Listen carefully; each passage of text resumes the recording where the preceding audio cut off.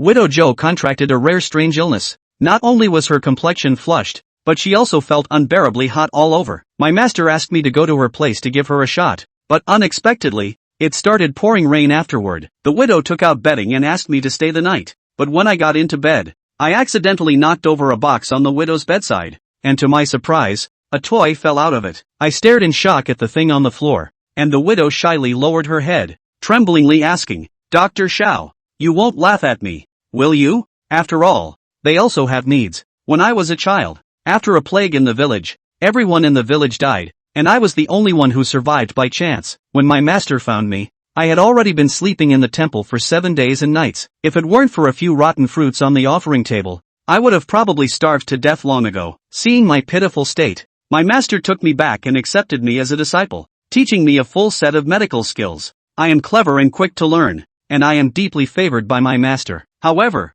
I have been weak and sickly since childhood, and even my master is at a loss. Although he has prescribed many nourishing remedies for me, none have been effective. Later, my master brought in an old blind man, who divined for me. He said that my yin and yang were out of balance, and in this life, I would face 4 calamities and 9 difficulties. If I did not find a way to break this, I might encounter a disaster involving bloodshed. My master was immediately unsettled and earnestly requested the old master to help find a way to resolve it. The old blind man stroked his white beard and said, "It's not difficult to break it, just marry a wife. However, this woman cannot be chosen randomly, she must be born in a Een year, Een month, and Een day, and she must have had a deceased husband." I was anxious at that moment. Isn't a woman who has had a deceased husband a widow? The old blind man also said that not only must she have lost her husband, but she must also be a widow with a perfect body. I turned against him on the spot and dragged my master home. In the blink of an eye, I am already 18, and my medical skills are quite superb. My master asked me to go treat the new villagers,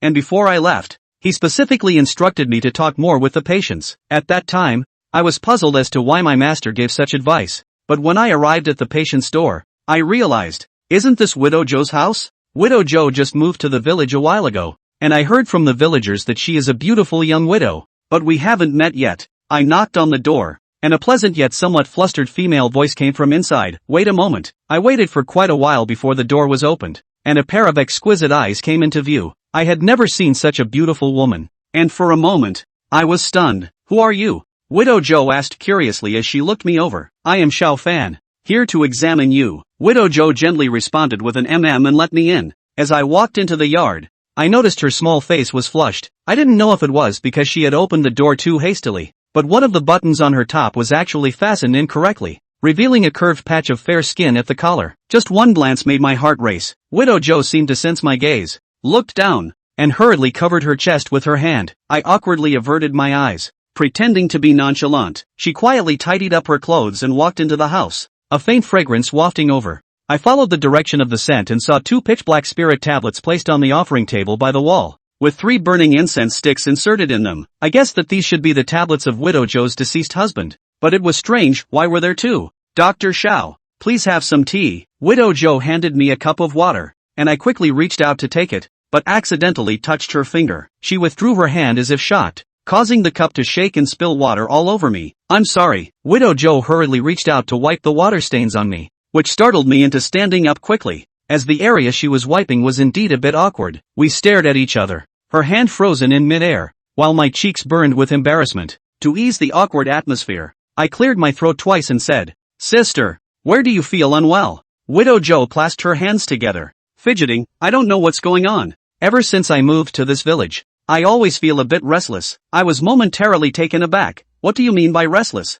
Widow Joe lowered her head, stammering for a long time, and looking at her flushed face, I suddenly realized she couldn't be referring to that aspect, could she? My master once said that desire is a common feeling, but the key is to know when to stop. If a person cannot control their desires, it is indeed a kind of illness. I gestured for Widow Joe to sit in front of me. "Come, let me take your pulse." Widow Joe obediently sat down, extended her hand, and as soon as my fingers rested on her pulse, a wave of softness and heat immediately transmitted through my fingertips. This wonderful feeling made me a bit distracted. I quietly glanced at Widow Joe, who turned her head away with a flushed face. I have always had a strange feeling, as if there are a pair of eyes watching me in the room. I glanced at the offering table and thought to myself, could it be the late husband of Widow Joe? "Dr. Shao, how is it?" I withdrew my finger and replied with a smile, "It's not a big problem. I'll give you a prescription. If you take it for a few days, the fire in your body will be less intense. However, this prescription only addresses the symptoms. If you want to treat the root cause, you still need to consider finding a man. Saying this in front of the memorial tablet of Widow Zhou's deceased husband felt quite awkward,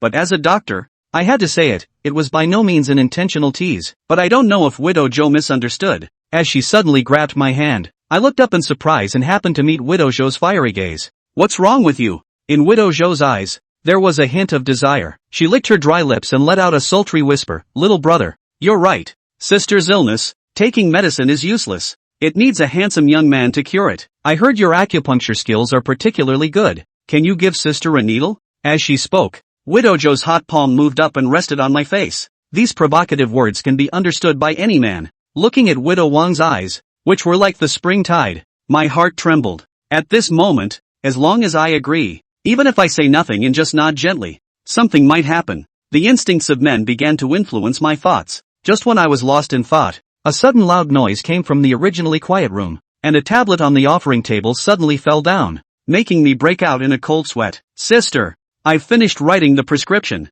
I'm leaving now. I hurriedly pushed past Widow Zhou and fled quickly. By the time I ran back home, my heart was still pounding wildly. The master who was grinding medicine in the yard looked at me in surprise. Xiao Fan, what's wrong with you? I pretended to be nonchalant and replied, it's nothing. Time passed day by day. I thought treating Widow Zhou was just a small episode in life. But unexpectedly, a week later, the master came back carrying a basket, saying he ran into Widow Zhou on the way and she had sent him a basket of mushrooms. Hearing the name Widow Zhou made my heart skip a beat, and I had a bad premonition. Xiao Fan, Widow Zhou said the prescription you gave her last time didn't work. You need to go check on her again. I stammered, wanting to refuse. Master, can't you go instead? The master glared at me and scolded. As a doctor, how can you refuse a patient? Since the master was angry, I could only obediently comply, reluctantly shouldering the medicine box and heading to Widow Zhou's house again. The sky was getting darker and darker. By the time I reached her doorstep, a light drizzle was already falling from the sky. I knocked on the door, and Widow Zhou held up an umbrella. Dr. Xiao, please come in. Sister, how are you feeling? Widow Zhou seemed a bit shy. The first couple of days after taking the medicine had some effect, but in recent days, I feel my body has become even more restless. At the end, she crossed her legs, clearly uncomfortable due to the internal heat. Let me take your pulse again. Widow Zhou rolled up her sleeves, revealing her snow-white arms. Before taking the pulse, I instinctively looked at the offering table. Both tablets were there, and the one that had fallen last time had also been propped up. A strange feeling of being watched enveloped my heart again, making me shiver involuntarily. Calming my mind, I gently placed my finger on Widow Zhou's wrist, and at the moment of contact, I felt a slight tremor. The pulse of Widow Zhou is even more chaotic than last time. If left unchecked, it is likely to lead to serious problems. Sister, have you taken the prescription I gave you? I ate. Widow Chao's eyes were genuine, not like a lie, and I pondered for a moment, suspecting that something external had affected her. It's like a common allergy that can't be cured by any amount of medication if you don't stay away from the allergen. I put the idea out there and asked Widow Chao if I could wander through her house, and she agreed. I looked around, wandering from the living room to the bedroom, scrutinizing every item she had placed in her home. Looking around, I found a small box on her nightstand. I picked up the box and was about to open it when I heard the panicked shouts of Widow Zhou. Wait! I subconsciously turned around just in time to run into Widow Zhou, who ran up to me. My hand shook and the box fell to the ground. The box was dropped, round and round, and it wasn't. My face was burning. This was the first time I'd seen it in the flesh. But what man wouldn't recognize this unique look? Widow Zhou exclaimed, hurriedly leaning down to pick up the things and quickly stuff them into the box. When she got up again, she was blushing like a sunset-colored haze cloud. Widow Zhou lowered her head, not daring to look at me, and asked in a trembling voice, Xiao Longzhong, you won't laugh at me, right? After all, I also have needs. Understood. I understand. A long silence followed. I was digging my toes into the ground and contemplating how to break the awkwardness when there was a loud boom from the window. It's thundering. Immediately afterward, heavy rain fell from the sky. It was too windy and rainy to walk with an umbrella, so Widow Chao asked me to stay and have dinner with her. Widow Zhou's cooking was great. I ate 2 bowls of rice in a row, and I couldn't help but sigh as I put down the chopsticks. Sister, your cooking is so delicious. Any man who can marry you is definitely blessed for several lifetimes. I thought that my compliments would make Widow Zhou smile with joy, but I didn't realize that her eyes suddenly dimmed a lot, and even a hint of tears surfaced vaguely. I panicked a little. Sis, did I say something wrong? Widow Joe gently shook her head and secretly wiped away her tears. No. She was silent for a moment and suddenly said, Bone setter Shao, I haven't talked to anyone in a long time, would you like to hear my story? I nodded, and Widow Cho began to recount her past. Widow Zhou is from a neighboring province and grew up in a family where her mother didn't love her father. Her mother cheated on her and ran away, and her father was addicted to gambling and would beat her up every time she lost money, calling her a spoilsport. Widow Zhou lived a daily life of fear and trembling with fear every time her father went out to gamble. In this way, Widow Zhou grew up to the age of 18, and she thought that as an adult, she would finally have the ability to escape from this hellish family. But little did she know that her nightmare was just beginning. That day, Widow Zhou was cooking at home when her father rushed back drunkenly, and strangely enough, this time, a rare smile appeared on his face. Widow Zhou thought she had escaped, but what her father said next made her fall into the ice. I can't believe you can sell it for so much money. That's right, the father who lost everything and sold his own daughter. Widow Zhou was sold by her father to an old man named Ma, who had a crippled son, and the girls of other families could not see him, and moved to spend money to buy a daughter-in-law. Even though Widow Zhou had all the reluctance, the wedding was still held as usual. Speaking here, Widow Zhou's whole body suddenly trembled, and she twisted her head to look at the spirit tablet on the offering table. Her eyes panicked. I didn't kill. It wasn't me. Chapter 3 The Bride in Red. Sis, are you okay? I let out a soft cry, and Widow Zhou woke up in a panic, wiping away her tears. I'm sorry, I got a little carried away. I swept the 2 spirit medals with the rest of my eyes. Perhaps, the death of Widow Zhou's ex-husband is very uncomplicated. I didn't open my mouth, waiting for Widow Zhou to sort herself out. She would definitely continue since she wanted to talk. After a minute or two of silence, Widow Zhou spoke again. On the day of the wedding, I was held down by my father and worshipped heaven and earth. They ate the banquet outside, and I waited in the house, covered with a red head, for my husband to come to the bridal chamber. I saw Widow Zhou clench her fists, knuckles pinched white. When I got married, I hid a pair of scissors in my dowry, but I could never muster the courage to do so, and I thought it was fate, but I didn't realize that my husband he died, perhaps too happy. Widow Zhou's ex-husband drank a few more glasses at the wedding, and as a result, when he was coaxed to go to the bridal chamber, he accidentally fell, knocked his head on a stone, and didn't breathe on the spot. In this way, the happy event turned into a funeral, and the first time Widow Zhou saw her husband's face was actually on the straw mat of the mortuary, and she was widowed before she even finished being a bride for a day. After his son's death, Old Man Ma did not release Widow Zhou to her home. He said he had spent the money to keep Widow Ma for his old age. Such a pretty little widow is sure to be coveted by men, and Widow Zhou found that wherever she went, there were always village men peeking at her with lewd expressions and tie eyes. At night, there were always unsuspecting figures near Widow Zhou's house, so she never dared to go out at night. She lived a careful life, which is why she didn't give the men a chance. But what she never expected was that the greatest danger was not outside, but at home.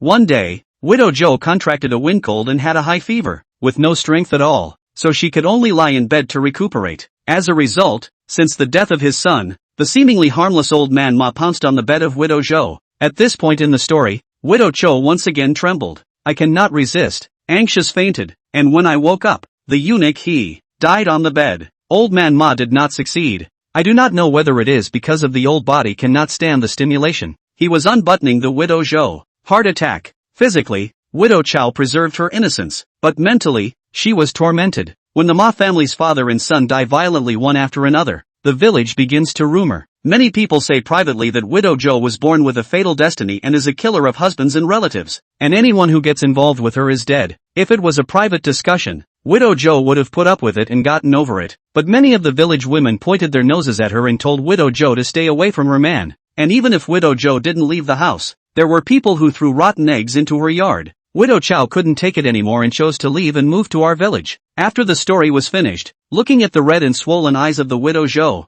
I really felt a little heartbroken for her. Sis, haven't you thought about going home? I regretted it as soon as I said it. Widow Zhou laughed miserably. What's the point of going back? To be sold again by my gambling old man? I didn't know what to comfort for a moment, and subconsciously turned my head out the window, not realizing that it was already late and that I should go home. As for Widow Zhou's illness, I can't find the cause and I'm going to ask my master to come in person for a consultation. Rumble. A thunderbolt illuminated the darkness of the night. The heavy rain continued, and the roads in the village, already difficult to walk on, must now be muddy and hard to land on. It's raining too much. You can stay at my place tonight. Widow Zhou's words froze me for a moment. You're not afraid of me. Just don't be afraid of me. Seeing my embarrassed face, Widow Joe snorted and covered her mouth and laughed. I'm teasing you. I know you're a good guy, and the last time we met, any other guy would have been dying to pounce on me. That sounds weird. It makes it sound like I'm not a man. I accepted Widow Joe's goodwill and stayed down for the night, except that there was only one bed in her house, not even a sofa, so where was I going to sleep?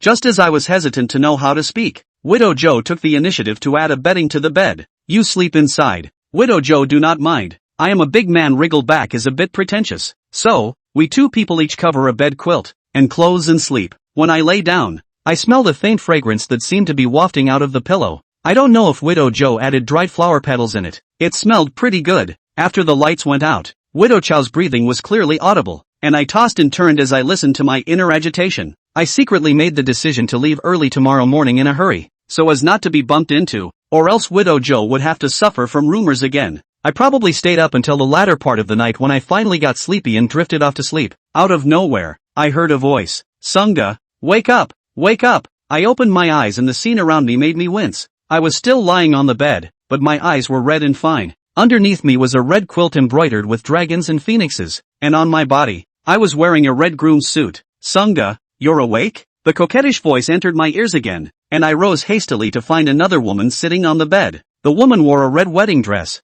Her figure was diminutive. The red cover covered her face, but my intuition told me that under the cover there must be a mouth-watering face. Who are you? My lord, I'm your wife. You were so drunk that you fell asleep before the cover was lifted. The woman grabbed my wrist and brought it up to the red head, her tone even more coquettish. Sunga, lift the cover. The woman's hands were extraordinarily cold, as if it was the first snow of a cold winter month, and I subconsciously wanted to refuse, but for some reason, from the moment she grabbed my wrists, my head started to drift, as if I was really drunk. I was clearly thinking of refusing, but my hand involuntarily lifted and squeezed the red cap. What are you waiting for? The woman grabbed my hand and tugged it hard. The red cover fell off, and a stunningly beautiful face was reflected in my eyes. Growing up, I've never seen such a beautiful woman. Even the big stars on TV are inferior. The woman looked at me shyly, her big eyes blinking and winking, tugging at my heartstrings. Sunga, it's getting late. Let's go to sleep. The woman reached down and untied the rope that tied the red veil, which fluttered lightly and enveloped the entire bed.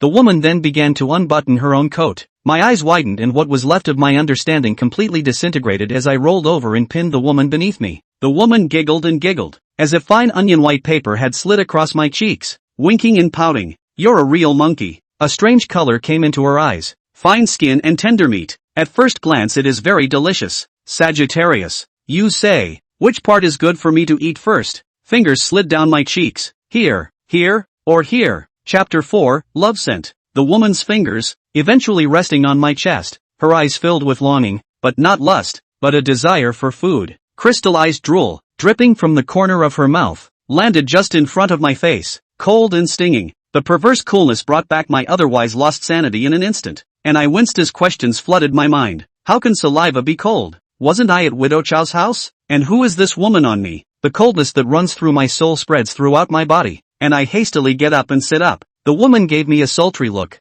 and the next moment a gale of sand and dust arose out of thin air in the room. When I opened my eyes again, the red scenery that filled the room had disappeared, and I was sitting on top of Widow Zhou, whose clothes had been ripped off her shoulders, revealing large swaths of white, and in my hand, I still held a button with tangled threads. Widow Zhou's eyes were open. She didn't shout or resist in the slightest, and I saw longing in her eyes. Rumble! A thunderclap exploded outside the house, and my hands shook as my buttons fell off. I got up quickly, without my shoes on, and rushed out of the room, letting the rain pour down on me. The cold rain doused the fire in my heart, and, regaining my composure, I began to ponder what had happened. Tonight's incident reveals weirdness everywhere, although I am at the age of impulsiveness, but I know propriety, justice, honesty and shame. How could I do such a nasty thing? If Widow Chow hadn't lied to me, had refused the entanglements of many men, and remained intact to this day, how could she have been willing to commit herself to me? As if in a trance, I suddenly remembered something. Before I went to bed,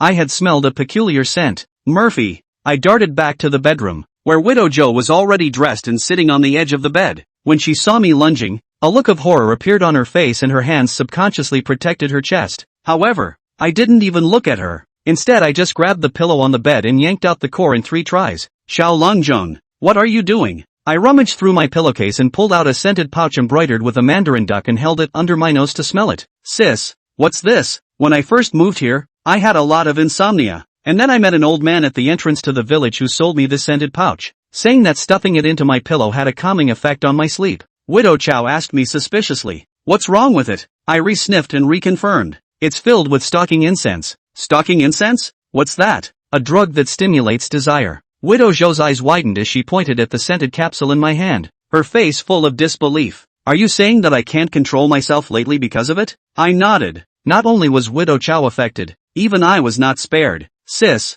has anyone been plotting against you lately?" Widow Chow has long been trapped, and the person behind the curtain could have done it a long time ago. No.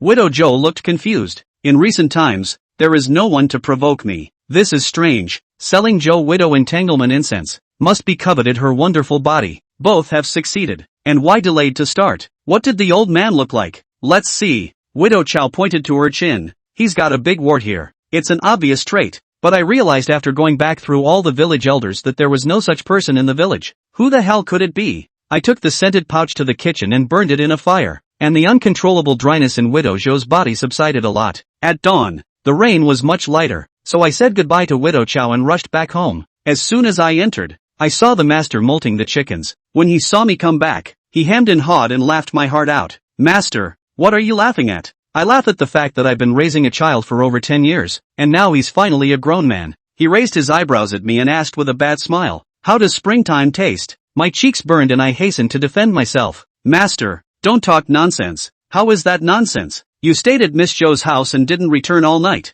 "Don't tell Master that nothing happened." The corner of my mouth twitched. In all the time we've known each other, it's the first time I've seen Master so immodest. "Nothing happened to us." I said this with a little bit of a loss of breath, thinking about last night's flirtation. Master froze for a moment, incredulously pursuing the question. "Nothing really happened? Really no." "Alas." Master sighed, with a look of hatred. "Master has asked someone to inquire. Miss Zhou's birthdate is a een year, een month and een day. She is the one you are destined to be with." It was my turn to be dumbfounded. No wonder Master was so attached to the matter between me and Widow Zhou. So he still believed in the words of the blind man. A fire was born in my heart. There is no such thing as heavenly destiny, but it is all the deceitful words of the charlatans. I don't believe it anyway. I'm going back to bed. I didn't want to argue with Master and went back to my house. Perhaps because I didn't sleep well last night, I fell asleep as soon as my head hit the pillow. I had a long dream in which the woman in the red wedding dress reappeared, and she strangled me to death, questioning why I didn't cave. I gasped for air as I was pinched and jerked awake, and as soon as I opened my eyes, I saw Master's anxious expression. "Fan, wake up, Master." Seeing me wake up, Master made a sigh of relief. "Great, you're finally awake. You almost scared Master to death." I sat up from the bed with great difficulty, not a bit of strength in my body. "Master, why do I hurt all over? How long have I been asleep?" "You've been asleep for 3 days and 3 nights. Master's answer really shocked me. "Didn't I just take a nap? How come 3 days have passed?" "Master, you're not kidding me, are you?" The Master is angry. "I'm idle? Take your own pulse and see how sick you are." I took my own pulse, which was floating and rootless, and had the appearance of being on the verge of death. My hand on the pulse trembled with panic. "Master, what's happening to me?" "I don't know." Master was full of gravity. "I've been treating you for the past few days, and I've never been able to find the cause of the disease. I know Master's medical skills very well. If even he can't find the cause of the disease, my life is over." "Xiaofan, don't worry. I've asked someone to invite the old blind man." As we were talking, footsteps came from outside the house, and the village master Wang rushed over with the blind man. I had always suspected that the old blind man was a charlatan and didn't treat him well, but now that this was the case, I had no choice but to believe it. The old blind man sat on the edge of the bed and reached out to touch my head. The master asked hastily, "Master, how is he?" "Xiaofan?" The old blind man stroked his whitened goatee and stared. This is the first of the 4 tribulations and 9 difficulties. Chapter 5, The Marriage of Fate. The 4 havens and 9 tribulations is not the first time I've heard that word. When the old blind man first told my fortune, he said that I had a special destiny and would experience 4 catastrophes and 9 tribulations in my life. If I could successfully overcome the catastrophes, I would have the life of an emperor and a general in my life. And if I failed to overcome the catastrophes, I would have the plague of bloodshed in an instant. Hearing that my calamity had arrived, Master was so anxious that he almost knelt down to old blind man. "Master, this is my only disciple. You must save him." The old blind man replied loftily, "I told you all about the method of crossing over a long time ago." With that, he left. The old blind man's so-called method of transmigration is to let me marry a woman born on a cloudy year, a cloudy month, and a cloudy day. The master looked at the old blind man's back as he left, and his face changed several times before he chased after him. I tried to call out to him, but felt a wave of dizziness and passed out again. When I opened my eyes again, a beautiful face came into view. It's Widow Chow. You're awake? Have some water. Widow Chow picked me up and fed me a little water. I looked around. Isn't this Widow Chow's bedroom? Why am I here? Widow Joe told me that yesterday my master ran to her house and fell on his knees with a plop, begging her to save my life. Widow Chow couldn't bear it and promised to take me in for a few days. After listening to Widow Doe's explanation, my heart warmed, although I called Master and I as master and disciple. What Master did was no worse than any father. Stay with me in peace for a few days, drink some more water, and I'll go cook you some food. And with that, I stayed. Strangely enough, ever since I stayed at the Widow Joe's house, my illness has been getting lighter by the day, which makes me wonder if the old blind man's words about the 4 catastrophes and 9 difficulties are true.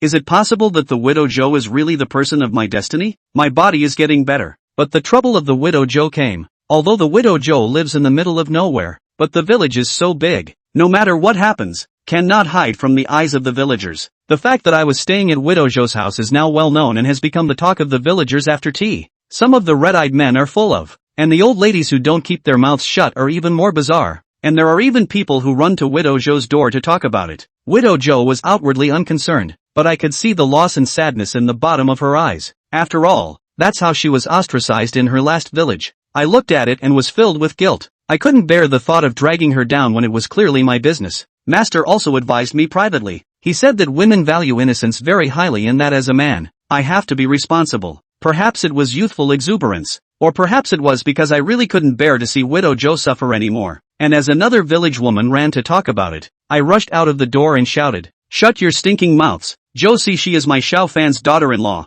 Whoever says anything else, I'll castrate your old man's cow with a knife." The villagers who were causing trouble were scared off by my aggressive appearance, and when I turned my head, Widow Joe was looking at me with her mouth covered. Her eyes were extremely wide and still dense with a layer of water vapor. Sister, I didn't know how to explain it for a while. After all, I didn't ask her to discuss it before saying it. In case she didn't want it, then wouldn't I be in big trouble? Fan, let's talk. Joe see she changed her address to me, and I followed her into the house. We sat facing each other, neither of us knowing how to break the silence. After a long silence, it was Joe see who opened his mouth first. Did you mean what you just said? I nodded, having just been a bit impulsive, but not without thinking. Although Joe see has been married, but so far it is intact. Marrying her I will not have to go through the heart. After this period of contact, I found that Joe see is a very gentle sister, a character I like. Besides, with her looks, seriously, I'm kind of high on the list. Seeing me nod, Joe see shyly lowered her head. If you don't mind,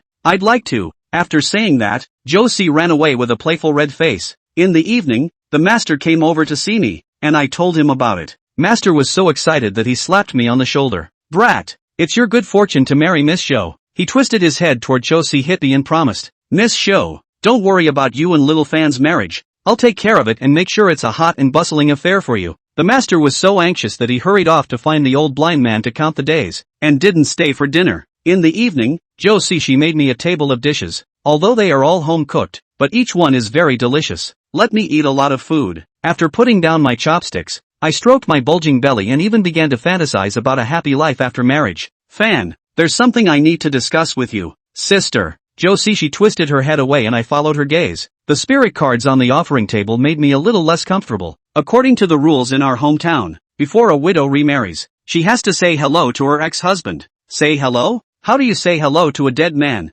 I was full of doubts and waited for Joe see to explain carefully. It's really about doing a spell. She went into detail, and in brief, the widow was to place her ex-husband's spirit tablet under the acacia tree in the evening, make a sacrifice, and tell the news of her remarriage. At the end of the service, the former destiny thus understood that the spirit tablet of the former husband was buried under the acacia tree, and that it could not be honored again in the future, so as not to displease the new husband. I expressed my understanding and my willingness to complete this puja with Joe see. In the evening of the next day, I followed Joe see daughter-in-law to the hill west of the village, where there was an old acacia tree that had lived for hundreds of years. Joe see daughter-in-law placed her ex-husband's and ex-father-in-law's plaques under the acacia tree, and then took the incense burner and offerings out of the basket. I looked to the west. The sun had set and in a few moments it would be completely dark. Sis, Start. Good. Josie she lit 3 threads of incense and knelt in front of the spirit tablet to kowtow. Husband above. You and I are separated by yin and yang. The former destiny is over.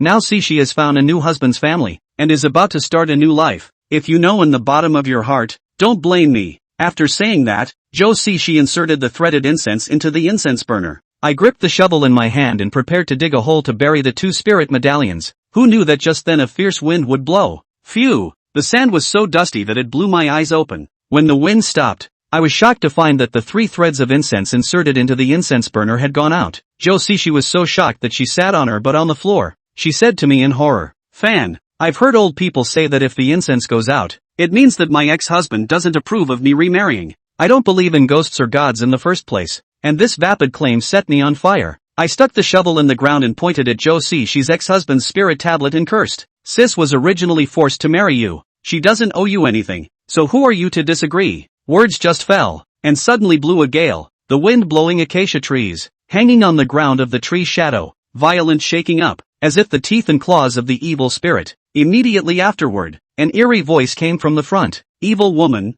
give me back my life." Chapter 6, Black Locust Ghosts. The voice that came out of nowhere startled me and I winced. I looked around and did not see anyone. Who's talking? Josie she took a step back, just in time to crash into my arms, and I realized that her body was shaking like a sieve. "Fan, it's his voice." My head exploded. Although Josie she didn't explicitly say who he was, it wasn't hard to guess from the way she looked scared. Ex-husband's voice? How is this possible? Isn't he dead? My eyes fell on Josie she's ex-husband's spirit tablet, only to see that it kept shaking as if an earthquake had occurred. Immediately after that, the other spirit tablet also shook and emitted a slightly old voice. "Son, she broke our family, let her pay for our lives." I stared wide-eyed. Is this the voice of Josie she as former eunuch? "Ma old man?" "Ah!" Josie she screamed and twisted her head to hide in my arms, her eyes squeezed shut. I held her close and stared dead in the face as I saw 2 tree roots break out of the ground and wrap themselves around each of the 2 spirit medallions. When the tree root wrapped the spirit card,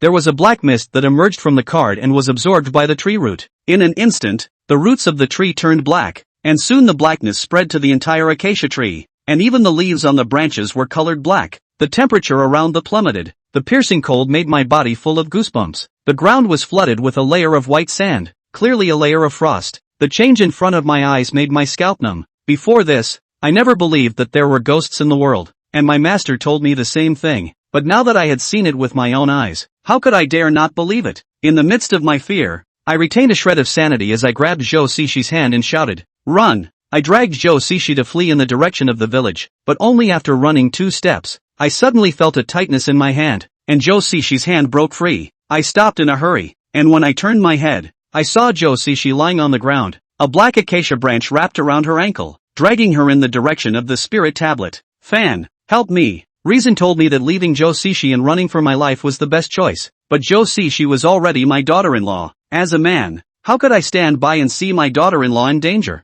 I was hot-headed and rushed back regardless. "Let her go." I made a flying leap and grabbed Josie-shi's hand in an attempt to yank her back, but I underestimated the strength of the branches, and instead of slowing down, Josie-shi was dragged towards the spirit sign along with me. Josie-shi's ex-husband's voice sounded again. "Dogs and boys, die together." Another branch flew in and wrapped around Josie-shi's neck, contracting with force. Well, Josie-shi's face immediately turned pale. She couldn't catch her breath and couldn't even call for help. At this rate, she would suffocate before she was dragged to the spirit tablet. I let go of Josie-shi's hand, got up quickly, rushed forward with quick steps, and took the shovel stuck in the ground in my hands. Just then, Josie-shi was also dragged in front of me, and I raised the shovel and slammed it down hard against the branch wrapped around her neck. The sharp shovel chopped off the branches. The branches wrapped around Josie-shi's neck immediately loosened. The warm sap splashed on my face. I subconsciously reached out and wiped my hand, but it was full of red, with a strong smell of blood. I raised the shovel up again and cut off the branch that was wrapped around Josie-shi's ankle as well, but before she could get up,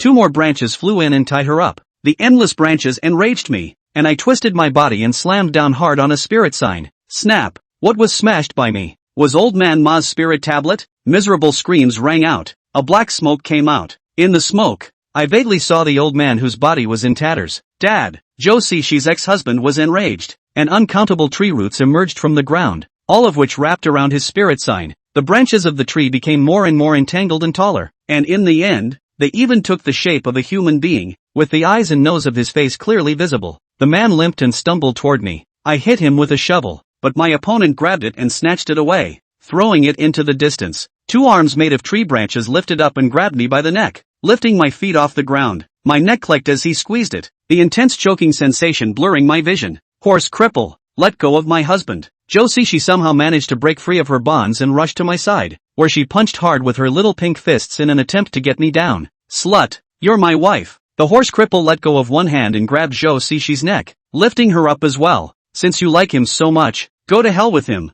I was in despair. Who would have thought that Josishi and I would be a pair of dead ducks before we even had a wedding? The only thing to be thankful for is that the path to the Yellow Springs won't be so miserable with the company of a beautiful woman. Just as I was closing my eyes and necking for the kill, a familiar voice rang out. Little spiteful ghosts, how dare you steal prey from me? The words came from Josishi's mouth, but it was not her voice, but the bride in red with whom I had met in a dream. I twisted my head with difficulty and saw a red dress floating out of Josishi's chest. The bride in red slapped the horse cripple in the face. The branches exploded, and a nearly transparent figure flew backwards. Josishi and I both landed on the ground. Josishi's head lolled and passed out, while I covered my neck and coughed violently. The bride in red floated toward the horse's limp, and there was no sign of her on the ground. The horse cripple's eyes were wide with fear as he looked at the bride in red. He trilled, I remember you. You're the one who got me killed. The bride in red laughed daintily. But you're not the only one, yo. You're horny old man. I killed him too. She raised her hand, and a ghostly green flame emerged from her palm,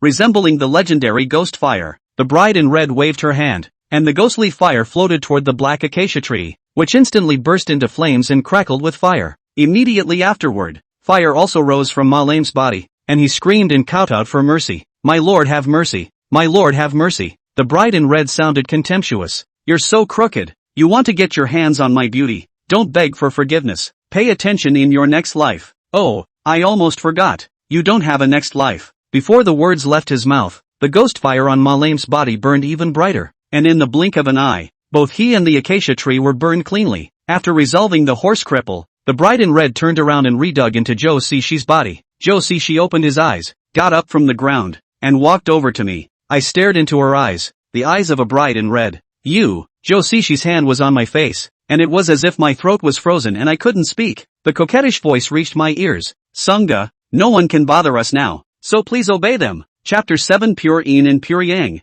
I was held down by the bride in red possessed Josishi, who sat on my stomach and couldn't wait to rip my clothes off. Cold little hands caressed my chest with a chill. Sagittarius, your pecs, you really make people love you. I remembered what the bride in red had said in my dream, that she seemed to want to eat me, and in a trance, I thought I saw her disemboweling me and stuffing my heart into her mouth. Sis, wake up, wake up. Josishi Shashao laughed. Don't yell, she won't wake up. Isn't it good to enjoy yourself? Although this isn't a cave, it's a different flavor in the middle of nowhere, isn't it? After saying that, Josishi began to unbutton his own coat. I panicked. In the past, although I do not believe in ghosts and gods, but I have heard many ghost stories. In the story, the bookworm who had intercourse with female ghosts often will not have a good end. Just as I was about to beg the bride in red to spare my life, she suddenly stopped what she was doing and looked up into the distance. I saw a resigned look on her face. Damn, what's with all the nosy people? After saying this, Josishi suddenly closed her eyes and collapsed softly onto my body. Sis? I called out softly, and Josishi opened his eyes. Fan,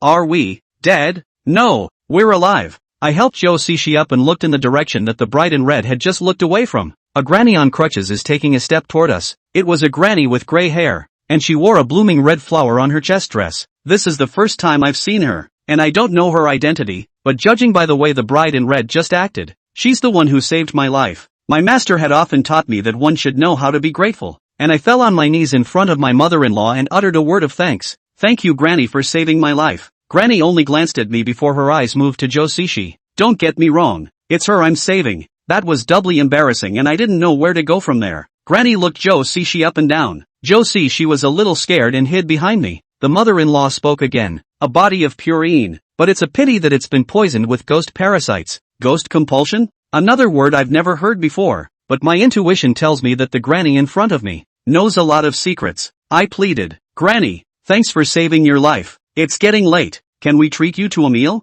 I was apprehensive, afraid that my mother-in-law would refuse, but I didn't expect her to nod. In this way, Josishi and I invited my mother-in-law back to our home. and Joe Sishi cooked a sumptuous dinner with all kinds of chicken, duck, fish and meat. I told Joe Sishi what happened after she fainted, and Joe Sishi was trembling in fear after hearing that she was harboring a ghost inside her. Granny put down her chopsticks. Girl, don't be afraid. It's not all bad that you've been hit by a ghost compulsion. If it wasn't for this red-shirt ghost, your purine body would have been broken long ago. Joe Sishi asked in shock and fear. Granny, what is a red-shirt ghost? The granny made an explanation that the so-called red-shirt ghosts were evil spirits that were transformed into evil spirits after the deaths of the abused women in the ancient greenhouses due to the grievances that would not be dispersed. The red-shirt ghost likes to possess a woman of good looks, and under her influence, the possessed woman will exude unique charms, attracting men to have intercourse with her, and the red-shirt ghost will take the opportunity to absorb the man's essence. I understand. Joe Sishi was often coveted by men and was victimized by the red-shirt ghost. I have doubts in my mind. Granny, since the red-shirt ghost can harm people, why do you say that Sishi being possessed by her is not a bad thing? That's because although the red-shirt ghost can cause lust, it never goes against its master's wishes, and as long as the girl doesn't want it, then the man who tries to force himself on her will be in for a bloodbath. So this is the truth of the tragic death of old man Ma and his son. My heart was happy. In that case, I can live until now. Is it not because of Joe Sishi since the beginning, has been looking at me? Joe Sishi also figured this out and looked at me with eyes full of shyness. I pleaded. Granny, you must be a high-ranking person. Can you help Sishi drive away the red-shirt ghost? No matter what, it's never good to have a ghost parasitized in your body. And besides, this ghost wants to eat me all the time. And once I bond with Joe Sishi, she will suck up all of my essence. Sure, before I had a chance to be happy, my mother-in-law added immediately afterward. But I have a condition. You say. Granny and Joe Sishi looked at each other with admiration in their eyes. You're coming with me. Grandma wants to take Joe Sishi away? How can this be? She's my wife. Without waiting for me to open my mouth to refuse, my mother-in-law explained. This girl is a purine body that is hard to come across in 100 years.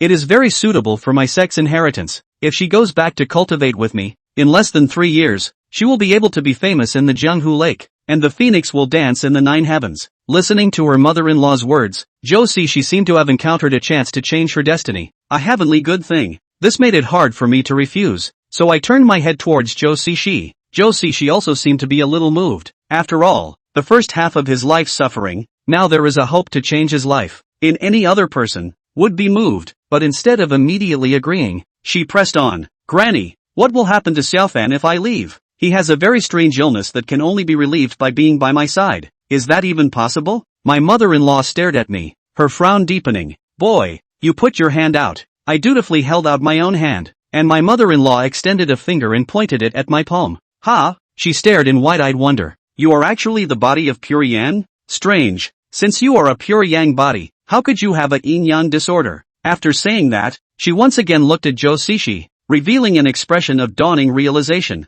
So it is. This girl is your drug guide. Joe Sishi and I looked at each other, face to face. Granny, what kind of medicine? Granny's eyes grew deep. The body of pure yang is even rarer than the body of purine. Your soul is the best material for practicing certain evil arts. If I'm not wrong, someone has been eyeing you for a long time. The red-shirt ghost in the girl's body is a ghost servant that he has raised. He is going to let you and the girl combine, break your purine body, and then kill you, take your soul and refine it. My mother-in-law's words creeped me out. Joe Sishi asked hurriedly, who could this man be? My mother-in-law gave me a deep look. Being able to make the yin and yang of a pure yang body out of balance is not something that can be done overnight. It must be someone beside this kid. My head exploded as a familiar figure came to mind. I recalled a scene that had happened from time to time in the past 10 years or so, when Master, his old man, carried the medicine and handed it to me, looking at me with a kind face. Little fan, be good, drink the medicine. Chapter 8, The Wedding. I was shocked by the image that came to my mind. No way. This is absolutely impossible. How could it be Master? Seeing that I was not looking right, Joe Sishi grabbed my hand. Fan, who do you have in mind? I took a deep breath, my mouth opening and reopening, but no words ever came out. Master has been so kind to me. If he hadn't picked me up at home, I would have starved to death. Besides, I know medicine, and the medicine my master fed me is a warm formula, so there can't be a problem. Is it possible that Master is being secretly used, and he doesn't know he's caught in a chess game? Hatred flooded my heart, no matter who it was, since he wanted to use Joe Sishi to break my pure yang body. When the two of us consummated our marriage, he would definitely show his face. It was not yet possible to ask Granny to step in and destroy the red-shirt ghost inside Joe Sishi's body, or else she would surely startle the snakes. The only way for me to turn back the clock is to make the trick work. Granny, is there any way to prevent the red-shirt ghost in Sishi's body from acting up again? My mother-in-law reached into her pocket, pulled out a tiny bell, and handed it to me. I picked up the bell and shook it, and strangely enough, it didn't make a single sound even though there was clearly a wobbly bell tongue inside. Joe Sishi asked curiously. What is it? The granny's face was smug. The gadgets our sect has refined will keep this boy safe for once. You can only use it once? I'm a little disappointed, but as long as it saves lives, it's good. Granny glanced at Joe Sishi. I can see that you have feelings for this boy. I'll take you away when his affairs are settled. Joe Sishi showed hesitation but did not open her mouth. Perhaps she was afraid that if she refused, her mother-in-law would take the bell back. My mother-in-law reminded me, kid, someone who can put together two types of physiques, pure yang and pure yin, is unfathomable, and I don't want to cause any trouble, so you can only rely on yourself in this matter. You must remember, never share a room with a maid, or your life will be over. After dinner, my mother-in-law left. Early the next morning, the master arrived in high spirits. I got a gentleman to count the days for you, and he said that 7 days from now would be an auspicious day for the marriage. Master, this is too much of a rush. The master's big hand waved. There is no hurry. Where is the hurry? This auspicious day doesn't come every day.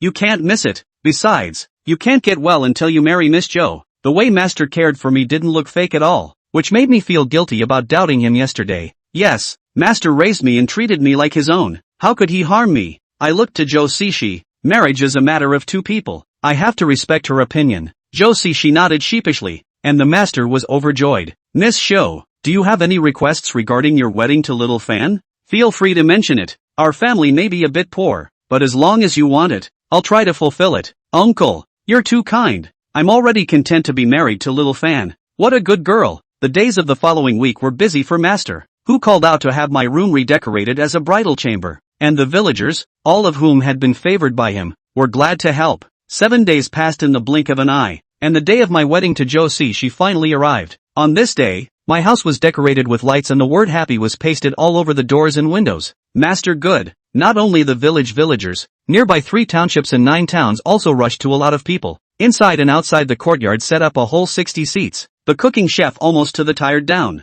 clad in a wedding gown. I worshipped heaven and earth with Joe Sishi, who was also dressed in red. The well-dressed Joe Sishi was as beautiful as a heavenly fairy, causing many envious gazes, and I even heard a man say sourly that a flower had been stuck in cow dung. After worshipping heaven and earth, Joe Sishi, as the new daughter-in-law, offered tea to her master. The master was so excited that he wiped his tears, and his hand was trembling as he received the teacup. At the wedding banquet that followed, the master was happy and drank a lot of wine, and the big rural banquet was so lively that it went on until late in the evening. I wanted to help master clean up, but I was pushed to the door of the bridal chamber. Brat, what's the point of pretending to be industrious? You don't even look at what day it is. He glanced into the bridal chamber and said cheerfully to me, get on with it. I let out an and was ready to go inside when I was yanked back by master again. Master instructed me very seriously, don't forget the cave. I'm still waiting for my grandchildren. To me, Shifu is also a master and a father, and there's no problem at all with him saying that, but for some reason, a chill grew in me from the depths of my bones. After saying this, a smile returned to master's face, and he patted me on the shoulder. Go on, don't keep the bride waiting. I entered the house in a trance, and Joe Sishi was sitting on the bed, covered with a red head. I walked up to her and reached for the cover. Just then, she suddenly took my hand. Joe Sishi's hands were cold, and I was about to ask if she was sick when the flirtatious voice came from under the red cover. Sunga, why did you come only just now? Mama waited so hard. I drank a little wine, and my spirit was already in a trance. But this cry of my husband, my wife instantly woke me up. Although we have already married, the name husband does not seem to come from her. Without waiting for me to react, Joe Sishi uncovered the cover herself, her cheeks flushed, a pair of watery eyes full of charm and desire. Joe Sishi yanked hard, and I fell onto the bed in unison with her as she rolled over and pinned me down. Sagittarius, we meet again. At this moment I was finally sure that the Joe Sishi in front of me had been possessed by the red-shirt ghost. I wanted to struggle, but Joe Sishi pressed down on my hands. Her strength was too strong, so I could not break free. The red lips came closer, as if they wanted to kiss me, but never got close enough. I saw Joe Sishi's red lips lightly opened, and then, gently inhaled a breath. In an instant, I felt my entire body's strength recede like a tidal wave,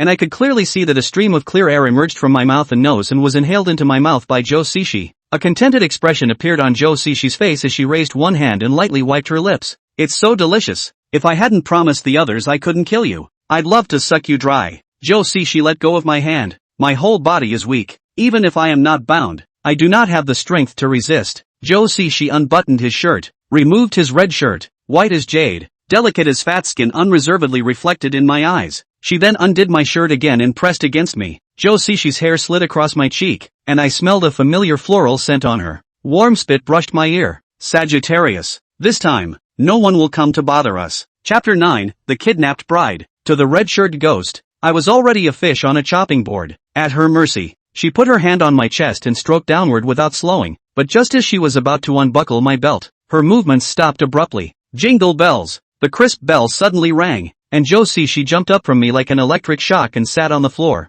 She looked at me with a face of pain and disbelief. Why do you have this stuff? I got up with difficulty and took out the bell hidden in my belt. Since my mother-in-law had given me this bell, I had hidden it at my waist, waiting for the red-shirted ghost to show himself. I shook the bell in my hand with all my might, and the bell, which had previously made no sound no matter how I shook it, was ringing loudly at the moment. Jo Sishi covered her ears and rolled on the ground with difficulty, and a moment later, she screamed and fainted. The bell's tongue dropped and the ringing came to an abrupt end. Just like what the granny had said, this magic weapon could only be used once. A few seconds later, Jo Sishi woke up. She got up from the ground and rubbed her temples and asked in a ghostly voice, "How did I fall asleep?" I clothed Jo Sishi and told her what had just happened. Jo Sishi listened with a horrified expression. "How come? I was just waiting for you in the house and smelled a faint scent. Then I don't remember." She smelled it too, and I winced as a possibility occurred to me. I lifted all the bedding from the bed of joy, and there, on the cold bedpan, was a bomb. With trembling hands,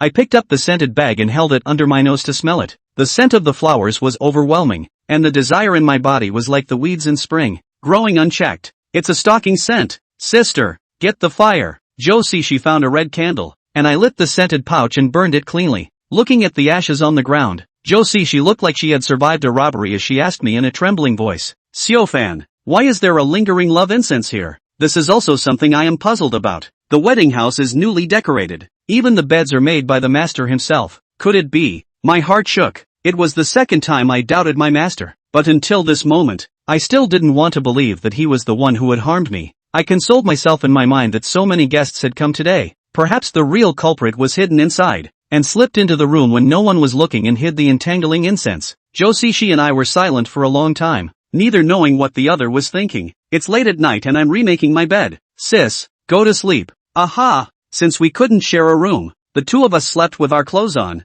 and Jo Sishi burrowed into my arms, humming a gentle tune. It was not until the latter part of the night that I fell into a deep sleep, and when I awoke, it was daybreak. Jo Sishi has long woken up, the room cleaned up. Yesterday's incense sacks burned out of the ashes, is already gone. "Fan, you're awake?" She smiled at me and I could see the love hidden in her eyes. I stepped forward and hugged her, whispering, "Sis, I've put you through this." Jo Sishi pinched my face shyly. "What nonsense?" She looked toward the door of the house. "I'm too embarrassed to go out on my own if you're not awake. Your master seems to be tidying up the yard. Let's go help." Jo Sishi and I went out of the house. The master covered his neck with one hand and cleaned up yesterday's messy yard with the other. The two of us rushed up to help. "Master, what happened to your neck?" Master was filled with helplessness. "I was happy yesterday, got too drunk, went back to the house and fell asleep, didn't turn over for the night, and landed on a pillow. Shall I rub it for you?" The master laughed. "I'm not old enough to need you to serve me." He quietly glanced at the busy Jo Sishi, pulled me aside, and asked in a low voice, "Did you guys, last night, have?" "I know, he's asking if we've been in the same room." The scented pouch tucked away on the bedpan came to me, and I had mixed feelings. I hesitated and decided to give it a try. No, I had too much to drink yesterday too, and I lay down on the bed and went to sleep. I stared dead into my master's face, and I saw his eyebrows quiver for a moment, a hint of dismay passing through his eyes. But soon, he regained his normalcy. "It's okay, it's all married up, one day sooner or later." He paused. "By the way, just now the village's big sister Huang came to me. Her father-in-law has contracted a wind chill, and I'm having a hard time with this crooked neck, so why don't you run for me?" "Good." I went back to the house to fetch the medicine box, spoke to Jo Sishi, and went out. Auntie Huang's father-in-law was not seriously ill. I left a prescription, refused Auntie Huang's kind offer to stay for dinner, and headed home. On the way back, I met my master, who was carrying a quacking duck in his hand. Master, where have you been? Bought a fat duck. Show your daughter-in-law a hand. She married into our family and didn't even ask for a bride price, so we can't condescend to her. I returned home with my master, and the yard had been cleaned up, but there was no sign of Joe Sishi. Sis, I'm home. I called out and got no response. The master wondered, where's Miss Show? She was still busy when I went out. With a bad feeling flooding through me, I threw down the pillbox in my hands and rushed into the house. The room was empty, and I scanned the room to find an extra piece of paper on the table. I picked up the paper and it was left in unfamiliar handwriting. If you want your daughter-in-law to live, come alone to the backwoods cabin. I am cold. Joe She was kidnapped. I darted out of the house, master yelling after me, Fan, where are you going? I ran in one breath to the back of the mountain located in the south of the village. Halfway up the mountainside there was a hut that originally housed a widowed old man named Foam. Since the old man Foam passed away, the hut was deserted. The mountains were covered with moss, and I stumbled and fell several times along the way, finally arriving at the hut. See hi, I shouted Joe Sishi's name and rushed into the hut. Joe Sishi was sitting on the ground with her hands and feet bound. Her clothes were flat and there was no sign of injury, but her face was very abnormal, full of redness, breathing rapidly, and beads of bean-sized sweat kept running down her cheeks. I rushed forward and untied the ropes from Joe Sishi's body, and she jumped into my arms. Trembling, I reached down and took her pulse. Her heart was beating fast but at an untidy rate, the intermittent pulse that is a sign of poisoning. Sis, are you poisoned? Joe Sishi's hand gripped my collar hard, panting. It was the old man who sold me the bomb. He fed me a pill. What kind of medicine? It is the spring poison. He also said that if there is no man to cure me of the poison today, I will surely die. The man with the wart on his chin? Who the hell is he? I had no time to look deeper, because Joe Sishi's situation was really bad. The mountain road was rugged, and I stumbled walking alone. It was hard to carry her down the mountain to find the master for help. I clenched my fists, my nails piercing into my palms. Joe Sishi has already married me. How can I stand by and watch her die in front of me? My heart fluttered as I reached down and ripped open my collar. Chapter 10, Tombstones Point the Way. Joe Sishi grabbed my hand as I was undressing. Fan, what are you doing? To detoxify you. No, Joe Sishi clenched his teeth. If you touch me, you've fallen for the other side's trap. I cried out anxiously. If I don't touch you, you die. What I never expected was that Joe Sishi grabbed the rope on the ground, wrapped it around his own neck, and held both ends. She said to me in a determined tone, instead of getting you killed, I'd rather die myself. I could tell that Joe Sishi was serious, and seeing her in this state filled me with heartache. Sis, calm down. I promise not to touch you. Joe Sishi lowered the rope in her hand and I took her pulse again. Spring poison is not drug-free, but I don't know whether it is purine body sake. Joe Sishi in the spring poison has been deep into the bone marrow. I am afraid that the ordinary medicine has no effect. I quickly recalled the medical skills my master had taught me and remembered that he had once said that the medicine of pure yang could cure this poison. In the back of the mountain, there is a herb called purple ailanthus, which has the effect of pure yang. It's just that purple ailanthus is extremely rare, and my master and I go up to the mountains every year to look for it, but we haven't seen any traces of it. At this time, we can only blind cat to touch the dead rat. I secretly resolved, if today did not find ZAI, even if the use of force, I have to give Joe Sishi antidote. I'm not sure if the old man who kidnapped Joe Sishi really left or not, but I can't leave her in the hut. Fortunately, I am familiar with this piece of mountain. I know that there is a hidden cave nearby. I carried Joe Sishi who could not walk to arrive, and hid her in it. When I put her down, Joe Sishi was already unconscious. With my years of experience in medicine, she could last for 3 hours at most. If I couldn't find ZAI and come back in 3 hours, not to mention tomorrow's sun, even tonight's stars would be hard for her to see. I murmured as I reached over and wiped Joe Sishi's sweat. Sis, wait for me to come back. I rushed out of the cave and ran towards the east side of the mountain. ZAI likes young and hates Ian, so I can't go wrong looking in the direction of the sunrise. However, how could it be so easy to find the purple AI that my master and I had been searching for more than 10 years? I searched for 2 hours in a row with no luck. I panicked. It would take time to get back, and if I didn't hurry back, Joe Sishi would really be hopeless. In my haste, I stepped on a moss-covered rock. My foot slipped, and I rolled down the hill. Luckily, I shielded my head in time and was able to get up even though I was in severe pain from the fall. As I struggled to get up, an unmarked tombstone stood out to me. I then realized that I was surrounded by graves. Master had told me before that there was a mass grave in the back of the mountain, and buried inside were villagers who had died hundreds of years ago because of a plague. And because of the inauspiciousness of this land, Master had never brought me here. The coldness of this place was extremely heavy, freezing my body, and I wanted to escape in a hurry, but after taking a few steps, I stopped again. After seeing Joe Sishi's ex-husband and the red-shirt ghost, I'm already sure that there are ghosts in the world, and since it's a mass grave and the people buried there are all in vain, there might be lonely ghosts boarding here. They might know where ZAI is. I know it's very dangerous to work with ghosts, but I'm willing to take a chance in order to save Joe Sishi. I returned back to the wordless tombstone, plopped down on my knees, and kowtowed 3 times in a row. Junior Xiao Fan. In order to save Madam, need to find purple AI into the medicine. I implore the senior to point out the direction, and in the future, if the senior needs it, Xiao Fan will never excuse himself. I stared dead at the tombstone, expecting a ghost to show itself, yet I waited and waited and waited for nothing. I got up in disappointment, ready to leave this place, but the moment I lifted my foot, the tombstone, which had been standing properly without words, fell down with a bang. Is it? A bold idea that sprang up in my mind, and immediately ran in the direction pointed out by the tombstone, only to leave the chaotic graveyard not far away. And then I saw that in the stone crevice in front of me, there was a purple herb that was swaying in the wind. ZAI, it's violet. I turned and rushed in the direction where the wordless tombstone was and knelt again. Many thanks, Elder. Xiao Fan remembers the favor of saving his wife. I got up and picked off the purple wormwood, rushed back to the cave as fast as I could, put the purple wormwood into my mouth and chewed it, and fed it mouth to mouth to Joe Sishi. Master taught the right. This thing can indeed solve the spring poison. Served purple AI soon after. Joe Sishi full of redness faded. Breathing also became calm. In the evening, I helped Joe Sishi to return home, and the master rushed to welcome us when he saw us return. He asked with an anxious look on his face, Fan, where have you been? Why are you in such a sorry state? Dreadful master gave it a bad rush. Master, I'll tell you more about it later. I'll help Sishi back to the house to rest first.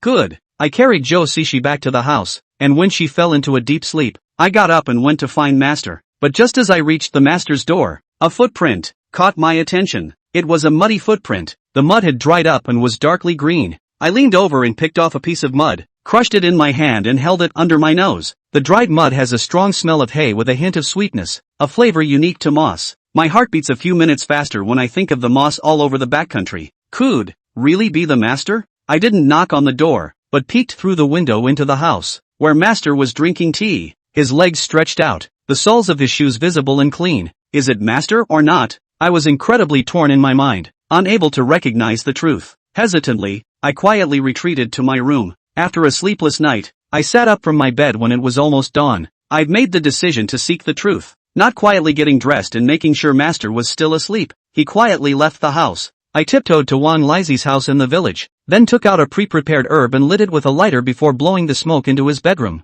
Uncle Wang, I'm sorry. I will definitely come to your door in the future to make amends. Wang Lizi suffers from an old disease. This medicine can induce an attack, not fatal, but it will make him very uncomfortable. As expected, I waited only a few moments before I heard the sound of unstoppable coughing coming from inside the house. I rushed home as fast as I could and went back inside my house. In a short while of work, there was an anxious knocking at the door of the courtyard. Bonesetter Wang, my father is sick. You should hurry and take a look. The master was awakened, cursed and got up, and rushed to see Wang Lizi. As soon as the footsteps were far away, I immediately ran out and into his bedroom. With time running out, I rummaged through the box and found nothing. Did I wrong Master? Suddenly, I recalled a past event. When I was small, I encountered a difficult problem when looking through medical books and ran here to ask my master for advice. And when I entered the door, I saw my master burrowing into the bottom of the bed, revealing only his buttocks. I asked Master what he was doing and he said something had fallen under the bed. In my recollection, the master at that time looked a little panicked, only I didn't care about it at that time when I was young. I got down on the floor and burrowed under the bed to find a worn wooden box. I hauled out the crate, which was unlocked and opened easily. By the light, I saw a pair of cloth shoes stained with mud and moss, and a human skin mask full of white hair. I removed the mask with a trembling hand, and there was a wart the size of a pea grain where the mask's chin. Chapter 11 13 Needles of the Ghost Gate. I couldn't stop my hands from shaking as I looked at the wart on the human skin mask. Before that, I had already suspected Master 3 times, but always had my heart in the right place. And this human skin mask completely shattered my illusions. My nose was sore, my eyes were warm, and I clenched my teeth to hold back the tears. Master, how come it's you? Why is it you? I bit my lip as hard as I could, forcing my to stay calm with the intense pain. To Master, Wang Lizi's old disease was not difficult to control, and with time running out, I had to find out more useful information as soon as possible. I set the human skin mask aside and continued to look into the box. I was surprised to find two other items in the box, a small porcelain vase, and an ancient yellowed book. I took the little porcelain bottle into my hands first, and after pulling off the cap, I put it under my nose and gave it a quick sniff. For a moment, I was in a trance and my body shook, nearly sitting on the floor. Immediately afterward, I felt unusually weak, exactly as I had done in my previous offense. A thrill went through me and goosebumps rose all over my body. The porcelain vase contained some kind of medicinal powder, colorless and tasteless, which, if incorporated into the medicinal broth, would be completely undetectable by nose and tongue alone. I could visualize Master secretly removing the porcelain bottle and pouring in the powder every time he fed me. Thinking about it, my stomach began to turn over and I nearly vomited. Turns out, I'd been drinking poison since I was a kid. I hurriedly shoved the cap back on the bottle, set the porcelain vase aside, and removed the last item in the case. The antique books are yellowed and look old. On the tattered cover, there was a line in ancient script, Ghost Gate 13 stitches. Ghostly 13 needles? What's this? I flipped through it quickly. The more I read, the more I was alarmed, and when I closed the book, it took a long time to calm down. It was a secret book of medical techniques that originated from a very ancient sect, the Ghost Gate sect, which was a branch of the famous Ghost Valley sect that had shaken China. This book records, is a needle method, a total of 13 needles. Each needle has a very magical effect, practiced into the last 3 needles, and can even do the dead flesh and bones. The 11th stitch, suppressing all the diseases of the world. The 12th stitch will prolong your life for 20 years. The 13th stitch can bring people back from the dead. But that's not the point. The Ghost Gate 13 stitches is not only a medical skill, but also a ghost control skill. Every stitch you learn, you can control a ghost and turn it into a loyal ghost servant. If I'm not mistaken, the red-shirt ghost inside Joe Sishi is one of Master's ghost servants. On top of that, I also discovered in this book the reason why my master harmed me. To practice the 12th stitch, you need to use the soul of a body of 9 yang and 1 yin as a guide and practice on the day of a lunar eclipse. There was no natural 9 yang and 1 yin physique in the world. It took the combination of a pure yang body and a pure yin body to produce it. This is the reason why Master tried to get me to marry Joe Sishi. I covered my head and forced myself to stop the thoughts in my head, counting the time. Master would be back soon and I couldn't let him find out. As fast as I could, I returned the contents of the box to its place, but as I was about to push the box back under the bed, I stopped what I was doing. I can't just sit back and wait to save my life. I have to find a countermeasure. I reopened the box and retook out the 13 stitches of Ghost Gate and tore out the page that had the first stitch cultivation method written on it. Master has already practiced the 12th stitch, and should not turn over the book in a short period of time, and although it is risky for me to do so, I could not care less. I laid the pages flat on the floor, held my breath, opened the porcelain vial again, poured out a portion of the powder, and wrapped it in the pages. After doing both, I carefully pushed the box back into place and double-checked it to eliminate any traces I had left behind. When I returned to my room, the sound of the door opening came from the courtyard. Master had returned. I covered my chest, my heart beating extremely fast, beads of sweat running down my forehead. I quietly looked out the window. Master had turned out the lights soon after entering the house,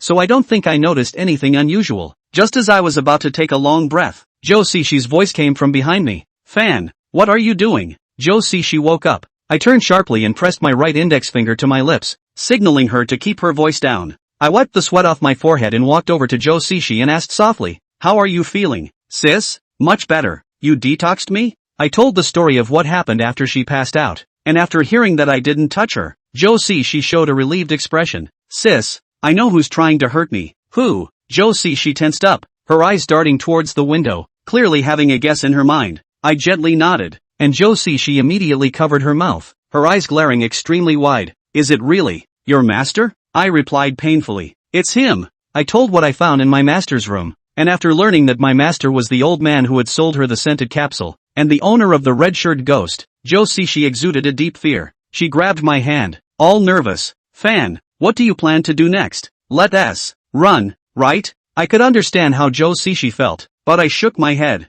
"You can't run away. There's a red-shirt ghost hidden inside of you. No matter how far we run to the ends of the earth, once she recovers, she'll be able to capture us back." "What then?" Instead of answering immediately, I pulled out my cell phone and googled news related to the eclipse. If Master wants to practice the 12th stitch, he will definitely do it on the night of the lunar eclipse, and that day will be the day of my death. I need to know how much time I have left. I soon learned the exact date, 29 days before the next lunar eclipse. Luckily, I still have time. I clenched my fists. I originally loved my master very much, But I'm not a person of foolish loyalty and filial piety. If he wants my life, I will never leave my neck to be killed. I took Joe Sishi into my arms and guiltily apologized to her. Sis, I'm sorry I got you into this. Joe Sishi wrapped his hands around my waist, his tone gentle. This is probably my life. Little fan, you don't have to apologize. I'll accompany you on the road ahead. Joe Sishi had recovered from a serious illness and quickly fell asleep in my arms. I put her back on the bed and covered her up, while I myself sat on the edge of the bed for the rest of the night. I thought a lot about this night, and a risky but well thought out plan came to me. As the sun rises, I remove the pages I tore out last night and unfold them. Looking at the poison on the page, I took a deep breath, opened my mouth, gently tilted my head, and poured it all into my mouth and swallowed it into my stomach. Pain that is hard to describe instantly envelopes my entire body, and I squeeze my thighs so hard that my arms are bruised. I nearly chomped my teeth down to keep from making a sound, and the pain, like a fire-roasted ant feeder, lasted a full hour before subsiding. I was drenched in sweat and nearly fainted. Just as I was about to get up and find a drink of water, there was a knock on the door. Knock knock. Fan, are you awake from your nap? It's the master. Chapter 12, Deception of a Teacher. Just as I thought, Master did come to see me, and he had information he desperately wanted to confirm. Knock knock. The knock on the door sounded again, waking up the sleeping Joe Sishi. Van? Hearing his master's voice, Joe Sishi had a horrified expression on his face. I signaled her to be quiet, then in a husky voice, pretended to have just woken up from a nap. Master, wait a moment, I'll put on some clothes. I grabbed the sweat-soaked clothes off my body and walked out. As soon as we met, Master looked me up and down. Fan, you look terrible. Are you sick again? In the past, I would have thought that Master was concerned about me. But now, I only felt a gust of bad chills. But I knew very well that from this moment now I could not behave any differently from what I had done in the past, and that once my master noticed, my trouble would come early. Master, I seem to be sick. Come, go to my house and talk. I followed Master to his room and he helped me sit on the bed. Fan, where did you go yesterday when you left the house in a panic? I knew exactly what the master wanted the answer to be. Yesterday, someone kidnapped Joe Sishi. What? The master was alarmed. Who did this? Master's acting was so good that even though I already knew he was the kidnapper, I still couldn't see a single trace of acting on his face. I don't know. By the time I got there, the guy had already run off. How is Miss Show? She's not hurt, is she? No, the kidnappers gave her spring poison, but probably sensed someone coming and escaped early. Didn't get it. Master took a long breath. That's good. What did you just say? Spring poison? I purposely wore a shy expression. I've relieved her. Master asked cautiously, wide-eyed. How did you solve it? I lowered my head and acted even more shy. In the middle of nowhere, I couldn't find an antidote to the poison, so I had to. I looked at Master with the rest of my eyes, and in his eyes, there was an uncontrollable excitement and thrill. What's there to be ashamed of? You and Miss Joe are married. The excitement in Master's eyes quickly faded as he once again cared for me. How's your health? Maybe it's the cold. No strength at all. Before my words fell, Master suddenly grabbed my wrist and took my pulse. My heart was in my throat. Of course I knew what Master was doing. He wasn't there to give me a medical treatment, but to make sure that my body of pure yang hadn't been broken. This has been on my mind for a while. So, I made a big bet. If I lose the bet, I could lose my life immediately. The bet won, and I'm still left with a chance to flip it. I stared at Master's face dead in the face, not daring to breathe out loud. The Master's number was so careful that every second became very long. A moment later, I saw the corners of my Master's mouth gently rise, but they quickly tightened back up. He let go of my wrist. Your pulse is calm. It should just be a cold. You'll be fine in a few days. Master, I still want to go to sleep for a while. Go on, get some rest. As I stepped out of the Master's house, I made to breathe a sigh of relief, sweat pouring out of my back, the wind blowing and chilling me to the bone. I won the bet. After realizing that the powdered medicine in the porcelain vase was the culprit behind my illnesses over the years, I pondered why Master had poisoned me. I was quick thinking and quickly came up with the answer. Purine body is rare in the world. Master did not have full confidence in finding a purine body before he met Joe Sishi. So, he needed another program to turn my body of pure yang into 9 yangs and 1 yin. The poison he gave me was an attempt. It was figuring this out that I stole part of the medicine and took it in one bite. Since this poison has the effect of changing my physique, taking it in large quantities has a certain probability of fooling Master into thinking that I have bonded with Joe Sishi. It's risky, but it's the only way. Fortunately, I won the bet. From now on, until the night of the lunar eclipse, Master will not lay a hand on Joe Sishi and I. Thinking that he has one, he will surely relax. This gave me the opportunity to plot my next step. Returning to my house, I told Joe Sishi what had just happened, urging her to behave as before for the rest of the day. I then took out the page that contained the first stitch. Looking at the pages of the book in my hands, Joe Sishi asked suspiciously, "Fan, what is this?" "The first of the 13 stitches of the Ghost Gate. You want to learn?" I nodded vigorously. If it was just a fight with my master, I was naturally not afraid of it as I was young and strong, but the Ghost Gate 13 needles was still a method of protecting the ghosts, and each needle learned could protect a ghost. Master has already practiced to the 11th needle. Theoretically can defend 11 ghosts. In other words, in addition to the red-shirt ghost that possessed Joe Sishi, he still has 10 ghosts beside him. Of course, this is the worst-case scenario, but for me, there is no difference between the Royal 1 ghost and the Royal 11 ghosts, because I don't have the ability to fight with ghosts. The protective spells my mother-in-law had given me had been destroyed, and she had made it clear ahead of time that she would not be helping me personally, so if I wanted to stay alive, I would have to learn the same tactics as my master. In fact, I have another way to survive. That is to abandon Joe Sishi and escape alone,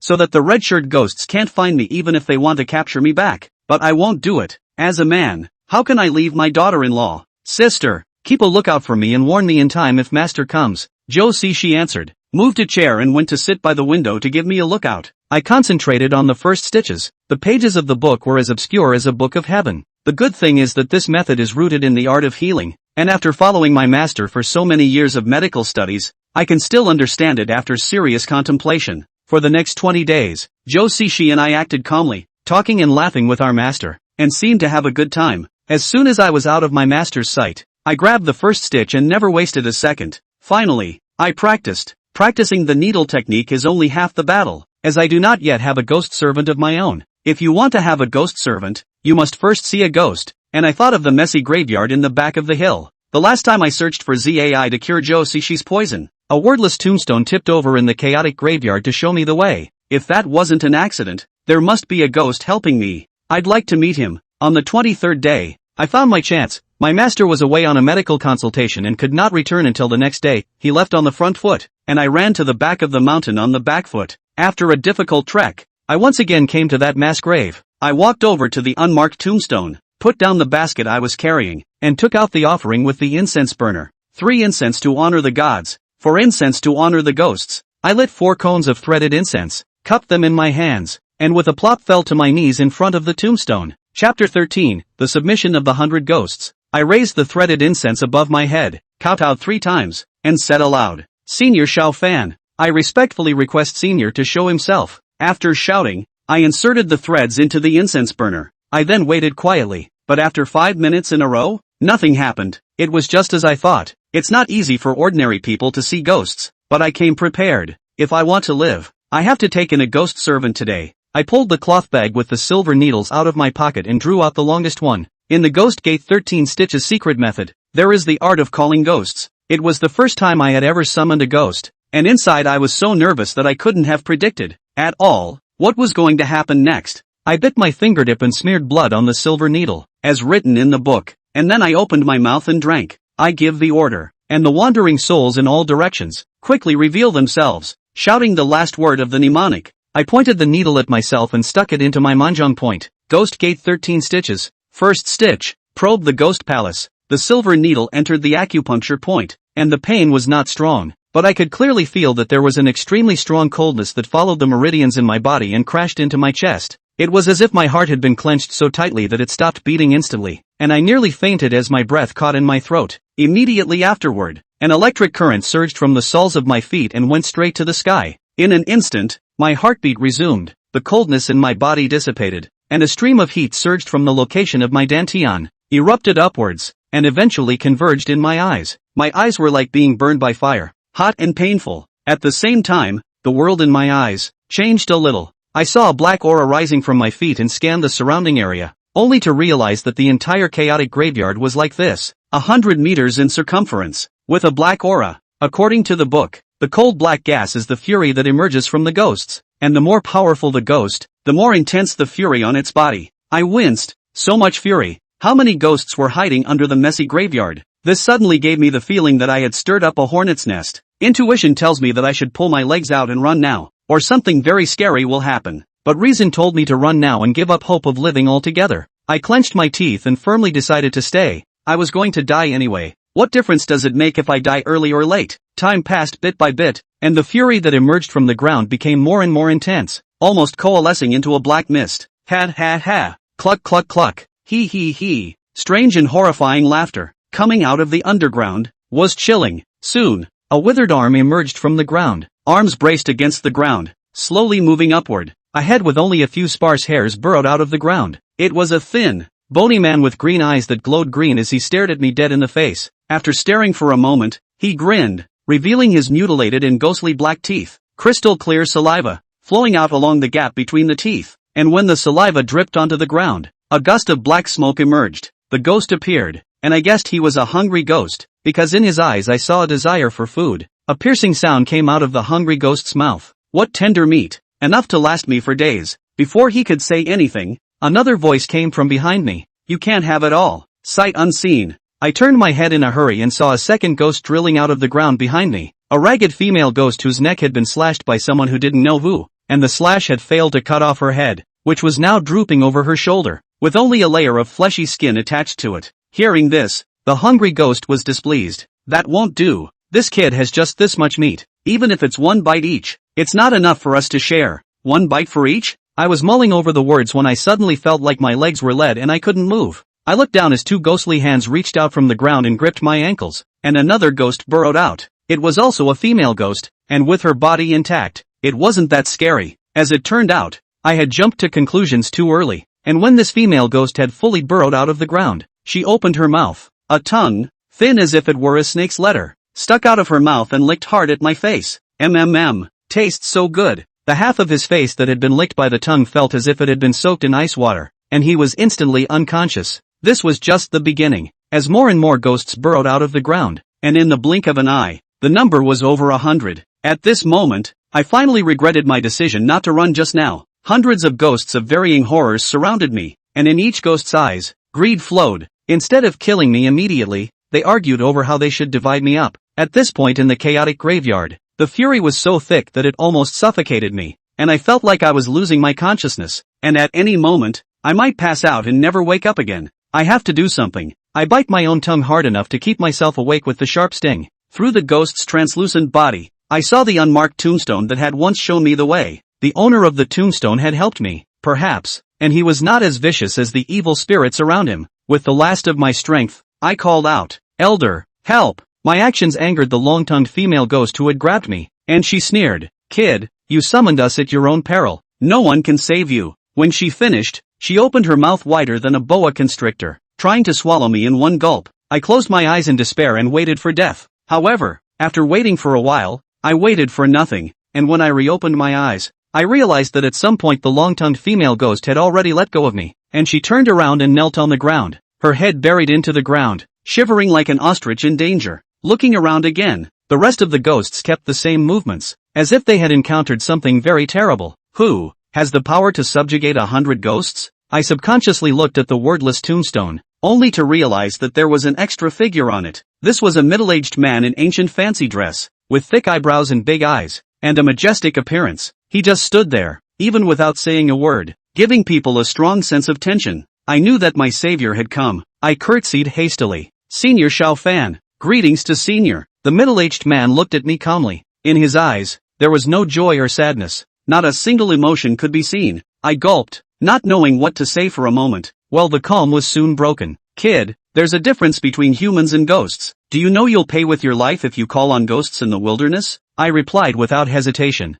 "No, if you know that, why do you cling to it?" I took the plunge and told the truth. "Elder, I'm about to die, and I'm unwilling in my heart. I want to borrow Elder's power and live." Chapter 14, Famous Doctors Without Names. After shouting out the purpose of the trip, I began the torturous wait. The entire messy graveyard once again fell into silence, and the middle-aged male ghost that had drilled out of the wordless tombstone kept looking at me with calm eyes, not knowing what he was pondering. Suddenly, a sharp voice broke the silence. A ghost whose eyes had drooped from their sockets lifted its head and cried out in a slightly manic voice, "Boss, the little ones have always obeyed your orders and never harmed anyone, but this kid broke in on his own, so let us eat him. The little ones are really hungry." With this roar, he immediately received a response from the crowd of ghosts. "Yeah, I'm already starving. Just eat him, eat him." Ghost after ghost raised their own heads, and they looked at me with a wild look in their eyes. I shivered. The horror of myself being eaten by 100 ghosts coming to mind. The middle-aged male ghost finally reacted, and with a single stride, he instantly floated in front of the hanging-eyed ghost who had first opened his mouth. He reached out and grasped the dangling-eyed ghost's face without saying a word.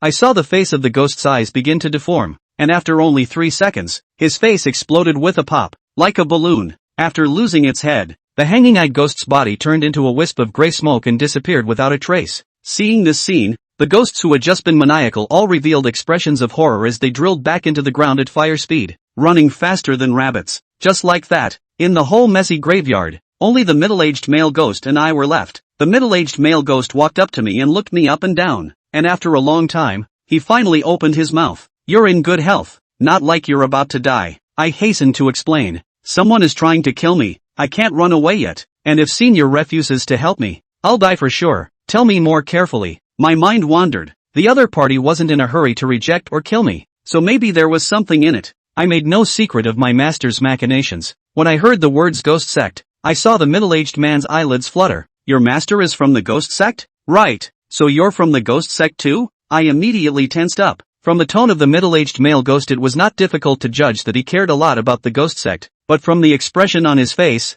I could not judge his attitude towards the ghost sect. If it was hateful, then my next answer would most likely incur the trouble of killing me. Cold sweat trickled down my forehead, and even my breath, for a moment, caught. "Why don't you answer?" In the face of the middle-aged male ghost's urging, I could only tell the truth with a stiff upper lip. Master didn't pass on the ghost sect to me, but I stole the sect's secret books from him. Ghost Gate 13 against? I froze for a moment, seeing that the middle-aged male ghost was very familiar with the ghost sect. "Exactly. So how many stitches did you learn?" "Only learned the first stitch so far." The middle-aged male ghost flashed a hint of disappointment. He was silent for a moment and sighed. "Just as well. At least it gives me a glimmer of hope." Without waiting for me to open my mouth to issue a question, he followed up. "You want me to be your ghost servant?" I was nervous again. The word ghost servant. How to hear it is the oppressed party. The ghost in front of me is so powerful. Killing me is easier than crushing an ant. Let him give me as a servant. How can I say this? Wait, didn't he just say that it gave him a glimmer of hope?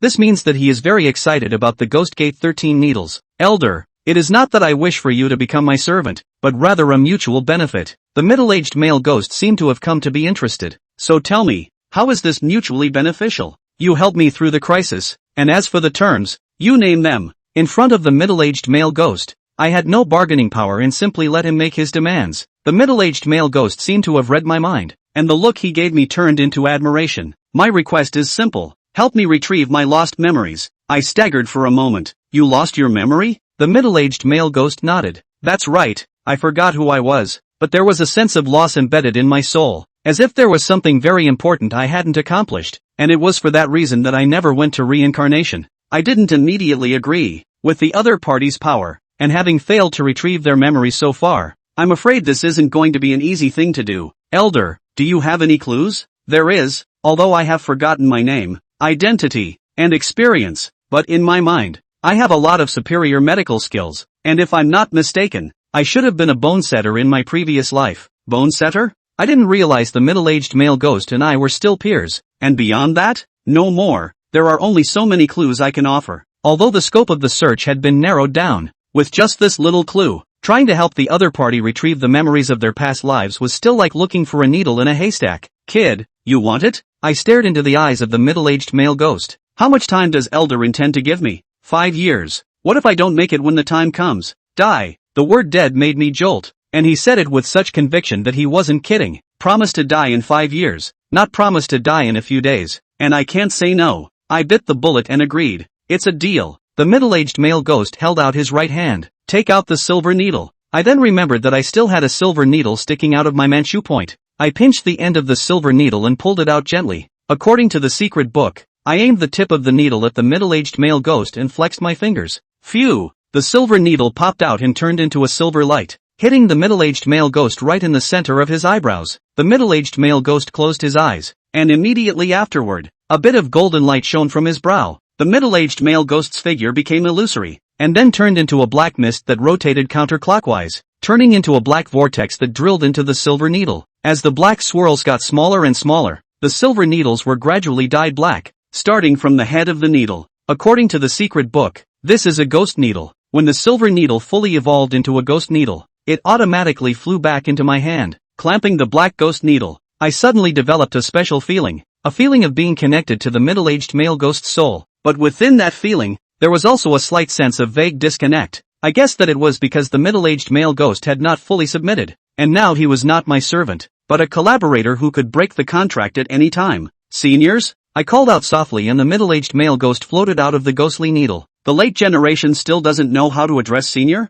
The middle-aged male ghost pondered for a moment. Since I've forgotten my name from my previous life, I won't rename it again, in the future. You can just address me as Nameless. Chapter 15, The Sect of the Flowers. I salute Nameless. Elder Nameless, the life of the late generation is in your hands. Nameless gave a soft Just call me out when you need me. After saying that, he drilled into the ghost needle again and said no more. I erected Nameless' tombstone from the ground and picked all the weeds from his grave before leaving the messy graveyard. When I returned home, Joe-Sishi was washing my clothes, and she was surprised to see me return. Fan, you're back. Did it go well? I smiled and nodded, and Joe-Si sighed in relief. Sis, you come with me. I pulled Joe-Sishi into the house and then summoned Nameless out. Seeing Nameless, Joe-Sishi was nervous and quietly held my hand. I squeezed her fingers, signaling her not to be afraid. Elder Nameless, this is my lady. There is a red-shirted ghost parasitized in her body. I hope you can help destroy her. I've already seen Nameless' strength, and it shouldn't be difficult for him.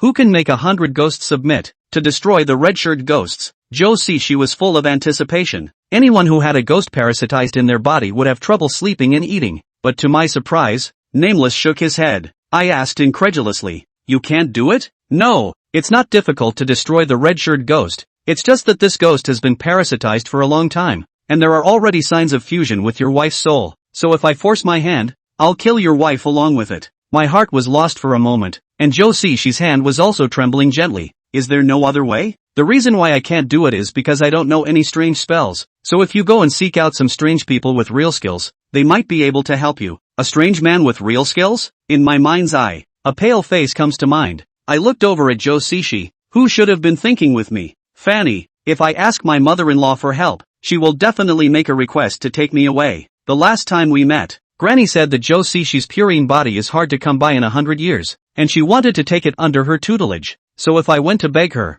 Joe-Sishi and I would definitely be separated. Such a flowery and gentle daughter-in-law. I definitely don't want to let go, but I can't let Joe-Sishi live in fear day after day because of my selfishness. I took Joe-Sishi into my arms. Sister, even if we are separated, it's only temporary. We've already worshipped heaven and earth. Even the heavens can't tear us apart. Joe-Sishi lay on my chest and whimpered, breaking my heart. In the next few days, I and Joe-Sishi stick together day after day. Even my master laughed and scolded me for having a daughter-in-law and forgetting my master. The day of separation, at last, has come. Tomorrow night is the night of the lunar eclipse. I left the house with Joe-Sishi under the pretext of accompanying her to buy clothes. My mother-in-law had been boarding at Joe-Sishi's house. Joe-Sishi's house was relatively remote, and since she lived in deep seclusion, except for the two of us, no one in the village knew of her existence. I knocked on the door 4 times, following the previously agreed upon code word. Creaking, the door opened and my mother-in-law's face came into my eyes. Granny, come in and talk. Joe-Sishi and I followed my mother-in-law into the house, and she was the first to open her mouth. What have you come to see me about? I replied respectfully. Granny, please take a hand and exorcise the ghosts for Sishi. My mother-in-law stared into my eyes. You should know my terms. Joe-Sishi held my hand and gave it a gentle squeeze. Obviously she was still hesitating, but I can't hesitate because there's really no time. Sihai can leave with you if you can help. Granny looked to Joe-Sishi. Joe-Sishi hesitated for a while before nodding. I promise, but I can't leave until there's a result on the Xiao Fan matter. The granny revealed a satisfied expression as she got up and fetched a copper bowl tattooed with a peony pattern and walked over to Joe-Sishi. You sit down, boy, and you stay away. Joe-Sishi sat on the floor and closed his eyes while I stood to the doorway, as far away from the duo as possible. With everything ready, the mother-in-law began to cast the spell, only to see her left hand holding the copper bowl. Her right hand flipped her wrist, and as if by magic, a delicate and blooming peony flower appeared in her palm. She mouthed the words of what appeared to be some sort of incantation.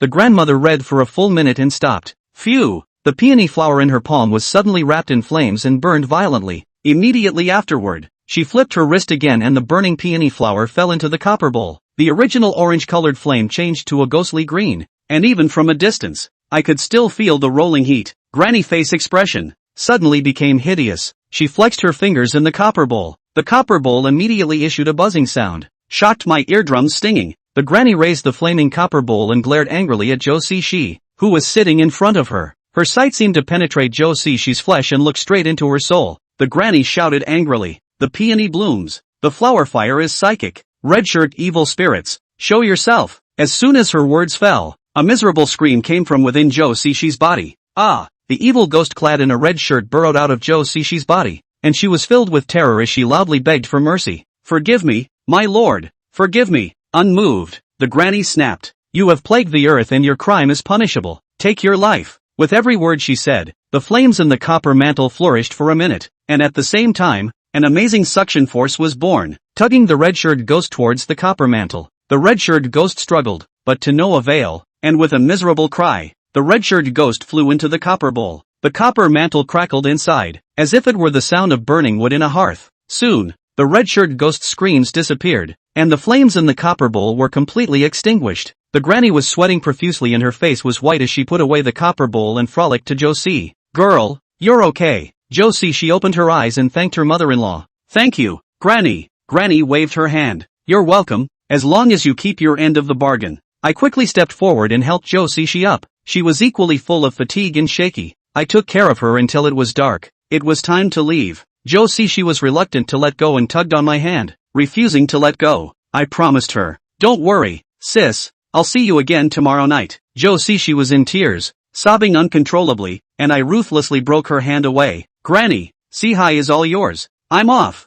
I stride away, stopping again as I reached the door. I turned around, not daring to look at Zhou Ci, who was covering her face and crying. "Granny, I haven't asked you where you came from." Granny responded calmly, "The 100 Flowers School." I engraved those 3 words in my mind and they will not linger. When I got home, I noticed a figure, standing in the doorway. It's the master. Walking up to master, he asked me with a grimace on his face, "What took you so long to come back? Where is Miss Shou?" Chapter 16. The night of the lunar eclipse. Cixi's father is sick. She went back to her mother's home to take care of her. "Master, why are you standing at the door?" I'm the only one who knows about Zhou Cixi's family situation, so I won't be recognized for lying to master with this. The master nodded and asked no more questions. "It was dark and you were late, so I was hung up on you and came out to see what was going on. I've made master worry." A smile plastered on master's face. "Family doesn't talk. I've left you a meal. Heat it up yourself." "Thank you, master." I warmed up the meal in the kitchen, and in the meantime,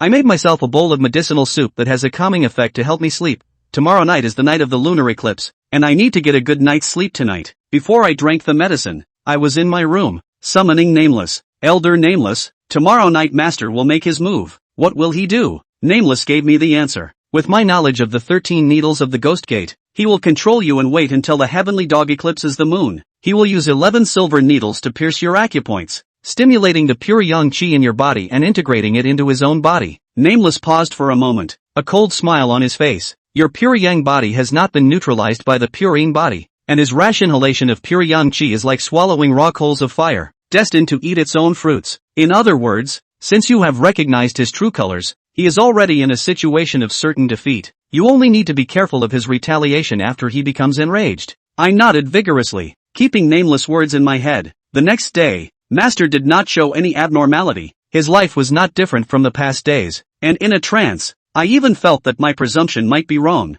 By late afternoon, however, I returned to reality. Master moved the dining table to the courtyard, and then cooked a sumptuous dinner himself. All my favorite dishes. Serving the last dish, master waved at me. "Fan, come." When I sat down, master turned to fetch a bottle of wine. The wine was yellowed and looked like it had been treasured for many years. "Master, this is?" The master lamented. "This is the year I picked you up." The master hid a good wine, originally prepared to drink when you get married. The result of that day to busy forget. Today we masters make up for it. Master opened the cap of the bottle, and a strong aroma of wine drilled into my nostrils. "Master, I'll pour." Master pushed my hand away, grinning. "You're welcome with master." Master poured me a full glass of wine and another for himself. I stared into my glass, my mood sinking. Although I don't have any proof, my gut tells me there's something wrong with the wine. "Fan, what's all the fuss about?" I look back with a smile. I was thinking that it seems like the first time we, master and disciple, have had a drink alone. The master laughed out loud, wrinkles squeezing out of his forehead as he laughed.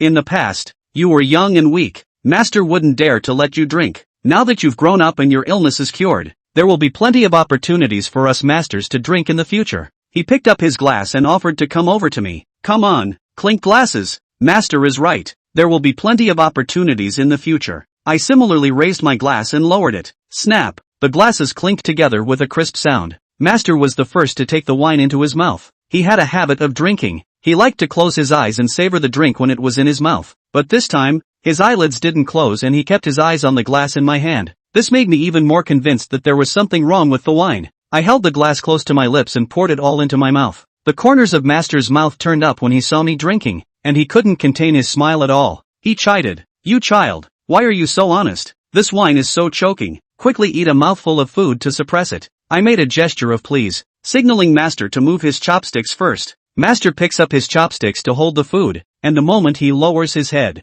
I open my mouth and spit out the wine that was in my mouth silently. By the time he looked up again, I had picked up my chopsticks and was pinching the food. Seamlessly, a fresh breeze was blowing from behind Master, and it was a good thing the wind wasn't blowing in the opposite direction, or he would have been able to smell the pungent odor of alcohol coming from my feet. Master, it's so cool, why are we eating in the courtyard? Master raised his head to look at the sky and I followed his line of sight. A bright moon was hanging in the eastern sky. In ancient times, when the literati drank wine, the best downer was often not on the table, but in the sky. Look at the moon tonight. How beautiful it is. I glanced quietly at Master, who had a complicated look in his eyes, wondering what had come to his mind. For the rest of the day, Master kept on giving me food non-stop. Little fan, eat more. What Master made today is all what you love to eat. His expression was mixed, and I saw a hint of reluctance in his eyes. Master, I can't eat anymore, I asked, putting down my dishes and holding on to my last glimmer of hope. It's cold. Master, let's go back to the house. Master shook his head. Wait a little longer. Wait for what? Master looked up at the moon again and was silent. I reared my head and noticed a little black spot on the corner of the moon. The lunar eclipse is about to begin. By the time I lowered my head, Master's eyes had fallen on me, and he was staring at me dead on, as if expecting something. My heart wrenched, and my Master, and I finally came to the last step. I covered my head and deliberately made a pained face. Master, I suddenly feel so bad. Hearing my words, Master's eyes lit up. He put down the chopsticks in his hands and stood up. Fan, it's okay, it'll be over soon. I looked at the somewhat maniacal Master with disappointment, my heart colder than my body. Master walked over to me and sat in my chair. Little fan, Master will tell you a story. 40 years ago, Master was the same size as you, well educated, familiar with the world's medical books, and at a time of great vigor. At that time, I was arrogant enough to think that I could cure every disease under the sun. However, God played a big joke on me. When I was 19 years old, a patient walked into my medical center. Speaking of this, Master's eyes became deep, and his vision seemed to have traveled through time and space. Back 40 years ago, it was a very beautiful girl, as beautiful as a heavenly fairy, and I fell in love with her the first moment I saw her. The girl was strangely ill and had come a long way to seek medical attention, and I was confident that I could cure her. But as soon as I took her pulse, I realized how wrong I was. The girl's pulse was unique. I had never seen it before, and although I knew of her illness, I could never think of a formula that would cure her. The girl, probably seeing my difficulty, silently got up and prepared to leave. Her eyes of despair deeply pierced my heart. Like a fairy beauty, how can it be so easily lost? Impulsively, I ran forward and pulled her back as I pleaded with her to stay, vowing to cure her. She agreed. Chapter 17, The Betrayal of the Master's Maiden. After mentioning that he had succeeded in leaving the girl behind, the expression on the Master's face changed, and he had a very complex expression. Unable to say which of the emotions he was feeling was one of joy, anger, or sadness. I used all my life's learning on this girl and managed to renew her life for a year, and the two of us spent time together and fell in love. We worshipped heaven and earth and became a married couple, but I knew that if we could not find a way to heal her, our love would be as short as a shooting star in the night sky. As he spoke, Master clenched his fists. After another failure on my part, she suddenly told me that there existed a unique healing art in the world that could cure her, and after I kept asking, she told, this unique medical technique is called Ghost Gate 13 Needles. My eyes widened. Wasn't this the secret book that Master had hidden in the box under the bed? The Ghost Gate 13 Needles is the unique skill of the Ghost Gate sect, which has been lost for hundreds of years, and she knows the ruins of the Ghost Gate sect. In order to be able to grow old with her, I didn't hesitate to rush over. Oh, Master smiled. Only the smile was full of bitterness. On the way to search for the Ghost Gate 13 Needles, I encountered several crises. Each crisis almost took my life. and when I rushed back home with the 2 secret books that recorded the Ghost Gate 13 needles, I was already bruised and battered. I asked her to hurry to fetch me the medicine, but what I could not even dream of was that she changed her usual tenderness and coldly took away one of the secret books and turned away without even glancing at me, who was in critical condition. I hear you. Master was tricked by Shifu. Master's expression became unusually grim, and he almost hissed as he finished his story. Seriously injured. I was in a coma for 3 days and 3 nights, and although I was lucky enough to recover alive, I fell extremely ill. Cough cough. Master coughed violently. She deceived me. I cannot forgive her. I want to take revenge on her, but I've been searching for a long time, but I've never been able to find anything about her. Now, I can't stay up any longer. Cough cough. Put. Master spewed out a mouthful of blood and turned pale. He reached out with a trembling hand and placed it on my head, stroking it gently. Little fan. Good boy. Master wants to renew his life and fulfill his wish for revenge, so he can only condemn you. He looked up at the sky, and the originally bright full moon had been completely obscured by 90%, leaving only a ring of light. It's about time. The master rose again, and he took the bag of silver needles he never left alone from his pocket and slowly unfolded it. One by one, black silver needles flew out of the bag and floated in midair, totaling 11.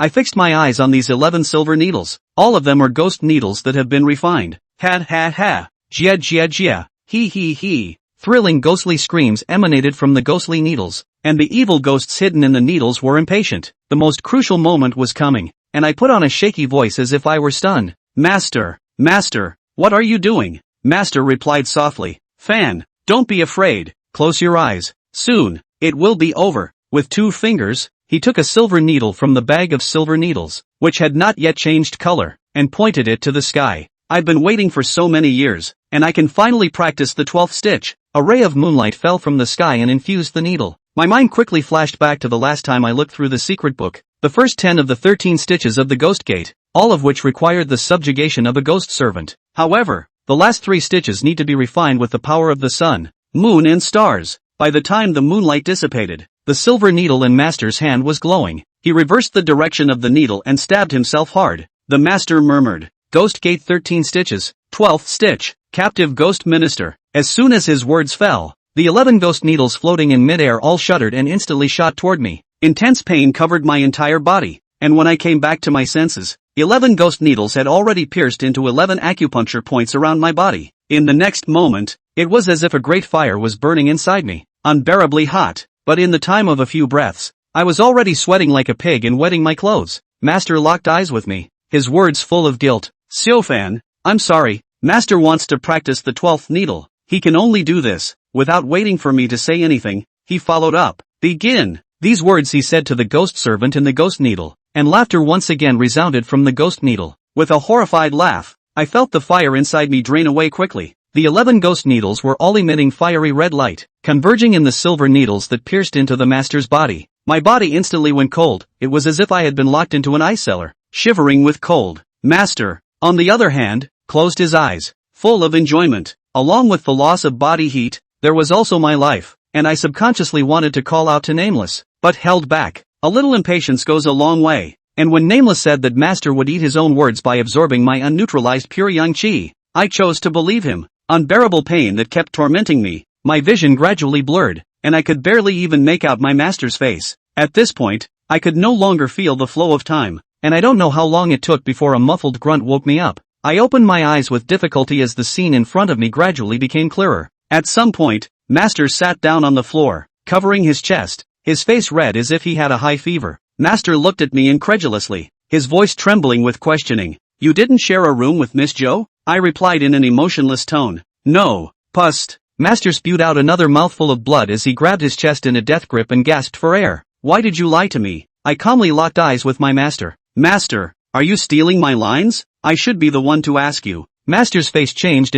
as he spoke to me in a tone of mixed emotions. So, you found out a long time ago. I didn't answer. Silence was the best answer at the moment. I had thought that Master would be infuriated, and I was prepared to deal with his crazy retaliation. However, to my surprise, Master did nothing. He muttered, I should have seen this coming. While staring at my master warily, I pulled out the 11 ghost needles from my body and threw them on the ground. However, as I threw the last ghostly needle to the ground, the frightening ghostly laughter resounded once again. Ha ha ha. Jia jia jia. He he he. A large amount of fury aura emerged from the ghost needles, and evil ghosts flew out of the needles one after another. 10 ghosts in total. Because the red-shirt ghosts had been sold out, there was one less than I had predicted. A lanky evil spirit, after sweeping the master's eyes, landed on me. Old Wang, you're not going to make it anyway, so let us eat this kid's soul. Consider it our thanks for helping you for so many years. Chapter 18. The stout evil spirit statement was echoed by the other 9 evil spirits. This kid is a body of pure yang. Eating his soul might be able to eliminate the evil in us. After waiting for so many years, I finally have a chance to reincarnate. Eat him. 10 evil spirits gawked at me and surrounded me, and as soon as Master gave the order, they would pounce on me, yanking my soul out of my flesh and dividing it into smaller portions. I didn't dare to have any hesitation and quickly drew out the ghost needle hidden in my sleeve. Nameless Senior, I shouted, and a gust of wind instantly blew within the courtyard, blowing the 10 evil ghosts into a swaying form that couldn't stop them from retreating. When the wind stopped, Nameless figure appeared in front of me, his hands behind his back, standing like a green pine, like an absolute master. Seeing Nameless, the faces of the 10 evil ghosts all showed expressions of horror. I couldn't help but breathe a sigh of relief. For the past few days I had been worried about whether or not Nameless alone would be able to suppress the several ghostly servants that Master had captive. And seeing this sight, I guess my worries were unwarranted. I proved to be too happy too soon, and after only a few seconds, the expressions of the 10 evil spirits once again became hideous. The evil spirit, the stoutest, hissed in a low voice, "As powerful as he is, he's still one person. There's no way he can protect that kid if we swarm him." Those words seemed to inspire the other evil spirits, who once again approached me. A strong fury aura emerged from Nameless. His hands behind his back reached out in front of him, and a great battle was imminent. I clenched my fists nervously. If Nameless missed a single evil spirit, I would be dead. In the nick of time, the master suddenly shouted, "Stop!" The 10 evil spirits reluctantly stopped, and when I twisted my head to look at them, my master was looking at me with mixed feelings. "Little fan, when did you learn the Ghost Gate 13 needles?" "Just learning." "How long have you been practicing?" "About 20 days. Master froze for a moment, then burst out laughing. "Ha ha ha ha ha, I really did take in a good disciple." An evil spirit was so enraged that he cursed at his master. "Old man Wang, you're about to die. What do you care about us for? Let me eat him as revenge for you." After saying that, he roared and flew towards me, ignoring his master's orders. My heart was instantly in my throat, my eyes dead set on Nameless. He was my only savior. Nameless moved. He was incredibly fast. Before I could even see his movements, the evil spirit that rushed towards me had already been choked by him. Evil Ghost winced as Nameless choked him. "What are you guys waiting for? Go together." The remaining 9 evil spirits looked at each other and seemed to have reached some sort of tacit agreement, lunging at me at the same time. The piercing fury enveloped me, and it was as if I had fallen into an ice cellar, and even my heart was frozen to the point of stopping. Nameless threw away the evil ghost in his hand and retreated to my side, and I saw a look of gravity on his face. Perhaps as the evil spirit said, even if Nameless was more powerful, it would be impossible for him to protect me under the siege of so many evil spirits. I made a dark comment in my mind. "Sis, I'm sorry, I seem to be going back on my word." Just when I was ready to face death openly, a blazing flame suddenly emerged from the bodies of the 10 evil spirits. "Ah!" Miserable cries rang out from all directions, and all 10 evil spirits fell to the ground, rolling around in pain, trying to extinguish the flames on their bodies. One of the evil spirits cursed, "Elder Wang, you ungrateful bastard, we've helped you for decades." The curses came to an abrupt end, and all 10 evil spirits were burned without leaving a trace of their souls. It wasn't until then that I realized that Master had picked up all the ghost needles from the ground at some point and broke them all off. Broken needles pierced his fingers, leaving his hands dripping with blood. I asked incredulously, "Why are you doing this?" Blood spilled from the corners of Master's mouth. He was already dying, and he could only lean against the dining room chair to remain seated. Consider this Master's reparation to you. Looking at my Master's miserable appearance, my eyes and nose were sore. Just before the sun went down, we were still a family of teachers and disciples. I walked in front of my master, and Nameless stood at my side, so even if my master suddenly lashed out, he wouldn't be able to hurt me in the slightest. "Master, can I ask you a question?" Master nodded with difficulty. "Did you really pick me up by accident in the first place?" I retained childhood memories of a plague outbreak in my village before my master picked me up, and no one was spared except me. After I knew that my master wanted to harm me, a horrible speculation came to my mind. Perhaps that plague was not a natural disaster. Master staggered for a moment and shook his head. "Xiaofan, you don't have to think so badly of Master. In my life, I may have done many wrong things, but I've never killed innocents indiscriminately. Even the red-shirt ghost in Miss Show's body was only after she had killed her ex-husband's family, and only then was Master subdued. Master's eyes and tone were calm, not like he was lying. Hearing Master's explanation, my hatred for him faded a bit. The Master continued, even you, I have left a backhand. I have hidden a white jade ice coffin in the woodshed, which can keep your corpse from decaying. When I have practiced the ghost gate, the last of the 13 stitches can bring you back from the dead. Cough, cough, cough. The Master began to cough up blood in large gulps. He was breathless and would soon not be able to hold on. I took 2 steps back, then glanced at Nameless, who understood and flew toward the woodshed. He'll be back soon. There is indeed a white jade ice coffin hidden. Master, he didn't lie to me. I sighed. Didn't it ever occur to you to tell me the truth ahead of time? The Master asked me rhetorically. If I told you, would you be willing to sacrifice yourself for Master? Maybe. I won't be able to practice the last stitch? I don't know. This is my truth. I respected my master as a father before I knew he was going to harm me, and at that time, I might have actually been willing. The Master didn't dwell on the issue as he calmly spoke his last words. Xiaofan, when I die, remember to practice the Ghost Gate 13 needles. You have aspired to become a famous doctor who hangs on to the world since you were a child, and the Ghost Gate 13 needles can fulfill your wish. Also, go talk to the old blind man. Not all of the trigrams he divined for you in the first place were lies. Master's eyes began to lose their luster. He slowly raised his hand as if trying to grab me. I couldn't bear to do it. I walked forward and held his hand. Xiaofan, you learned the Ghost Gate 13 needles. You are destined to walk the rivers and lakes in the future. You must remember, do not easily trust anyone. Aha, I'll remember that. Master's tone began to lower. Master is tired. When I die, burn my remains. Don't put them in the white jade ice coffin. For the sake of the Master who has raised you, if you have the chance to meet her in the future, ask her on behalf of the Master why she betrayed me. Her name is Hua Yuding. And, Xiaofan, I'm sorry. Master's hand ran out of strength and dropped from mine. 2 hot tears, sliding down my cheeks, blurred my eyes. Chapter 19, The Unfinished Tribulation. Master passed away. I carried him to bed and prepared to wait for dawn to inform the villagers and organize a funeral. Although he is harmful to my intentions, after all, he has raised me for so many years. I will do my filial piety for him as if my own father had passed away. After settling my master's remains, I flew out of the house and ran towards Zhou Xixi house. She must be very worried to know that I'm in trouble tonight, and I'm going to give her the news. Running to Zhou Xixi's house, I pushed the door directly into the house. Sis. However, the house was dark and out of reach. Is Zhou Xixi asleep? I felt for the switch on the wall and turned on the light. Zhou Xixi's bedroom was open and still silent. Uneasiness gripped my mind as I walked quickly into the bedroom and turned on the light again. The bedding was neatly folded and the house was empty. Sis? I searched the entire house and never found any trace of Zhou Xixi. Even the mother-in-law who was boarding here was nowhere to be found.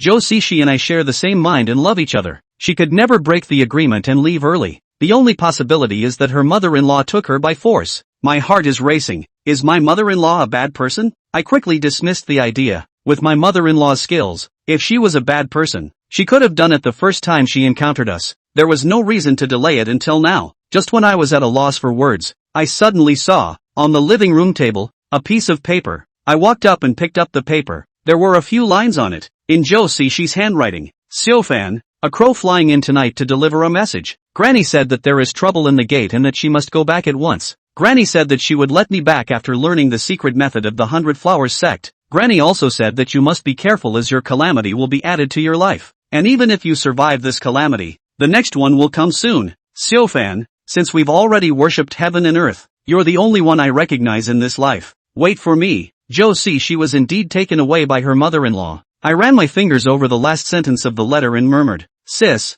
I'll wait for you. I put the letter away carefully, pondering the word calamity in my mind. The old blind man once said that I had 4 calamities and 9 tribulations in my life, and my mother-in-law also said that I was suffering from calamities, which reminds me of my master's advice. So it seems that I do need to go and see the old blind man. It's just that I don't know where the old blind man lives, so I'll have to wait until after my master's funeral to find out. For the next 5 days, I organized a funeral for my master according to the village custom. The master was well liked during his lifetime, and many villagers came from the 3 towns and 9 villages nearby. When the red coffin was in the ground, I saw a familiar figure in the crowd. It's the old blind man. He was on crutches, unassisted at his side. The old blind man's eyes were all snow white, with no black pupils, but it was as if he could see things as he stared at the red coffin that was being buried by the yellow soil. After the funeral, the villagers left a few words of comfort and gradually dispersed. The old blind man, however, always stood still and seemed to be waiting for me. I said goodbye to the last of the villagers attending the funeral and walked over to the old blind man. Without waiting for me to say anything, old Blindy was the first to lament. He didn't end up winning against you. I staggered for a moment, then asked rhetorically, you know all that? Naturally,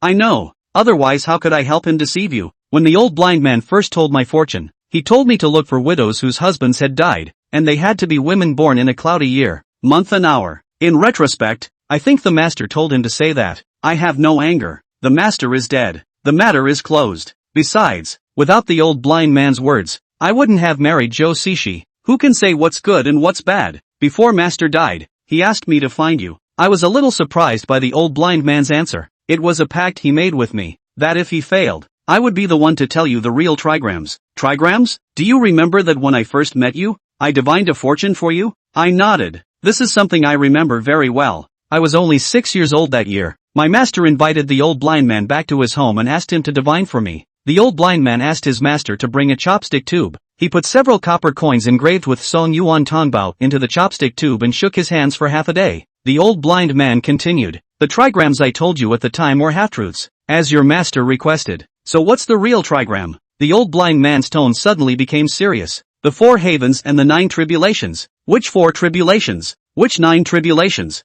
The old blind man stretched out his right hand and quickly pinched the knuckles of the other 4 fingers with his thumb. Your fight with your master over pure yang is the first difficulty, and the second difficulty is already on its way, and will descend soon. His pinching thumb suddenly stopped, and his tone of voice lurched. Your 9 difficulties are all related to women. Hearing this, the first time I met myself and Joe Sishi floated before my eyes. As for the 4 robberies, it involves the secrets of heaven and earth, and the blind man I can't participate in it. So mysterious? For a moment I didn't know whether to trust the old blind man or not. I said helplessly, I am just an ordinary person. Why do I have so many calamities? The old blind man lifted his head and met me with his bleary eyeballs. You are not an ordinary person. If you can get through all the robberies, you will understand. Without waiting for me to ask again, the old blind man turned and left on his crutches. Looking at the old blind man's fading back, for some reason, a chill ran down my spine. I came home and it was cold and quiet. No more. I gathered up my master's belongings and,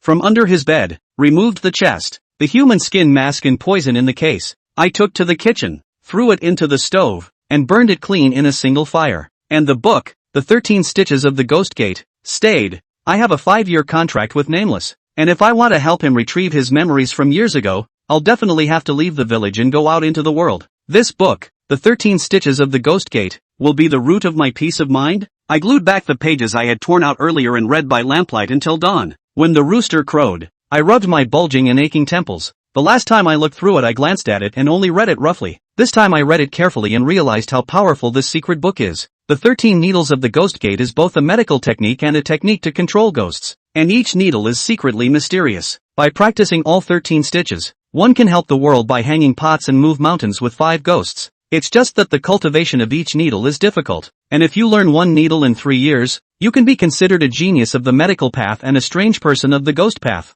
No wonder Master was so dismayed and surprised when he realized that I had learned the first stitch in 20 days. I closed the secret book and had just put it away when there was a sudden sharp tap on the door. It's not quite dawn yet, and anyone who comes to the door this early is bound to have someone seriously ill at home. I ran out and opened the door. It was He Lao-san from the village. As soon as they met, He Lao-san shouted in panic, "Fan, go save Sweetie. She drank pesticide." My head boomed a sound. A hand grabbed He Lao-san's arm. In the heat of the moment, finger force, pain, He Lao-san grimace. Who? Sugar. Chapter 20, A Childhood Friend. When I heard the name Sugar, memories flooded into my mind like a tidal wave. Because she was my childhood friend. Sweetie's full name is Sweetie Ho and she is also from this village. I first met her not long after being picked up by my master, when I was just getting acquainted with the village and had yet to make friends of my own age. That day my master asked me to help him go to the kiosk at the entrance of the village to fetch vinegar, and on the way back I saw a few little boys with dead mice, grasshoppers, and geckos cupped in their hands, surrounding a very skinny-looking little girl in the center of the room.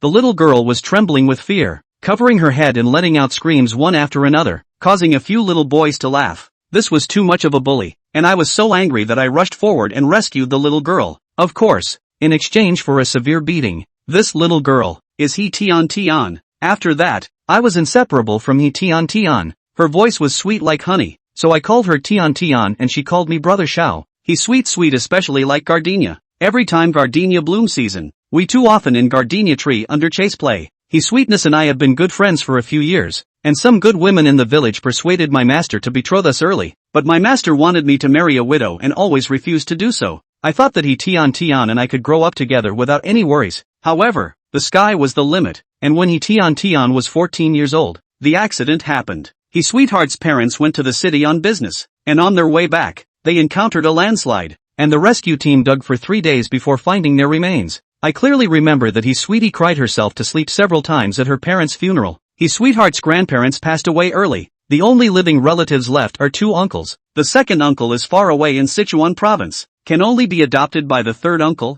This third uncle is He Laosan, who ran to ask for help. After the funeral, I had gone to see Sweetie Ho and tried to comfort her, but she pushed me out the door. After that, He Sweetness never saw me again. Even when I met her in the village, she had a cold face, making me feel very strange. After another 2 years, my master told me that He Sweetie had left the village and went to work alone in the city. I didn't realize that hearing from her again would be so heartbreaking. Fan, let go. It hurts. I realized that I was on the verge of making He Laosan's grip cry. I hurriedly let go of my hand and asked anxiously, "Where's sugar?" "Home." I rushed back into the house, my mind quickly flashing through the formula that my master had taught me, stuffing a bunch of herbs haphazardly into a basket and dashing towards He Laosan's house. When I rushed to He Laosan's house, I saw He Tian lying on the bed at a glance. I haven't seen her for more than 2 years. She's still as pretty as ever, but the feeling I get is that she's changed a lot. Obviously the most youthful age, her eyebrows, but secretly a trace of vicissitudes. I can't imagine how hard it was for Sweetie He to spend the 2 years she was out begging for a living. I just ran as fast as I could. He Laosan finally caught up. He pinched his waist and came up for air. "Little Fan, quick, save Sweetie." I walked quickly to the bedside. Black liquid remained at the corner of He Sweetie's mouth. I looked down and sniffed. The odor was pungent. Putting her fingers on her wrist again, it was a typical pulse of acute poisoning. Following my master's medical practice for so long, I have seen many villagers who drank pesticides and committed suicide. Most of them were stimulated and could not think for a moment to do something stupid. There are many different types of pesticides, and the damage they can do to people varies greatly. Like dichlorvos, if you drink a large dose, the fastest you can do is less than an hour. If you drink the paraquat, although the death is not so fast, but will die a very painful death, obviously on the shore, but there is an illusion of sinking into the water slowly suffocating. However, if you drink a slightly toxic or low toxicity pesticide, your life can still be saved as long as you get timely treatment. The first order of business is to determine what pesticide He Sweetie drank. I turned my head and asked He Laosan, "What did she drink?" He Laosan hurriedly found a bottle and handed it to me. I looked down and saw the word trichlorphon written on the label of the bottle. When my master was young, he cultivated a vegetable field in the yard of his home, and I have seen this medicine. The toxicity is not too great. As long as the medicine is used to induce vomiting, there is no fear of life. Go make a fire. I want to boil the medicine. With He Laosan's help, I boiled up a bowl of medicinal soup as fast as I could, blew it cool, and carefully fed it into He Sweetness' mouth. This medicine has the effect of washing the stomach. In the past, when the medicine was used, the patient would not last more than 3 minutes at the latest, and then he would vomit. I don't know if it's because He Tian was unconscious, but I waited for a quarter of an hour and she didn't respond. He Laosan stomped his feet anxiously. "Want to feed another bowl?" I refused He Laosan's offer. Master had previously instructed that this prescription should not be drunk in succession for a short period of time. Just as I was getting anxious, Nameless' voice appeared out of nowhere in my head. "One flavor of changshan is missing." Changshan is a Chinese medicine with a bitter, pungent flavor and cold nature. It has the efficacy of expectorating phlegm, intercepting malaria, reducing fever and inducing vomiting, only it is very toxic and I rarely use it. However, Nameless was a famous doctor in his lifetime, and his attainments in medical skills were definitely higher than mine, so I chose to believe him without hesitation. I turned the basket upside down, and luckily,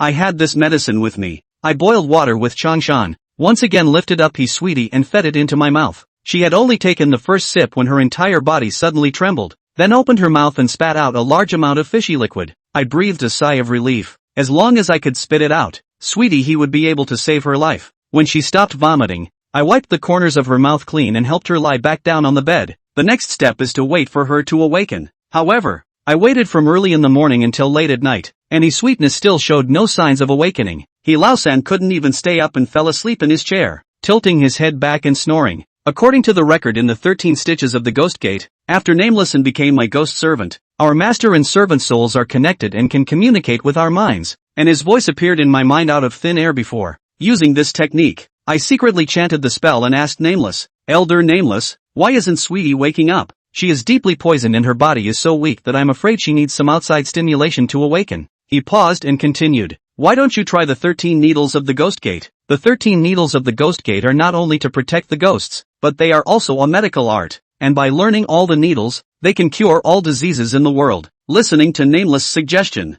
I took the ghost needle out. Since I learned the first needle, I have never used it to cure a disease. I carefully applied the stitches and chanted a secret phrase, Ghost Gate 13 stitches. First stitch, probe the ghost palace. I stabbed the ghost needle into Tion's Renjung point and gently twisted it. I could clearly feel a faint baneful chi in my body, injecting itself into Sweetie's meridians along with the ghost needle. The moment I pulled the needle up, Tion's long eyelashes gently fluttered. She slowly opened her eyes and awoke. I was overjoyed and rushed to help her up. Sweetheart looked at me incredulously and asked in a hoarse voice, Brother Xiao, is that you? I nodded my head in excitement. It's me, Sugar. Don't worry, you're all right now. Sweetheart's eyes were shrouded in mist, and then tears fell like rain. Just as I was ecstatic, she caught me off guard and pushed me away with force, letting out a hiss of pain. Why did you save me? Why didn't you let me die? Why? Chapter 21, Gardenia Dress. Sweetie's angry roar made me lose my concentration a bit. Let her die? Just how much despair had Tian gone through to say such determined words? I was about to open my mouth when I suddenly heard an angry voice from behind me. Sugar, think about your parents. If you die, are you right for them? These words were spoken by He Lao San. His tone was very fierce. I can understand that he should be too angry. After all, he is now Sweetie's guardian. Sweetness instantly revealed an angry expression when she heard her third uncle's reprimand, and she slowly lowered her head after locking eyes with He Lao San for a few seconds. I retraced my steps to Tian's side and asked in a soft voice, Sweetie, it's me, Xiao Fan. Tell Brother Xiao, what happened? Sweetness bit her own lips tightly, her eyes red, but she never said a word. The atmosphere in the room became very depressing. He Lao San came over and thanked me. Fan, thank you for saving Sweetie. You've been staring at her all day. Hurry back and rest. I'll keep an eye on her. Sweetie refused to communicate with me, so I had no choice but to leave first. It will take a good while to recuperate from the symptoms of her poisoning, so I will come back tomorrow to bring her medicine. He Lao San sent me to the door, and before I left, I twisted my head and saw Sweetness sitting on the bed, her arms hugging her knees, crying in a low voice. When I returned home,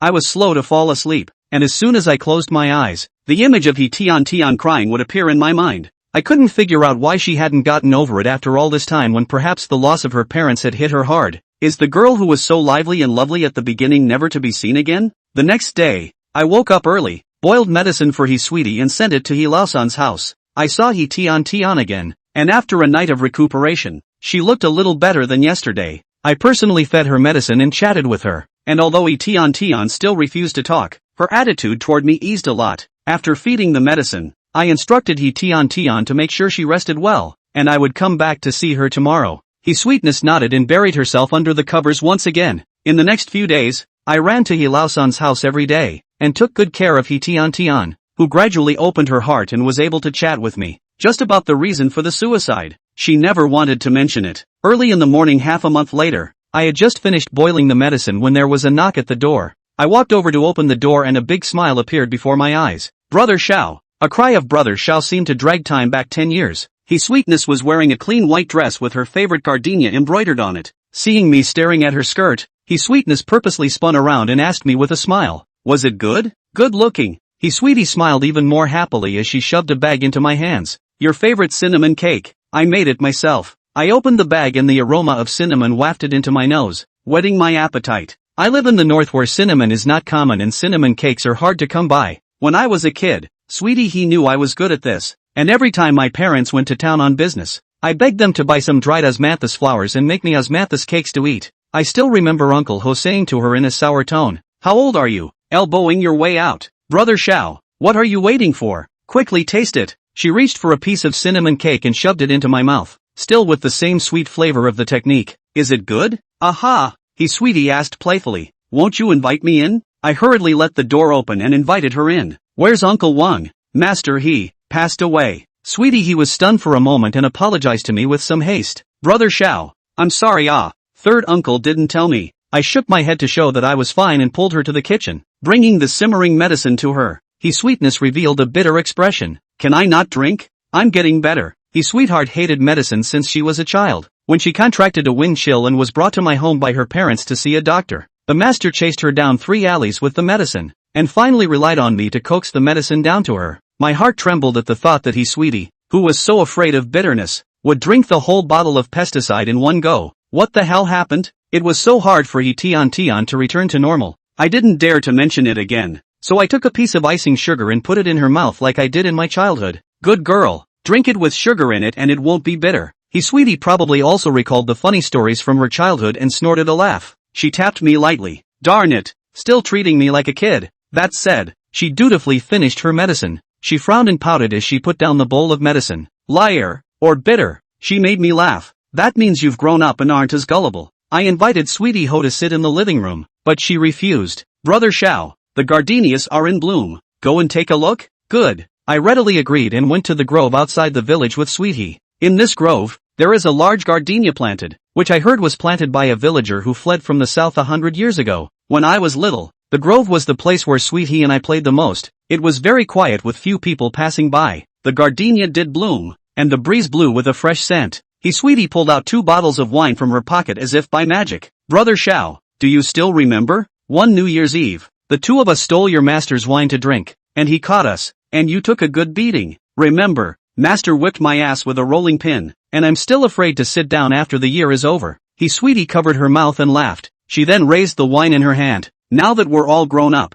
drink? Okay. He Sweetie handed me a bottle of wine, and we sat in the flower garden, back to back, like we did when we were kids. He Sweetie opened up and talked to me a lot. She told me about the hardships of the past 2 years of working away from home, and her tone was full of bitterness. Brother Xiao, after leaving the village, I miss my childhood every day and the days I spent with you. He Sweetness got up and walked from my back to the front. It was then that I realized that the bottle of wine, in her hand, was empty. She staggered and nearly fell to the ground, and I hastily got up and held her steady. Why are you drinking so much? He Sweetness didn't answer this question as she looked at me with hazel eyes. Brother Xiao, do you still remember the promise we made when we were kids? What engagement? You said that you would protect me from now on, no matter what difficulties I encounter. Chapter 22, Take Me Away. Ho's sweet words activated memories hidden in the depths of my mind. The first time we met, in order to save Sweetie from a few bad boys, I was rounded up and beaten so badly that my nose was broken and my face was covered in blood. He Sweetness pulled me to the small river at the end of the village and helped me wash my face. She said thank you to me with a red face. I asked her why she didn't fight back, and with tears in her eyes she said she was scared.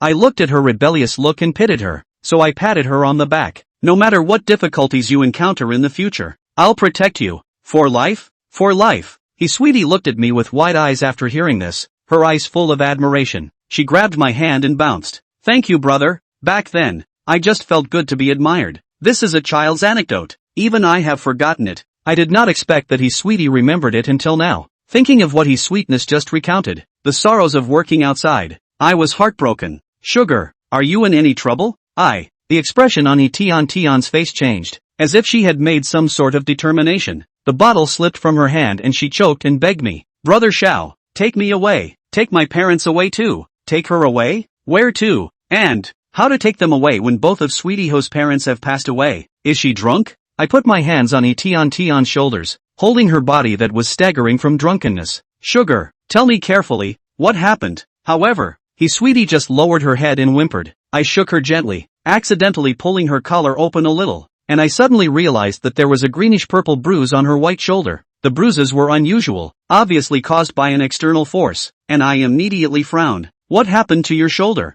He Sweetie's eyes dodged and she hurriedly pushed me away, covering her shoulders with her clothes. Sugar, you. He Sweetness lowered her head, a hint of panic in her tone. Don't ask. Brother Xiao, don't ask. My heart trembled, and a bad premonition flooded through me as I looked at He Sweetie's terrified appearance. She's not being bullied, is she? Just as I was about to press on, a familiar voice came from outside the woods. Sweets, Sugar Ho. It was He Laosan's voice. He Laosan seemed to know that He Tian Tian was here, and in a short while, he found his way over. He said with some anger, what are you running for? There are guests in the house. Come back with me. After saying that, he grabbed He Tian Tian's wrist and walked back. Wait. I chased after him and stopped He Laosan. A smile piled up on He Laosan's face. Little fan. Ah, there's a guest at home. Sweetie has to go back with me. I ignored him and looked at Sweetie Ho instead. Sweetie raised her head, her voice trembling. Brother Xiao, I have to go back. Lao-san smiled at me and pulled Sweetie away. After the two left, I always felt uneasy inside. Just now his sweet appearance when she was with me, in my mind constantly replayed,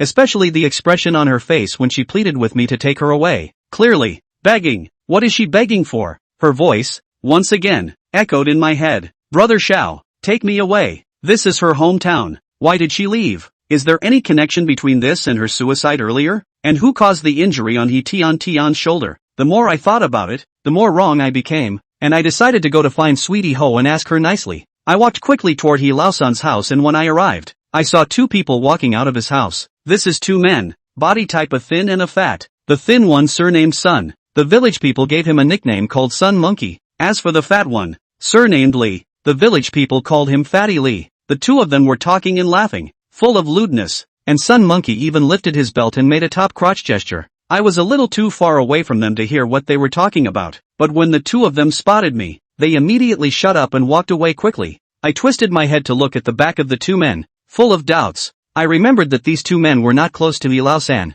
Why would they come to Lao-san's house as guests? An uneasy feeling filled my heart, and without further hesitation, I rushed into Lao-san's house without knocking on the door. Only when I entered the living room, I saw Lao-san counting the money with a smile on his face, drooling out of his mouth. He heard footsteps, shivered in fear, and shoved the money into his pocket as fast as he could. When he saw it was me, he asked with a sarcastic smile, Xiaofan, why are you here? Where's Sweet Ho? She, Lao-san stammered, but his eyes subconsciously flicked in the direction of the bedroom. I rushed to the bedroom in an arrow's stride, and Lao-san shouted anxiously, don't you go in there yet. Where did he stop me? I pushed hard and the bedroom door opened. His sweetness sat on the bed, fully clothed, staring blankly out the window. I walked up to her and noticed that her eyes were lifeless and barely glowing. I asked nervously, Sugar, are you okay? At the sound of my voice, Sugar snapped back to her senses, and she raised her head, locking eyes with me. Her tone was very calm and no emotion could be heard.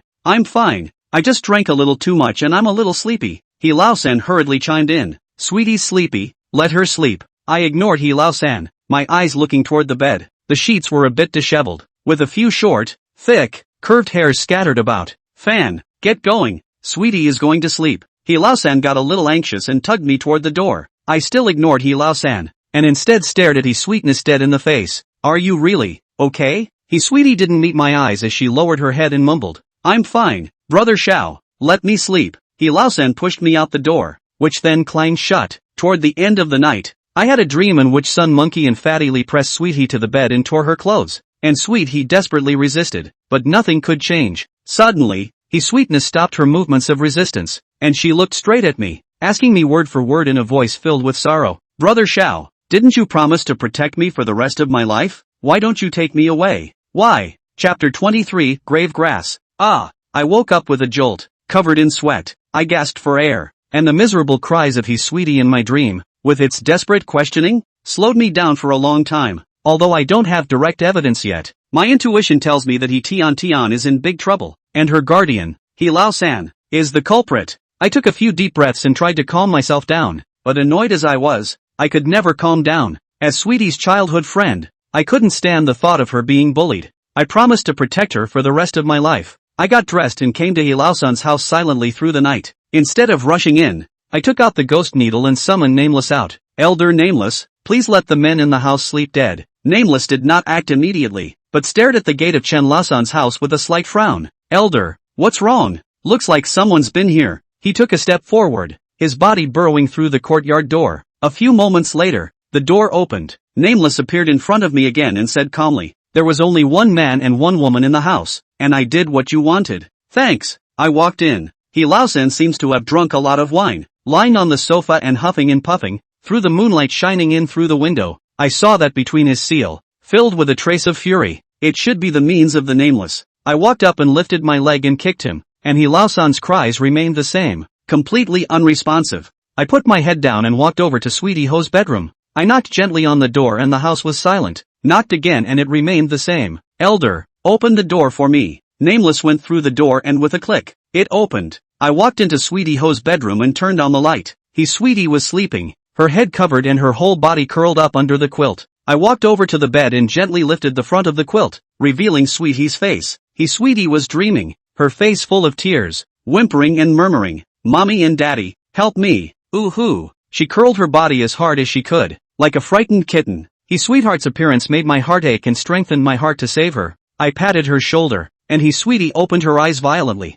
first screaming, then quickly getting up, putting her back against the wall, her hands gripping the neckline of her pajamas in a death grip. "Don't come over, don't come over." Although the snoring outside the door continued, I was still afraid that she would wake up Lao-san. I quickly climbed onto the bed and reached out to cover Sweetie's mouth. "Sugar, it's me, don't be afraid." Only then did Tian come back to her senses, her trembling body gradually calming down. I retracted my own hand, and Sweetie asked in disbelief, "Brother Xiao, how did you get in?" "I'll talk to you later, get up and pack." Sweetness froze for a moment and subconsciously asked me, "Where to?" I answered her very seriously, "Go anywhere, I'll take you." I saw a gleam burst out of Tian's eyes, the gleam of seeing the light of day in the midst of deep despair. I had thought that Sweetness would agree without hesitation, but her next behavior was beyond my expectations. She covered her mouth with both hands and whimpered.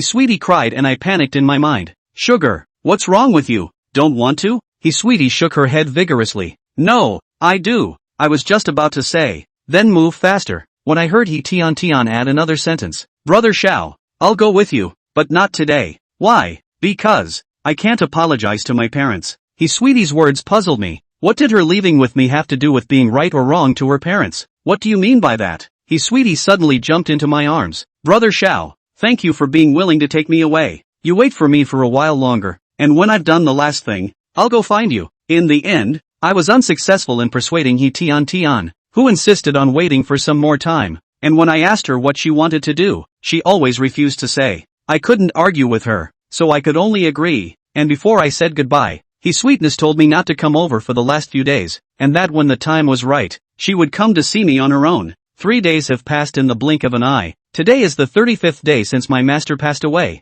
According to the village custom, this day is called 5/7. I need to go to my master's grave to offer sacrifices. In the evening, I carried my master's favorite dishes from his life in a bamboo basket to his tombstone. I honored incense, kowtowed, poured wine, and spoke with the master in front of the monument. It's been over a month, but I'm still not quite used to my master's absence. As it was getting dark, I threw the last piece of paper money into the fire and got up to leave. Who knows? Only a few steps later, I suddenly saw a familiar figure appear in the distance. It was a girl, with a clean white dress on her, kneeling in front of 2 neighboring tombstones. Is that Sweetie Ho? She's worshipping her parents? I hadn't seen her for a few days, so I wanted to ask Tian what exactly she was planning to do. So I picked up my pace and walked towards her. As I was walking, a big gust of wind blew in my face, and some sand and dust got into my eyes, so I had to stop and gently rub them. When he opened his eyes again, there was no longer any trace of Tian in front of the tombstone. Is she gone? I walked over to the graves of his father and mother.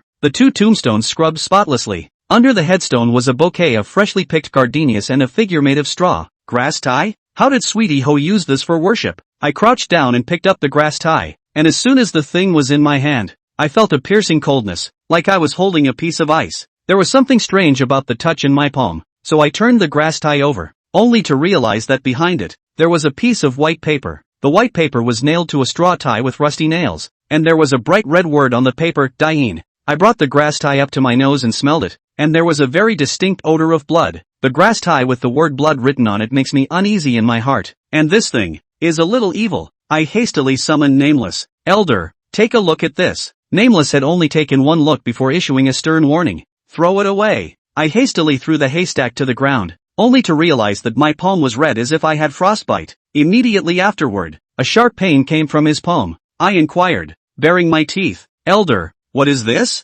Nameless replied seriously. An evil object that uses blood as a medium for channeling. If you hold it a little longer, you won't be able to keep this hand. Bloodline? Psychic? How did Tian get this evil thing? What does she want? I wanted to go to her and ask her about it, but thinking about what she had told me earlier, I held back. What I never expected was that after only one night, something big had happened in the village. Someone died. Chapter 24, The Worst Way to Die. Early in the morning, I was dreaming of a playdate with Si Chow when I was suddenly awakened by a sharp knock on the door. As a bone setter, this sort of thing was commonplace, so I threw on a shirt and ran to the door. It's the village chief. As soon as we met, the village chief said to me anxiously. Xiaofan, go to Sun Monkey's house and see what's going on. Something's happened to him. Go and see if you can still get the man back. Can it still be saved? It seems that something bigger has happened to Sun Monkey. I hurriedly ran back to get the medicine box and followed the village chief all the way to Sun Monkey's house at a trot. At this time, Sun Monkey's home yard has been full of people. There is an old lady lying on the ground. Is Sun Monkey's mother?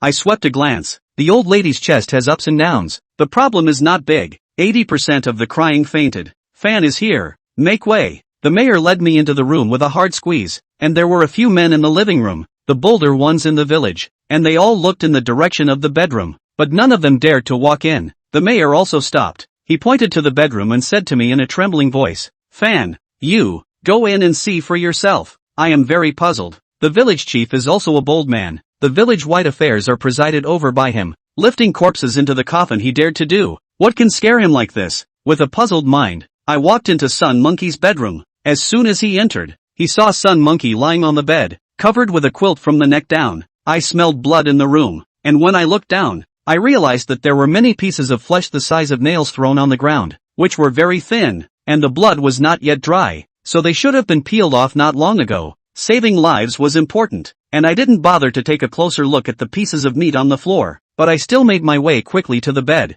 Sun Monkey stared with his eyes, but his pupils were already dilated, and his face froze with a horrified expression, as if he had seen something very horrible. I laced my finger up Sun Monkey's nose and poked him in the face again with my finger. Sun Monkey is hopeless. He's been gagging for at least 2 hours. Just then, someone whispered a reminder to me. Quilt! What happened to the quilt? I grabbed the corner of the quilt and lifted it up. Hiss! I subconsciously sucked in a breath of cold air and my eyes snapped open. Learning medicine with the master these years, I have seen many deaths. Some bizarre, some bloody, but like the Sun Monkey, this both bizarre and bloody death is still the first time to see. Sun Monkey's small abdomen was bloody and missing one thing. It's hard not to. I jerked my head back to the pieces of meat strewn across the floor, my stomach turning over as I nearly threw up. I finally understood why those bold men in the living room didn't dare to come in. 4 men. Sun Monkey's current appearance is the most miserable way to die. I turned my head and asked the village chief, who did this? No, don't know. We only rushed over here this morning when we heard Sun Monkey's mom screaming,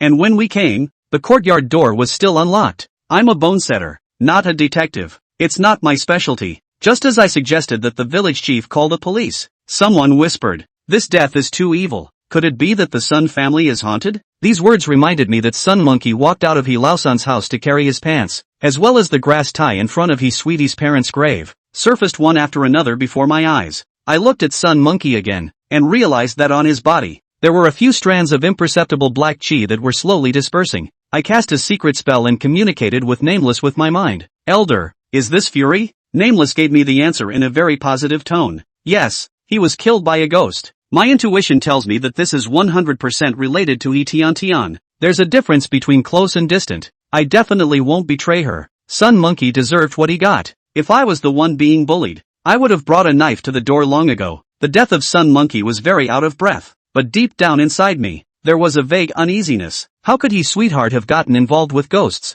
And who made the grass tie that was placed on her parents' graves? If she had understood all this, she wouldn't have been so desperate as to commit suicide the other day. The last time I summoned a ghost in a chaotic graveyard, I realized one thing. Borrowing the power of a ghost must come with a price. The price of sweetness. What will it be? Fan. The mayor's shout brought me back to reality and I walked out of the bedroom to him. The village chief asked me carefully, Xiaofan, what do you think about this Sun Monkey thing? All I can say is that it's not normal for him to die. When these words came out, the faces of the people in the living room changed, and each of them showed a scared expression. Village chief, the medicine is simmering at home. I'll go back first. After leaving Sun Monkey's house, I wanted to go look for He Sweetness, but halfway there, I stopped in my tracks. I just left Sun Monkey's house and went to look for Sweetie He. In case anyone saw me, they would definitely float around. I hesitated for a moment and turned back to the house. That night, the village dogs barked incessantly, and I, who was already having some difficulty sleeping, did not fall asleep until dawn. After the rooster crowed, I rubbed my somewhat groggy head and prepared to go for a walk to get some air. Who knew that as soon as I opened the door, I would see a lot of people running towards the east of the village. I pulled Auntie Wang from the next house and inquired, Auntie, what happened? There seems to be another death in the village. I was alarmed and hastened to follow up. Who? It seems like Fatty Lee, Sun Monkey, Lee Fatty, really is made by he sweet. I pulled my leg and ran in the direction of Fatty Lee's house, and when I arrived, Fatty Lee's house was already surrounded by people. I squeezed in hard. Fatty Lee was similarly dead on his own bed. Even the state of death was exactly the same as Sun Monkey's, covered in pieces of meat. There was another person in the bedroom, Fatty Lee's daughter-in-law, who was sitting on the floor, and instead of crying, she pointed at Fatty Lee's body and cursed. Dead Fatty, you deserved what you got. You deserved it. Serves you right. The villagers thought that she was overly sad and mentally disturbed, and a few people came forward to drag her out of the house and leave her in the care of her mother's family, who had rushed to the house. Not long after, a villager yelled out, "The village chief is here." A group of people surrounded the village chief, who had just arrived, and were talking. "Village chief, our village is definitely haunted. Yeah, this is too scary. 2 dead in 2 nights, and I'm afraid someone else is going to suffer tonight. Go get the ghost beater woman." My heart thumped when I heard the words Ghostbusters. I've seen the ghost-beating woman before. She's an old woman with gray hair and a wrinkled face. It is rumored that she has the ability to fight ghosts and drive away evil spirits, and in several nearby villages, no matter whose family encounters evil things, they will ask her to help. Before I thought she was as much of a charlatan as the old blind man, but now, I can't decide. In case she was really an expert in exorcism, would she realize that Sweetie he was the real culprit behind the scene? I have to give Ho a heads up. Chapter 25, Late Night Returns. I quietly scanned the area and spotted He Lao-san, who was mixed in with the crowd. At this moment, He Lao-san was sweating profusely and his eyelids were fluttering. When he heard a villager suggesting that the ghost-fighting woman be invited, he rushed to the village headman and agreed.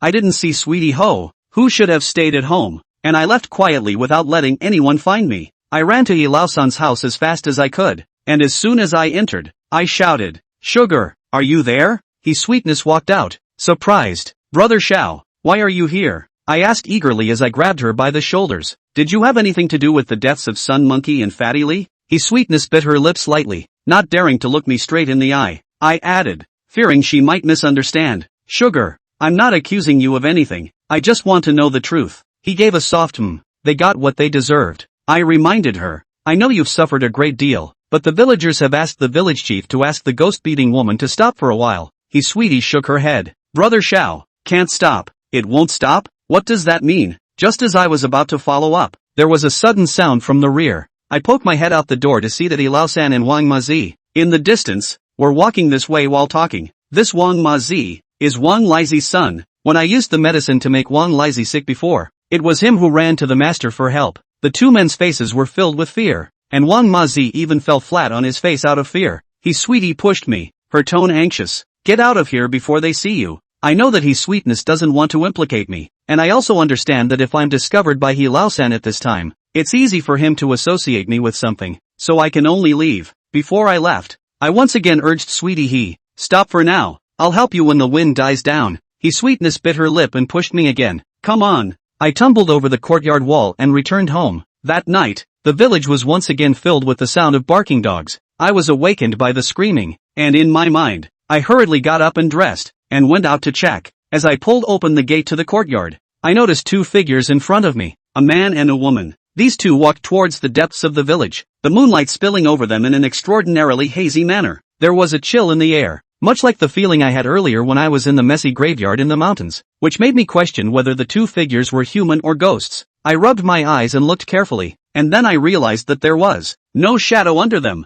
I subconsciously tried to summon Nameless, but quickly dismissed the idea, because the backs of these 2 ghosts felt familiar to me. "Uncle Ho? Auntie?" 2 epithets that hadn't been shouted in a long time rang out from my mouth, and the 2 ghosts stopped and turned their heads when they heard me call out. I couldn't help but stare when I saw their faces. Isn't this He Sweetie's parents who have passed away? The grass tie with the word blood once again appeared in front of my eyes. The Nameless said that it was the blood as the medium of psychic magic weapon. After giving me an expressionless look, he father and mother once again turned their heads and continued on their way. Wait! I quickened my pace and chased after them. However, they went as fast as they could and disappeared from my sight in no time. Looking at the empty village path, I know that His sweetheart did not stop. Tonight, there will still be people dying. I walked around the village and still couldn't find his father and mother. Even if I summoned Nameless out, I still couldn't find them. Just when I didn't know what to do, a scream pierced the night sky. "Son!" The sound was coming from Wang Mazi's house, and I rushed to his house.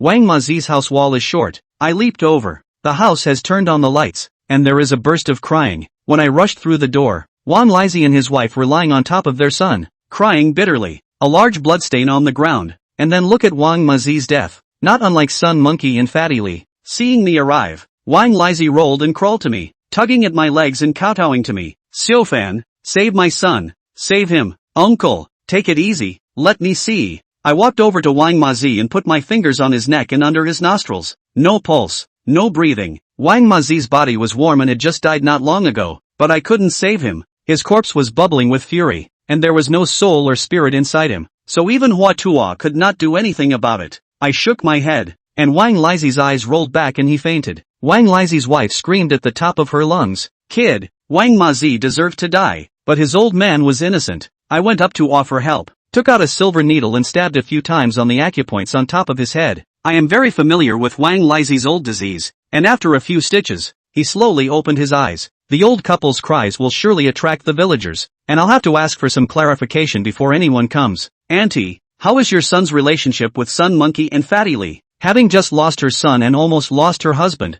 Wang Lizhi's wife was in a trance, as if she hadn't heard me. I pinched her manhole and followed up with another question. My son is on good terms with these two men. They used to go to Hilao-san's house in groups, saying they were going to play cards. As I thought, I saw Wang Mazi and Hilao-san together during the day, looking fearful. They should be discussing how to save their lives. Auntie, since when are they on good terms? A few years ago, I think. They died down for a while in the past 2 years, and in the last couple of days, they've started getting together to play cards again. I had a thought in my mind that this just happened to be the time when his sweetie was in the village. Who else is there besides the three of them? Wang Lizhi's wife began to report the names of people. A report is more than a dozen. Listening to my heart more and more burning anger. By the way, there's Tian Laogua. Tian Laogua? The name of this person caught my attention. Tian Laogua is considered a celebrity in our village. Only his fame was cursed by the villagers. If there is one word to describe Tian Laogua, the word bully is the most appropriate. When this man was young, he made his fortune by selling melons, and when he had money, he found some gangsters and started loan sharking. He is getting richer and more cross,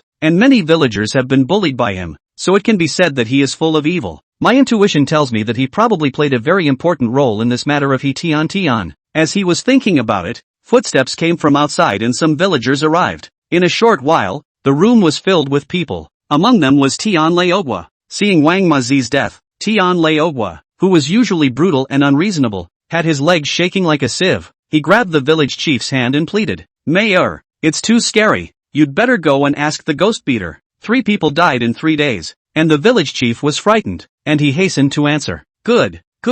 I'll invite it now. Chapter 26, Fighting the Ghost Woman. Tian Laogua volunteered to follow the village chief to the neighboring village to look for the ghost-beating woman, taking 2 of his boys with him. At dawn they rushed back. They invited the ghost-busting woman. It was an old woman in a bizarre costume, wearing a lab coat made of dozens of scraps of fabric sewn together in a multitude of colors. The ghost-beating woman had a long wooden crutch in her hand, and at the top of the crutch, a ghost head was carved. With just one look, I was sure that the ghost-beating woman was by no means a charlatan. She was covered with a fierce aura that was even more vicious than some of the little ghosts I had seen in the chaotic graveyard before. The ghost-beating woman had a strong reputation, and many of the villagers were quietly relieved to see her arrive. At this moment, Tian Laogua, like a dog's leg, bent over, with a fawning face, invited the ghost-beating woman into the house to check on Wang Mazi, who died last night. I followed their hands, wanting to see what the ghost-busting woman could do. After entering the house, the ghost-beating woman poked Wang Mazi's wound with her walking stick and stirred it with force, which made me feel a burst of egg pain.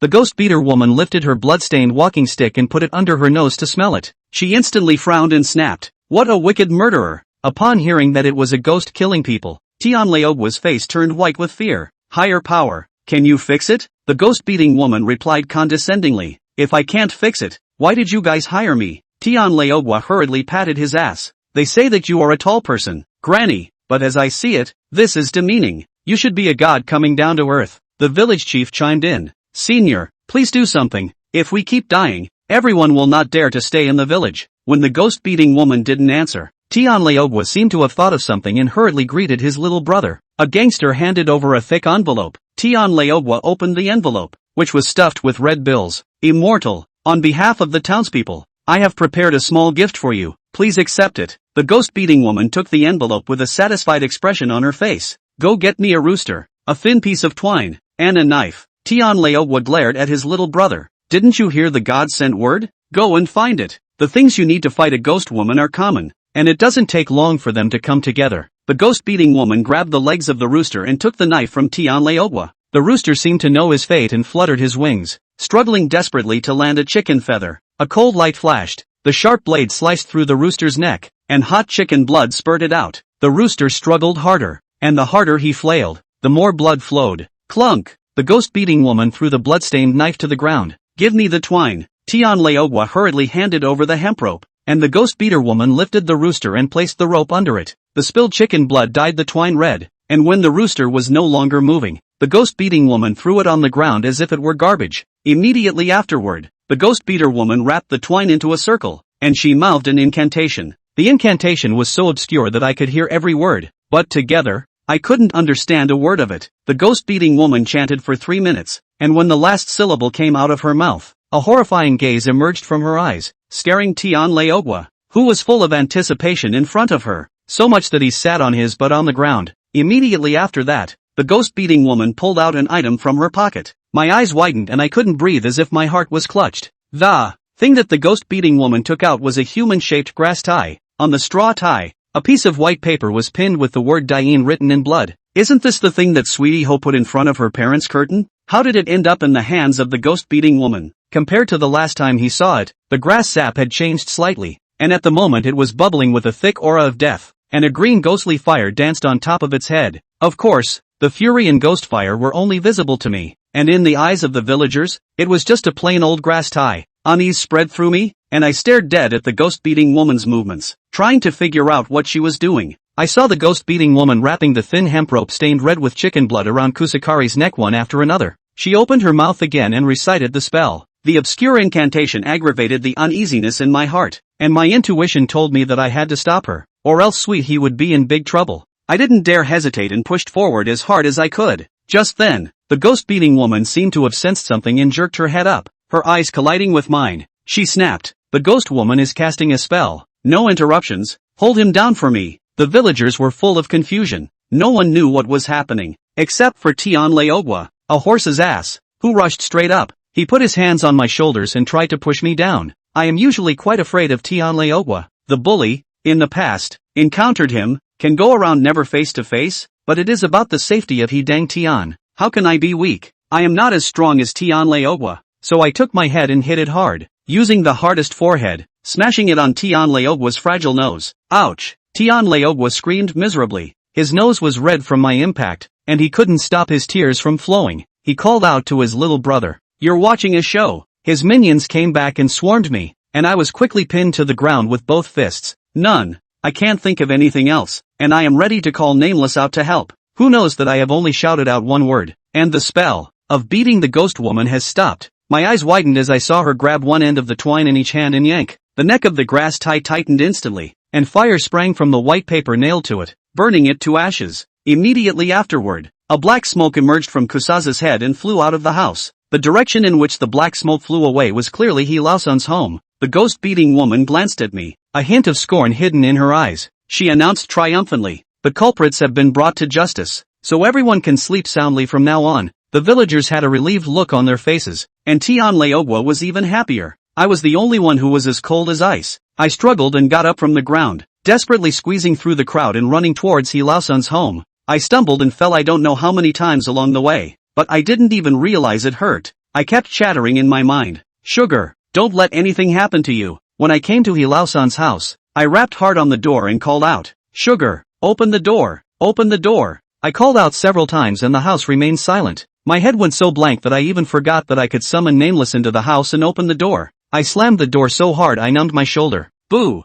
There was a loud bang and the door opened. Sweet! The call came to an abrupt end and I looked ahead with my mouth open in disbelief, only to see Sweetie fall to the ground, her chest no longer rising and falling. Beside her, there was a broken cup, and I could imagine that she had just been about to receive water when she suddenly collapsed, lifeless. I rushed to her, only to realize that there was a purple strangulation mark on her white neck. Chapter 27, Ice Coffin Seals the Soul. Looking at the already dead Tian, my heart was completely messed up, but as a bone setter, I instinctively gave her cardiac resuscitation. I held it down for a while, both arms trembling as if they were lead. Sweetie's ribs were about to break as I pushed them down, but her heartbeat, never recovered. Finally, I ran out of steam. Elder, help me. I summoned Nameless. He was a famous doctor in his lifetime, so he might be able to save Tion's life. However, Nameless only took one look at it and sentenced Tion. Don't bother. She died from an evil spell. You can't save her with your current Taoism.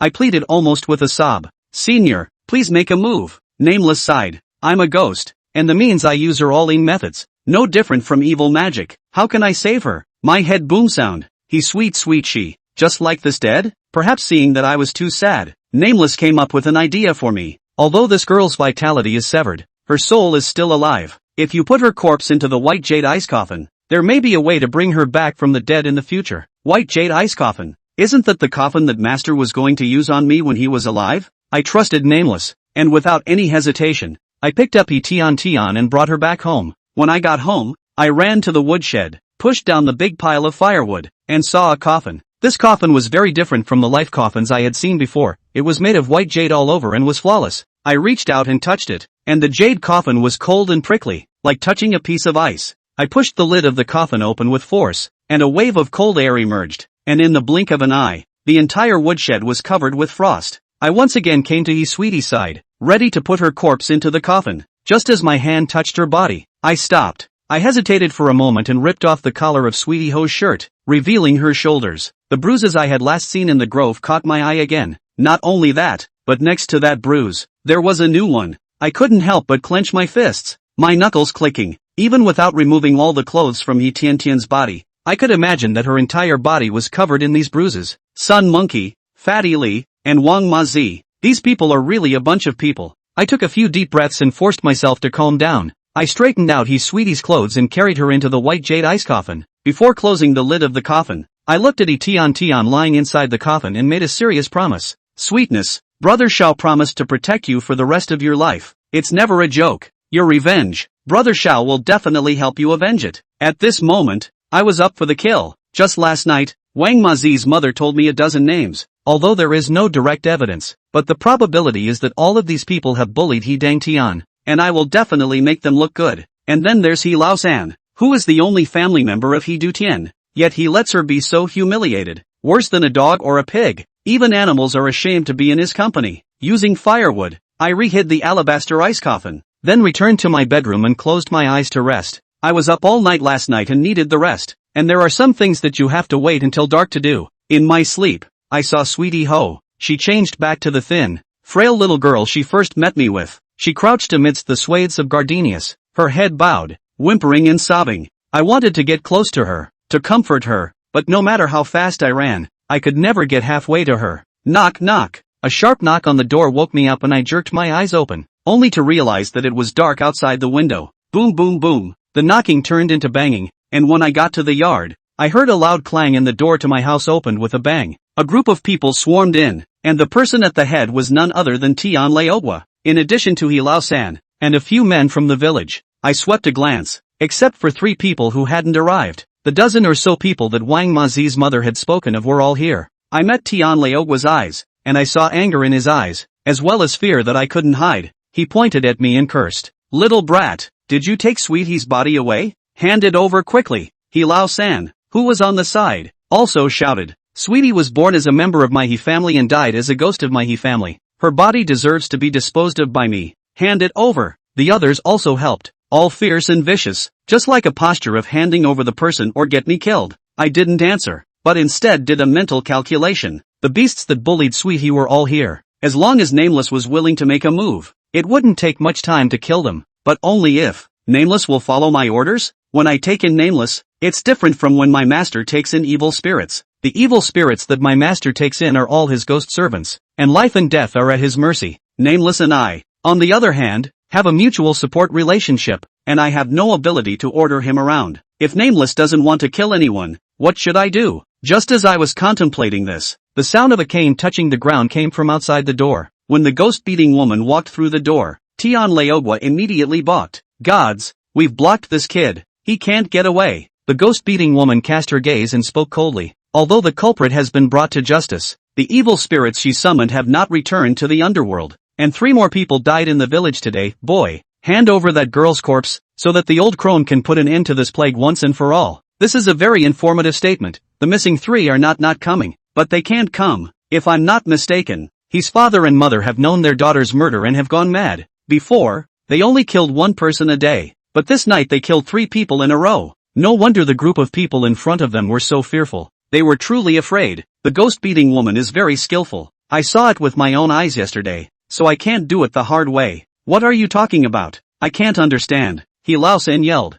Xiao Fan, don't pretend. In the entire village, besides you, who else would have taken his sweetheart's corpse? Hurry up and hand it over. Before I could retort, the ghost-beating woman suddenly lifted her cane and slammed it hard on the ground. Boo! With a loud bang, the courtyard door, which was originally wide open, suddenly closed. She then reached out and pointed to the woodshed. There's the body. Tian Laogua's eyes lit up, and he immediately rushed towards the firewood room with a few minions. I suffered a loss at the hands of these men yesterday, and know that it is impossible to stop them by myself alone. I bellowed. Elder, help me. Nameless appeared and his majestic aura swept in all directions, lifting Tian Laogua and the others to the ground. The baleful aura released from his body drilled into the eyes of Tian Laogua and the others, making it possible for the crowd to see him. The villagers present were scared out of their wits, and each of them screamed in terror. Tian Laogua, who seemed to be the boldest, shouted ghosts, and then there was a large wet mark on his pants. Chapter 28, Man and Ghost Fighting. Nameless appearance subdued the villagers present, but failed to subdue the ghost-beating woman. The ghost-beating woman swept a glance at Nameless and said to me, the first time I saw you, I thought you kid was not simple, so it turns out you're hiding a powerful ghost servant. She paused for a moment, her gaze falling back on Nameless, but trying to scare me off with a ghost servant is simply delusional. She pulled 3 paper figures cut from yellow paper from her pocket and slapped them on the ghostly head at the top of her cane. In the next moment, the ghost head's mouth spewed out thick baneful gas, drenching the paper man. After absorbing the baneful chi, the paper people moved. They flew straight towards Nameless and surrounded him. Nameless' face was expressionless as he slapped his palm at the paper man in front of him, and the paper man actually followed his example and swung out a palm. The 2 masses of baneful chi collided together and instantly exploded, turning into a gale that blew the villagers away with their heads in their hands. Tian Laogua ran to the ghost-beating woman and tried to ask her for shelter. The ghost-beating woman was so angry that she raised the cane in her hand and struck him on the head. You goon! I'll stall this ghost. You guys go find that girl's body. Tian Laogua covered his head with a look of fear, perhaps thinking that he would die if he didn't do as he was told, so he greeted them with a stiff upper lip. You guys follow me to hold this kid down. He Lao-san, go find your niece. He Lao-san panicked and ran towards the firewood room. Nameless was blocked by 3 paper figures and had no time to care. I could only rush forward and try to stop He Lao-san. Brat! Where to run? Tian Laogua brought people to surround me, and he cursed ferociously. If it weren't for you kid, where would all this be? Brothers, beat me to death. Tian Laogua was afraid of ghosts, but he was very mean to people. He had his hands around my neck and wanted to strangle me alive. For the sake of his sweetness, I was also ferocious. As a bone setter, I was more familiar with the weak points of the human body than ordinary people. I raised my knee and hit Tian Laogua's small abdomen. Ah! Tian Laogua instantly screamed in misery, his hands letting go of my neck as he clamped his legs and covered his lower body. Because of the pain, Tian Laogua's eyes widened as I raised my right hand, extended my index and middle fingers, and poked them hard at his eyeballs. Ah! With another scream, Tian Laogua immediately fell to the ground. His body curled up into a shrimp shape, but just as I was tangling with him, He Lao-san had already rushed into the firewood room. I was so anxious that I raised my leg to rush over. However, the next moment, the back of my head jolted, my body leaned forward, and I fell to the ground. Someone, I don't know who, picked up half a brick and smashed it on the back of my head. I was instantly annoyed. These guys really wanted to kill me. I had just climbed up and was ready to fight for my life when I suddenly heard a loud bang. Clunk! There was a loud rattling sound coming from the woodshed, which was most likely the sound of the coffin lid hitting the ground. Found it! He Lao-san shouted excitedly, and soon, he dragged his sweetie's corpse and walked out from the firewood room. His sweetheart's corpse rubbed against the ground, and his clothes were worn through a few cuts. My eyes cracked and I rushed toward He Lao-san, but I was blocked by the villagers. I busted out. He Lao-san, are you worthy of your brother and sister-in-law? He Lao-san was too weak to respond, and he hurriedly asked the ghost-beating woman, what's next? Higher power? The ghost-fighting woman was maneuvering the paper man to fight with Nameless. Although she could barely trap Nameless, the pressure was so great that her hands, which were holding the walking stick at the moment, had begun to tremble. Go get wood and burn her. Hearing this, I roared, don't you dare. He Lao-san was shocked by my hideous expression, and for a moment he froze in place, not knowing what to do. The ghost-beating woman cursed angrily. If you don't burn this girl, you'll be the next to die. The fear of death urged He Lao-san to run into the firewood room again, and several other villagers rushed to help. Soon, they built a woodpile in the yard and carried He Sweetie's corpse up. Stop it! Stop it! You guys! I fought even harder, and a couple of the older men were about to stop me. Little, I'll let you yell. Tian Leogwa slowed down and got up from the ground, his eyes red and swollen like two bells, and slammed his head into my chest, causing me to fall to the ground again. The other villagers swarmed over me and pinned me to the ground. Bunny boy, not very old, but his hands are quite ruthless. Grandpa can't get you killed today. When he finished, he kicked twice more without relieving himself. If I could land on Tian Leogwa, I would hate to bite him to death on the spot, but now I can only watch as he dang suffers again. I hate myself. Why is it so weak? If I have a second ghost servant, I will kill all of them in front of me. Tall man, can't light it without oil. He Lao-san held a lighter in his hand, and after half a day of lighting it, he couldn't get the firewood to ignite. Blood was already spilling from the corners of the ghost-beating woman's mouth, and her figure was staggering, about to be unable to stand. Punks, get out of here! She snarled and turned her left hand palm up. Pust! The ghost-beating woman spat a mouthful of blood into her palm, which landed on her palm and immediately ignited a ghostly green flame. Immediately afterward, she swung with force, and the ghostly green flames cut through the night sky and landed on the woodpile beneath He Sweetness. The flames were extraordinarily ferocious, and in the blink of an eye, they leapt up to 2 meters high, almost burning He Lao-san. He Lao-san screamed and backed away. Scared less. Sugar, I hissed in despair, but I could only watch as Sweet He was engulfed in flames. The ghost-beating woman looked up at the sky and shouted, "If you don't show up, your daughter's soul will be burned away." As soon as her words fell, a strong gust of cloudy wind blew in the courtyard. 2 ghostly figures descended from the sky and plunged headlong into the flames, none other than his father and mother. My body trembled. It was not difficult to judge from the words of the ghost-beating woman that the green flame was a ghost fire that could burn the soul to the ground, and the actions of his father and mother were tantamount to asking for death. But this is the love of parents for their children. They are willing to use their own everything, in exchange for a ray of life. He dang Tian. In the next moment, 4 arms lifted up from the flames and lifted Sweet He's soul high in the air. The arm gradually vaporized, and father and mother he injected all of their strength into Sweetie He's soul. The power of the 2 men transformed into He Tian's favorite gardenia white dress, protecting her from the ghost fire. A few moments later, the arm dissipated, and he father and mother's soul was scattered. Ha ha ha ha ha, it's finally done. The ghost beater woman laughed out loud as she waved her hand and the ghost fire instantly dissipated. The woodpile and his sweetheart's corpse, both burned to ashes,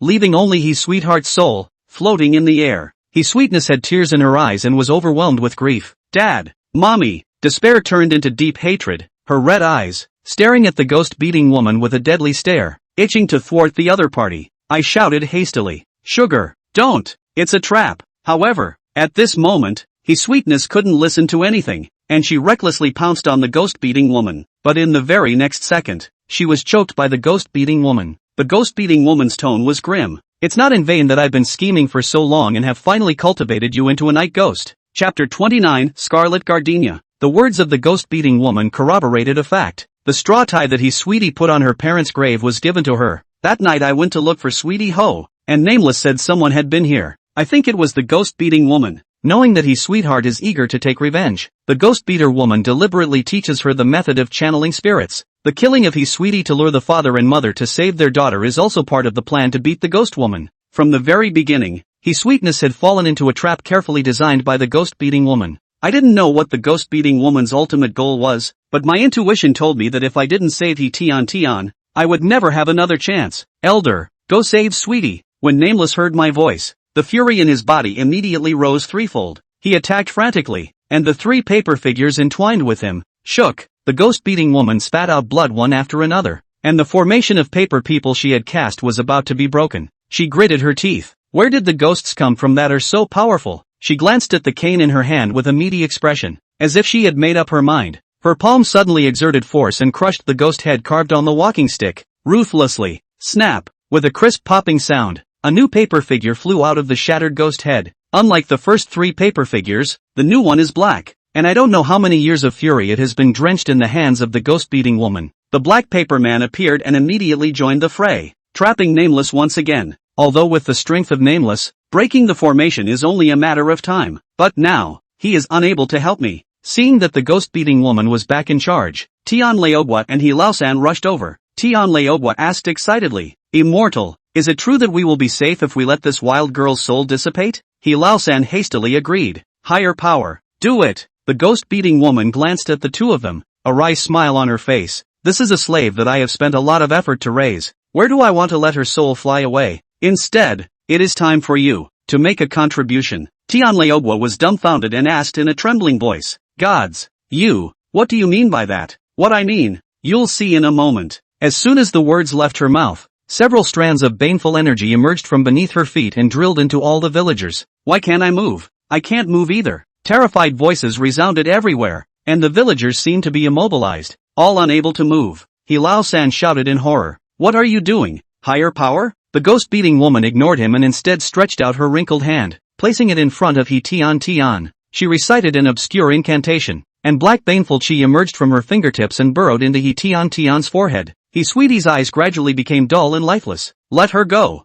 The villagers who were holding me down had no strength left after being immobilized, and I braced myself hard enough to topple them to the ground. After getting out of the trap, I ran wildly towards the ghost-beating woman. The ghost-beating woman said sarcastically when she noticed my movements. You dare to act recklessly in front of me with this meager amount of Taoist skill. She clearly didn't do anything, but a fury of wind arose out of thin air around her, blowing me to the ground. Just as I was getting back up, the ghost-beating woman let go of the hand that was choking He Tian Tian's neck. He Sweetness slowly turned around. Her gaze completely lost its luster. Like a puppet on strings, the ghost-beater woman compelled. Girl, the people who bullied you are here. Haven't you always wanted revenge? Kill them. He Sweetheart's expression fluctuated. Even if she was being manipulated, she couldn't repress the hatred that had been building up for years. I shouted hastily. Sugar, don't listen to her. I ran and rushed towards Sweetie. Yet another breaking wind hit me, toppling me over again. It's no use. This girl can't hear you anymore. Now she'll only follow my orders. He Sweetness floated to He Lao-san's body, and He Lao-san,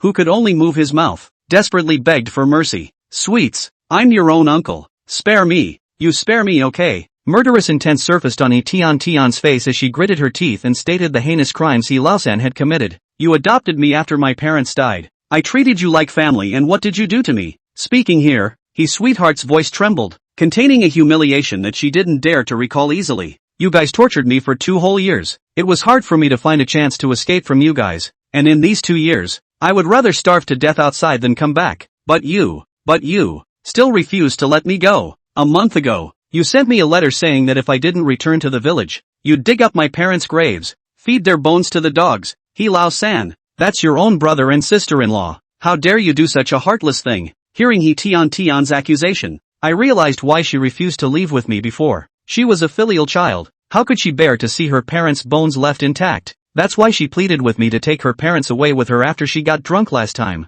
But after sobering up, Sweetie Ho didn't want to involve me and resolved to take revenge herself. He Sweetness raised her hands and pinched He Lao-san's neck. He Lao-san shouted in panic. Sweets, listen to me. It was Tianlaogwa who forced me to call you back. I owed him money, and I couldn't do anything about it. I was forced. Well, He Sweetness pinched hard, and He Lao-san immediately couldn't make a sound. His forehead was bruised and his face was suffocatingly red. Whether it's your will or whether it's forced by others, tonight, you will all die. He Sweetheart's hands continued to exert force, and He Lao-san rolled his eyes, and soon his head lulled and he didn't breathe. He Lao-san is dead, but it's not the end. His soul floated out of the corpse, and before he could react in any way, he was torn to pieces by He Sweetness. He Lao-san's soul fragment transformed into a ball of baleful chi and drilled into He Sweetheart's brow. I saw, on her dress, a white gardenia, stained with scarlet blood, and He Sweet soul, the fury aggravated by 3 points. The ghost-beating woman laughed. That's right, go on,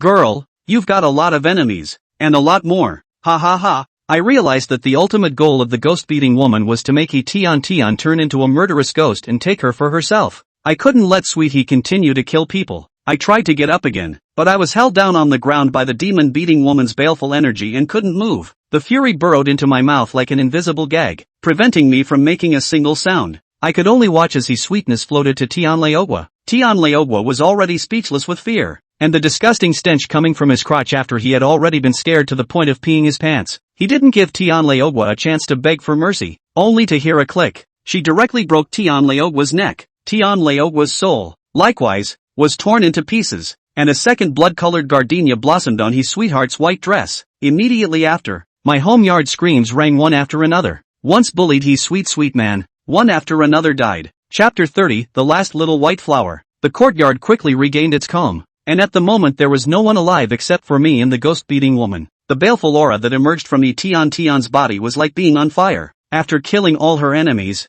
her angry eyes subsided and she became dull once again. The ghost-beating woman looked at Sweet He and trembled with excitement. It's finally done. With this dead relative of the night ghost, there will be a place for me in the Jianghu. She sized up Tian like she was admiring a work of art. And suddenly, her eyes changed. I followed her eyes, and my sight fell on a small white flower on the dress that Sweetie Ho was wearing. It was the last gardenia that wasn't stained red. The corners of the ghost-beating woman's mouth turned up. What a surprise! Your ceiling is a little higher than I expected. Immediately after that, the ghost-beating woman looked at me. A chill ran down my spine. The ghost-beating woman asked me in a teasing tone, "You seem to care about this girl. Which means, aren't you guys close?" At that, she raised her hand and pointed at me. "Go on, kill him too." Sweetie heard the order and floated to my body. She slowly raised her own hands and choked me. Sweetheart's hands were like ice. I had no power to resist. I could only close my eyes in despair. I murmured in my mind, "See hi. I'm sorry, I may have to miss my appointment." However, I waited for a long time, but I didn't wait for the moment of my own death. Instead, I could feel that the hands that were choking me were trembling. I reopened my eyes and suddenly realized that Tian's eyes were tearing up. Her eyebrows and eyeballs quivered, as if she was desperately trying to suppress the urge to kill. I immediately realized that Sweetness had not completely lost her sanity, and even though she had been controlled by the ghost-beating woman, she still recognized me. "What are you doing? Kill him now!" The ghost-beating woman was furious, and she was furious at Tian's disobedience. But no matter how much she prodded, Sweet He was unmoved. "I don't believe you can disobey orders." The obscure incantation once again rang out from the ghost-beating woman's mouth, and with each sentence she recited, Sweetie's eyes grayed out. Moments later, Sweetness once again turned into an emotionless, obedient, murderous ghost. Her hands, which were around my neck, began to push harder, and my chest choked and I couldn't breathe. My vision started to become blurry, and I gradually couldn't see Sweetie's face. Just as my consciousness was about to dissipate, the force exerted on my neck suddenly disappeared, and I instinctively sucked in a big breath. Ha! Ha! I gradually eased up, my blurred vision becoming clear again. There was a figure that stood in front of me. "It's Nameless." Sweetie fell forward, while the ghost-beating woman covered her mouth and vomited blood in a big gulp. Ghost-beater woman looked at Nameless in horror and said with disbelief, "You actually managed to break my formation." Nameless responded in a cloudy voice, "It's been a long time since I've used my power, so I'm a bit out of practice and wasted a bit of time." He turned his head and asked me, "What is to be done with this man and ghost?" I gritted my teeth. "Finish off the old woman and don't hurt Sugar." "Got it." In the next moment, the ghostly shadow of Nameless flickered, and in almost the blink of an eye, he appeared in front of the ghost-beating woman. The paper man was destroyed. She was completely no match for Nameless, and she couldn't even resist before Nameless grabbed her head. Nameless pinched hard, as if to crush the ghost-beating woman's head. Ah! A scream rang out, but it didn't come from the ghost-beating woman's mouth. The one who was struggling in pain was Tian instead. I fixed my eyes to see that Sweetness was holding her head and rolling on the ground in pain. "Stop! Quickly stop!" the ghost-beating woman shouted. "If you kill me, this girl won't survive either." My heart fluttered and I hurriedly told Nameless to stop. "Wait!" Nameless stopped exerting force, and Sweetie immediately quieted down. Seeing this scene, I quickly rushed to the ghost-beating woman, grabbed her collar, and loudly questioned her. "What the hell did you do to her?" The ghost-beating woman said triumphantly, "You wouldn't dare to kill me. She's a stern ghost I've cultivated, and she's with me in one honor and one loss. If you kill me, her soul will be scattered in an instant." I was gnashing my teeth in hatred, and I couldn't wait to get this old woman killed right now. I threatened, "You'd better undo the spell immediately. Otherwise, even if I can't kill you, I'll torture you so hard that you won't be able to live or die." Upon hearing my words, instead of showing a scared expression, the ghost-beating woman laughed out loud. "You don't even have all the hair on your head. Do you think the old crone is scared? Don't think you're winning. The ceremony is still short of the last step before it ends. If you drag it out for a while longer, this girl will still have her soul scattered." I couldn't believe it when I looked at Tian, and realized that the baleful aura on Tian's body was slowly dissipating, and even her soul wasn't as solid as it was just now. "Elder, is it true?" Nameless gave me an affirmative answer. "She's not lying, this girl's soul is dissipating." The ghost-beating woman was even more pleased with herself. "Kid, let go of me. Let me finish the ceremony. Don't worry, such a good night. I will treat her well in the future." Snap! Before the ghost-beating woman could finish her sentence, she was interrupted by a slap from me. I slapped with full fury. using 12% of my 10% strength. The left side of the ghost-beating woman's face was swollen and the wrinkles were smoothed out considerably. She froze for a moment, then glared at me with annoyance and malice. "You dare to hit me? Believe it or not, I'll let her die now," I calmly ordered to Nameless. "Elder, keep an eye on her for me. If she dares to cast spells, break her hands. If she dares to recite incantations, pull out her tongue." "Got it." The ghost-beating woman seemed to not understand why my attitude suddenly changed so drastically, and when she opened her mouth again, she was already colorful. "You really don't care about this girl?"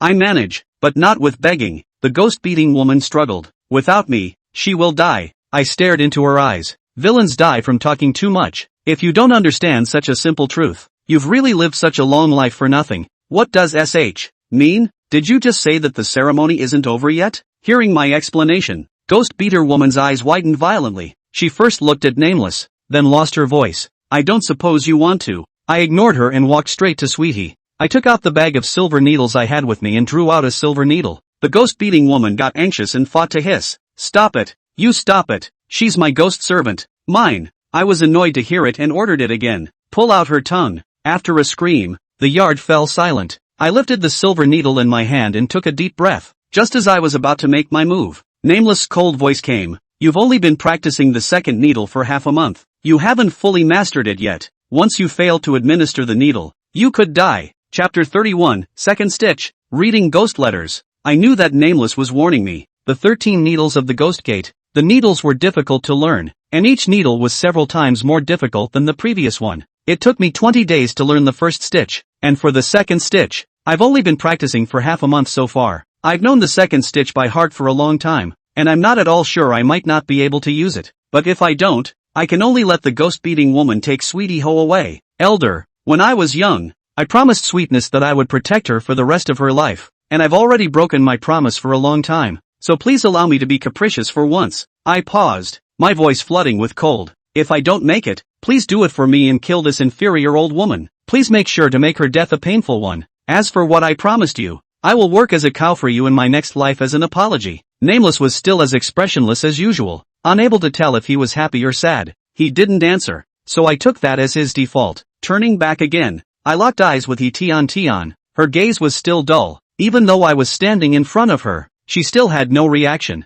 I whispered, "Sweetie, don't be afraid. Brother Xiao is here to save you." I closed my eyes and adjusted my state of mind, casting the Ghost Gate 13 needles. The most avoided mind confusion. The more calm the mind, the better the effect of casting the needle. After a few moments of adjustment, I reopened my eyes and opened my mouth to recite the needle technique recorded in the secret book. The disease of all evils is madness. There are 13 points to be recognized by the needle. Where the body of the needle, first Ghost Palace. The second needle, Ghost Letter without fail. These are the first two sentences of the needle technique, which are about the first two of the 13 needles of the Ghost Gate. Inside me, I felt a cold breath running along my meridians, exactly the same as when I collected Nameless into the needle. I continued to recite the trick. A needle in the center of the human body stops at the Ghost Palace. The left needle goes down and the right needle comes out. The second hand is under a large fingernail, and the famous Ghost Letter stabs 3 times deeper. These two mnemonics talk about the points where the first two needles are applied. After the recitation, the yin and cool chi running from my meridians was injected into the silver needle in my hand.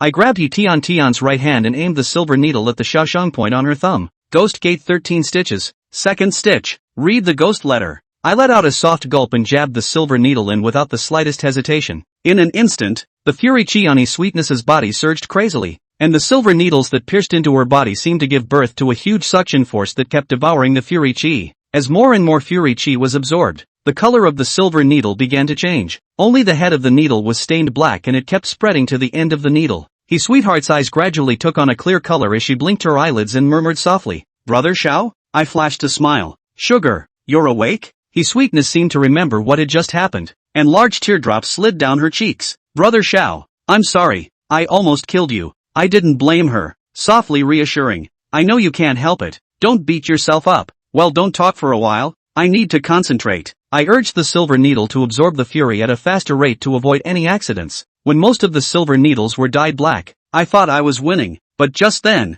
something unexpected still happened. Suddenly, my body shook, and I felt an invisible mountain pressing down on my soul. The feeling was very eerie, as if an invisible hand was twisting my fate. I clenched my teeth. What's going on here? Right at this moment, the Ghost Beater Woman, who was controlled by Nameless, suddenly released her fury chi desperately, forcibly biting the fury chi that was blocking her mouth. Little boy, the ghost-beating woman had no tongue. Her voice was unpleasant, and every time she opened her mouth, she spat out a puddle of blood. But even then, she still had to fight to get the words out. This girl just killed a lot of people. If you accept her as a ghost servant, the karma that belongs to her will be imposed on your body. With your Tao, you can't withstand it. In less than 3 months, you will die horizontally. I advise you to cherish your life. Taking in a ghost servant will add the other person's karma to your own. This is the first time I know this rule. I looked to Nameless, who nodded, indicating that it was true. When Sweetness heard the ghost-beating woman's words, she suddenly struggled, desperately suppressing her baneful aura, trying to stop the formation of the ghost needles. As soon as she struggled, her soul immediately dimmed by a few points, a precursor to her soul falling apart. I panicked. Sugar, what are you doing? Sweetie said to me with a sobbing voice. Brother Xiao, I can't drag you down. I grabbed her by the back of her head and pulled her face to my own, forcing her to look into my eyes. I promised to protect you and will never go back on my word. No, Sweetness still refused. This matter has nothing to do with you. Brother Xiao, we're not meant to be in this life. Let's meet again in the next. Where is the next life when the soul is scattered? Seeing that Sweetness was going to force herself to break free, I lied. Sugar, the ceremony has begun. If you break free at this point, I will be as soulful as you are. Hearing this, Sweetness immediately stopped moving. Really?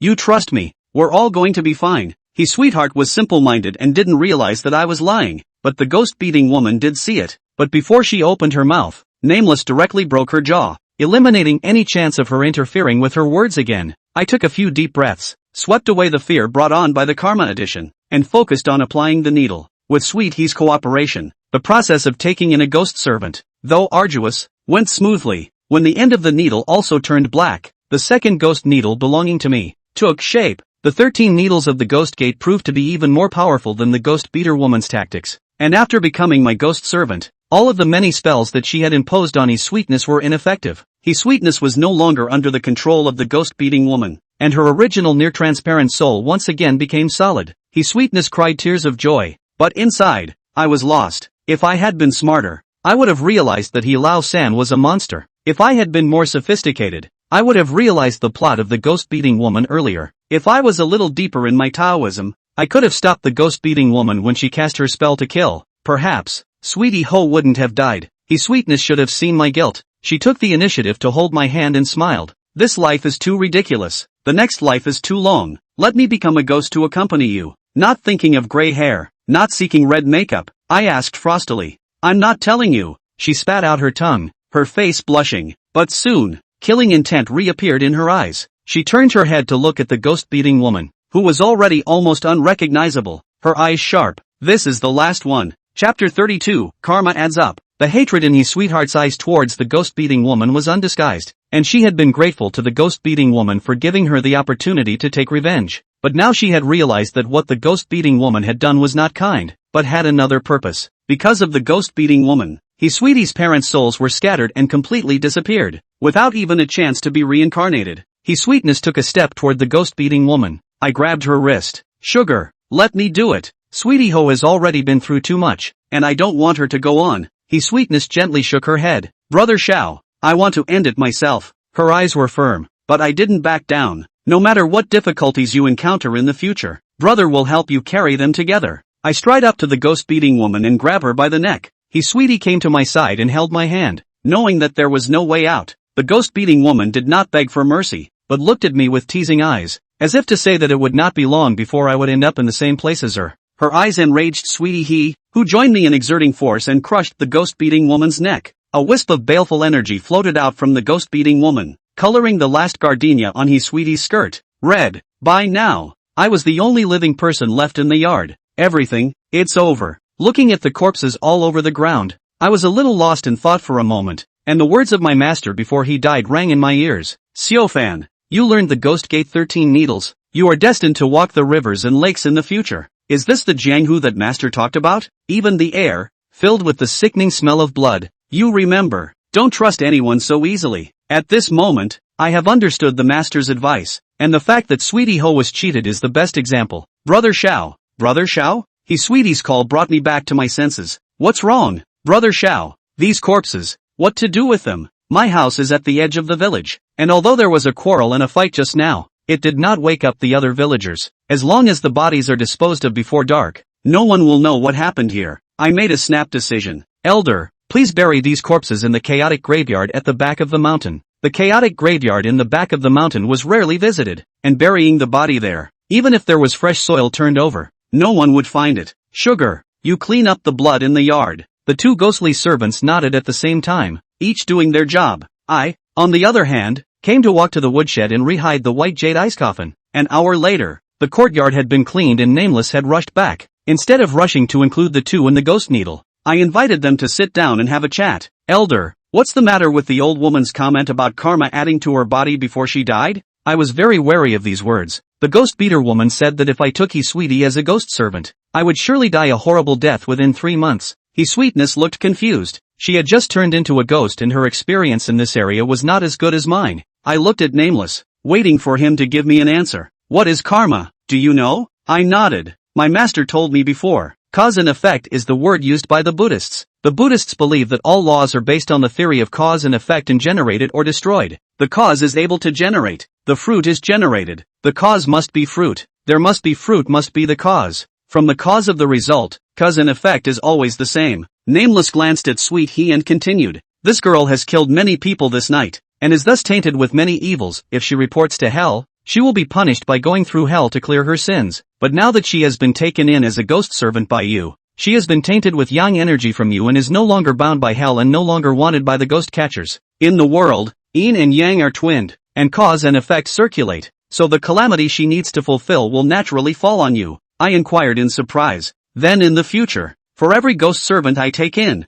will I carry the debt for the ghost servant, as I did today? Exactly. Nameless affirmed my suspicions. There is a price to pay for acquiring any power, and there is a difference between humans and ghosts, and the price you pay for borrowing a ghost's power is a bit heavier. I hear you, but I don't understand one thing. Elder, you are also my ghost servant. Why did I not feel any karma added to my body when I signed the contract with you? Nameless replied calmly. Although I have lost many memories and even forgotten who I am, I remember that I have healed countless people and solved the plague 3 times, and even if I turn into a ghost after I die, I will rarely harm anyone, so there is very little evil in me that will not affect you. A healer's heart and anonymous seniors are my role models. Sweetie was worried. Former, senior, will I kill Brother Shao? I tensed up as well. The Tarzan-like fear I felt when Sweetie's karma was added to me made it hard for me to return to my senses for a long time. Don't worry too much. He's protected by the two of us. He won't die that easily. Nameless words gave me some comfort, but his words didn't die. I could still be in danger. Elder, then how should we eliminate these karmic consequences? It's simple. Since it's an evil consequence, doing more good deeds can naturally dissipate it.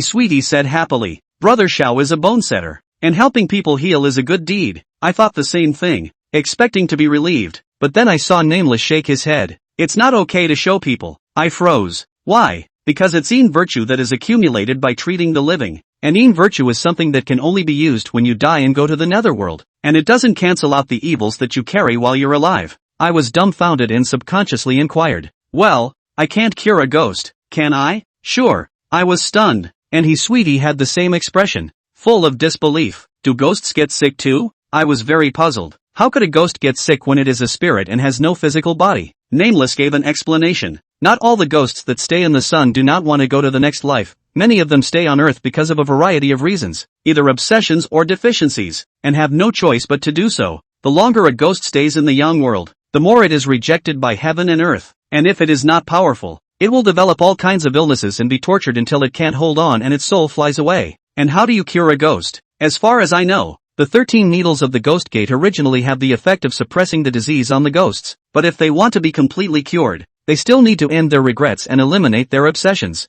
I took Nameless words and kept them firmly in my head. I will definitely take in more ghost servants in the future. I can't just let the evils accumulate. As the day dawned, I put Nameless and Sweetie into the ghost needle and went back to the house to rest. Too much has happened in the night and I am doubly tired. The sleep was not restful, however, and I had not been asleep long before I was slammed awake by a sharp knock on the door. I yawned and opened the door, and outside stood the village chief, and behind him, several women. When I got a good look at the faces of these women, my heart stuttered and my sleepiness cleared instantly. Chapter 33. Those who followed the village chief to the door were the women of the families of the men who had been killed last night. either their wives or their daughters. Before I could say anything, a humongous woman squeezed through the door and looked around. She realized nothing, and her face, which had been anxious, turned furious. This shrew grabbed me by the collar and questioned me loudly. "Where's my family's mouth?" Her actions angered Sweetie, and I felt the ghostly needles hidden in my body tremble. I hurriedly used the secret method to communicate with Sweetie's mind. "Don't be impulsive." When the ghost needles stopped quivering, I asked, pretending to be puzzled, "Who are you looking for?" The shrew was unforgiving. "Xiao Fan, don't pretend. Last night my family's mouth said it would come to your house. Where is he?" As soon as she spoke, several other women gathered around, chattering away. "Where's my date? Where's my dad? Where did you get him?" I was distracted by the noise, and the hummer was getting more and more excessive, and the gradual increase in her hands was almost tearing my collar. Although I have never practiced martial arts, there is no profession that understands where the weaknesses of the human body are better than a bone setter. I reached out and grabbed the humongous woman's arm and pinched her arm biceps point so hard that she immediately let go, ouching and screaming. The group of women were bullies, and when they saw that the shrew had been defeated, they hurriedly shut their mouths. "Let go! Let go! Fan, let go!" The mayor came over to pull the fight. I pushed with my hand, and the hummer sat on her ass. I was usually quite kind to the villagers, even if they were anxious to swear because their family members were sick. I was still compensating with a smile, but the husbands and fathers of these women, who not only burned the corpse of Sweetie last night, but also tried to kill me, even if they were bodhisattvas, their hearts would burn with 3 fires of anger. I didn't make it too obvious though. After all, what happened last night can't be known by others. Seeing that the village chief was ready to speak, I beat him to it. "Village chief, this early in the morning, what are you doing bringing these people to my house to cause trouble? Is it because you think that I, Xiao Fan, am easy to bully since my master has left?" The village chief said to me with a difficult face. "Xiao Fan, don't misunderstand. It's because they found me early in the morning, saying that the man of the house came to your place last night and didn't return all night. That's why I brought them here to ask." I pretended to be surprised. "Come to my house? I didn't even hear a knock last night." "No way." The humongous woman sitting on the ground shouted. "My husband told me last night that he was going to follow the ghost-beating woman to your house." I chimed back nonchalantly. "Since your family's mouth is following the ghost-beating woman, go and ask the ghost-beating woman for someone. What's the madness of coming to my house?" The humongous woman's face turned blue when I choked her. She didn't know how to retort and simply played it off. "Sisters, our man must be at his house. Let's search." Her call was echoed by the other women, who suddenly dispersed and ran into the various houses of my family. I had every intention of stopping it, but I couldn't stop so many people. The village chief rushed to appease. "Fan, don't be angry. They'll leave if they can't find anyone." Snap! Before the mayor's words left his mouth, the sound of plates breaking came from the kitchen. The village chief's face was awkwardly frozen, and he could only sweat profusely and smile. "These women, they almost turned my house upside down, but of course, they didn't search anything." The shrew copied my family's iron pot and came toward me in a rage. She carried the pot and pointed it at me, looking like she was going to beat me to death if she didn't give her an explanation. "Surname Xiao, where's my husband?" The iron pot was disliking my nose, rubbing me in the dirt. I skimmed my head to look at the village chief, who hurriedly avoided my sight and didn't squeak. "Fine, he doesn't care.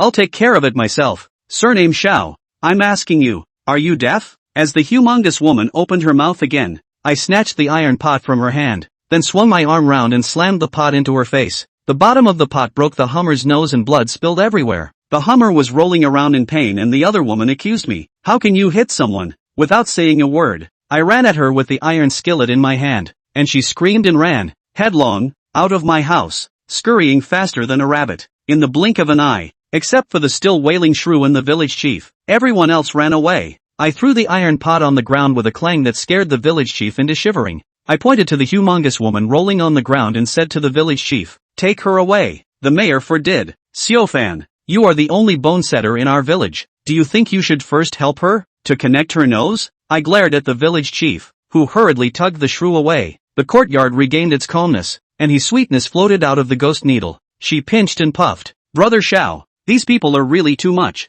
I'll go and take it out on you." I shook my head and refused his sweetie's offer. I thought that these women would stop for a while after they had suffered at my expense, and the truth is that I was very wrong. The next day, rumors spread in the village. Many people were rumoring that I was not a human being, but a demon in human form, and that the man who disappeared from the village, as well as the ghost-beating woman who was nowhere to be seen, had been eaten by me, and my master died violently because he accidentally bumped into my true form. After that, no one in the village ever came to see me again. and even when they ran into me on the road, they hurriedly avoided me. After a month of this, I decided to leave the village. If he wanted to help Nameless retrieve his memories, he would inevitably have to set foot in the rivers and lakes and travel the world. And the rumors in the village were merely advancing this plan a bit. Before I left, I did two things. The first thing I did was to come to my master's grave to pay my respects, and told him about my impending departure from my hometown. Afterward, on behalf of Sweetie Ho, I swept her parents' graves. Secondly, I asked Nameless to help me dig a cellar underneath the courtyard of my home and hide the white jade ice coffin in it. The ice coffin has the miraculous effect of keeping the corpse from decaying. It is a treasure,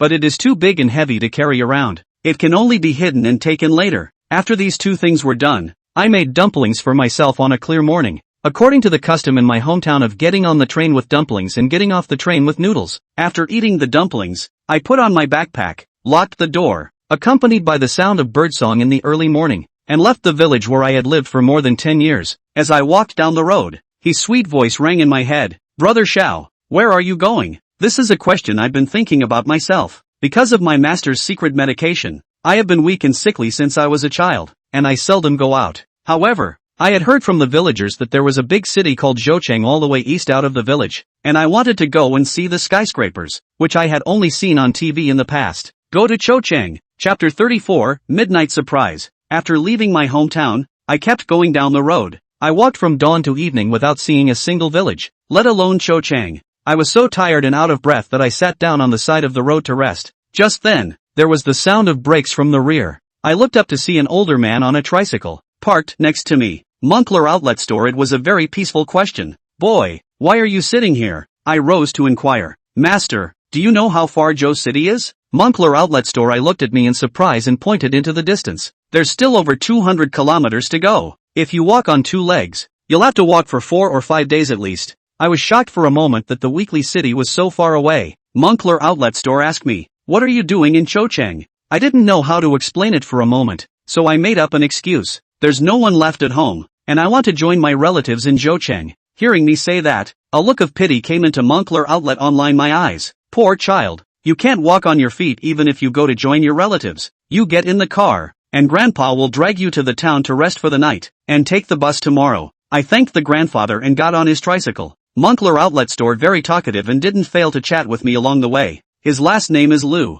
and he lives in the town of Fongyang, not far from here. We rushed to Put Sheep Town. The day has been completely dark. Mr. Lu very warm, pull me to his home to stay overnight. I did not have the good sense, said to find a hotel to sleep. I can't help it, but take me to a small 2-story building called Fortune Hotel. This is the only hotel in our town. It's been open for 40 years. It's a bit old, but the good thing is that it's not too expensive. By the way, young man, you have money on you, don't you? I nodded, and only then did Grandpa Lu feel relieved to say goodbye to me. When I entered the hotel, the little sister at the front desk was watching TV, and she was so mesmerized that she didn't even notice me walking up to the desk. I gently knocked on the table, and my little sister then woke up and got up in a hurry. Are you staying? Right. My little sister flipped through the registration form and grimaced. Sorry, just one room left. I'm a little puzzled. I live by myself. Isn't one room just right? My little sister hesitated and asked me, you're not from our town, are you? I nodded and she moved forward a little, lowering her voice. This remaining room, not so auspicious. Before she could finish her sentence, a man's reprimand suddenly sounded next to her. Don't be ridiculous. What's unlucky? I whipped my head around to see a man huffing and puffing. Little sister shivered in fear. The boss reprimanded her. When you open your doors for business, there's no reason to throw your guests out. The little sister was admonished and kept her head down. Not daring to speak, the owner turned his head to me and changed his face to a pleasing one. This guest, we just happen to have one elegant room left on the second floor. I'll take you there. My intuition told me that there might be something wrong with this room, but Master Lu said that this was the only hotel in the whole town, and that I could only stay here if I didn't want to sleep on the streets. Good. I wasn't scared. With Nameless and his sweetie 2 ghostly servants protecting me, I was safe and secure. The owner had the little girl at the front desk collect the money, open the room card, and personally take me to the second floor. I want to stay in the room. Room number 218 is located in the second floor at the end of the corridor.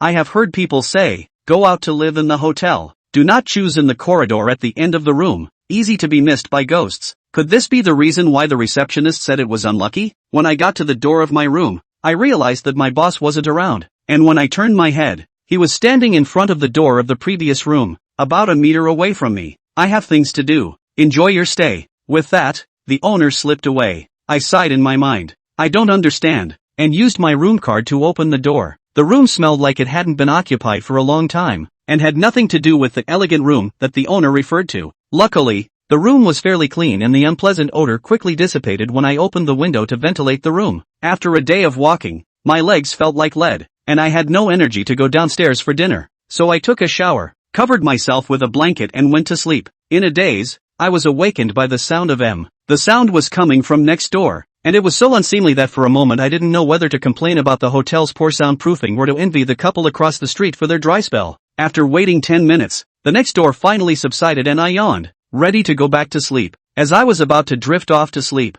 a drop of cold, icy liquid hit me on the side of the head. I instantly winced and fell asleep. There was no sound of rain outside the window. It couldn't be a leaky roof. Where were the drops coming from? I turned on the bedside lamp and reached up to wipe a hand on my forehead, and when I brought my palm up to my eyes, I was really startled. I only saw an extra red line in my palm, and when I brought it up to my nose, it smelled strongly of blood. Blood? I looked up hastily, only to realize that the originally snow-white roof had at some point been soaked with a large portion of red liquid, as if the roof was bleeding. What's the situation? I jumped out of bed as fast as I could and fished 2 ghost needles out of my shirt pocket. However, just at this time, the original tightly closed window, bang sound open, cold night wind, into the house. I felt the fury in the cold wind, and I immediately judged that a ghost was at work. Things have not ended at this point, but have just begun. Zira. The sound of electricity surging through the room rang out, and the bedside lamp, which I had just lit, suddenly flickered out, giving the room a chilling atmosphere.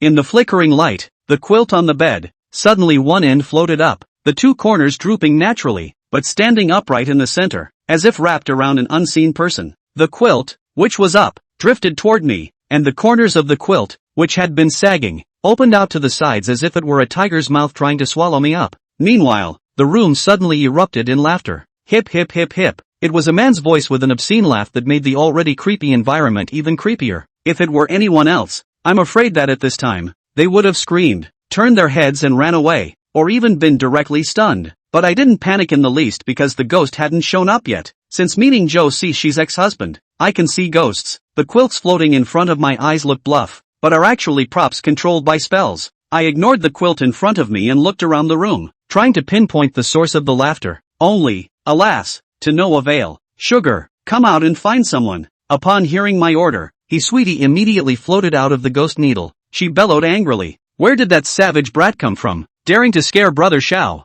Before her voice dropped, the covers fell to the floor in front of me. The creepy laughter came to an abrupt end. The bedside lamp stopped flickering, and even the blood on the roof quickly subsided. Calm was restored to the room. Sweetie scratched her head awkwardly. Brother Shao, I seem to have scared him away. Chapter 35, One More Night. Sweetie inherited her parents' power and killed so many people. Although I'm still not sure how powerful she is, she can definitely be considered a severe ghost. She growled and scared the disruptive brats right out of the room. It's okay, I reassured her. Just enough to get me to sleep. Sweetie still felt guilty. Brother Shao, don't take me back yet. I'll stand guard for you tonight. I agreed, lest the brat who had just made a mess kill a man. With some sweet protection, I slept soundly for the rest of the night. At dawn, I got up, washed up, and left the room. Just as he stepped outside, the door to the next room opened. 2 couples not much older than me jostled and walked out, hastily collecting themselves when they saw me. The girl probably didn't expect someone to live next door, and remembering last night's craziness, her face was red and she lowered her head, not daring to meet my eyes. Her boyfriend, on the other hand, had a surprised look on his face, looking me up and down. He pointed his finger at the door of my room and inquired in a tone of disbelief. You stayed here last night? I nodded, rhetorically. Is there a problem? The boy and the girl looked at each other and sucked in a cool breath at the same time. The girl gathered her courage and asked me, Are you okay? As she spoke, she scanned me nervously, her eyes seeming to wonder why I wasn't missing an arm or a leg. Without waiting for me to say anything, the boy took over. Brother, you're not from the town of sheepherders, are you? No. Then you really have a great life. The boy looked scared. If you come to our town again, don't stay in this room. Haunted. The room was haunted. I had already experienced that. I smiled and said thanks for the heads up and changed the subject. I asked them for the location of the station and then went downstairs together. When I walked to the first floor, the little girl at the front desk was checking guests out with a black eye.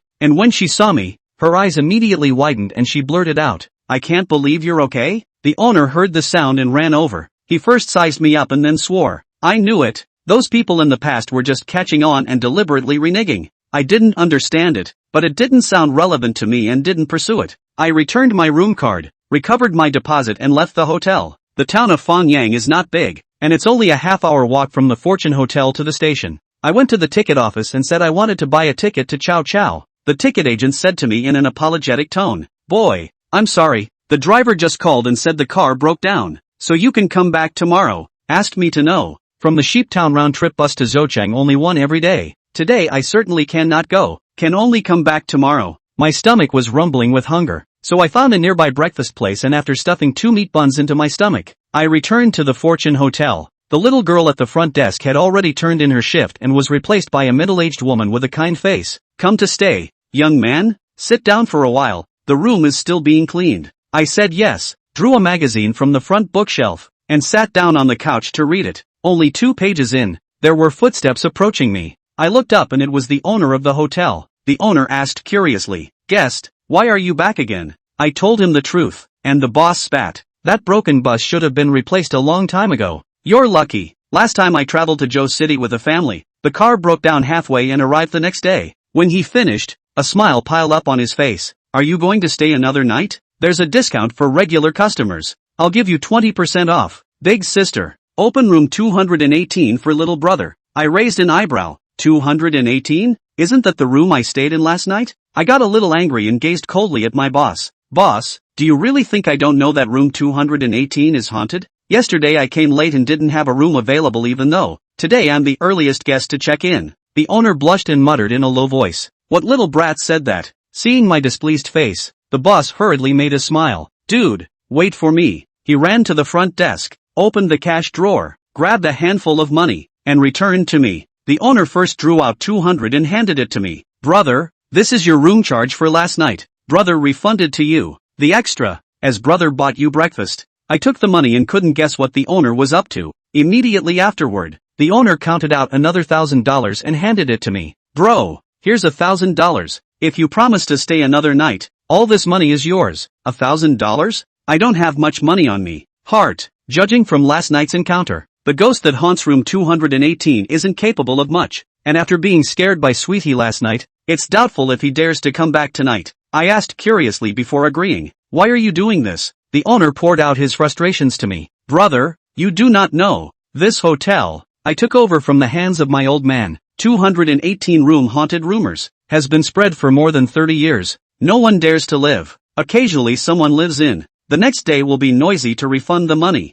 The rumor spreads more and more ferocious." By the end of the sentence, the boss was gnashing his teeth in hatred. "Do the math. How much less our family has made over the years." I was amused by him. "So you think that it was just a rumor and not really haunted? It must be a fake. You stayed last night too. Aren't you fine now?" The owner swore. "There's no such thing as a ghost in this world. So have you lived by yourself?" The expression on the boss's face froze, and he hemmed and hawed, just not answering. He probably felt embarrassed and added another $200 and pushed it hard into my hand. "Dude, just say stay or not. There is money to be made," and I decided to take the deal. The owner was overjoyed to see me take the money. "You're my own brother. As long as you're well tomorrow, the rumors won't break." With that, I checked into room 218 again, just to be on the safe side. I called out Nameless before I went to bed. Sweetie had already stood a shift last night, and I had to treat the ghost servant with a bowl of water. I hadn't seen Joe Sishi for a while, and I missed my daughter-in-law a little. As the saying goes, daydreams and nightmares come true,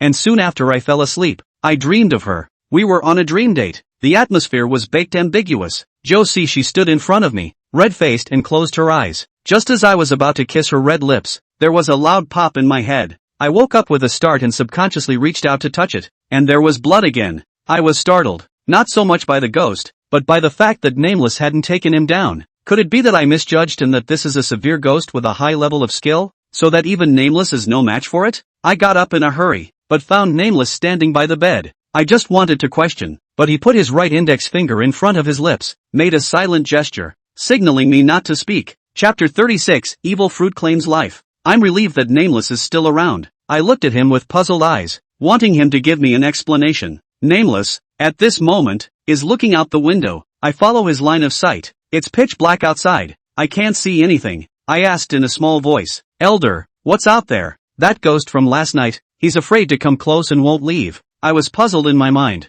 Could it be that this room has a strong temptation for ghosts? I was about to ask a question when Nameless opened his mouth first. I sense a strong obsession in him. When he finished, he gave me a look. If you can remove his obsession, you should be able to counteract some of the evil. Hearing Nameless' words, I was touched in my heart. So he was thinking of me. You call out that girl. Nameless' tone turned serious. And we'll go get this ghost back. I immediately did as I was told and released Sweetie Ho. Learning that the ghost that scared me last night was outside, he Sweetness rubbed her fists and looked like she wanted to avenge me. Nameless shot a glance. He Sweetheart understood. And both of them flew outward at the same time, their souls going straight through the window and disappearing into the dark night. I turned on the bedside lamp and realized that the blood on the roof was disappearing. If I'm not mistaken, the ghost spotted Nameless and Sweetie Ho and ran away. I don't think he'll be able to run away. After all, Nameless and Sweetie Ho, they're both very powerful. Yet when the two returned, they were empty-handed. I inquired incredulously. No catch? Sweetie stomped her foot in anger. That guy, he runs faster than a rabbit. Nameless' calmness remained. He knew the town well enough to dodge around and shake us off. I was a bit regretful. Nameless had said that in order to remove the evil from me, I had to cure the ghosts, make up for the regrets they had during their lives, and remove the obsessions from their hearts. And I thought that I could practice that tonight. The ghost didn't show up until dawn, and early in the morning I went to the hotel lobby, where the owner had been waiting for me. He was happy to see me in one piece. Dude, I knew you were okay. I reminded him. Just because I'm fine doesn't mean that other people living in 218 are fine. And to tell you the truth, that room is indeed haunted. The owner was dumbfounded. And anyway, the money was already there, so I didn't do any more explaining and just left. I was walking down the street, thinking about the nice meat buns I had yesterday morning, and was going to get 2 more. Just then, there was a sudden sharp honk from behind me. I whipped my head around to see a beat-up old minivan that was coming at me at an alarming rate of speed. I couldn't think about it in time, my body instinctively dodging to the side. The minivan grazed my shirt, rushed past, and then clunked into a fire hydrant on the side of the road. The hydrant blew up, spraying water several meters high and drawing gasps from the street. Saving lives was important, and it took me and a couple of passers-by a lot of effort to pull the driver out of the car. The driver, who was not seriously injured but in great shock, looked at me and spoke shivering. Brother, I'm sorry. Brake failure, almost hit you. Since it was an accident, I was too embarrassed to blame it and said it was okay. Seeing that the driver was not seriously hurt, I left. Who knew that only a few dozen meters out, my feet were empty, and my whole body fell downward. In the nick of time, someone grabbed my arm, causing me to hang in mid-air, and when I looked up, it turned out to be Sweetie. Brother Shao, quickly pick at the edge of the well. There are people next to me. I can't just drag you up. Ordinary people can't see Sweetie, and if she directly drags me up, in the eyes of the onlookers, I'm flying. I hurriedly picked my way to the edge of the well and fought my way up as a couple of men ran over and yanked me back to the surface with all their might. Looking at the uncovered sewage well in front of me, and then looking at my smelly clothes, I couldn't help but curse. What assless bastard stole the manhole cover? I thanked the passers-by who had rushed to my rescue, borrowed a room in a small roadside store, and changed my clothes. Because of some delay, I changed my clothes and ran all the way to the bus station before the bus finally left. As I was walking towards the ticket office,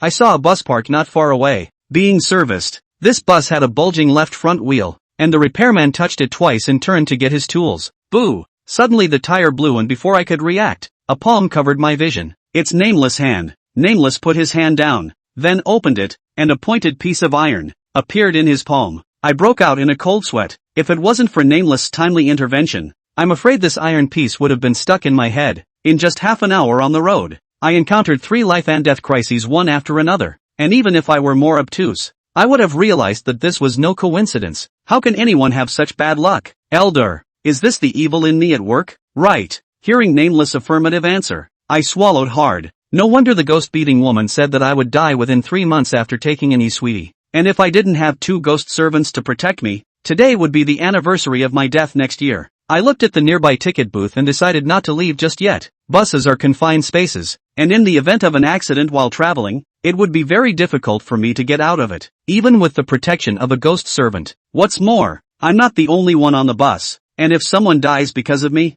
I'll feel guilty for the rest of my life. Elder, is the method you mentioned the only way to get rid of the evil? As far as I know, yes. I thought of the ghost in the hotel. Maybe he is my savior. I made a snap decision to go back to the hotel. On the way back, I asked Nameless for advice. Elder, last night that ghost knew that I had you guys beside me for protection, yet he still dared to come, showing that he won't give up the 218 room easily. Nameless guessed. Many ghosts will be bound to the place of their death, and perhaps this is the case with him. Is there any way I can meet him? Nameless thought for a moment and spoke again. I know a method of summoning ghosts, but how effective it is, I cannot guarantee. You tell me. I'll try. Nameless asked me to prepare a lantern made of red paper, a white candle, and in addition to that, threaded incense, yellow paper, and pen and ink. I found someone to ask for directions and went into a red store and a white store to purchase all the things that Nameless wanted. When I returned to the Fortune Hotel, the boss looked at me holding a big bag of things and asked me suspiciously, "Dude, why are you back again?"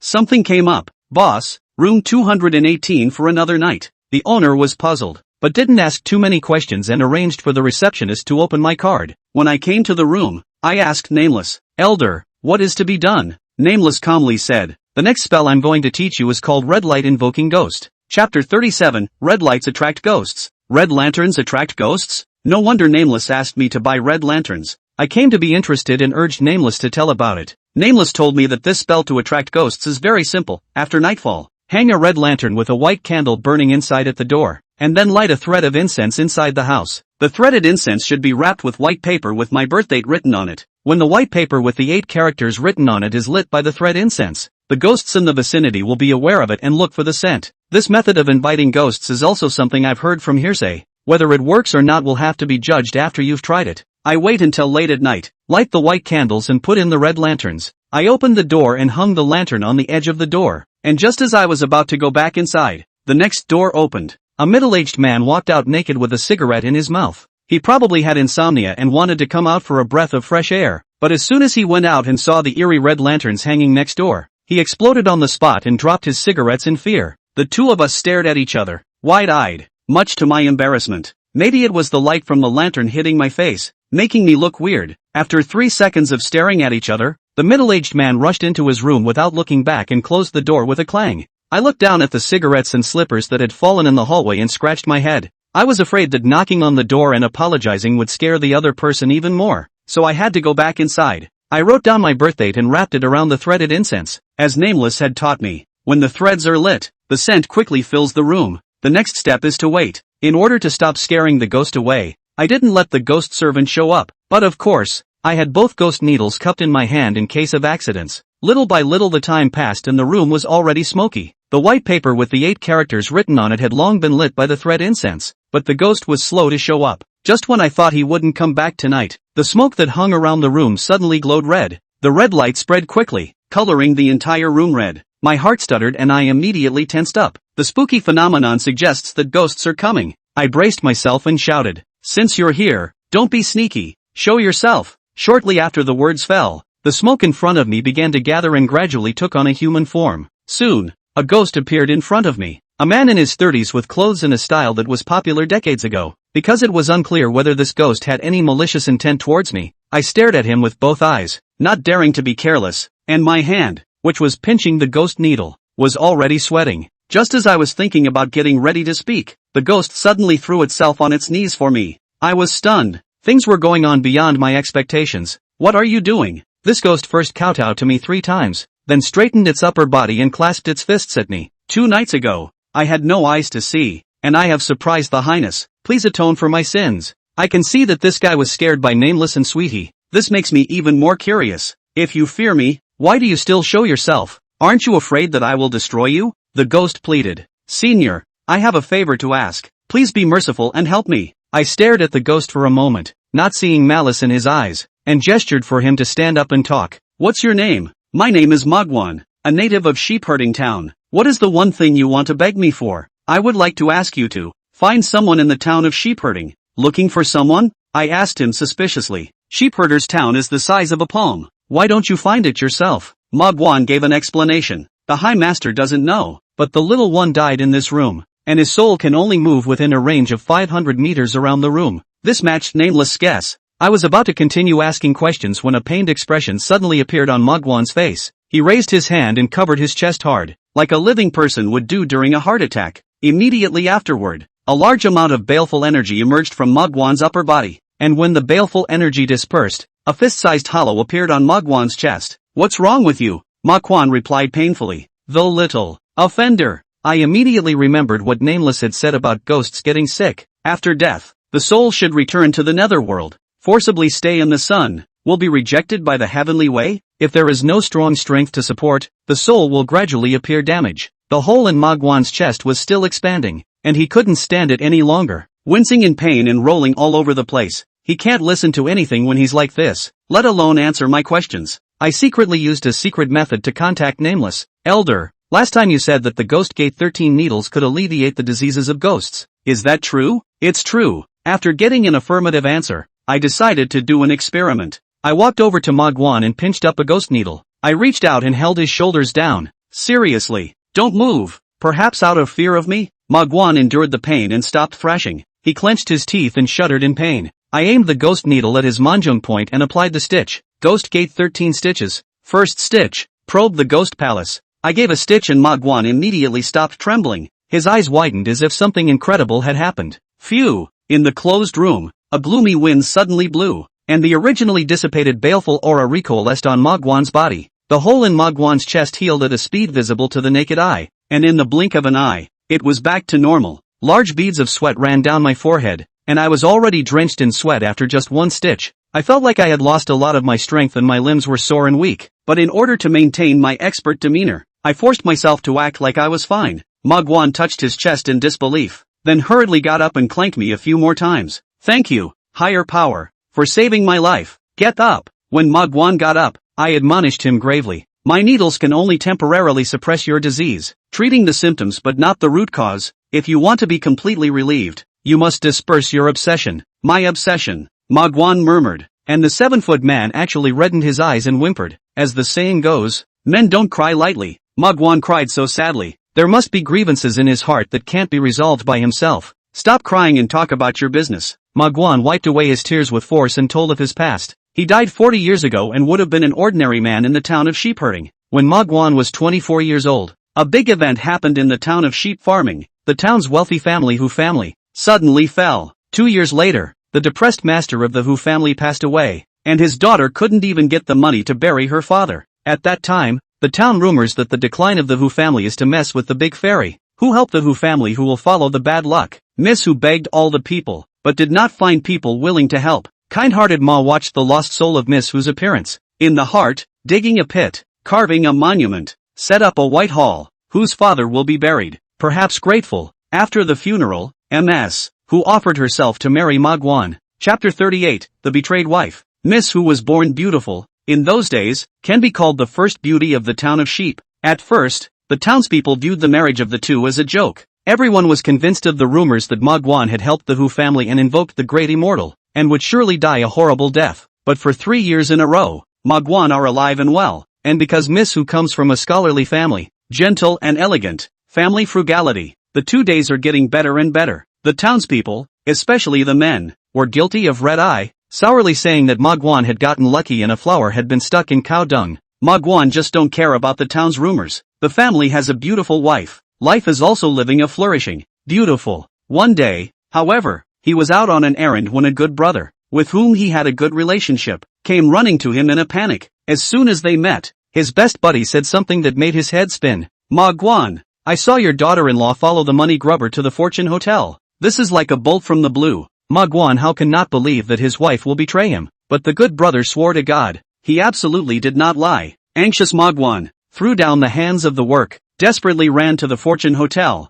put the knife on the neck of the boss, forcing him to say which room the money-rich master opened. The owner had to tell the truth to save his life. Magwan rushed to the second floor and kicked open the door of room 218, then saw a scene that caused him pain until now, only to see the money-rich master naked, a comfortable face lying on the bed smoking a cigarette. His wife was on the side, and the clothes of the two of them were scattered on the floor. It was clearly just done. Asterisk asterisk asterisk asterisk I'll kill you. Magwan immediately reddened his eyes and rushed up to stab the money changer to death. The money changer was so startled that he scurried all over the room with his bare buttocks, and he shouted for help, startling his little brother who was playing cards in the next room. Soon, several big men held Magwan down on the ground. Magwan struggled desperately and hissed loudly, and Chian Kai Master threw a slap on his face and sneered. "Magwan, don't feel aggrieved. I didn't originally hit on your daughter-in-law. She sent herself to bed. You fart. How could Ma Guan believe this? He and his wife were so in love. She could never betray him. I farted?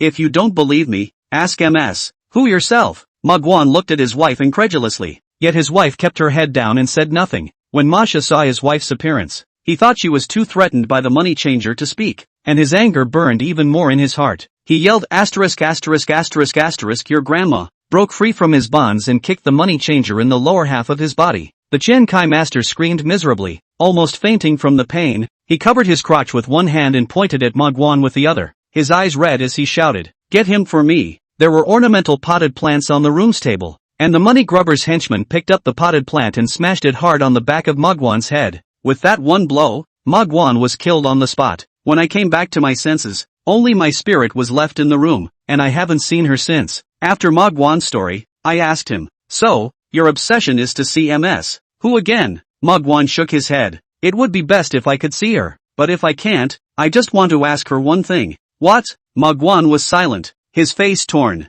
I took heart and said it for him. "You're trying to find out if MS, who really betrayed you in the first place." Marco nodded, shame in his eyes, as if he hated himself for doubting his wife. I can understand him. After all, when the first confrontation, MS, who has always been silent, in any man, I am afraid there will be a lump in the heart. "Okay, I promise." Ma Guan showed a surprised expression and knelt down again to kowtow. I asked him, "It was rumored earlier that room 218 was haunted. It was you, wasn't it?" "It was me who did it. Hire people, don't get me wrong. I have never hurt anyone else. I just wanted to do it in such a way as to make the guests staying in this room afraid, forcing them to go and help look for someone else. But none of them came back." I was almost amused by him. "What little cutie, how dare you run back after hitting a ghost? Okay, you wait for my news. No more scaring until I get back, you hear me?" Ma Guan hurriedly took a stand. "Understood. I'll listen to the higher power." I waved my hand, signaling that Ma Guan could go. After Ma Guan left,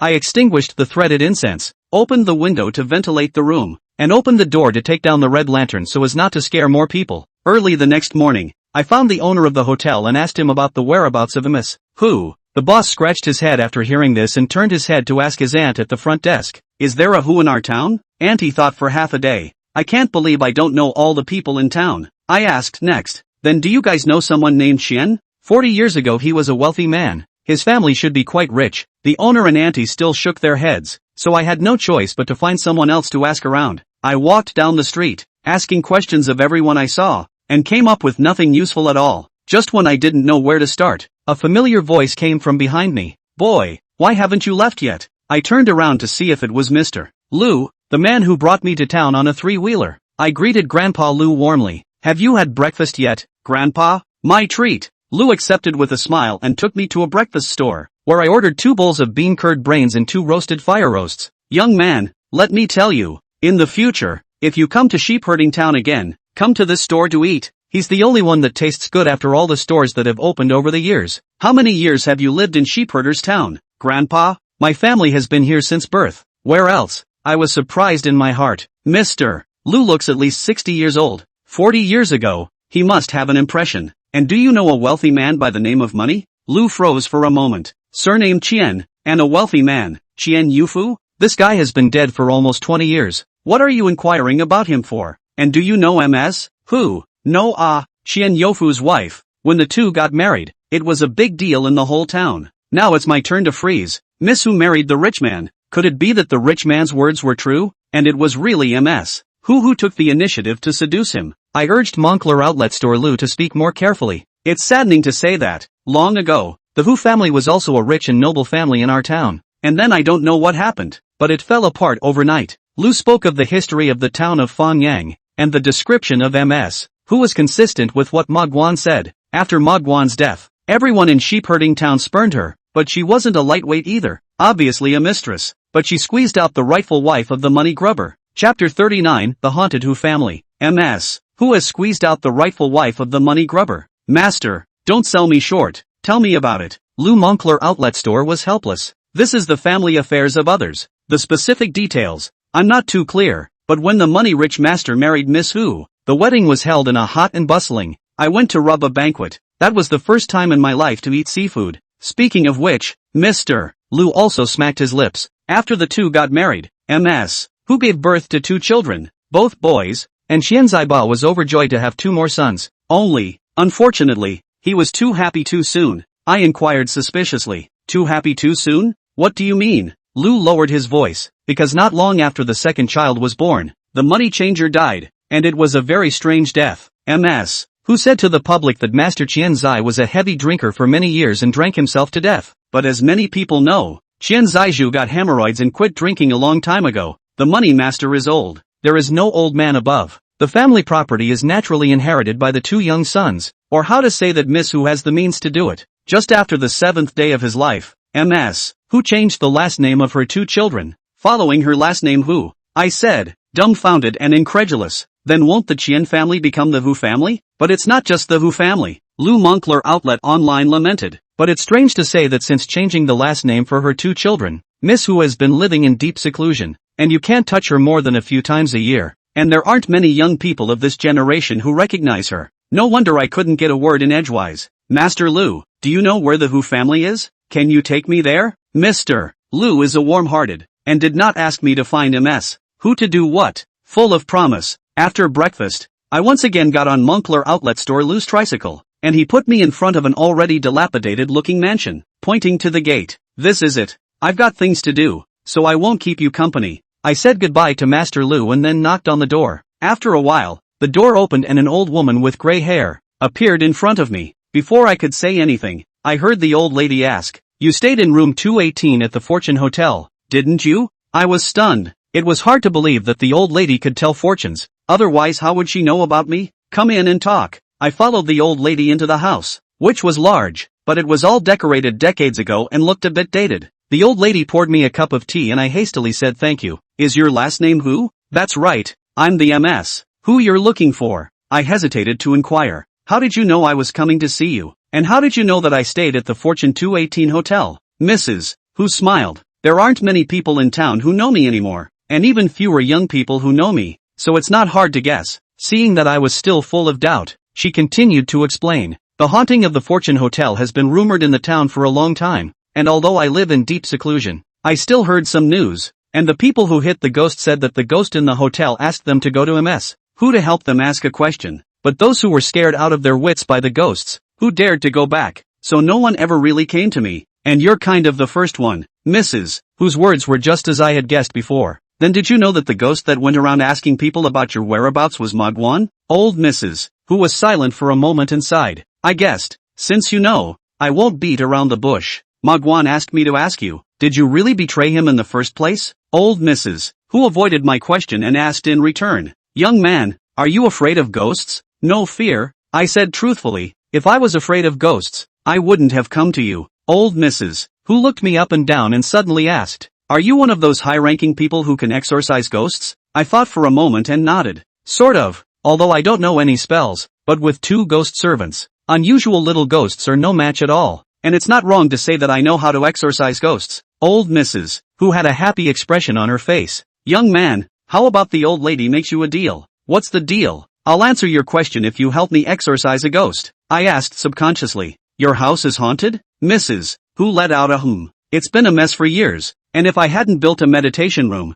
set up a statue of Buddha, and made sincere offerings daily, I'm afraid I would have died long ago." She paused. "I'm not hiding anything from you. Over the years, I've hired a lot of high-level people. Some of them are charlatans, some of them have real skills, but they all, without exception, have failed." As he was talking, a loud voice came from outside the house. "Old lady, I'm coming." Old Mrs. Who hurriedly got up and greeted me, and I followed her out to see that a man in a strange costume was standing in the courtyard. The man was wearing a wide robe, somewhat of a Taoist style, but in his hand he held a bowl used by the Buddhists. The top of his head was bald for a good chunk of time, but his beard was bushy like a weed. The man saw me and was a little curious. "Old lady, who is this young man?" Mrs. Who introduced him. "He's here to exorcise my ghosts, too." Hearing this, the man looked me up and down with a disdainful expression. "Those whose hairs don't always grow all the way up also learn from others to exorcise ghosts. Be careful of letting the ghosts scare your pants off." The man was talking really nonchalantly, and I was so annoyed that I choked him back. "What are you?" The man stroked his beard and replied smugly, "You're from out of town, aren't you? Is there anyone in 100 miles around who doesn't know the name of my half-immortal Zhang?" After saying this, Zhang Hafxian stopped looking at me. Old lady, with me, Zhang Hafxian, there's no need for anyone else. You just need to prepare the honorarium and leave the rest to me. No problem. I have the money ready. I don't know when the gentleman is going to do the practice and if he needs to prepare anything. Zhang Hafxian waved his hand. A mere brat. Nothing to prepare. Just get me a table. And when it's dark, you can exorcise the ghosts. Old Mrs. Hu quickly agreed. The table is easy to find. Master Zhang has traveled a long way. Please come inside and rest. When Zhang Hafxian went into the house, old Mrs. Hu said to me again, young man, you also come over at night. In case a master misses his hand, it will be your turn to make a move. Don't worry, no matter if you are used in the end, as long as the ghosts are removed, I will give you an answer. I nodded my head in agreement and said goodbye to Mrs. Hu. After nightfall, I came to Hu's house again, and the table that Zhang Hafxian had asked for was already set up in the courtyard. The table was covered with a red cloth, and on it were placed an incense burner, offerings, a copper bowl filled with water, and a mahogany sword. When Zhang Hafxian saw me arrive, his words were filled with sarcasm. You really don't have any self-knowledge. That's just it. For the old lady's sake, this half-immortal is generous for once and allows you to observe the law from the sidelines. Chapter 40, Crazy Half-Immortal. I laughed in the face of Zhang Hafxian's arrogance. Old Mrs. Hu has promised that she will give me an answer as soon as the ghost is removed, whether or not she uses my hand. I can't wait for half-60 Zhang to take over for me. Perhaps because of her age, Mrs. Hu went back to the house and put on a coat, and when she came back again, she looked much more grave. Master Zhang, can we begin? Zhang Hafxian said confidently. Just stand aside and watch. Old lady. After saying that, he pulled out a yellow paper from his pocket. The yellow paper had runes written in vermilion, very similar to the talismans used by Taoist priests to perform magic. He took strange steps on his feet,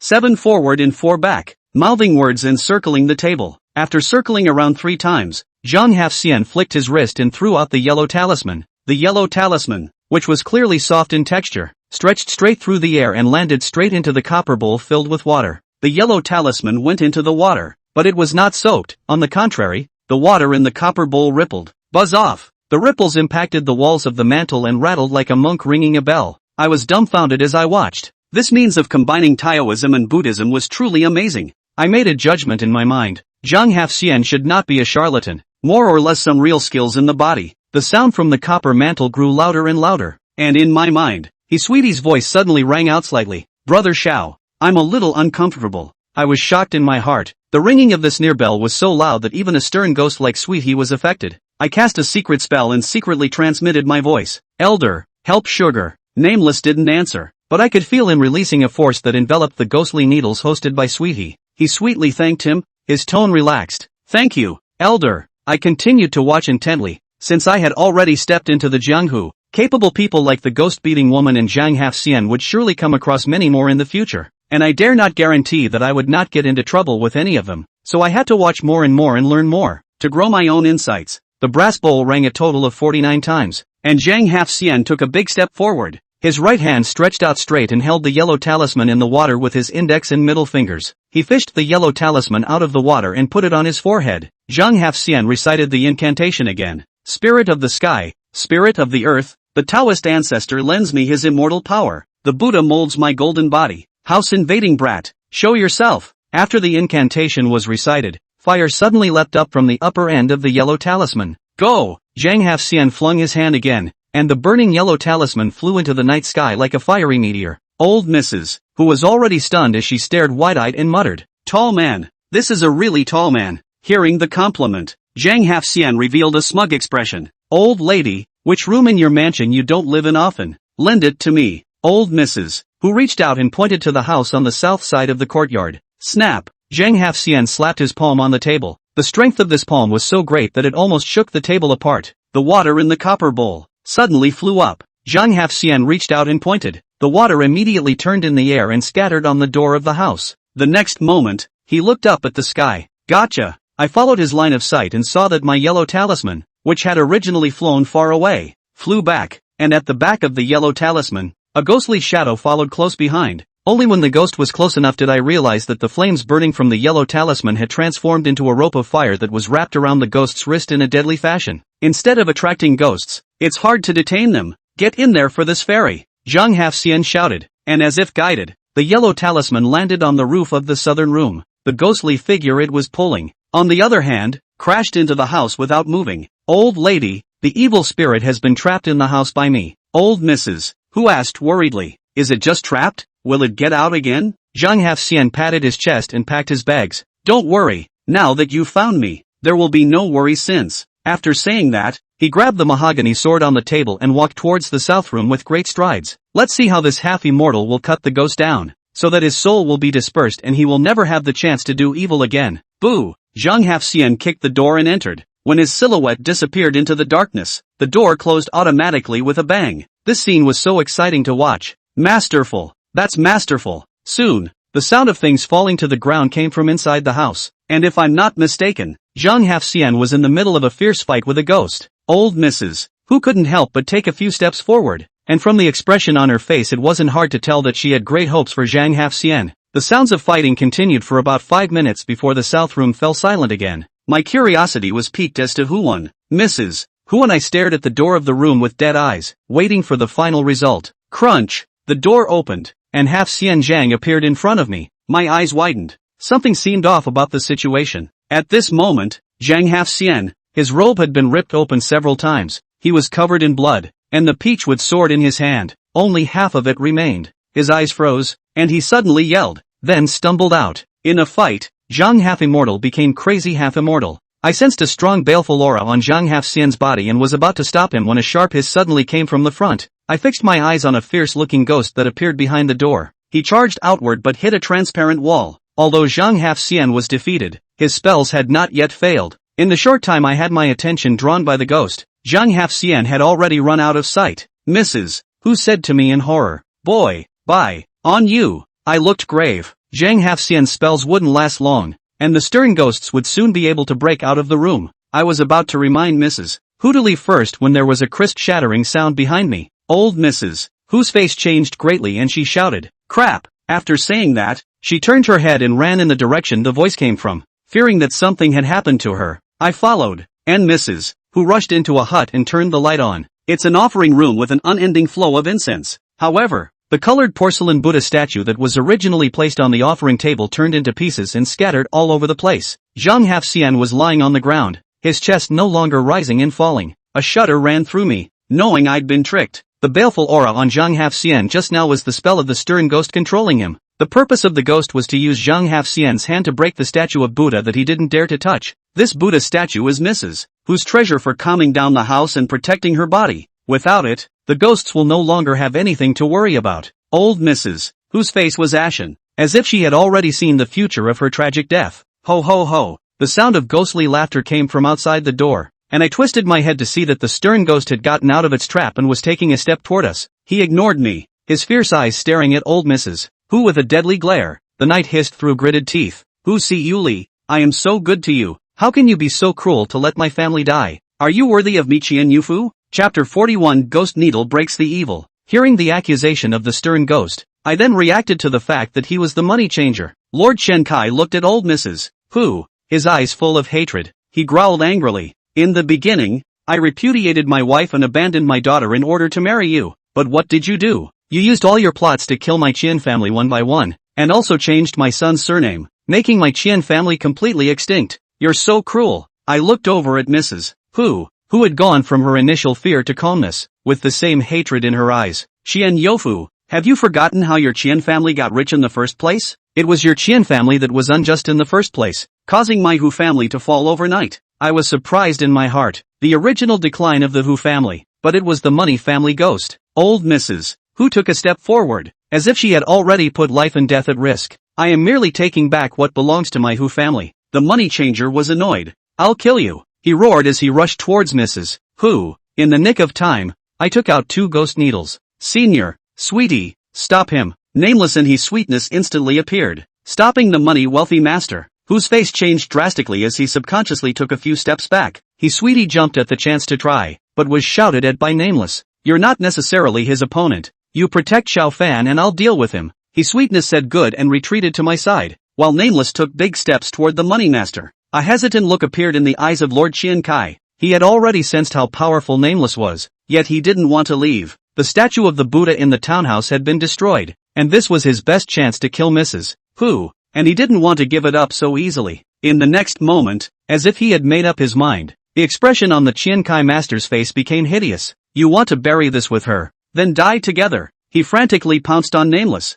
and the two ghosts immediately fought together. They fought exceptionally fiercely, and the surrounding fury wind whistled, blowing off most of the leaves on the sycamore tree in the courtyard. I watched for a while and put my heart down. The money master looked like he was attacking fiercely, but he didn't take half the advantage in Nameless' hands. At this rate of fighting, it was only a matter of time before Nameless won. His sweetness couldn't help but praise. Senior is so powerful, just as I thought. In less than a minute the money changer was bruised and battered. He glanced at old Mrs. Hu and gritted his teeth, still refusing to give up. Suddenly, he opened his mouth and let out a shrill whistle. In the next moment, Nameless and his sweetness looked into the distance at the same time. I asked subconsciously, "What's wrong?" His sweetness replied in a grave tone, "Brother Xiao, another ghost is rushing over." As soon as her words fell, 5 ghostly shadows flew in from the direction of his sweetheart's lookout and stopped behind the Qian Kai master. Old Mrs. Hu shuddered. "It's them." I questioned her. "You recognize?" "Recognize. They used to be Qian Youfu's thugs. Ma Guan was killed by them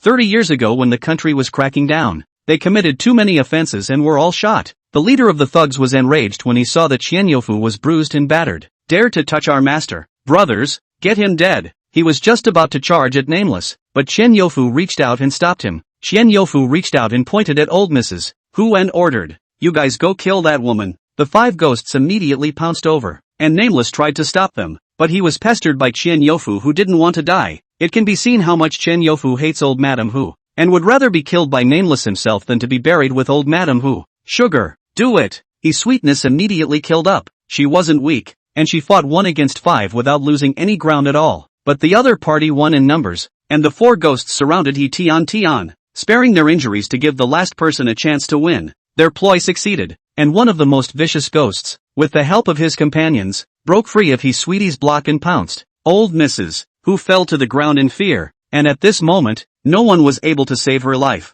What to do? At the critical moment, I kept my cool. If I had rushed straight up and fought the ghost, it would have been no different from a meatbag fighting a dog. Is there anything that can hurt a ghost? In desperation, I grabbed a ghost needle and stabbed it. The ghost that was stabbed by the ghost needle screamed miserably and collapsed on the ground, trembling like an electric shock, and a large amount of baleful chi stirred up in his body. I was delighted. So the ghost needle itself also has the effect of repelling ghosts. With this shot, I only bought 3 seconds of time, but it was completely enough for Nameless and Sweetie. By the time the ghosts lying on the ground twitching got back up, his sweetness had already killed the other 4 ghosts cleanly and returned to my side. Without a doubt, she eliminated the last ghost with ease. Qian Youfu saw that it was not good, and finally gave birth to the idea of escaping, only that he was already bruised and battered. How could he escape from the palm of Nameless' hand? Amidst the desperate curses, Qian Youfu was equally soulful. Calm was once again restored to the Hu's yard, and I helped old Mrs. Hu up from the ground.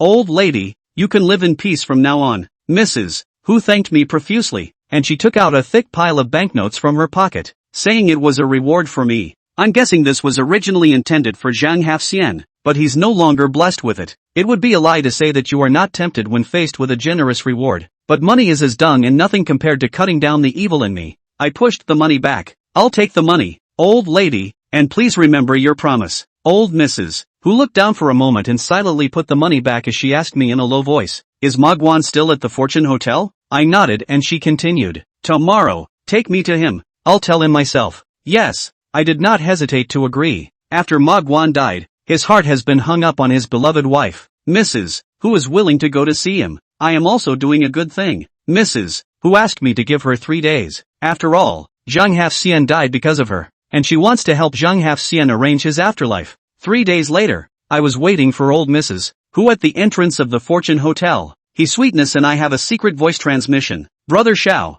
do you think the old lady will come? Will she go back on her word?" I guess not. When I was chatting with Mrs. Hu before, whenever she mentioned Ma Guan, her tone was always filled with guilt. "She'll come, I think." I waited from noon until evening, when a familiar figure appeared on the far side of the street. "It's Mrs. Hu." Old Mrs. Hu changed into a dress that was popular decades ago, and her hair was straightened, making her look much younger. She walked up to me and apologized. I cleaned myself up a little and came in a little late. I said it was okay and invited her upstairs. I recruited Ma Guan early, and at this moment he is in room 218, waiting anxiously. Chapter 42, Lies and Redemption. I took Mrs. Hu to the second floor of the hotel, and when the two of us stood in front of the door of room 218, I noticed that Mrs. Hu's breathing became rapid. She squeezed her hand as if trying to restrain the surge of emotion within her. I cast her an inquiring glance, and old Mrs. Hu took a deep breath and said softly, "Open the door." I opened the door, and Magwan jerked around when he heard the commotion.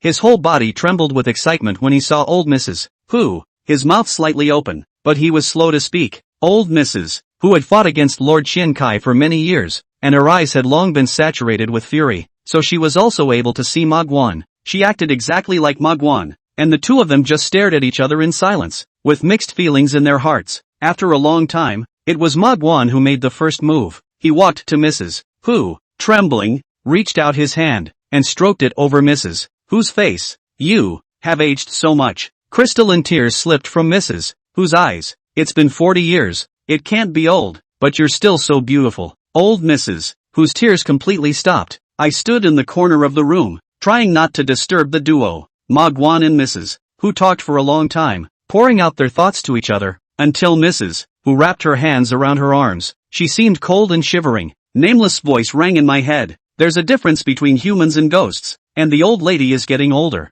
so if the two stay together any longer, someone will get killed." As I listened and reminded the two, Magwan hesitated and finally mentioned his obsession. "Curly, I want to ask you, was it really you who took the initiative to seduce Chen Youfu in the first place?" After asking, he lowered his head, not daring to look directly into old Mrs. Hu's eyes, his face full of shame. Although old Mrs. Hu didn't tell me the answer in advance, it wasn't hard to tell the truth from what Lord Shinzai had said. Old Mrs. Hu took the initiative to reach out and hold up Magwan's face, and the two of them clashed their eyes together again. She replied sincerely, "How could I betray you?" Hearing this, I hesitating to break down old Mrs. Hu's lies, but when I saw Magwan's eyes suddenly bursting with light, I gave up. Magwan was so excited that he put his arms around old Mrs. Hu and murmured, "I knew it, I knew you wouldn't betray me." Between murmurs, the fury that permeated his body quickly dissipated, eventually turning into a pure soul. Not only that, the hole in his chest also healed like new.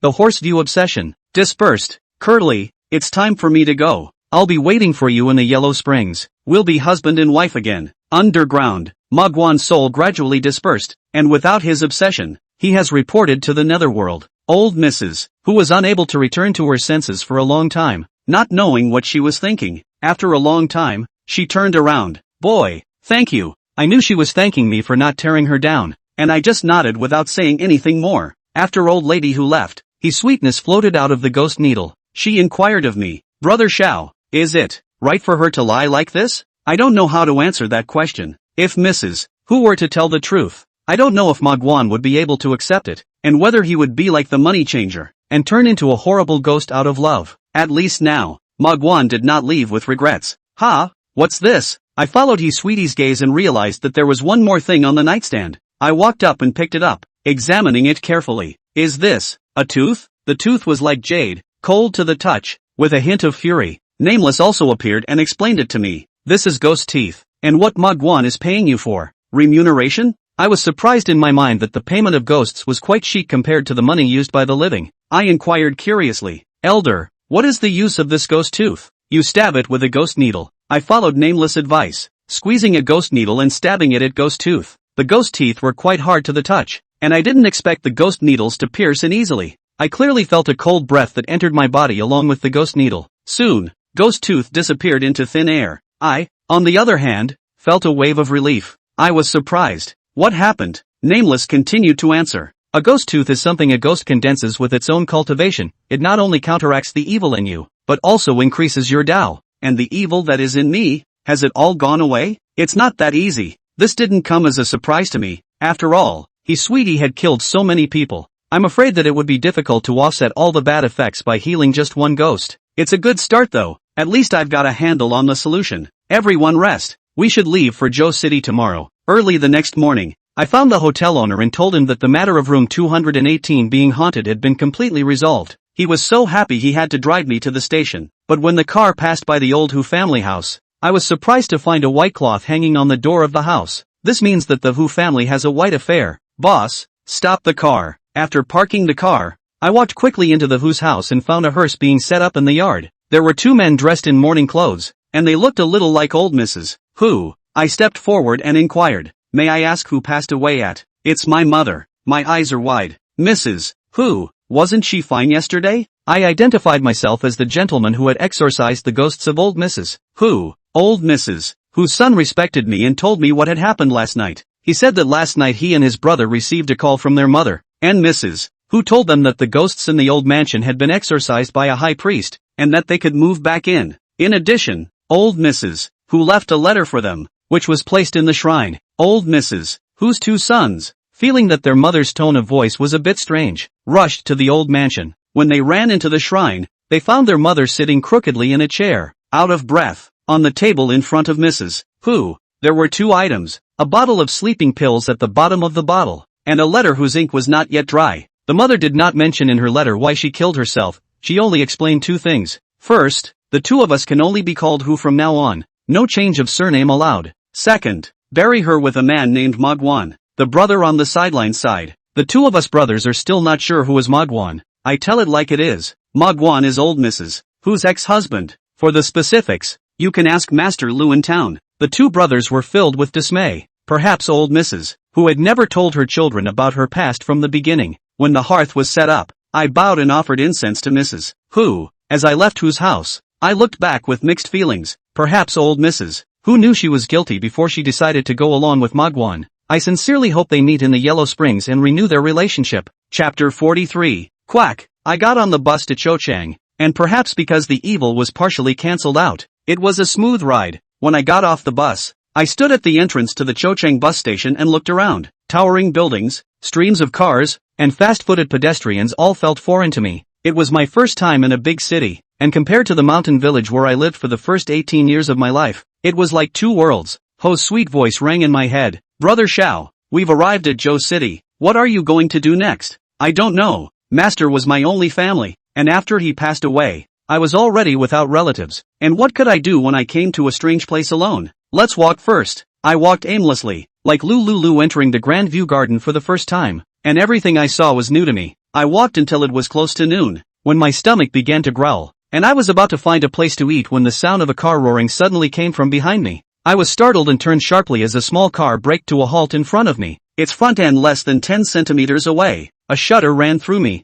Could it be the evil in me again? The door opened and a young mother, holding her child in her arms, hurried out of the car and rushed to a store by the side of the road. I fixed my eyes on the little girl she was carrying in her arms, who at the moment was convulsing and foaming at the corners of her mouth. Looking upward, the plaque hanging in the store had 3 big golden letters, Hui Chun Tang. Looking at the name, it should be a medical center. The driver's door opened and a man stepped down, apologizing profusely. I'm sorry. The kid was in a hurry. I drove faster. I waved my hand. It's okay, go see the baby. The man entered the medical center after his wife's footsteps, and through the clear glass of the medical center, I noticed that there were many people standing in the medical center. So many patients. Could it be that the owner of the medical center is a very famous doctor in Zhou City? Out of curiosity about my peers, I walked into the store. Upon entering the store, he saw that the sick little girl had been placed on a hospital bed, and an old man with gray hair and wearing a Chinese mountain suit was checking on his condition. People are whispering all around. This kid looks so sick. It's not life-threatening, is it? Don't worry. With Divine Dr. Huang around, there's nothing to worry about. That's right, there's no disease that Dr. Huang can't see. The year before last my father-in-law had a stroke, went to the big hospitals or hospitalized for 3 months. There's no improvement, and then asked Dr. Huang to prescribe a few pairs of medicines, and now my father-in-law has been able to get out of bed and walk. Listening to everyone's comments made me curious about the old man. Everyone says that a patient's praise is the best evaluation of a doctor, and it seems that this old Mr. Huang's medical skills are, well, very high. The little girl's mother nervously asked, Divine Dr. Huang, how is the child her? Divine Dr. Huang replied with a smile, it was delivered in time. It's not a big problem. I'll go grab some medicine and just give it to the kid to drink. The mother was thrilled and kept saying thank you, Divine Doctor, thank you Divine Doctor. Divine Dr. Huang turned to the medicine cabinet to get the medicine, and when he took out the first herb, my heart stuttered. This medicine is not taken right? I thought it was because I wasn't learned enough and didn't dare to squeak, but after Divine Dr. Huang took 4 or 5 herbs in a row, I was sure of what I thought. There's something wrong with the prescription that Dr. Wang Xinyan grabbed. In any other place, I would not dare to point a finger, but human lives are at stake, and as a medical practitioner, I cannot do nothing about it. I quietly squeezed through the crowd and came to divine Dr. Huang and said to him in a very small voice, "Master, that child is suffering from the disease of ram's horn convulsions." Divine Dr. Huang froze for a moment, then silently put down the herbs in his hands and re-grabbed the medicine. For once, he caught the right one. After the little girl had taken the medicine, she looked much better and woke up slowly. Seeing the little girl open her eyes, the people around her let out a gasp of surprise. "Wake up, the baby's awake." Worthy of being divine Dr. Huang. Wonderful hands. The child's mother almost knelt down for divine Dr. Huang, who held her up and admonished her. "I'll write a list. Go back and have the child take the medication on time, and come back in a while for a follow-up." The child's mother said yes in a huff, then gave her husband a wink. The child's father understood, and from his pocket a bunch of brand new banknotes, stuffed into the hands of the yellow divine doctor. I looked envious. When I lived in the mountain village, my master and I gave the villagers medical treatment. At most charged a couple of $100, the same as practicing medicine. The gap can be really big. Divine Dr. Huang smiled and accepted the money and did not refuse. He personally escorted the family out the door and I was ready to leave. Who knew that Dr. Huang stopped me? "Boy, wait a minute." I was surprised when Dr. Huang looked at the clock hanging on the wall and then shouted to the waiting patients in the room, "It's closing time, so please come back after lunch." Although the people were a bit reluctant, they also sympathized with the older Dr. Huang and left the medical center. When only the two of us were left in the room, divine Dr. Huang spoke again. "Boy, let's sit down and talk." The yellow divine doctor always had a smile on his face and didn't seem to be offended by me pointing out his mistake. When I was seated, divine Dr. Huang personally poured tea for me. He asked me, "What's your name?" "Xiao Fan." Dr. Huang pulled out the money that the child's father had just given and handed it to me. I inquired in surprise, "Gramps, what are you?" "This is what you deserve." Old man, I had a lifetime of fame that was almost ruined. Divine Dr. Huang's eyes were filled with silence as he sighed. Seeing my hesitation to reach out, he shoved the money directly into my hand. "Take that." My mind boggles. "Master, since everyone calls you a divine doctor,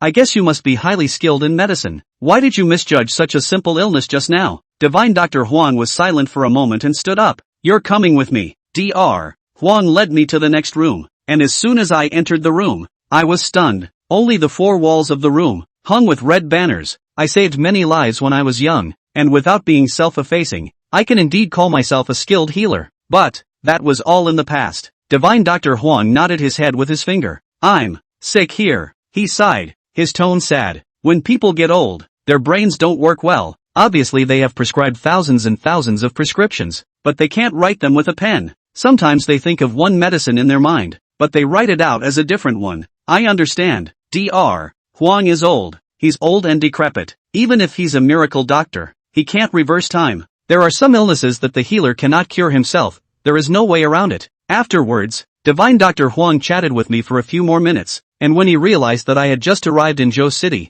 with no family and no place to live, he suddenly grabbed my hand. "Young man, do you want to open a medical center? Chapter 44 Pie or Trap?" "Old master, don't joke around. With this amount of money on me, how can I afford to open a medical center? I am very confident in my own medical skills. The first dozen years, although the master has the intention of harming me, but will be all the medical skills to teach. Plus I have Nameless, an ancient famous doctor, as a companion, so I definitely have no problem running a medical center. However, it's hard to beat a hero for a penny, and all my belongings together aren't enough to rent a store in this bustling part of Zhouchang. What's more, the decoration, the herbs, the instruments, each of them costs a lot of money." Dr. Huang laughed out loud, and I asked him suspiciously, "What are you laughing at?" Divine Dr. Huang looked around his medical center. "What do you think of me here?" I froze, not understanding for a moment what divine Dr. Huang meant by that. Dr. Huang laughed heartily. "I'll give you the healer if you like." I was so dumbfounded that I even suspected I was hallucinating. "Gramps,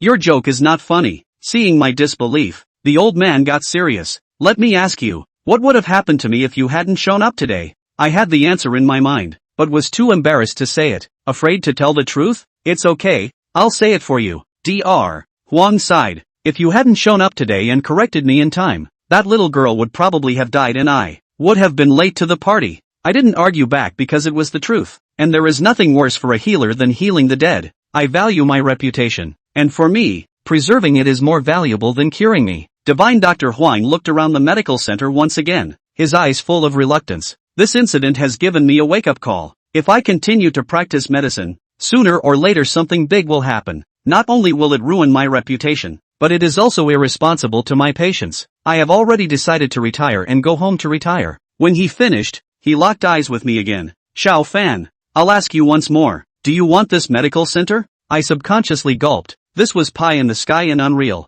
Divine Dr. Huang urged. Want to? His tone was 3 times heavier, as if he was going to change his mind if I didn't answer. Think. I ultimately failed to resist the impulse in my heart. With my own medical center, I would be able to get a place to stay in the unfamiliar Zhou City, and I would have a career of my own in the future. Seeing that I agreed, Divine Dr. Huang once again laughed out loud. Good boy. That's the kind of honesty I like in you. He tapped me on the shoulder. Do a good job. Although Zhou City is without Divine Dr. Huang, there will definitely be more Divine Dr. Xiao in the future. Thank you, Gramps. You and I are meant to be. Don't be so polite. He asked me after a pause. Got your ID? Bring it on. Go. Where to? Of course I'm transferring the medical center to you. Dr. Huang did what he said he would do and immediately took me to the housing authority to complete the transfer procedures. When I got my brand new real estate license, I couldn't stop thinking about it for a long time, as if I was dreaming. After the medical hall was returned to me, Dr. Huang left on the same day.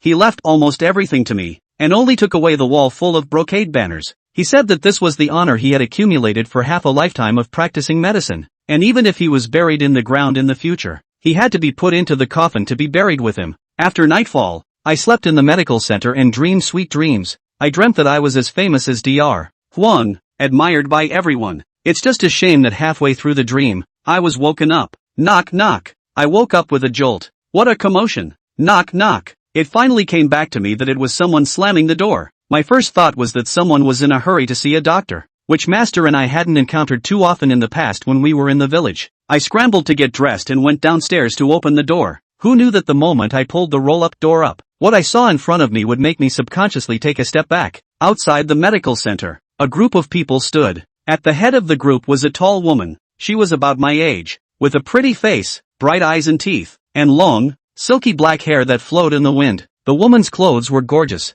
and she looked like a rich and famous young lady. Just why does such a good-looking woman have an angry look on her face? Behind the woman, there stood a dozen or so burly men, presumably her bodyguards. The bodyguards were dressed in slate black suits, but it was still hard to hide their strong muscles. You are. I hadn't even finished a sentence when the woman suddenly waved her hand. Get me back. Before I could react, I was held down by a group of burly men who held down my shoulders and escorted me to a black Mercedes-Benz commercial vehicle. I'm a little confused in the head. What's going on here? I said hastily. Have you arrested the wrong person? His Sweetness, who sensed that I was in danger, was poised in the ghost needle, and as soon as I gave the order, she would reveal herself and kill everyone. The bodyguard watching over me was silent, and I was hesitating to call out to Sweetie to save the day when a long leg appeared in front of my eyes. The woman leapt into the car, first greeting the driver and driving, then glaring viciously at me. She gritted her teeth and cursed me. You deceitful quack. You victimized my father. If anything happens to him, I, Tang Qianxue, will never let you go. Quacks. Harming people? I reacted. Feelings in front of this woman is to find the yellow divine doctor. Could it be that Divine Dr. Huang had long anticipated that he would be in trouble? Which is why he generously transferred the medical center to me. I can't wait to slap myself. This is not a pie in the sky. It's clearly a trap to kill people. Miss, let me explain. Gag him. The bodyguard sitting next to me pulled a towel out of nowhere. He cupped my chin and shoved the towel hard into my mouth. His Sweetness couldn't stand it anymore, and she used a secret method to transmit her voice, her anger flaring up. How could they do this to you? Brother Xiao, let me kill them all. Wait, I similarly used a secret method to transmit my voice. There's a misunderstanding here. As long as my life isn't in danger, you shouldn't make a move. The car had been traveling for about 30 minutes when it finally stopped. I was escorted out of the car and looked forward as a large villa, covering an amazing amount of space, appeared in front of me. Tang Qianxue walked in front, her pert ass twisting and turning. A few moments later,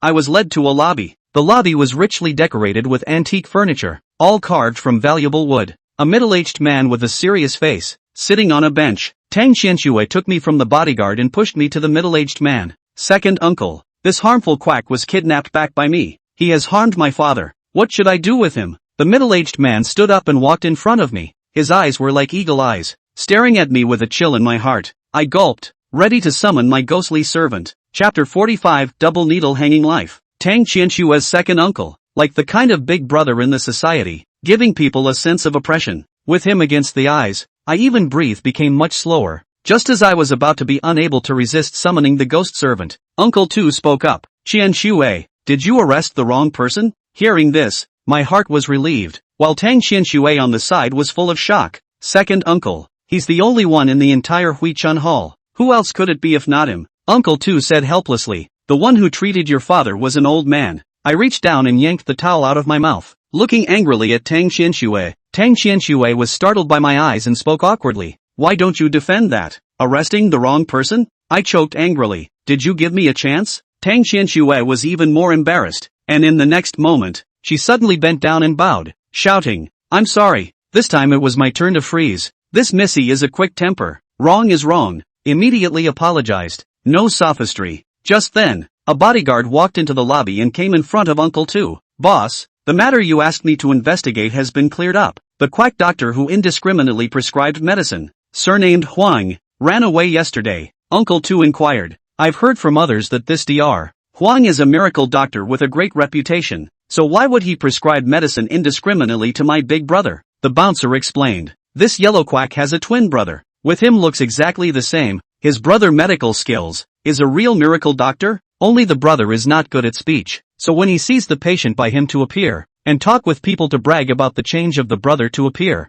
the brothers switched seamlessly, so only very few people knew about it. A month ago, the younger brother passed away unexpectedly, and the older brother, knowing that he couldn't keep the medical center open without his brother, wanted to use the name to make one last buck, and ended up cheating us. I was dumbfounded by this explanation. Who would have thought that such a ridiculous thing could exist under the sky? Uncle Tu asked me, why did you show up at the Hall of Returning Spring, little brother? I told everything that happened yesterday, and Uncle Tu cried and laughed when he heard it. So it seems that you are also a victim. Qianshue, give little brother some compensation and you personally send him back. Hearing that there was compensation, I felt a little less resentment towards the Tang family. Yes, Uncle Tu. Just as I was about to leave, another man ran in from the lobby. The man was a little younger than me, his face full of youth. He had a panicked expression and almost fell because he was running so fast. Sis, father, he's dying. As soon as these words came out, Tang Qianshue and her second uncle's faces changed drastically at the same time as they ran outside. I was left alone in the lobby in the blink of an eye, and uncomfortable being alone in someone else's home. I followed suit.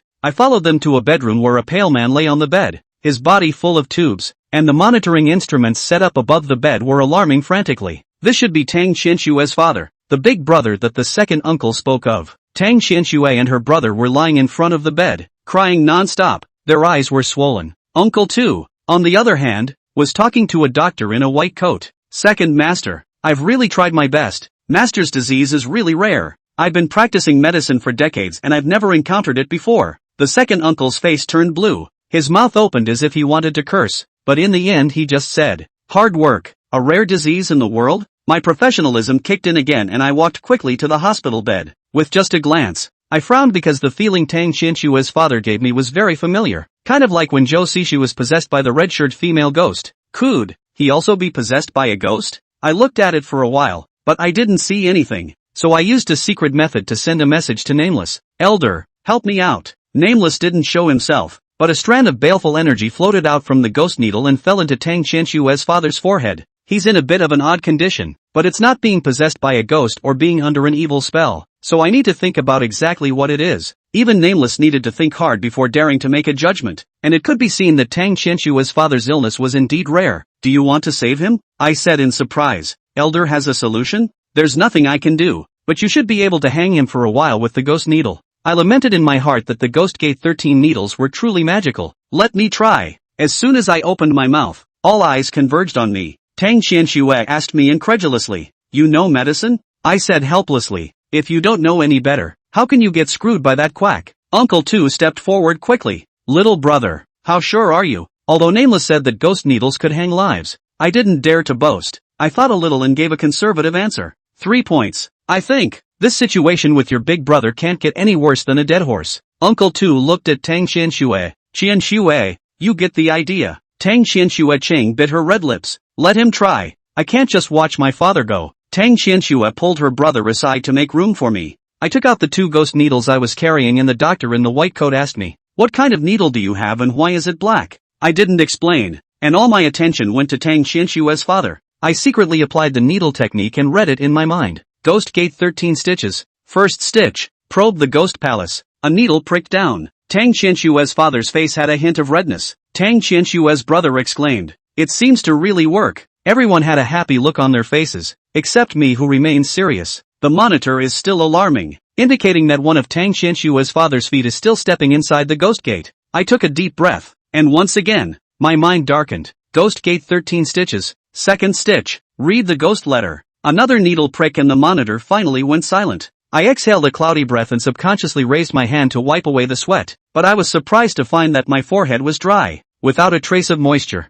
I immediately reacted to the fact that Mugwan's ghostly teeth had increased my Dao, and even if I applied 2 stitches in a row, it would be a breeze. Instead of sweating like before, Tang Qianshue asked me excitedly, "My father, he has been cured?" I regretfully replied, "No, I'm just hanging on to him for now, and to cure him, we need to find out why he's sick first." Tang Qianshue's eyes once again became dim, and the second uncle on the side spoke. "Little brother, can I have a word?" I said yes. "Qianshue, you come too." The 3 of us came into the quiet, and Uncle Tu arched his hand toward me. "Thank you for your help, little brother. I still don't know your name?" "My name is Xiao Fan." Chapter 46, Woe to the Future Generations. After introducing himself, Uncle Tu once again arched his hand toward me. "My name is Tang Ling, and the one just lying on the hospital bed is my elder brother and Qianshue's father, named Tang Feng." I nodded and didn't interrupt. Tang Ling must have something to ask if he wanted to take a step to talk. Tang Ling continued, "When I was young, I was also considered to have traveled to the south and broke through the north, and made friends with many strange people,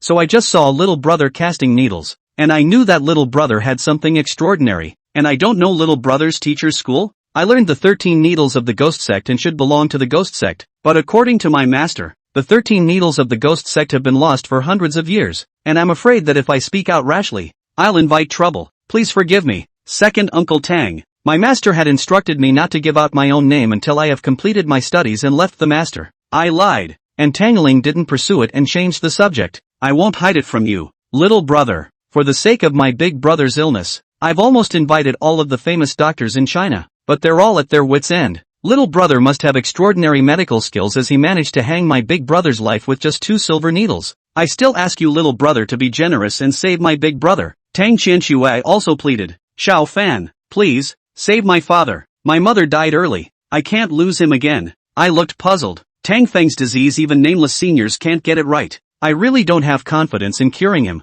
Seeing that I was hesitant to agree, Tang Qianshue actually plopped down and knelt in front of me. "Xiao Fan, Tang Qianshue, was wrong before and lost my manners. If you have any grievances in your heart, you can beat me up." Looking at the crying pearly beauty in front of me, my heart softened. It's not so much that she's pretty, but it's her filial piety to her father that moves me. "You get up first." I helped Tang Qianshue up and spoke slowly. "I can try, but I can't promise anything, except to say I'll do my best." Tang Ling promised immediately. "Whether or not little brother can ultimately cure my big brother, my Tang family owes you a favor." The word favor is much heavier than money, and from this mansion it is not hard to see that the Tang family is very powerful in Zhou City. I'm new to Zhou City, so if I can take a little favor from the Tang family, I can avoid a lot of trouble in the future. When I was very young, my master once told me that I depended on my parents at home and my friends when I went out, and that only when I had many friends could I make a living. Please ask second Uncle Tang to invite everyone out. I want to diagnose your big brother alone."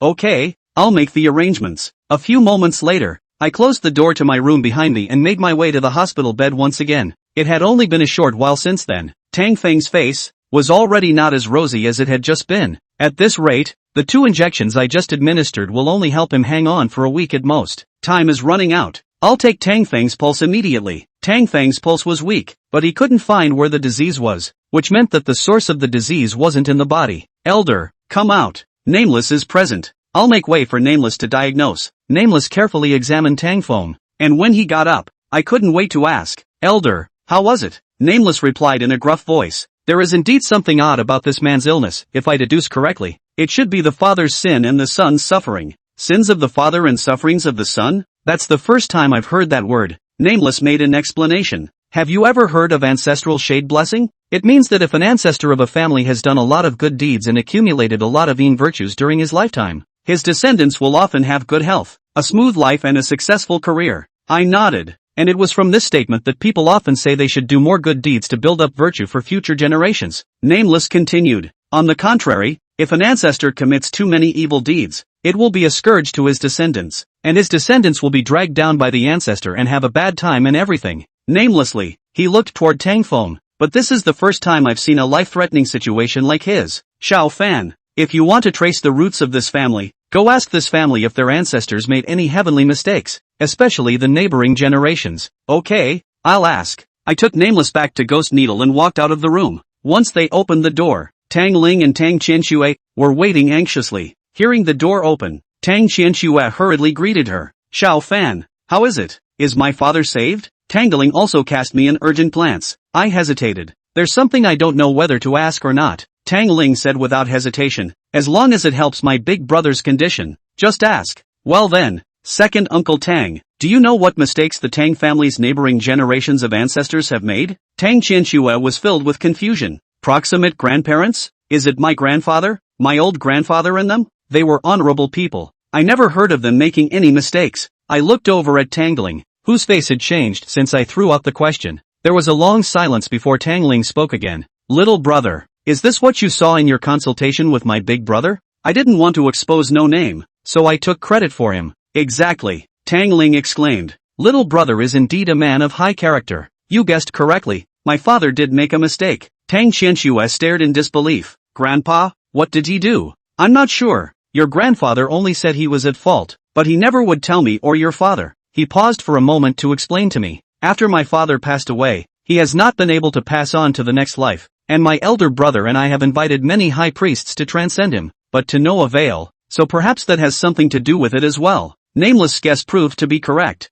Master Tang's spirit, where is it now? You'd better ask again, or your big brother will have to go after him. Hearing this, Tang Ling didn't dare to hesitate. It's at the shrine. Little brother, you come with me. I followed Tang Ling to the Tang family ancestral hall, and Tang Qianxue caught up with me. The Tang family was worthy of being a big family. The ancestral hall was built big and luxurious. On the offering table, the spirit cards were arranged like a mountain, dedicated to at least 20 generations. Among the many spirit cards, an out-of-place idol caught my attention. The idol is carved from acacia wood, full of details, very evocative. Only, no face. Tang Ling followed my gaze and explained. After my father's death, there was nowhere for his soul to rest, so I asked a high priest to carve this faceless idol to serve as his abode. Please call out the old man. Tang Ling grimaced. I can't do it. The high person who carved the idol did pass on the method of calling ghosts to me, but in the past 10 years, no matter how I call out, Father, he has not appeared, as if he himself is not willing to come out.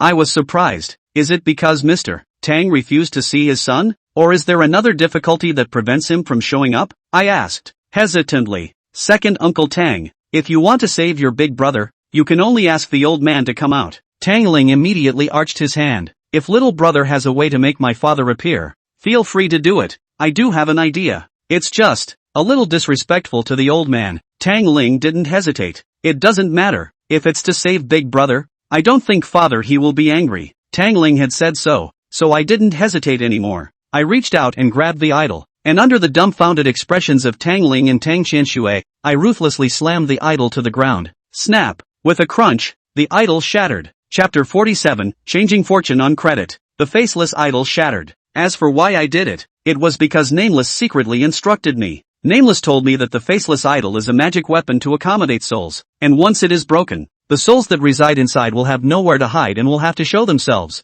Things turned out just as Nameless had said. After the idol shattered, a baneful wind appeared out of nowhere and blew out all the eternal life candles that were lit in the shrine. Immediately afterward, a ghostly figure burrowed out of the broken idol. Tang Ling, who had previously asked a high-ranking person to overpower his father, naturally could see ghosts, and he shouted excitedly, Dad! Tang Qianxue, on the other hand, was at a loss, not knowing what was happening. I reached out and waved my hand in front of her eyes, lending his sweetness a little bit of fury and injecting it into her eyes. The same look of surprise came over my face when I removed my hand. Grandpa! It should have been a joyous occasion for the 3 generations of grandparents and grandchildren to get together, but there was not a trace of joy in Elder Tang's eyes. Instead, he fell to the ground in agony and wailed. Ah! Tang Ling was startled and asked me hurriedly, Little brother, what happened to my father? I wasn't sure what was going on, and my eyes were glued to Donald Trump. Soon, I found out the end. only to see that the clothing on Elder Tang's body would suddenly split open a mouth, as if he had been cut by a transparent knife. The wound was deep and had touched the depths of his soul, which was why he was torn by the pain.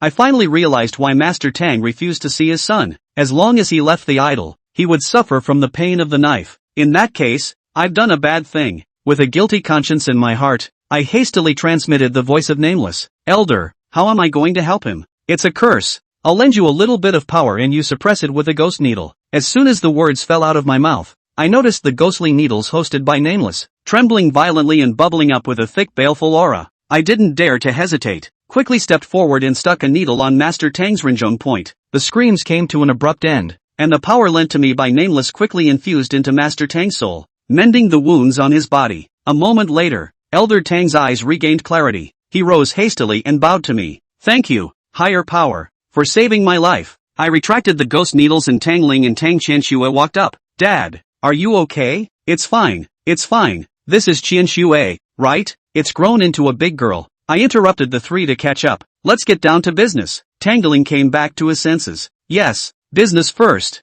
he inquired anxiously. Father, when you were alive, did you make some mistake? Now Big Brother has been implicated by you and is in critical condition. What? What happened to him? Peek? Tangling told the situation of his elder brother, and Elder Tang was filled with guilt after hearing it. He slapped himself hard, a million times more chagrined. Blame me. Tangling hurriedly took his hand. Father, don't be in a hurry to blame yourself. This Xiao little brother is a high-level person with real skills. As long as you tell the truth, Big Brother may still be saved. Okay, I'll talk.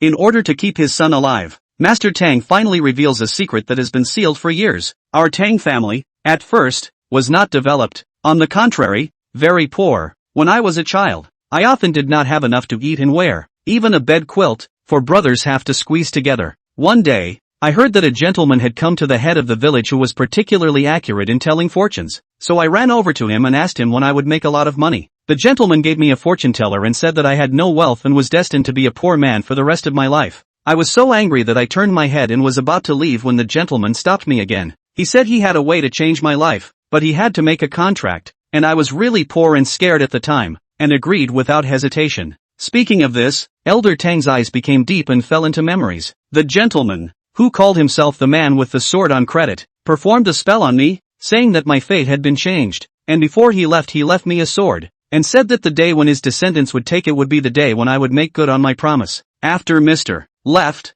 I followed the village people out to work, and no matter what industry I was in, I was able to do a good job, and even became a boss, and my business got bigger and bigger. Tang Ling and Tang Qianxue looked at each other in dismay. Perhaps it was also the first time they knew the history of the Tang family's origins. After listening to Master Tang's words and associating it with Nameless just now saying that what harmed Master Tang's soul was a curse, I immediately had a judgment in my mind. Master, what did you promise the man with the credit knife? Did you fail to keep your promise? Elder Tang nodded, revealing a guilty look. That's right, I didn't keep my promise. And the promise I made with the man with the sword on credit was that I'd have a daughter in my future marriage to marry one of his descendants. Tang Ling said in dismay. Father, you only have 2 sons, my elder brother and I, and no daughters. Donald shook his head. No, it's not that you and Peek don't have sisters, it's just that they were all strangled in your mother's womb by me. Tang Ling was stunned and speechless for a moment. Donald sighed again. Since I developed, I regret more and more when I agreed to the conditions of the credit knife man,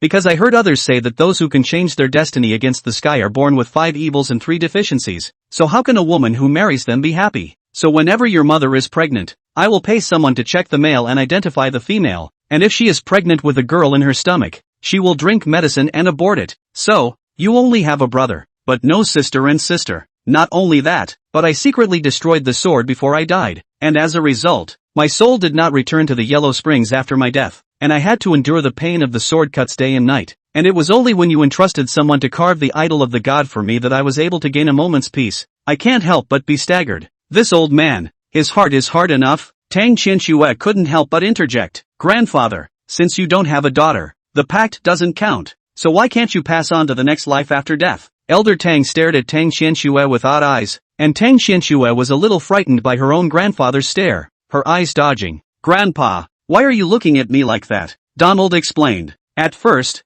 I didn't figure it out, and it took me a few years of hiding in the idol to figure out the cause. What the credit knife man said was that I had a daughter after my marriage to his descendant. And it's true that I don't have a daughter, but the grandchildren of our Tang family do. Tang Qianshue's eyes widened as she subconsciously reached out and pointed at herself. Me? That's right. In other words, in order to cure Tang Feng, one must first transcend Elder Tang, and in order to transcend Elder Tang, Tang Qianshue must marry the descendant of the man with the credit knife and honor the promise made back then. Tang Qianshue probably never dreamed that she would get herself involved in order to save her father. She murmured in a florid voice, "Does it have to be this way? Isn't there any other way?" Just then, footsteps came from outside the shrine. Tang Ling immediately drank. "No one gets in here." The footsteps stopped and a respectful voice came. "Second master, there is a guest in the house, and the other party calls himself the knife man on credit, and has come to collect the knives." Chapter 48, Forced Marriage at the Door. It's true to speak of the devil. We were just talking about the credit knife man, and here he is. When Elder Tang heard the words, "man with the sword on credit," he trembled in fear. He murmured in horror, "Retribution is coming. My retribution is coming." Tang Ling hurriedly consoled, "Father, take it easy, let me go and meet him." With that, he threw me a look of help. I nodded slightly and agreed to accompany him. I'm new to the world and would like to learn more and see what the credit knife man, who can change people's lives against their will, is capable of. Tang Ling asked, "Where are the people now?" "Invited into the parlor by me. I told Master Tang to hide in the ancestral hall. With the nameless power to suppress it, there is no need to worry about the curse on him for the time being." When the three of us arrived at the Tang family's parlor, a man who was scruffy and dressed like a beggar appeared in front of my eyes. The man's back was turned to us, and he had the Don's teapot in his hand, which he was peering at curiously. Tang Ling inquired cautiously, "May I ask if your honor is the man with the sword on credit?" The man turned at the sound and grinned. "Only a glance. Tang Qianshue's face will show a look of abhorrence. I guess it is because the man in front of me looks too ugly."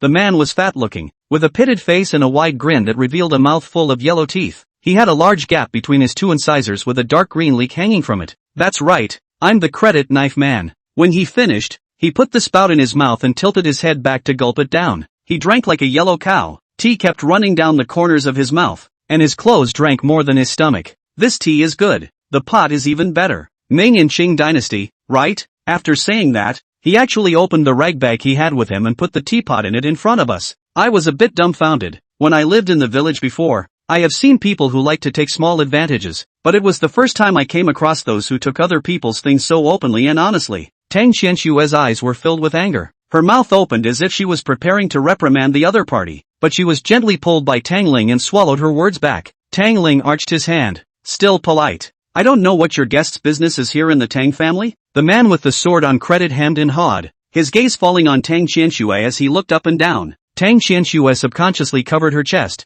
hating it with gritted teeth. "TSK, are you my daughter-in-law? The chick is pretty good looking, with big boobs and a big ass, easy to give birth to babies, and saves on milk powder. To be able to kidnap me straight from the medical center back to the Tang family." You can guess how hot-tempered Tang Qianshue is. Faced with the naked molestation of the man on credit, she finally couldn't stand it anymore. "Who is your daughter-in-law? If you dare to talk nonsense again, believe it or not, I'll tear your mouth off." Being angrily rebuked by Tang Qianshue, not only did the man on credit not get angry, he instead revealed a happy smile. He continued to molest. "Yo, still a little pepper, but I love hot-tempered girls, the kind that don't even say anything when shaken up in bed. No fun." Tang Qianshue's eyes are red. Of course, not aggrieved want to cry, but angry want to copy the knife to kill. Seeing her trying to rush forward, I grabbed her wrist. Tang Qianshue asked me angrily, "What are you stopping me for?" I drank in a deep voice, "Don't be impulsive. You can't beat him. This is not nonsense.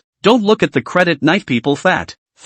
Not very forbidding appearance, but he gave me the feeling, can be more fierce than beat the ghost woman." The man with the sword on credit glanced at me, revealing a disdainful expression, before dropping his eyes back to Tang Qianshue's body and continuing to survey it recklessly, a lewd smile appearing at the corner of his mouth, as if he was masturbating to something. It felt bad to be ignored, but I didn't care. The more my enemy belittled me, the easier it would be to strike a blow when I struck. I heard Tang Ling take a deep breath, and it was obvious he was suppressing his anger as well. He asked again, "Your Excellency came to the Tang clan. What exactly is the purpose of your visit?" The credit knife man was finally decent as he asked Tang Ling rhetorically, "Is Donald Trump not doing too well right now?" He grunted coldly, "After taking my grandfather's sword, how dare you break your oath? Do you really think you can renege on your debt just because you're dead? By the way, your big brother is about to die, isn't he? It's bad luck for him to have such a father." The man with the sword on credit reached out and pointed at Tang Qianxue. Your father and your big brother are just a small warning from our lineage of credit knife people to the Tang family. If you don't want all of the Tang family to die, you better let me take this chick home to my cave now. After saying that, he once again revealed a lewd smile, as if he had eaten Tang Qianxue. You're dreaming, Tang Qianxue cursed. Even if I die, I won't marry a toad like you. Tang Ling didn't open his mouth, obviously acquiescing to Tang Qianxue's attitude. Marrying his niece to this kind of person, he probably couldn't forgive himself for the rest of his life. I secretly pinched the ghost needle. The negotiation had broken down. I was worried that the credit knives would rise up and hurt people. I had to be ready to summon the ghost servant at any time. Things, however, went a bit beyond my expectations. The man with the sword on credit did not get angry when he was rejected by Tang Qianxue. He patted his stomach and burped, and even though he was 2 or 3 meters away, I still smelled the stench that spewed out of his mouth. Row, you Tang family members have guts. Since you don't want to return the knife, don't return it, and when my old father-in-law dies in a few days, I'll come to mourn him. With that, he headed for the door. When he passed us, he even deliberately bumped Tang Qianxue with his shoulder. Little girl, originally you honestly married old man.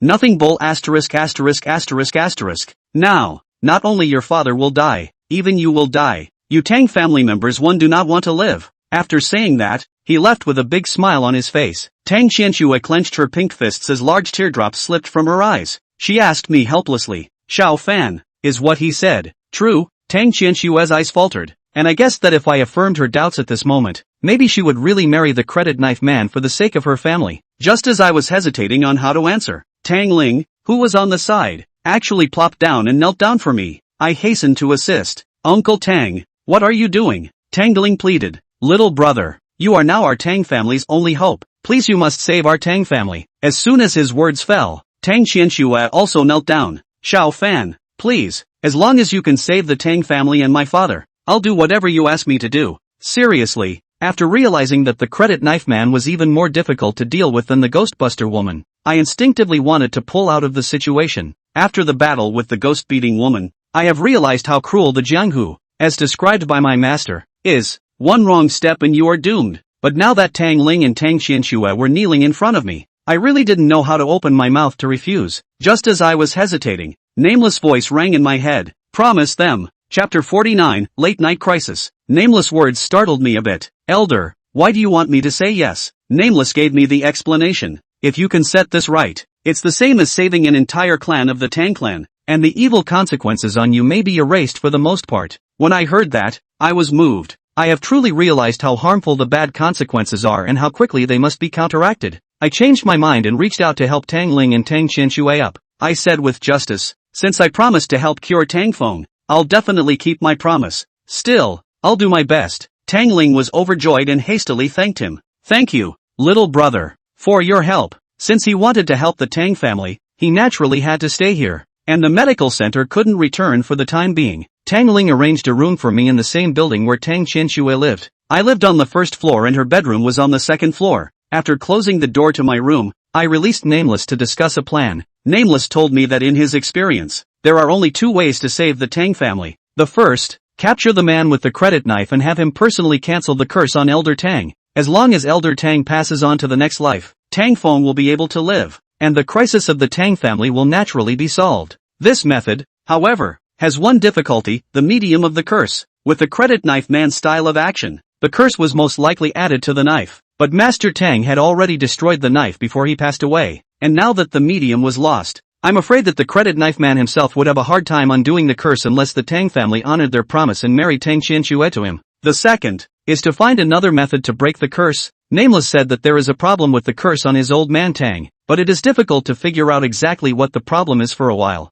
After half a day's discussion, I still don't have a clue, so I can only take one step at a time. At nightfall, I finished my meal and went back to the house to rest. I was sleepy after being caught in the Tang family early in the morning and going through so many things. As I fell asleep, Sweetie's anxious call woke me up. Brother Xiao, wake up, wake up. I sat up violently from the bed. What happened? The answer to my question was Nameless. Something got into the house. I was instantly alert. With my toes I could also guess that the Tang family members had upset the man with the credit knife that much today. He would definitely retaliate. I got dressed as fast as I could and walked out of the bedroom. The house was dark, with only a faint light coming from the second floor. There was a faint fury in the air. and something had definitely gotten in. Nameless reminded me. On the second floor. I was shocked. I'm here for Tang Qianxue? I tiptoed up the stairs, and the higher I went, the thicker the fury in the air became. Soon, I identified the source of the bogey as the room with the light on. Sugar, come out here. His sweetness immediately showed up,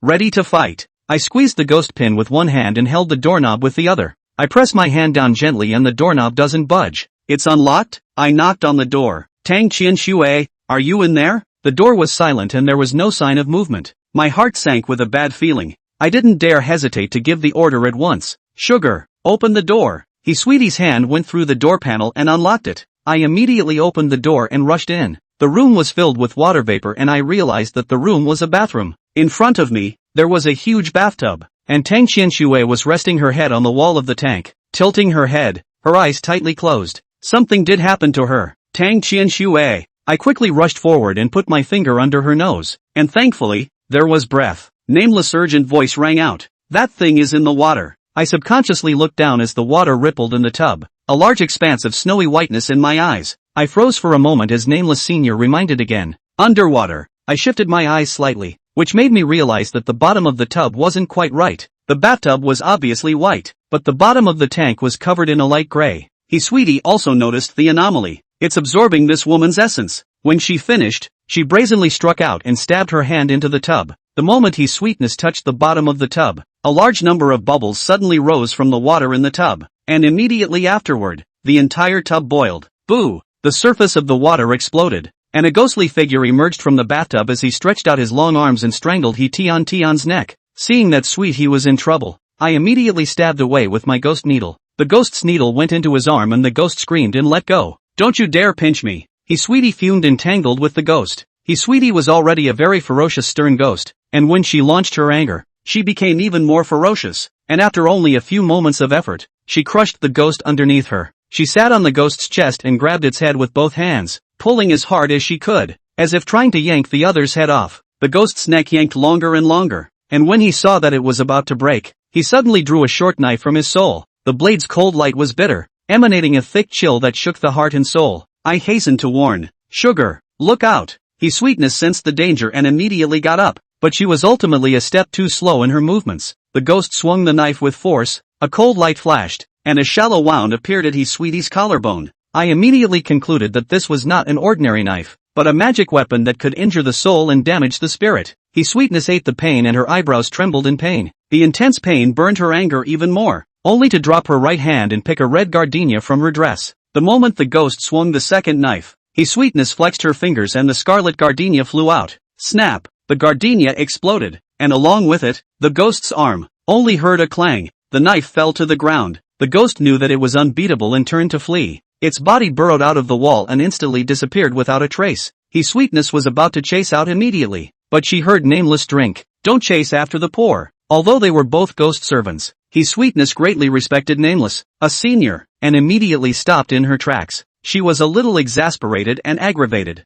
Elder, why don't you let me chase after him? I'm sure I can finish him off. Nameless replied calmly. I know you're good, but there's no way for you to know for sure if there's a helper for it hiding out there, or even his master. His sweetness felt that Nameless had a point, and the anger in her eyes gradually dissipated. Immediately afterward, Nameless quipped, Xiao Fan, you've done a good job as well. You were decisive when helping this girl, and you didn't hastily call me out, leaving yourself a card. I'm still happy to be praised by Nameless, but right now, ensuring Tang Qianxue's safety is the most important thing. I asked Nameless, Senior, is Tang Qianxue alright? You came just in time. She didn't have much essence sucked out of her. It won't be a big problem. I breathed a sigh of relief. And just then, Tang Qianxue wooed and opened her eyes. I couldn't get away in time to meet her on all fours. Tang Qianxue glanced at me and then down at herself. Then, Chapter 50, Nissy's personal bodyguard. Tang Qianxue's screams resounded through the entire house. I was afraid that she would misunderstand me and rushed forward to cover her mouth. The screams came to a screeching halt as Tang Qianxue stared at me with wide, horrified eyes, her eyes warring. I said hastily, Take it easy, I didn't see anything. Before I finished my words, I felt some warmth on my lips, and I subconsciously wiped it with my other hand, and it was actually a nosebleed. I'm dumbfounded. How else can I explain this? Suddenly, I felt a sharp pain in my finger, and when I fixed my eyes on it, it turned out to be Tang Qianxue who bit me. I hastily drew my hand back as Tang Qianxue grabbed the bath towel from the side of the bath and slammed it in my face. You get out. Fine, fine, I'll get out. I hurriedly turned around and walked out, and when I was about to reach the door, Tang Qianxue shouted again, my bath towel. I gripped the towel with one hand, covered my eyes sideways with the other, and returned it. A moment later, Tang Qianxue walked out. She was wrapped in a clean white towel, her hair still dripping, her face and bare skin red and inviting. But when I saw that she was clutching a knife in her hand, my heart immediately went to my throat. Missy, you don't want to stab me, do you? Tang Qianxue, you, put the knife down and listen to my explanation. Tang Qianxue raised the knife in her hand, and I subconsciously tried to escape. What are you running for? Tang Qianxue was half angry. Where did you get this knife? Seeing that Tang Qianxue wasn't so angry anymore, I hurriedly told what had just happened. Tang Qianxue obviously believed it, her face turning from red to white, her voice trembling. You mean, I just almost died? I nodded and reached out to take the knife. Just now I was concerned about Tang Qianxue's safety. I didn't carefully observe this knife. At this moment the handle of the knife in my hand, I immediately detected a familiar feeling. This feeling, I have encountered in Tangfone. Is there any connection between the two? I seem to have found the breaking point, but there's still a thin layer of window paper separating it from the truth. And it's just a shame that I've racked my brain for an answer. Xiao Fan, what are you thinking? Nothing, you go back to bed. Tang Qianxue had a scared expression on her face. What's wrong? I'm afraid that ghost will kill back. The possibility exists. In my place, odds are I would do it. Many people let their guard down after the danger has passed, and that's when the best time to do it is. Tang Qianxue hesitated for a moment and asked me in a low voice, can you stay with me? For the sake of Tang Qianxue's safety, I can only agree. Good thing Tang Qianxue's room has a sofa, exempting me from the embarrassment of hitting the ground. I do not know have me around more at ease. Tang Qianxue quickly fell asleep. I also know for the first time, women sleep will also snore. After keeping watch for a while, I was also sleepy, so I let Sweetie out to keep watch and fell into a deep sleep myself. When I opened my eyes, I found Tang Qianxue lying on the back of the sofa, staring at me from above. A face suddenly appeared in front of my eyes, which really startled me, and I got up violently, resulting in my forehead hitting Tang Qianxue's nose solidly. Yikes! Tang Qianxue covered her nose, tears streaming out of her eyes from the pain. Sorry, I didn't mean to. I wiped my forehead, an extra layer of powder on my fingers. The woman didn't know what time she woke up, but she even had her makeup on. I asked her suspiciously, why are you staring at me? Tang Qianxue hummed arrogantly, look what happened to you. It's not like you're missing a piece of meat. At that, she suddenly poofed a laugh. Seriously, you look kinda cute when you sleep. With that, she turned and walked out the door. Get up quickly. Second uncle is waiting for us to eat. When eating breakfast, Tang Ling heard about last night's scene from Tang Qianxue's mouth. Of course, Tang Qianxue did not say that I saw her naked. He was taken aback and hurriedly inquired, Qianxue, are you okay? Tang Qianxue shook her head. Thanks to Xiao Fan, I'm fine. Tang Ling immediately got up. Grateful, little brother. Thanks a lot. I waved my hand, signaling that Tang Ling didn't need to be so polite. I suggested, second Uncle Tang, the credit knife man intends to target your Tang family. His methods are insidious and secretive. I alone can't protect the Tang family down top. Little brother, don't need to worry. I've already taken this into consideration. Last night I contacted a few high-ranking people who used to have cooperation with the Tang family. They will be able to arrive today. You only need to protect Qianxue alone. That's how I became Tang Qianxue's personal bodyguard. I advised Tang Qianxue not to go out in recent days, but I didn't expect her to stretch out a finger and beg. Xiao Fan, can you tolerate me for a day? Why? Because I have a class reunion today, and I'm hosting it. I wanted to tell her to dismiss the idea, but on second thought, perhaps the credit knife people also thought that Tang Qianxue didn't dare to go out, and it might be safer for us to do the opposite. Seeing that I was slow to speak, Tang Qianxue thought that I refused to agree, so she put on a pitiful expression and pouted at me. Please, I don't want to lose face in front of my classmates. I pretended to be compromised. Fine, I'll go with you, but promise you'll do everything I say out there. Tang Qianxue was overjoyed and agreed without hesitation. No problem, anything for you. At 3 o'clock in the afternoon, Tang Qianxue and I went out. With my protection, she didn't bring a single bodyguard. When I was in her open-topped Ferrari, driving down the street, the turnaround rate was almost 100%. The eyes of the passers-by looked at me in 1,000 different ways, from envy and jealousy to contempt and hatred, giving me the feeling of being adopted by a rich woman. After the car stopped, Tang Qianxue took me into the mall. However, she did not walk into the restaurant. but into a men's clothing store that I knew was expensive just by looking at the decoration. I asked her suspiciously, "What's the point of coming here?" Tang Qianxue pinched my collar. "Of course it's to change your outfit. I can't let my classmates think I'm putting on airs and bringing a bodyguard when I go out for a dinner party." I looked down at the attire I was wearing and it did look a bit rustic. Tang Qianxue ran around the store, carrying dress after dress, pushing me into the dressing room again and again. As I walked out of the locker room for the 12th time, Tang Qianxue's eyes lit up. "That's the one." After shopping for clothes, she took me to the hairdresser to get a new haircut. Looking at myself in the mirror, I was a little unrecognizable. Tang Qianxue complimented. "I didn't really see it before. You kid is quite handsome." When she finished, she looked at the time, pulled me and ran. "Oh crap, I'm going to be late." When I arrived at the restaurant and pushed open the door to the private room, I realized that the room was filled with warblers and not a single man. In an instant, all eyes converged on me. The room was silent for 3 seconds, followed by an uproar.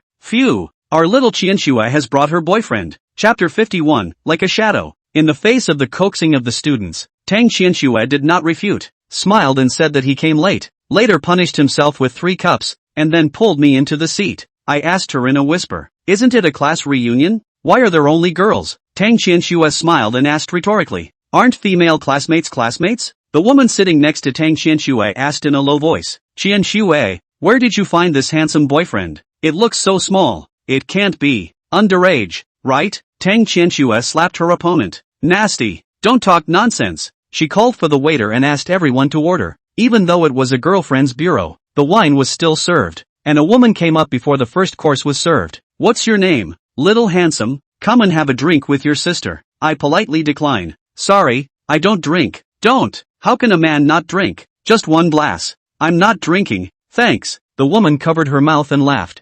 "Qianxue, this little boyfriend of yours, he's still in the Qingling fan. Quick, let him have a drink with me." Tang Qianxue cast a glance at me, and I looked at her calmly, still not holding my glass. Tang Qianxue immediately raised her own wine glass. "Damn green tea. Don't come to seduce my man. I'll drink with you." Yo. The protection is quite strict. "Bitch, I'm not going to drink you down today." Other women see Tang Qianxue like this, also have the sense not to come up. They drink there. I eat my. The whole did not speak. "Look out. Can sit here women and Tang Qianxue relationship are quite good. The atmosphere of the table is very good. Everyone pushes the cups. One by one showed drunkenness. Drink to the end. Actually began to paddle play a game. The atmosphere was getting high when the door to the booth was pushed open. A man dressed as a waiter walked in with a fruit tray. I immediately set my sights on him because, unlike the waiter who had come through the door earlier to deliver the food, this man was not only wearing a mask, but a hat as well.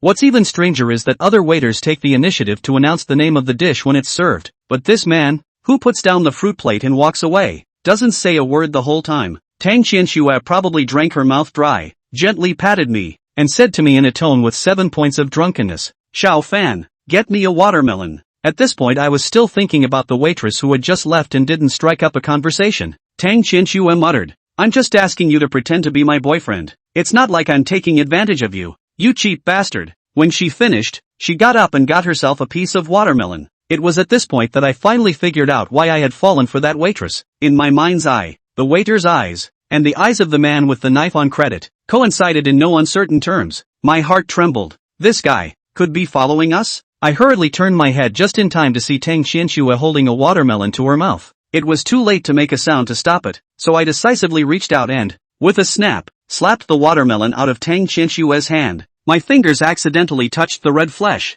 and at once it was hot, as if it were being burned by fire. Toxic. Tang Qianxue was startled by me and got a little angry. "What are you doing?" But when she got a good look at my palm, her expression changed from anger to horror. "Xiao Fan, your hand." It was as if my fingers had been inked black. "Senpai." I used the secret method to transmit the sound, and the nameless baneful aura immediately surged out from the ghost needle and wrapped around my entire hand. After only a few moments, my fingers had changed back to their normal color. My heart a burst of fear. This watermelon is too poisonous. I just touched it and suffered some minor injuries. Tang Qianxue if eaten into the stomach. I'm afraid that Hua to a reincarnation, but also cannot be saved. I can't stay here any longer, so to prevent anyone else from accidentally eating it, I pick up the fruit plate and dump all the fruit in it on the floor. The women all froze when they saw my movements, and the room, which had been noisy, fell silent. Too late to explain. I grabbed Tang Qianxue's hand and let out a low gulp. "Go! I tugged Tang Qianxue outside, and Tang Qianxue twisted her head and shouted, "Sisters, I have something urgent to do. I'll go first. I paid in advance. You continue to drink." Before she could finish her sentence, she was already being dragged out of the booth by me. Tang Qianxue knew that she had gotten into trouble again, and immediately left at a fast pace with my hand in hers as she asked me fearfully, "What's going on?" "The credit swordsman is in the neighborhood." With just one sentence, Tang Qianxue's face turned pale with fear. "Where are we going now? Get the car and get out of here first." On the way to the parking lot, I kept a lookout around and no one followed me. When she got into the car, Tang Qianxue was slow to start the car. I urged, "Move that. I've been drinking. Can you drive?" "I certainly wouldn't be able to drive a farm tractor if I replaced it," I asked her helplessly. "You know you're drinking and you're still driving?" I planned to call for a substitute driver. Calling for a valet would require a wait, and it was just too dangerous to stay here. So I made a snap decision. "Get out and get a cab." We both got out of the car again and headed for the road.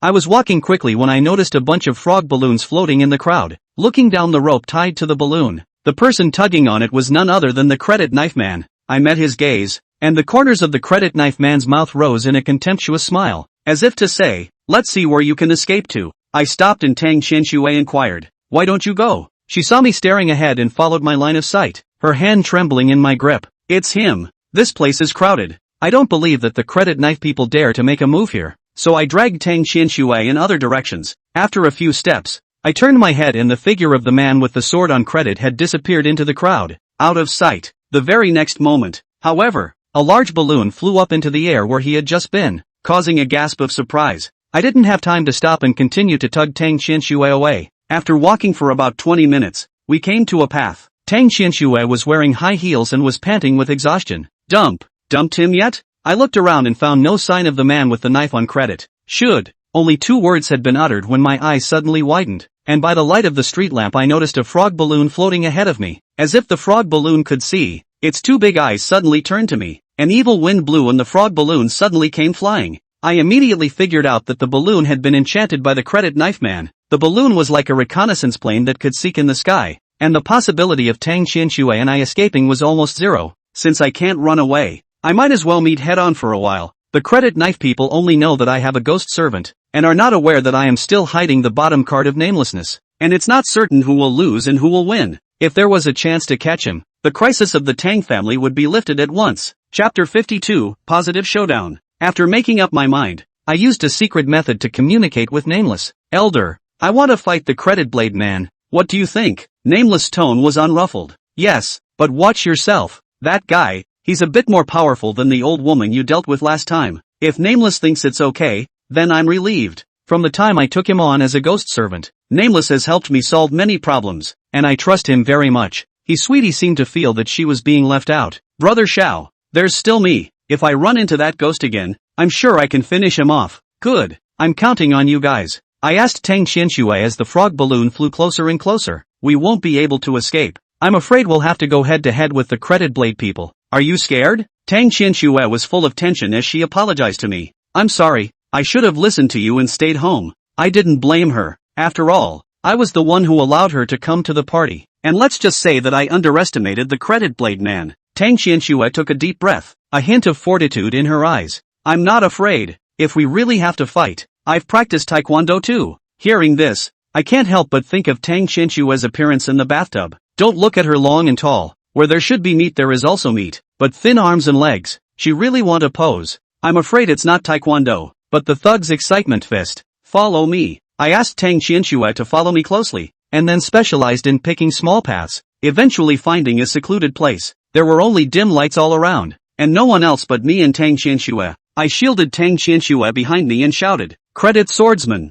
I know you're there. Come out." Ha ha ha. An eerie laugh came from a short distance away, and as I followed the sound, a figure emerged from the darkness, none other than the man with the credit knife. He stopped 5 meters from me and clapped. "Kid, I have to admire your courage. Not thinking of running for your life, but still daring to take the initiative to provoke me." I opened the door and asked him, "The ghost sent to kill Tang Qianxue last night, you raised it, right?" The creditor admitted it painfully. "That's right, it's me." His gaze leapt over me and landed on Tang Qianxue. "Chick, you're lucky to have escaped a robbery, but you won't be able to escape this one today. I'll give you one last chance. Will you go back to your cave with me, or die here?" Although Tang Xianxue was scared, she was still hardened. I'll die before I marry you. The creditors applauded again. Good, good, good. Since you're looking for death yourself, it's not my fault. In fact, I'm just craving for your body, whether you're dead or alive. It doesn't make much difference. That's sickening to hear. This credit knife guy is pretty sick. The credited swordsman rejoined my gaze.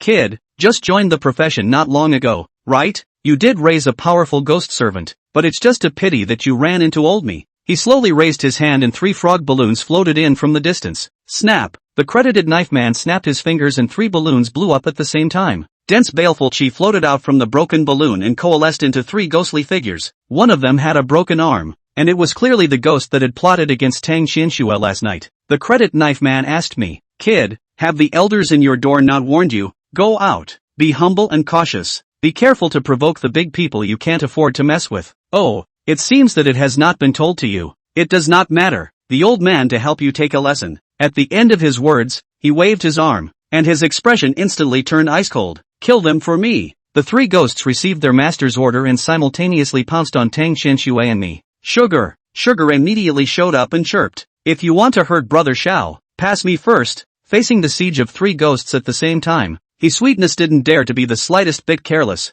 as a large amount of baleful chi emerged from her body, blowing up her white dress. When the skirt unfolded, more than a dozen blood-colored gardenias all floated up and converged in front of He Tian's body, and with a clap of her hands, the petals of the gardenias separated in pieces. Immediately afterward, his sweetness blew a breath, and all the petals flew forward, like a rain of petals. The blood-colored petals were like sharp blades, and whenever they touched a ghost, they would leave deep marks on them. In the blink of an eye, however, the souls of all 3 ghosts were chipped into pieces of flesh and dissipated. His sweetheart looked at the credit knife man and said smugly, Know what I'm capable of? It's your turn next. The 3 ghosts were destroyed, but the man with the sword on credit was unperturbed. He even smiled and complimented them. It's quite powerful, but if you use up all your power at once, do you have the strength to fight again? His sweetie was unconvinced. At least enough to deal with you. The credit knife man raised his hand again, and this time 7 frog balloons floated from the sky. The credited swordsman sneered, If I have 7 more ghosts, how will you cope? When he finished, he snapped his fingers. Pop, snap, pop. The sound of balloons blowing up was incessant, and for every balloon that blew up, a ghost would show up. My palms were sweating. No wonder Nameless said that the man with the sword on credit was harder to deal with than the ghost-fighting woman. He was keeping 10 ghosts. As soon as the 7 ghosts appeared, they surrounded Sweet He, who had a panicked expression on her face. Just as the man with the credit knife said, she had just used up too much of her power, and was now at her wit's end. I sighed. Sweetie Ho was still too juvenile. Senior, please make your move. Good. Nameless slowly appeared, and as soon as he appeared, the fury winds rose in all directions. I don't know if it is my illusion. Nameless seems to be much stronger than when dealing with the ghost-beating woman. As soon as Nameless appeared, the face of the man with the sword on credit immediately changed. He stared at Nameless with wide eyes and dead eyes. It was obvious that Nameless had shocked him. In the next moment, Nameless joined the battle. With him, even if it was 2 against 7, he still had the upper hand, and with him and his sweetie joining forces, it wouldn't take long to destroy all 7 ghosts. However, with such a favorable situation, I still have a vague uneasiness in my heart. I subconsciously twisted my head to look at Tang Xianxue, and suddenly realized that the shadow she had left on the ground shifted a bit. Look out! I pushed Tang Xianxue away, and in that instant, a ghost holding a sharp knife rushed out from her shadow. The sharp knife reflected a cold and chilling light. The tip of the knife passed Tang Xianxue's white neck cut through. If I had not pushed her away in time, she was afraid that she had already lost her life. The ghost misses with 1 blow and swings again, and with both ghost servants out of my way, I don't choose to sit back and wait for death, but instead pinch the ghost needle and counterattack decisively. The sharp knife pierced my left arm, while the ghostly needle I was squeezing in my right hand pierced into the ghost's chest. Ah! The ghost lets out a whine of pain, and the water, which the spirit had boiled, boils over. After just under 3 seconds, the ghost disappeared. The ghostly needle saved my life again, and I couldn't care less about the pain as I turned to the figure of the man with the sword on credit. Then a wolfish fleeing figure is seen. Chapter 53, Do you have a girlfriend? I really didn't expect that the man with the sword on credit, who was so arrogant just now, would flee so decisively. He ran faster than a rabbit, and even if I wanted to go after him, I couldn't. As the master fled, the 7 ghosts naturally lost the desire to fight to the death, and each wanted to escape. But how could the red-eyed He Tian, as well as Nameless, who was always in control of the whole situation, Let them escape? The 7 ghosts were torn into pieces one after another, their souls dissipating. The 2 ghost servants returned to my side, and Tang Qianxue looked at them, both nervous and curious. I explained, "It's one of our own, and it was Sugar who saved you last night." Tang Qianxue hurriedly thanked His Sweetness. "Little sister, thank you." His Sweetness let out a soft hum. Her eyes shifted to my body, and when she realized that I had a knife stuck in my left arm, her face changed drastically. "Brother Xiao, you're hurt." I fought through the pain and squeezed out a small smile. "There's no poison on the knife, so it's not a big problem." I used the ghost needle to stab 2 acupuncture points, and the speed of bleeding from the wound immediately became much slower. I retrieved my ghost servant, and with Tang Qianxue's assistance, I found a slightly busy street and stopped a cab. The driver saw that I was bleeding and tried to refuse the ride for fear of dirtying his car. Without saying a word, Tang Qianxue pulled out a bunch of brand new bills from her bag and threw them over. The driver was immediately beaming with joy and speeding all the way back to Don's house. Tang Qianxue wanted to call out to the family doctor, but I refused. I am a bone setter myself, and I have dealt with even the most serious injuries. Tang Qianxue watched me medicate and bandage myself. Her eyes filled with guilt. She asked me in a small voice, "Does it hurt?" "It kinda hurts." Good thing the ghost who attacked us had poor aim. If the knife had been in a different direction, I'm afraid the muscles in my arm would have been cut off. That kind of injury, you can only go to the hospital to open up and deal with it. Tang Qianxue suddenly came up close to my injured arm. I froze. "What are you doing?" "Blow on you." When I was hurt as a child, my mom and dad said that blowing on it would make it stop hurting. I cried and laughed, feeling that this was treating me like a child. It also showed how well the Tang family had protected Tang Qianxue, who probably hadn't been injured in a long time. After treating my wounds, I lay down on the floor exhausted. Tang Qianxue brought her head up as she had done in the morning, meeting my eyes at close range. I froze for a moment, wondering what she wanted. "Xiao Fan, you." Tang Qianxue revealed an embarrassed look and blushed as she asked, "Do you have a girlfriend? Why are you asking this all of a sudden?" Small talk. I'll be honest. I'm married." Tang Qianxue's expression was stunned, and then a hint of loss flashed in her eyes. She removed herself and sat with her back to me, flirting in a snarky tone. "So, that's a bit of a shame then." I was about to ask Tang Qianxue why she said that. Perhaps because I lost a bit too much blood. When a wave of drowsiness hit me and I fell asleep before I could open my mouth. When I was sleeping, I had a dream in which the man with the knife on credit kidnapped Tang Qianxue and put the knife on her neck. Tang Qianxue desperately begged me for help, but no matter how much I rushed towards her, I was never able to get close to her. The man with the sword on credit arrogantly laughed. "Xiao Fan, you can't save anyone after all. Ha ha ha ha ha ha ha." He laughed as he stabbed the knife into Tang Qianxue's chest. The color in Tang Qianxue's eyes gradually dissipated. I woke up with a jolt. It was only then that I realized it was a dream. There was already light outside the window, and it was already the next day. I looked around and realized that I was lying on Tang Qianxue's bed, while Tang Qianxue was lying on the sofa huffing and puffing.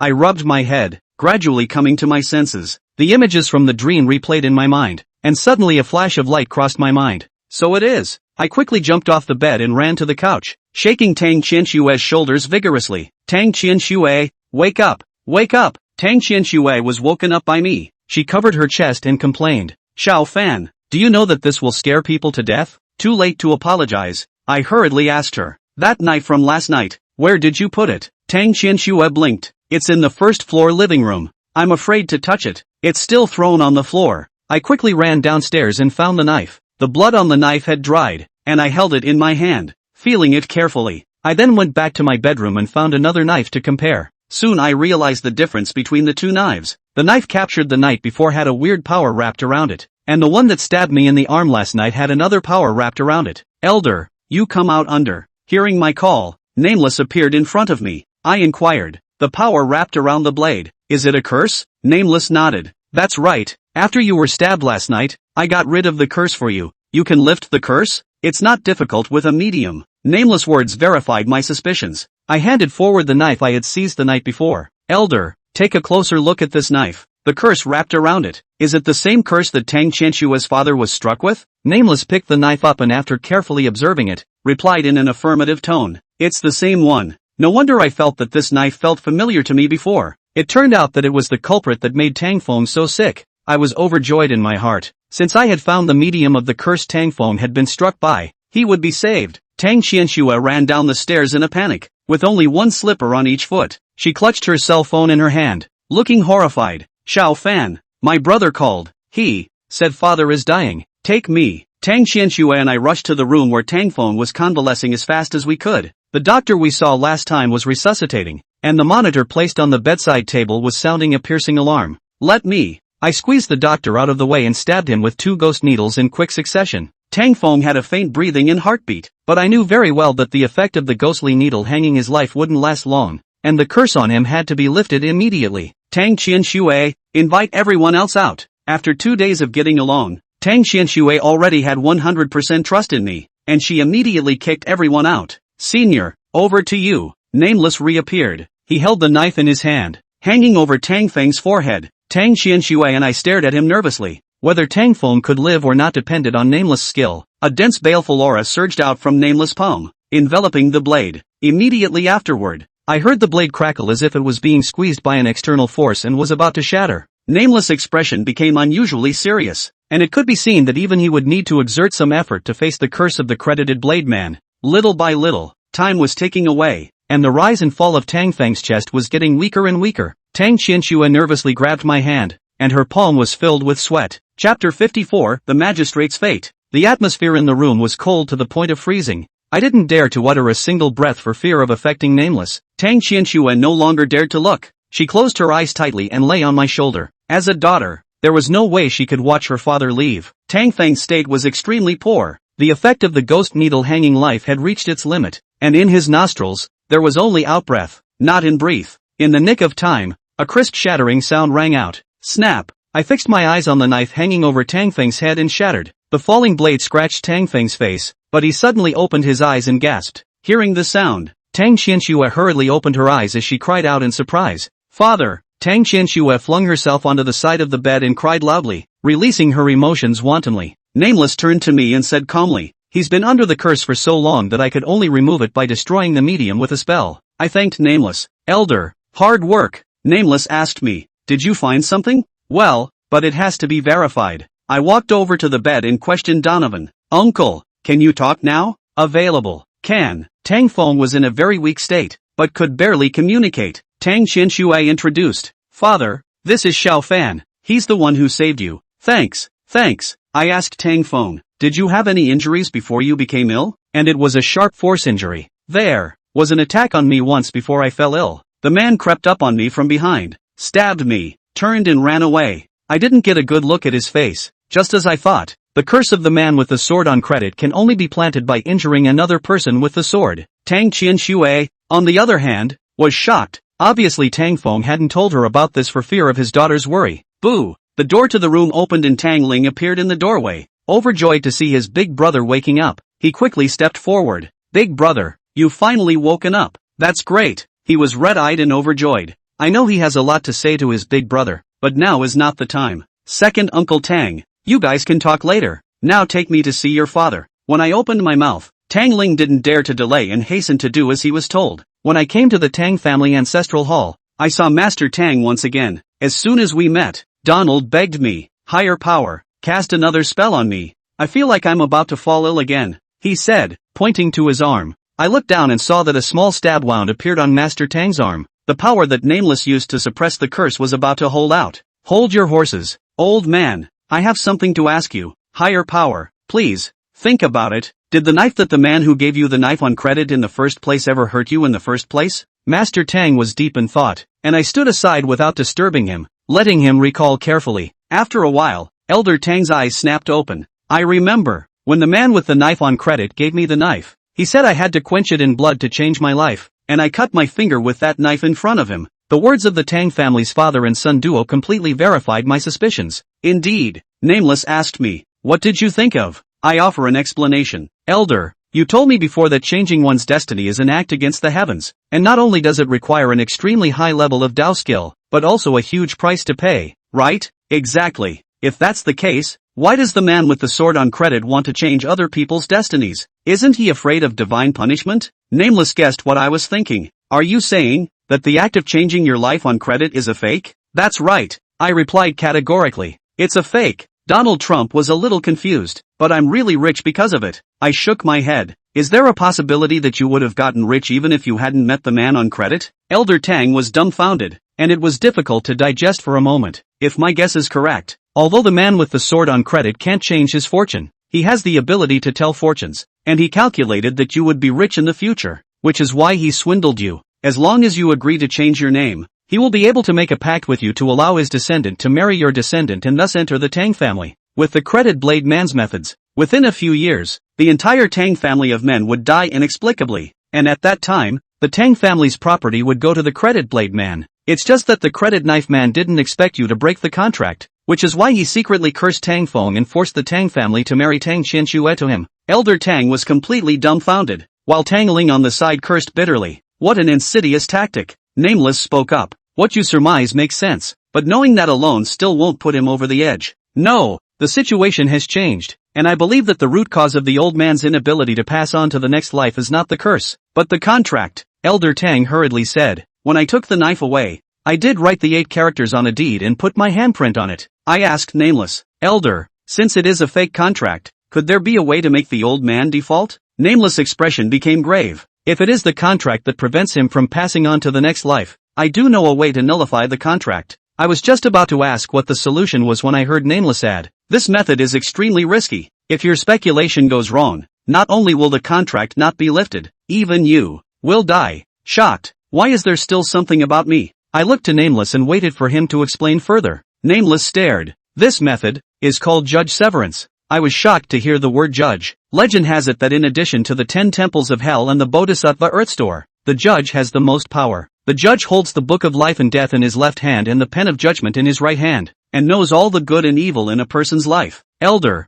what kind of spell is this? This method can summon the judge to appear in the world, and he will consult the book of life and death to determine whether the contract is true or false. If your guess is right and the contract is false, the judge can erase the contract with great power and take him away. Not only that, but the person who made the contract for the credit knife would also suffer a chastisement and wouldn't dare to injure a single member of the Tang family in the future. But if your guess is wrong and the deed is true, not only will you not be able to save the old man, but as the one who summoned him, you will also be implicated and taken to hell to be questioned. I broke out in a cold sweat just from listening to Nameless' explanation. As a judge with great power in hell, I'm afraid even Nameless seniors can hardly look up to him, and once I cast the spell to summon him, I'm gambling with my life. I looked over at Donald Trump and he plopped down on his knees for me. Senior, every word I have said is true, never a word of falsehood. I believe Donald Trump didn't lie because he had no motive to lie. What worries me is my own judgment, whether or not I am wrong. A gentleman doesn't stand on a dangerous wall. Isn't it too much of a child's play to gamble your life in order to help the Tang family? Chapter 55. Let me try.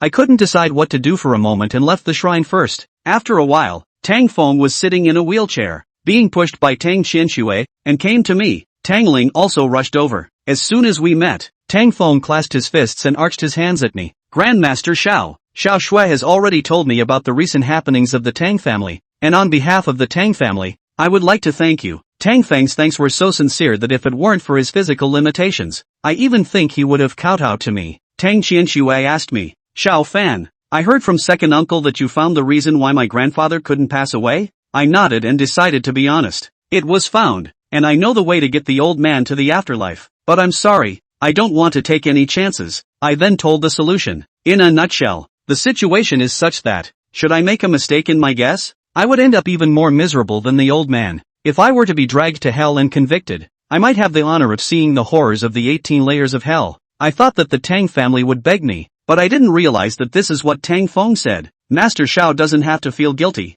I'm afraid that anyone else would have a hard time sacrificing their lives to save someone unrelated. We're not in a position to blame you. No matter what the final result is, you're still our Tang family's benefactor. I was surprised by Tang Feng's bosom, which made me conclude that the Tang family was worth deep friendship. So, I had an idea. I looked over at Tangling. Uncle Tang, although I won't be able to cast a spell to summon the judges, you can ask the others. In order to protect himself, Uncle Tang used his own contacts to hire some high-ranking people to protect the house, and with heavy rewards, there will be a brave man, so maybe there will be someone who is willing to do it. Tangling has been in society for many years. A little bit of understanding. He said thank you, immediately left. After a short while, however, he walked back with a face full of disappointment. He spoke in a bitter tone, asked around, and no matter how high I offered, none were willing to take the risk. This result did not come as a surprise to me. After all, people only have one life, and besides, once you fail, there is no hope for the next life.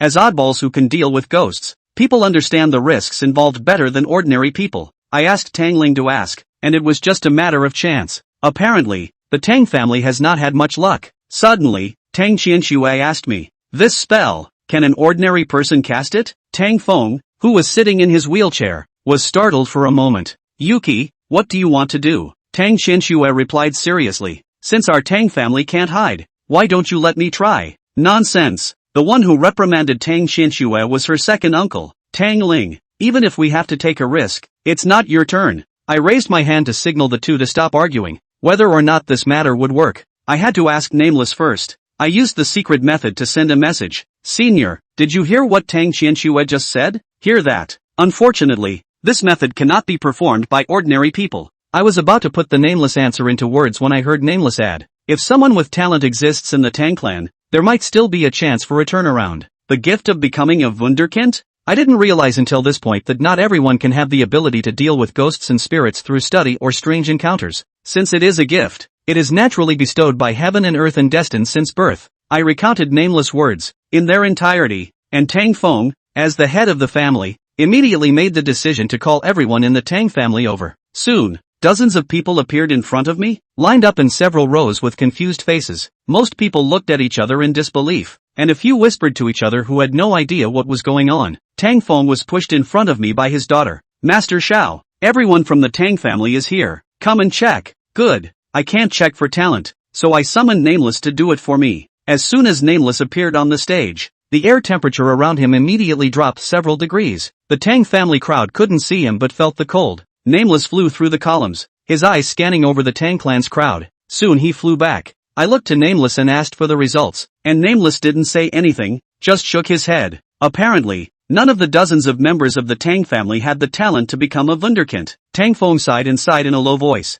"This is the life of the Tang family." Just then, Tang Qianxue took an arrow step and walked over to Nameless. Face to face with the ghost, she looked very nervous, but managed to work up the courage to open her mouth. "Haven't checked me out yet." Nameless' gaze fell on Tang Qianxue, and I saw his eyelids lift. Tang Qianxue also discovered this detail, and she excitedly inquired, "I have a gift." Nameless let out a "Indeed there is." Tang Qianxue had a happy expression on her face, but her two hands were nervously clenched into fists. Tangling discouraged it. "Qianxue, I can't let you risk your life." Tang Qianxue retorted, "Second uncle, as you can see, in the entire Tang family, I'm the only one who possesses the talent. If I don't take the risk, who else can?" Tangling was dumbfounded and had no way to retort. Tang Qianxue continued, "The credit blade man will definitely not spare our Tang family. I will die if I fail, but I will die just as much if I do nothing. It's hard to believe that you guys really want me to marry that disgusting guy of his?" Tang Feng looked at his daughter with complicated eyes.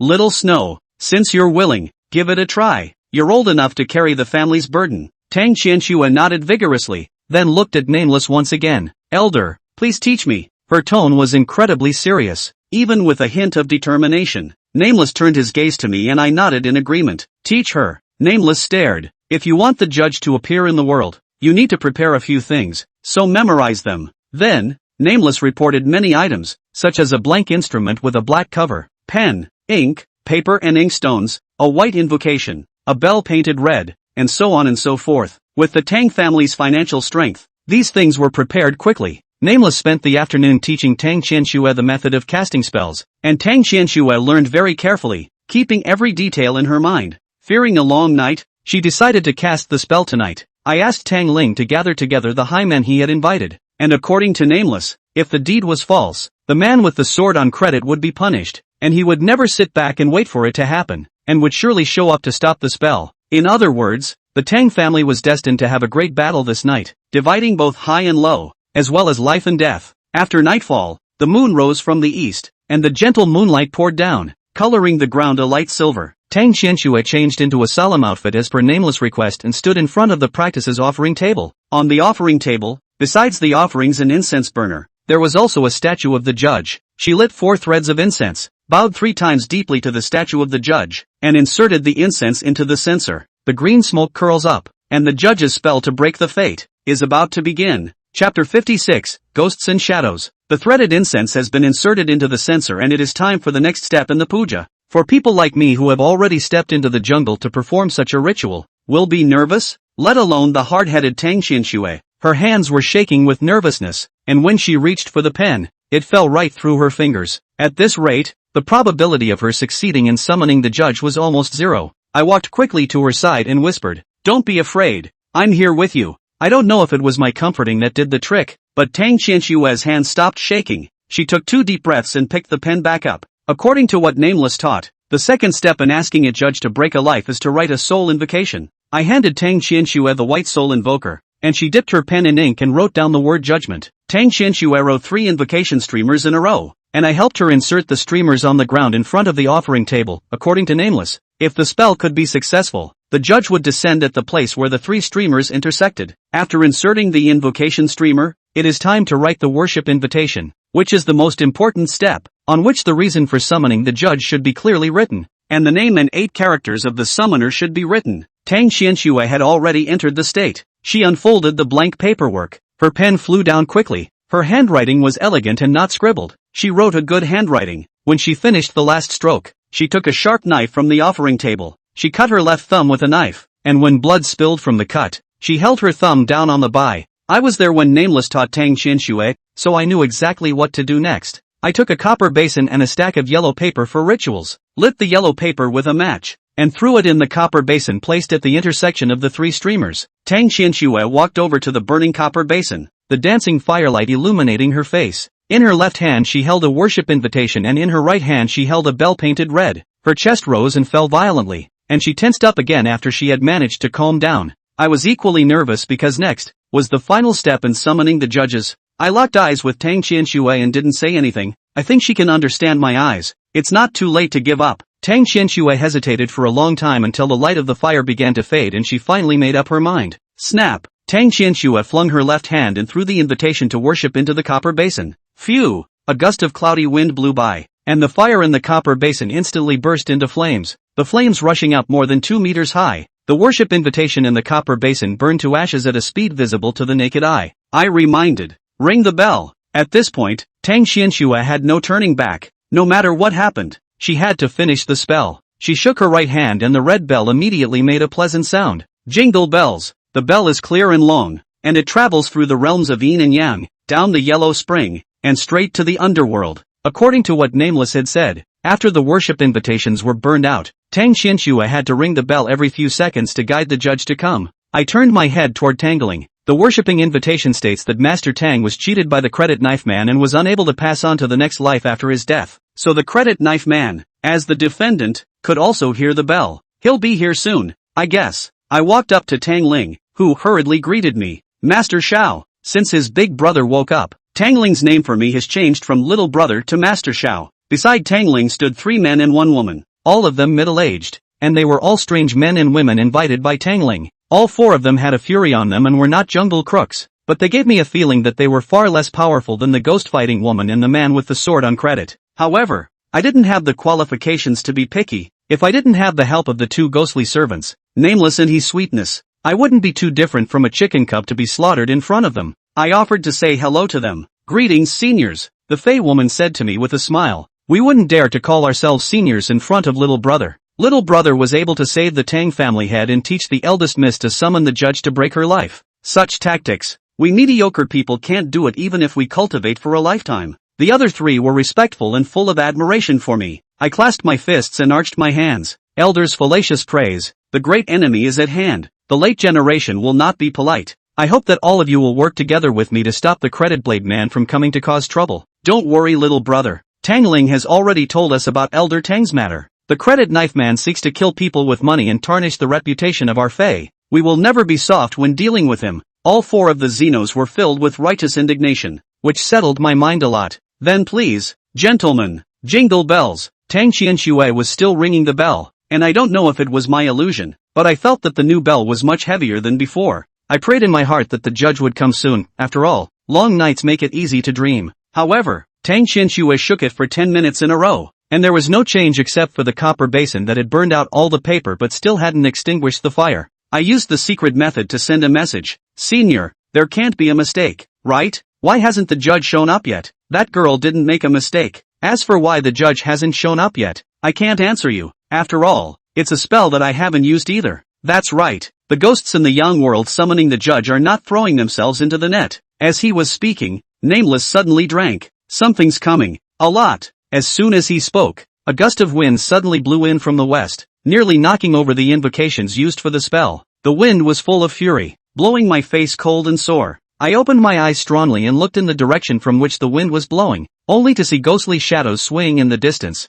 and in such great numbers that they could be described as ghostly. I was shocked. This was not like a precursor to the judge's descent. A familiar voice rang out. Kid, I really underestimated you. You were able to invite the Hell Ghost Officer. The credited knife man stepped out of the darkness. He held a bone knife carved from an unknown type of animal bone in his hand, and his eyes were full of killing intent. I know that the people with the credit knives suffered a loss last night and are definitely prepared today, but when two armies face each other, you can't lose your momentum. I sneered at him. How dare you come? Just 4 words poked the credit knife man's sore spot, and he stared at me with a pair of dead eyes, gritting his teeth. Kid, don't think that just because you beat me by half a move yesterday, you can change anything. Today, I want you and all the Tang family members to be buried with you. After saying that, he raised the bone knife in his hand. The moonlight sprinkled on the bone blade, and the originally white bone blade actually gradually turned black, and then, released a large amount of baneful chi towards the sky. He provoked with glee. To be able to force me to use the credit blade man's untransmitted skills, I must admit that you're quite a formidable figure. The baleful aura that emerged from the bone blade caused the ghostly shadows floating in the sky to go crazy. When the ghostly shadow had sucked up enough of the fury, it fell from the sky and stood in front of the man on credit. My eyes grew wider and wider as the number of ghosts was, well, just too many. Chapter 57, Meeting the Battle Alone. I scanned it with a single glance and my scalp tingled. The ghosts standing in front of the man with the sword on credit at the moment numbered in the dozens, possibly even over 100. The wide compound of the Tang family was full of ghosts. My breath caught in my throat. I only had 2 ghost servants. How was I going to fight this? It's a good thing I have 4 other fellow inhumans who might have some great tips for dealing with ghosts. Where are you going? Tang Ling's anxious voice came from behind me, and I turned my head to see that the 4 inhumans who had just patted their chests and promised to do their best had now fled without looking back. My heart went cold. This is too much to ask. Seeing this scene, the credit blade man laughed so hard that tears came out of his eyes. Ha ha ha ha ha, what a bunch of guys who know what they're doing.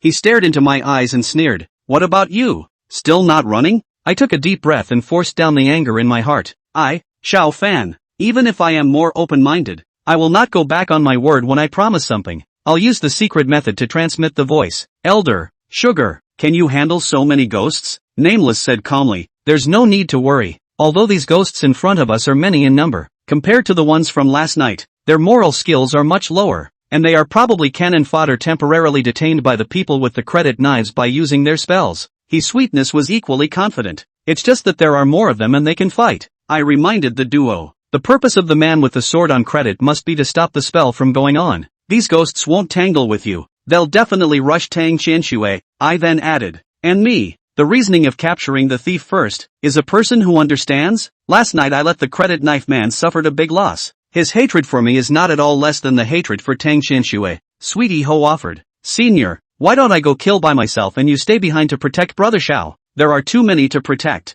Sweetie was in a hurry. What then? If both of us protect Brother Xiao, that lady from the Tang clan will definitely die. I came up with an idea. Elder, can you attach yourself to me and manipulate my body to fight these ghosts? This way you won't have to be distracted from protecting me. It's okay, but aren't you afraid that I'll take advantage of the opportunity to take over your body? I laughed. At this time, Senior, don't joke. If you had the intention to harm me, where would you have waited until now? Contact with Nameless until today. I have understood him very well. Nameless, this person is almost no desire. Otherwise how would it be willing to self-trapped in the chaotic graveyard for hundreds of years? His only obsession is to retrieve the memories of his past life. Okay, then I'll attach myself to you, but you have to be mentally prepared. Your Tao is too shallow, and the process of attaching yourself won't be too pleasant. It's okay, I can hold on. Jingle bells. The bell rang again, and Tang Qianxue must have noticed the situation over here as well, but at this time, she couldn't do anything but keep the spell going.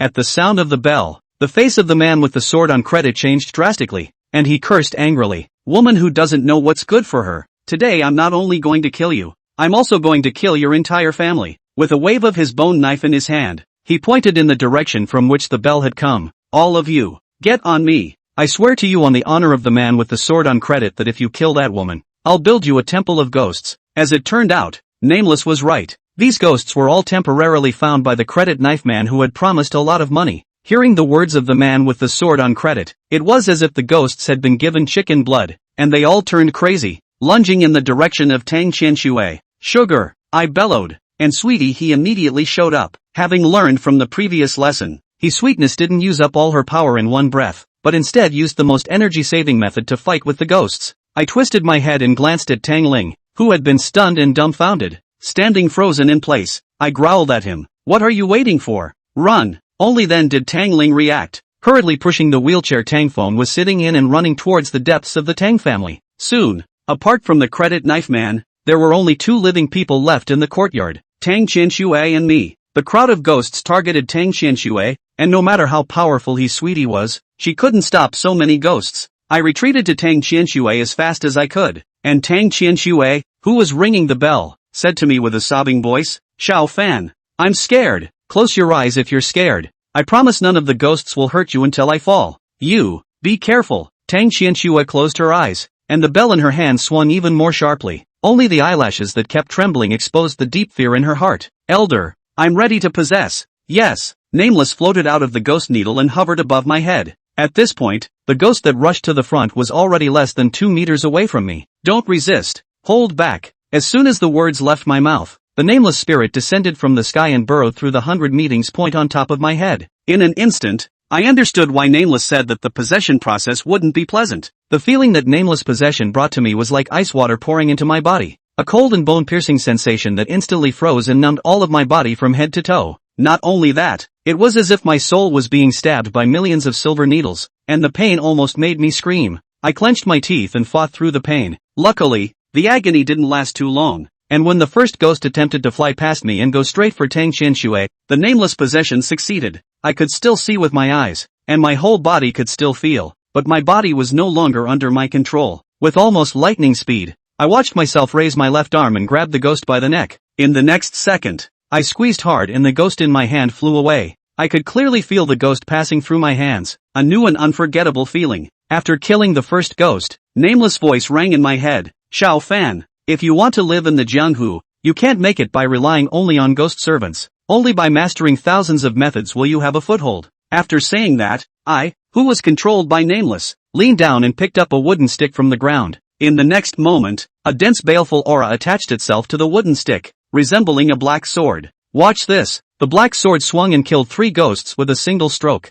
Immediately after that, the sword was like a dance. Each sword was as fast as the wind, as fast as electricity, and wherever the blade chopped through, all the souls were dispersed. I was stunned as Nameless controlled me to perform a sword art that was even more amazing than the moves in a martial arts movie. I couldn't help but ask, "Senior, could it be that you were also a swordsman in your previous life?" Nameless replied faintly, "Forgotten, but the sword technique is firmly engraved in my mind, as if I've practiced it a million times." As he spoke, he once again took control of my body and decimated the 3 ghosts. However, in a few moments, more than 20 ghosts had already dissipated under the sword's blade, and with the Nameless Senior using his body as a ravine, none of the ghosts were even able to approach Tang Qianshui. Chapter 58, The Magistrate's Appearance. In less than a minute, more than 20 ghosts were wiped out, and the remaining ghosts all panicked. No one dared to come forward for a while. His sweetie's side also had a great battle record, killing all the ghosts fleeing in all directions. The face of the credited swordsman in the distance turned blue as he roared, "What are you waiting for?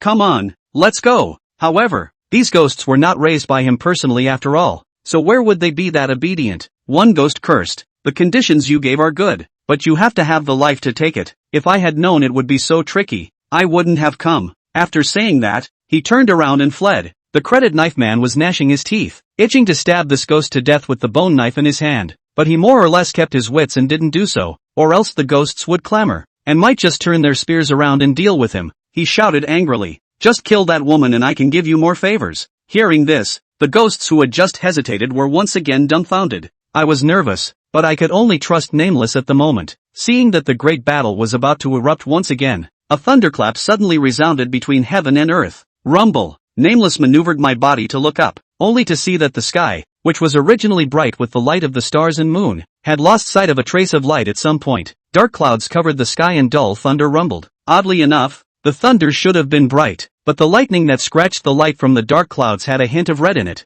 Jingle bells! The ringtone reached my ears and I immediately figured out that the judge was coming. The ghosts seemed to have sensed something as well, and one by one, They turned uneasy as they kept backing away, the look of horror on their faces becoming more and more obvious. I don't know which ghost was the first to shout run, and all the ghosts rose up in the air, wanting to escape from here. However, in the very next moment, a red lightning bolt struck down and exploded in the ghost group. In just a moment, dozens of ghosts all disappeared, and I didn't even see the process of their souls flying away. Nameless immediately drank. Girl, get back to the ghost needle. Sweetness came back from her shock and flew back to me as fast as she could, drilling into the ghost needle, and I, too, regained control of my body. Nameless went back too. I hurriedly hid the 2 ghost needles in the inner pockets of my clothes to avoid being discovered by the judge. Looking at the man with the sword on credit again, his eyes trembled and his mouth couldn't close in shock, obviously knowing that he was about to be in great trouble. Xiao Fan, the bell isn't ringing. Tang Qianshue's frightened voice came from behind me.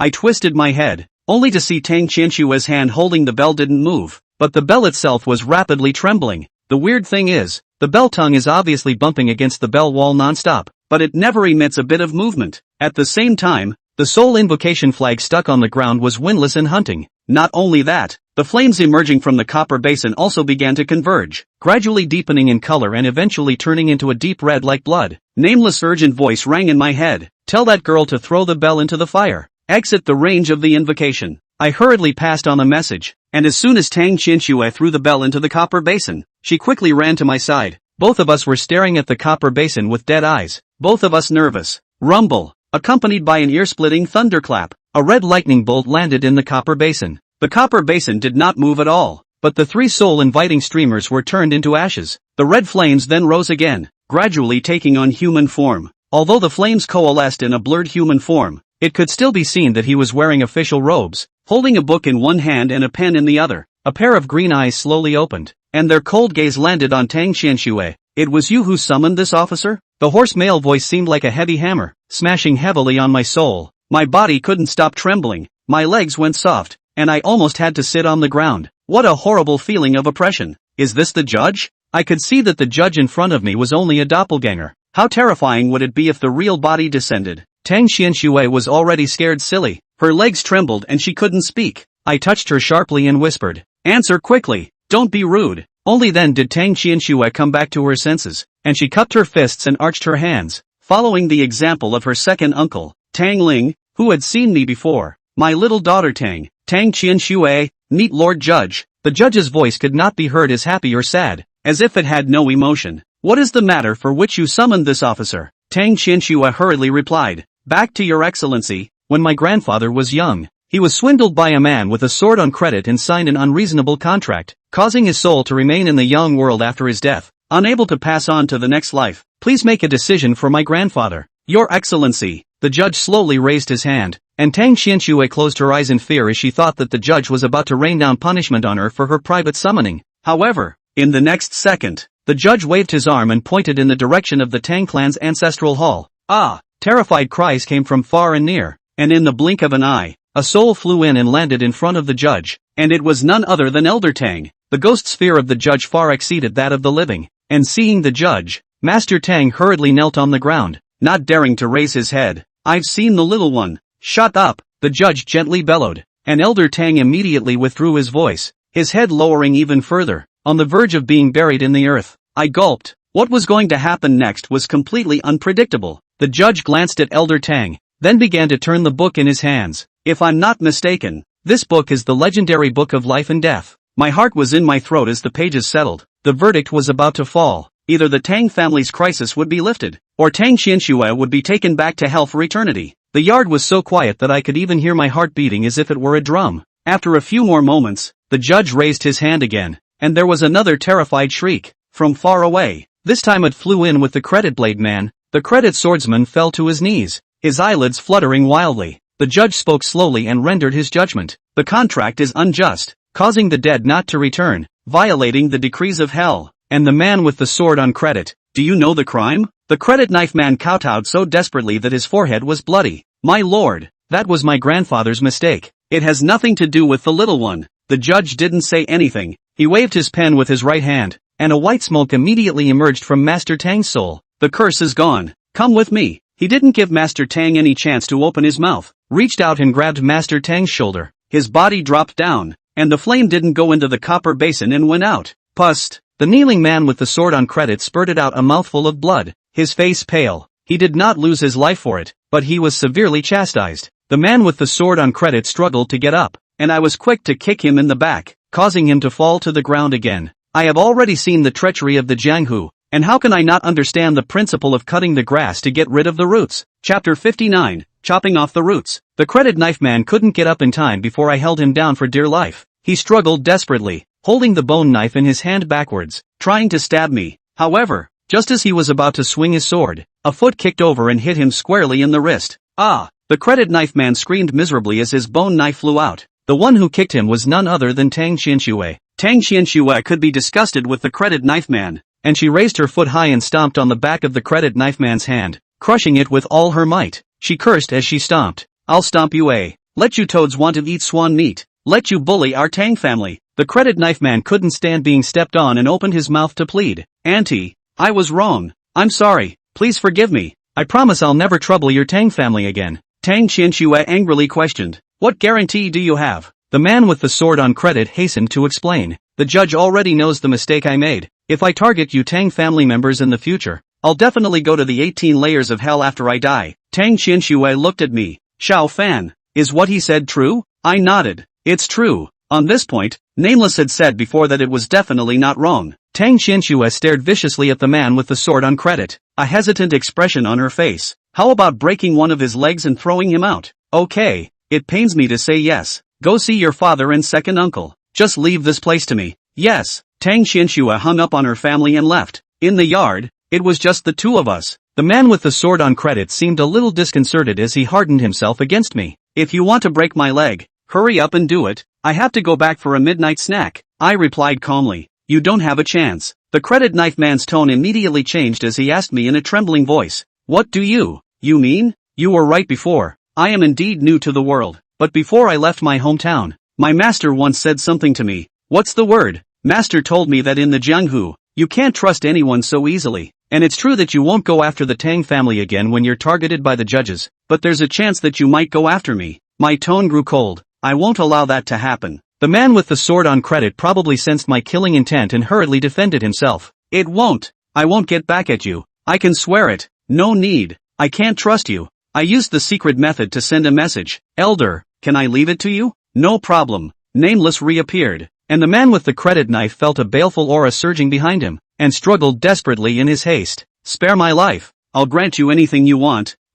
His voice came to a screeching halt as Nameless simply slapped him on the back of the head and he fainted. I let go and stood up, namelessly possessing the man with the sword on credit. The credited swordsman stood up, his face expressionless, not a gleam in his eyes. He then took a step and left. An hour later, Nameless came back, and without having to ask much, I knew what happened to the man with the sword on credit. Nameless walked up to me and stretched out his hand. In his palm, there was a black mist, not baneful, but with a sense of familiarity. Elder, what is this? Evil fruit. I get it. Even if the person with the knife on credit is evil, it's still a living life after all. After his death, many people might be spared from calamity, and I will be able to accumulate virtue for future generations. But in this life, I'm going to suffer the evil consequences in a real way. When you make your own decisions, you have to live with the consequences, and without any hesitation, I reached out and took the evil. The mist didn't enter my body and disappeared without a trace. His sweet voice rang out. Brother Xiao, in this way, your evil has increased again. How can this be? I asked a little strangely. Elder,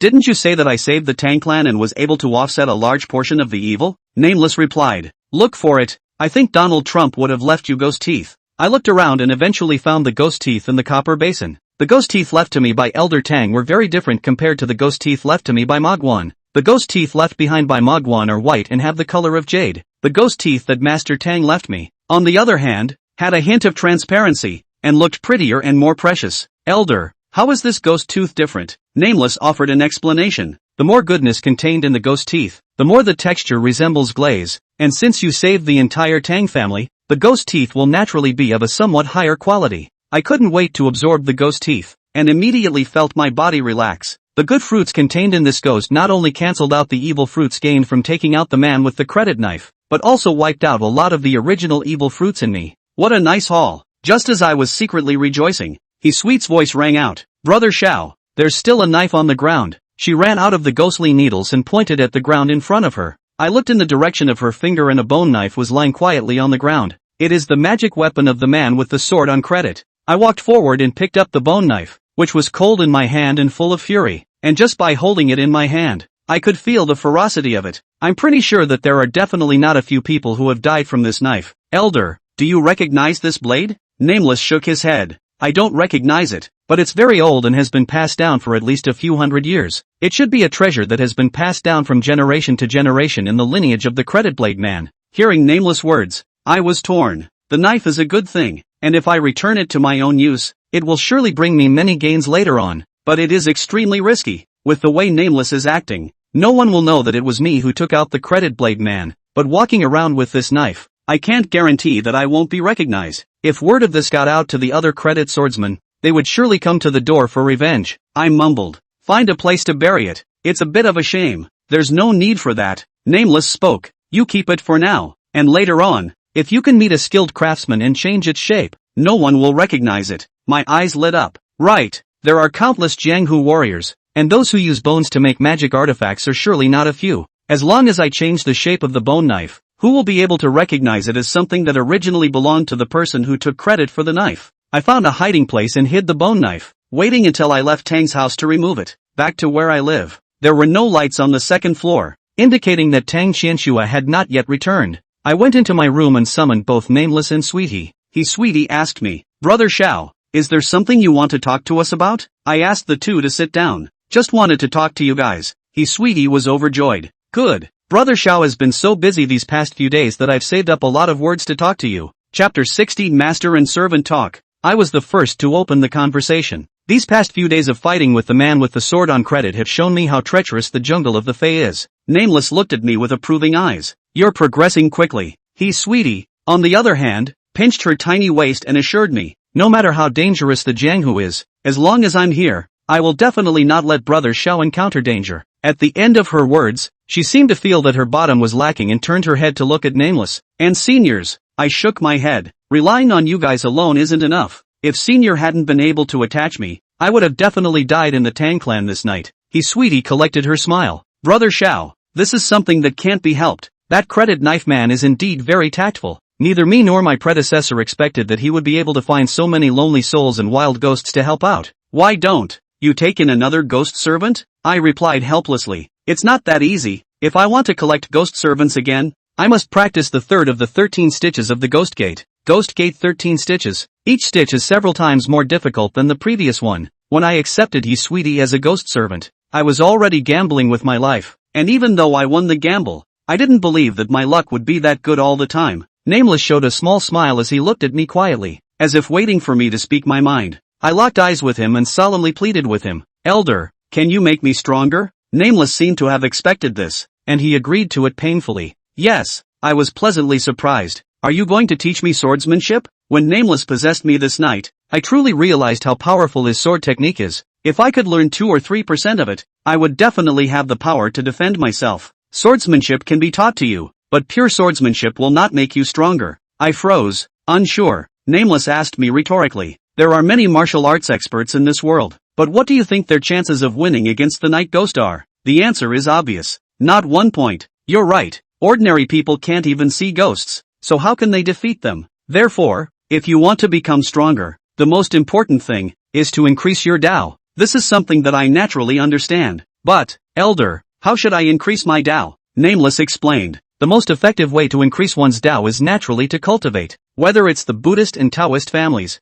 or any of the other pagan sects in the rivers and lakes, there are all Dharma doors that can enhance oneself, such as your wife, Zhou Shi, who was plugged into the 100 Flowers sect, and likewise has access to the Dharma doors. I get it. Isn't this the Gongfu and fairy cultivation novels? I scratched my head. But how can I get the Dharma if I have no sect? At the end of my words, I suddenly stared at Nameless with wide eyes in disbelief. Senior, could it be that you have? Nameless gave me an accurate answer. Yes, I have. I asked him in surprise. Could it be that you were also a Fey warrior in your previous life? I think so. I've forgotten. Nameless stretched out his fingers and tapped his temple. In my remaining memories, I know medicine, I know Taoism, I've practiced with a sword, and I've studied calligraphy and painting. Sweetness lamented. You're quite the all-rounder. Nameless words made me even more curious about his identity in his past life. Someone who can know so much must have been famous when he was alive, right? Maybe I can read more history books in the future, and match nameless experiences with famous historical figures. There might be an unexpected surprise. Senior, did you just say Dharma? Do you mean the Taoist Dharma? Nameless let out a I have no memories of being a Taoist priest. I should have simply studied it. In my mind, I have the introductory method of Taoism. I'll teach it to you later. I am so impatient. Now. I want to learn now. No name turned me down. Not now. The Taoist culture is profound. Even the introductory method, the requirements for oneself are also high. You now lack too much. I scratched my head. So when can I learn? Dealing with ghosts more often will naturally enhance your Tao. And when you've laid a good foundation, I'll pass it on to you. I understand that you can't rush things, so I forced down my curiosity. Senior, the sword technique can always be passed on, right? It's not bad to use it to strengthen your body. Could be. After chatting for a while, sleepiness struck me, and I put my 2 ghost servants into the ghost needle, and without even taking off my clothes, I collapsed on the bed and fell asleep. When I opened my eyes again, the familiar faces appeared again. Tang Qianxue, do you have a hobby of voyeurism?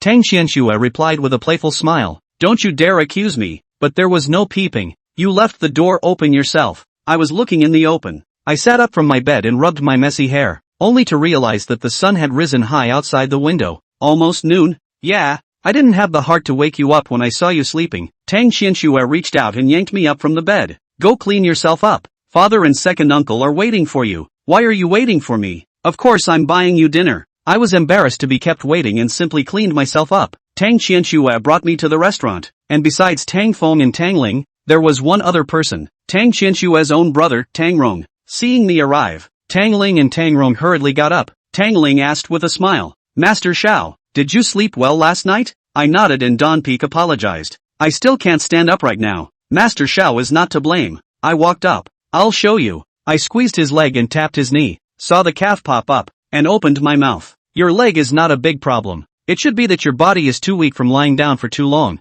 Turn around and I'll give you a prescription. Nourish yourself for a period of time, and you'll be able to get back on your feet again. Tang Feng expressed his gratitude to me and then gave a wink to Tang Ling who was at the side. Tang Ling immediately pulled out a red envelope and handed it to me with both hands. I asked him, what is it? Master Xiao saved my Tang family. It's a great favor that's hard to repay. This is a small token of my Tang family's gratitude. Looking at the size and thickness of the red envelope, it should be a bank card inside. As for how much money was in the card, with the financial power of the Tang family, the amount in the card must be beyond my imagination, but I didn't pick it up. It's not necessary. Tang Ling froze for a moment and asked me with some embarrassment, is Master Xiao dissatisfied? I shook my head and answered seriously, no. At first we agreed that I would help to overtake the old man. The Tang family owed me a favor, and did not mention the matter of money. Being a man should be credible. I will not accept this money. Tang Ling seemed to be about to say something else, but was interrupted by Tang Feng. It's us Tang family members who have taken the liberty. Please sit down,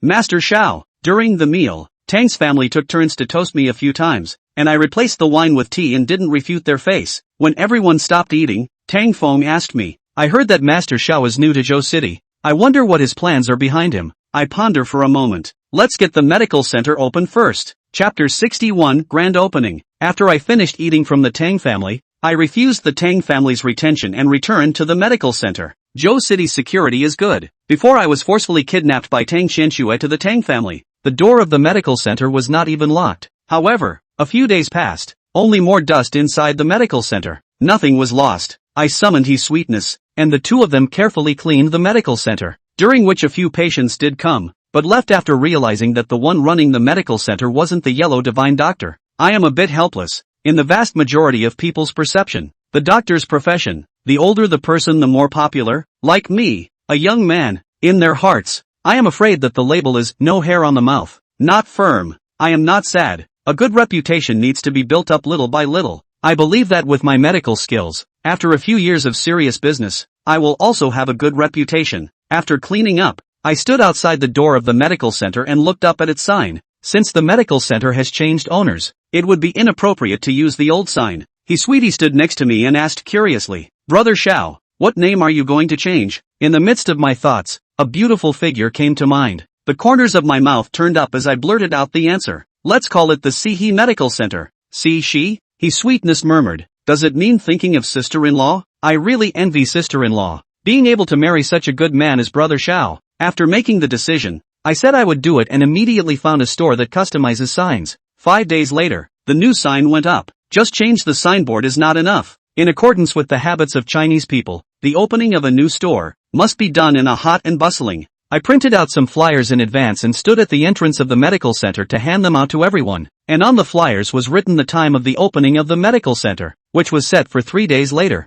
3 days went by in the blink of an eye, and I was up at the crack of dawn getting ready. But until 10 a.m., no one entered the medical center. Sweetie was a little sad. Brother Xiao, it looks like the flyers we sent out aren't much use. I'm helpless, too, but I'm still cheering myself up. Maybe when the firecrackers go off, someone will come. Let's go. Set off firecrackers. I went outside the store and set the firecrackers on fire. The crackling sound resonated throughout the street and really attracted a lot of passers-by. However, everyone just spectates and no one comes in. I heard the murmurings. Didn't this used to be the Hui Chun Hall? Why did you change the signboard? It's probably because Dr. Huang is getting old and has gone home to retire. Standing at the door, is that the new physician? He looks so young. Nowadays, young doctors, which one doesn't squeeze his head to the big hospitals? He must have failed to get in, so he opened his own medical center. Alas, a good famous medical center has turned into a small clinic, and in the future, you'll have to queue up at a big hospital to see a doctor.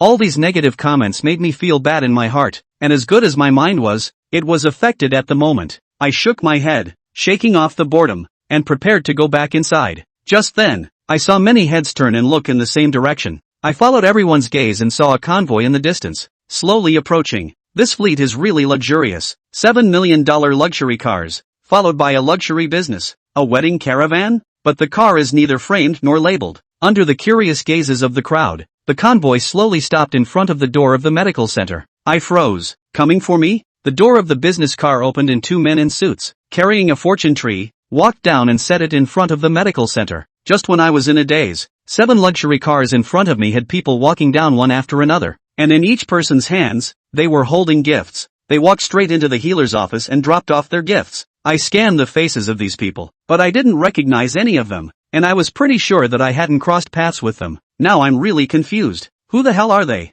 Just as I was puzzled, a middle-aged man walked up to me. He greeted me with a smile on his face. Master Xiao, the Zhao family of Zhou City. Congratulations on your grand opening. I hastened to return the salute. Thanks, but I still have doubts in my mind. The Zhao family? I've never even heard of them. Why would they come to give me a congratulatory gift? Just as I was debating what would be the polite thing to ask, there was the sound of brakes again up ahead. I looked up, and to my surprise, there was another luxury caravan, parked in front of the medical center. It's still the same path. The fortune tree, the congratulatory gifts, and the people who come to congratulate them. Master Xiao, the Zhou City Qian family. Congratulations on your grand opening. Thanks. For the next half hour, the motorcade came and went with the people who came to congratulate us. Master Xiao, the Sun family of Zhou City. Congratulations on your grand opening. Master Xiao, the Li family of Zhou City. Congratulations on your grand opening. Master Xiao, Zhou City Zhou family. Congratulations on your grand opening.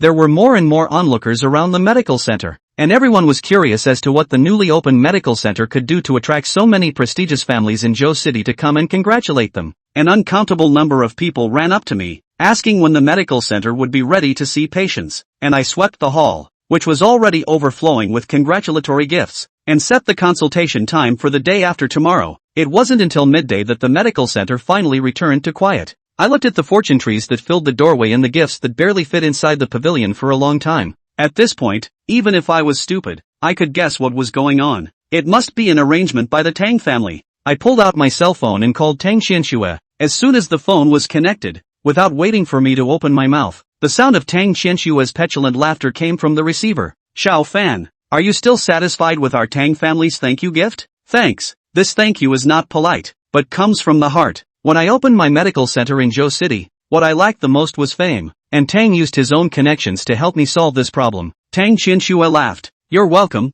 Compared to the help you've given our Tang family, this little thing is not worth mentioning. She turned her words around. But if you really want to thank me, why don't buy me dinner? Yes, Master used to teach me to be courteous in my dealings with others. When do you have time? Tomorrow. I promised someone else that I'd start asking questions the day after tomorrow. Listen to you. Tomorrow I will look for you. In fact, today I also want to go to give you a congratulatory gift. but my father said that our Tang family members go over to look too deliberate, and cannot let you feel that I have the suspicion of inviting credit. Then I'll meet you at the medical center tomorrow. And with that, my Sihi Medical Center was officially open for business. I thought that my life would gradually settle down, but I didn't realize that the things that happened in the future were more twisted than one another, more thrilling than one another. Take for example, the first guest I received, a woman I can't get out of my mind even after all these years. Chapter 62 Late Night Emergency, the night of the business. I was up until the latter part of the night just packing up the congratulatory gifts. It's a good thing that the room where Divine Dr. Huang hung the banner before was big enough to be used as a warehouse. Otherwise this almost mountainous pile of congratulatory gifts really wouldn't know where to put them. After I finished packing, I slept in one tired breath until the next afternoon, and by the time I had cleaned myself up, the sun was setting. Knock knock. A knock came at the door and I yawned as I ran to the first floor to open the door, and the moment the roll-up door rose, a pretty face caught my eye. It's Tang Qianxue. Today's Tang Qianxue was not quite the same as the previous days. She had drawn exquisite makeup and became better looking, just like an actress on TV. She covered her mouth and snickered when she saw my eyes straighten. Was it good? I replied with a smile. Good looking, but I still think you're more real in your plain face. Tang Qianxue rolled her eyes at me and muttered, and I don't know if you're complimenting me or if you're just purely straight. She paused, then pointed outside. Let's go. Go eat. It was almost dark. I hadn't eaten a meal yet, and my stomach was already protesting, so I agreed decisively. Go. After going out,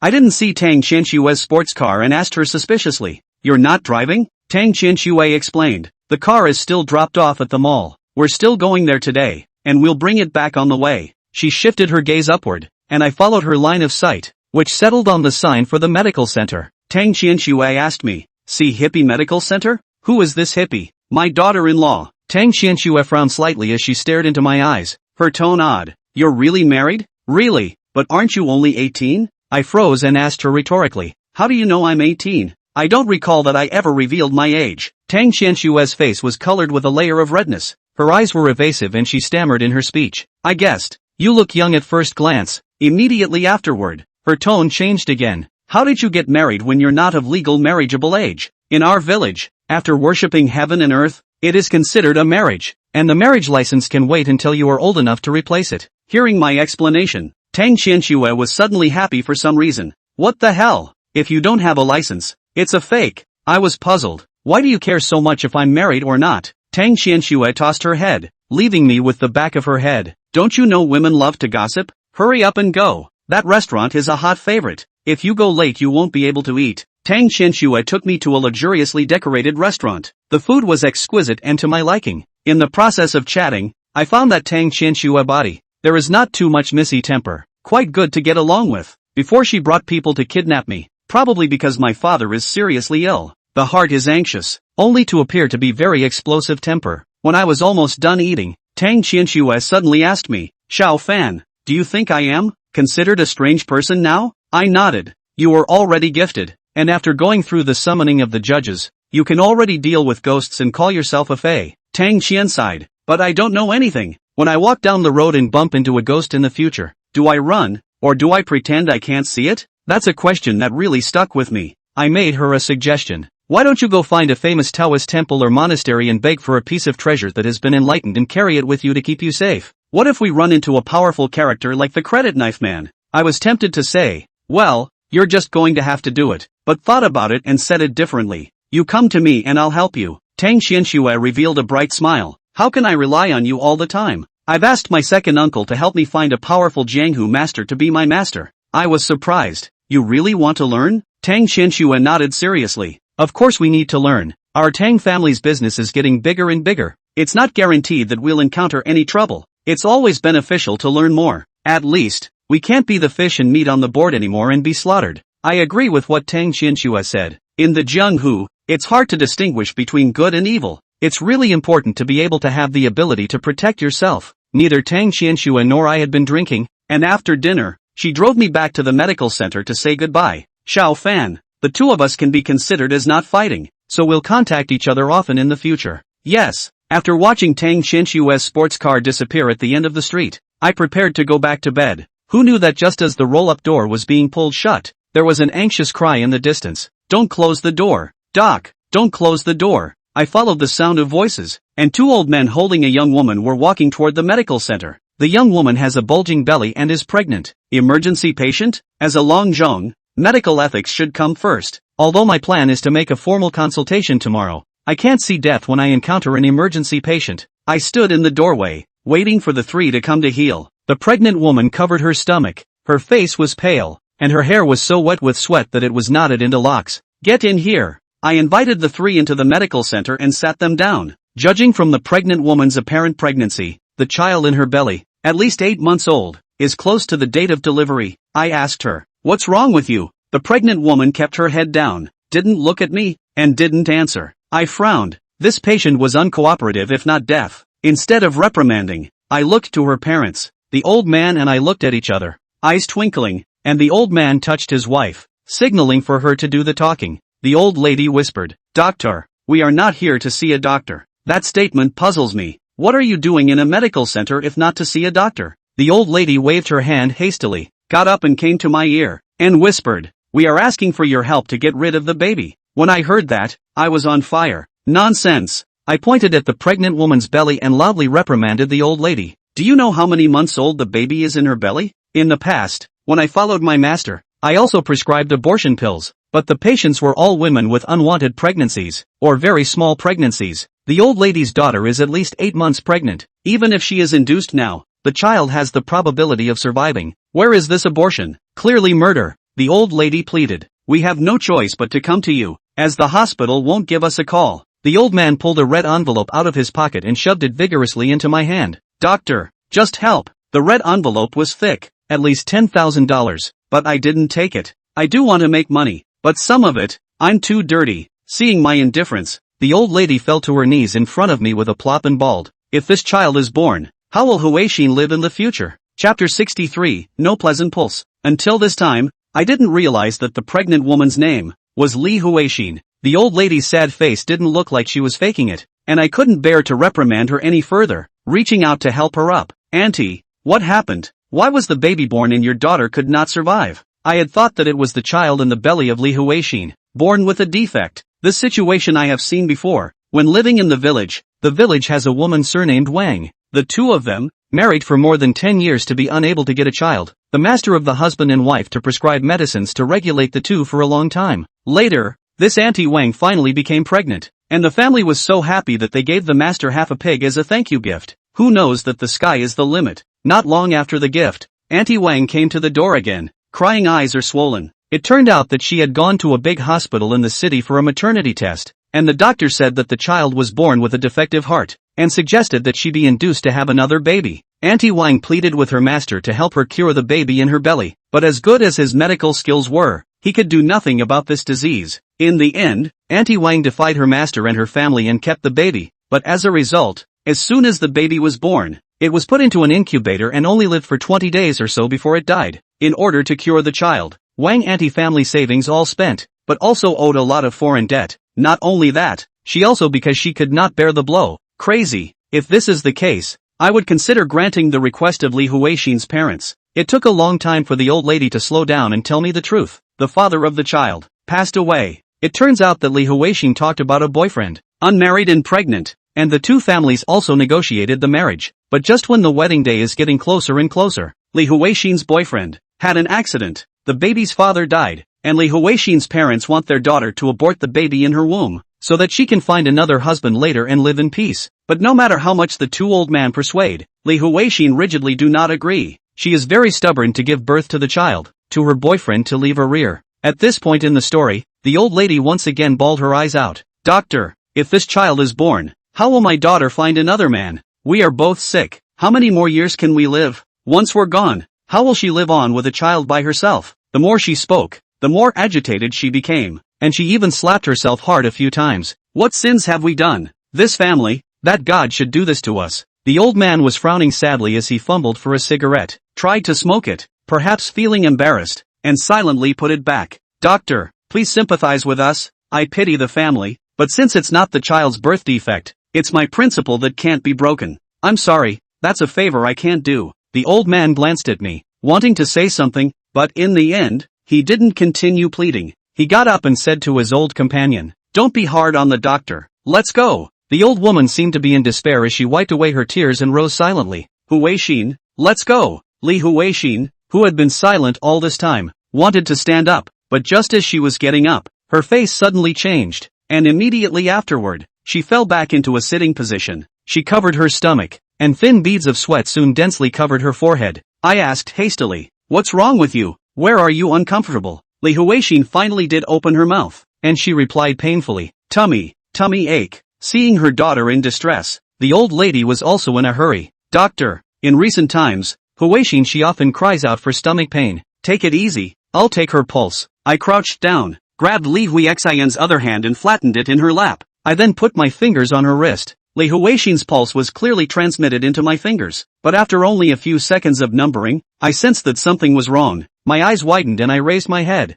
looking at Li Huixin with disbelief. Li Huixin and I exchanged a glance and cast our heads aside. At the same time, she drew back her hand quickly and forced herself up by holding onto the chair. My stomach doesn't hurt anymore. She covered her stomach and walked quickly out of the medical center, ignoring her parents' calls. Li Huixin's parents had no choice but to follow out. This go, then never came back. Sweetie floated out of the ghost needle, and she was a bit curious. Brother Xiao, that's sister. Why did she run away? Instead of answering immediately, I called out Nameless. Elder, that woman just now. Her pulse is a bit strange. Judging from the expression on Nameless' face, he seemed to have sensed something. Tell me about it. I told what I had just felt when I took my pulse. She has no happy pulse. Nameless revealed an approving look, while his sweetness was puzzled. Brother Xiao, you've confused me. That woman is obviously carrying a big belly. How could she not have a happy pulse? That's what I'm wondering about. Not only does she not have a happy pulse, she has a sick pulse, and she is in very bad shape,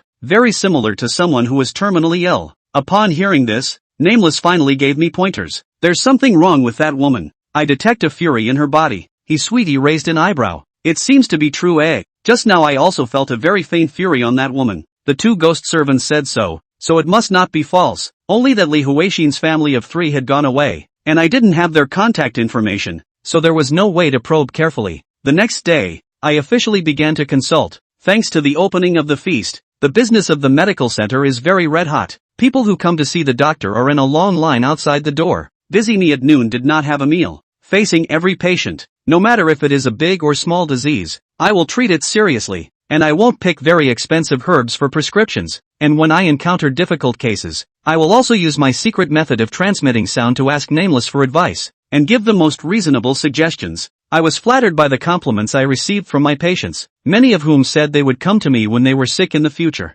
After some days of this busyness, one afternoon I finished seeing my last patient and looked up out the window. It was already dark and I was growling with hunger after not eating at lunch. In the past few days, the ingredients in the refrigerator have been eaten by me empty. I was thinking about whether to call a takeaway, or go out to find a bistro. A silhouette suddenly appeared in the doorway. He ran too fast, did not see the threshold, plopped into the medical center. Watch out. I rushed forward to help the man up and see the other man's face. Isn't this Li Huixin's father? The old man grabbed my arm, his tone anxious. Doc, come on, come home with me quickly. My daughter, she is dying. Chapter 64, Ghost Statues at Home. Hearing the old man's words, I hurriedly helped him up. Li Huixin is dying? Saving lives was important, so I had no time to inquire and told the old man to hurry up and lead the way. From the medical center to Li Huixin's home, the journey wasn't too far, and I followed the old man as he jogged all the way there. Before I even entered, I heard moans of pain coming from inside the room. The old man rapped hard on the door. Kid's mom, open the door. I've got the doctor back. The door opened quickly. The old lady's eyes were swollen from crying. She saw me as if she had seen a savior and dragged me towards the bedroom. Doctor, take a look at my daughter. She's rolling around in pain, but she just won't go to the hospital. After stepping into the bedroom, I saw Li Huixin lying on the bed. She was covering her stomach and tossing and turning in pain. Li Huixin's face turned pale and she kept shouting, "Ouch, it hurts." I was shocked. A pregnant woman covering her stomach in pain like this, could it be a sign of miscarriage? I quickly stepped forward and took her pulse, and still couldn't get a happy pulse. The old lady asked anxiously from the sidelines, "Doctor, my daughter, can she take painkillers? Painkillers? It hurts like this. 10 pills won't even help. Call 120. I pulled out my cell phone, but before I could light up the screen, there was a sudden slap that sent my phone flying. I'm not going. Before Li Huixin could finish her sentence, she once again covered her stomach and wailed. The old woman was crying with anxiety as she screamed and cursed. "You girl, why are you so stubborn? I guess that Li Huixin was probably afraid that if she went to the hospital, her parents would force her to have an abortion. She was pregnant and couldn't be forced, so I had to find another way. I used a secret method of voice transmission to ask Nameless, "Elder, can I cast Ghost Needle and give her pain relief?" "Yes." Zapping the same acupoints. The effect of a ghost needle is 100 times stronger than an ordinary silver needle. Receiving Nameless' affirmation, I immediately pulled out my ghost needle and stabbed it. As it turns out, Elder Nameless didn't lie to me, and when this needle went down, Li Huixin immediately quieted down. After a while longer, Li Huixin fell asleep. Taking this opportunity, I was finally able to carefully diagnose her. I asked the old lady, "Can you lift her shirt and expose her stomach?" Perhaps it was because I had just saved her daughter. The old lady still trusted me and said yes in a hurry. She helped lift up Li Huixin's dress, revealing her stomach. With just one look, my eyes immediately widened, only to see that Li Huixin's belly was filled with black lines, densely packed and without any regularity. These are not stretch marks, which tend to be vertical and predominantly red in color. At least I've never seen black stretch marks. I stretched out my palm and pressed it against Li Huixin's belly, and immediately noticed that there was a faint baleful aura overflowing from her belly. This fury is so faint that with my Taoist skill, I can't really detect it without touching it directly. "Doctor, what's wrong with my daughter?" I put the index finger of my other hand to my lips in a silencing gesture, signaling the older two to keep quiet. I felt it carefully. There was fetal movement and a fetal heart, which meant the baby was alive. But if it's a live birth, why can't we get a happy pulse? I used the secret method again. "Elder, can you drill into her stomach and probe the child?" "No way." Nameless refused me. "Although I don't have much evil in me, I am a ghost after all, so I can easily cause harm to the child." He paused and gave me a piece of advice. "Check the living room. There was a thicker fury in the living room when you entered just now." I immediately got up and walked to the living room. Nameless was right. The fury that permeated the living room was very strong. I searched around and finally settled my eyes on a wood carving. It was an ugly-faced ghost statue with open teeth and claws, and it was evil at first sight. There is an incense burner and offerings in front of the ghost statue, and the burner is so full of incense ash that it is about to overflow, so it should be offered from time to time. Who in a normal family would sacrifice something of such unknown origin? The old man also came into the living room, and I pointed to the ghostly statue and inquired, "Where did this come from?" "It was carried back by my daughter, who said she had invited it from the temple to keep them safe as mother and child. By the way, my daughter, she has to offer incense to it every day at 0 hour. Not a day goes by." I froze. A temple? Did the Buddhists have a Buddha who looked so hateful? I suspect that Li Huixin lied. Can we get rid of it? It's kind of evil. The old man sounded helpless. My partner and I thought the same thing and threw it away once, but then our daughter got it back and she snapped at us, saying that if we threw it away again she would go jump off a building. Where would my partner and I dare to throw it when our daughter says such things? With the unrecognizable happy pulse, the foul spirit in her stomach, and the ghostly statue enshrined in her home, Li Huixin's illness reveals eeriness everywhere. From the way Li Huixin was acting, she should know what was going on, so if she wanted to know the truth, she had to make her say it herself. Li Huixin had already gone to bed, so I decided to come back tomorrow to inquire. After saying goodbye to the old couple, I went back to the medical center, and for some reason, I tossed and turned and couldn't sleep. Laying around dry wasn't an option, so I decided to do something else. I lifted a box from under my bed that contained an incense burner, threaded incense, and a red lantern. I've been preparing these for a few days now, and I haven't found a chance to use them because I've been so busy with the opening of the medical center. His sweet voice rang in my head. "Brother Xiao, are you inviting ghosts?" "Right, didn't Senior say that before?" "I need to deal with more ghosts in order to increase my Tao." Nameless promised to pass on the Taoist cultivation method to me when I reached a certain level of Taoism, something I have always remembered. Besides, the evil in me has not yet completely disappeared, and I still need to help the ghost to diagnose the disease and obtain the ghost's teeth. I've already used the red light to attract ghosts method once, and I'm very skillful at it. Only this time, before the incense, on the white paper wrapped around the incense, instead of my 8 characters, there was a sentence written: "If you want to get rid of your illness, you can come to the medical center for help." This method was taught to me by Nameless, who said that the smoke coming out of the burning thread incense could carry the message on the white paper and be detected by the ghost. I hung the red lantern on the door beam of the medical center and went back inside to wait. Who knows, after waiting for a long time, we didn't wait for a ghost to come to our door to ask for help. As the day wore on, I grew sleepy and yawned. I thought that since no ghosts had come to my door, I would go to bed and rest, but just as I was getting up, a gust of cloudy wind blew open the door of the medical center. I was overjoyed that the ghost had finally arrived. I looked to the door and a man's face caught my eye, his eyebrows raised and his face filled with anger. He lunged at me with amazing speed. his hands outstretched as if to snap my neck. Evil man, you deceived my wife and harmed my child. I'll kill you. Chapter 65, The Return of the Prodigal Son. The sudden appearance of the life-threatening ghost really startled me. Fortunately, I have a ghost servant to protect my body. Not waiting for the ghost to get close to me, his sweetness has already greeted it, and directly pressed the ghost to the ground, making it unable to move. His sweetness was furious and raised her hand to make this ghost's soul fly away. Wait! I yelled for Sweetie Ho to stop. Brother Shao, he tried to kill you. Why did you keep him? I have something to ask him. The main reason I left this ghost behind was that I was baffled by what he had just shouted. I walked up to the ghost and he looked up and stared at me evilly. I pointed to my face. Do you recognize me? Ghost replied angrily. Don't recognize it. Why would you kill me if you don't know me? Ghost almost growled. You tried to harm my wife and son. Of course I'm going to kill you. I froze for a moment and summoned Nameless. Elder, can ghosts go crazy too? Normally, no. Since that's the case, there's only another possibility. There's a misunderstanding that exists between me and this ghost. Let me ask you, why do you think I would harm your wife and children? Because on your hand, you have my wife's breath. My hand? I subconsciously looked at my palm, and the scene of treating Li Huixin this night came to mind. I didn't wash my hands when I got back to the medical center. Murphy, what's your wife's name? Li Huixin. It dawned on me that this ghost in front of me was Li Huixin's boyfriend who passed away unexpectedly. Sugar, let go of him. A misunderstanding. His sweetheart obediently loosened her hand, but her eyes were vigilant. As long as the other party dared to make any unauthorized moves, she would subdue them again, and with even more ruthless means. When the ghost rises from the ground, I offer an explanation. Introduce myself. My name is Xiao Fan. I'm a bone setter, and the reason why I have Li Huixin scent on my hand is because I've just seen her tonight. It was the ghost's turn to freeze. Really? Really? Of course it's true. Don't believe me. Look around. Is it a medical center? The ghost looked around, his face changing, and when he regained eye contact with me, he hastily apologized. I'm sorry.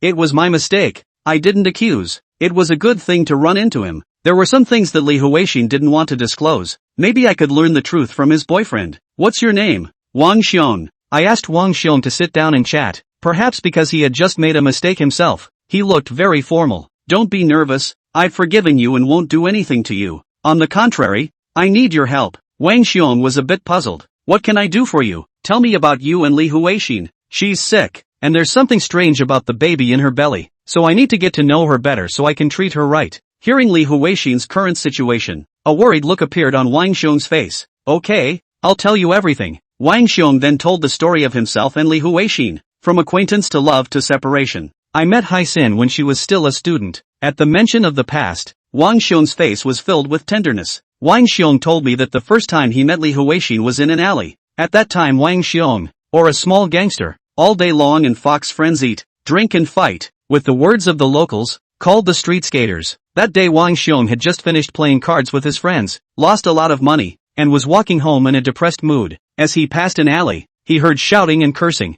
as well as low sobs. Curious, he walked over to find two men blocking a girl at the end of the alley, and the girl's clothes, still torn. Although Wang Xiong is a gangster, but his heart also belongs to their own sense of justice. In his view, mixing is mixing, but cannot bully women and children. He, who was already holding a lot of anger in his heart, found a way to let it out, and he picked up a brick from the ground, walked into the alley, and beat the two men over the head. The girl was saved. Her name, Li Huixin. After Li Huixin was saved, she kept following Wang Xiong. Wang Xiong was a little annoyed by her and turned back to ask her in a fierce manner, "What are you following?" Li Huixin replied warily, "Thank you for saving me. I'd like to take you to dinner to show my appreciation." Wang Xiong pointed at himself and viciously said, "Don't you think I'm a bad person too?" Li Huixin shook her head straight. "If you were a bad guy, you wouldn't have saved me." Looking at the simple girl dressed as a student in front of him, Wang Xiong was amused, and he accepted Li Huixin's treat of $7 a bowl of wontons on the street. When Wang Xiong was full and ready to leave,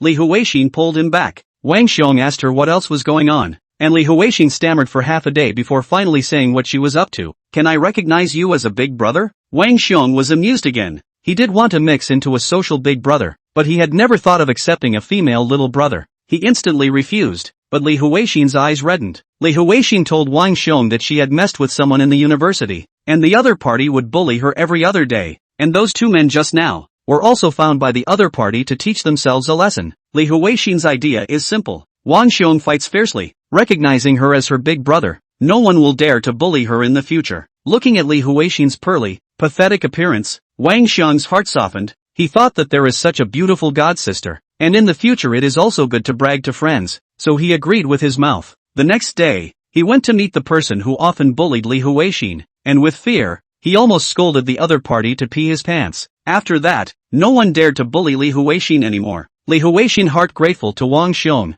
from time to time to invite Wang Xiong to eat street wontons, one after another. The two secretly love, and eventually brother and sister into a couple. Could not love Li Huixin after graduation. The two have reached the age of marriage. Who knows? Li Huixin parents met Wang Xiong, said nothing, agreed to the marriage. The old couple disliked Wang Xiong as a gangster without a proper job, unworthy of their daughter's commitment to life. After knowing this matter, Wang Xiong did not get angry. On the contrary, he felt that Li's father and mother had a point. He made a decision. The prodigal son returned. He blacked out the contact information of all his foxy friends, dyed his yellow hair back to black, and beat all the tattoos off his body. Not only that, but he got a real job and worked hard. These performances, Li Huixin parents see in the eyes, coupled with the daughter insisted, so acquiesced in the two things. Then later, Li Huixin got pregnant. With Li Huixin little belly gradually bulging, it was Li's turn to. Li's father and mother could not sit still. They made an appointment to meet the in-laws, negotiated a good dowry, and picked the auspicious day to hold the ceremony. The story was originally moving in a happy and fulfilling direction until Wang Xiong had an accident. Chapter 66, Hero? Sinner? When he spoke about his accident, Wang Xiong's face showed a pained expression. I didn't bother him, waiting for him to ease up on his own. It was only after a while that Wang Xiong spoke again. That day, I went to pick out a wedding dress with Huixin, and when I was about to get to the store, there was a car accident on the side of the road, and a school bus crashed into a tree on the side of the road, and it was full of children, and I wanted to go up and save the day, but Huixin told me not to go. Wang Xiong sighed. I didn't listen to advice. It was all 8 or 9-year-olds in there. The doors wouldn't open. They were all crying from fear. Wang Xiong let Li Huixin stand on the side of the road and wait for him. He rushed forward, picked up a stone to break the window of the car, tumbled in, and cooperated with the rushing passers-by to send the children out of the car window one by one. Just as the last child was rescued, smoke suddenly billowed out from under the car. Passers-by were scared back and forth, shouting for Wang Xiong to hurry out, but Wang Xiong realized that the driver was still lying on the steering wheel,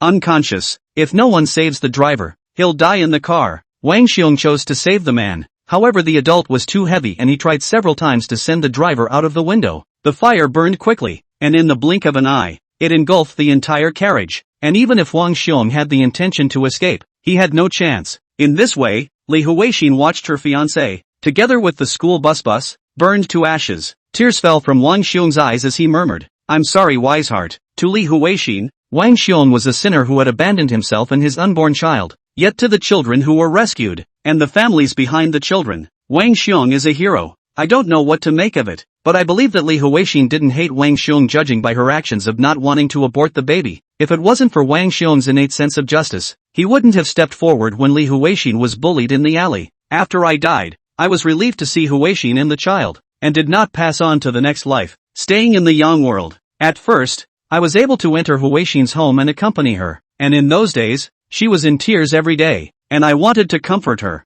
and I had a lot of things in my heart to say to her, but she couldn't see me or hear my voice. This went on for about half a month or so, and then suddenly one day I realized I couldn't get into her house. Hearing this, the ghost statue that was placed in the living room of Li Huixin's house came to my mind. I asked Wang Xiong, is there a very evil force that's keeping you out? Wang Xiong's eyes widened. How do you know? I told the story about the ghostly statue. I suspected that Huixin was murdered by a traitor. So today I smelled her scent lingering on your hands and mistakenly thought you were the murderer. Suddenly, Wang Xiong fell to his knees in front of me and cut out desperately. I hurriedly pulled him back. What are you doing? Wang Xiong pleaded. You can see me, and you can also cast a spell to summon ghosts. So you must be a high-level person with great ability. Please, save Huixin. I could tell that Wang Xiong had true feelings for Li Huixin. I pulled him up off the ground and replied calmly. Don't worry, I was going to help her. I left Wang Xiong in the clinic and waited until dawn to hang a sign on the front door that said, today's business is closed. Last night I left the contact information for Huixin Li's mother, and I contacted her in hopes of letting me visit her house again. Li's mother agreed without hesitation,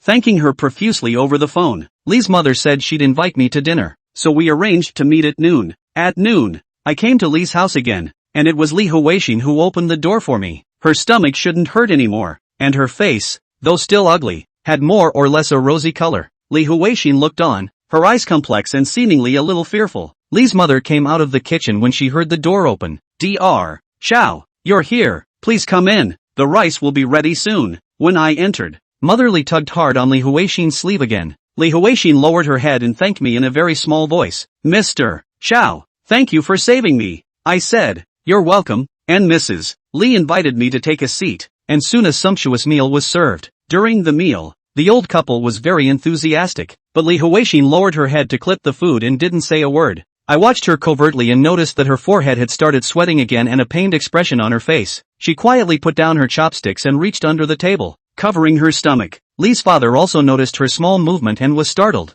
Daughter, stomach ache again? Li Huixin shook her head. It's okay, I'm a little sleepy, you guys eat, I'm going to go rest first. When she finished, she got up and walked quickly back to her bedroom, still unlocking the door to the house. Mother Li was heartbroken and asked me with a hint of a sobbing voice, Dr. Xiao, what do you think we should do? I reassured. Auntie, take it easy, I'm here today to settle this matter. I put down my chopsticks and once again went to the ghost statue. Perhaps it was daytime, and the fury emanating from the ghostly statue was much less than last night. Elder, please take a second look. Nameless showed up and took a closer look, and I saw him raise his eyebrows lightly, as if he had noticed something. Xiao Fan, you stab it with a ghost needle. I immediately took out the ghost needle and stabbed it against the ghost statue's forehead. The ghost statue was made of acacia wood, which was so soft that the ghost needle easily made a small hole. At this moment, I found that the baleful aura emanating from the ghost statue underwent strong fluctuations, and even shaky figures emerged.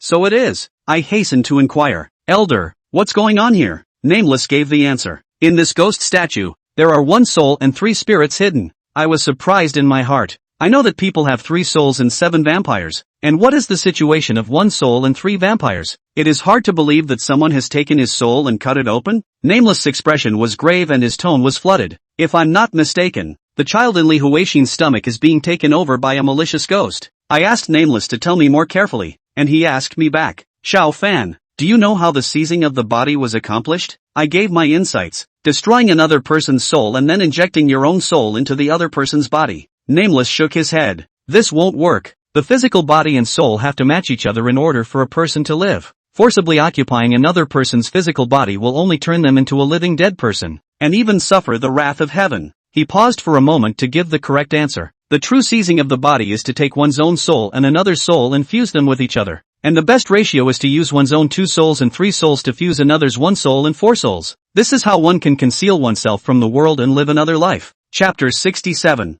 Now I understand. Li Huixin bumped into the ghost. The ghost will be in her belly, child's soul scattered, mixed into their own soul. Want to borrow the belly reborn. I was cold in my heart. The situation was too complicated. Even if I succeeded in driving the ghost away, the child in Li Huixin's womb lacked a soul and spirit, and even if it was born successfully, it would not be able to survive. I told my guess, and Nameless affirmed my point. You're right. Simply getting rid of the ghost won't save the child unless the child's mutilated soul is retrieved. Where would the child's soul be? A child this young, who wouldn't run around, should still be in the place where Li Huixin hit the ghost. In other words, in order to find the child's soul, Li Huixin needed to ask for it herself. After making up my mind, I went to Li Huixin's room door and knocked. The door was very quiet and there was no echo. Li's father and mother gathered around and asked me worriedly, something's not going to happen to Huixin, is it? I'll get the keys. The spare key was quickly fetched and I took it from Li's father and opened the door. But the moment the door opened,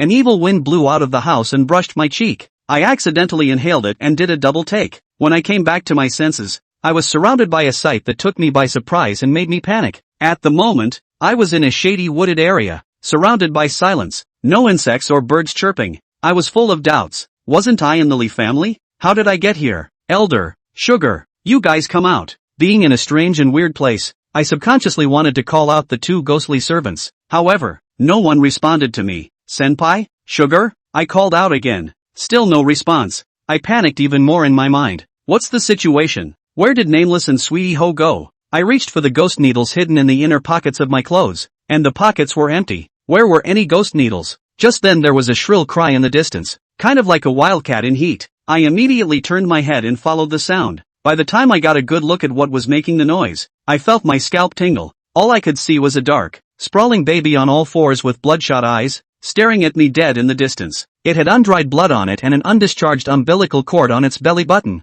When it grins from crying, it reveals 2 rows of sharp, piranha-like teeth. This is by no means a normal baby. It is a ghost baby. Facing the weird thing alone, I subconsciously took a step back, but the moment I landed on my heels, the crying stopped abruptly. The ghost baby's hands and feet suddenly stood up, except for the missing 2 legs. It looked like a large spider at this time. I detected killing intent in the eyes of the ghost babies, killing intent naked and without the slightest concealment. It grinned, dark red drool dripping from its mouth and staining its fangs. The ghost baby didn't speak, but I knew that it wanted to eat me. Without the protection of a ghost servant, with my own Taoist skill, it was impossible for me to be a match for the ghost baby. I didn't have any hesitation and ran away without any hesitation. I twisted my head around as I ran, the ghostly baby on all fours, chasing after me as fast as I could. In order to live, I dare not slow down my pace for a moment. Good thing I am relatively clear-headed, picking the direction of dense trees and weeds to run, and when I really cannot run, find a hidden place to hide. Cover your mouth and nose, for fear of their own violent gasping, was heard by the ghost baby. Soon, I heard the rattling sound of a ghostly baby prowling, and it was nearby, seeking me out. Little by little, time passed and my head began to faint from lack of oxygen, but I would rather suffocate than be discovered by the ghost baby. After a few moments, my vision began to blur and blacken. Instinct tends to win out over reason when one is on the verge of death, and I removed the hand covering my mouth and nose and took a big breath. Oxygen entered his brain and his blurred vision became clear again. To my horror, I realized that there was an extra figure in front of me. A desperate thought welled up in my mind, I'm going to die. But soon, doubts arose in my mind that the figure in front of me seemed a bit big, like an adult, not a ghostly baby. I blinked hard and finally got a good look at the other man's face. I asked, wide-eyed and incredulous, "Sis?" Standing in front of me was the Zhou Cixi that I had longed for. Zhou Cixi revealed a smile, his tone gentle like water. "Xiao Fan, why are you sleeping on the ground? Get up quickly, the ground is cool." She reached out and yanked me to my feet.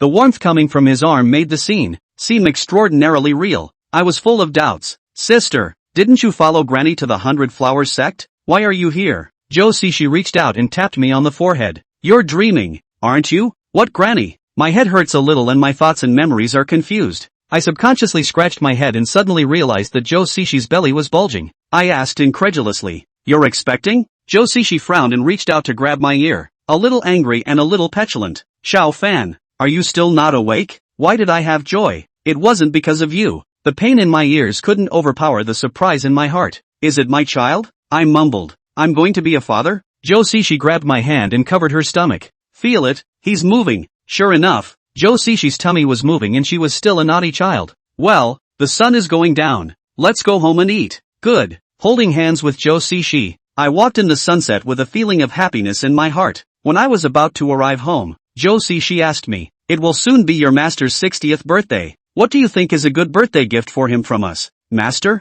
My head suddenly tingled as uncountable images flew through my mind. Not true. Master, he is dead. And I've never been in the same room as Zhou Cixi. There's no way she could be pregnant with my child. I violently shook off Zhou Cixi's hand, and Zhou Cixi looked at me dumbfounded and full of confusion. "Xiao Fan, what's wrong with you?" Although the images in front of me are beautiful, I have come to realize that they are not real. I asked her coldly, "This is an illusion, isn't it?" Hearing this, Zhou Cixi's eyes gradually turned cold as she opened her mouth to speak, clearly topped with a young and beautiful face. But what came out of her mouth was a pale female voice. "I didn't think that you'd find out after all." She asked me in a sarcastic tone, "Isn't this what your heart longs for? Isn't it good to honestly sink into the dream world I've woven for you? Why do you have to find death?" As soon as the words fell, the sound of fabric tearing suddenly came from Zhou Cixi's body. I fixed my eyes and saw that the clothes covering her stomach were torn. Her belly was separated from side to side as if it were an open maw, and the inside of her belly was pitch black as if it were a bottomless abyss. Immediately afterward, a small hand,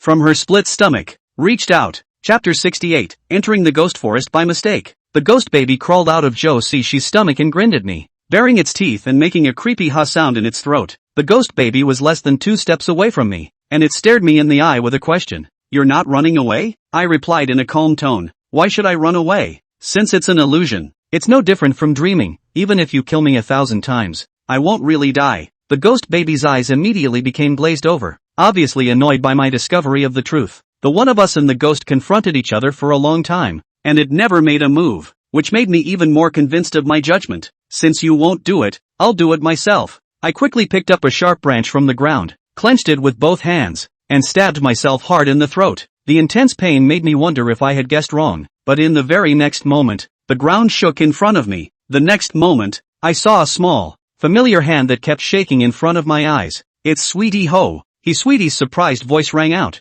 Brother Xiao is awake. I realized that I was still standing at the door of Li Huixin's bedroom. I subconsciously touched my throat, intact, and made a sigh of relief. Mother Li beside her asked with concern, Dr. Xiao, are you okay? I said, it's fine, and asked her rhetorically, how long have I been standing here? Li's mother looked like she was having a heart attack. You've been standing motionless for almost half an hour, and the old man and I thought you were possessed. Li's mother guessed right. I was indeed possessed. Nameless was also on the sidelines, and my mouth didn't move as I used a secret method to communicate with him. Elder, just now I was pulled into an illusion by a ghost baby. I know, there's nothing you can do to save me? There's still a way, but there's a chance you'll go insane and become insane. I broke out in a cold sweat. This ghost baby's tactics were really powerful. Even though I had 2 ghost servants close by to protect me, I was still hit. I walked quickly to the bed. Li Huixin had already fallen asleep. I lifted her clothes, revealing her dense black stomach. The next moment, her belly suddenly bulged upwards, revealing a fist-sized ghostly face.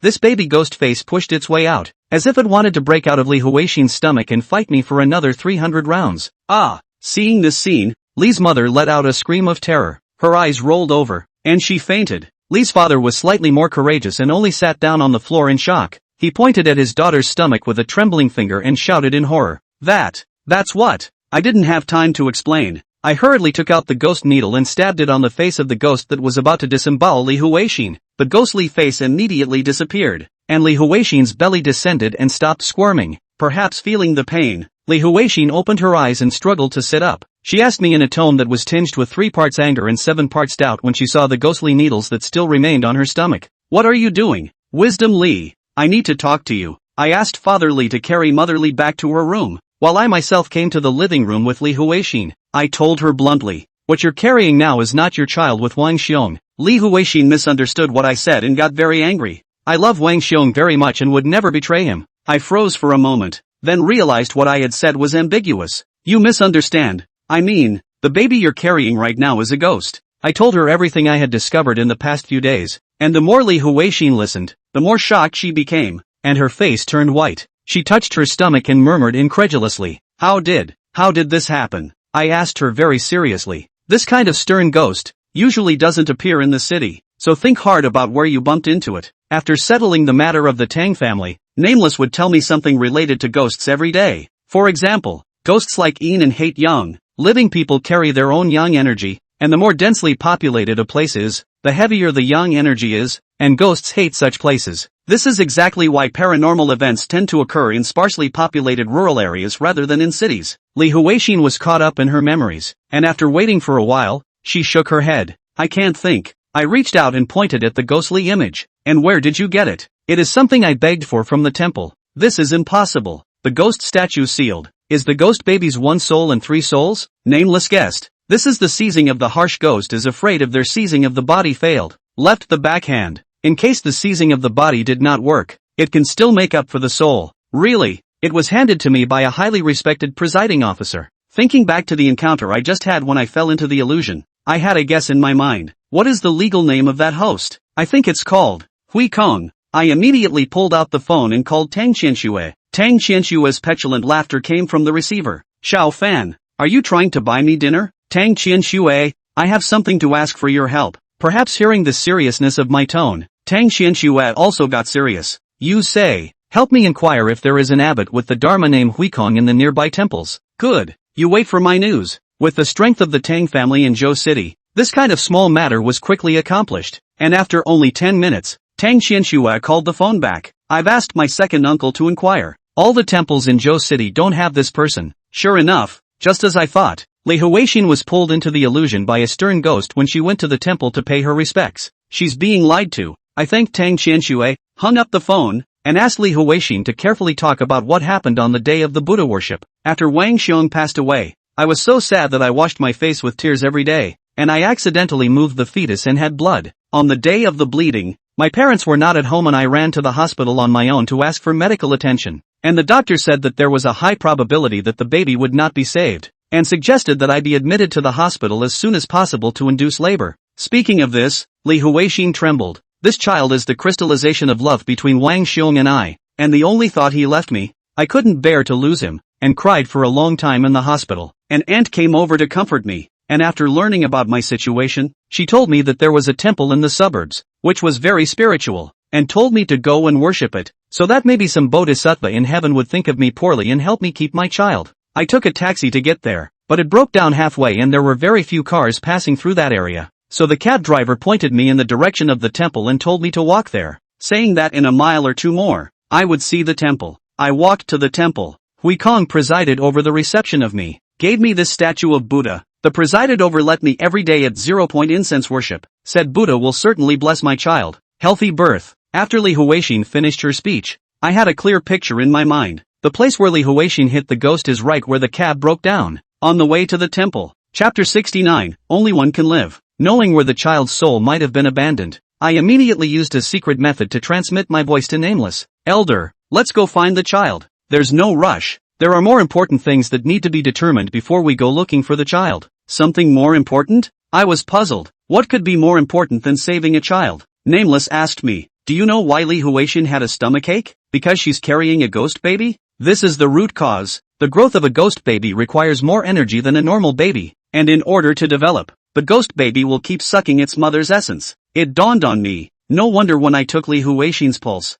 her physical condition was no different from someone who was terminally ill. Nameless continued, as far as I know, the birth of all ghost babies is not a smooth birth, but an open belly. When it sucks all of the mother's essence dry, it tears open the mother's belly and burrows out of it. Hiss! I sucked in a breath of cool air, and my mind couldn't help but recall the scene in the dream where the ghost baby burrowed out of Zhou Xixi's stomach. Senior, what does this have to do with what you just said? Nameless explained further. Li Huixin's essence will soon be sucked out by the ghost baby. If the child's soul is retrieved, the child will likewise need its mother's essence to repair its soul. So guess what will happen to Li Huixin at that time? I was silent. The answer was obvious. Even if the child's soul is retrieved, Li Huixin has to make a dilemma, to protect herself or the child. So, it's better for you to ask first. If Li Huixin wants to live, she can get rid of the ghost baby first, and then go find the child's soul and transcend it. If she wants to keep the baby, you must act quickly to avoid another accident. This is indeed a dilemma. I locked eyes with Li Huixin and said to her in a very serious tone, listen to every word I say next, take it to heart,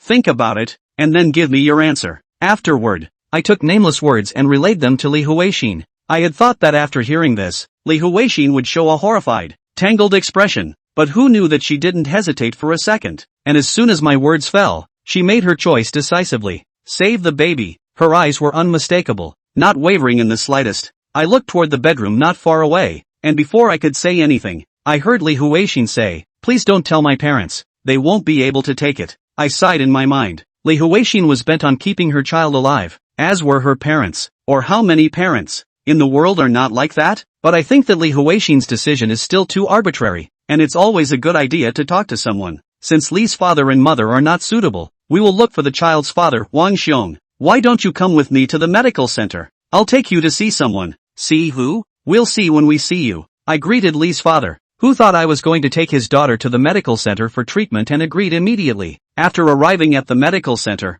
I summoned Wang Xiong, then reached out and waved my hand in front of Li Huixin's eyes. When I removed my hand, Li Huixin's eyes widened violently, and her eyes instantly turned red. Wang Xiong, ignoring the fact that she was still holding her belly, she flew up and tried to hug her long-lost love. However, Wang Xiong's Tao was not enough to manifest an entity in time. Li Huixin went straight through Wang Xiong as she slipped and fell toward the ground. Wise heart. Wang Xiong was shocked and reached out to grab it, but his palm passed through Li Huixin's body once again. In the nick of time, I flew up and used myself as a meat cushion to protect Li Huixin. Nothing happened to Li Huixin, but I fell and grimaced. Li Huixin thanked me in shock, and Wang Xiong was on the verge of kneeling down for me. I covered my back that hurt from the fall. You two have a nice chat. I'm going to the second floor to lie down for a while. Before going upstairs, I twisted my head and urged Li Huixin, talk it over. Don't hide it. Li Huixin was a bit hesitant, but she eventually nodded her head. By the time I stepped onto the second floor, the sound of two people talking came from downstairs, both of them excited at first, pouring into each other, full of love. Yet half an hour later, the two men broke out in a fierce quarrel. This was expected. How could Wang Xiong agree that Li Huixin sacrificed herself for the sake of her child? The argument went on for a long time, and when there was no more movement downstairs, I walked down. Li Huixin's eyes were red, while Wang Xiong had a mixed expression on his face. Have you discussed this? Li Huixin let out a hum. We agreed to save the baby. The answer. To my surprise, I looked at Wang Xiong, who barely managed to squeeze out a smile. I'll listen to Wiseheart. Since the couple had made a joint decision, I chose to respect it. It was now afternoon, and if we left now, it would probably be dark by the time we got to the place where the child had lost his soul. And when it's dark, ghosts are much harder to deal with than during the day. So Nameless suggested I go back tomorrow. I asked Nameless if I wanted to destroy the ghost statue first, and Nameless advised me not to do so, saying that once the ghost baby realizes that it has no way back, it will probably break out early, and at that time, Li Huixin will definitely die. Li Huixin was hung up on her own mother, so I decided to take her home first and meet her at the medical center first thing in the morning. When I came back, I found Wang Xiong in a daze. His eyes flickered, unsure of what he was thinking. I walked up. What's wrong with you? Wang Xiong returned to his senses. It's nothing. It's just that I suddenly met up with Haishin and had an indescribable feeling. He murmured. This silly woman even said that after seeing me, she is even less afraid. Anyway, after death can be with me. At the end of his words, his eyes suddenly became firm, as if he had made some sort of determination. Early the next morning, Li Huixin rushed to the medical center, and together with Wang Xiong, the three of us set out to find the child's lost soul. 2 hours later, the cab stopped. Li Huixin opened her mouth. Last time, the car broke down right in front of it. I looked around and there was nothing but a path around me, so it could be considered deserted. Do you remember how you left last time? Follow the road all the way. Walk a little further. The cab continued along the trail and after a few minutes, a dense wooded area appeared to the northwest of the trail. I opened the window, and there was a faint fury in the wind that was 7 times similar to the fury that bubbled up from the ghostly statue. This should be the place. I asked the cab driver. Master, please pull up to that forest. The driver's face immediately changed.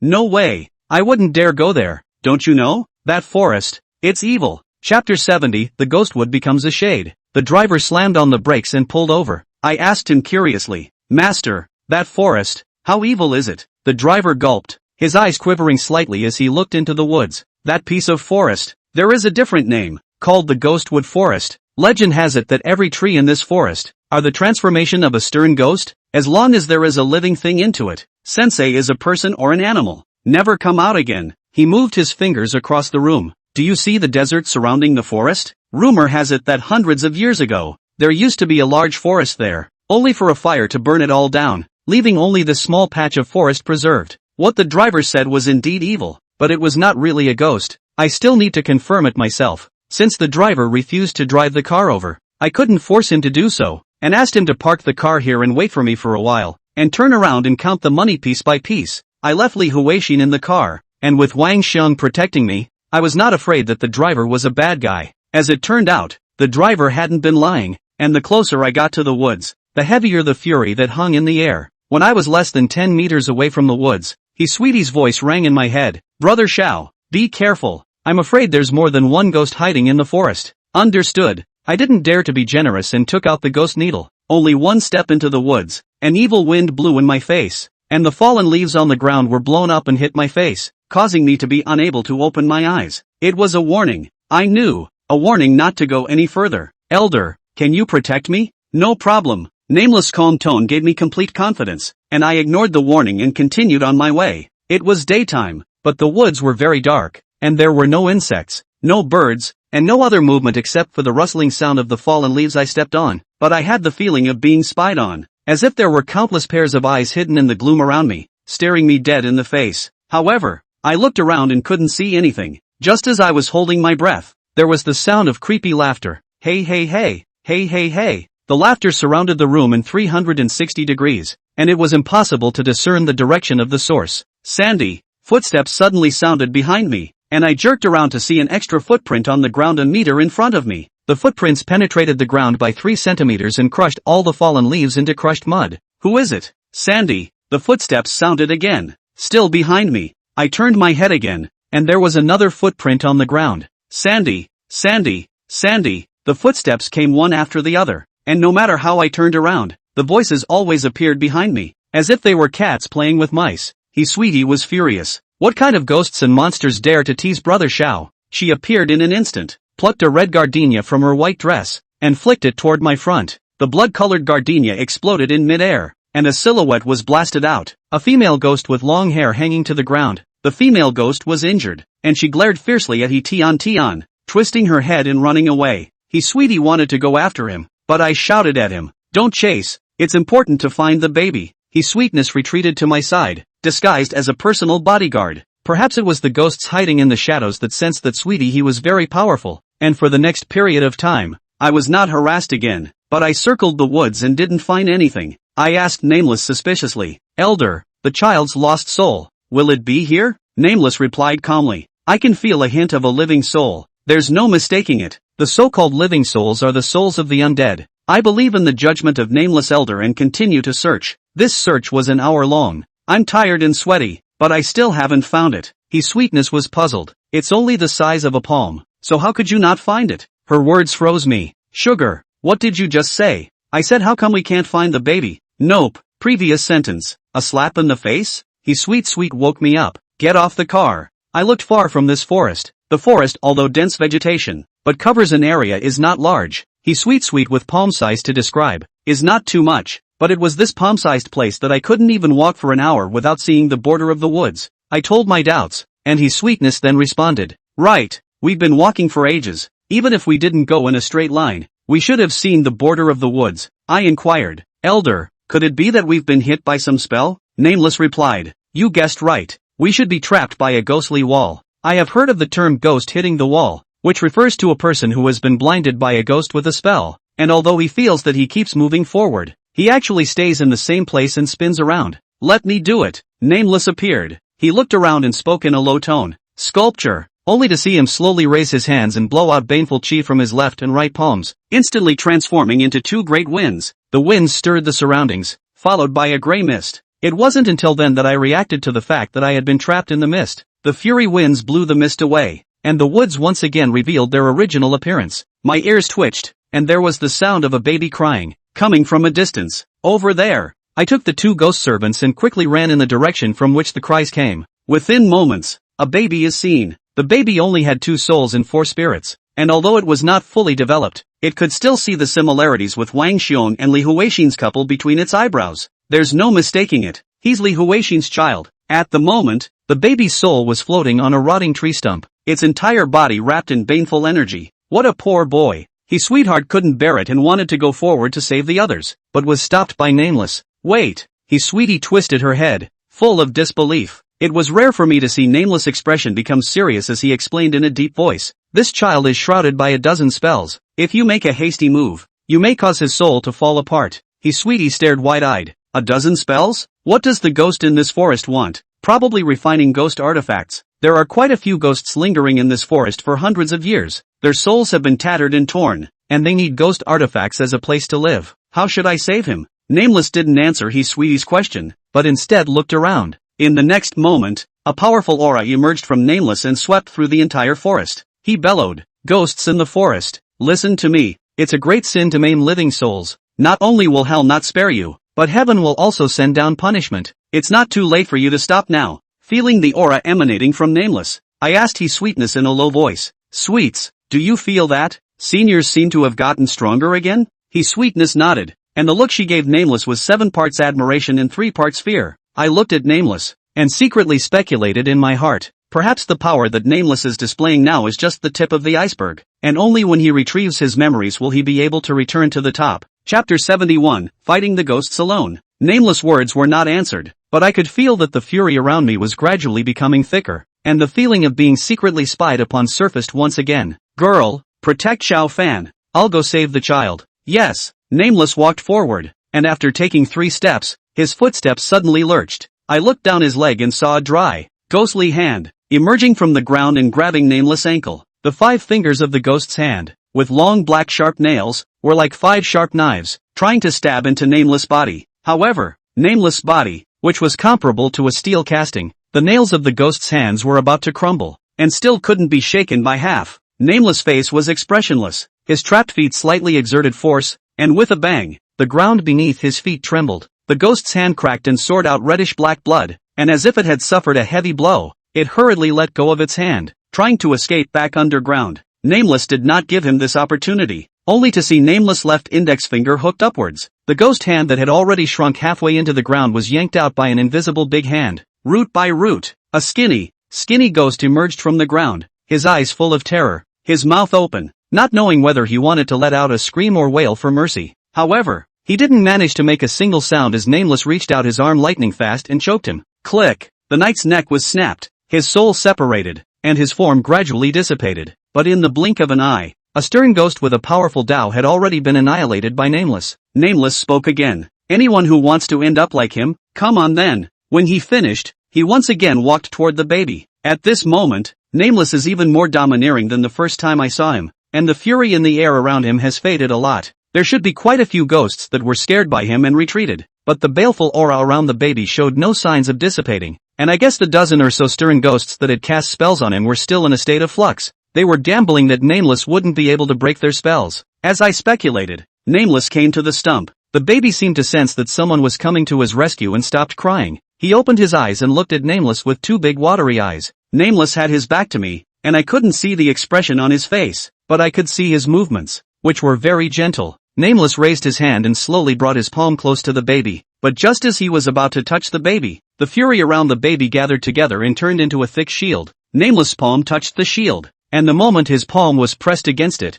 the shield vibrated at an extremely high frequency, emitting an ear-piercing whistling sound. The sound shook my bones and my eardrums were about to burst. Brother Xiao, His Sweetness noticed my abnormality and hurriedly stretched out her two small hands, covering my ears. She used her cultivation to protect me, but she herself was shaken and clenched her teeth. I said hastily, "Sugar, protect yourself." His Sweetie refused categorically. "No, Brother Xiao is more important than me." I couldn't argue with her, and guilt arose in my heart. I'm still too weak. I wish I could have accumulated enough Tao earlier to be taught by Nameless. The shrill whistling lasted about 10 seconds and ended with a loud bang. Even if it was a dozen or so ghosts working together to cast a spell, it was still unbeatable in front of Nameless. The shield was pierced by Nameless and exploded into pieces. Without the spell's confinement, the baby fell from mid-air. At the same time, a black branch burrowed out of the rotting stump below and curled toward the baby. "How dare you rob people?" Nameless shouted angrily and cut the branch with a thunderous force. Then, with a soft force, he caught the baby.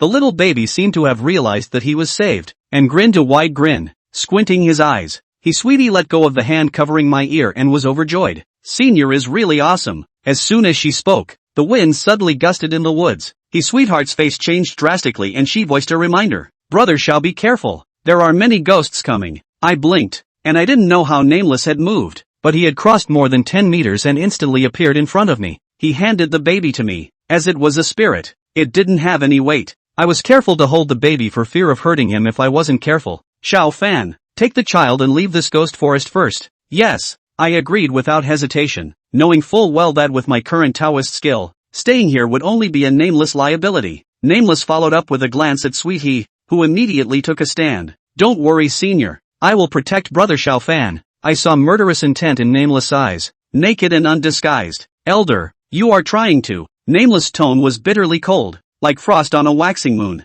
"These severe ghosts can't survive the erosion of the years anymore. Sooner or later they will leave this place in order to live and go on a killing spree, wreaking havoc on the living." He didn't make it clear, but I knew that Nameless wanted to kill them all. I don't doubt Nameless' strength, but if the legend in the driver's mouth is true, and every tree in the forest is transformed into a stern ghost, Nameless will be facing an army of thousands. "Really, can you beat it?" I was just about to open my mouth when Sweetie He had already pulled my wrist. "Brother Xiao, hurry up, they're coming." My feet trembled, and when I looked down, it was as if the entire ground was shaking. Looking around again, the trees seemed to come to life as they pulled up their roots and then took on human form, all of them withered and thin, yet fierce and vicious. "Go!" He Sweetie tugged and ran in the direction from which I came, and I hurriedly wrapped my other hand around the baby in my arms. "Stay for me." A stern ghost came at me head-on, his teeth and claws open and his dull, sunken eyes staring deathly at the baby in my arms. Fury aura emerged from Tian's body, and on the white dress, red gardenias bloomed all over. Phew!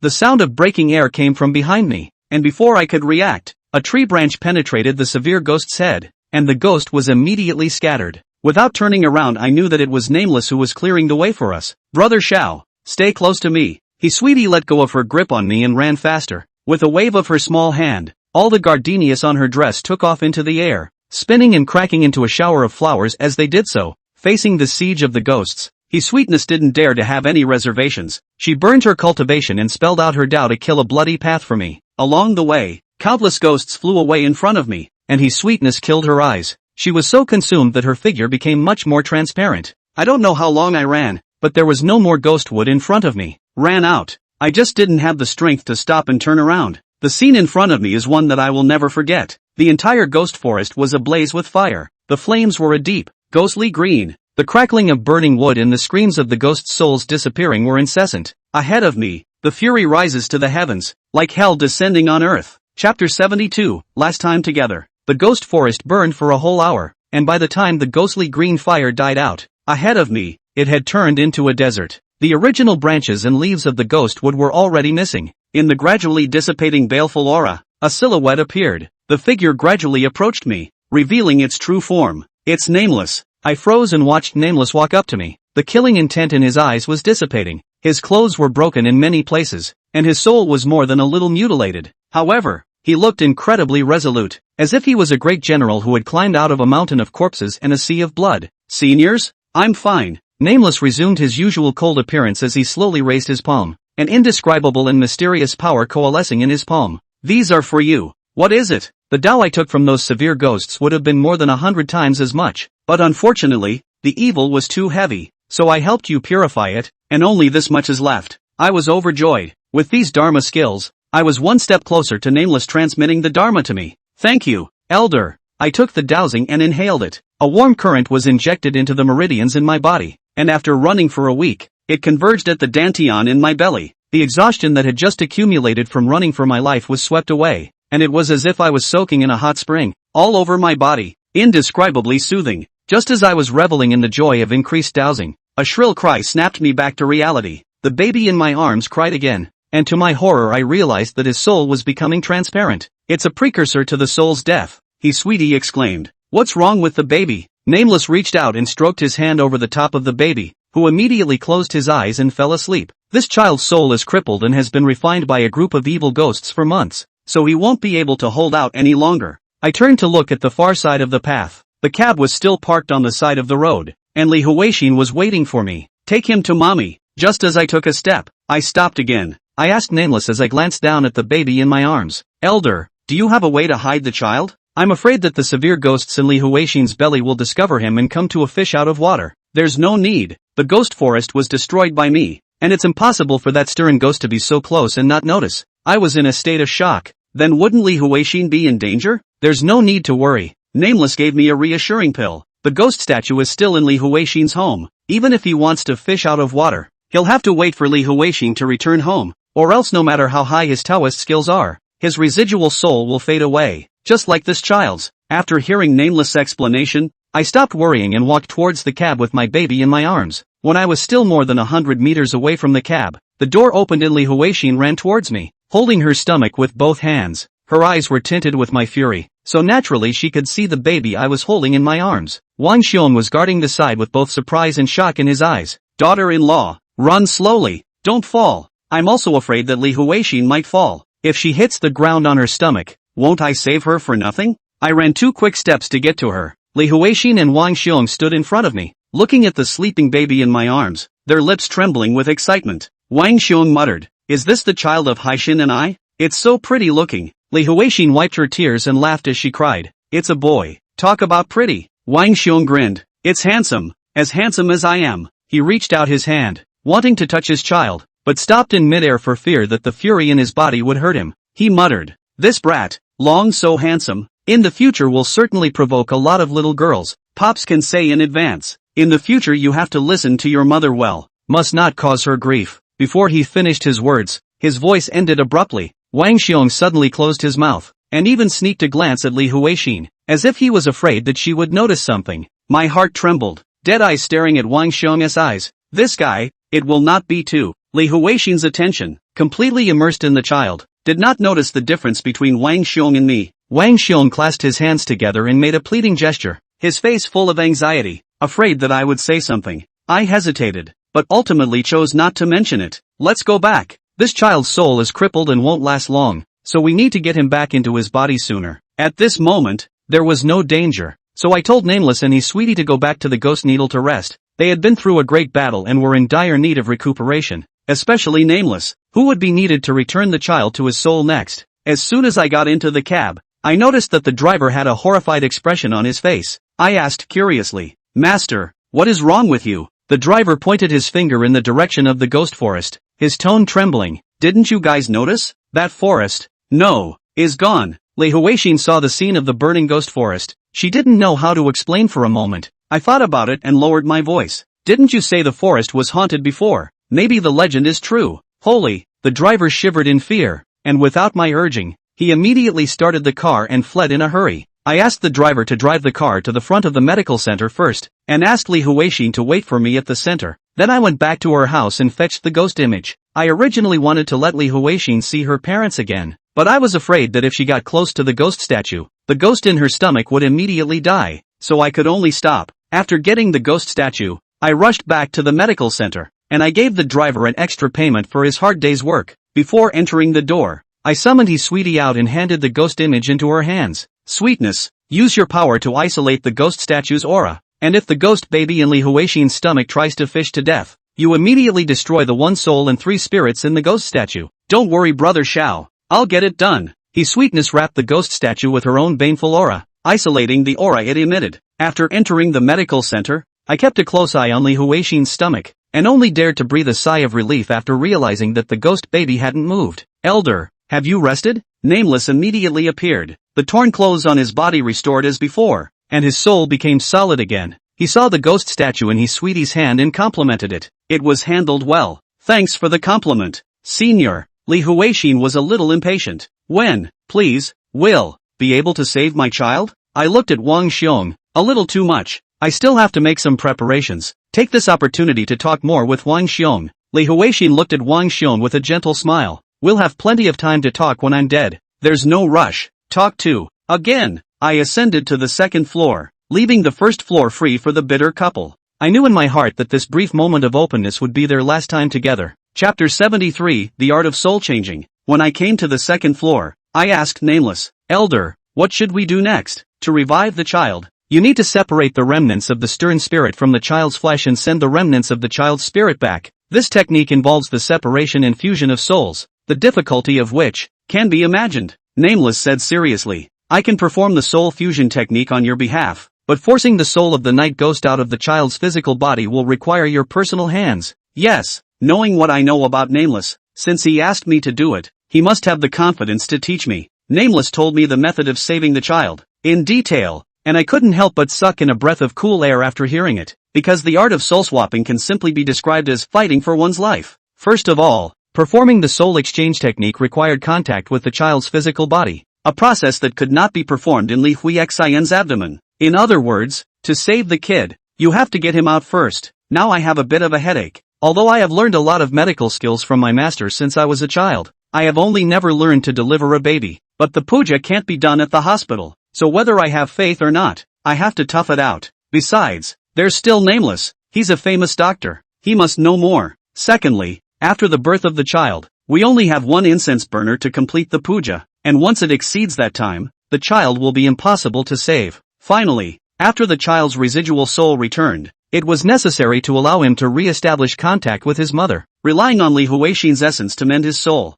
Aside from all that, there's one other thing that's a pain in the ass. The art of soul exchange was very complicated, and when doing the deed, Nameless had to concentrate on casting the spell and could not be distracted. In other words, he couldn't care less about me until the baby was saved. Once the night ghost shows up, only Sweetie Ho can protect me. Sweetie held out her tiny chest in assurance. "Don't worry, Senior. Even if I'm the only one, I can still protect Brother Xiao." I had understood the full risks and things were advancing to the last step and there was no way I was going to give up. "I'm ready, let's go." I fetched the incense burner with the threads and went downstairs. Wang Xiong and Lei Huixin both looked up when they heard footsteps. The eyes of the two men were different, and Lei Huixin was full of anticipation, plus a little bit of nervousness. Wang Xiong's eyes, on the other hand, are firm, as well as unwilling to give up. I came in front of the two men, and my gaze fell on Wang Xiong's face, locking eyes with him. "Ready?" Lei Huixin replied with a smile. "Ready, Mr. Xiao. Whatever you do next,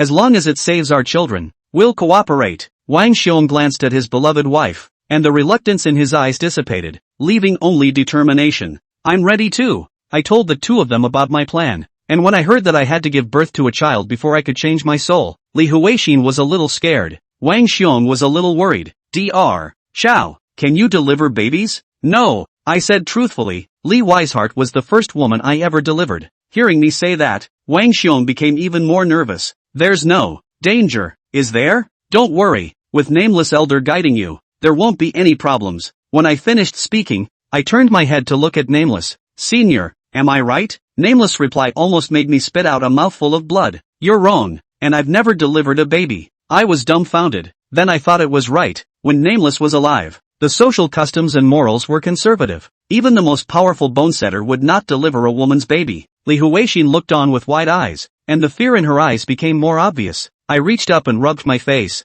Haven't you ever seen a pig run before if you've never eaten pork? Don't worry. These words obviously didn't comfort Li Huixin, but she also understood that there was no better choice. Li Huixin rubbed her stomach. Mr. Xiao, the child in my stomach, just 9 months old, not yet due, can it be born? I've just asked Nameless this question. Yes. I moved a hospital bed and told Li Huixin to lie down. I then asked her to pull up her blouse to expose her stomach. I took out the ghost needle and handed it to Nameless. Nameless reached out and injected a wave of fury chi into the needle. Apply the needle. I held my breath and stabbed the ghost needle into Li Huixin's navel, which is the Shin-K point of the human body. After the ghostly needles stabbed in, I flicked them 3 times, releasing the power of the Nameless. A miraculous thing happened, only to see the black lines that were densely covered on Li Huixin's stomach. All of them wriggled, as if they were subjected to a strong suction, and all of them converged on the falling needles. Nameless said softly, "It's done." This needle was an added insurance policy for Li Huixin. With the protection of Nameless power, the ghost baby would be powerless to break the chamber, and if he wanted to come out, there was only one exit left. I helped Li Huixin sit up and handed her a clean white sheet, then turned my back. Since it is delivering a baby, it is natural to, although the sheet can't block anything, it can always give Li Huixin a sense of security. The sound of undressing came from behind me, and a moment later, Li Huixin whispered, "I'm changed." I didn't turn around immediately, but looked at Wang Xiong who was on the side. My heart filled with guilt. Although it is said that there is no gender in the eyes of the doctor when it comes to healing, but after all, guarding other people's husbands, although I have no nasty intentions in my heart, I still feel embarrassed. Fortunately, Wang Xiong is also a sensible person. Seeing me looking at him, he immediately opened his mouth. "Dr. Xiao, you are saving my wife. Don't need to care about my feelings. Huixin and the child are counting on you. I'm seriously committed. I'll do my best." I took a deep breath and focused. "Elder, start." Nameless placed his hand on Li Huixin's stomach and released his fury. He's going to force the ghost baby to show up. I saw Li Huixin's stomach begin to squirm, and then on her forehead, sweat as big as pea grains emerged. Wise heart. Wang Xiong was incomparably worried as he held Li Huixin's hand tightly. "Are you okay?" Li Huixin clenched her teeth and spoke in a firm tone. "I'm fine. Go on." Nameless increased his strength, and Li Huixin's stomach squirmed even faster. The intense pain caused Li Huixin to let out a miserable scream, and even the strongest of hearts couldn't endure this kind of pain. Li Hui's heart was thrashing in pain, and I was afraid that she would fall off the bed, so I immediately drank. "Hold her down." Wang Xiong hurriedly held down Li Huixin's shoulders, anxious to collapse. "Huixin, hold on. Be sure to hold on." Time passed bit by bit, and Li Huixin was on the verge of fainting from the pain. The ghost baby seemed to know that it would die 9 deaths if it came out, and refused to come out even if it had to endure nameless torture. It can't go on like this. Once Li Huixin can't take it anymore, it will end in a dead body. "Sugar, fetch the ghost statue." Sweetie immediately fetched the ghost image. "Brother Xiao, what's to be done?" I drank without hesitation. "Destroy it." Snap. With a crunching sound, the ghost statue was crushed into pieces by his sweetness. Chapter 74, Deathstalking. The moment the ghost image shattered, Li Huixin's agonizing screams came to an abrupt end, and her stomach, too, stopped squirming. If my guess is correct, the ghost baby has already sensed that hosting his residual soul has fallen into my hands. I stared intently at the ground, only to see an ugly-faced female ghost floating out from the debris of the ghostly statue. The female ghost's soul was crippled, with only 1 soul and 3 spirits, and her eyes were dull and dull-looking. "Destroy her!" I let out a roar, and sweetness immediately stepped in and choked the female ghost remnant's neck. In an instant, the remnants of the female ghost's soul flew away. Li Huixin, who had not yet slowed down, once again let out a miserable scream. Her stomach swayed back and forth, even as two small hands and a ghostly face emerged. The ghost baby knew that her back way was gone, and if she wanted to survive, there was only one way: to descend from her mother's body and complete the seizing of her body. The ghost needle I stabbed into Li Huaxin's navel had an effect, and the nameless power blocked the ghost baby from opening her belly. In the next moment, the white sheet covering Li Huaxin's body was colored with a touch of red. As I expected, after being unable to fish out of water, the ghost baby could only be born normally. Wang Xiong was incredibly anxious to see Li Huaxin bleeding. Dr. Xiao, quickly save Huaxin. I rushed forward, ready to begin the first delivery of my life. However, before I could lift the sheet, Li Huaxin's stomach suddenly deflated. Immediately afterward, a bloodied shadow, tearing through the sheets, lunged at me. Brother Xiao, be careful. His sweetness instantly came in front of me, stopping the shadow with one hand. I fixed my eyes on what his sweetness was holding in her hands, a small baby covered in blood and fat. The little baby had an umbilical cord hanging from her stomach, and I could clearly feel that she was frantically absorbing Li Huaxin's essence. Nameless reminded loudly, cut the umbilical cord. I reached for the surgical scissors I had prepared in advance, and just then the ghost baby suddenly opened its mouth and spat out a mouthful of fury. The fury was like a bullet, hitting my wrist. I felt a numbness in my 5 fingers, and the surgical scissors came off and flew out a long way. His sweetie shouted anxiously, Brother Xiao, are you alright? I held back my answer. Nothing. I was about to pick up the surgical scissors when Wang Xiong's anxious voice sounded again. Dr. Xiao, Huaxin is dying. I turned my head to see that Li Huaxin, who had just been screaming in agony, had already fallen into a coma. Her face was pale and her breathing was weak. It's too late. With my heart in my mouth, I rushed straight to the ghost baby, who once again opened its mouth and tried to pull the same trick. Shut the up. His sweetness was quick on her feet and covered the ghost baby's mouth, hardening her to swallow the bane back into her stomach. I said I'm sorry in my heart, grabbed both ends of the umbilical cord with both hands, and yanked hard to break the umbilical cord. The bodies of the ghost baby and Li Huaxin trembled at the same time, and as I skimmed my head, Li Huaxin's face had an extra trace of imperceptible blood color. After disconnecting the umbilical cord, the ghostly baby in He Tian's hands began to struggle violently, and on her body, the soul shadow shook. It's a sign of an unstable soul. Hurry up, incense. Hearing Nameless remind me, I reached out and wiped a bit of blood from the ghost baby, ran to the incense burner, and wrote the child's birthdate on the fireplace wall. I then lit the threaded incense and inserted it into the oven. Normal thread incense, when lit, can burn for half an hour, but I just inserted the thread into the incense burner, and it emitted a large amount of green smoke, which became shorter at a rate visible to the naked eye. I was shocked. It was burning too fast. I estimated that in 3 minutes at the most, the threaded incense would burn out. Senpai, I yelled, urging Nameless to speed up. Nameless is an old man. Where is the need for me to remind him? By the time I turned my head, he had already arrived in front of the ghost baby. Give me the baby. Nameless took the child from Sweet He, only to see him extend his right index finger and point it on the child's chest. A touch of baneful chi flowed out between Nameless' fingers, and he used his finger as a pen and the baneful chi as ink, writing down a talisman at a rapid speed. I haven't done much research on charms, but judging from the style of the charms, it should be an authentic Taoist charm technique. Nameless really didn't lie to me. He does indeed carry the Taoist legacy. After only less than 3 seconds, a Taoist talisman with intricate handwriting had already taken shape. Nameless raised his hand, then gently dropped it again, slapping it on the body of the ghost baby. In the next moment, the Tao talisman flickered with a faint golden light. A helpless expression appeared on Nameless' face as he sighed, turning into a ghost. I really can't utilize the full power of orthodox Taoism. Fortunately, Nameless was strong enough that even if the talisman technique was not powerful enough, he was still able to yank out the severe ghost inside the child. Up! Nameless let out a soft gulp, and the palm resting on the child's body slowly lifted up, only to see a ghostly shadow absorbed in his palm and yanked out. Soon, the stern ghost revealed its true form, identical to the remnants of the soul that had just floated out of the ghostly statue. This stern ghost only had 2 souls and 4 spirits, and after detaching itself from its flesh, the spirit immediately bubbled up with a large amount of fury and began to dissipate. With time running out, Nameless didn't have time to eliminate her, so he casually threw his hand and drank again. Give me the child's soul. His sweetness hurriedly fetched the remnants of the child's soul that I had hidden in advance. Elder, proceed. With a forceful throw from his sweetness, the remnants of the child's soul arced through the air and flew towards Nameless. The boy was bold enough to be in mid-air, and instead of being afraid, he stared with wide eyes and a happy smile, as if he thought this was fun. Nameless raised his hand, ready to catch the child, but just then, a scream resounded throughout the medical center. If you won't let me live, you'll never let him live. The rest of my eyes saw the remnants of the night ghost turn into a black mist and pounce on the child in midair. Crap!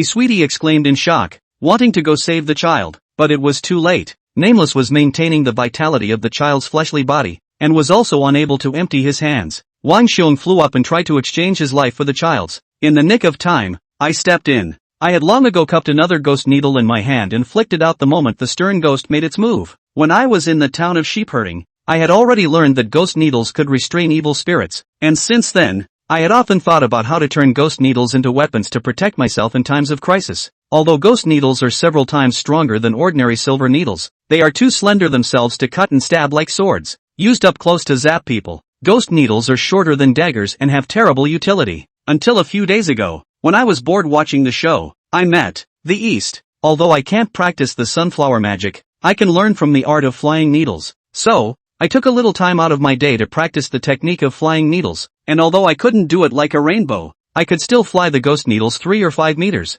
The ghostly needles that were flicked out by me stabbed the stern spirit before she could touch the child. Chapter 75. Peace be with you. With a scream, the knight moved 3 times slower. Nameless received the child without incident and then cast a spell to infuse the child's soul into his physical body. The child's physical body and soul merged again, completely cutting off the idea of the stern spirit taking over the body. The stern ghost looked at the child unwillingly, then turned his head violently, and his gaze landed on Li Huixin's body. I immediately guessed her intentions. The child wants to live, but also need the mother's essence to complete the merging of souls. As long as they kill Li Huixin, the child is still dead. The severe ghost once again took to the air and pounced on Li Huixin. Sugar! Sweetness had already prepared herself, and several blood-colored gardenias flew towards the stern ghost, completely crushing her soul. I let out a soft sigh of relief as I looked at the soul-crushing night ghost. Crisis averted. Of course, at this moment, I can't completely relax. The danger has passed, but my mission, it's not over yet. The baby in nameless hands,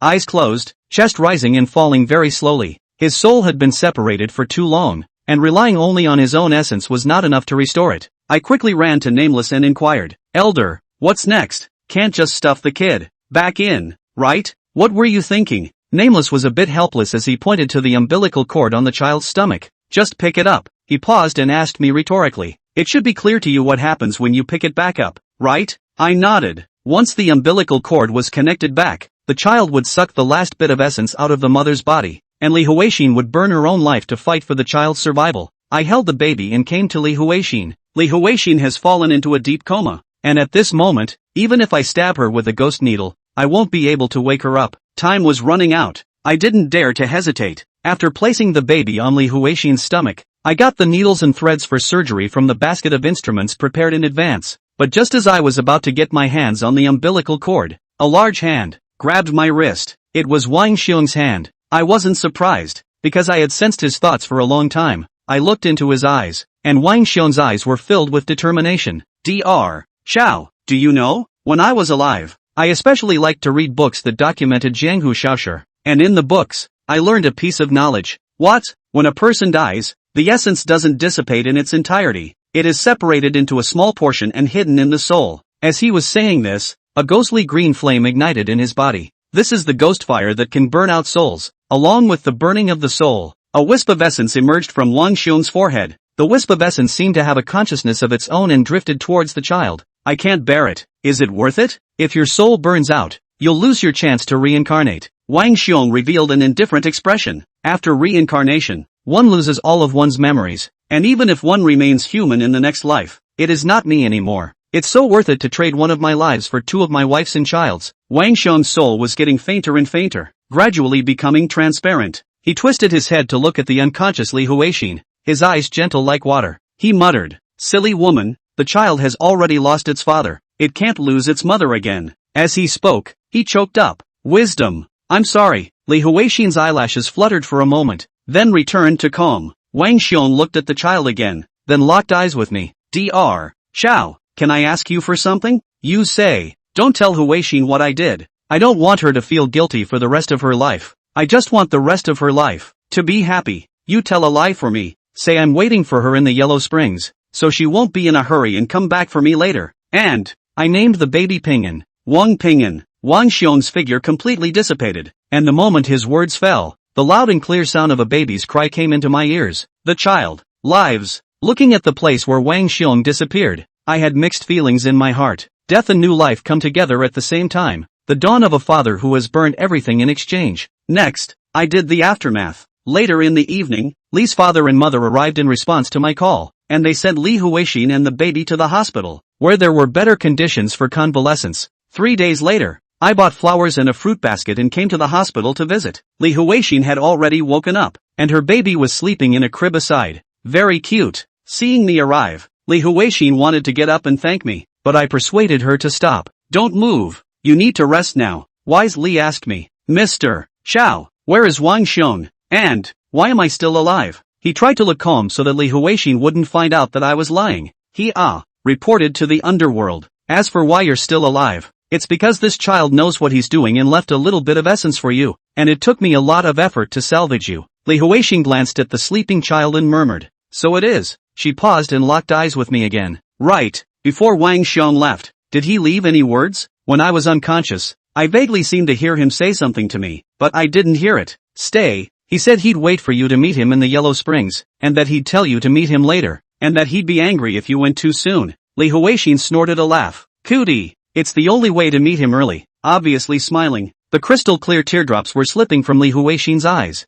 By the way, Wang Xiong also named the child Wang Pingan. Li Huixin's eyes became even redder as she reached out to caress the child's face and murmured softly. Son, do you hear me? Daddy named you peace. In your life, you must be peaceful. As if the child understood his mother's words, he reached out his little hand and grabbed Li Huixin's fingers. I said goodbye to Li Huixin and walked out of the hospital room. The moment the door to the hospital room closed, howling sounds came from the room. I stopped for a moment and left in silence. After I walked out of the hospital, I pulled a ghost tooth that was as crystallized as a diamond out of my pocket. This is a gift of thanks left to me by Wang Xiong. The ghost teeth are of extremely high quality and can cancel out many of the evils in my body. But 3 days passed, and I was never able to make up my mind to absorb it, because it was the only trace of Wang Xiong left in the world. Nameless voice rang in my head. Since you don't want to absorb it, keep it. It might come in handy later. Yes. Just as I was lost in thought, a car pulled up behind me and ticked its horn. I thought I was in the way and subconsciously tried to dodge out of the way. The driver's side window rolled down and a head poked out.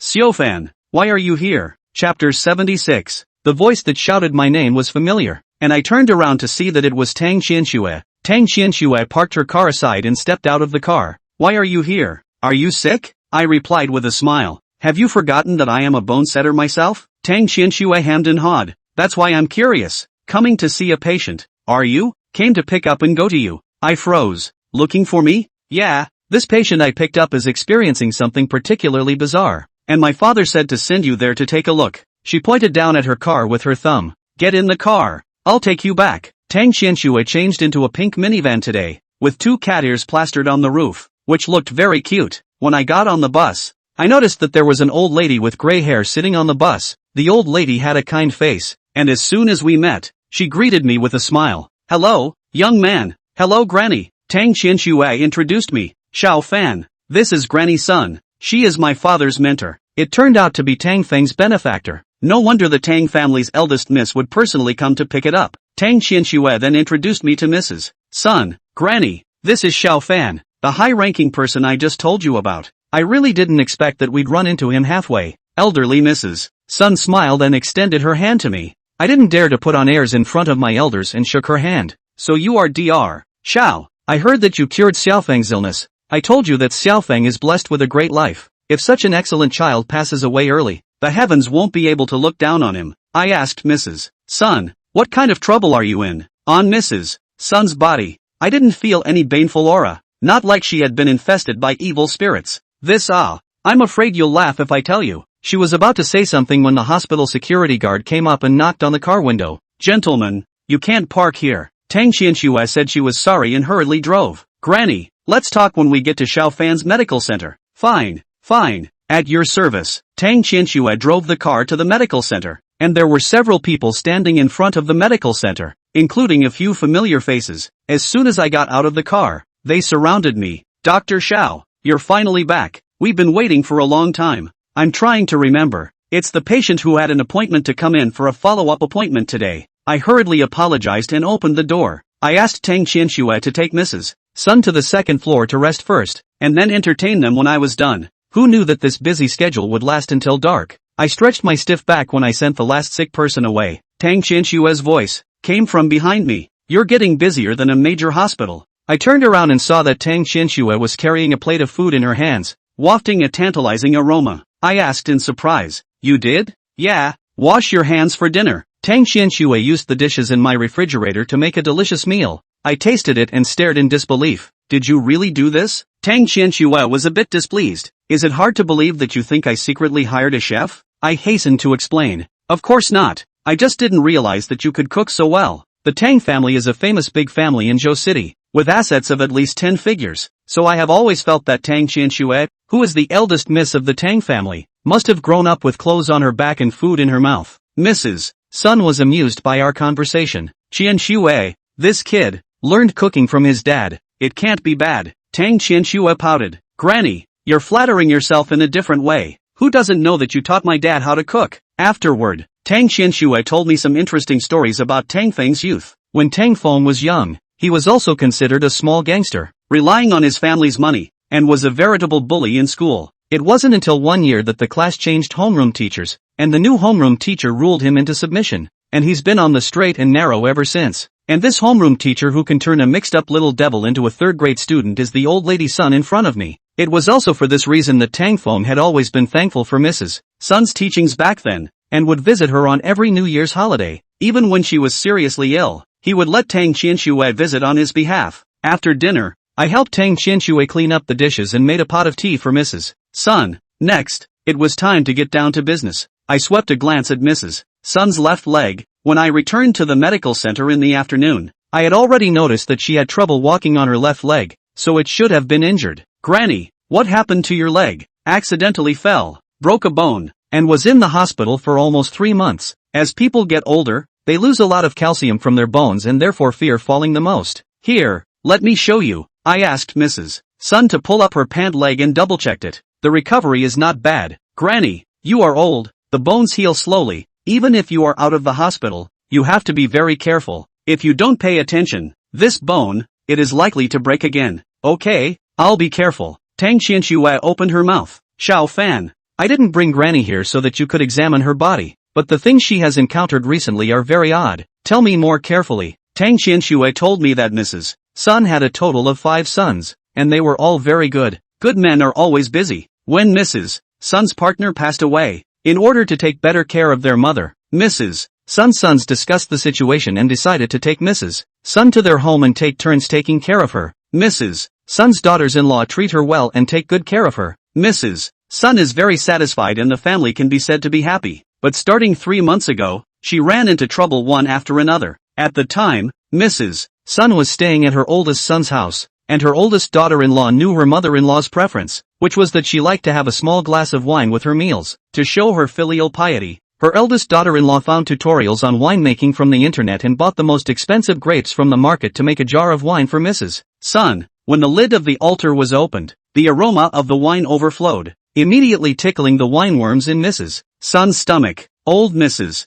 Sun hurriedly let her eldest daughter-in-law make 2 hard dishes for wine, and had a beautiful drink. This drink does not matter. The wine was drunk at 12 noon. The person was admitted to the hospital at 3 o'clock in the afternoon. Mrs. Sun spat. "Dr. Xiao, you don't know, that day I vomited and had diarrhea. I was so dehydrated. I'd never suffered that kind of crime in my life." The way Mrs. Sun complained really amused me. I smiled reassuringly. "I'm glad you're okay, and always remember not to make your own wine in the future." A long time ago, my master had brewed his own wine, and it ended up exactly like Mrs. Sun's. In just 2 days, I changed 3 sheets for him. Speaking of this, I hadn't felt anything wrong, but Mrs. Sun's next words left me dumbfounded. Chapter 77, Bad Luck. Old Mrs. Sun took over the conversation from Tang Qianxue and continued to recount her ordeal. After I was discharged from the hospital, my second daughter-in-law took me to her house and she made me my favorite fried chicken, and that's what ended up sending me back to the hospital. I asked rhetorically, wide-eyed, "Why?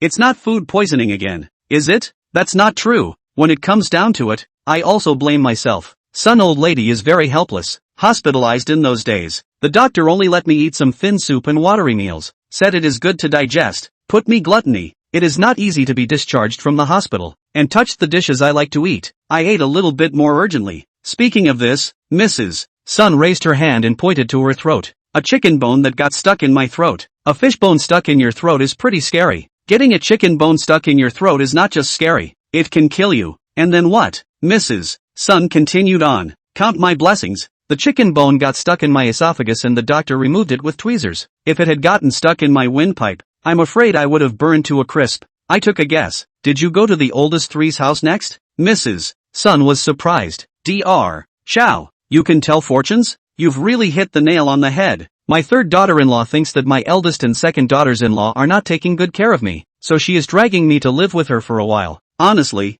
I quite like to go to my third daughter-in-law's house to live. Lao San bought a yard in the countryside, not only planting flowers and plants, but also planting a lot of vegetables, applying organic fertilizer, eating that is called a fragrant ah. Hearing that, I've summarized the pattern. You're not going back into the hospital, are you? 2. Tang Qianxue was struggling to hold back her laughter. The first 2 times I went into the hospital, it was my daughter-in-law who cooked, and I was scared. I simply cooked for myself, picked a handful of kidney beans in the yard, and fried them. Old Mrs. Sun slapped her head and was filled with chagrin. After the old man died, I was taken care of so well by my daughters-in-law that I hadn't cooked for myself for a long time, and I forgot that the wood stove wasn't as hot as the gas stove, and as a result, the kidney beans weren't fried, and I was poisoned again. Now even I couldn't hold it in. But it was so rude to mock my elders to their faces that I almost suffocated my internal injuries. I hurriedly took 2 deep breaths to calm myself down and keep smiling. Then your leg. My leg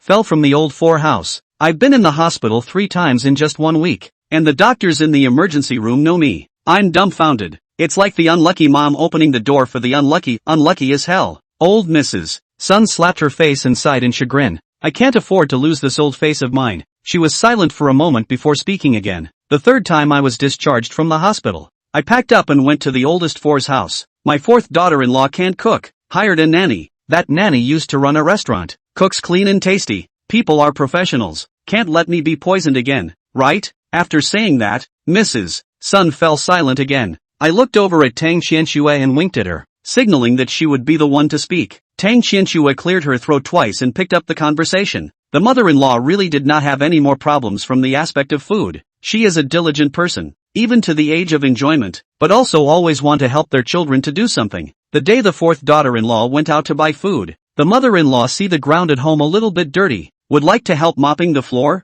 mopping to the stairs when the loss of a foot. I couldn't stop laughing even after the story of what happened to Grandma Sun. What happened to her was like a movie I once saw, Death Wish. Just a few days, Mrs. Sun went into the hospital 4 times. If they are all accidents, it is too much of a coincidence. The first thing I felt when I heard it was that the evil spirits were making trouble. So no wonder Tang Qianxue would send Mrs. Sun to me. But just now, when I was examining Mrs. Sun's leg, I had already felt it carefully, and there was no baneful aura left in her body. Could it be that after 3 months in the hospital, the bogey has worn off? I'm not good at judging, and I summoned Nameless. Old Mrs. Sun couldn't see Nameless and didn't react, while Tang Qianxue quietly took a step back. I used the secret method to send a message. Elder, please help give this granny a look. Nameless looked at Mrs. Sun, and with just one glance, he frowned. I was surprised in my heart. Nameless belongs to the kind of character that does not change its color when a mountain crumbles in front of it. Can make him frown. Could it be that there is really a big problem on Mrs. Sun? Seniors? Nameless' voice rang in my head.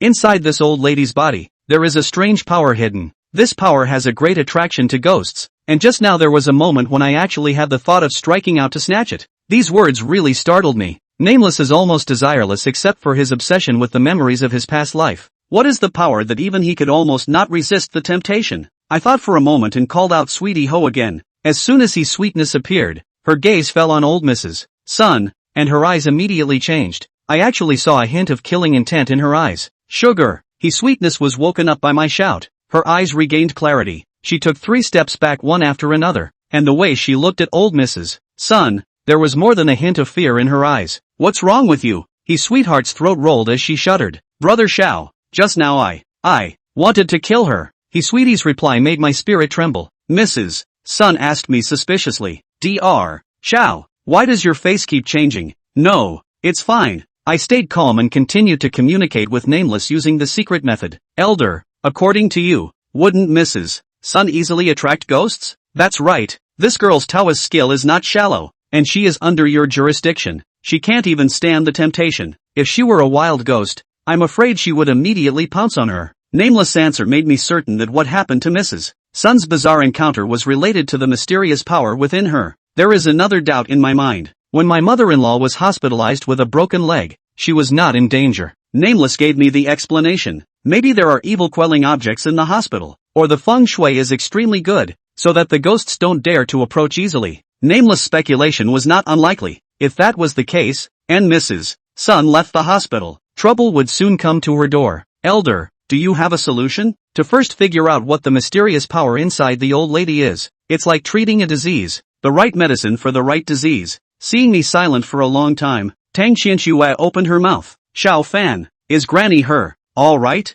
something's up. I was honest. She did get in trouble. So you can fix it? It's hard to say. Safely, I would recommend that my mother-in-law stay with me for now. Mrs. Sun looked around the room, a little embarrassed. Dr. Xiao, it's not that I'm putting on airs or disliking you for this bad condition. It's really that I have the habit of being a homebody. I was just about to say that it's already time and I still care about this, when Tang Qianxue gave me a wink. She pulled me aside and whispered with her lips close to my ear. Xiao Fan, why don't you work hard and go to your mother-in-law's house for a short period of time like you did when you helped my Tang family? Several of his sons, who hold important positions in the Zhouchang officialdom. You sell her a favor. You may be able to get not a small return in the future. Chapter 78, Accident and Accident Again. Hearing Tang Qianxue's words, I was moved. The experience of treating Tang Foam made me realize that favors from big families are more valuable than money. Tang Qianxue wouldn't screw me over, so I agreed without hesitation. Okay, listen to you. I returned to Mrs. Sun and inquired, Granny, since you're not used to living here,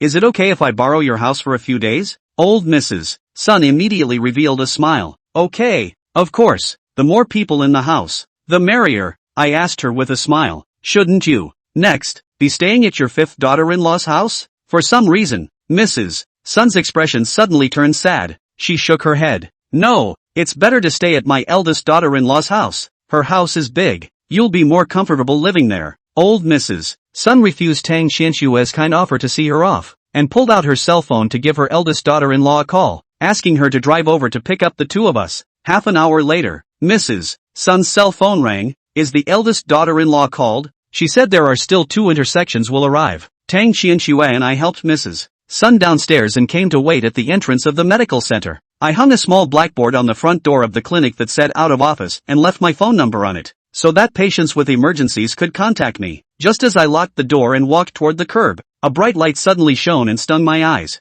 I raised my hand over my eyes and stared against the light, only to see a car with a blown tire twisting around and coming towards Mrs. Sun and Tang Qianxue. Danger! I yelled, rushed quickly behind the 2 men, and pushed forward as hard as I could. The body of the car grazed my back and all 3 of us fell to the ground. Boo! There was a loud bang from behind me, and I hurriedly got up to look, only to see the out-of-control vehicle crashing into the wall next to the medical center, scrapping the front end and sending up smoke. The driver was slow to get out of the car when he saw it was about to catch fire. Saving lives was important, so I ran to the car and pulled the already unconscious driver out of the car. When I was rescuing people, I felt a strong aura of death coming from under my feet. Looking down, I discovered the source of the fury, a flat tire. There's no doubt that it wasn't an accident. I gave the driver a simple stop the bleeding, and then dialed 120, and when the person was pulled away by the ambulance, he sweet suddenly appeared. Brother Xiao, there's still Fury Chi over there. I followed the direction of He Sweetie's finger and came to a streetlight. Sure enough, there are bogies here too.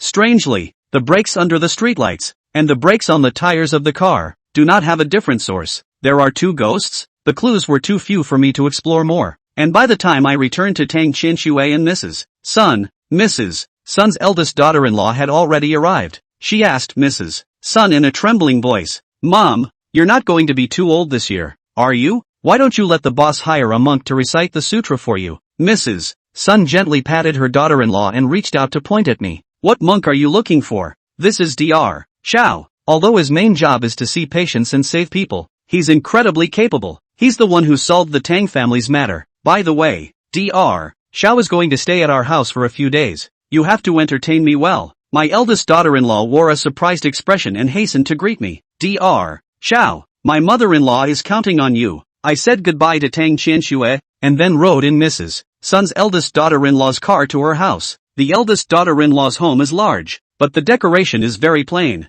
And thinking about what Tang Qianxue told me, I'm not too surprised. My eldest daughter-in-law packed out a bedroom for me, and in case something happened to Mrs. Sun in the middle of the night, I let Sweetie he out to guard the house. Luckily, the danger did not come too often, and the night passed safely. The next day, 5 sons of the old lady Sun rushed to 4. The old lady sent to the hospital in succession of 4 daughters-in-law, but also all to the scene. The only family that didn't see a shadow was old 5's family. 4 daughters-in-law cooked together and made a great family dinner. Mrs. Sun was so uneasy that she personally kept an eye on the kitchen so that she wouldn't eat herself into the hospital again. During the meal, I can see the son and daughter-in-law of Mrs. Sun are very filial, the kind of speech between the inadvertent disclosure of respect. Pretend is not pretend. Mrs. Sun's 4 sons, every move and every word revealed the habits of the higher-ups. They were polite to me, and the field was full of words, which made me a little less comfortable. Perhaps seeing my embarrassment, Mrs. Sun picked up her chopsticks and knocked one on the other.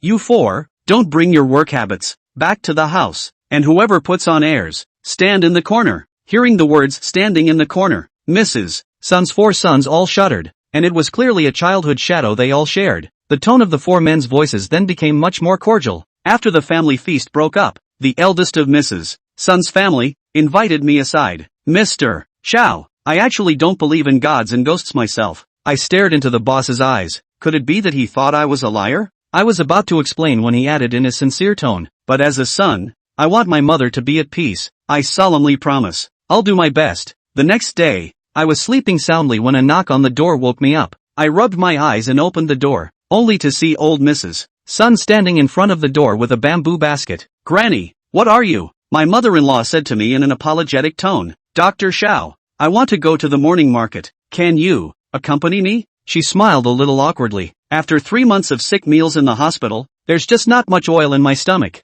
And last night's meal cooked by my 4 daughters-in-law was so bland that the roundworms in my stomach protested all night. I was amused by Mrs. Sun, and looking at the circles under her eyes. They were indeed much darker than yesterday. Okay, you wait for me to wash my face. It's really uncomfortable to be in someone else's house, and it's nice to get out and get some air. I briefly washed up and followed Mrs. Sun out the door, rushing to the nearby morning market. Mrs. Sun is especially well liked, and no matter which stall she passes, the stall owners will greet her warmly. Mrs. Sun took me lightly to a breakfast store, and the owner immediately greeted Mrs. Sun when he saw her. Old lady, it's been a while since you've come to eat at my place. Old Mrs. Sun smiled cheerfully. We're here today, aren't we? It's the same old 3. Give the lad one too. Okay. The owner brought donuts, boiled peanuts, and 2 bowls of congee I hadn't seen before. Seeing my curiosity, Mrs. Sun pointed to the bowl and introduced it. This is called sweet foam. It's a specialty breakfast over in Lu province.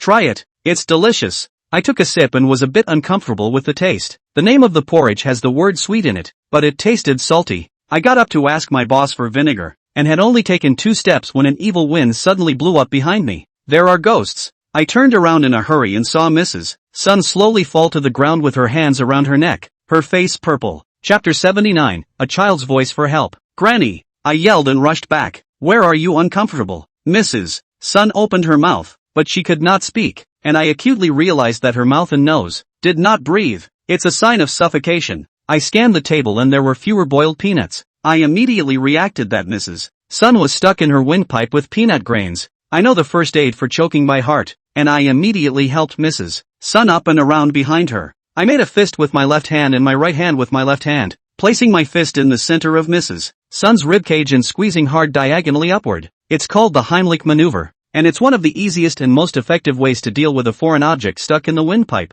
and I've used it in the past to save a child who had jelly stuck in his throat. But after I pressed a dozen times in a row, Mrs. Sun still couldn't spit out the peanut grains. Seeing that Mrs. Sun rolled her eyes, I hastily summoned Nameless. Senior, come out and help. Nameless has more experience practicing medicine than I do and saw the crux of the problem at a glance. He stretched out his right hand in spirit form and stabbed the middle finger of his index finger into Mrs. His neck. When he drew his hand back, between both fingers, he held a peanut grain. Drink! Mrs. Sun gasped violently, then sat down limply on the floor. I patted her back and admonished her. Breathe slowly. Breathing rate is too fast. May cause respiratory alkalosis. At this moment, Mrs. son, cannot withstand any blow, while elder son was slowing down. I used a secret technique to transmit my voice and asked Nameless, Elder, did you get a good look at the ghost that just attacked Granny? No. This ghost moved fast enough that even Nameless Senior didn't have time to warn me. Is it the ghost that tried to run over Mrs.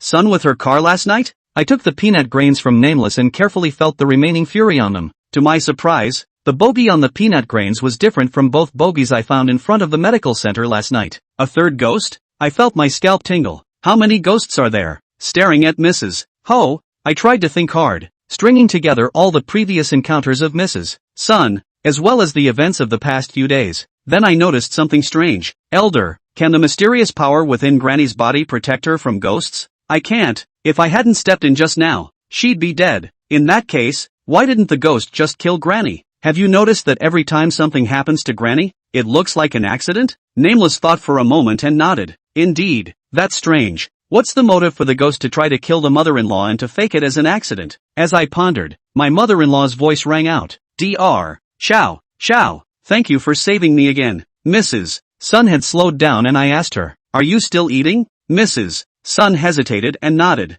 Well, the old lady did have enough cravings. Mrs. Sun continued to eat, and I didn't move an inch, not giving the ghost a chance to sneak up on me again. When she was full, I suggested, Granny, don't do your grocery shopping yet. It's not safe out there. Go home. Old Mrs. Sun glanced toward the marketplace not far away and pleaded, just buy some crabs, will you? I'll go home after that. Before I could say anything, Nameless' voice sounded in my head. Promise her to catch one of the ghosts that sneaked up on her and maybe ask for the truth. All right, I'll accompany you to buy it. Mrs. Sun rejoiced and walked with vigor, not at all like a patient with a broken leg. I followed behind Mrs. Sun, on guard in all directions. I could vaguely feel a faint aura of death in the wind. It should be the ghost that just failed to win, hiding nearby, waiting for the time to strike. Mrs. Sun bought a lot of crabs. Beautiful. Today's crabs are so fat. A plate of steamed, a plate of spicy fried, and a few marinated in white wine. After buying the crabs, Mrs. Sun apparently forgot about the promise she had just made,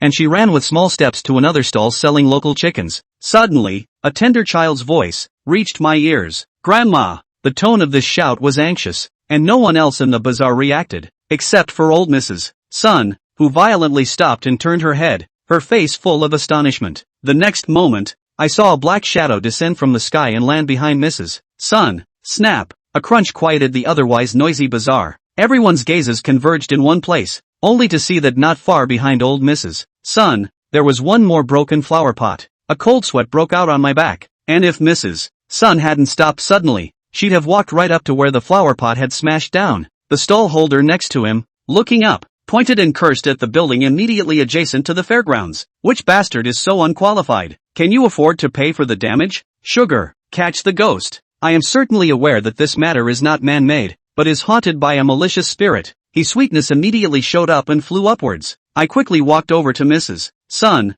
who was terrified and shivering, and said to me, Dr. Xiao, let us go home. Yes, having encountered danger twice in one morning, Mrs. Sun, no matter how optimistic she was, panicked. Her legs were trembling and she couldn't walk without my support. To avoid any further accidents, I purposely picked the path with no buildings overhead. Having just returned to elder Mrs. Sun's eldest daughter-in-law's house, His Sweetness used a secret method to send a message. Brother Xiao, I caught that ghost. Very well, bring him back. After settling down with Mrs. Sun, I went back to my room and closed the door behind me. A few moments later, His Sweetness escorted a ghost and flew in through the window. She kicked the ghost in the crook of his knee and snapped, On your knees. The ghost fell to its knees in front of me, its nose bruised and swollen, obviously having been given a good beating by His Sweetness. The knight looked up at me and kowtowed desperately. Higher power, spare my life, have mercy. I walked up to the stern ghost, and with sweet he staring at me, I wasn't afraid of this ghost acting as a demon. I locked eyes with the knight, my tone solemn and stern. You want to live? Think, then answer whatever I ask, and if I catch you in half a lie. I glanced at Sweetie, who understood and stomped on the night ghost's left leg. Ah! The knight let out a miserable scream, followed by a fear-filled yell. I will never lie. Have mercy, higher power. I started the interrogation by asking irrelevant questions like what's your name, where were you born, and how many years have you been dead? These questions were of little value, and the reason I asked them was that I was watching Knight's expression when he spoke the truth. I then asked the most crucial question. Why did you kill Granny Sun? The knight's expression immediately changed as he stammered. I had a vendetta against her in life. Didn't you just say that you died 100 years ago? At that time, Granny's son wasn't even born yet. Saying that, I gave another wink to his sweetie. Ah, Chapter 80 Alien's Young Life. Both of the knight's legs were ruined, and he lay on the ground, shivering. My eyes flooded with cold, my tone even colder. If you dare to say one more false word, the next one to be scrapped will be your head. The knight was afraid and told the truth. Inside that old woman's body, there is a young life that doesn't belong to her. As long as I can get it, I can at least increase my Taoism equivalent to cultivating for several decades. He shouldn't have lied. And this explanation just about made sense of why his sweetness would subconsciously have a murderous intent towards Mrs. Sun. Ghosts rely on their Taoist skills to survive in the Yang world, and it is instinctive for them to want to increase their Taoist skills. Not part of your mother-in-law's Yang life? Tell me more about it. Knightly Ghost shivered and explained. That old woman's young life is over. She should have died. She survived until now, all thanks to the young life given by others. I'm a ghost. Young life is of little use to me. The key lies in the spell that transfers someone else's young life into her body. Even if only a little bit of mana remains in the old lady's body, it's still a power I can't refine even after hundreds of years of hard practice. The truth is revealed. There are masters transferring other people's young life to renew Mrs. Sun's life, and the residual mana in the transferring process is what the 100 ghosts covet. I was secretly shocked in my heart. The means that can renew a person's life. I've heard of it, and it is also found in the 13 needles of the Ghost Gate, but I've never heard of a spell that can transfer someone's life. Next question.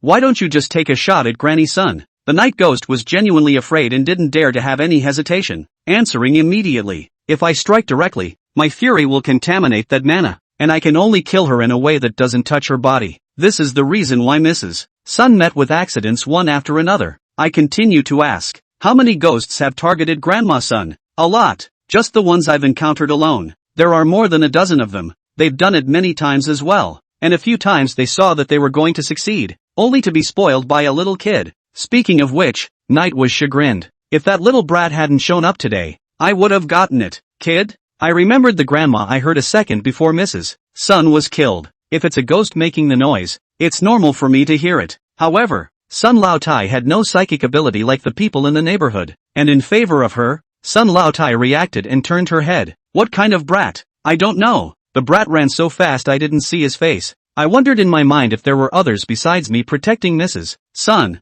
The fact that Mrs. Sun had been in danger many times before she met me but didn't die is probably related to this little ghost. I asked a few more questions, but Knight's knowledge was limited and I didn't get any more useful answers. In the end, I handed the night ghost over to Sweetie He to watch and deal with it. As for what she does with it, that's none of my business. At lunchtime, Mrs. Sun was absent-minded, her chopsticks holding the food in the air for half a day, but did not send it to her mouth. The eldest daughter-in-law, still unaware of the morning's events, inquired quizzically, Mom, what are you fuming about? Old Mrs. Sun returned to her senses and murmured, Big daughter-in-law. I seem to hear Strong's voice today. The eldest daughter-in-law stared in disbelief. Really? But Strong he. The eldest daughter-in-law did not finish her sentence. She read eyes, as if she was afraid to let me see out of revenge, twisted her head to secretly wipe tears. Immediately after that, Old Lady Sun also reddened her eyes as she murmured, God is not fair. Why do all the sufferings have to be borne by Old Five's family? The fifth? Is that the son who didn't make it to the family dinner? I was puzzled in my mind, but I was too embarrassed to ask about it when I saw that the two of them were in a low mood. I did get a useful piece of information though. The little ghost that alerted Mrs. Sun this morning could possibly be named Strong. After dinner, I went back to my room and summoned Nameless out. Elder, the ghost that wants to harm Granny Sun is hiding in the shadows while we are in the open. Even if I stay close to her, it will be difficult to protect her. It wasn't that I questioned the strength of Nameless and Sweetie, but the environment outside was too complicated and the ghost's tactics were indefensible. The flower pots that fell from the sky today are proof of that. You're right. Nameless stared into my eyes. So what do you want to do? I seriously discussed it with Nameless. You can't defend it with a strict defense, so you might as well take the initiative. Elder, do you have a method that will allow me to impersonate Granny Sun? You want to use yourself as bait to fish out all the ghosts hiding in the shadows? That's right, I have the method. But have you ever thought that even if you exterminate all the ghosts in this group, there will still be new ghosts targeting the old lady? Nameless was right. As long as the mana left in Mrs. Sun's body by the higher power had not been eliminated, Mrs. Sun would be in a constant stream of danger. So I'm trying to catch not only the ghosts that want to harm Granny Sun, but also the little ghosts that secretly protect her. The kid named Strong? Exactly. I think he's the one who knows the truth. After learning what I really thought, Nameless approved of my decision. Although he could not directly take out the residual mana of the higher power in Mrs. Sun's body, he could mimic the breath with his own power and attach it to my body. Of course, in order to pretend to be more realistic, I had to change my image, otherwise the ghost would be able to recognize me as a fake from afar. It's a good thing that Grandma Sun is taller and not too far removed from me in body shape, so I can fit into her clothes. The only hard part is the shoe size. In order to have a perfect disguise, I called Tang Xianxue and asked her to buy me a white wig and a pair of large women's shoes. The next day, Tang Xianxue looked at me who had changed into women's clothes and laughed her head off and fluttered her branches. Her eye makeup was smashed by the tears that came out of her laughter. I glared at her. Is that so funny? See for yourself. Tang Xianxue handed over a mirror, and the me in the mirror, except for the lack of wrinkles, was really like an old lady. To be able to come up with such a scheme, Xiao Fan, you are truly a genius, she cautioned. When you walk, remember to keep your head down so the ghost doesn't see your face, and by the way, hunch over a little and limp on your left leg, in order to give Mrs. Sun early peace. Tang Xianxue seriously corrected my mistake. When everything was ready, I headed out the door. In order to avoid having my home stolen, I left Sweetie Ho behind. After walking out of the old lady Sun's eldest daughter-in-law's house, I followed what Tang Xianxue taught me, lowered my head, hunched my back, and limped my legs, picking the places where there were fewer people to walk. Soon, I noticed several more strands of different fury in the air around me. Nameless reminded, it's coming, and there are several of them. Is that brat coming? Coming too, but he's hiding better and I haven't located him yet. The corners of my mouth turned up. It doesn't matter. I have a way to force him to show himself. Senior, please help me put on this show. Chapter 81, The Wrong Man. I continued on, waiting patiently to see which ghost would be the first to resist striking. After about 5 minutes, I was in danger. A car approached head-on, and I distinctly saw a ghostly figure fly into the cab and snatch the steering wheel from the driver's hands. I'm guessing that this is the same ghost that blew out a tire in front of the medical clinic a few nights ago, and he's part of the same trick this time. This ghost had learned from his last failure, and after he managed to seize the steering wheel, he pressed his foot hard on the gas. The car's engine let out a beastly hiss and accelerated towards me. I dodged hastily as the body grazed my coat and sped past. I broke out in a cold sweat. I was trying to act, but not on my life. I spat in my mind. These ghosts are really tough. I need to pay more attention, in case the fake drama becomes real. There is no place to cry. After dodging the first disaster, the second disaster came immediately. There was a zero sound from above. I looked up and saw that there was a ghost standing on the pole next to me, his hands tugging at the wires, trying to tear them off. Elder, is this a good act? Yes, with nameless reassurance. I gave up dodging, and soon the wires were ripped out by the night, electricity sparking from the stubs as they came crashing down on me. The moment the wire was about to hit me, a strong aura of fury emerged from the ghostly needles concealed in my arms. Snap! The wire hit me. The current was blocked by the brakes and I was not harmed. Acting out, I pretended to be electrocuted. My body shook twice, and I collapsed to the ground, not moving a muscle. I obviously felt that the fury in the air became thicker, and the severe ghosts hidden in the shadows all pressed on and approached me. I closed my eyes and used a secret method to send a message to Nameless. Senior, it's up to you next. Don't worry, none of them will get away. Phew! A gust of wind blew and Nameless burst out of the ghostly needles, and I heard several terrified yells, but then quickly calmed down. It was only less than a minute later that Nameless' voice reached my ears. Get up, it's all settled. I opened my eyes and Nameless was standing in front of me. I gave him a thumbs up and complimented him. Senior, it's still you. There was no doubt that the ghosts that had just been secretly staring at me had all been taken care of by Nameless. Just, Elder, where's that brat? Killing the ghost isn't the point. What's important is catching the little ghost that most likely knows the truth. Could it be that with Nameless' skill, he still let him get away? Just then, a small head quietly poked out from behind Nameless. It was a little boy who looked to be 5 or 6 years old. His face was filled with tension as he gripped Nameless' pants tightly. I crouched down and waved at him. Don't be afraid. Come to your brother. The little boy spoke timidly. Mom said I'm going to call a man your age an uncle. I staggered, helplessly. Uncle will be uncle. Come here. Uncle won't hurt you. The little boy took my word for it and stepped out from behind Nameless. I asked him, is your name Strong? The little boy nodded, and he stared at the wig on my head, blinking. Why are you pretending to be my grandmother? Is your grandmother's last name Sun? Aha! All the clues strung together. The boy in front of him, called Zhuang, should be the child of Mrs. Sun's old 5 family. As we were chatting, I suddenly realized something was wrong. Strong was clearly a ghost, but on his body, The fury was so pathetic that it was almost undetectable. Nameless guessed why I was wrong and explained. The boy, still a living soul. The so-called living soul is the soul of an undead person. Strong's flesh is still alive, but if he's still alive, why is his spirit in front of me? I dare to conclude that in this child, there is a big secret hidden. Let's talk somewhere else. I took Strong to a safer place and asked him many questions. Strong, do you know why your soul, why it is separated from your physical body? Strong replied innocently, because I'm dead. I was surprised. How do you know you're dead? Because an uncle in a black robe yanked my soul out of my body. A black robe? I looked aside to Nameless, who asked Strong. At that man's waist, was there a stark black token hanging? Right, that token is so pretty, Nameless muttered. No wonder he was able to perform the spell of transferring Yang life. So he's a Ghostbuster. I'm even more surprised. Elder, are you talking about the Ghostbusters who serve in the Hellmouth? Nameless let out a confirming my guess. After a person dies, doesn't the soul report to the netherworld on its own? Strong's soul, why was it dragged out by a ghost messenger? Nameless gave me the explanation. The official positions in Hell are fixed, and from ancient times to the present, the number of ghost guards has remained basically unchanged, and only when one person abdicates, another can take his place. In ancient China, the land was vast and sparsely populated, and the Ghostbusters were enough to guide the souls of the dead to the underworld by appearing when a person's young lifespan was exhausted. Now well, they are too busy. I understand. Modern China has a huge population, more than dozens of times more than in ancient times. If the number of Ghostbusters is always the same, such a huge workload, naturally busy. Nameless continued. That's why most of the souls, nowadays, report to the netherworld on their own, and a few, guided to the underworld by the ghostly messengers. I looked at Strong and then asked, if you were greeted by the Ghostbusters, why did you stay in the sunny side of the world? A difficult expression appeared on the strong little face.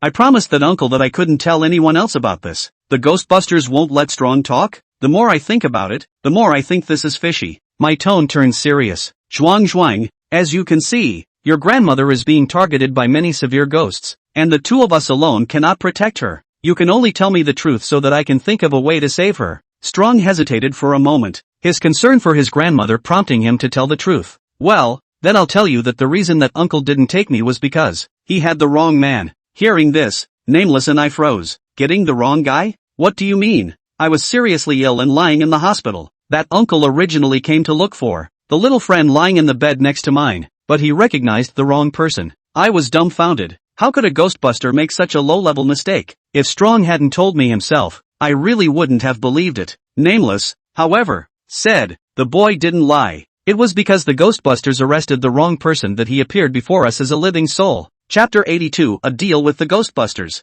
Senior, what do you mean by that? Nameless explained. As far as I know, different Ghostbusters have different abilities. One specializes in catching ghosts, and one specializes in helping people return their souls. The two types of Ghostbusters have different permissions, and they can't overstep their bounds. I heard it immediately. In other words, the Ghostbuster who arrested the wrong person doesn't get to return Strong's soul. That's right. If he wants to return Strong's soul, he needs to get other Ghostbusters to help. The wrongdoer obviously did not do so, and his thoughts were not difficult to guess. He was afraid that the matter would become known and he would be punished by the hell. I cursed. That's not bullying a child. To my surprise, Strong was actually helping the Ghostbusters talk. That uncle didn't bully me. Oh, he apologized and did me a favor. What favor? Let Grandma live. Strong told me that the Ghostbuster made a deal with him after realizing that he had arrested the wrong person. The Ghostbusters told Strong that he was weak and had at most 6 or 7 years to live, and his favorite grandmother, whose life expectancy is about to run out. In order to make up for his mistake,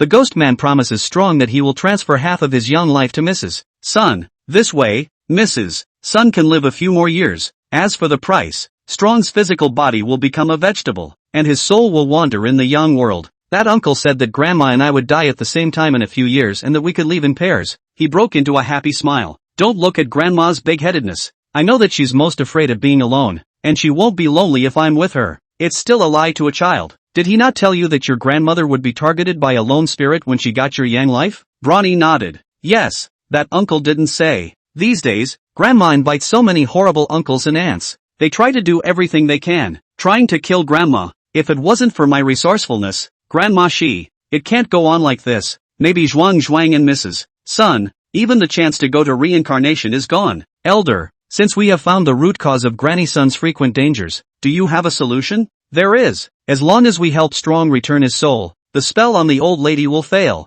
Only, Nameless didn't finish his sentence, but I could guess what he wanted to say. After the spell fails, the young life borrowed by Mrs. Sun will be automatically returned to Zhuang, and she will die immediately. I pondered for a moment and decided to leave the choice to Mrs. Sun. Elder, keep an eye on this child. I'll go talk to Granny Sun. I returned to the home of Mrs. Sun's eldest daughter-in-law, who knew that I had gone out to help her with her troubles, and as soon as we met, she asked me nervously, Dr. Xiao, any progress? I nodded. There's progress. Sit down. I'd like to have a nice chat with you. I then told her all about Strong. Old Mrs. Sun's eyes reddened as she murmured, this kid, Zhuang, how could he be so stupid? How can I have the face to meet his father in the future? Mrs. Sun then bawled her eyes out. She cried for a long time, and when her emotions stabilized, Mrs. Sun told about her fifth son. Strong's father, a firefighter, is too busy to care for his family.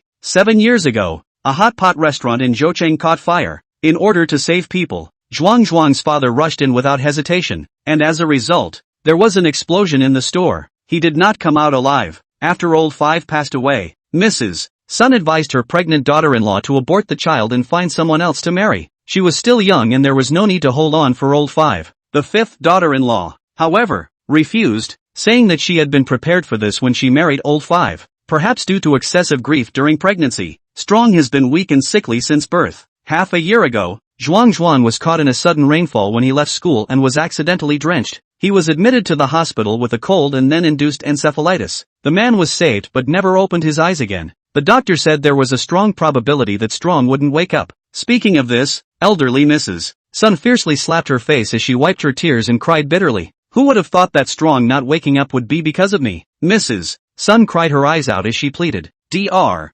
Xiao, can I see Strong? I agreed, and I asked Nameless to lead Strong to me, and wiped the fury into Mrs. Sun's eyes again. Elder Sun blinked, and then wrapped the stout in front of her into her arms. My good grandson, eh? Grandma misses you. I left quietly and stood outside the door for a long time until Mrs. Sun came to me holding Strong's hand. Mrs. Sun's eyes were firm, as if she had already made her decision. Dr. Xiao, can I trouble you to stay at my house for a few more days, please? I agreed, and for the next few days I stayed with Mrs. Sun. First she bought a yellow calendar and chose a good day. Then he went to the coffin store and picked out a coffin for himself. On top of that, she went to a white store to customize a beautiful birthday suit, and even the words engraved on the tombstone were chosen by her personally. 5 days later, Mrs. Sun called all 4 of her sons to her home and told them that today was the day of her death. The 4 sons looked at each other in disbelief, none of them believing that their mother was joking with them. Without explaining, Mrs. Sun asked the oldest and the eldest daughter-in-law to drive to the hospital to pick up the 5th daughter-in-law and Zhuang and bring them home.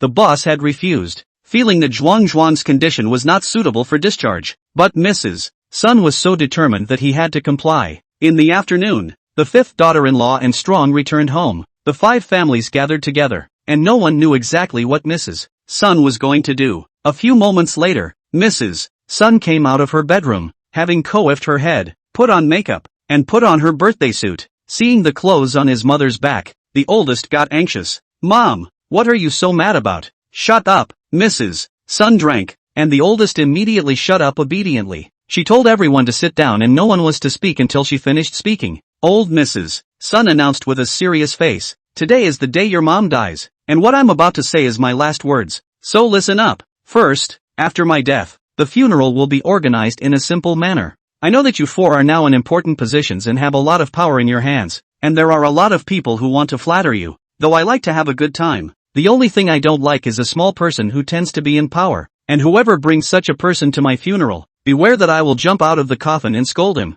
The 4 sons looked at each other in disbelief as they finally realized that Mrs. Sun was serious and wasn't joking with them. Secondly, when I die, I will be buried with your father, and I have already carved the tombstone for the joint burial, knowing that you are busy with your work and your time is precious, so I won't trouble you anymore. Thirdly, the 4 of you now lack nothing, and all the inheritance left by your father and me goes to the old 5th family. In the future, whether it's 5th daughter-in-law or Strong who's in trouble, you'll all have to help. Old Mrs. Sun grabbed her 5th daughter-in-law's hand, her eyes red. Good boy, this is what old 5 in our family owe you. Chapter 83, Morning. The 5th daughter-in-law asked in a trembling voice, Mother, neither you nor old 5 owe me. Old Mrs. Sun patted her 5th daughter-in-law's hand and said softly, Good boy. Commiserations. She then asked her 4 sons, did you all memorize what I just said? Mother, we have it all memorized. Seeing her 4 sons nodding, Mrs. Sun's gaze fell on me. Dr. Xiao,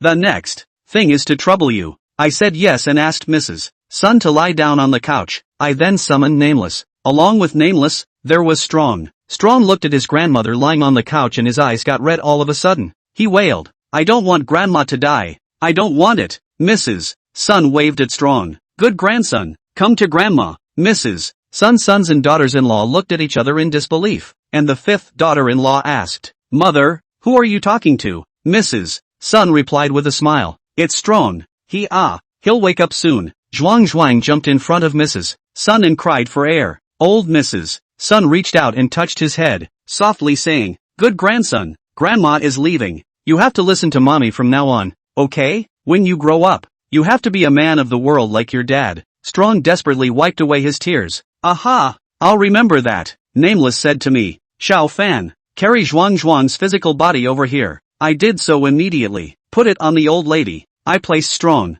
head down, in the arms of Mrs. Sun, who wrapped her arms around Strong, smiled and closed her eyes. Nameless stepped forward. He pinched his fingers and cast a spell. Only a baleful aura surged out from Nameless' hands and enveloped Strong's soul. In the next moment, the baleful energy closed in, taking Strong's soul and condensing it into a small ball. Return! Nameless snapped, waving his hand and pointing at the back of Strong's head. The small ball wrapped around the soul slowly floated toward Strong's physical body and drilled through the back of his head. I saw a tired expression on Nameless' face. Even with his Taoist skill, he was still exhausted from helping people return their souls. I asked Nameless, Elder, did it work? Nameless nodded. It worked. The boy will wake up soon. As soon as his words fell, I sensed that Mrs. Sun's vitality was rapidly fading, and that mysterious power within her body was transferred into Strong's body as much as possible. Mrs. Sun's chest no longer rose and fell, while Strong in her arms, her eyelids fluttered. Strong opened his eyes and tears instantly welled up as he fell into old Mrs. Sun's arms and cried out,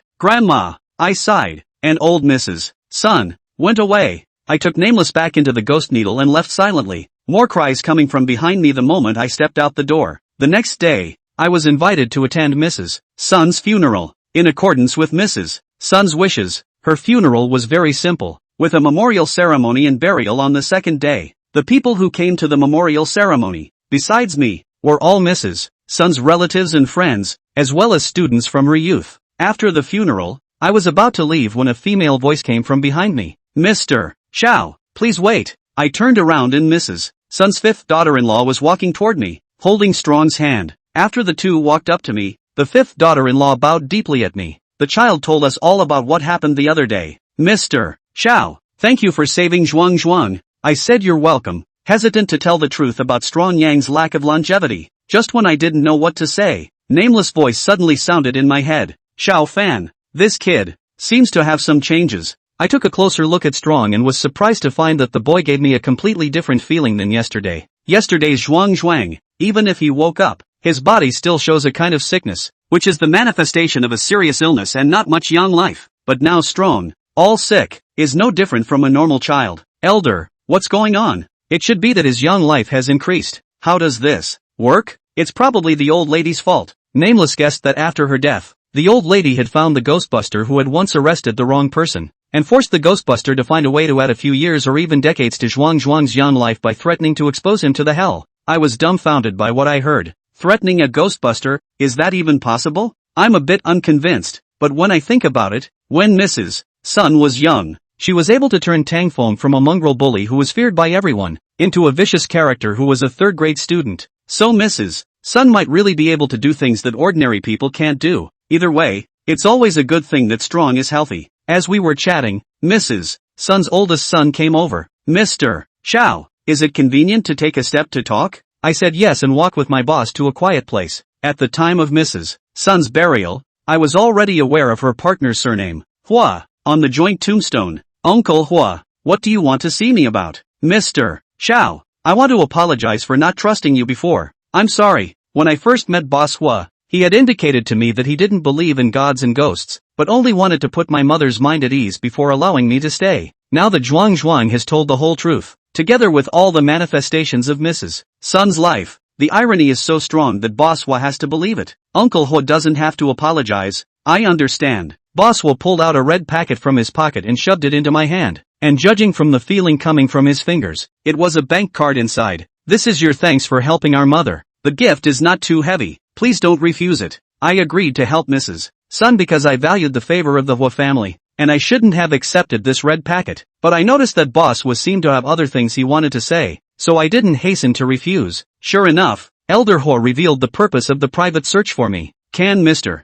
Shao do me a favor? Go ahead. It's a work thing. In the area I'm responsible for managing, a new amusement park has opened. This amusement park has a booming business and attracts a lot of tourists. But in the 2 months since it opened, something strange has happened. What's weird? A number of visitors have left online messages saying that they came back from the amusement park very sick, and another visitor said he bumped into a ghost at the amusement park. But those aren't even the most important ones. Boss Hua's expression became serious. Over the past 2 months, there have been a number of cases of missing persons in Zhouchang one after another, and after the investigation of the Criminal Investigation Department, it was found that the missing persons had one thing in common, and that was that they had all been to an amusement park. I was puzzled. If that's the case, why don't we shut down the amusement park? Boss Hua shook his head. We don't have evidence at the moment that these people are missing from the amusement park, so it's not good to just shut it down. I didn't believe those rumors on the internet, but what happened with my mother and Strong made me change my mind. That's why I want to ask Mr. Shao to secretly investigate and see if he can find anything. Chapter 84, One Day Couple. Boss Hua's request was sincere, and with his status, I had no reason to refuse. Yes, I'll check it out. Boss Hua was delighted and took the initiative to leave his contact information. When I got home, I first called out all the sick people who had appointments for the past few days and helped diagnose them in turn. Although it is very lucrative to help people to see things, to exorcise evil spirits and catch ghosts, but you can't lose the original job of giving medical treatment. By the time the last patient was sent away, it was dark. I pulled out my cell phone, and Boss Hua had already sent over the name and address of the amusement park, so I stopped a cab and rushed over. The name of the amusement park is The Ghost is Coming, and it's easy to tell from the decoration style of the gate that it specializes in thrillers. The amusement park gates were crowded with young couples holding hands. So loving. I found the ticket office and was ready to buy a ticket to see what was going on inside. But when it was my turn, the conductor looked behind me and inquired suspiciously, "Sir, where is your girlfriend?" "I don't have a girlfriend. I came here on my own." "I'm sorry, we're a couple's amusement park and it takes 2 people to enter the park and play." I'm a little dumbfounded that there is such a restriction. There's no way to investigate without going into an amusement park. So I thought about it and dialed a phone number. A familiar voice came through the receiver. "Hey, Xiao Fan, what do you want to see me about?" "Tang Qian Xue, are you free now?" "I'm sure I don't have time to ask anyone else, but you do. Tell me, what's the matter? If it's a dinner date, change it to tomorrow. I just ate, not dinner. Accompany me to the amusement park." Tang Qian Xue was surprised. An amusement park? It's not a ghost coming, is it? It was my turn to be surprised. "How do you know?" Tang Qianxue smiled cheekily. "This is the hottest amusement park in Zhouchang right now, and it has another name. Do you know what it is?" "I don't know." "Call your boyfriend to identify the Holy Land. If you bump into a ghost in there and your boyfriend runs faster than you, break up tightly. If the other person desperately protects you, then don't hesitate to marry." The more Tang Qianxue spoke, the more excited she became. "Seriously, I've been wanting to play there for a long time. So wait for me. I'll be right there." Facts have proved that you should never believe the girl's words. "Will be right there." I waited for an hour and a half before Tang Qianxue appeared in front of me. "Xiao Fan, you didn't wait in a hurry, did you?" "I just simply put on some makeup." Tang Qianxue's costume lit up before her eyes. She changed her makeup style from the past and turned herself into a little devil. In order to set off this makeup, she also changed into a black dress with 2 little wings on her back. Well, this was originally a costume I was saving for Halloween. "Does it look good?" Tang Qianxue was excited, so I couldn't spoil the fun and nodded. "Good looking." Hearing my compliments, Tang Qianxue smiled brighter than a blooming flower. She offered to take my arm, half of her body pressed up against it. I froze. So intimate. Tang Qianxue glared at me. "Even though we're pretending to be a couple, we still have to act like one. Don't be in a blessed place and not know what's good for you. Let's go." The amusement park closes in 2 hours or so. Tang Qianxue pulled me to buy a ticket, and then joyfully entered the park to play. The amusement park was bustling with a lot of visitors and staff, and like Tang Qianxue, they were wearing thriller-style kashas with a great sense of atmosphere. The amusement park has a number of classic rides such as carousels, roller coasters,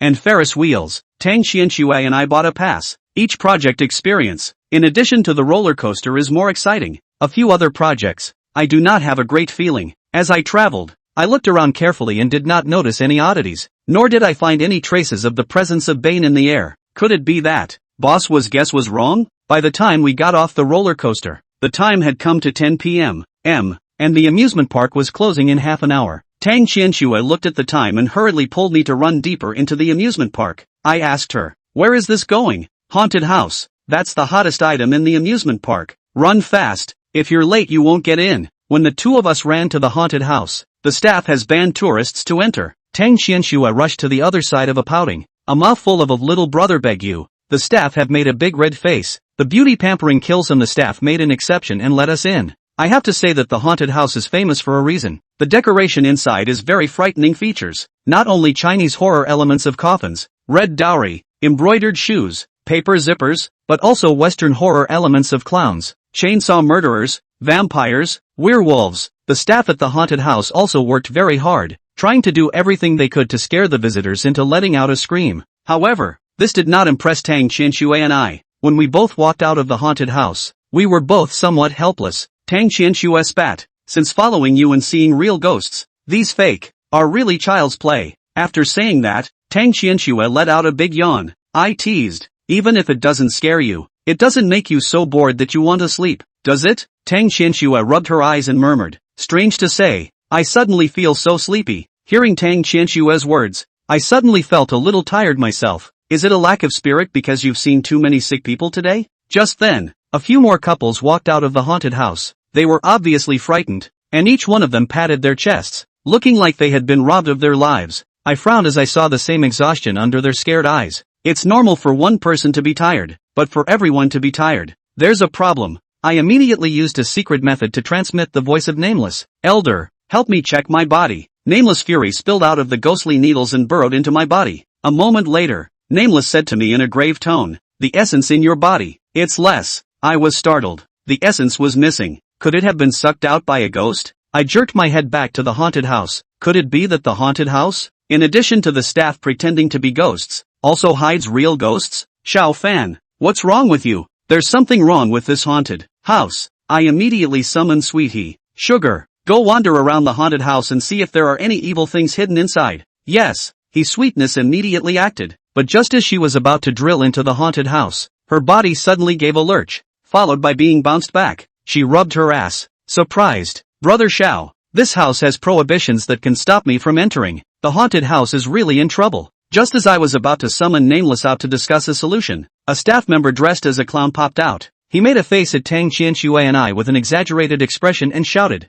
"Surprise! Chapter 85 Lucky Winners." The sudden appearance of the clown startled Tang Qianxue, and she subconsciously hid behind me. "Who are you?" The clown gave a weird look. "To introduce myself, I am the manager of this amusement park and would like to interview you both." The clown paused for a moment, hemming and hawing. "I wonder if you two are having a good time at my amusement park." Tang Qianxue was honest. "It's pretty fun, just not very scary in a haunted house." Joker's eyes were wide with disbelief. "Beauty, you've got a lot of guts. Other girls are scared out of their wits." Tang Qianxue got godly. "Who made me naturally bold?" The Joker demolished her mercilessly. "If you're so bold, how come you're still scared of me and running behind your boyfriend?" Tang Qianxue's face immediately turned red, stammered for half a day, not knowing how to retort. Seeing that Tang Qianxue was not amused, the clown changed the topic, and he asked us in a mysterious tone, "Do you guys want to play something more exciting?" Tang Qianxue's curiosity was piqued. "What's more exciting?" The clown suddenly did a backflip and once again hemmed and hawed.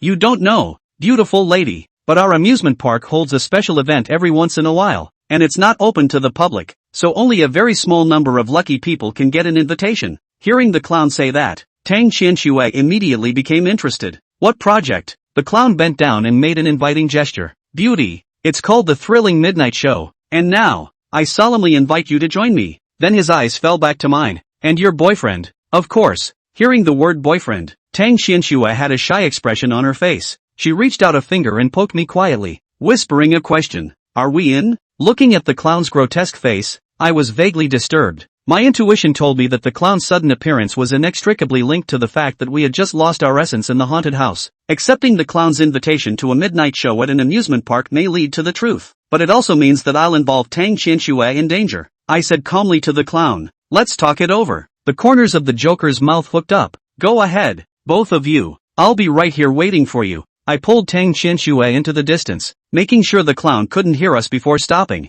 Tang Qianxue asked me in a very puzzled manner. What's wrong with you? It feels like you have a serious look on your face. I'll be honest. This amusement park, something's wrong. Tang Qianxue seemed to guess what I was referring to, raising her hand to cover her mouth and uttering two words in a particularly small voice. A ghost? Yeah, something just sucked our essence in the haunted house. That's why you're tired. Tang Qianxue winced. No wonder you invited me to hang out all of a sudden. Is it a work thing? There was a flash of disappointment in her eyes, but she quickly got serious. That clown just invited us. Murphy, Mrs. Sun's oldest son told me that recently there have been several cases of disappearances in Zhou City one after another, and the missing people have a common characteristic. They all visited this amusement park. I guess it has nothing to do with that clown. Tang Qianxue was ice smart and immediately comprehended my concern. You want to dig deeper, but you don't want to get me involved. But it's just that you can't find a second girl who can help you in Zhou City. I scratched my head, a little embarrassed. It can't be said that I have poor people skills. After all, I didn't come to Zhou City for a long time. Besides Tang Qianxue, I haven't had the time to make a second friend. Tang Qianxue covered her stomach and laughed with tears in her eyes. Why are you so happy? Tang Qianxue smiled and explained. Shouldn't I be happy to be the only friend you have in Shoucheng? She patted me on the shoulder in a righteous manner. I'll stay with you, I asked her. Aren't you afraid of danger? Tang Qianxue shook her head. I'm not afraid with you protecting me. She paused for a moment, and the expression on her face became serious. I've decided to step into the Jianghu like you. And although I haven't found my master yet, it's still necessary to experience and grow a bit in advance. Tang Qianxue made a statement. She voluntarily accompanied me. I cannot refuse. I'll buy you a big dinner later. Deal. I took Tang Qianxue and walked back, the clown still waiting in the same place. You too. Are you ready to think about it? Tang Qianxue made a reply. Think about it. We're in. Wow. The clown made an exaggerated face again. You two sure have a lot of guts. He stretched out his own right hand and put it in front of Tang Qianxue, snapping his fingers. Just a flash of fire between the clown's fingers and two roses appeared in the clown's hands. Oops, it's the wrong change. He clapped his hands again and the two roses turned into two brand new tickets. That's right. The clown handed the ticket to Tang Qianxue. Pretty girl, please put your ticket away. We won't see you tonight at 2 a.m. Tang Qianxue took the ticket, and the clown bent and bowed again. Have a good time. You too. Bye. With that said, the clown turned and danced away as he did so, and was soon out of sight. When he disappears, I'll ask Nameless with the secret method. Elder, that clown just now, is he a ghost? While talking to the clown, I could sense a fury if anything in his body, but it was not real, and I could not accurately judge it for a while. Not like a ghost, but not like a living person either. Nameless' answer was ambiguous, and it could be seen that the clown was, indeed, harboring secrets. The amusement park plays music, followed by the voices of the staff ringing through the park. Dear visitors, hello, our park is closed for business today. Please leave in an orderly manner. Thank you. Tang Qianxue looked at the time. We've got 3.5 hours until the midnight show. Want to go for a late night snack? I hadn't eaten at night, and I was indeed hungry, but it was more important to prepare for the next move than to fill my stomach. Did you drive? Give me a ride back to the medical center. Yes. Tang Qianxue drove me back to the medical center in her sports car, and I went to my bedroom and yanked a box out from under the bed. Tang Qianxue stood to the side, inquiring curiously. Xiao Fan, what are you looking for? I took an item wrapped in newspaper, out of the box, and after unraveling the newspaper, a short knife, carved from white bone, appeared. Tang Qianxue recognized the object. Is this the magic weapon of the man with the sword on credit? I let out a hum. This magic weapon has a very strong evil suppressing effect, but I didn't dare to use it before for fear of being recognized. However, the playground had a prohibition that could stop Sweetie from entering, and a clown that even Nameless couldn't see through. It was truly bizarre. I have to be prepared for anything so that I don't get caught in the gutter.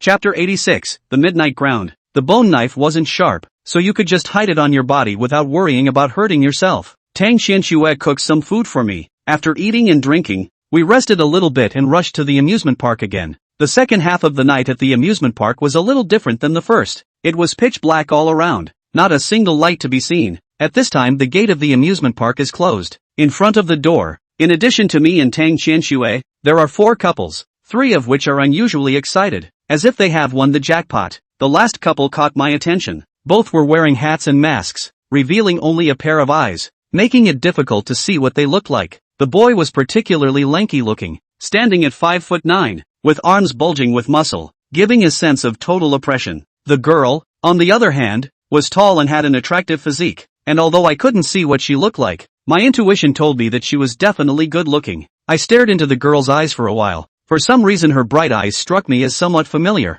and every now and then she swept the rest of her eyes across my face. Xiao Fan, what are you looking at? Tang Xianxue followed my line of sight. Then her mouth pouted, her tone full of unhappiness. There's such a big beautiful girl standing in front of you. You don't look at her. You have to stare at someone else's girlfriend, or not. I explained with some embarrassment. I just thought there was something familiar about that girl. Tang Xianxue looked disbelieving. Is that what you always say when you meet a pretty girl? Momentarily speechless, I pulled my eyes back and stopped dwelling on the subject. After waiting a moment, there was a chilling laugh. Ha ha ha ha ha. Looks like everyone's here. All the couples present. Their eyes all converged to one spot, only to see a huge balloon floating in the distance. One girl thought it was fresh, pulled out her cell phone and started taking pictures, and was ready to send them to her friends afterward. But after several finger presses on the screen, it didn't send. Strange, why is there no signal? The boyfriend on the sidelines chuckled. Maybe it's time to change your cell phone. It's your birthday in 2 days. How about I get you a new Apple?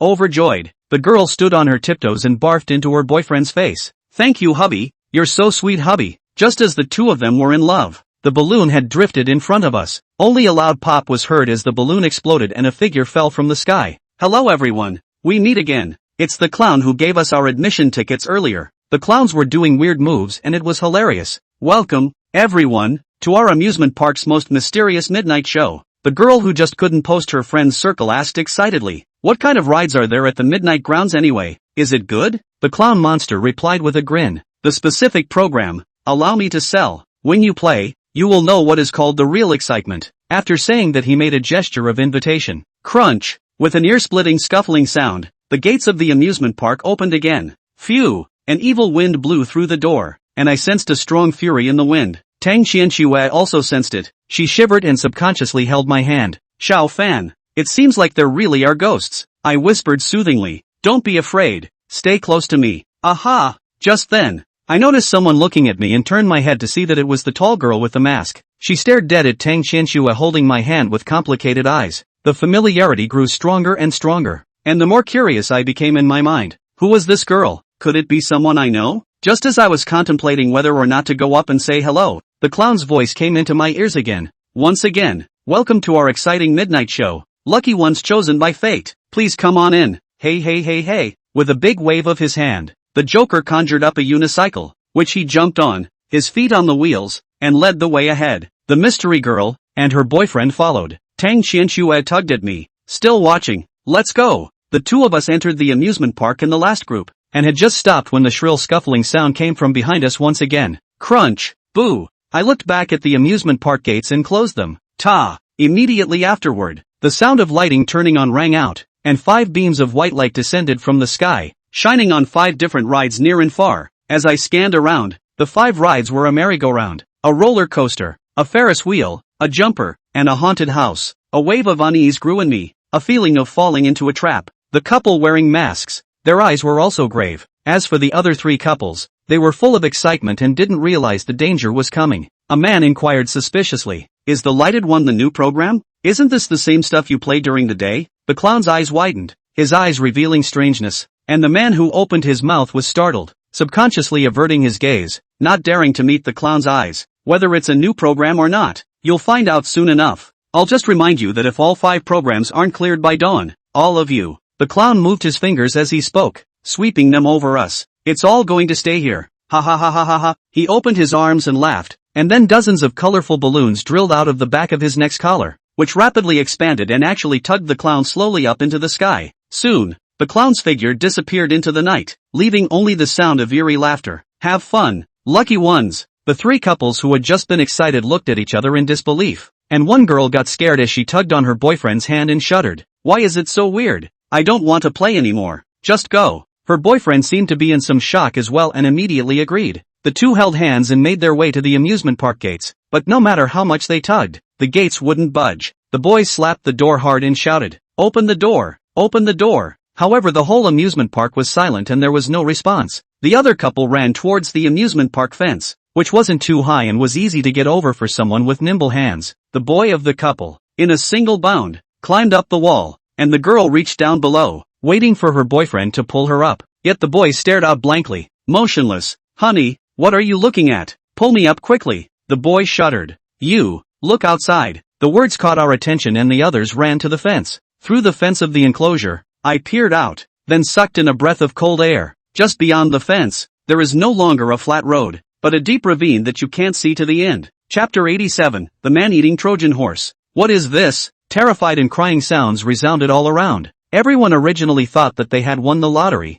but to their surprise, they had come to a bizarre place so horrible that even their souls would tremble. "It's fake, isn't it? Isn't there a parking lot out there? How did it turn into a cliff?" the man said, picking up a stone from the ground and throwing it. The stone plunged into the abyss, and after a long time there was no sound of landing. The cliff in front of us proved to be no fake, and if you went over the wall, you would fall alive. I used the secret method to send a message. "Elder, what's going on?" Nameless replied. "I haven't thought of the exact reason, but you are indeed trapped." So it seems that the clowns weren't lying, and if they don't get through the 5 rides, everyone in the room will not be able to leave. I scanned the others. 3 ordinary couples, all of them pale with fear, hugging and shivering together. The couple wearing masks, however, had light eyes and no mood swings. The taller girl, who seemed to notice my gaze, turned her head and locked eyes with me. After a few seconds of staring into them, I felt more and more familiar and affectionate with those eyes. I couldn't hold back my curiosity and lifted my foot ready to go up and strike up a conversation.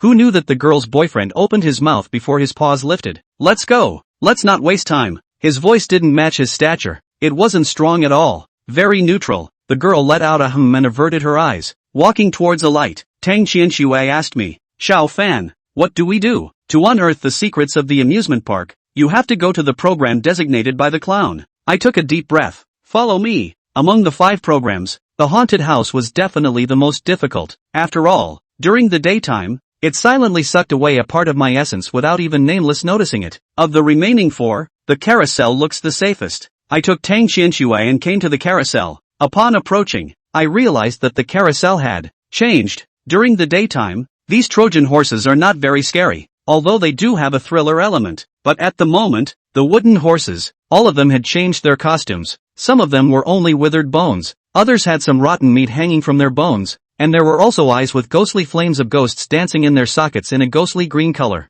"Xiaofan," Tang Qianshui grabbed my arm in a death grip, her fingers hard. "I'm scared. Seeing her like this, I'm a little sorry I brought her in. You wait here, I'll go up myself." I was just about to step onto the turntable when Tang Qianshui suddenly pulled me back. I looked back, only to see Tang Qianshui struggling with her eyes. She was lightly biting her red lips, seemingly in a fierce mental struggle. After a moment, she closed her eyes and took a deep breath. When her eyelids lifted again, there was no fear in her eyes and more than a hint of determination. "I'm sorry, I just lost my temper." She plucked up the courage to step onto the turntable. "Come on up, I'll keep you company." I took a leap of faith and jumped onto the turntable. The moment my feet hit the ground, the white light that originally enveloped the entire turntable instantly turned red. Not only that, a large amount of black mist was born outside the turntable. I tried to poke my hand out, and when my fingers touched the black mist, a sharp pain came between my fingers, as if I had been electrocuted. I hurriedly retracted my hand, and Tang Qianshui asked nervously,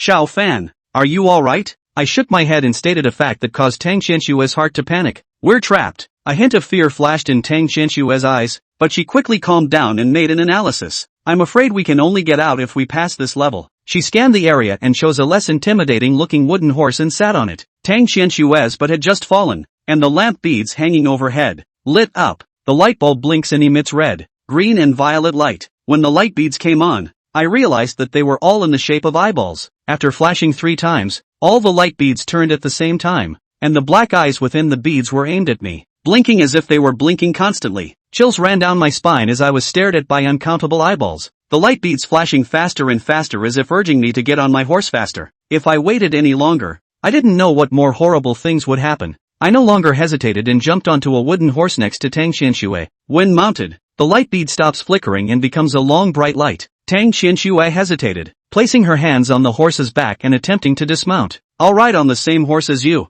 "Yes." Who knew that Tang Qianshui braced herself for a moment, and her face suddenly changed drastically. She cried out in panic, "Xiao Fan, I can't get down." I was puzzled. The Trojan horse wasn't too high, so how could it not come down? I lifted my leg and prepared to go down and help her, but my ass didn't move as if it was glued. I struggled to get free, even going so far as to tear my pants, but no matter what I did, my ass stayed still. Was it a spell of immobilization? I was about to summon Sweetie Ho to come out and help when a sudden shudder ran through my ass. Spooky music plays and the turntable moves. As the merry-go-round ran, the sense of uneasiness in my heart grew stronger, as if some heavenly horror was awakening. Holding my breath, I ran my hand to my waist and gripped the hilt of my bone knife. The eerie rhythm of the music gets faster and faster, and as the turntable spins for the third time, there is the sound of a horse neighing. I followed the sound and saw that the wooden horse in front of Tang Qianxue suddenly came to life. It shook its head, opened its mouth, and sharp teeth suddenly stuck out of its mouth. The next moment,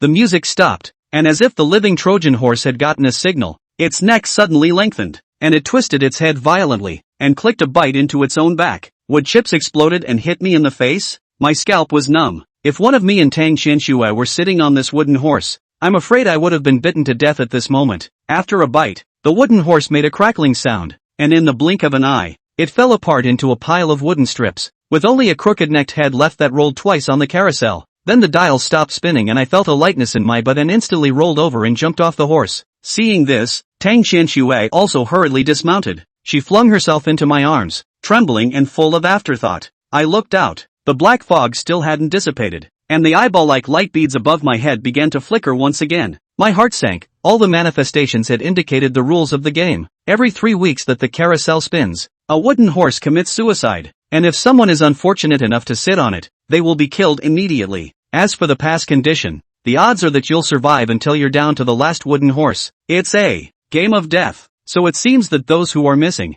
are no longer alive. Sugar, come out, I yelled out, wanting to summon Sweetie out. There are a total of 20 wooden horses on the carousel, and going by the rules, the chances of survival are only 5%. I don't want to gamble with my life, so I'll break the rules. However, unlike the usual situation where as long as I shouted, He Tian would immediately appear, several seconds passed in a row, and He Tian still didn't show up. Sugar? He Sweetie's horrified voice rang out from my head. Brother Xiao, I'm trapped in the ghost needle and can't get out. Chapter 88 Final Round. He Sweetie's horrified voice made my heart tremble hard. Trapped in a ghost needle? Such a situation had never happened before. I hurriedly called to Nameless. Elder, can you come out? Nameless' voice rang out. Yes, but I wouldn't recommend it. Why? I've seen through this ghost formation. Once I appear, it will cast a spell to repel me. The reason why the girl can't get out is because earlier in the day, she used to show herself in the formation. I quickly recalled. Yes, during the first half of the night, in order to find out how I was sucked out of my ghostly aura,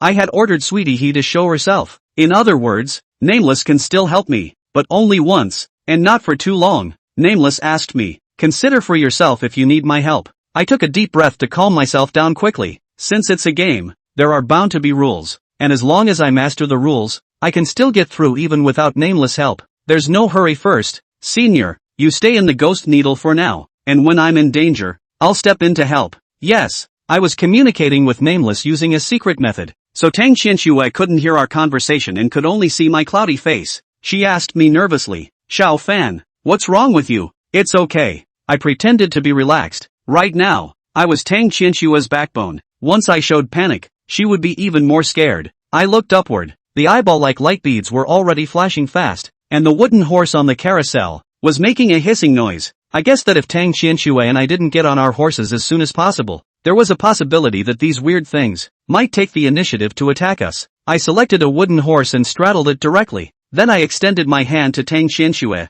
You get on the same wooden horse as me and sit behind me. Tang Qianxue didn't refuse and tugged my hand to my back. The moment her ass dropped, the piercing hissing ceased, and the light beads above her head changed back to their normal brightness. I realized in my mind that it was not against the rules for two people to ride the same wooden horse. Tang Qianxue wrapped her hands around my waist and hugged hard. Her front breasts pressed tightly against my back. Even through the clothes, I could feel the softness and warmth. My ass felt the jolt as the eerie music played and the turntable spun again. Tang Qianxue asked in a low voice. Xiao Fan, we won. Die here, right? I asked rhetorically. After a moment of silence. Regret? Tang Qianxue didn't hesitate. Don't regret it. Just feel a little sorry for it. Unfortunately what? It's nothing. I'll tell you when we survive. In the middle of the conversation, the turntable had spun around for a week. The eerie music began to speed up, and the atmosphere was steeply tense. As the second turn was completed, my heart began to race. If Nameless is able to come out, I naturally won't be in danger of my life, but if the bottom card is used up now, it won't be good to pass the game behind. All I could do was pray in my mind that I would have better luck. On the third lap, the eerie music had gotten as fast as a drumbeat, and the next second, the hissing sounded from in front of me. Another Trojan horse came to life, and like the previous one, it turned around and bit its back hard, then fell apart and its head hit the ground. The music came to a screeching halt and the turntable stopped. Tang Qianxue and I dismounted. Tang Qianxue's face was pale as she covered her chest and gasped for air. My eyes, moving back and forth between the two damaged wooden horses. An immature speculation welled up in my mind. Tang Qianxue gasped for air and asked me in a low voice, "How do I sit this time?" I raised my hand and pointed to a wooden horse with rotting flesh hanging from its body. This one. I walked up quickly and without any hesitation, jumped on. Tang Qianxue quickly followed and hugged my waist once more. The spooky music plays again and the carousel begins its third turn. This time, we remain safe and sound. After dismounting, Tang Qianxue showed an expression of aftermath as she said to me in shock and fear, "We got lucky." But, she didn't finish her sentence, but I could already guess what she wanted to say. As the number of Trojans gets smaller, the probability that we will be killed increases. Don't worry, I've found a pattern. After saying that, I took Tang Qianxue's hand and came to the new wooden horse. Go! Fourth round. Still safe? Tang Qianxue asked me incredulously. It's really fine, eh? Xiao Fan, tell me quickly, what's the law? I responded by pointing to the damaged Trojan horse. Look closely, these Trojan horses, are they damaged at intervals in a counterclockwise direction? Tang Qianxue followed the direction of her finger and then revealed a surprised expression. It's still true, I confidently assured her. As long as we don't get killed in the beginning, there won't be any danger once we find the pattern. With that, we went up and down until we were on the carousel, down to the last wooden horse. Tang Qianxue jumped up happily, passed the test. Xiao Fan, you're awesome. Compared to Tang Qianxue's excitement, I was not happy, because the black mist that wrapped this place did not dissipate. Not only that, but the light beads above both of our heads were, well, flickering. Xiao Fan, why do you have this look on your face? My answer struck her like a thunderbolt. The game isn't over, Tang Qianxue anxiously said, but there's only one Trojan horse left on the carousel. If the game doesn't end, won't it be a dead end? I hadn't figured it out yet and couldn't answer for a while. Tang Qianxue was anxious and angry as she shouted at the black mist. Joker, you come out here. What kind of crappy game is this for you? There's no way to pass the level. I had thought that Tang Qianxue was simply venting, but I didn't expect that it really shouted out the main man. Ha ha ha. The clown's strange laughter came from beyond the black fog. I didn't think that anyone could really play this far. As a reward, I'll give you a hint, okay? For the last level, the wooden horse won't restrict your movement. As long as you're still on the horse when the music ends, you'll be able to pass the level. Ha ha. The clown's voice trailed off and should have been far away. Tang Qianxue asked me dully. Xiao Fan, what does he mean by that? I caught the point of the clown's words. If he hadn't lied, the merry-go-round would only spin once more, and the source of the danger would no longer be the wooden horse underneath. I took the lead on the horse, not rushing to drag Tang Qianxue up, but trying to get up. I lifted my butt very easily, unlike before when it was rippling. I sat on the wooden horse and scanned the ground for scattered horse heads, and my mind was made up. I held out my hand. Mount up. Tang Qianxue grabbed my hand, and I yanked hard, dragging her onto the horse. Unlike before, this time, I had her sit in front of me. Chapter 89, Subduing a Fiery Horse. I put Tang Qianxue in front of me, expecting her to question me, or at least cower in terror. But instead of showing a hint of fear, she bravely asked me, "What's next?" I patted the wooden horse beneath me. "Did you notice anything different about the wooden horse?" Tang Qianxue took a closer look and gave her answer. "It's not that scary looking." She was right. Compared to the other Trojans, the only one left under our ass, not only did not show, but also grew very robust, with a full body of dense hair, or reddish-brown. Ancient China. There is a red mane horse. This horse was born strong. The temper is also strong. Is one of the best war horse. I explained. If I'm right about this last round, this Trojan horse won't attack us, but will do everything it can to throw us off, and all we have to do is hold on to it. Tang Qianxue was a bit puzzled. Are we in any danger if we fall? I was about to explain further when the eerie music started. Snap! There was a crisp shattering sound, and one of the lamp beads above our heads fell to the ground and shattered into pieces. The eyeball inside the lamp bead fell out and bounced around to the side of a horse's head. Only the eyeball suddenly leapt up and into the horse's head's eye socket. Immediately afterward, the horse's head rose from the ground. Snap! Snap! Snap! The light beads were like raindrops, and kept falling, scattering more and more eyeballs on the ground. Meanwhile, the lights were getting dimmer and dimmer, and eventually, it was black as pitch all around. I could feel Tang Qianshui in my arms shivering. I whispered reassuringly, "Don't be afraid." As soon as the words fell, a red light came on, illuminating the surroundings. The light was shining from the eyes of the horseheads. I looked around, only to see 19 horseheads surrounding Tang Qianshui and I. They had their mouths open, revealing sharp teeth, as if they were waiting for something. The music grew louder and louder and the turntable began to spin slowly. The vibrations coming from under his ass became more and more pronounced, as if there were restless spirits about to press on. I knew that the last round of the game of life and death was about to begin. "Get down." I leaned my body forward and pressed Tang Qianshui onto the horse's back. "Hold the neck of the wooden horse." Tang Qianshui didn't dare to have any hesitation and immediately complied, and I similarly hugged the neck of the wooden horse while framing Tang Qianshui underneath me tightly. The next second, the wooden horse we were both sitting on let out a loud hiss. It came to life and began to fling its body around desperately. In just one motion, my ass left the back of his horse and I was nearly thrown off.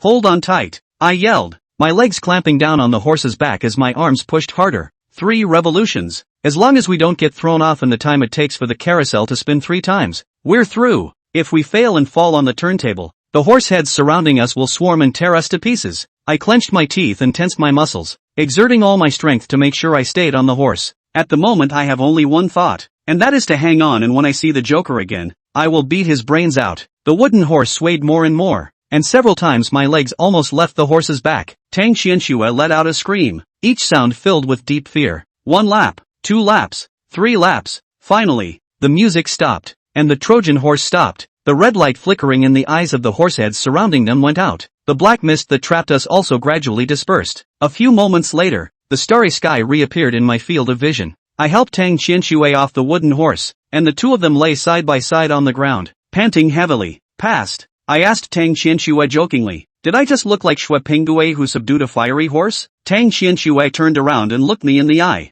"Kind of, but I don't want to be Wang Baohuan. 18 years is too long." I froze for a moment, always feeling that there was something in her words. I saw Tang Qianshui's eyes suddenly widen as she sat up from the floor and pointed behind me. "Xiao Fan, look, the lights went out there too." I sat up hastily and turned to see that the lights in the direction of the jumper went out. This means that besides Tang Qianshui and I, there was another couple that cleared the game. Who could it be? In my mind, the pair of men in masks came to mind. Could it be them? After resting for a moment, Tang Qianshui asked me, "Where are we going next?" According to the clown, we could only leave the amusement park if we cleared all 5 games before dawn. Now, there are 3 more. The 3 remaining rides are the Ferris wheel, roller coaster and haunted house. The haunted house is definitely not an option, and the hardest game, for sure, goes last. As for the Ferris wheel and roller coaster, I was a little undecided for a moment. Both of these games, which limit our space to move, are much more dangerous than the carousel, which is much more dangerous. While I was having a hard time deciding,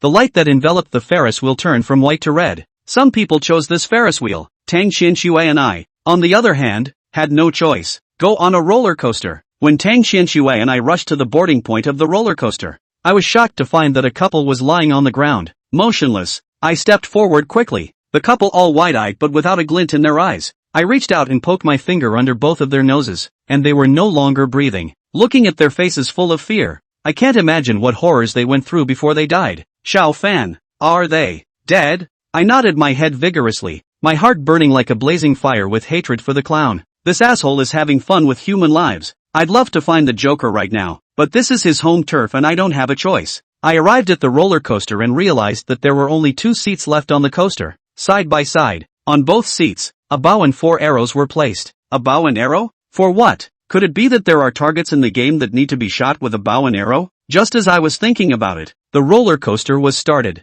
At the same time, the clown's voice once again came from the sky. "Both of you, welcome to play the world's most exciting roller coaster. You now have 1 minute to get on the car. If the car started and not yet sat on it, even if the challenge failed, oh hey. I suppressed the anger in my heart and quickly got into the car with Tang Qianshui. Once in the car, we both fastened our seatbelts and held the bow and arrow in each hand. Just after doing so, the roller coaster moved and began to speed. I felt the coaster for a while and realized that there was no difference between the coaster and the way it had been running during the first half of the night. However, when the trip was halfway over, Tang Qianshui suddenly shouted, "What's that?" I followed her line of sight, only to see a balloon with a ghostly face on it floating in the distance next to the track. Chapter 90, The Arrow That Couldn't Hit. The balloon is the size of a head, and the ghostly face printed on the balloon has a very funny face. I stared at the balloon dead in the face, then gripped the bow in my hand. Bows, balloons, when these two elements are present at the same time, the game speaks for itself. With bows and arrows in our hands, shoot the balloons. Tang Qianxue also thought of this and inquired, going to shoot it? Right.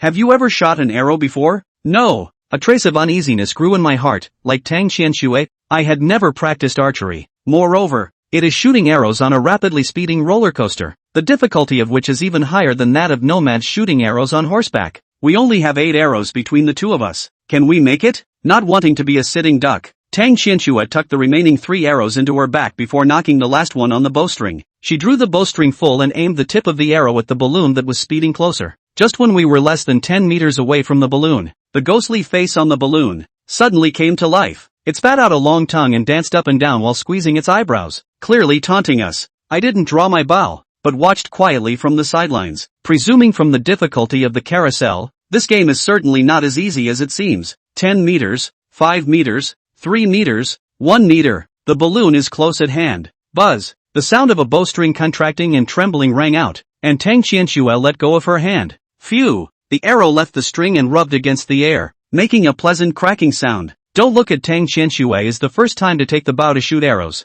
The accuracy is quite good. The arrow flies straight to the ghost face balloon. According to this flight trajectory, surely can shoot the balloon broken. But just as the arrow was about to break the ghost face balloon, the balloon suddenly flew upward a few dozen centimeters, and the arrow only touched the rope tied to the mouth of the balloon. The next second, the roller coaster sped by, throwing the ghost-faced balloon behind it. How? Tang Qianxue stared back at the ghost-faced balloon that kept spitting out its tongue in mockery, and was furious as she gritted her teeth. As I expected, this one, it wasn't as good as it appeared. Soon the coaster returned to its starting point, but it showed no signs of slowing down as it sped by. It looks like the only way the roller coaster will stop is if you shoot the ghost face balloon. Xiao Fan. Tang Qianxue's slightly frightened voice sounded beside me. Do you ever feel like the roller coaster seems to be going faster? I froze for a moment, and felt carefully, and sure enough, as Tang Qianxue said, the speed at which the roller coaster was traveling, compared to the last lap, accelerated a lot. She murmured in a trembling voice, it's not like the roller coaster speeds up with every lap. Recalling the horrific look on the faces of the deceased couple, I already knew how they died. When a roller coaster is traveling fast enough, it creates a tremendous amount of centrifugal force as it dives downward. Centrifugal force causes the body's blood to rush downward rather than to the brain. When the brain is deprived of blood for a long time, the person dies. The time left for me and Tang Qianxue is running out. Soon, we once again saw the ghostly balloons. Tang Qianxue and I strung our arrows at the same time, pulling the bowstring into the shape of a full moon. The ghost-faced balloon saw us and began to draw circles in the air, making an already difficult target to shoot at even tougher. The window in which I was able to shoot an arrow was very brief, and I didn't dare hesitate too much. When the distance was close enough, I decisively loosened the bowstring. At the same time, Tang Qianxue shot the arrow in her hand. Phew! Phew! Tang Qianxue and I were quite taciturn, and the 2 arrows were shot at the ghost-face balloon and the front of the balloon respectively. That way, even if the balloon suddenly accelerates, it can still hit. However, the ghost-face balloon suddenly came to a sharp break after noticing an arrow flying, causing 2 arrows to fly past the front of the ghost-face balloon at the same time. The ghost-faced balloon once again flicked its long tongue in mockery. The coaster whizzed by again, and soon, came to the 3rd lap. As the coaster rolls past the departure point, the speed picks up again. Tang Qianxue was clearly already in some discomfort. Her brows furrowed deeply. Are you okay? I want to throw up. Hang on. Soon after, we saw the ghost-face balloon for the 3rd time. Another double shot of arrows was still dodged. On the 4th lap, the car spiked again and the scene was starting to blur in my eyes. The speed of the car was so fast that from the time we saw the ghostly balloon to the time we crossed it, it took less than 5 seconds for the bowstring to be forced to let go before it was even drawn full. This time the ghost-faced balloon pressed on, and the arrow shot itself askew. Tang Qianxue's panicked voice rang in my ears. Xiao Fan, I'm out of arrows. Wow. Before she could finish her sentence, the nightshade jetted out of her mouth, nearly choking her to death. Tang Qianxue's body was already about to be unable to carry on, and she was afraid that she would faint if the speed of the car was accelerated any further, because I didn't make a move on the 1st lap. At the moment, in my hand, I have 1 arrow left, and the last arrow. If this arrow also misses, I'll have to summon Nameless to save the day. As the roller coaster rolled past the starting point once more, my back slammed into the chair with such an intense push that my brain felt dizzy. I don't know how fast the roller coaster is now going now, but the cold night wind blowing in my face has been like a knife. With what was left of my sanity, I began to think that at the current speed of the car, and with the fact that the ghostly balloon would dodge on its own, the likelihood of trying to shoot it was almost nil. Unless, let's the ghost-faced balloon get close by itself. Yeah, that's right. Why don't we just let it get closer? In my mind, a crazy idea came to mind. Catch me. Tang Xianxue reached out and grabbed my arm. She could no longer open her eyes from the wind. Xiao Fan, what are you doing? I squeezed 2 words out of my throat. Fight for your life. I quickly unbuckled the harness around my waist and sliced off a section with the tip of an arrow. I took the cut-off harness and tied it to my ankles and wrists and the other end to the coaster. When I tied it, I used all my strength to reinforce it so it wouldn't fall off. It's a good thing there's no flipping track in front of me, or the ties would be too strong to pull me. By the time I was done with this, the ghost-faced balloon reappeared in my line of sight. The ghost-faced balloon saw me and flashed its teeth and flicked its tongue at me, as if mocking me with one last chance. I immediately bent my bow and pretended to panic. My hand slipped, and the bow flew out of my hand. Seeing me without my bow, the ghost-faced balloon quivered, as if laughing uproariously. Not only that, but it deliberately flew in front of me, sticking its face in the air to taunt me. The ghost was quite cautious, keeping a meter's distance from me no matter how fast the roller coaster was going. If I was still secured in my seat by my seatbelt, there was certainly nothing I could do with it, but it didn't realize that I was no longer bound at the waist. What I've been waiting for is this opportunity. I leaped forward, holding the arrow in my left hand, the tip of the arrow forward, stabbing down hard. Chapter 91, A Long Goodbye. Snap! The tip of the arrow pierced into the mouth of the ghost-faced balloon, and with a crisp explosion, the balloon blew into pieces, and the long red tongue, which just happened to be stuck on my face. Immediately afterward, I felt my body falling fast, and when I turned back, my person was already hanging upside down in front of the car, being carried forward by the car. The seatbelt strapped to my leg saved me, but the sensation of hurtling backwards was too much of a thrill, and the blood rushed desperately to my head, feeling like it was about to explode. Xiao Fan, Tang Xianxue cried out, and soon I realized that she had grabbed my leg. I borrowed her strength and endeavored to turn around, then bent down hard, then straightened my hands and grabbed Tang Xianxue's hands. A few moments later, I climbed back into the car, tired and with no energy left in my body. The good thing is that the cars are slowing down and once again the coaster comes to a stop just in time to get back to the starting point. It took Tang Xianxue and I a lot of effort to climb down from the roller coaster. We both sat on the floor and smiled at each other, both of us looking like we had been robbed of our lives. Tang Xianxue laughed and joked. We've kind of crossed paths. I slowed down for a while, my body regained strength. On the contrary, Tang Xianxue was never able to get up. Compared to me, Tang Xianxue's physical qualities were much worse, not because she was a daughter, but because I had dealt with ghosts several times before and had accumulated some moral skills. I pulled out my cell phone and there was still no signal, and then I looked at the time, an hour and a half before dawn. Can't stop here. Here, I'll carry you, Tang Xianxue said to me full of apologies. I'm sorry I dragged you down.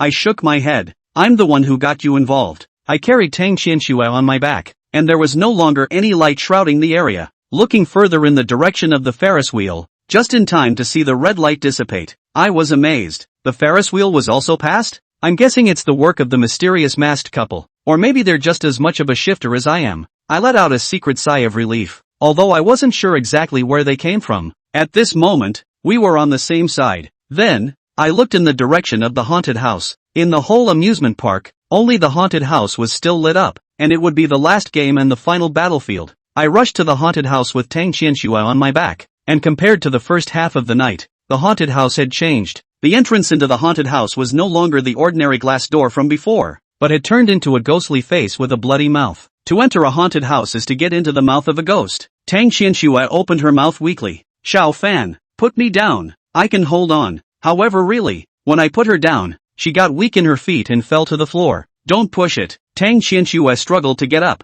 No way. There's no way you can play the game alone. I sighed in my mind. She was right. From the experience I had gotten from the carousel, you had to get 2 people together if you wanted the game. I'm going to let Tang Xianxue rest a bit more. It's the last game and Nameless can make his debut without as much pressure. Just as I was about to open my mouth, 2 figures suddenly appeared in the distance. Who is it? I stared dead on, and after a few moments, I got a good look at the other guy. Just see the tall, attractive, masked, mysterious woman with her hands on her companion, walking towards the haunted house. Her companion was wounded and covered in blood, and her mask and hat were gone, revealing her true face. I froze for a moment, incredulity in my mind, because the big guy turned out to be a woman. No wonder she had to cover her face to hide her gender. The big guy's companion helped her sit in front of the door of the haunted house, and then her companion's gaze fell on Tang Qianxue. The eyes lingered for a moment before the woman locked eyes with me again. For some reason, there was an anger in her eyes that she couldn't hide.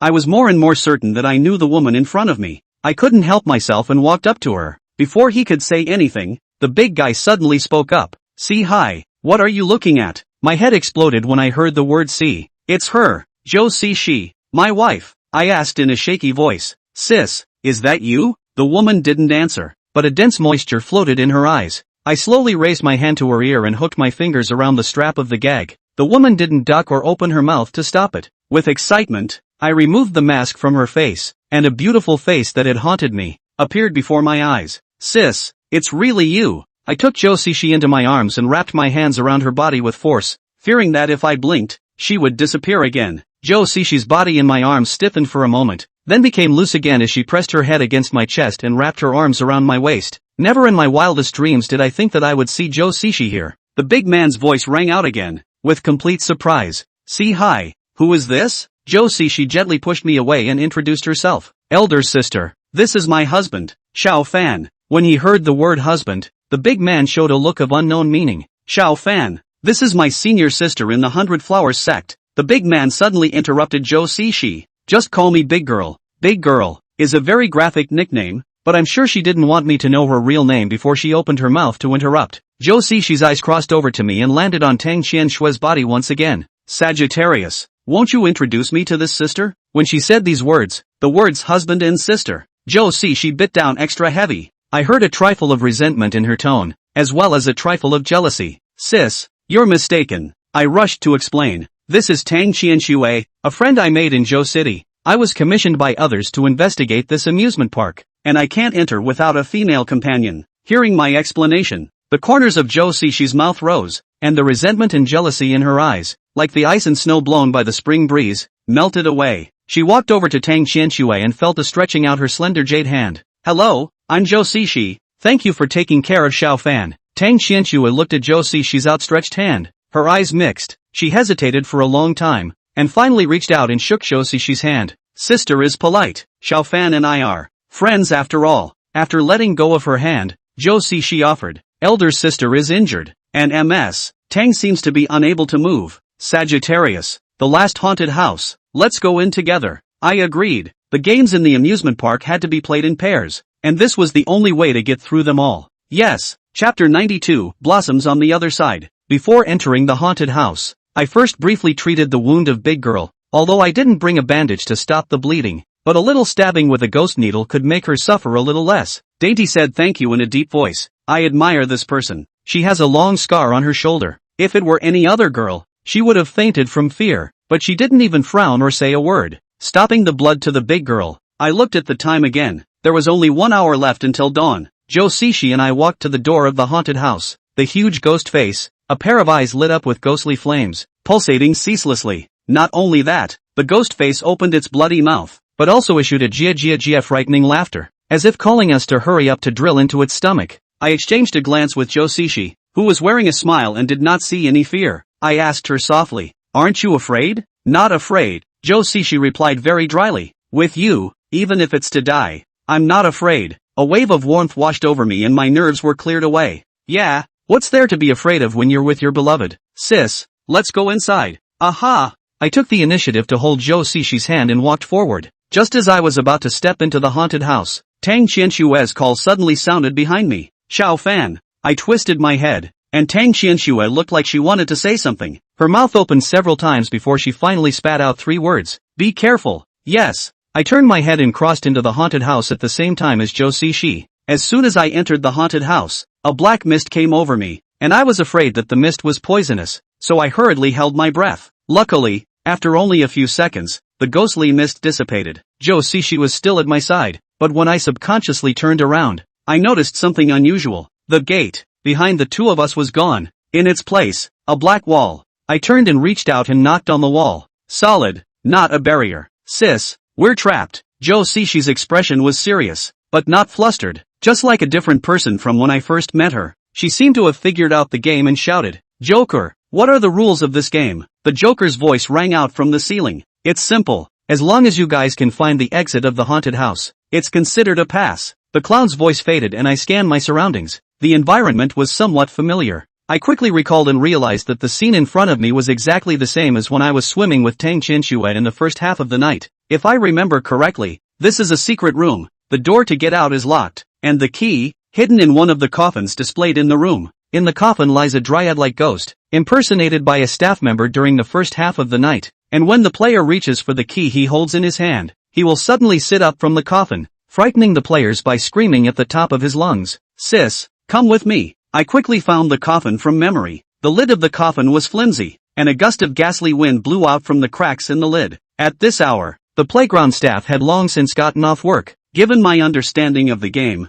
what's hidden in the coffin at the moment has to be the real deal in terms of thrills and chills. "Sis, the key is hidden in the coffin. I'll push the lid open. You stay away." Jo Sishi has joined the 100 Flowers sect, and judging by her and Big Girl's record in clearing the 2 games, she has already become a foreigner. And compared to when she was married to me, she must have the ability to defend herself. But I know nothing about how deep and strong her current Dao is, and time is too tight for us to talk about it in detail. But as her husband, I instinctively protect her body in front. This is the responsibility of a man. Josie she did not argue with me and took 2 steps backward, but I saw that her drooping right hand, already pinched as a sword finger, appeared to be poised to strike. I put my hand on the lid of the coffin and pushed. With an ear-splitting scraping sound, the lid was pushed to the ground with a loud bang. By the dim light of the chamber, I looked into the coffin. There was still a dryad-looking ghost lying in the coffin, and the key was still in his hand, exactly as it had been the night before. But the ghost in the coffin gave me a completely different feeling. The ghost at the moment was covered with a thick aura of death,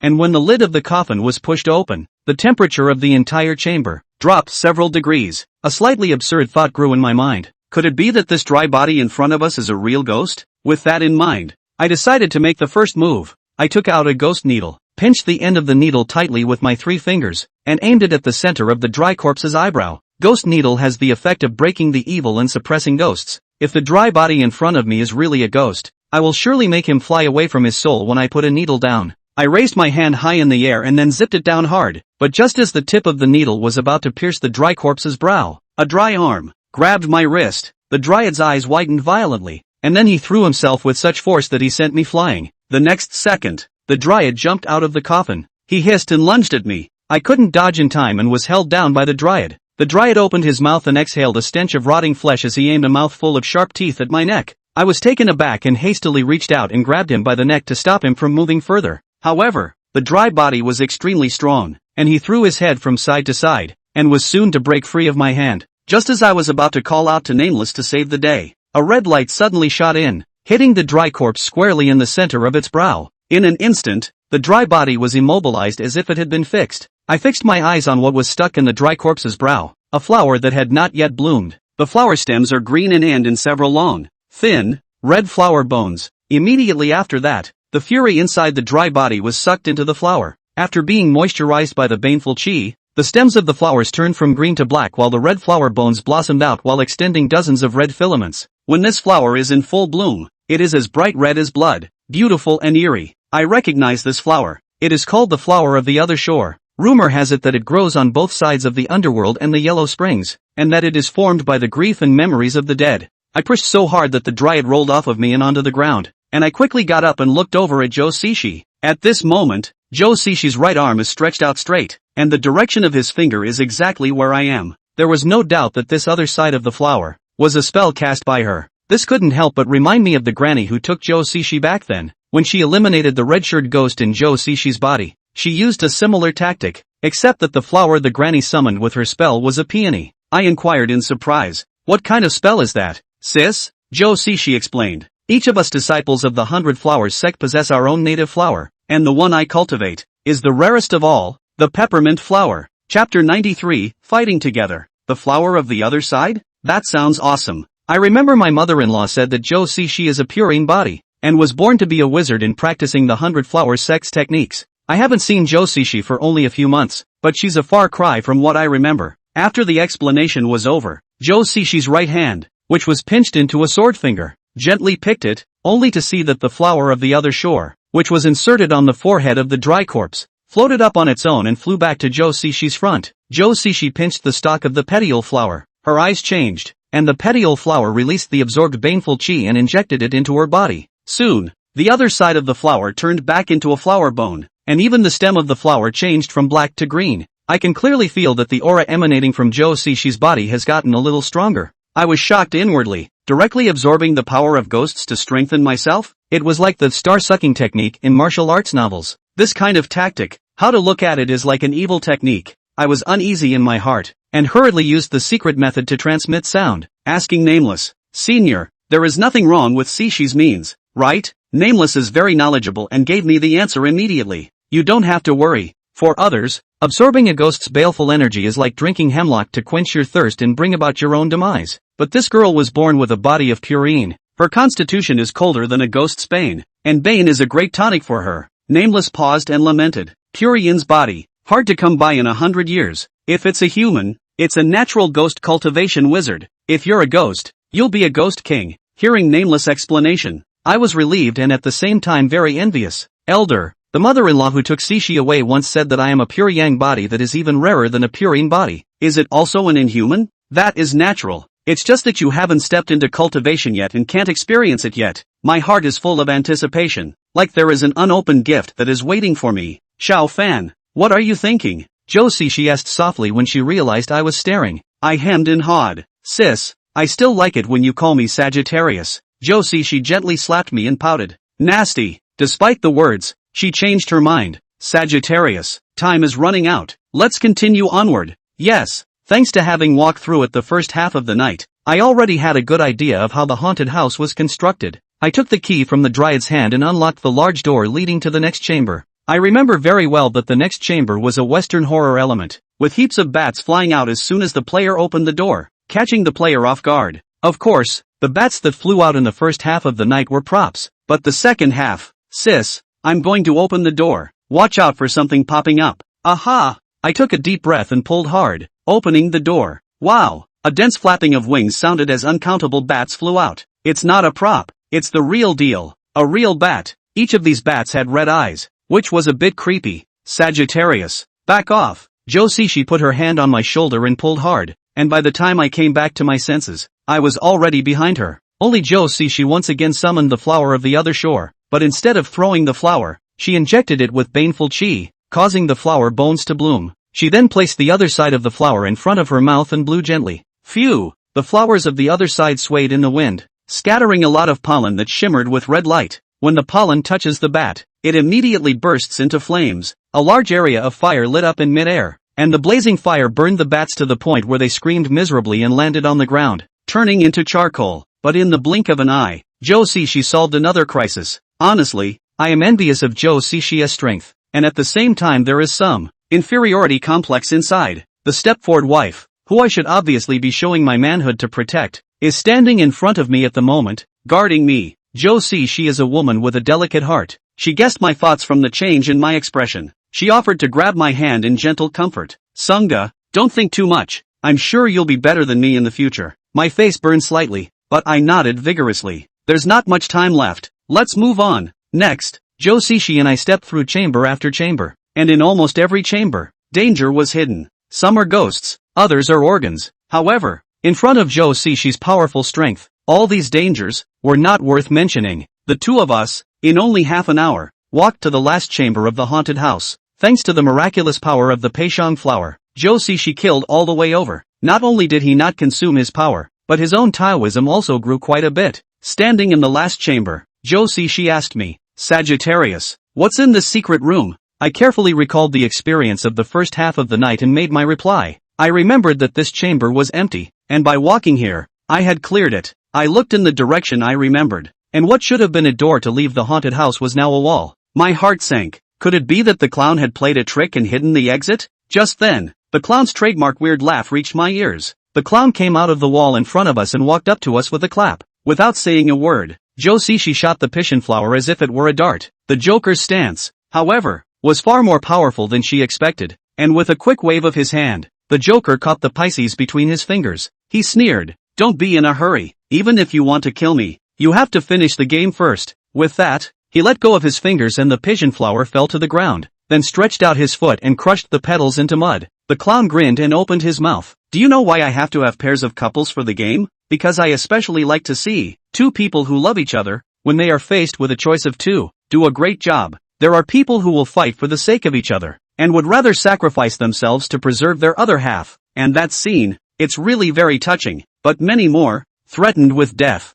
threw love as far away as garbage, and they fell to their knees before me, begging me to kill their significant other in exchange for staying alive. I wonder how much you two love each other and what choices you will make. Hey hey hey hey. Along with the clown's strange laughter, I suddenly felt a little tired. Looking at Joe Sishi again, she had a frown on her face and was equally unwell. Nameless voice rang in my head. Xiao Fan, you're losing your essence. I was taken aback, my eyes locked on the Joker for dear life. I figured out that he was responsible for my inexplicable loss of essence in the haunted house in the first half of the night. Chapter 94, Either Life or Death. The exhaustion in my body was increasing at an alarming rate, and at this rate, it wouldn't be long before I collapsed in exhaustion, turning into a fish on a chopping board to be slaughtered. Sis, do it! Joe Sishi waved his hand again, and another pishy flower shot out. At the same time, I held the ghost pin in my fingers and charged at the clown. I knew that it would be difficult to injure the clown with my own skill. So before I did it, I had already used a secret method to transmit my voice to Nameless. Elder, get ready! The clown sidestepped his head, easily dodging the flying pishu flowers, and at the same time, he flashed a wry smile at me in front of him. Nameless struck. He injected his own fury into the ghost needle. As long as the clown dares to take this shot from me, he will surely receive a strong blow. If he dodged, Nameless would immediately fly out of the ghostly needles and take him by surprise. But what I never expected was that the clown, after revealing a weird smile, stood still and didn't move at all. The next moment, the ghost needle stabbed into his chest. Yet there was no dampening sensation coming from the tip of the needle, followed by my arm and body, which also went through the Joker's body. I hurriedly turned around just in time to see the clown turn into a green smoke and slowly dissipate. A blindfold? When did he escape? The Joker's voice sounded again, echoing through the chamber. Both of you, you don't have much time left. Will you sacrifice yourselves or kill each other? I'm really looking forward to your choices. Hee hee hee hee hee hee. The Joker's voice trailed off, but I was quite sure that he would not have gone far in order to ascertain the result, and that the probability was that he was hiding in some secluded part of the chamber. I said hastily, Elder Nameless, can you find him? Nameless' voice was very calm and gave me a complete sense of security. Yes, but it will take a little time. As we were exchanging words, there was a sudden agonizing clang behind me. I hurriedly turned around, only to see Joe Sishi covering her forehead, her face showing pain. Not only that, her figure was shaky, showing signs of collapsing. Sis, I quickly stepped forward and held Joe Sishi. How are you doing? Joe Sishi replied in a pained tone. Sunga, I'm so hard. I took Joe Sishi's pulse and found that she had a disturbed pulse. I hastily begged Nameless for help. Elder, Sishi's Tao is deeper than mine, so why was he affected more than me? Nameless gave the answer. You're a body of pure yang, and you already have more essence than normal people, while she's a body of pure yin, and it's just the opposite. This is trouble. I'm afraid Joe Sishi won't last much longer. Joe Sishi grabbed my hand hard as she whispered. Sunga, if I don't survive, you, shut up. This is the first time I've snapped at Joe Sishi since I've known her. You can't die. I asked Nameless. Senior, can you help by transferring my essence to Sishi? Yes, but you'll be in pain. Tell me what to do. In the next moment, I felt the Nameless baleful energy burrow into my body, catalyzing a stream of warmth that surged from my dantian to my mouth and nose. Kiss her. I did not hesitate to kiss. When my lips touched, Joe Sishi's eyes widened. Warmth flowed out of my mouth and into Joe Sishi's body. It was my first kiss with Joe Sishi, and what should have been a passionate feeling was replaced by a sharp pain. Since the essence flowed out of my mouth, every meridian in my body began to ache violently, and it felt as if there were countless pairs of large hands that were tearing the body. Well, an agonized groan rumbles from my throat, and Joe Sihi senses my strangeness and hastily reaches out to push on my chest. I wrapped my arms around her body as hard as I could and boxed her in my arms for dear life, not giving her any chance to refuse to struggle. 2 lines of tears slipped from her eyes, and she closed them as she recoiled, forgetting to claim the kiss. The feeling of pain intertwined with passion was very peculiar, and I'm afraid I'll never be able to forget this moment for the rest of my life. As time went on, I felt my mind begin to dull and my consciousness fade. I'm afraid that before too long, I won't be able to support myself and die due to the complete dissipation of my essence. In the nick of time, Nameless suddenly drank. Found you. He suddenly appeared, and with thunderous force, he instantly rushed to a wall. Nameless struck out brazenly, stabbing his right hand into the wall and yanking hard. As his hand came out of the wall, the Joker took shape. The clown was filled with shock and was caught off guard when Nameless slapped him on the chest with his other hand. Nameless was powerful, and this palm would injure the souls of the living and the dead no matter if it hit them. But strangely enough, the clown took this palm hard and didn't react in the slightest. In the next second, Joker reacted, and a short knife suddenly slipped out of his sleeve, slashing at Nameless. Nameless immediately retreated, and the two pulled away. Although the Nameless palm didn't injure the clown, it broke his spell, and the essence in me and Joe Sishi's body no longer spilled out. My spirit loosened. I couldn't hold on any longer at all, and loosened my hold on Joe Sishi. Joe Sishi helped me sit on the floor. She looked at me with gentle eyes. Sagittarius, take a good rest. I'll go help. With the essence I passed on to her. Joe Sishi still has the power to fight. Joe Sishi came to Nameless' side and joined forces with him. The clown stuck out his tongue and licked the short knife in his hand with a playful expression. I didn't expect to run into two tough guys at once. It's kind of fun. In the face of Nameless and Joe Sishi's joining forces, the clown was not only not afraid, but instead took the initiative to meet them. The big battle started immediately, and the three of them fought together, and it was hard to tell the winner from the loser for a while. I was too weak to help and focused on the clown. Soon enough, I realized something was wrong. With Nameless pestering him, Joe Sishi found the opportunity to stab a pishy flower into the clown's back. However, instead of blooming, the other side of the flower was yanked off by the Joker's backhand and thrown to the ground. On the other side, Nameless struck Joker's body several times, and Joker did not show a pained expression on his face. Even if his body had no sense of pain, was his soul incredibly tough? The three of them had been battling for 3 minutes when Nameless' moves suddenly paused, and then his brows furrowed. My heart sank. This was the effect of the ghost formation in the amusement park. It was rejecting Nameless. Before long, Nameless would be forced back into the ghost needle like he's sweetness, unable to show himself again. I asked hastily, Elder, can you destroy the ghost formation and let Sweetie come out to help? Can't. I don't know where the center of the formation is hidden, and I can't be distracted from finding it at this moment. In other words, if there were no more victories or defeats, Nameless would have to withdraw from the arena, leaving Joe Sishi alone to face the enemy. Going to lose? I'm not one to admit defeat easily, or else I wouldn't have tried everything to survive when I knew that my master was trying to harm me. I am convinced that there must be a way to break it. Chapter 95, I'll trade for her life. My mind was thinking rapidly, and Nameless and Joe Sishi no longer retained their strength and answered the enemy with all their might. The clown seems to be aware of the toughness of the enemy, maybe in the gutter, no longer hard to touch, but rely on bizarre stance dodging left and right, as if the slippery catfish, so that the Nameless and Joe Sishi power difficult to use. Seeing that Nameless was being suppressed more and more strongly, Joker once again turned on his taunting mode. Hey yeah, looks like I overestimated you guys. I advise you guys to decide early on who will sacrifice for each other. The expression on Joe Sishi's face became more and more urgent, and Nameless' eyes gradually turned grave. I had made up my mind that I had to think of other methods of liberation. I used a secret method of voice transmission to ask Nameless, do you still have a way to fix him? It can be tried, but it doesn't always work. The guy who could give Senior Nameless a headache, this clown in front of him, was really the first one. With Joe Sishi's life at stake, I didn't want to take any chances and decided to take the danger upon myself and make a crazy move. Elder, leave some power for me. With the experience of being possessed by Nameless the last time, I have learned that I can borrow the power of a ghost servant. Of course, in the absence of possession, the power of a ghost servant is greatly reduced. But I believe that even if I only inherit 1/10 of Nameless power, I will be able to solve the clown with a little bit of scheming. What are you going to do? There's no time to explain. Do as I say. After knowing me for so long, Nameless still trusted me, and without any hesitation,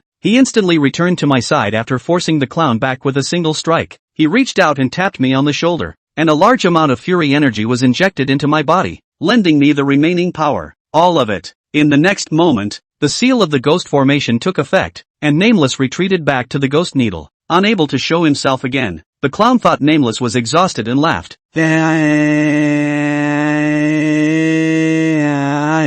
What a bummer. Hey. As soon as he spoke, his figure moved and instantly appeared in front of Joe Sishi. Joe Sishi had been sucked out of a large amount of essence and was already exhausted, and when he couldn't dodge in time, the clown put a knife to his neck. Instead of killing Joe Sishi immediately, the clown looked at me with a playful look. He asked me in a teasing tone, "Boy, the time has come to test how much you love her." He paused for a moment, then asked in a single word, "Is it her death, or you?" Everything that has happened up to this point has been what I expected. The Joker is very strong, but the playfulness is extremely heavy, or, he is psychopathic. He enjoyed people being manipulated and played with by him more than killing them. Therefore, I concluded that even if Joe Sishi lost the battle, he would not be killed immediately, and the clown would definitely force the two of us to make a choice. As it turned out, my suspicions were right, and things went as I expected. Hearing the clown's words, Joe Sishi drank without hesitation. "You killed me and spared him." Joker deliberately made a touched expression. "Ew, what a moving love. Boy, what's your decision?" I proceeded as planned and answered in a decisive tone. "Let go of my mother. I'll trade my life for hers." The clown was excited. "I'm really about to be moved to tears. It's just that you're both willing to die for each other, and that makes it hard for me to choose." Joe Sishi anxiously tried to speak, but was cut off by me with a gulp. "See, hi. I call Joe Sishi sis on a regular basis, not only because she is older than me, but also as a term of endearment. But when I call her name, it's the moment of seriousness, and Joe Sishi understands my habit." She threw me a pleading look, as if to say never die for her, so that even if she survived, she would suffer for the rest of her life. I flashed her a smile. "See, hi, let me die. Do not refuse." In the last 4 words, I aggravated my tone, and I was sure that with Joe Sishi's intelligence, he would be able to realize my intentions. Joe Sishi had a struggling expression on her face. Obviously she had understood my words and was afraid that I was deliberately lying to her in order to keep her alive. It was difficult to choose for a moment. I couldn't reveal my purpose, and could only meet her with a firm gaze. Joe Sishi closed her eyes in pain, and when she reopened them, her gaze turned firm, as if she had made some sort of determination. She gritted her teeth at the clown. "Let him die." The clown's body shook with laughter. "Ha ha ha ha ha, I knew it. I knew it." His eyes were fierce. "Love is something that really can't be relied on." The clown then drank at me. "Since you have made the same choice, don't hesitate to kill yourselves," I said in a cold voice. "I'm not going to die without dignity. If you want me to die, come over and kill me yourself." After saying that, I even raised my neck on purpose, signaling the clown to come over and cut. I had consumed so much of my essence that I didn't even look like I had the strength to stand, and the clown pressed me to take a step forward. When he stopped, he was only a step away from me. The clown raised the knife in his hand and looked at me with a cruel laugh. "Do you have any last words?" "Yes." The clown wore a surprised expression. "So tell me, maybe I'll be so kind as to help you realize it." "Yeah? Then go to hell." Just one sentence made the Joker's eyes instantly turn sharp. "Seek death." He swung his sword violently, the blade rubbing against the air with a whistling sound. Snap! The sound of gold and stone clashing rang out, and the clown's face changed drastically. He never thought that I, who looked like I was waiting to die, would have the strength to block his knife. Before he swung his sword, I had already secretly gripped the hilt of the bone sword, and with the strength that Nameless had lent me, I raised the sword to block. Joker's ability was weird, and the fact that Nameless just couldn't help him for a while didn't mean that Nameless was weaker than Joker. Even if I could only utilize 1/10 of Nameless' strength, I would still shock the clown's body back. What I've been waiting for is this opportunity. In the instant that the clown's stance was unsteady, I leapt up from my seated position, and thrust the ghostly knife in my hand, viciously into his chest. Click! The bone knife wasn't very sharp, but the power lent to me by Nameless was strong enough for me to smoothly stab the blade in. But the sensation coming from the bone knife made my heart skip a beat. Until then, I finally understood why I could never take the clown, because Nameless' attacks were all aimed at the clown's soul. But the clown doesn't have a soul. The clicking sound of the bone knife stabbing into the Joker's chest was clearly the sound of wood breaking. Clowns are not living beings, but puppets manipulated by spells. Luckily, the bone knife had the power to break evil, and the spell that manipulated the clown was eliminated in an instant after a stab. He didn't move. Chapter 96, 100-Year Sect. A large amount of Fury Chi was released from the clown's body. After a few moments, he leaned forward and collapsed into my arms. I pulled out the bone knife and pushed it so hard that the clown's body fell to the ground. I stepped forward, crouched down, and wiped my palm across his face a few times, hard enough to wipe the grease off the clown's face. Underneath the oil colors are human faces carved from wood. As I expected, the clowns are not alive, but puppets. Joe Sishi walked up to me, and she showed a shocked expression as she saw the clown's true face. "Surprisingly not human?" I asked Joe Sishi. "Sister, do you know of any sect in the Jianghu that can create puppets that are virtually indistinguishable from real people?" Joe Sishi shook his head. "I don't know. My time in the Jianghu is too short. What I know is very limited. When I turn around and meet my mother-in-law, I'll ask properly." With the clown puppet taken out, I immediately attempted to summon Nameless and Sweetie. I don't know if the clown was the centerpiece of the ghost formation, but this time, both ghost servants showed up smoothly. Sweetness was very angry and rushed at the clown and kicked him twice. Perhaps she used a lot of force under the emotion of anger, or perhaps without the breaking energy supply, the clown's body became extremely fragile. His sweetness first froze for a moment, then reached out her hand and pointed it at the ground. What is it? I looked in the direction of his sweetie's finger, only to see an orb-shaped item that rolled out of the clown's body. I picked it up and brought it to my eyes. Examining it closely, the orb appeared to be some kind of organ. The outer layer was precious golden wood, and through the hollowing out, a smaller metal object could be seen inside. Nameless looked at it and said to me, "You crushed the shell." I pinched, hard enough not to budge. A little embarrassed, I simply threw the orb hard at the ground. With a crisp crack, a copper ball rolled out. I picked it up again and realized that the copper ball was shaded with many runes that I couldn't read. I handed the brass ball to Nameless. "Elder, do you recognize it?" Nameless took the copper ball and only glanced at it. His expression turned grave, somewhat impressive. I remember that more than 100 years ago, there was once a foreigner with similar means who came to my grave and tried to subdue the severe ghosts that were hosting the chaotic graveyard. And then what? His fight with the stern spirit startled me, and when I awoke from my slumber, he sensed my presence and immediately left, leaving behind a tiger puppet carved from wood, which contained a similar item. From Nameless words, it was not difficult to judge that the manipulator behind the clown belonged to a long-inherited Jianghu sect, a sect that had existed for at least 100 years. As he was chatting with Nameless, she let out a surprised sound. "My lost essence has returned." Hearing her words, I then noticed that my essence had also recovered quite a bit. Nameless made a judgment. The foreigner who manipulated the puppet shouldn't want to show his face and start a head-on conflict with us, and has already left. With the enemy gone, there was no need for Zhou Xixi and I to remain here. Not to mention that Tang Qianshui and Danielle were still waiting for us outside. "Sis, let's go too." "Yes." I asked his sweetie to look around, and she quickly found the organs hidden in the secret room. A few moments later, along with the dull running sound of the mechanism,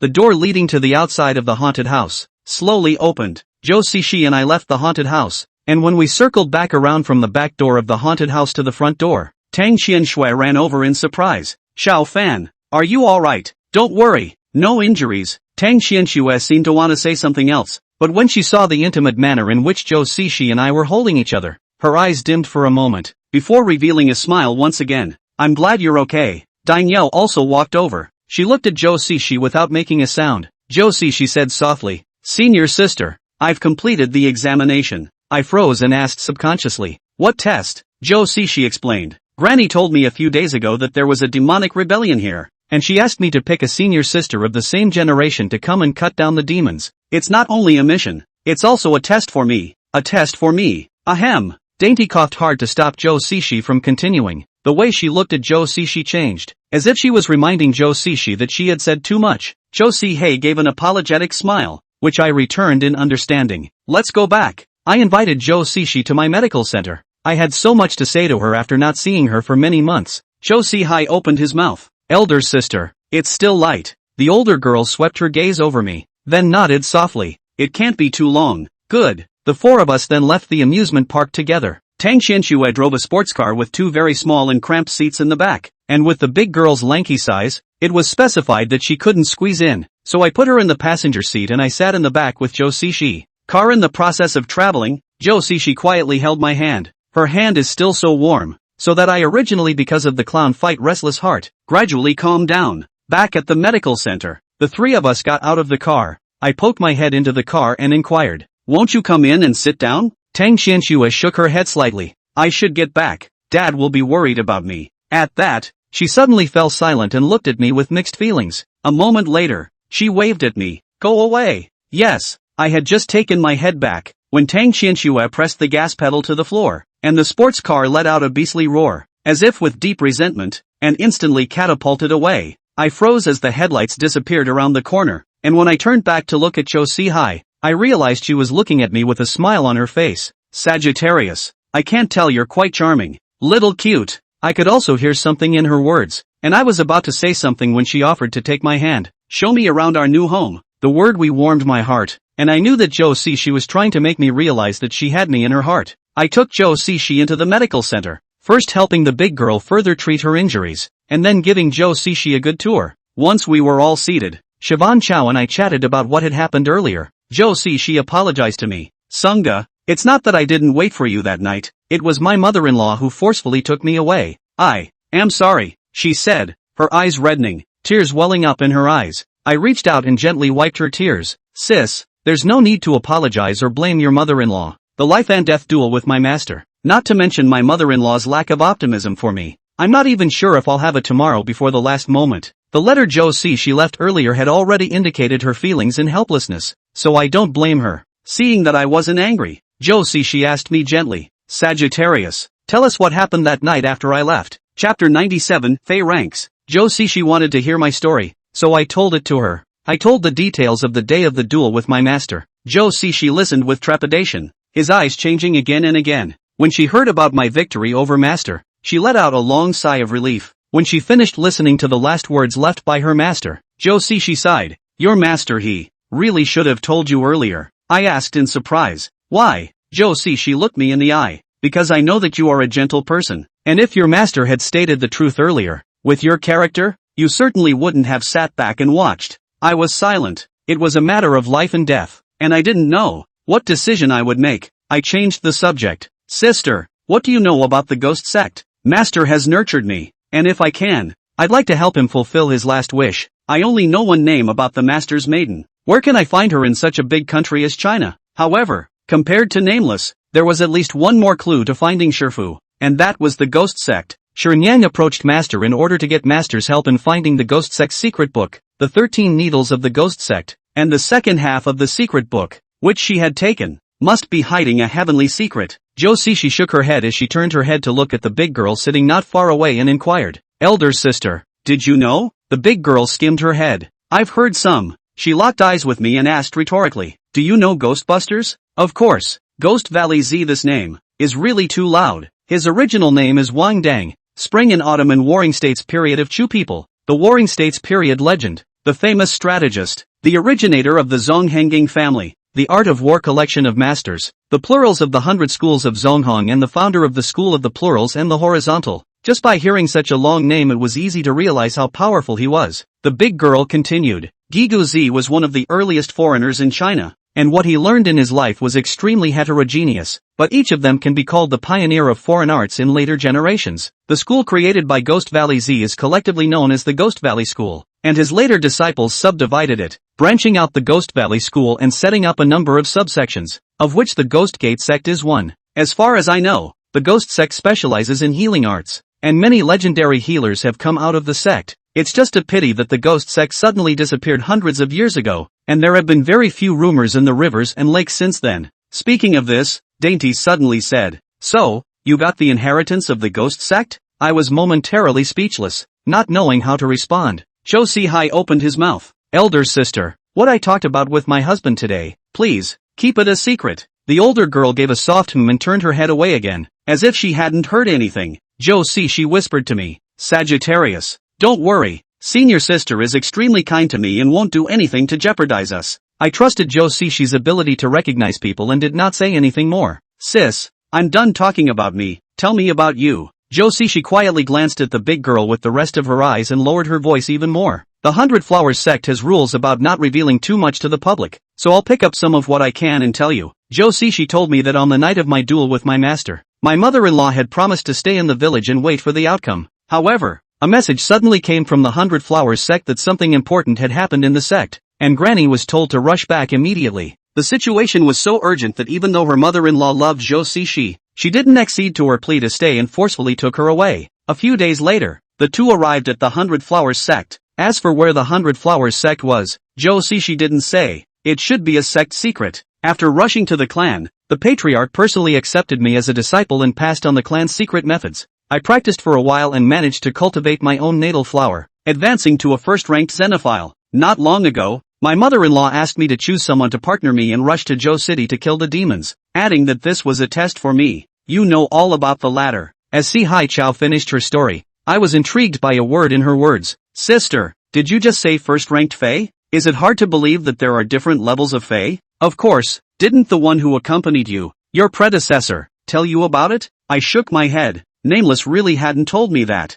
Josie she thought for a moment and figured out why. The grading of Fae abilities was only established in the last 100 years, and it's normal for that senior to have passed away early and not heard of it. She then gave me a detailed explanation. According to the strength of the foreigner, it is divided into the 1st to the 9th rank. The 1st rank is the weakest, and the 9th rank is the strongest. As for how exactly it is graded, I'm not too sure. It was graded by the clan for me. She paused for a moment, guessing. I think that when you officially start practicing, you'll belong to the first order of Xenos. Just like me, I understand. The so-called several orders of Fae, just like the levels in metaphysical novels or games, can simply assess the depth of the Fae's Tao. I inquired curiously. Sister, the mother-in-law who took you away, how many orders of Fae? Fourth order. When I heard this, I had a number in my heart. The granny solved the red-shirt ghost. Casting the spell was a bit laborious, while a stern ghost of that strength, Nameless, should be able to solve it easily. So I guess that according to the modern division of the strength of the Xenos,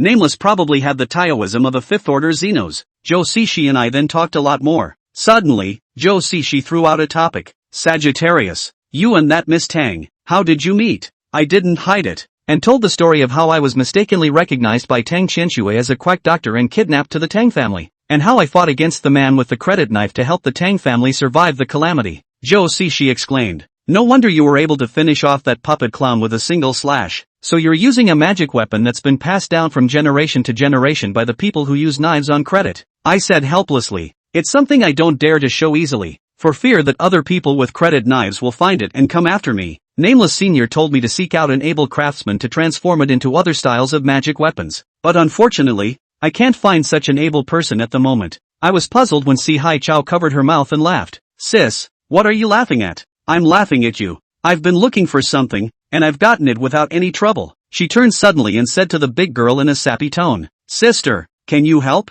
Dainty sighed, helplessly. I can't refute your face in front of your husband, I said in surprise. Murphy, Josie answered with a playful smile. That's right, senior sister. She's especially good at refining magic weapons. There are quite a few sisters in the sect whose magic weapons are from her hands. She held out her hand. Bring me your bone knife and show it to my senior sister. I hurriedly took out the bone knife and handed it over to Joe Sishi. Once the bone knife was in his hand, Joe Sishi marveled. What a strong fury, this magic weapon. I'm afraid it's been passed down for more than 3 or 5 generations. She then turned around and handed the bone knife to the big girl. The big girl studied it for a while and asked me a question. What do you want to remodel it into? Chapter 98, New Ghost Needle. What kind of magic treasure do you want? I pondered for a moment and took out the ghost needle. Is this okay? Being a ghost doctor and practicing acupuncture, a silver needle-like magic weapon that can practice medicine as well as kill ghosts is most suitable for me to use. No problem, Dainty reminded Joe Sishi. The tools for refining spells are at the hotel. I'll go back. What you shouldn't say, don't say. Got it, sister. The big girl left, and as soon as she was gone, I reached out and wrapped my arms around Joe Sishi's thin waist. Joe Sishi reddened at once. She gently slapped my hand and pouted. Little rascal, I'm playful. We're married. So even if we're hooligans, it's in name only. Seriously, once again taking my petite wife into my arms, a fire flared up inside me, and the instincts belonging to a man were awakening. My palms began to sweat. At the moment there were only 2 of us in the medical center. Even if we did something, as long as we locked the door, there was no fear of being discovered. I gulped secretly, overheard by Joe Sishi. Sunga, don't mess around. It's not that I don't want to, but I need to maintain my purine body for my future cultivation. If I break my physique, my master will surely chastise me, and even drag you into it. As soon as she spoke, Nameless' voice sounded in my head. She's right, not only her. If you want to cultivate in the future, the pure yang body should likewise not be broken. These 2 people, one sentence, as if in my head through 2 pots of cold water, directly doused my just lit desire. I cried and laughed, my tone mournful. Is it hard for me to marry a daughter-in-law and just watch? These blunt words made Joe Sishi even more shy. She reached out and pinched me lightly in the face. You, bear with me a little longer. Granny told me that when I completely master the 100-flower sex techniques and have accumulated my Tao to a certain level, I won't need to deliberately maintain a purine body, and at that time, we'll be able to cohabitate. I couldn't wait to follow up. How long will it take? Josie, she gave me a clear answer. 3 years. Granny and Master have both said that as long as I cultivate hard, I will definitely be able to graduate in just 3 years. 3 years, short or long, I think I can still get through it. I still had one more concern in my mind, so I immediately used a secret method to transmit my voice. Senior, what about me? Isn't it true that after cultivating to a certain realm, there's no need to deliberately maintain a pure yang body? That's right. Before I could be happy, Nameless poured cold water on me again.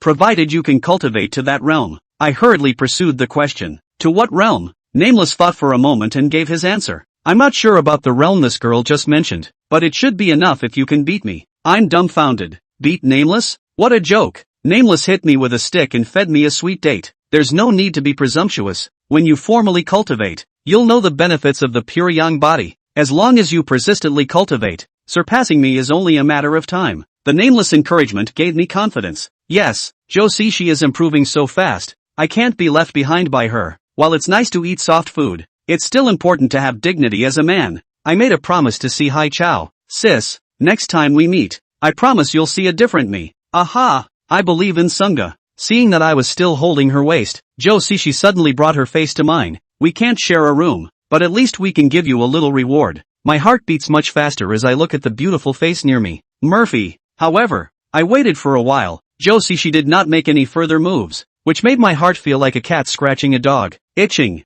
Sister. You. Josie, she snorted a laugh. Don't you know how to take some initiative? You would? How could I not understand such an obvious hint? I kissed 660's delicate red lips fiercely last week. After a moment of lingering, Josie Hei pushed me away. Little devil. You're trying to suffocate me. I couldn't help but try to get close again, but Josie, she reached out and pressed his hand against his chest. Don't kiss me. I'm afraid you can't help it if you kiss me again. Just one bite. After saying that, I forcefully embraced Josie Shi into my arms and kissed her again with a hard bite. With this kiss, time unknowingly passed for a long time, and by the time of separation, Josie Shi's eyes had turned misty. Badass. My mouth is swollen from your kisses. I giggled for a moment, then looked away, afraid I'd get an impulse and do it again. When I had calmed down, I took Josie Shi into my arms and talked about love. Sweet time, always flies by. Do not know, the day has been bright for a long time. Just then, Big Girl came back. Josie Shi hurriedly escaped from my arms and greeted Big Girl somewhat awkwardly. Elder sister, you're back? Dainty let out a hum. Her face was expressionless, and she couldn't see the slightest fluctuation in her emotions. She walked up to me, pulled a tin box out of her pocket, and handed it to me. Let's see if it fits. I reached out and took the metal box, and it was cold in my hand, like touching a piece of ice. The chill was not emanating from the iron box, but the contents of the box. Josie, she curiously came up and urged me to hurry up and open it. I carefully opened the box, and 5 white, fine needles, ground from bone, appeared before me. Josie Hippie asked, Elder sister, can only 5 needles be sharpened from such a large bone knife? Well, although that bone blade looks powerful, it's of poor quality, and it's already not easy to sharpen 5 needles. It was easy to see from the workmanship of the bone needles that Tanya had put her heart into it, and I hastened to rise and thank her. Thanks. I pinched out 2 bone needles and used a secret method to send a message to the 2 ghost servants. Elder, sweets, try to see if the new ghost needle fits. In the next moment, 2 strands of baneful energy traveled down my arm and drilled into the bone needles. Soon, the color of the bone needle turned from white to black. Sweetie's surprised voice rang in my head. Brother Shao, I feel like my Dao has increased a lot. Nameless echoed. It did increase. I was surprised in my heart. So it turns out that upgrading the quality of ghost needles can also make ghost servants stronger. I thanked the big girl again and she just blandly replied back. Fit is good. She then looked at Josie Shi. We should go. My heart tightened. Is it time to part again? Josie Shi looked at me, his eyes full of reluctance. I said hastily, Sis, leave a contact. Without waiting for Josie Shi to reply, Dainty gulped lightly. No. Josie Shi lowered his head. Sunga, I will definitely come to see you in the future whenever I have the chance. 3 years. Wait for me for 3 years. I can't force it with big girl watching. Good. I'll wait for you. Josie Shi left. I sat alone in the medical center, frustrated, mixed feelings in my heart. However, just at that moment, the door of the medical center was pushed open once again. Sis? I thought it was Josie Shi who couldn't let go of me and returned, but when I saw the visitor, I couldn't help but freeze. It's big girl. Tanya didn't enter, just stood in the doorway. She said to me in a cold tone, I only have one word for you. Forget Si Hai. You don't deserve her. Chapter 99 Huang Ting Jing. Dainty's words hit me like a bolt from the blue. I immediately questioned, what do you mean by that? The big girl's tone remained cold. Literally, since she worshipped in my 100 Flowers sect, the 2 of you are no longer in the same boat. I hope you'll be more sensible and not see Shi again in the future. Or else. She didn't finish her sentence, but the threatening intent was already displayed in her words. She then turned to leave. Stop. I let out an angry cry and hurriedly chased after the door. However, by the time I ran to the door and twisted my head from side to side to look for it, there was no trace of the big girl. My heart was burning like fire, and the words of the big girl echoed in my head over and over again. I subconsciously clenched my fists. When my mother-in-law first took Josie Shi away, she once said that she would be able to return to me when Josie Shi finished her training. Josie Shi thought so too. and made a vow with me. But Big Girl's warning clearly represented the true attitude of the 100 Flowers sect. Brother Xiao? Perhaps it was my anger that startled He Tian Tian. She asked me somewhat nervously, "Are you okay?" It was hard for me to say nothing, so I took a deep breath and inquired, "Senior, what do you think of this matter?" Nameless replied calmly, "If I were the head of a clan, I'm afraid I wouldn't want that girl to return to you. The purine body is too hard to find, and the probability is that that girl will be cultivated as the next generation of patriarchs. I see. If I let Zhou Xixi return to my side, then the resources that the 100 Flowers sect used on her, wouldn't it be a dowry for me? What do I have to do to get Sihai back to me?" Nameless gave me a very blunt, but incredibly difficult answer. "It's very simple. As long as you're so powerful that the entire 100 Flowers sect doesn't dare to be your enemy, naturally there won't be any resistance. To fight against the entire 100 Flowers sect with the power of one man? Can I really do that?" I closed my eyes, and Zhou Xixi's delicate face floated into my mind. My fists clenched tighter, my bones clicking. My heart did not give birth to a single moment of hesitation. Wanting to snatch my wife away, not to mention 100 Flowers sect, even if it was the entire Fei Jianghu, it wouldn't work. "Elder, have I accumulated enough Dao? Please teach me to cultivate." Nameless was silent for a moment, as if considering me carefully. "Almost enough. The evil fruits stained on you have been eliminated by 70%, and the Dao has also accumulated some. Although not deep, it is still considered to be enough to build a foundation." Hearing this, I was ecstatic that my long-awaited cultivation could finally begin in earnest. I went back to the medical center and put up a sign saying today's rest. Although I hadn't slept for the whole night and my body was exhausted, but thinking that if I slacked off just a little bit, Zhou Xixi might come back a day late, I immediately braced myself. "Elder, please show yourself." Nameless floated out of the ghost needle and stood in front of me. I was about to pay my respects immediately, but Nameless reached out and held me in place. He asked me, "What are you kneeling me for?" "Worship." Nameless shook his head with a disinterested look. "I'm already dead. What do I need that name for? Besides, the things I've passed on to you are all Taoist classics, so even if you want to worship, you shouldn't worship me. If Nameless has said so, I won't be pretentious." "Senior, what dharma are you planning to pass on to me?" Nameless had said before that when he was alive, although he was not a Taoist priest, he had an extremely deep study of Taoism, and he knew many of the Taoist cultivation methods. Nameless did not answer positively, but instead spoke about the principles of Taoist cultivation. Taoist cultivation is divided into two types, the inner elixir and the outer elixir. The so-called inner elixir is to absorb the spiritual qi of heaven and earth and incorporate it into one's own body, refining it into air. As for the external dan, it is to enhance with the help of external forces, such as refining weapons and taking dan. Zhou Xixi, that girl, directly robbed the ghost's cultivation with her purine body, which is also categorized under this type. He asked me after a pause, "Which one are you going to choose? Internal elixir? External elixir?" From Nameless' description, the outer elixir cultivation method had the fastest boost to the Tao. Since Zhou Xixi's purine body has the wonderful ability to seize the cultivation of ghosts and monsters, then my pure yang body should have similar means, but I didn't rush into a decision. "Elder, which one do you wish me to cultivate?" Nameless wants to rely on me to retrieve the memories of his past life. The deeper my Tao and the higher my cultivation, the greater the possibility of him realizing his wish. I'm sure I can't go wrong with him making the decision for me. Nameless didn't seem to be surprised by my decision as he gave a small smile. "If I were you,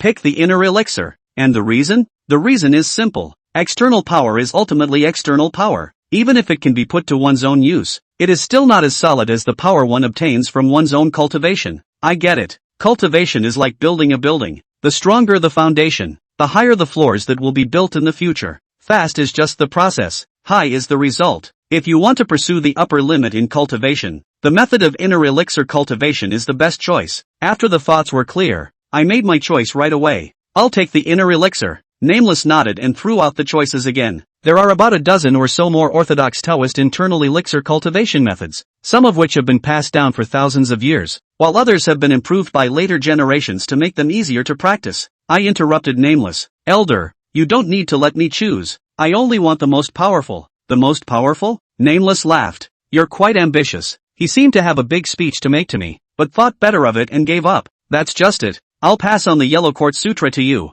Huang Ting Jing? The name sounds a little familiar to me. Nameless told me that this method appeared at the end of the Eastern Han Dynasty, and it is one of the oldest and most orthodox cultivation methods of Taoist internal alchemy. The Huang Ting Jing is a Taoist practice of keeping the gods and raising the qi, the essence of which is that the human body's 5 organs, 6 bowels, and even the pores of the bones and joints, and the gods in heaven correspond one by one. as long as the gods are kept in thought, so that they return to the body, then you can achieve Taoism and become an immortal. What Nameless said was too esoteric for me to understand somewhat. Elder, can you explain it more simply? Yes, you can understand it this way. Every part of a person's body, there is a competent god. You just need to be able to establish a connection with them. You can constantly mobilize the spiritual chi of heaven and earth, refine it into air and store it in your body. Now I more or less understand. Nameless' expression became serious. I'll first teach you the 7 words of the Yellow Court Sutra. This is the foundation of cultivation. You must memorize it in your mind.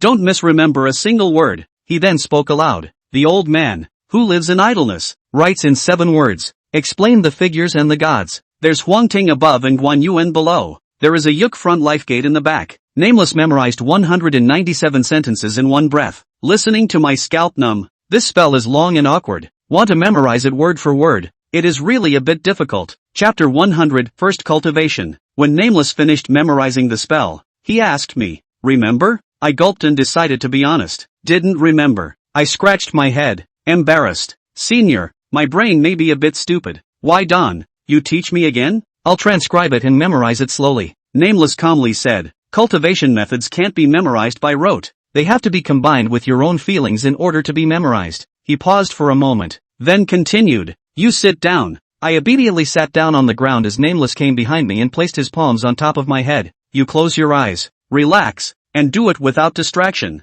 and I'll guide you and memorize it again. I immediately sat as I should, closed my eyes, and slowly adjusted my mind. The words no distractions are easy to say, but it's extraordinarily difficult to do. It took me a long time to adjust to this state. As I threw away the last vestige of distraction in my mind, an icy cold aura poured in from the top of my head and injected itself into my internal meridians. It's the Nameless Fury. The old man, who lives in idleness, writes in 7 words. Explain the figures and the gods. There's Huangting above and Guan Yuan below. There is a Yuk front life gate in the back. Nameless once again recited the 7 words of the Yellow Court Sutra, and as he did so, he manipulated his baneful energy to travel through the meridians and internal organs in my body. When I read the counterpart, his fury lingers briefly, allowing me to feel it carefully. I don't know how long it took, but Nameless' voice stopped. I opened my eyes to find him retracing his steps back to me. Nameless asked the same question. Do you remember? I was about to say, not yet, but I was surprised to find that all 197 phrases had been imprinted in my mind, and I knew them by heart.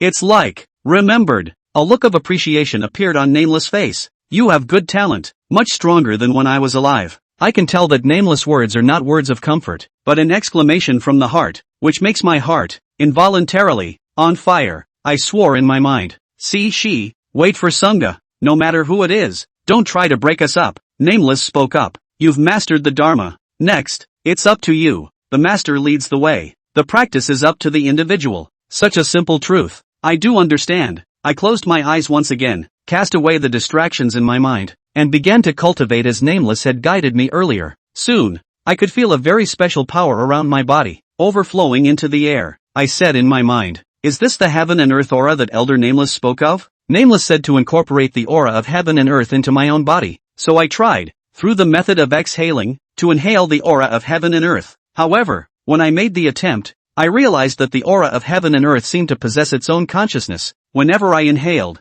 they would move away, and when I exhaled, they would come to me, as if the old and decrepit were playing with children, which made people so angry. After many attempts, my heart began to fret, and just then, the voice of the Nameless rang out like a flood bell from outside the universe. Be patient. I took a deep breath and once again threw away the distractions in my mind. I continued to make attempts, even when I failed, without being impatient or annoyed. I don't know how long it took, but I was surprised to find that the aura of heaven and earth had a tendency to gradually gather towards me. I was ecstatic. However, when my mind wandered, the heaven and earth aura ran away again. I hastily reminded myself, calm down, don't have any distractions. I adjusted my mind again, and finally, the first wisp of heaven and earth aura was inhaled into my mouth and nose. I could clearly feel the heaven and earth aura traveling through the meridians in my body, following a specific route. I also found that these heaven and earth auras were not pure and contained impurities. My intuition told me that keeping these impurities in my body was not a good thing, and that they needed to be purified, or refined, before they could be taken into my body.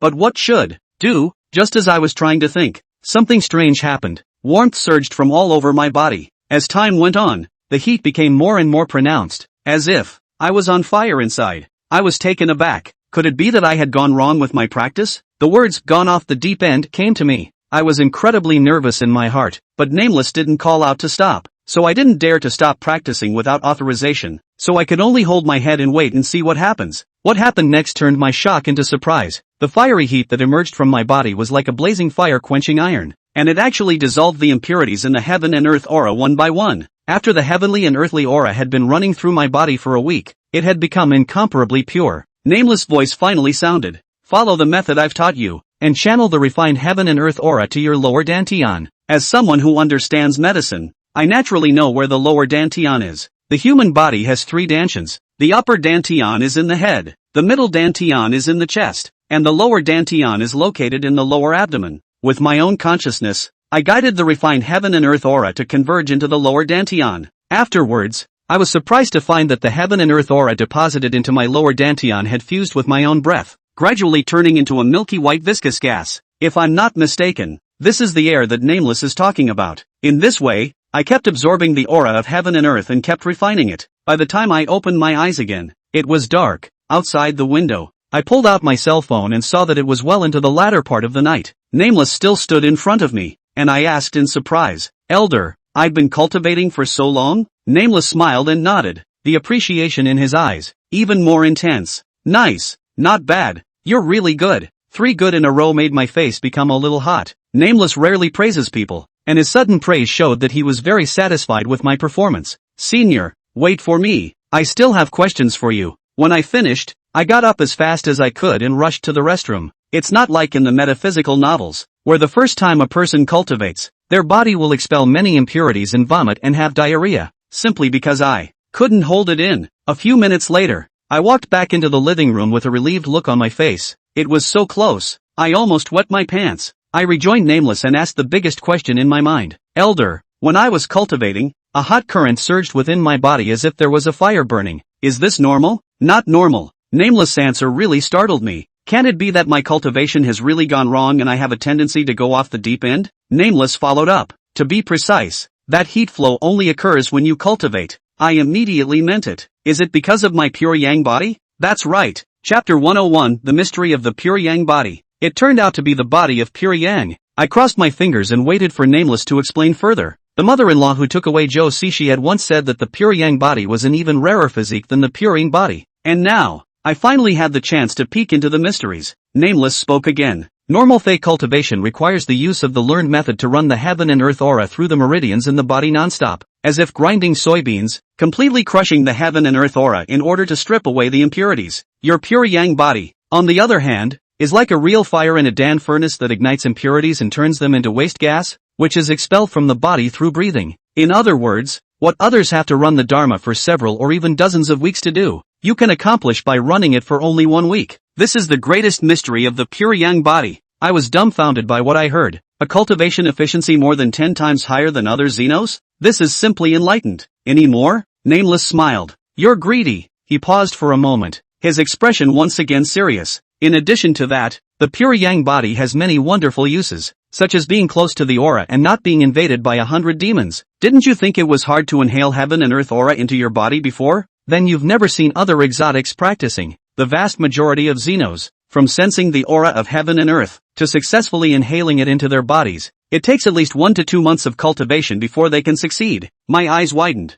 If Nameless had told me earlier, I wouldn't have been so anxious just now. Also, everything in this world is born of both yin and yang. Aura is yang and bane is yin. Your pure yang body is naturally close to aura. Naturally it is also naturally repulsed by bane. So sense carefully, is there any bane left in you? I immediately quieted my mind and felt it carefully. And the baleful aura that had colored my body from dealing with ghosts before was indeed gone. I inquired, by way of example. "Elder, you just said that the body of pure yang is invulnerable to 100 evils. Does that mean that when I encounter the severe ghosts again, their spells will not work on me?" Nameless didn't answer my question immediately, but asked me, "Do you want to try?" "Think." I answered without hesitation that only by experiencing it myself could I know the secrets I was carrying. Nameless raised his palm and gently slapped it at me. A wave of fury gushed out from his palm and landed lightly on my chest. I was full of confidence, and in my mind, I even had a vision of the baneful chi dissipating in an instant after it touched me, like a snowflake touching a flame. However, I screamed in agony and instantly fell to the ground. rolling around in pain.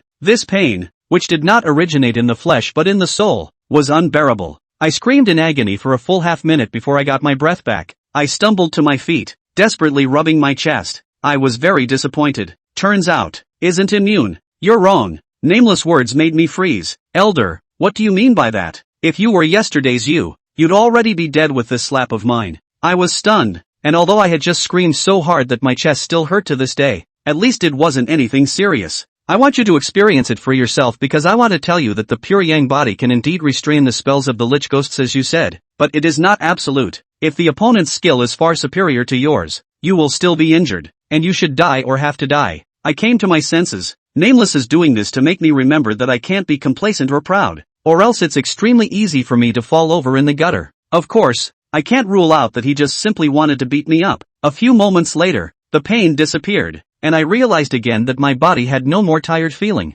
Obviously yesterday I did not sleep all night, and today I practiced the whole day. Could this also be the benefits of practice? Since I'm not tired, I'll continue. I pleaded with Nameless again. Elder, you also promised to pass on my sword technique before, so today, pass it on altogether. Instead of scolding me for being insatiable, Nameless agreed painfully. Go find a sword. Sword? That I hadn't really prepared. So I thought about it and ran to the second floor to bring a fly swatter, snapping the front off and leaving only the back rod. Elder, just settle down with this, okay? Okay. Nameless is not at all picky. Perhaps for experts like him, has long reached the realm of flowers and leaves can be hurt, already do not care what is held in the hand. He took the fly swatter from me and gulped lightly. The sword art I'm going to pass on to you is called the 8 Steps Pure Yang Dragon Sword. Nameless told me that this sword technique in the Jianghu, there is another resounding name, called the Wudong Pure Yang Sword, is the Taoist Wudong school of sword technique. Then, Nameless began to dance with his sword. Don't look at the fly swatter in his hand.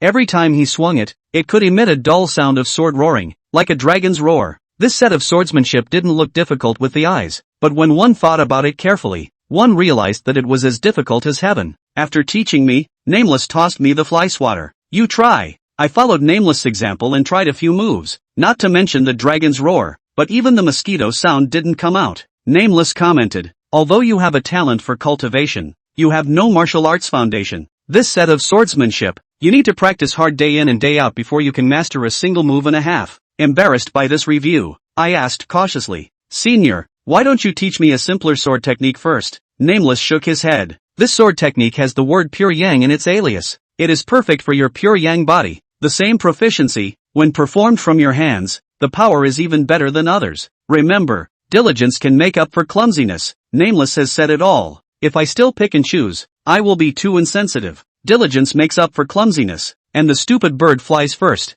I believe that with Nameless, the master, on hand to give me guidance, along with diligent study and practice, I will definitely be able to master this set of swordsmanship. Elder, then I'll continue practicing. If there is something wrong with the practice, please instruct me promptly. I continued to dance with my sword, and this dance went on until dawn. This night, I practiced only one move from the sword technique for 1,000 times, and the light fly swatter, in my hands, was as heavy as 1,000 pounds. Finally, I couldn't take it anymore. I sat on my ass and gasped for air. I can't, I have to rest. Nameless nodded and transformed into a fury. Returning to the ghost needle, I lay on the ground for a long time, building up some strength and getting up with difficulty. I was going to take a shower and have a nice meal. I hadn't had any rice or water all day and my stomach was already protesting, before I could lift my step. However, my cell phone rang. I found my phone and saw that it was Mr. Ho calling. Pressing the connect button, Mr. Ho's slightly anxious voice came out of the receiver. Mr. Chow, have you been to the amusement park? Today I got news that the owner of the amusement park inexplicably disappeared. If I'm not mistaken, the owner of the amusement park is the manipulator of the clown puppets, and he's definitely going to run when he's discovered the secret by me and Joe Sishi. I told what happened the night before, in detail, as to whether Mr. Ho believed it or not. I'm not sure. Mr. Ho was so shocked after hearing this that he could not speak for a long time, and it was a long time before he spoke again. This is something I need to report. After that, he hung up the phone. I showered and ate and slept until late afternoon. I didn't wake up naturally, but from a knock on the door. The doctor's office had not been open for 3 days, so I assumed it was a sick person and got up in a hurry. However, when I opened the door to the medical center, a man in a suit and sunglasses appeared in front of me. Is it Xiao Fan? I have something to find you. Chapter 102 Tianlong Security Company. The sudden appearance of the man in the suit alerted me, because I could clearly feel that in addition to the fury that permeated his body, he also exuded a special power that was exactly the same as the air that had coalesced in my lower dantian after my cultivation. There was no doubt that the man in the suit in front of him was a foreigner who possessed a cultivation spell. I asked warily, "What is it that you want from me?" The man in the suit took off his sunglasses and stuck them in his breast pocket. Seeing his movements, I frowned slightly. It was obviously night, but he was wearing sunglasses. This person was either pretending, or the sunglasses had a special purpose. "Mr. Chow, don't be nervous, I'm not your enemy." He paused and continued. "Introduce yourself. My last name is Feng. I'm generally known as Feng Laosher in the Jianghu." "Oh yeah, I'm a friend of Mr. Hua." Boss was friend? Perhaps to reassure me, he smiled at me. "If you're not sure, you can call Mr. Hua to confirm." Good. I pulled out my cell phone and called Boss Hua, and when I learned that someone with the last name Feng had come to my door, Boss Hua stated that he was the person in charge sent from above to investigate the amusement park matter. Hearing this, I was a bit surprised. The person sent from above, Boss Hua, could it be that he has an official background? "Come in." I invited Feng Laosher into the medical center, and he entered and looked around for a moment before taking the initiative to take a seat. Feng Laosi had a professional smile on his face. "Mr. Chow is really young and talented. Such a tricky foreigner. Our people have captured him several times without being able to handle it, but he was actually scared away by you." Given the possible background behind Feng Laosher, I poured him tea. "What do you want to know, Mr. Feng?" Perhaps seeing that I looked wary, Feng Laosher waved his hand, signaling me not to be nervous. "It's just a walkthrough of what happened." When he finished speaking, he pulled out a recorder and placed it on the table. "Business as usual. Mind?" I shook my head, and then made a pleased gesture, signaling for him to ask the question. Although I hadn't done anything wrong, I still understood the truth that more words would be better. Feng Laosher tightened his smile and became serious. "May I ask Mr. Shaw why you went to the amusement park?" The reason he must know the answer to this question and still ask it is, I guess, twofold. First, official business should go through the process. Secondly, just like my previous torture of the night ghost,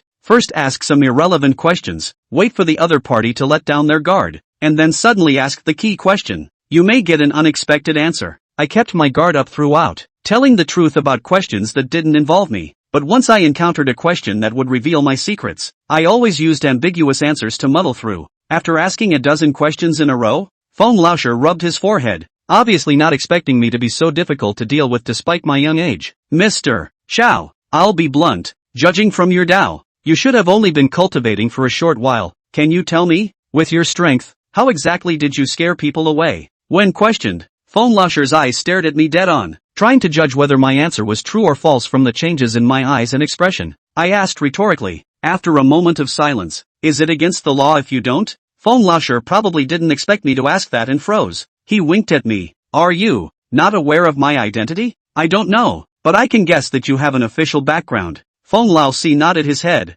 sort of recognizing my guess. "It seems you have no clan or even a master." It was my turn to be surprised. How did he surmise that? Perhaps guessing my thoughts, Feng Laosher offered an explanation. "There's no need to be surprised. It's not hard to guess, because in today's Jianghu, there are very few Fae who don't recognize us already." He paused for a moment to answer the question I had just asked. "We respect the privacy of the vast majority of the Fae, and you can refuse to answer if you don't want to, but of course, I'd still like your cooperation." "I'm sorry, I refuse to answer." Feng Laosher rubbed his head once again with a helpless look on his face. "Then can you tell us about your relationship with Zhou Cixi? As far as we know, she is a newly recruited disciple of the 100 Flowers sect, and is considered to be a wunderkind that is hard to come by in 100 years. May I ask how you know her?" I was shocked. When I spoke with Boss Hua in the morning, I didn't tell him about Zhou Cixi, and Feng Laosher was able to find out even that? Instinctively, I was ready to say no again, but I changed my mind when I thought about what the big girl had warned me about. "Zhou Cixi is my wife." Feng Laosher's eyes widened at once and suddenly exclaimed loudly, "Asterisk asterisk asterisk asterisk, a melon this big? Ahem." He was halfway through his exclamation of surprise when he suddenly looked at the recorder sitting on the table and hurriedly covered his embarrassment with a cough. He resumed his serious expression. "Mr. Chow, please tell me more carefully." I told the story of how I met and fell in love with Zhou Cixi, but of course, I threw out all the details about my master and the ghost sect. When I heard that my bride was taken away by the 100 Flowers sect on the wedding night, Feng Laosher showed a look of "I pity you, brother." I suddenly came forward, startling Feng Laosher. "Mr. Chow, what's wrong with you? I just want to ask, do you care about things like my wife being preyed upon by a Fae?" Ahem. Feng Laosher was once again embarrassed. This kind of thing, well, we usually don't care. After all, the Jianghu has the rules of the Jianghu, and what the other party is doing isn't killing people to get rid of their goods, so it's not too good for us to intervene. Unless Zhou Cixi personally comes to us to report the case. Through Feng Laosher's answer, I analyzed something very important. The Jianghu has the rules of the Jianghu, and what the other party did was not killing people and goods. And these two sentences show that although the official has jurisdiction over the foreigners, it is only for the more serious offenses, and the rest of the things are done according to the rules of the Jianghu itself. Perhaps fearing that I would pursue this matter, Feng Laosher put away the recorder. Mr. Chow, thank you for your cooperation. I still have things to do, so I'll leave first. Okay, I'll give you a ride. Just 2 steps away. Feng Laosher suddenly turned around again. He fumbled halfway through his pocket and pulled out a crumpled business card. Here's my card. So if you ever come across the guy who was causing trouble at the amusement park again, or if you come across any other fade doing anything that jeopardizes society, you can contact me. I took the business card, looked down. The name column is written Feng Laosher nickname, and the company name column, it is written Tianlong Security Limited Liability Company. A security company? Isn't Feng Laosi an official? Could it be a disguise? I just wanted to inquire, but when I looked up, I saw that Feng Laosher had already walked away. I put the card away nicely, my instincts telling me that I would definitely have another chance to deal with him in the future. After Feng Laosher left, I didn't go back to sleep. The medical center was closed for several days, and if it didn't open, I was afraid that it would go out of business. I ate casually and cleaned up the dishes when a patient arrived. He hadn't even entered the medical center when his voice came in first. Ouch! Doc, come help me. Chapter 103, The Uncatchable Thief. Hearing the patient moan in pain, I hurriedly put down my dishes and ran out the door. Outside the door was an older man in his 50s, dressed in a designer label and wearing a large gold chain thicker than his thumb around his neck, which, judging by the sheen, was not a fake. What attracted me most, of course, was the top of his bald head, which reflected the sunlight brighter than a large gold chain. The older man covered his chest and stumbled as he walked, beads of sweat on his forehead and a particularly deep frown on his face. The purple coloration of his lips, medically called cyanosis, is caused by a lack of qi in blood flow and is most often seen in cardiovascular disease. Combined with the fact that he was holding his chest tightly, I tentatively decided that he had a heart problem. Regardless of the hospital, patients with chest pain are among the priority groups for consultation, and I hurriedly helped him into the medical center. Lie down. I immediately took his pulse, and sure enough, there was a problem with his heart, but luckily it wasn't too big of a problem. So I ripped open the shirt on his front chest and stabbed it with a ghost needle. Soon the frown between the older man's eyebrows loosened. He touched his chest in surprise and sat up from the bed, full of excitement. The divine doctor. Doctor. I was a little embarrassed by his compliment and reminded, Uncle, don't get excited. Your illness is most avoidable. Good. I'll listen to the divine doctor. When he had stabilized, I persuaded, you have a problem with your heart. The shot I just gave you will save the day, but it won't cure the problem. I suggest you go to a major hospital for a full checkup. Diseases of the heart, very tricky, although the master taught me how to cure, but also told me, encountered this kind of patient as far as possible to the hospital. In case you meet the cardiac vascular entrapment of the patient, with a silver needle and prescription, cannot be cured. The older man obviously didn't care about my persuasion as he waved his hand. It's okay, I'm sick. I'm just pissed off. Anger is indeed prone to heart disease. I don't know if I was infected by Feng Laosher. I also gossip. Who are you pissed off at? When I asked this, the uncle immediately opened the box and spilled his guts at me. Little divine doctor, you don't know, in the last half a month, my family has been losing things every day. If it were you, you'd be furious. I was curious. Lose something? Is it inviting thieves? This uncle looks like a rich man. It's not surprising that he was missed by the thieves. It must have attracted thieves. How can you lose something if you didn't invite a thief? And did you call the police? Reported. The police have been to my house many times, and they've installed surveillance cameras in my house, but they can't catch the thieves. Uncle hated it with a gnashing of teeth. Don't let me catch that bastard or I'll strangle him with a gold chain. Seeing his face redden with anger, I hurriedly reminded, Uncle, take it easy and watch out for another offense. The older man hurriedly covered his chest. Yeah.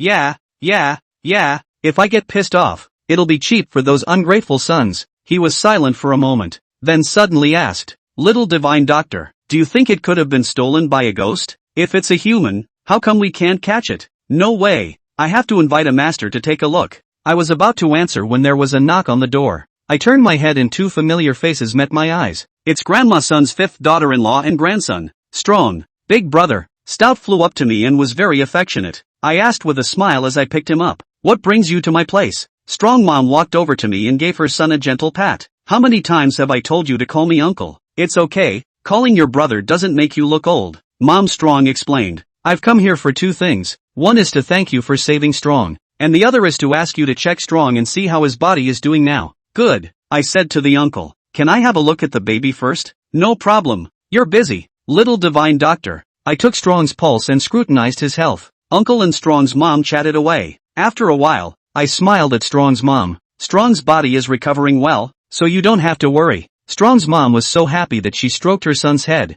Don't thank Uncle Xiao yet. Thank you, big brother. You child. Strong mom didn't stay long when she saw a patient in my medical clinic. I sent the two to the door. Before we parted, Zhuang's mother said Zhuang liked me very much and invited me to visit her house often in the future. I smiled and agreed. When I returned to the medical center, I noticed a change in the way the older man looked at me. He asked me excitedly, I just heard that Ninny say that you can read things? When the two of them were talking just now, Strong's mom mentioned something about grandma's son, and that's why Uncle thought so. Yes, it will be that little bit. The uncle became more agitated. He grabbed my hand and pleaded, Little divine doctor, please help me. In case it's really a ghost stealing, you'll help me catch him. Don't you worry, as long as I can stop losing things, I'll definitely give you a satisfactory reward. Perhaps afraid that I wouldn't believe him, he immediately held out a finger. A 200-gram small yellowtail. Okay, yellowtail? That's a nickname for gold bullion. 200 grams. I remember the recent price of gold has risen to 500 a gram. 200 grams of gold is $100,000. The payoff, indeed, could be considered generous. I was heartened and decided to take the job, but didn't put too much stock in it. I can go over it for you, but don't blame me if it doesn't work out. Which can? I'm already grateful that little divine doctor is willing to help. I asked my uncle to wait for me in the medical center for a while, and when we had a break for lunch, I went home with him to see what was going on. When there were no patients, I chatted with the uncle for a while and learned that his last name was Tian and that he worked in civil engineering. At noon, I sent off the last patient and rushed with Uncle Tian to his house. Just entering the house, Uncle Tian immediately changed his face. He quickly ran to the coffee table and picked up a note. I saw Uncle Tian's hand shaking as he squeezed the note, his face turning blue. I was afraid he'd give another fit and hurried up. I walked to Uncle Tian's side and probed, only to see a line written crookedly on the note, borrow a small yellowtail from your safe. Uncle Tian, this is. The moment I opened my mouth, it made Uncle Tian wake up with a start, and he let out a yell and ran quickly to the bedroom. I followed closely, and when I came to the bedroom, I found Uncle Tian opening the closet and throwing out a stream of clothes piled up in the corner of the closet. Hidden under the pile of clothes is a small safe. There was no sign that the safe had been pried, and Uncle Tian's hands were shaking so badly that he turned the combination several times before opening the safe's door. The safe was full of so much brand new money, from every country, in addition to jewelry, jewels, and more than 24 small yellowtail fish of a considerable weight, which could be described as a great deal of money. Uncle Tian tremblingly stretched out his fingers and counted the small yellow fish, and when he finished counting the last one, he almost turned his back and roared, "Thousand dagger thief." No doubt he lost something again. Chapter 104, Two Thieves in One Day. After ascertaining that he had indeed lost a small yellowtail, Uncle Tian cursed for 10 minutes, and no matter how I tried to persuade him, the profanity would not stop. Just as I was contemplating whether or not to stick him with a needle and force him to calm down, Uncle Tian suddenly came out of the closet and hugged my leg, bawling, "Little divine doctor, you must help me. This thousand-dagger thief won't die until he steals all of my house." I rushed to comfort. "Uncle, calm down. I can't help you if you're like this." After a few more moments of persuasion, Uncle Tian finally calmed down. I asked him, "How much stuff is missing from your house?" Uncle Tian ran to the study, brought a bunch of notes, and handed them to me. I fixed my eyes on the notes, which were all in crooked handwriting, all left by the little thief. The paper was just brilliant. The thief stole everything, from cash, jewelry, and small yellowtail, to soap, shower gel, and toilet paper. I inquired dazedly, "Uncle, are you sure you're not offended? What sane thief would steal toilet paper?" Uncle Tian hurriedly said, "No, absolutely no. I'm a good old man. Usually when I walk down the street and see an old granny crossing the street, I'll take the initiative to help her. How could I offend anyone?" I thought about it and continued to ask, "Do you just lose things around the house?" "Yeah, only lost things in the house so far. So why don't you take these valuable items and give them to the bank for safekeeping? As far as I know, Some people do like to hide valuable things in their homes, but what Uncle Tian hid in his safe is too much. I can understand that some banks won't accept jewelry, but small yellowtail and cash, they can be deposited in the bank. Uncle Tian stammered, half unable to speak a complete sentence. That's because. I could tell he didn't want to tell me. Quickly, he changed the subject. Little divine doctor, don't dwell on this. I invited you here to help me catch a thief. Take a quick look. Is there a ghost causing trouble or not? There was no sign of the safe being broken into, yet something was missing, so if it wasn't an acquaintance committing the crime, the odds were that it was a ghost. I looked at the note in my hand again. It was something the thief had left behind, and if he really was a ghost, the note would have definitely left a bogeyman on it, but I sensed it for half a day and found nothing. Uncle, wait for me. I left the bedroom and summoned Nameless. Elder, take a look at these notes. I didn't sense the fury on them, but I always feel that something is strange somewhere. Nameless pulled a note out of my hand,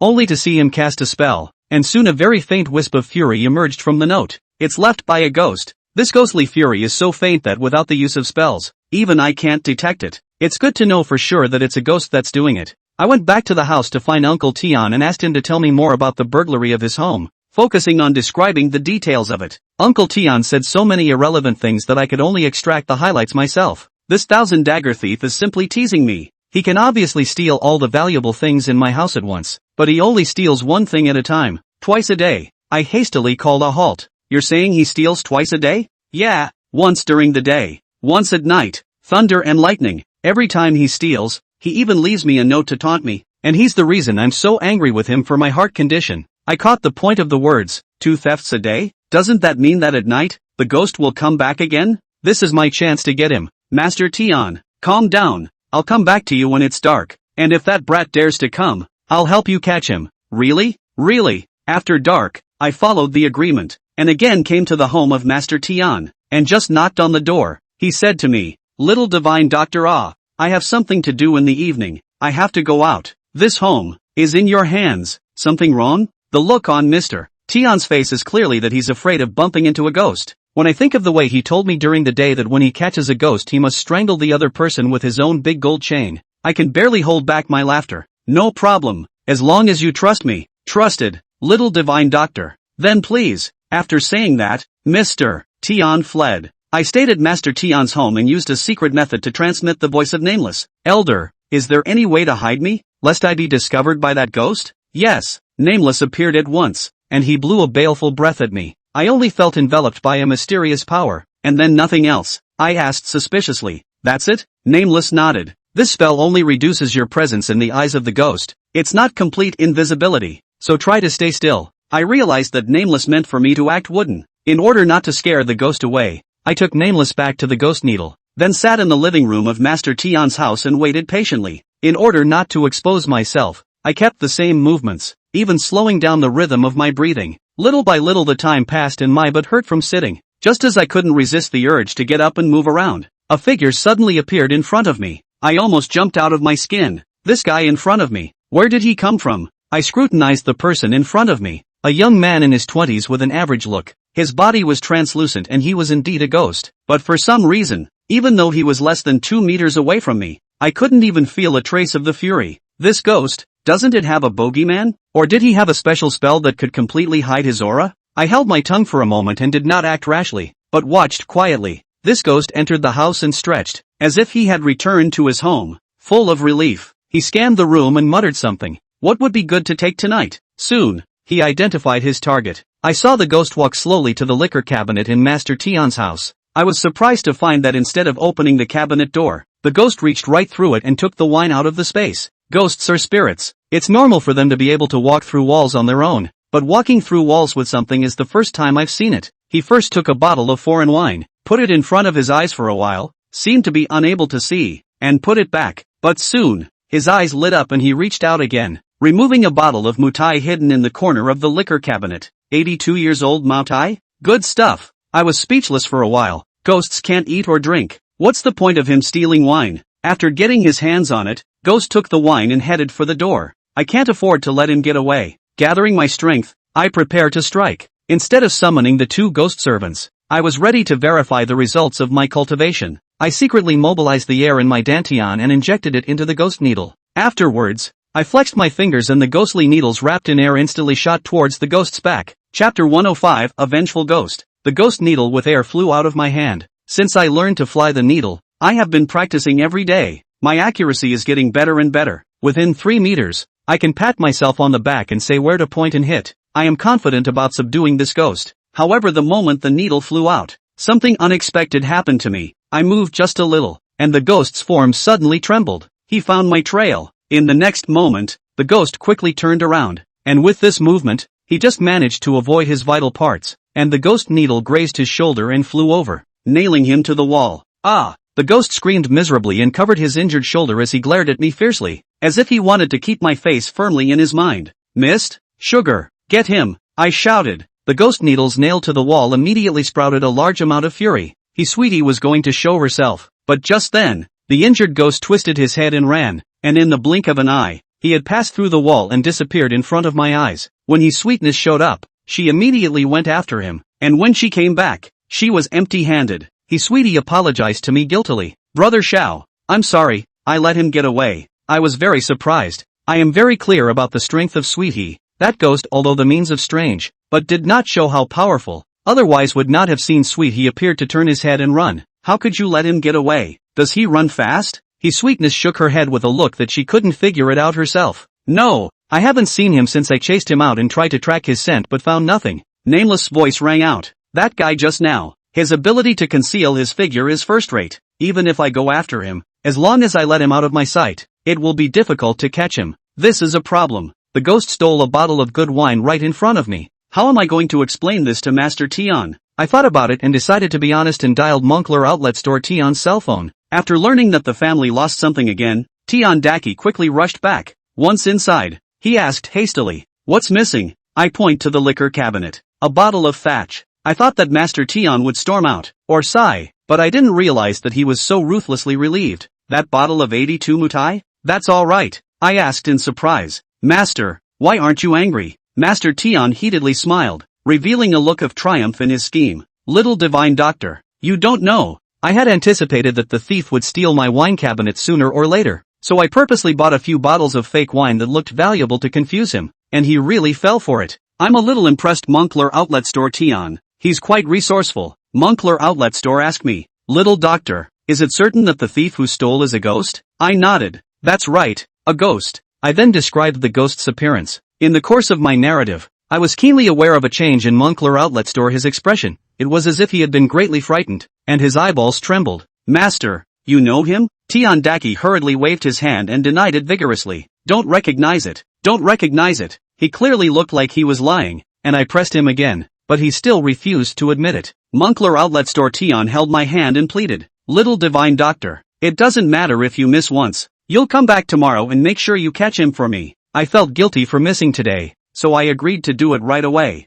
Back at the medical center, I took a shower and quickly fell into sleep. I dreamed that on the day of my wedding, Josie was all dressed up in red makeup and married me. As I dreamed, I suddenly felt a little cold and a little giggle in my back. Achoo! I woke up with a huge sneeze. I was light and fluffy. No wonder I felt cold. I had kicked the covers. I subconsciously reached for the comforter, but when I touched the hard board, I was stunned. I got up in a hurry, turned the light on, and was dumbfounded. Not to mention the comforter. My mattress is gone. The whole bed, just the bare boards. Further down low, I was naked, without a piece of cloth. Where are my pajamas? Where are my panties? How come it's all gone? The first thing that came to my mind was the ghost that I had injured in the first half of the night. This guy, coming to the door for revenge. I panicked. It didn't matter if anything else was stolen. The ghost needle. Where's my ghost needle? I scanned the week and was surprised to find that the jacket I had hidden the ghost pin in was still hanging on its original hanger. But the pants, shoes and even socks are gone.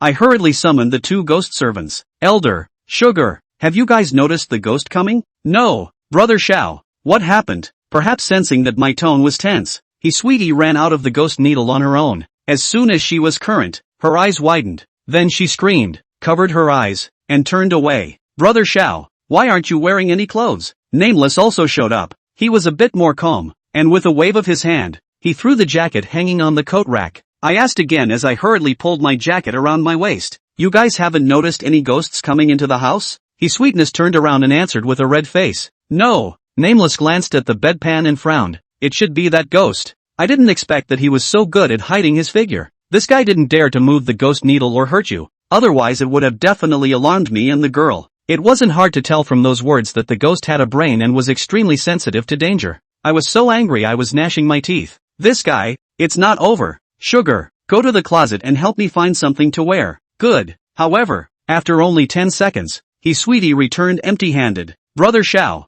the closet, is also empty. Dumbfounded, I ran to the closet, only to see it empty and nothing left for me. Grass. I can't help but burst out. At this moment I can finally realize how Tian Dilly feels. I scanned around the medical center, but I didn't lose anything else but my clothes. And even one more thing, the note. I picked up the note and the crooked handwriting on the back looked very familiar. This is just a small warning to you. Any more help and I'll shave all your hair and eyebrows next time. Well, arrogant enough. I was about to tear the note off when sweetie suddenly said, Brother Xiao, there are words at the back. I turned the note over and sure enough there was another line on the back. Dude, having a wet dream. Ha, that's enough. I greeted the little thief for 8 generations in a row, but angry as I was, how could I go out without clothes? I can't let Tian go to the mall to steal clothes for me. Thinking about it, I can only send a message to Tang Xianshui, trouble her to send her brother to send me over to send a body of clothes. As dawn broke, a knock sounded on the door and I ran around my coat to open it. The door opened and the familiar sound of petulant laughter reached my ears. Chapter 106, I'll take care of you from now on. The one who appeared at the entrance of the medical center was Tang Xianshui. I hurriedly covered my lower back, then remembered that I had my jacket around my waist, and that it was the upper half of my body that was naked, and hurriedly raised my arms around my chest. Tang Xianshui wasn't shy at all, but instead sized me up with interest. She'd scared twice, not sure if it was a compliment or a shade. Nice body. I was afraid that someone else would pass by the door of the medical center, so I took a few steps back and hurriedly urged Tang Xianshui to come in. Tang Xianshui walked in, and thoughtfully helped me close the door and handed me 2 bags. The clothes you asked for? No stores are open at this hour. I called the store manager I know and they delivered them before dawn. Thanks. I took the clothes and flew upstairs to change them, and as I climbed the stairs, the sound of Tang Xianshui's petulant laughter came from below once again. Slow down. Show your ass. My face was on fire and I wanted to find a crack in the ground. When I changed my clothes and went downstairs, Tang Xianshui was already sitting at the dining table with breakfast on the table. Bought it on the way. Let's eat together.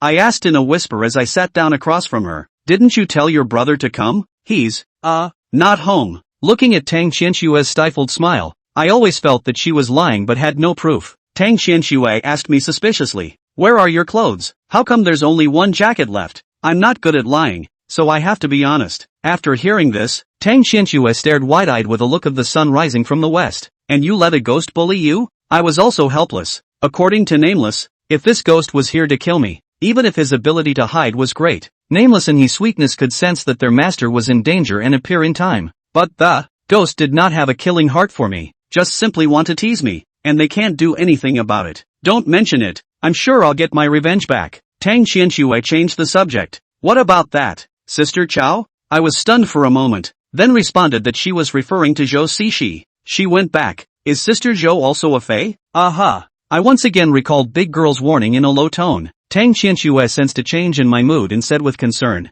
what's wrong? It feels like you're depressed? I don't have any other friends in Zhoucheng, and I can only confide in Tang Xianshui, so I told it. After hearing this, Tang Xianshui was very angry. That manly woman is simply dog-eyed. What qualifications does she have to break up you and Sister Zhou? When she finished, she snapped and slapped me on the shoulder. Xiao Fan, haven't you heard of a saying? 30 years east of the river, 30 years west of the river. Don't fool the youth. I believe that sooner or later, you'll make the manly woman feel like she's blind. I blinked. That sounded very imposing, and I didn't know where Tang Xianshui had learned it. She paused and added, even if you don't do well in the future, there's still me. I'll take care of you. When she said this, Tang Xianshui was full of confidence, as if she wasn't talking big words, but rather recounting facts. I was amazed. Where did this woman get the idea? I was about to ask a question when Tang Xianshui's cell phone rang. Not a phone call, but an alarm clock. She grabbed a bun in her mouth and chewed as she did so. I'm going to meet a very important person. Go first off. Bye. Without waiting for me to say anything, she turned her head and ran away, her shoes almost running off in her haste, waiting for Tang Xianshui to leave. I just remembered that her dress today is very different from the past days. Dressed very formally, it seems to be really going to see an important person. I'll ask about that later. Today, I have something very important to do, and that's revenge. I finished my breakfast in 3 sittings and arrived at Master Tian's house early. Tian yawned and opened the door. His pajamas buttoned the wrong one. It looks like he was awakened by the knock on the door. Little divine doctor, why are you here so early? Ha, where did you buy the limited edition fashion? My son couldn't even get a reservation with his connections. I sighed in my heart. It's worthy of being the eldest lady of the Tang family. The clothes I casually gave away are all limited edition models. Master, I've come to catch your ghost.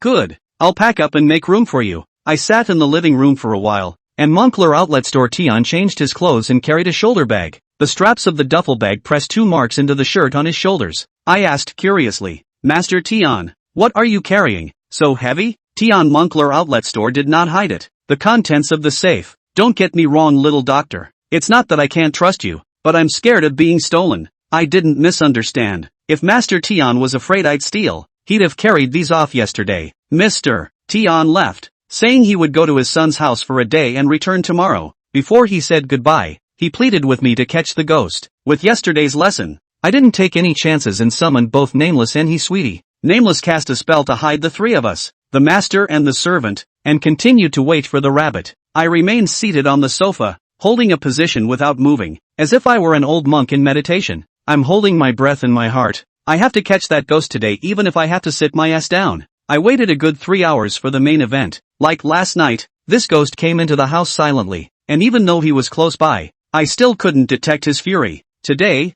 I didn't wait for him to finish stealing before making my move, but instead, I directly gave Nameless and Sweetie a wink. The 2 ghost servants struck at the same time, pouncing left and right. As soon as they made a move, the spell to hide their form immediately failed, and the ghosts were so alarmed that they turned and ran. I don't know what spell he cast, but when he turned around, his figure split in 2, turning from 1 ghost into 2. I was surprised. It was a diversion. Nameless and he Sweetness reacted quickly and immediately split into 2, each going to pounce on a ghostly shadow. However, when they each touched their targets, the 2 ghostly shadows actually dissipated at the same time. It's all fake. The next moment, the ghost appeared in front of me. I warned you. He reached for my hair, as if to shave me bald as per the note left for me, but he underestimated me. Nowadays I'm not like before, when I could only rely on ghost servants in fights. I have cultivated the air and am officially a fae. I blitzed out, ghostly needles between my fingers. The ghost noticed my movement and was alarmed, but it was too late to avoid it. The ghost needle stabbed him in the abdomen, and he immediately let out a miserable scream and fell to the ground.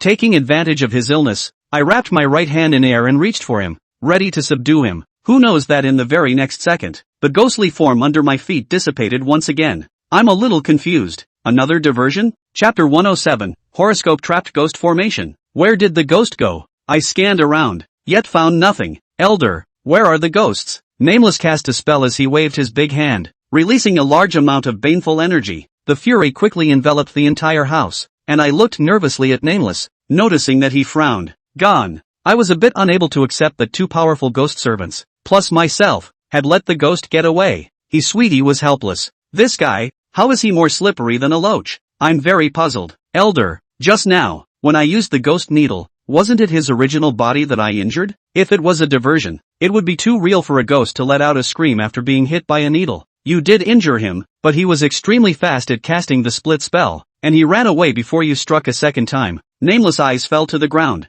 If I'm not mistaken, he escaped from underground. He Sweetness was furious and stomped her feet. That's annoying, letting him get away again. I murmured, it's okay, we have another chance tonight. Nameless, however, shook his head. He's very badly hurt, and I'm afraid he's been scared out of his wits and won't necessarily come tonight. Nameless has a point, but I'm still undeterred. It's my first battle after officially becoming a Xenos, yet I let the ghosts get away twice in a row. It's a bit of a bruise to my ego. He Sweetness seemed to have read my mind and comforted me. Brother Shao, don't be discouraged. This ghost is extremely vindictive. I think that even if you don't look for him anymore, he will still come looking for you. My heart fluttered. He Sweetness was right. Judging from this ghost's behavior of stealing my clothes, he was of a vindictive character. I wasn't intimidated by him last night, and today I've heard him once again, and he's sure to retaliate. Senior, do you have any other way to capture the ghost? The ghost's powers were really difficult to deal with, and if there was no way to catch him in the flesh, what was the use of knowing that he would come for revenge? Nameless thought for a moment and made his reply. If I could find out his 8 characters, I would have a way to catch him. Ghost's birth date? Where can I find out? I don't even know the name of the ghost. let alone the 8 characters. This solution just won't work, so I'll have to think of another solution. I left Master Tian's house, ready to go back to meet the ghost's revenge. Who knew that only went out the door, ran into an old woman carrying a vegetable basket passing by. The old woman twisted her head around at the sound of the door slamming, and she stopped and came up very curiously. Young man, what kind of person are you, Boss Tian? I'm the bone setter who treated him. The old woman glanced around to make sure no one was around, and then she whispered to me. Young man, Grandma is doing this for your own good. Don't deal with Boss Tian. Just because he's so stingy, he definitely won't pay you for your consultation. Stingy? That's a big difference from the Master Tian I remember. How can someone who casually promises a small yellowtail be stingy? I came to be interested and asked the old lady to tell me more about it. Young man, you don't know. Boss Tian is notorious for being stingy in our area. He works as a contractor on a construction site. He can earn a lot of money every year, but he can't even afford to pay the property fee. I heard that he still owes a lot of wages to his workers, and last year he forced a youngster to jump off a building. The old lady sighed. The workers who are begging for food at the construction site are all under dead labor, doing hard work, and Boss Tian owes them wages, which is really unconscionable. No wonder the note the ghost left me said that I was aiding and abetting the enemy by helping Master Tian. No wonder Master Tian would show a scared expression when I described the ghost's appearance. So that was the reason. Wait a minute. Drove a worker to jump off a building, or a young man? My mind conjures up the ghost. Grandma, the person who jumped off the building, did he look like this? I described the ghost's appearance carefully, and the old lady nodded her head when she heard it. Yeah, that's him. Let's see what his name is. Remembered. His name is Time Rat. The old lady sighed again. I've heard people say that this Toki Mouse is an orphan who lives on that small salary on a regular basis, and when Boss Tian didn't pay his salary, he must have jumped off the building because he couldn't live any longer. Time Rat. I have that name in my head. Knowing the ghost's name and also his experiences, it would not be difficult to find out his 8 characters. I thanked the old lady and said goodbye to her, and on my way home, I called Boss Hua, hoping that he would use his authority to help me access Toki Mouse's personal information. It was a violation of the rules, but the investigation was into a dead man, and with my favor, Boss Hua quickly sent me a file. I opened the file, which contained details of Sometimes Rat, including his year of birth, which could easily be converted into 8 characters. Elder, I've got the ghost's 8 characters. What should I do next? Nameless replied calmly. I'll teach you a simple ghost catching formation. As long as you get the right 8 characters, if he dares to come, he'll never run away. The formation that Nameless passed on to me is called the 8-character ghost trapping formation, a formation that can only be performed by a foreigner who has cultivated the air. The principle of the formation is simple. Mix the air and rooster's blood, write down the ghost's birth date on an object, and hide it. When the ghost comes, just guide him near the object with his 8 characters written on it, and the formation will be activated on its own, as if it were casting a fixation spell, making him motionless. There is a food market near the medical center, so I bought a fresh rooster and asked the eager vendor to help me with it and fetch a bowl of hot chicken blood.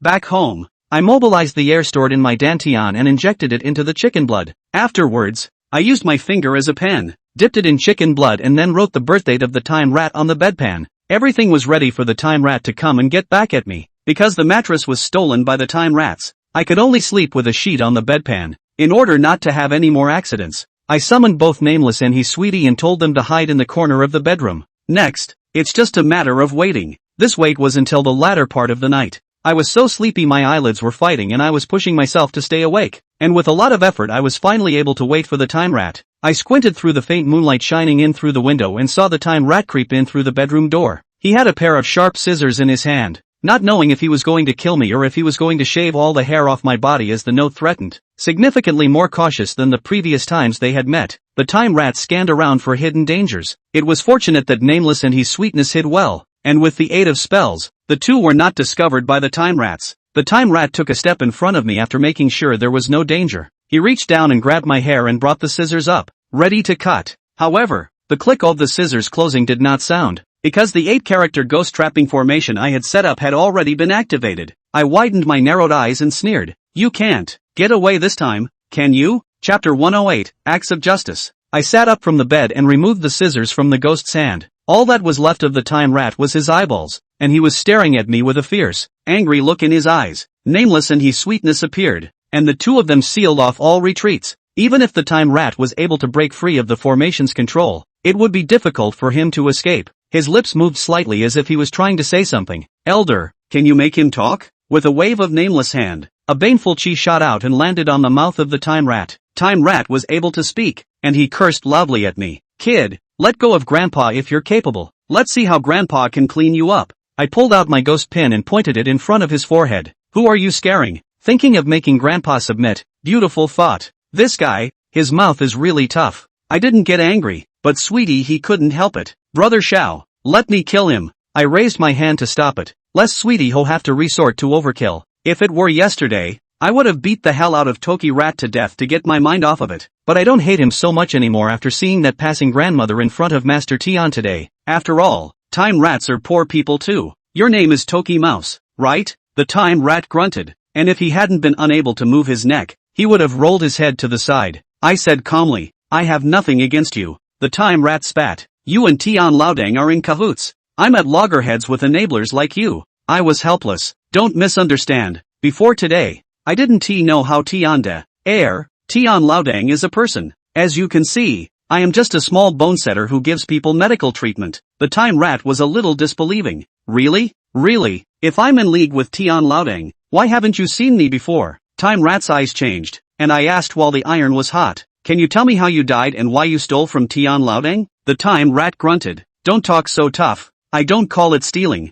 I just take back what belongs to us. A thought crossed my mind. Us? I didn't press the issue, but waited for Toki Rat to move on. The time rat was silent for a long time, and eventually, after a sigh, began to tell his story. My parents passed away early and none of my relatives wanted to take me in and put me in an orphanage. Although the orphanage also let us go to school, I was not born to be that way, and I stopped going after middle school. And then later on, I became an adult and came into the community. The time rat was silent again, as if remembering the past was a very painful thing to do. After I left the orphanage, I had been unable to find a job and was living on the streets. It was an old man who worked odd jobs at a construction site who introduced me to Tian Laodang. Working at a construction site is really tiring. Every day after work, I am so tired that as long as my head touches the pillow, I can immediately fall asleep. Tian Laodang didn't pay much and was often in arrears. Sometimes I was too poor to change my clothes when they had holes in them and my shoes had worn out their soles. In February of this year, when the new year was about to begin,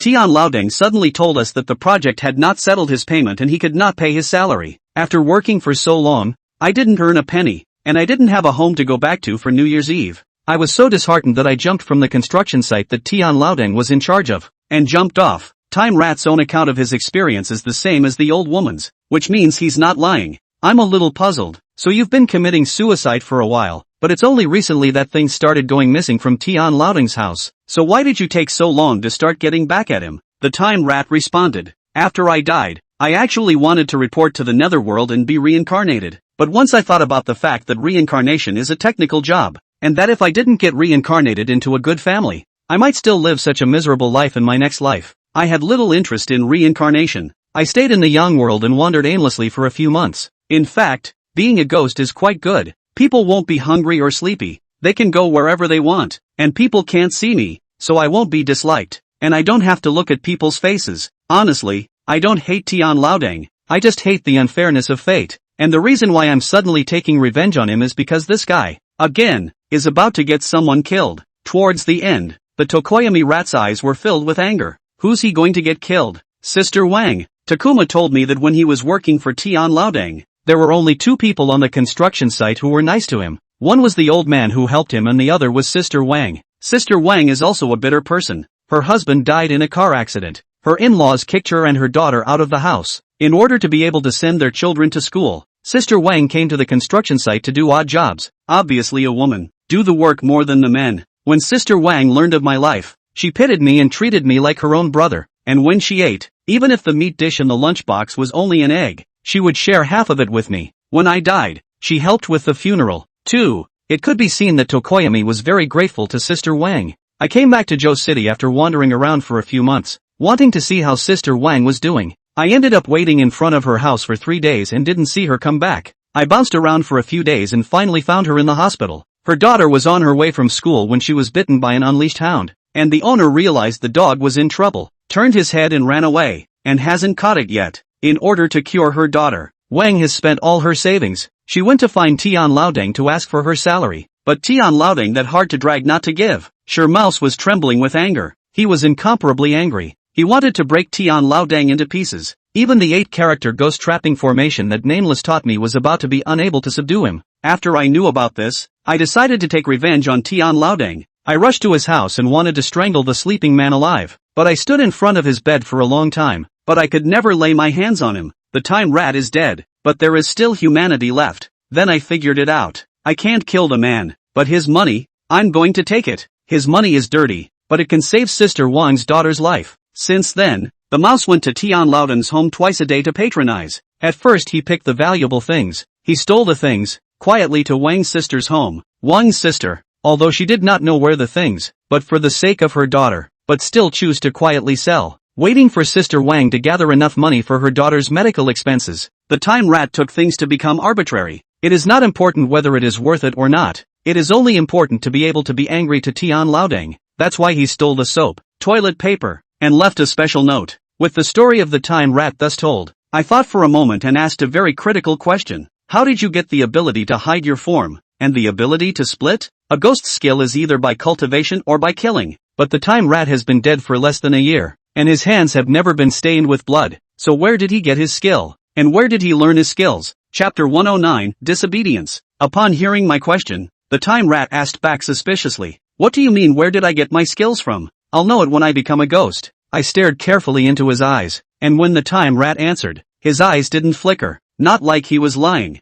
I looked to Nameless. Elder, is what he said true? Nameless pondered for a moment and made his reply. It's possible. Just like some people are born with athletic talent, and others are flexible in their brains, but the idea of a changeling ghost giving birth to talent is something I've only heard of, and this is the first time I've seen it with my own eyes. The time rat was smug. Your grandpa was great, wasn't he? I glared at him, coldly. If you dare to call yourself a grandfather one more time, do you believe I'll smack you with a big mouth? He sweetie jumped at the chance. Brother Shao, let me do it. With the idea that a good man is not a good man, the time mouse had the good sense to change his name. I've answered all your questions. Are you going to kill me or not? If you want to kill me, then hurry up and kill me. Grinding away. Do you want to scare me to death? After listening to the story of the time rat, I completely no longer have a killing heart for him. This guy is a poor man. Stealing things extenuating circumstances. The crime is not to death. So what should do? Of course I could have just let him go. I was afraid the guy would turn around and get back at me. Just as I was thinking about what to do,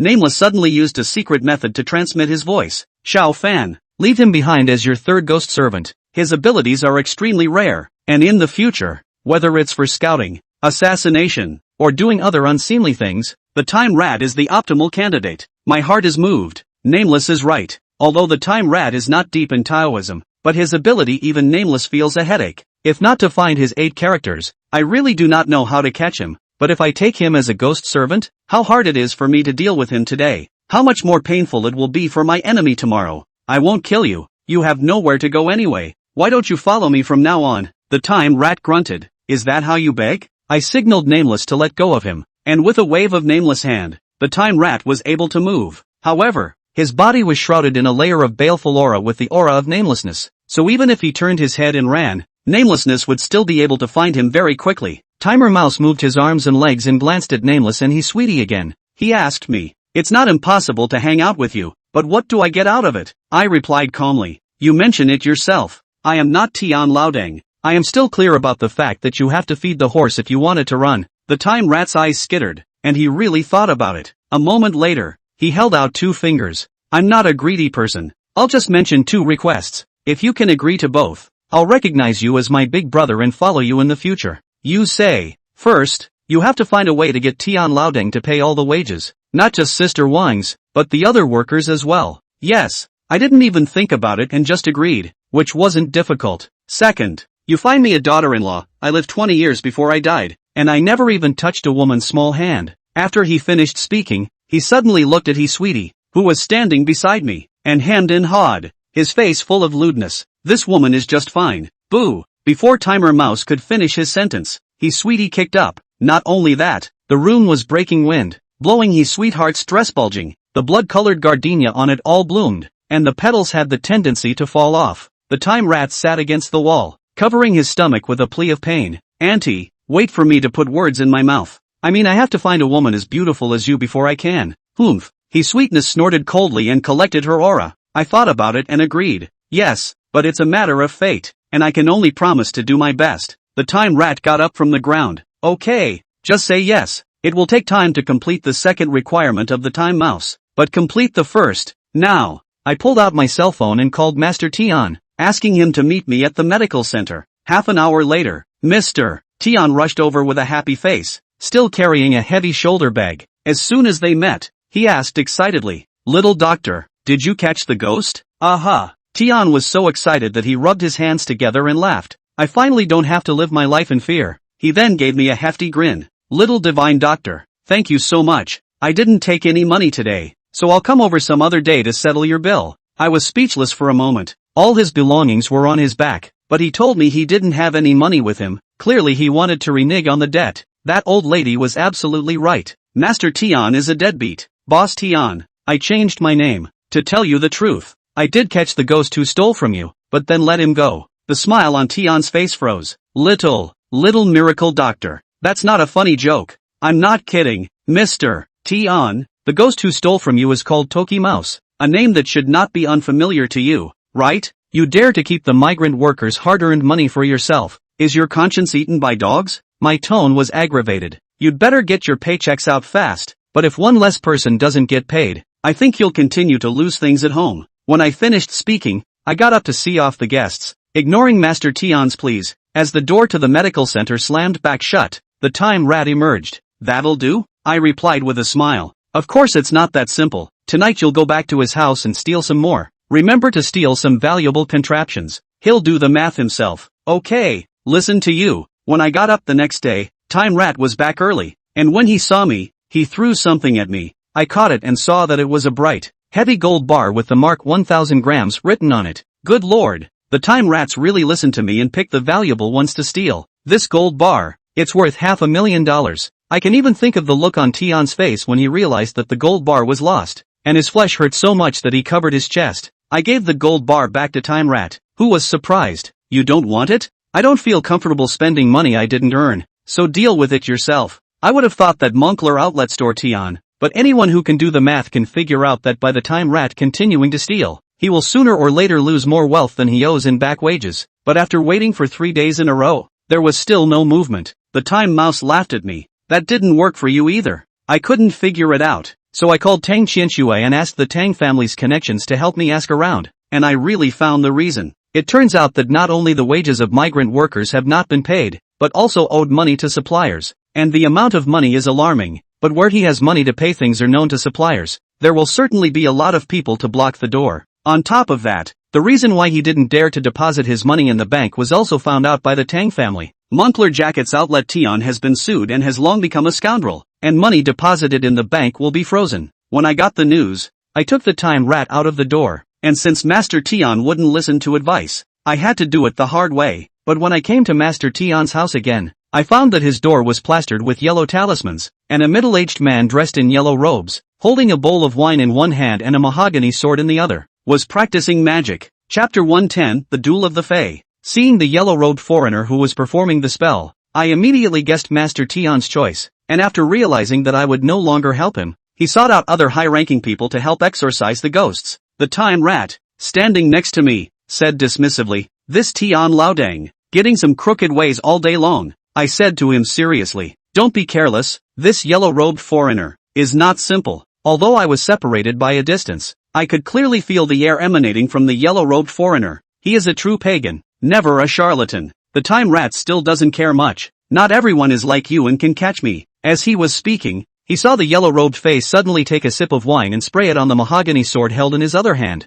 "Ho!" He roared and pointed his sword to the sky. The next second, something weird happened. I only saw that the Toki Rat who was talking to me, his body suddenly rose up in the air uncontrollably and flew towards the yellow-robed foreigner. "Aha! Big brother, save me!" The Time Rat flew too fast for me to make any reaction, and I watched as he flew in front of the yellow-robed foreigner and was strangled by the other party. The Time Rat did not want to resign himself to his fate and struggled desperately, trying to escape from the clutches of the yellow-robed foreigner. But in the very next second, the yellow-robed foreigner poured all the remaining liquor in the bowl over the head of the Time Rat from the high bowl of wine. "Ah!" The Time Rat screamed miserably as smoke immediately rose from the drink as it landed on him. In a flash, the soul of the Time Rat became much lighter. If there was more liquor in the bowl, he was afraid that his soul would have already been scattered. Seeing that the time rat was fine, the yellow-robed foreigner revealed an annoyed expression. He raised his mahogany sword again, ready to slash at the Tokoyami's head. I instantly bellowed, "Stop!" The yellow-robed foreigner stopped his movements when he heard the shouts, and he cast a glance at me and opened his mouth to question. "What are you?"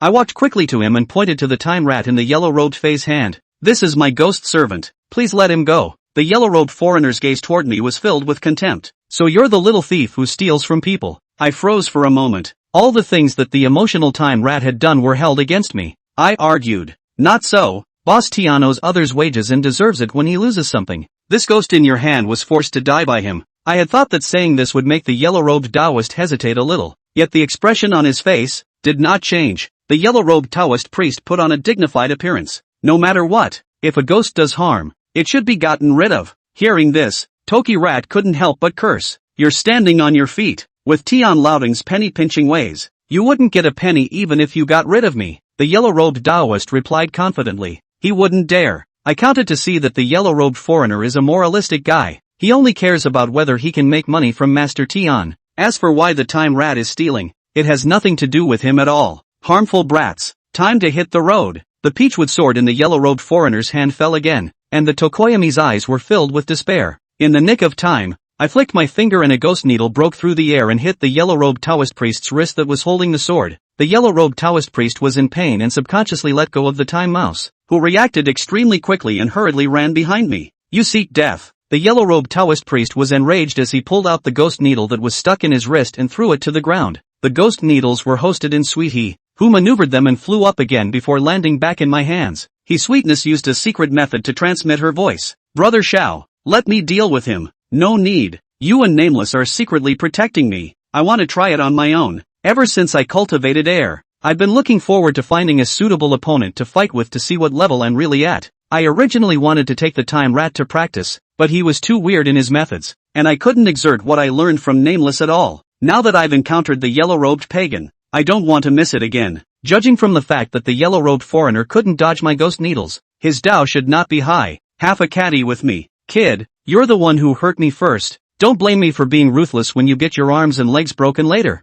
The yellow-robed Taoist priest leaped over the offering table and came face to face with me. He raised the mahogany sword in his hand, and I could feel air permeating the sword. I swept a straight branch not far away, and I immediately drank. "Time rat, go pick up that branch." Knowing that I was sticking up for him, the time rat didn't hesitate and immediately flew over to pick up the branch and hand it over to me. The yellow-robed alien looked at the branch in my hand with disdain. "Do you think we're kids fighting?" With that, he stabbed at me with his sword. Don't look at the peachwood sword he held in his hand. Under the enchantment of the air, its power was not even weaker than that of an iron weapon. I instinctively uppercut and knocked the stabbing peachwood sword away. Since cultivating the air, my reaction speed and body coordination have grown by leaps and bounds. The yellow-robed foreigner revealed a surprised look, probably not expecting me to be able to block this sword. He instantly changed his stance and slashed with another sword. My mind flashed back to the time when Nameless taught me the 8 steps Pure Yang Dragon Sword, and I swung my sword to receive the move, and immediately counterattacked after blocking the blow. Although the 8 steps Pure Yang Longing Sword I have not yet begun, but only with the roughly learned 3 or 5 strokes,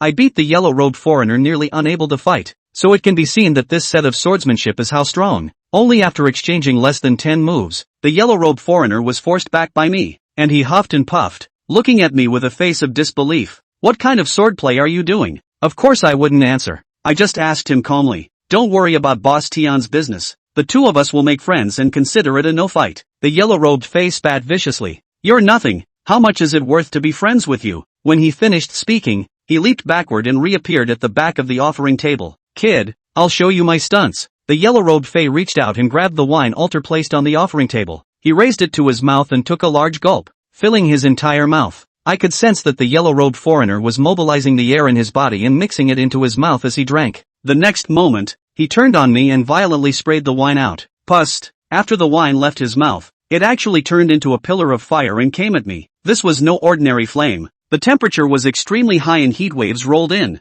Facing this kind of attack, I didn't dare to be careless and immediately drank. "Sugar." His Sweetness instantly appeared in front of me. She waved her hand and instantly extinguished the flames. Terrifying baleful aura surged out from her body like a huge mountain, pressing down on the yellow-robed foreigner's body. Chapter 111 Tang Qianshue's Air. The sudden appearance of His Sweetness startled the yellow-robed foreigner. Looking at He Tian, who was full of killing intent. A horrified expression appeared in his eyes. He Sweetness asked in a cold voice, "You want to kill my brother Shao?" The yellow-robed Fae shivered and hurriedly hid the wine altar in his hand behind his back. He gave an embarrassed smile, the corners of his mouth twitching. "No, absolutely not. I've known my little brother since we first met. How could I possibly kill him?" With a frosty face, He Sweetness took a step forward, and the fierce aura emerging from her body became even more intense. The yellow-robed foreigner was startled and hurriedly shouted, "Little brother, brother was just messing with you. Don't take it to heart. Boss Tian's matter is in the hands of little brother. I still have things to do at home, so I'll leave first, so don't see me off, little brother." After saying that, he twisted his head and ran, and because he ran too fast, he accidentally tripped over his robe and fell down. Sweetie wanted to go after them, but I stopped her. "Don't chase, there's no need." I looked down at the branch in my hand and was pleasantly surprised. The sword technique taught by Nameless is really powerful. After practicing for only one day, I was able to fight with the yellow-robed foreigner, far beyond my expectations. The time rat came up and frantically kissed ass. "Big brother, awesome, a guy that powerful. You beat him away in 3 or 2 moves." He made me blush a bit because the yellow-robed foreigner was scared off by Sweetie. I hurriedly coughed and changed the subject. "How are you hurt?" The time rat immediately bared his teeth. "Ouch, it's like having acid poured on you. My whole body is burning hot." I was afraid that something would go wrong with the time mouse, so I hurriedly asked Nameless for advice. "Elder, there won't be anything wrong with the time mouse, will there?" Nameless' answer settles me down. "There's no harm in it. That wine doesn't have a strong effect in driving away evil spirits. He was only injured because his Taoist skills were too shallow. He'll be fine after 3 or 5 days of recuperation." I told Time Rat what Nameless said, and Time Rat listened with a hijacked expression. He exclaimed, "I'm glad I followed you, or I really would have fallen in today." He looked over to Master Tian's house with an angry expression. "This Tian Laodang, I can't wait to kill him now." I was shocked to realize that a very obvious aura of fury was born in the Toki rat as he gritted his teeth and exclaimed. I drank hastily. "Put away your killing heart." The time rat was frightened and hit a jolt, and the baleful aura that had just been born immediately disappeared. "What's wrong with Big Brother?" I stared carefully at the time rat. "Up and down. Try moving to kill again." The time rat was a bit baffled, but did as I said. "I'll kill Tian Laodang." As soon as he spoke, the disappearing baleful aura reappeared. Sweetness, who was on the side, was surprised. "I can sense him." I hurriedly summoned Nameless out. "Elder, come and take a look." Nameless quickly came to a conclusion. This guy's ability to not be able to die the fruits of evil, even if it's just moving to do harm, the ability will fail. I immediately comprehended.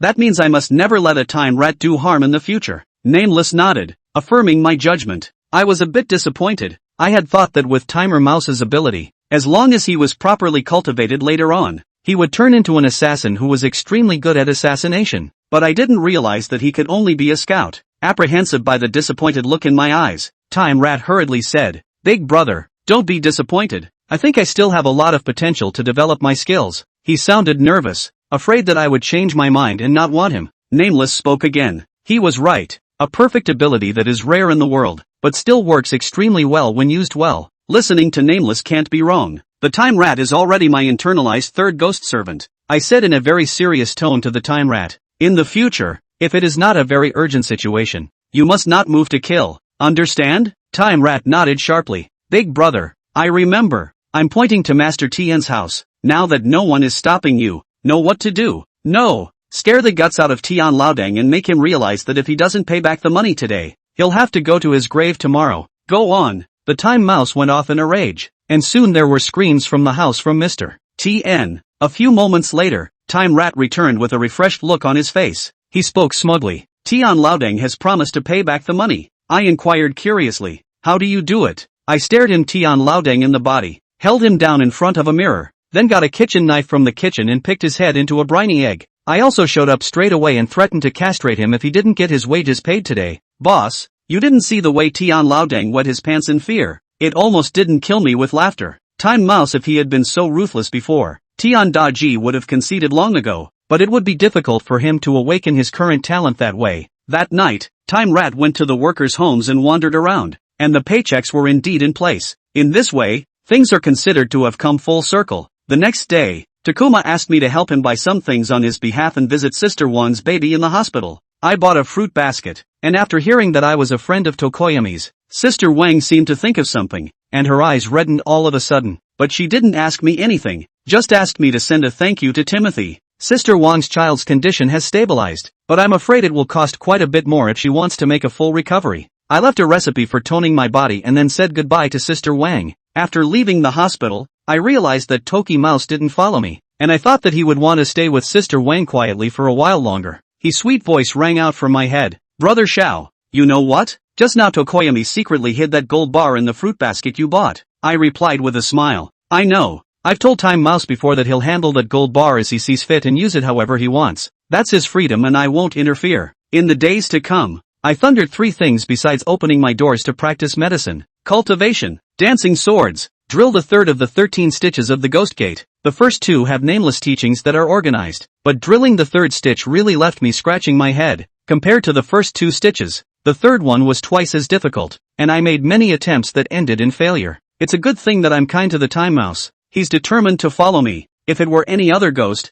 I'm afraid he'd have run away long ago. Just when I was frustrated one after another, Tang Xianxue suddenly called and asked me to go to Tang's house for dinner, saying that she had a surprise to tell me. She did me a big favor before. This phase still has to be given. On the appointed day, I arrived at Don's house with my gift. Tang Xianxue personally picked me up in front of my house, and as soon as we met, my eyes widened. I felt air in her. Chapter 112, Gongsun Zhanyang. Seeing my dumbfounded look, Tang Xianxue revealed a happy smile. She twirled around in front of me like a little girl showing off her new little dress. Well, wasn't it a surprise? It turns out that the surprise Tang Xianxue said she'd give me was this. I was surprised. When did you start practicing? Tang Xianxue asked me with a smile. Remember the day I brought you your clothes? I nodded. That day after Tang Xianxue gave me the clothes, she didn't even have time to finish her breakfast before she left in a hurry, saying that she was going to meet a very important person. I actually went to pay my respects that day. A teacher? Ever since the incident with the man with the credit knife, Tang Xianxue had said that she wanted to become a real xianxue in the future to protect the Tang family,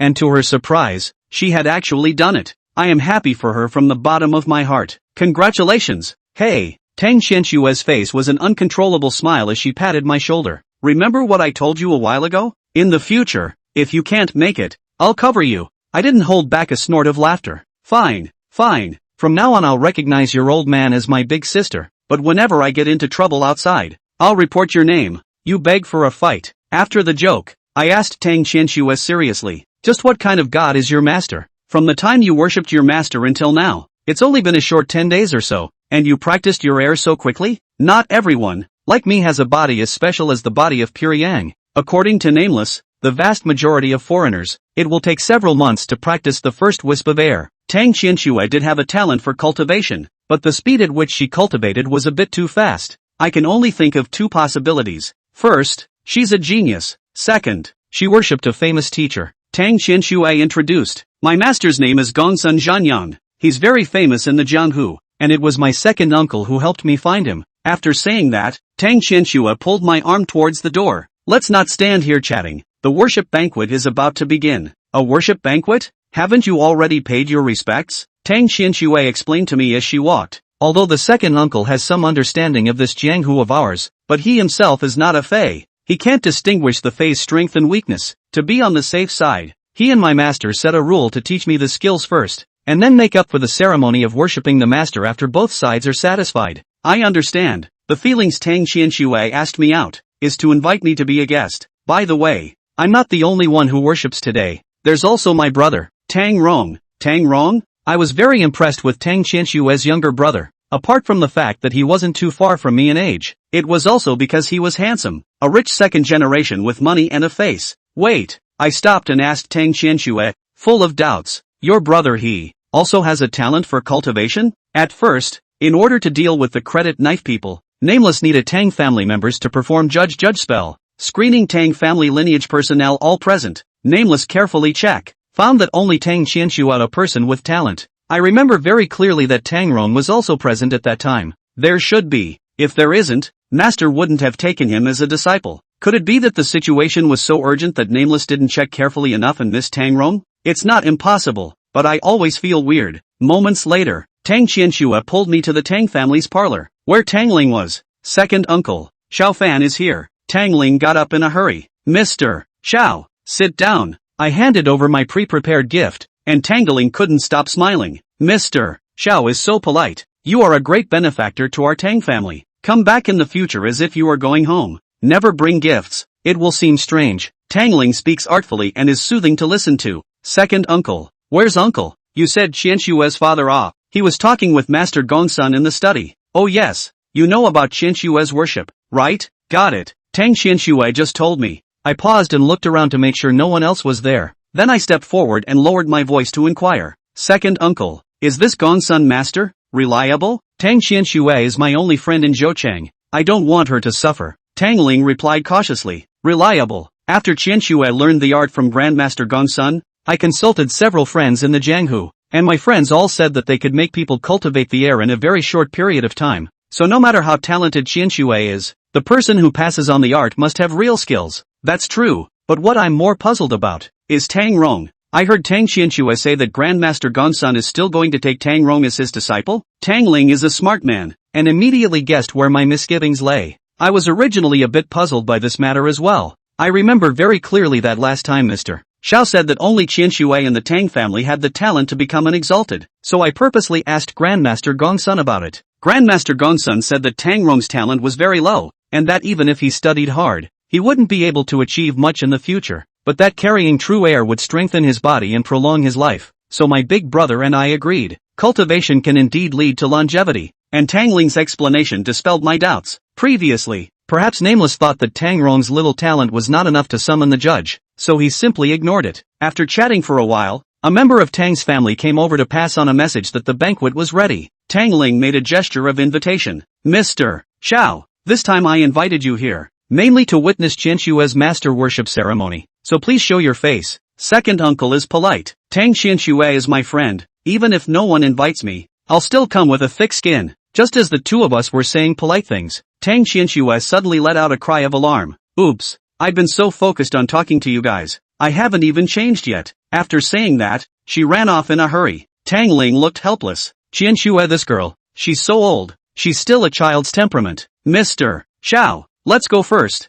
Yes. Tangling brought me to the banquet hall. The hall is bustling. Many guests, everyone is dressed to participate. On the contrary, I am a casual dress, some out of place. Tangling took me to the most important seat, and all the guests around were casting surprised gazes, as if they couldn't guess why such a young lad would be sitting in the upper seat. A few moments later, Tang Qianshue changed into a more traditional formal dress and rushed back, sitting next to me. I put my mouth to her ear and spat. You should have informed me in advance of such a big event. My clothes don't fit. Tang Qianshue asked back in surprise. Isn't that how you tall people dress? I froze. What kind of stereotype is that? However, before I could say anything, her father, Tang Feng, walked in with his son, Tang Rong, and a middle-aged man with slightly gray hair. With just one look, I was attracted to the middle-aged man. Besides the fact that he had air on him as a fae, what attracted me more was his image. The middle-aged man had a scruffy image, with a beard and greasy hair. He was dressed in a long blue shirt that hadn't been washed in I don't know how long,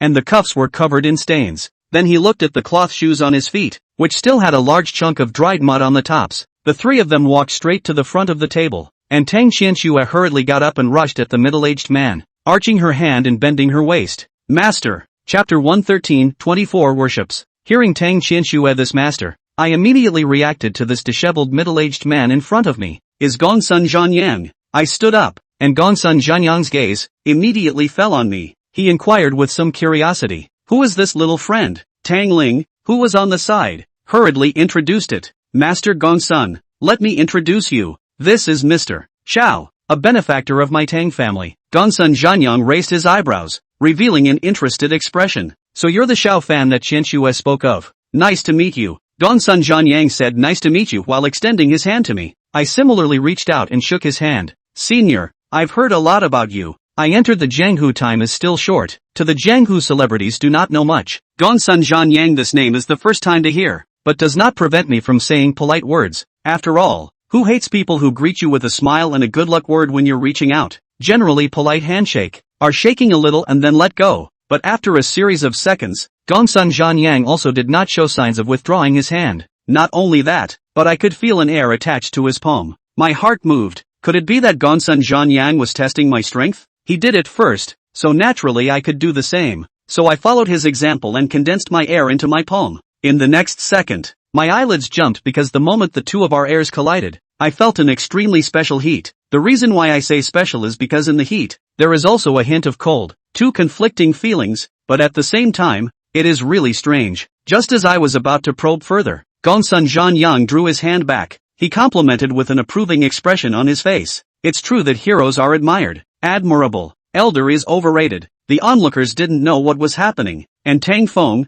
who had led Gongsun Zhanyang over, smiled and spoke. Gentlemen, please take your seats. Let's sit down and chat. Gongsun Zhanyang took his seat, and was seated in the guest of honor's seat, with Tang Feng and Tang Rong sitting on either side of him. Tang Ling did not take his seat, and I guessed that he was the master of ceremonies for this worship feast. Frustrated, he walked over to the stage that had been set up in advance and shouted, "Gentlemen!" The eyes of the crowd gathered in unison, and Tang Ling arched his hand. "Thank you, friends, for giving face to our Tang family and coming to the worship banquet of the siblings, Tang Qianshui and Tang Rong. On behalf of my big brother, on behalf of the Tang family, I would like to express my gratitude to all of you." The next thing Tang Ling said was a bit of a scene, so I didn't care to listen to it, but instead asked Tang Feng, "Uncle, have you not recovered physically?" His own son and daughter's worship banquet should be hosted by Tang Feng himself. Letting his own brother take over for him could only be due to his unsatisfactory health condition. Tang Feng was somewhat helpless. It's still not very good, and even though I don't have to be in a wheelchair now, I get very tired of standing for a long time. I can understand. A person who has just recovered from a serious illness loses a lot of essence in his body. Plus Tang Feng is no longer young. He recovers slowly. It's normal to feel tired. Tang Qianshui gently touched me. "Xiao Fan, you're so good at medicine. Can you give my father a prescription to regulate his body later?" Sure. I was all over it. I had actually left a recipe before, but it was time for a change after all this time. As we were chatting, Tang Ling shouted from the stage, "Now, let's have Master Gongsun on stage." Tang Feng made a motion of invitation, and Gongsun Zhanyang stood up and arched his hand at the guests with a serious face, then took the stage in stride. Immediately afterward, Tang Ling gave a blow-by-blow as if Gongsun Zhanyang was the most powerful person in the Jianghu. Tang Qianshui covered her face and murmured, "Uncle too is blowing it out of proportion." I said with a smile, "Your second uncle did the right thing. This kind of bragging, on the one hand, is to give face to Master Gongsun, on the other hand, is also to strengthen the Tang family's reputation,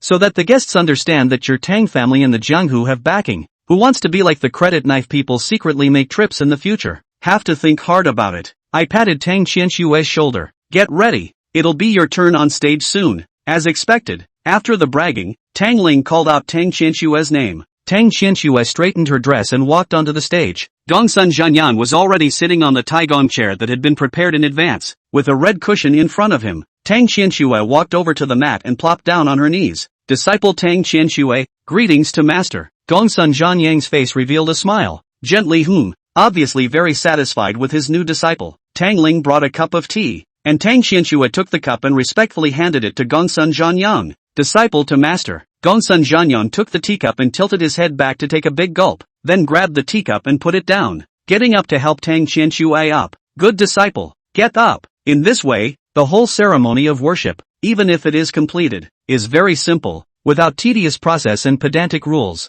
Soon, Tang Qianshui returned, while Tang Rong got up and went on stage. Just when I thought Tang Rong would be like his sister, kowtowing and honoring a cup of tea to complete the worship ceremony, Tang Ling was the one who took away the mat on the floor. I froze for a moment and asked Tang Qianshui in confusion, "Why did Uncle Tu jerk the pad away?" Tang Qianshui snorted, as if she had thought of something particularly happy, covering her stomach and laughing. I was getting more and more confused. "What are you laughing at?" Tang Qianshui tried to stifle her laughter and was finally able to speak normally. "You'll understand if you keep reading." Hearing her say that, I returned my gaze to the stage, and I realized that Tang Rong's standing position was not directly in front of Gongsun Zhanyang, but rather diagonally to the right. Tang Ling gave Tang Rong a wink, signaling him to start paying his respects. When Tang Rong made an arching and bending motion, I immediately reacted. I asked Tang Qianshui in a tone of disbelief, "Your brother isn't going to make 24 obeisances, is he?" Tang Qianshui forced herself to stifle her laughter and nodded her head vigorously.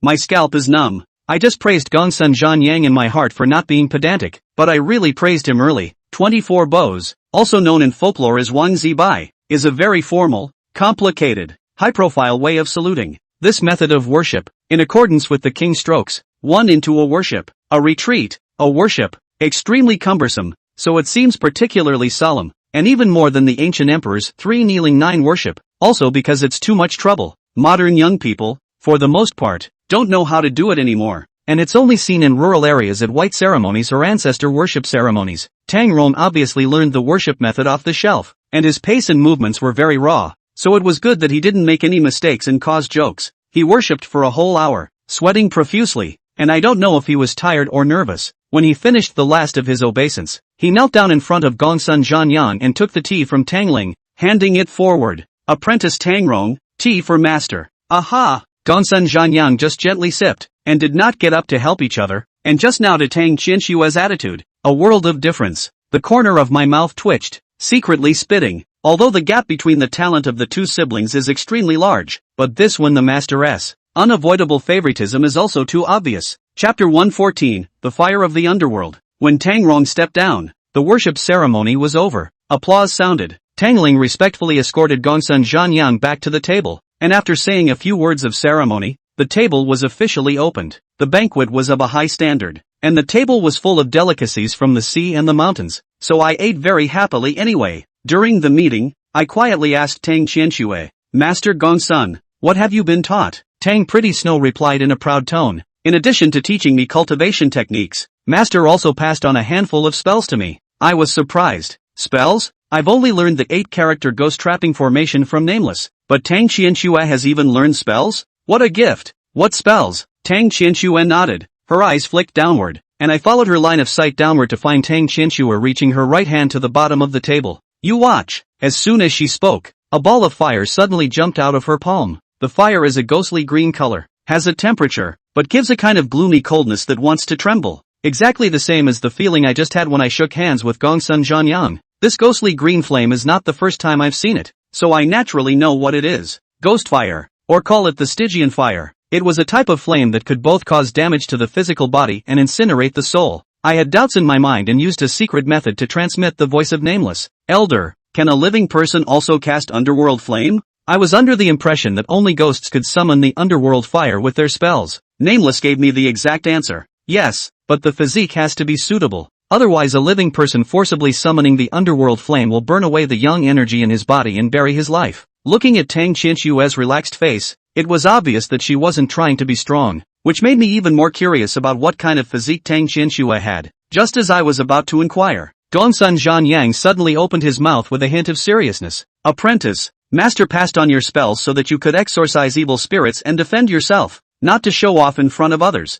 Tang Qianxue hurriedly extinguished the underworld flame in her palm and spat out her tongue. The disciple knows that he is wrong. Gongsun Zhanyang doted on Tang Qianxue, and seeing her admit her mistake, he didn't say anything else. After the banquet, Tang Qianxue took the initiative to send me to the door. Master is still here, so I won't drive you home. No need to be so polite. I'll take a cab back myself. Tang Qianxue skimmed her mouth. I probably won't be able to ask you out to dinner as often in the future. I can understand. Worshipped the master. Tang Qianxue certainly want to carry out hard training, can playtime naturally to reduce a lot. She tapped me on the shoulder and snickered. You have to cheer up too. Don't really let me overtake you. I joke with her too. That won't work. We agreed you'd cover me. Tang Qianxue was amused by me. Okay, then you have to call me sister from now on. No problem. Big sister Tang. After returning from the Tang family, Tang Qianxue's contact with me was really less, and for a whole month, I didn't see her again. Jokes to jokes. I cannot really expect to rely on Tang Qianxue cover in the future. In this month's time, I have spare time. In the hard cultivation. The process of refining the air was very smooth. The body of pure yang was like a plug-in. I practiced for a day, against the other foreigners to practice for a week. The air condensed in the dantian was more and more. The practice of the sword technique was not too bad, although the dance was still not very smooth, but at least it was a little bit interesting. Only the third stitch of the exercise is desperate. Today I have practiced the needle 99 times, and every time the air is injected into the silver needle, it is difficult to last. I collapsed on the ground in exhaustion and summoned Nameless, my tone full of helplessness. Senior, this is too hard, Nameless replied calmly. Starting from the third stitch, you will need to use air. How long has it been since you refined the air? The manipulation is unstable, so naturally you won't be able to succeed. He sweetness added with a smile. Brother Shao, Senior is trying to tell you. Dish, practice more. I gritted my teeth and got up, ready to practice for the 100th time. Just then, a sharp knock on the door reached my ears. I glanced at the clock hanging on the wall. It was this time of day.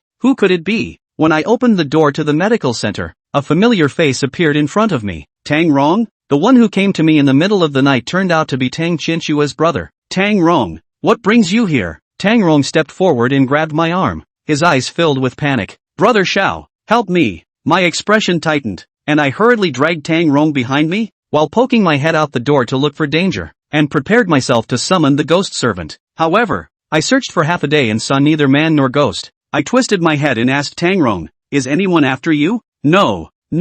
I froze. No, what are you yelling for help for? Arriving at the medical center, Tang Rong was a bit calmer than just now. Brother Xiao, I'm being haunted. Help me. Turns out it was a ghost. I cried and laughed. If you don't go to your master, why do you come to me? Tang Rong had an aggrieved look on his face. Master took my sister in the home retreat. Even meals are sent by someone. He explained that no one is allowed to disturb, and I cannot. I am speechless. The same disciple. This difference in treatment. Too big. No matter what. Tang Rong is Tang Qinshua's own brother. I can't see death to save him. Sit down and talk. When Tang Rong sat down, I poured him a glass of water. Tell me, how did you hit the ghost? Tang Rong's hand holding the cup trembled slightly. I bumped into a female ghost at school and got haunted by her. Be specific. Tang Rong opened his mouth to speak. A moment later, Tang Rong pleaded. Brother Xiao, can I not say it? Seeing the hard look on his face, I guess the truth would be humiliating for him to tell. The kid was thin-skinned, so I didn't press the issue.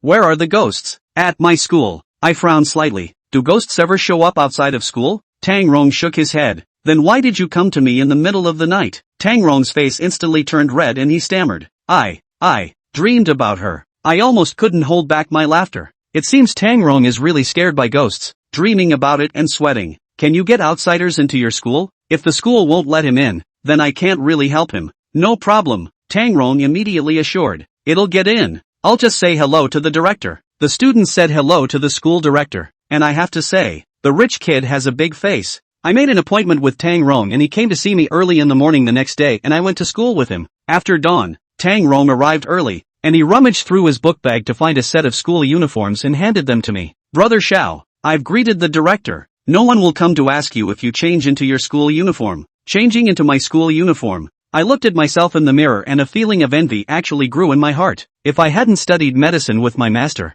I might still be a student too. Brother Xiao, what are you looking at? Nothing. Let's go. I followed Tang Rong to the school and as soon as I entered the campus, there was an accident. I watched from afar as several girls trotted over and surrounded the two of us. I froze. What's going on here? Chapter 115. The sudden rush of girls really startled me, but I soon realized that they were all living, breathing people, not female ghosts. Tang Rong, this is the breakfast I bought for you. Here's the milk tea I bought you. Tang Rong, let's go see a movie together tonight. Tang Rong, this letter please take it. I people stupid. Feelings these girls like Tang Rong. Suddenly, my heart gave birth to a strong sense of frustration. The same as a man. The gap is so big it. However, from the moment the first girl appeared, Tang Rong's face had only one expression, impatience. He struck up a conversation with a bunch of girls in a very perfunctory tone, trying to squeeze me through the crowd any way he could. It was hard to get rid of it, and Tang Rong sighed helplessly as he looked at the pile of breakfast, drinks, and love letters in his hands. He seemed to want to throw it away but felt it was a waste and scanned around,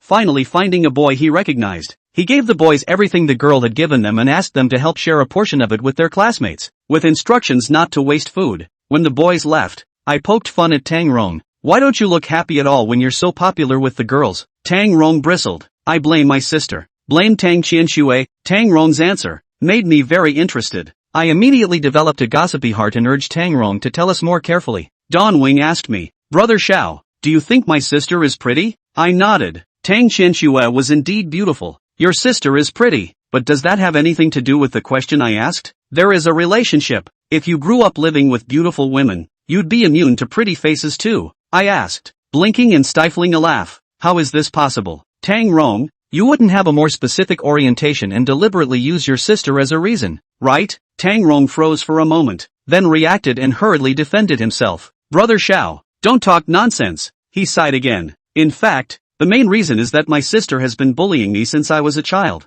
and one of her most common sayings is that you have to hit your brother while he's small. So I have a kind of psychological fear of pretty girls. At the end of his words, Tang Rong muttered in a small voice, that's a tigress. I can't really hold it in now. I'm laughing my ass off. Don Wing pleaded with me. Brother Xiao, don't tell my sister what you just said. Okay, I won't tell. I remain curious. So, what kind of girls do you like? Tang Rong didn't even think about it and gave a direct answer. Gentle. He said those two words through gritted teeth. I get it. For Tang Rong, it doesn't matter if the girl he likes is pretty or not. What matters is not to be mean like his sister. The two of us were chatting when a figure suddenly sprang out from the side and reached out to grab Tang Rong's shoulder. Hi, good boy. Miss Daddy? The one who said this was a boy of a similar age to Tang Rong, and I subconsciously thought that Tang Rong had encountered school violence, but in the very next moment, Tang Rong slammed his fist on the other's chest. Sun Tzu, how come you're not sick and dying? I see. These two, they're iron buddies. The boy covered his chest and spat. You need to lighten up before you knock me back to the hospital. Even though the nurse ladies in the hospital are pretty, I really don't want to go back. When he finished, he gave me a look. And this is? This is my brother Shaw.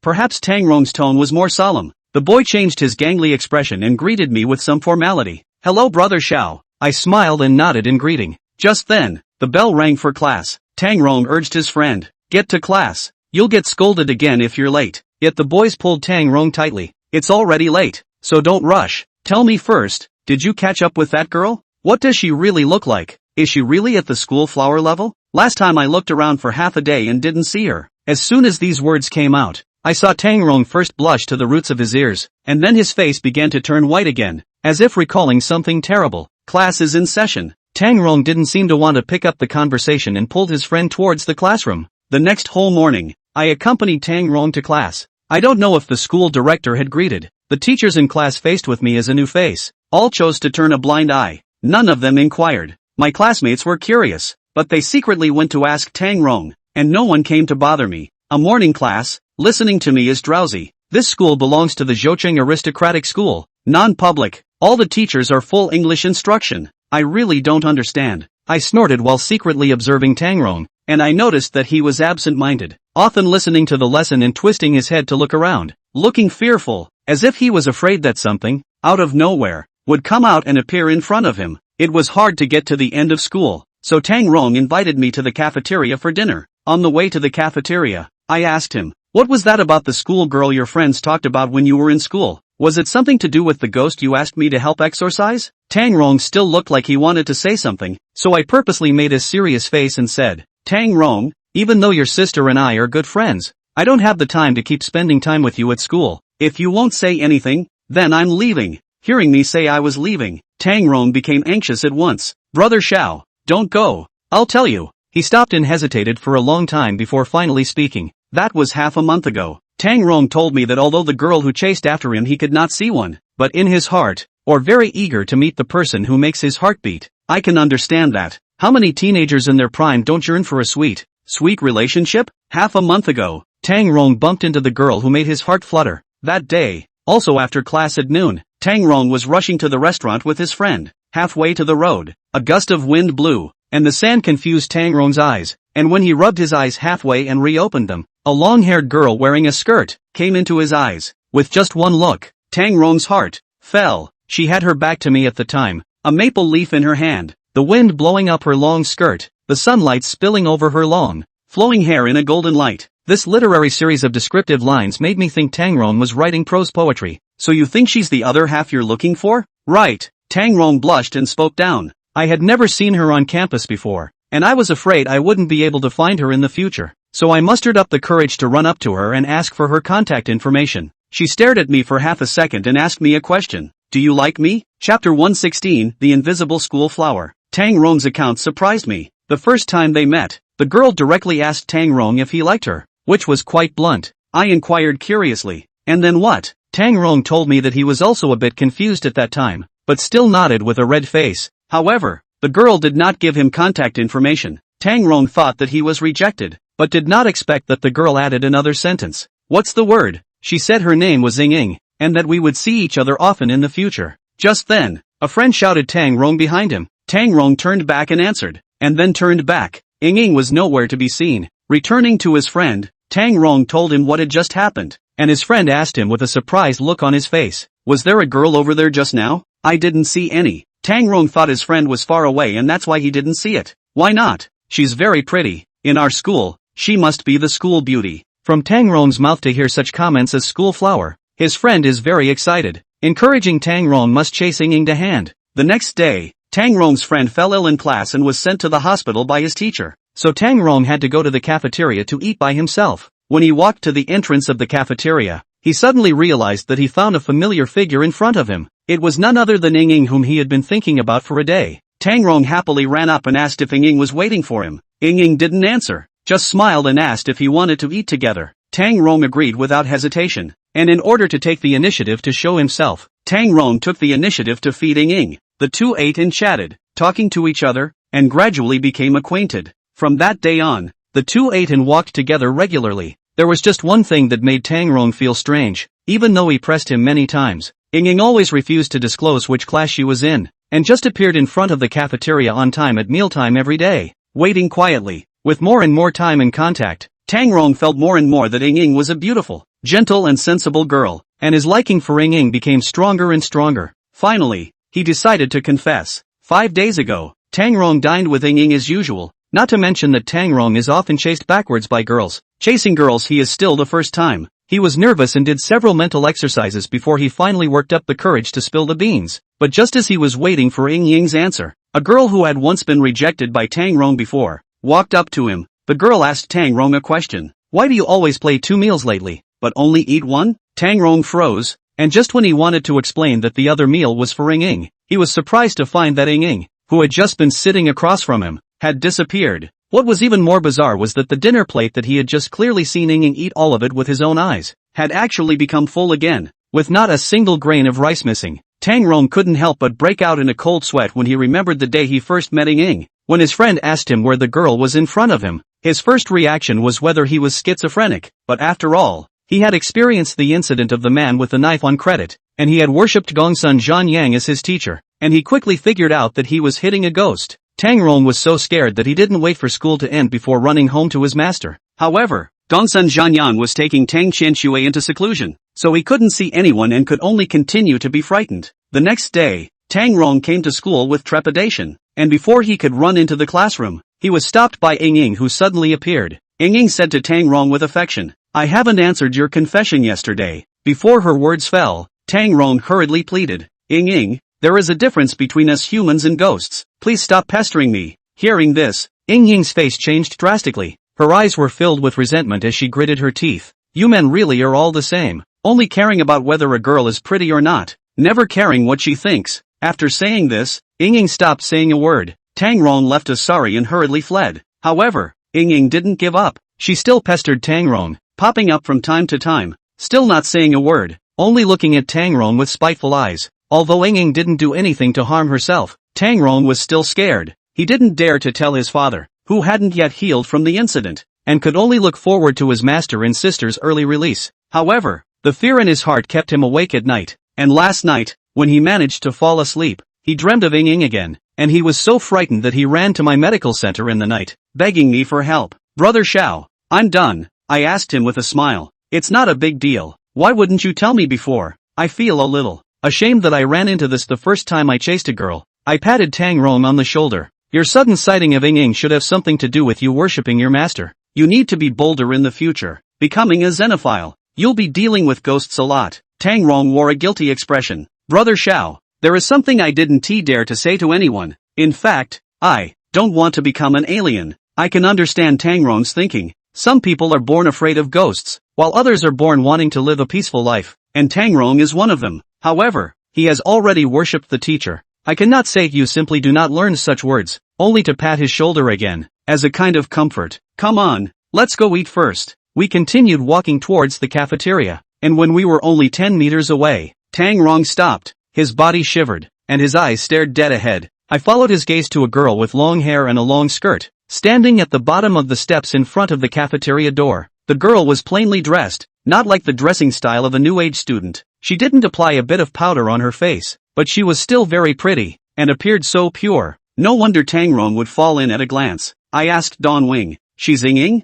too?" I scanned my surroundings, which were full of students and not suitable for hands-on work. I thought about it and summoned He Sweetie out. He Sweetness locked her eyes on Ying Ying and questioned me. "Brother Xiao, are we going to take down that ghost?" "No, you keep an eye on her for me until the night, and remember, don't let her hurt anyone." "Yes." After saying that, I turned my head and asked Tang Rong, "Let's starve for now. Let's go back." I took Tang Rong and turned around to go back to the classroom, twisting my head to look behind me as I walked. Ying was being stared at by his sweetness and didn't catch up. The two of us starved ourselves until school ended in the afternoon and waited until everyone had left school and it was dark before we walked out of the building. I used the secret method to send a message. Sugar, where is that ghost girl? Still there, she hasn't moved all afternoon. I was a bit surprised. In the face of a powerful ghost like Sweet He, any other ghost would have fled long ago. But Ying had been waiting in front of the cafeteria? Regardless of what Ying thought, Tang Rong had a saying that was right. There was a difference between humans and ghosts, and it was time to sever this sinful bond.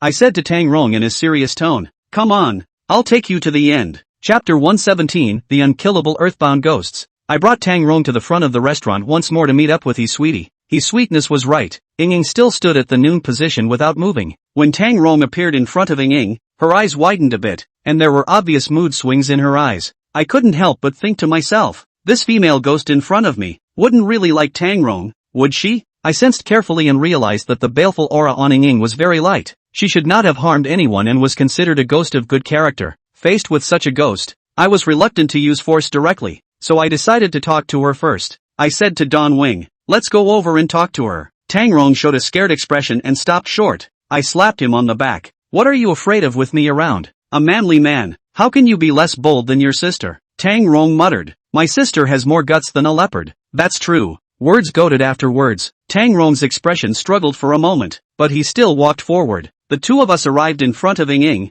with Sweet He protecting our sides, ready to strike at any time. Tang Rong gathered his courage and took the lead. Ying, there is a difference between humans and ghosts. We really can. Be sorry. Tang Ying reddened her eyes and looked at Tang Rong. After a long time, she finally did open her mouth. "No," she flatly refused. "I want to be with you." Tang Rong was in tears and begged me for help with his eyes. I said bluntly, Ying, with Tang Rong, you will bring him misfortune. This is the truth I am saying. Even if the 8 characters are hard, if they are exposed to the evil spirits for a long time, they will become weak and sickly, or even die in one's life. Ying shed tears. "I don't care. He's the one who messed with me first." Tang Rong was aggrieved. "But you didn't tell me you were a ghost either." Ying cut him off. "No one else can see me but you. How could you not know I'm a ghost?" Tang Rong opened his mouth, not knowing how to retort. In fact, this matter is really not his fault. According to my guess, the reason why Tang Rong can see ghosts, and his master Gongsun Zhanyan cannot be separated from his master.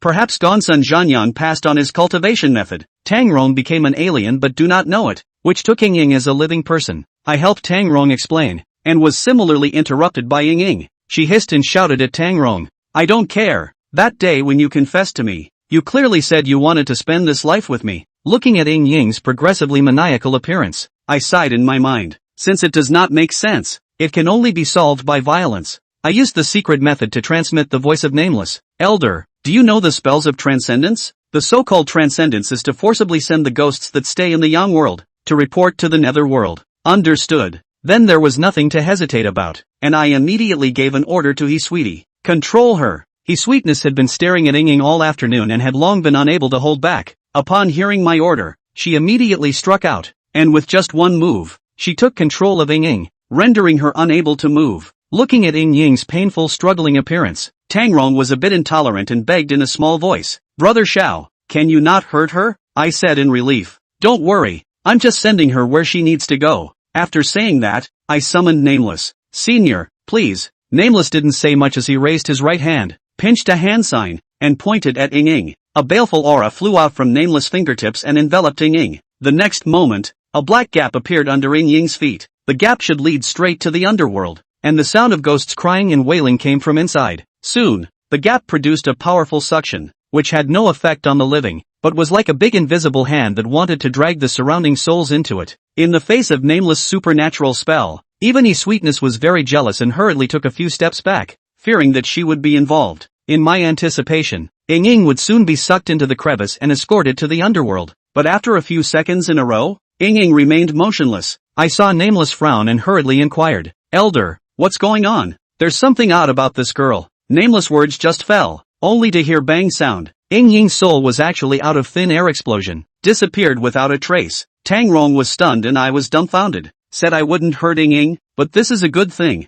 The soul is gone? Brother Xiao, you. Just when I didn't know how to explain to Tang Rong, something weird happened. A fury of wind came, blowing Tang Rong and I couldn't open our eyes. When the fury winds dissipated, Ying, who was originally soulful, actually reappeared in front of our eyes. My heart slowed down a beat in shock. I've never heard of a ghost that can regroup after its soul has been dispersed. Ying's performance touched my knowledge blind spot, and I looked to Nameless, hoping he could give me an answer. Nameless stared at Ying, frowning in thought, and after a while, his brows stretched as if he had thought of something. Seniors, before I had the chance to ask, Nameless suddenly struck out. He swung out a powerful palm wind, instantly tearing Ying's freshly coalesced soul back into pieces. Brother Xiao, Tang Rong was on the verge of crying in a hurry, and I opened my mouth, not knowing what to say. But from what I know about Nameless, he wouldn't do this thing out of nowhere. There must be a deeper meaning. So I gave Tang Rong a silent gesture, signaling him to hold his horses for a while. I cast my gaze to where Ying had just been, and a slightly absurd thought arose in my mind that she would reappear. I held my breath and waited slowly.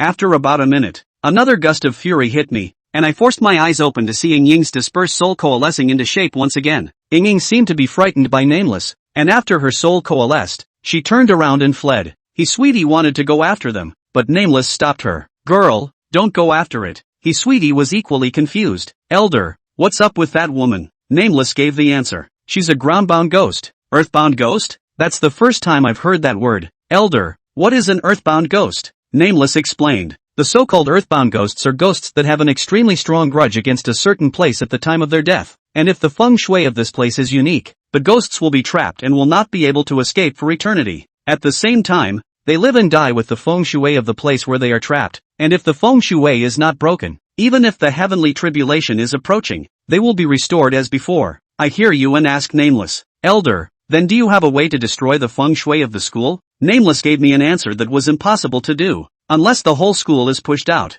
Although blowing up a school is a childhood dream for many people, it is just a thought, not an action. I looked at Tang Rong and gave him the most realistic advice. Why don't you change schools? Chapter 118, Teachers and Students. Transferring schools? Tang Rong had a hard look on his face and seemed to resist my suggestion. I explained calmly. You've just heard what Elder Nameless said. As long as the feng shui of this school isn't destroyed, Ying will keep pestering you. And even though she hasn't harmed you yet, no one can guarantee that she won't change her mind in the future. Hearing me say that, Tang Rong showed a scared expression. Since she can't leave the school, there's no more danger as long as you don't step foot in the school gates again. With the influence of the Tang family, it shouldn't be hard to help you change schools, right? It's not hard. Tang Rong was frustrated, but by leaving the school, my guaranteed spot is gone. Tang Rong told me in a euphemistic tone that the Tang family had donated a lot of money to this school for the sake of his studies, and even if his grades were only at a middle-of-the-road level, he could still be guaranteed admission to a prestigious school. I was dumbfounded, sighing in my heart the rich is to play, the poor children of 10 years of hard work, then a little bit of a little resource replacement. I didn't comment on this. For one thing, I'm on good terms with the Don family and I'm too embarrassed to mess around and spit in their faces. Secondly, I understand the truth that in this world, there is no absolute fairness at all. Tang Rong didn't want to transfer to another school, so he could only continue to deal with Ying. I asked Nameless, Elder, is there another way? Once that girl's resentment is eliminated, she will naturally go to the afterlife. I was lost in thought, recalling every detail of meeting Ying. A moment later, I inquired, have you guys ever felt that the clothes on Ying look like a style that was popular in the last era? Sweetie nodded, kind of like the way my mom dressed when she was younger. I asked Don Wing, this school, how many years has it been built? There was just a 50-year anniversary last month. I continue to analyze. Since the school is Ying's place of resentment, and since she's so young, it's very likely that she was a student at this school in her lifetime. Tang Rong, can you contact the school's leadership so that we can go through the files left behind by students who have had accidents since the school was founded? Human life is more important than God, but whenever a student dies,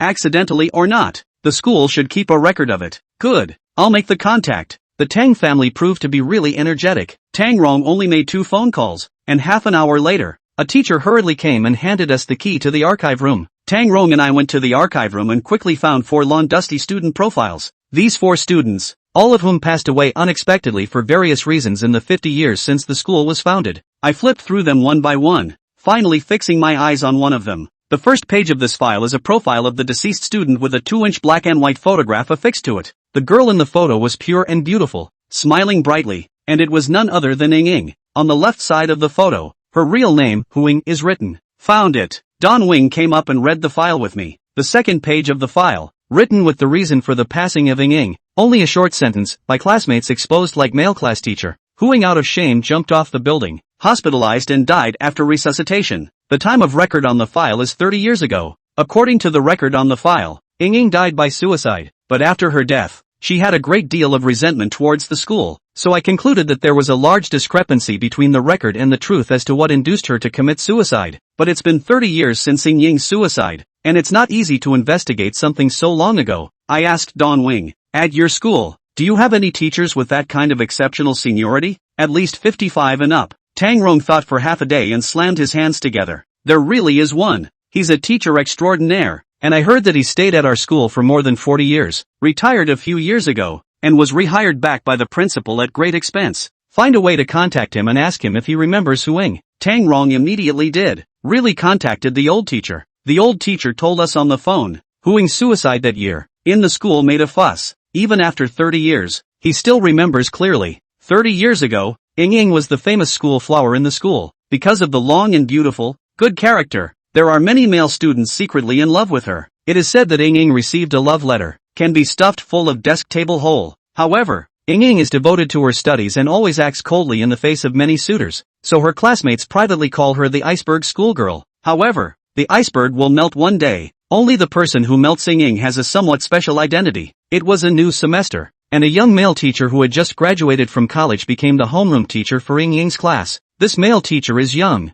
talented, well-spoken, fun to teach, and loved by his students. Ying seemed to like the teacher as well, both in and out of class, and she would often come up to ask for advice with admiration in her eyes. Then later, a rumor appeared in the school that Ying liked her teacher and confessed her love, only to be righteously rejected by her teacher. The rumor mill grew and almost all the students were talking about it. At a time when teacher-student love was an absolute taboo, Ying could not withstand the pressure and chose to end her own life. After Ying's death, the school conducted an investigation into the matter, and although Ying's homeroom teacher was blameless, the school transferred him due to public pressure, and it was heard that the teacher had passed away 5 years ago, due to a car accident. After hanging up the phone, Tang Rong asked me with a sad face, Brother Xiao, the homeroom teacher who was directly related to Ying's suicide has passed away. Do we still need to continue to investigate? Recall what Ying said to Tang Rong. You men really are all the same, only caring about whether a girl is pretty or not, never caring what she thinks. I'm sure it was never as simple as this old teacher recounted. Check. There must be more than one person who knows the truth. I took Ying's file and combed through my investigative thoughts. I first found the class Ying was in that year in the archives, and then rummaged through the dusty shelves of the archives room for years to find the archival materials for this class. The yellowed packet contains the graduation group photo of this class. By the time the group photo was taken, Ying had already passed away, yet her face still appears in the photo. It wasn't so much that a paranormal event had occurred, but there was a girl with a ponytail, holding Ying's last picture in her arms, standing in the first column of the line, taking graduation photos holding the remains of a deceased classmate. I guess this ponytailed girl should be Ying's good friend and best friend back then. I rummaged through the box again, looking for the ponytailed girl's file, and finally, before dawn, found it. This girl, named Hikari Xiaochui. My intuition told me that as long as I found Hikari Xiaochui, the truth about Ying's death by suicide would surface. Chapter 119, The Dusty Truth. The file had Hikari's home address. Tang Rong and I set out immediately. However, when they arrived at their destination,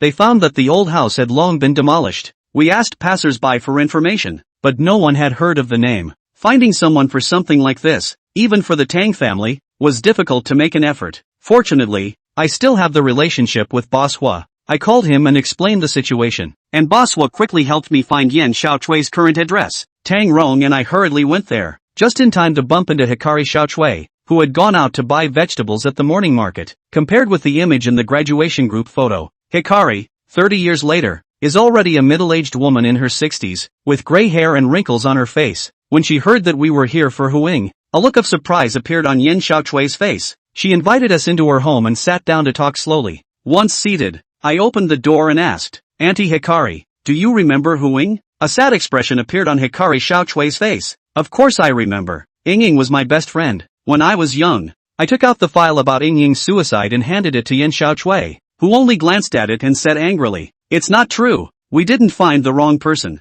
Hikari really knows the truth about that year. Auntie Yen, don't get excited. We came here this time because we want to understand why Huing jumped to her death back then. Hikari sighed. looking sad as she lowered her head and fell into memories. That year, our class got a new homeroom teacher, named Lee. Mr. Lee is young and talented, good-looking, and has a funny way of talking, and we all like him. Ying enjoyed listening to Mr. Lee's stories from college and interacted with him, but one day, Ying suddenly ran to me in a panic, saying that Mr. Lee had confessed his love for her and that she was scared. Hikari's account is just the opposite of what is recorded in the files kept by the school, which record that it was Ying who confessed her love to Mr. Lee. Although it was only a switch in the object of the confession, the nature of the event was completely different. When a student confesses to a teacher, it can be said that the student is too young to understand love, but a teacher confessing to a student is bound to be a bad teacher. You know, Ying, 30 years ago, was not yet an adult. Hikari continued the story. Ying asked me what to do about it.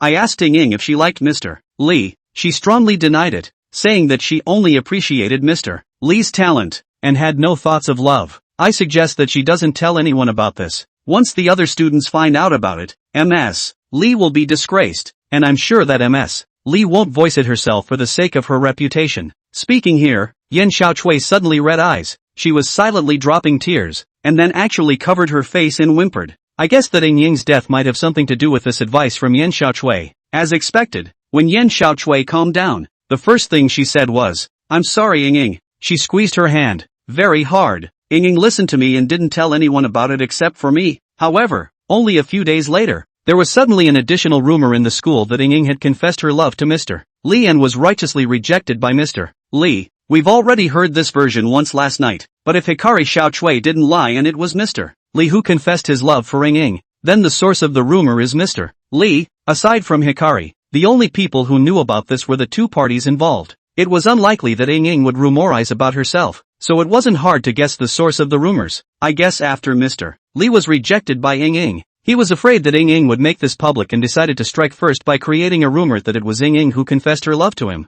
The rumors spread more and more, and no matter how much Ying clarified, no one but me was willing to believe her. In schools, teachers have far more credibility than students, a gap brought about by status. Hikari was silent again, tears streaming down her face. I know what happened afterward, even if she doesn't say it. Unable to withstand the pressure from the rumors, Ying took a leap of faith and ended her young life. I drew a tissue on the tabletop and handed it to Hikari. Thanks, I asked her seriously. Mr. Lee has passed away. If I want to help clarify the truth for Ying, do you have any evidence that can prove Ying's innocence? Yes. I was pleasantly surprised by Hikari's answer. I'll bring it to you. Hikari got up and went to the bedroom, and when she returned, she had a yellowed envelope in her hand. This is the love letter Mr. Lee wrote to Ying back then. Love letters. This is the most direct evidence. Enough to prove everything. Tang Rong inquired suspiciously. Auntie Hikari, since Mr. Lee left evidence back then, why didn't Ying take it to prove her innocence? I froze for a moment.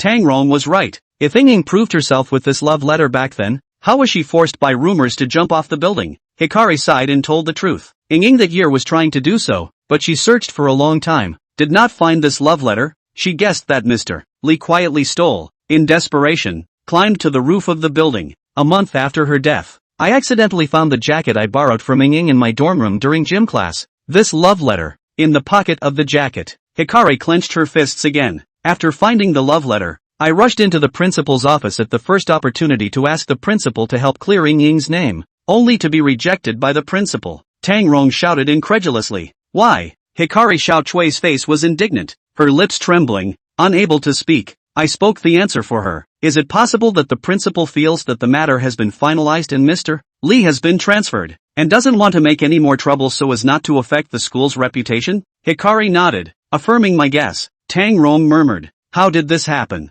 There's no way around it. This is the reality of society, where everything comes first. The principal refused to help me and even threatened to make sure I wouldn't get my diploma if I dared to publicize the love letter. Hikari suddenly howled, wondering if she was ashamed of her cowardice. After a few moments, I spoke up. Auntie Hikari, this love letter, can I have it? Hikari promised. If you can help Ying save her honor, I thank you for her. After leaving Hikari's house, Tang Rong and I returned to school again. On campus, Tang Rong yells out Ying's name and she reappears in front of us. Tang Rong held up the love letter in his hand. Ying, we found the love letter Mr. Lee wrote to you back then. Ying was expressionless. So what if I find it? I want innocence. Tang Rong shouted excitedly. You wait. I'll return your innocence right here. He led me to the principal's office. Tang Rong put the love letter on the principal's desk. But even after 30 years and several principals, we still get the same response as back then. The principal refused. Tang Rong, I understand the indignation in your heart, but this matter has been over for too long. No one will care about the truth. On the contrary, our school's reputation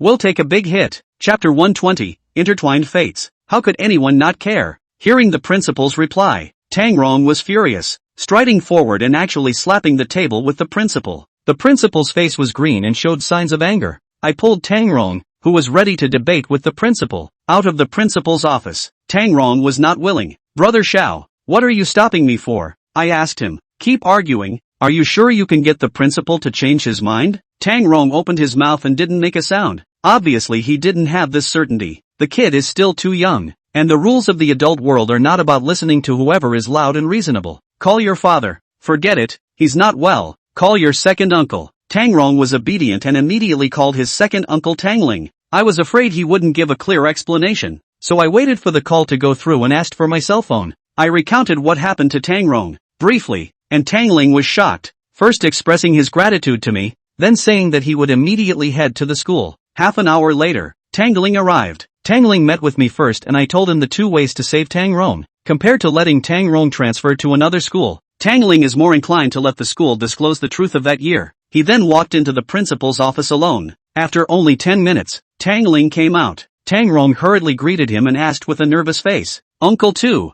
how's it going? Tangling replied calmly, your principal has agreed. Tang Rong was shocked. How did you get the principal to let go? Tangling spoke in a cloudy voice. I just saw your school's lab building. It's a little old. Tang Rong was at a loss for words, seemingly unable to understand what connection there was between the two. But I hear you. In order to solve Tang Rong's troubles, the Tang family donated a building to the school. The old saying is true. Money does make the world go round. Uncle Tu, what are you talking about? Tang Rong was just about to ask a follow-up question when I suddenly felt the fluctuation of air in the air. The air of each Xenos is different, and it is easy to recognize the identity. And the sudden appearance of the air gave me a sense of familiarity. I asked Tangling, Tang Xianxue is here too? Yes, she just came out of the gate and heard about Tang Rong and rushed over with me. Tangling twisted his head from side to side. Strange, where did this girl go? She was walking with me when we entered the school gate. I immediately understood that Tang Xianxue and Ying were fighting. I sighed in my mind. This woman, she doesn't pick the right time to fight. It was the middle of the day. The school was full of students. Was it a time when you could fight with ghosts and fight? I hurriedly ran out of the office building looking for Tang Xianxue, looking for a big circle. Finally in the back alley of the cafeteria, saw her, just as I suspected. Tang Xianxue was fighting Ying. Tang Xianxue opened her hands and placed them in front of her body, with a ghostly green medieval fire burning in her palms. In front of her, Ying had the same underworld flame burning on her body, and her face was in agony. Hearing footsteps, Tang Xianxue turned around and saw me. Xiao Fan, come and help. This ghost, it seems like it can't be killed. Of course Ying can't be killed. Even the nameless seniors can't manage to do anything. It's even more impossible for me and Tang Xianxue, the two small foreigners who are new to the world, to do it. Stop it. This ghost didn't hurt your brother. Tang Xianxue was a bit disbelieving. I heard it all on the phone. She pestered Tang Rong. She did pester your brother, but she just wanted to be your sibling. Tang Xianxue was stunned, reaching out and pointing at Ying and then herself. Well, put away the underfire. Tang Xianxue retrieved the underworld flame. Xiao Fan, what the hell is going on here? I'll tell you more about it later. I looked to Ying and opened my mouth. The principal of this term has agreed to bring the truth to light, and soon, your grievances will be cleared. Crystalline teardrops slipped from Ying's eyes as she cried tears of joy and kept asking after them. Really? Is this true? I nodded. The announcement will be posted soon. Tangling's promise proved to be very tempting. Perhaps the principal was afraid that he would back out. Only less than half an hour later, the clarification announcement about the truth of Ying's jumping that year was already posted on the notice board at the entrance of the school. Ying stood in front of the announcement, covering her face and sobbing uncontrollably, as if she wanted to wash away all the grievances of these 30 years with tears. I was surprised to find that the already small amount of fury in her body was dissipating rapidly. Nameless told me that Ying had changed from an earthbound ghost to an ordinary ghost and could pass on to the next life at any time. After crying for a long time, Ying wiped away her tears. She walked over to Tang Rong and spoke softly.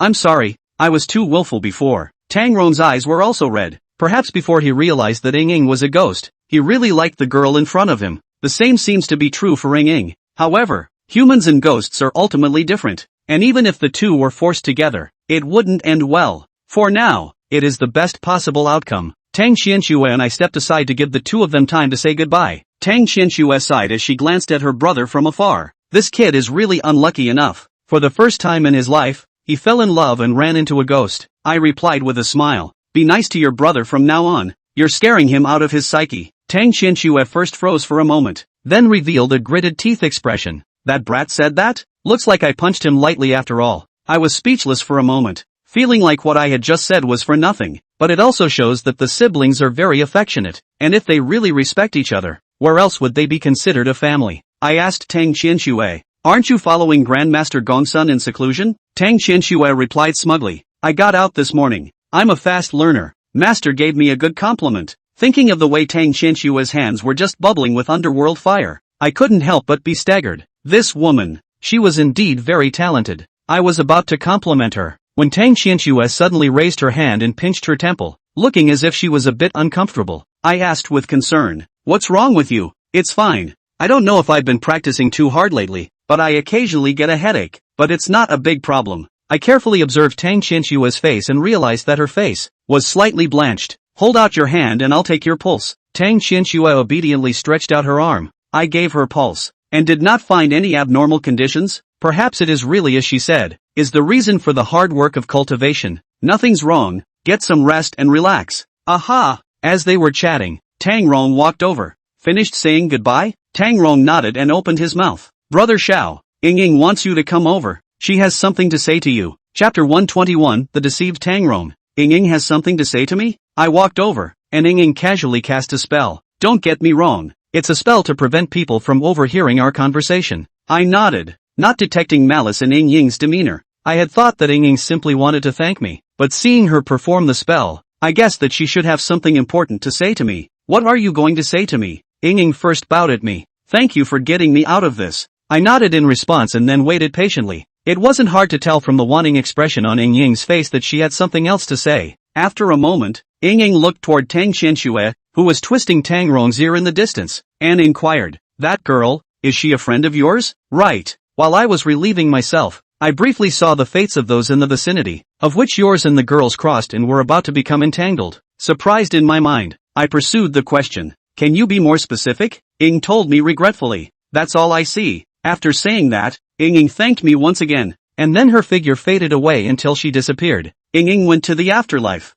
I used the secret method to transmit the voice of Nameless. Elder, what did Ying mean by the words she just said? Nameless made a guess. I have heard before that ghosts have a certain probability of seeing the starry river of destiny when they are liberated, and I don't think that she has lied to you. He paused for a moment, his tone turning serious. Xiao Fan, do you remember your 4 tribulations and 9 difficulties? That girl called Tang Xianxue is most likely your 3rd tribulation. Hearing Nameless words lifted my spirits. The old blind man who told my fortune said that I had 4 catastrophes and 9 disasters in my life, and they were all related to women. The first 2 difficulties correspond to Zhou Xixi and his sweetie respectively, and have been passed through peacefully. Now, is the 3rd hard to come? Although I was surprised, I wasn't afraid. Since it was a fated calamity and I couldn't hide from it even if I wanted to, I might as well deal with it seriously and fight for a chance of survival. After Ying passed away, Tang Xianxue and Tang Rong walked over. One of Tang Rong's ears was red and swollen, and his eyes were so red that he was on the verge of crying. Tang Xianxue then asked, what did that female ghost, just now, say to you?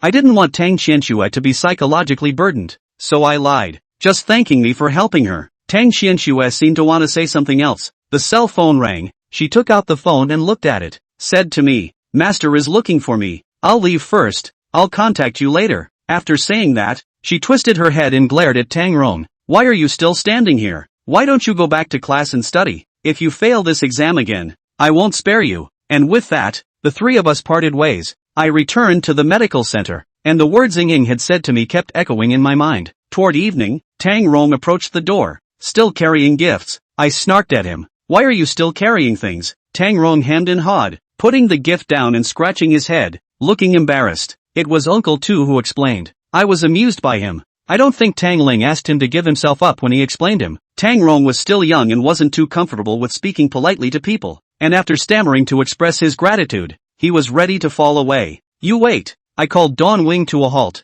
Brother Xiao, is there anything else? You sit down. I told Tang Rong to sit down, and he looked at me with a puzzled face, unable to guess what I was going to do. Back at the medical center today, I've been thinking about one thing: how exactly did Tang Rong see Ying Ying? I was busy helping him before. I didn't think about it carefully, and now that I think back, the day he first met Ying Ying was less than 3 days past the worship banquet between him and Tang Qianxue. Tang Qianxue is highly gifted, and I believe that in just 3 days, she can cultivate the air and become a foreigner. Can Dawn Wing's talent? Isn't that too fast? Senior, please come out. Nameless showed up and startled Tang Rong, and it was obvious that the boy was indeed afraid of ghosts. Senior, help me check Tang Rong's talent. Nameless raised his hand and placed it on the top of Tang Rong's head, who was so scared that his body trembled. I said helplessly, "What are you afraid of? Is it hard for me to harm you?" "Of course Xiao won't." Tang Rong laughed awkwardly and his body stopped shaking. Nameless poured his own baleful qi into Tang Rong's body, and did a very detailed examination. When he raised his hand,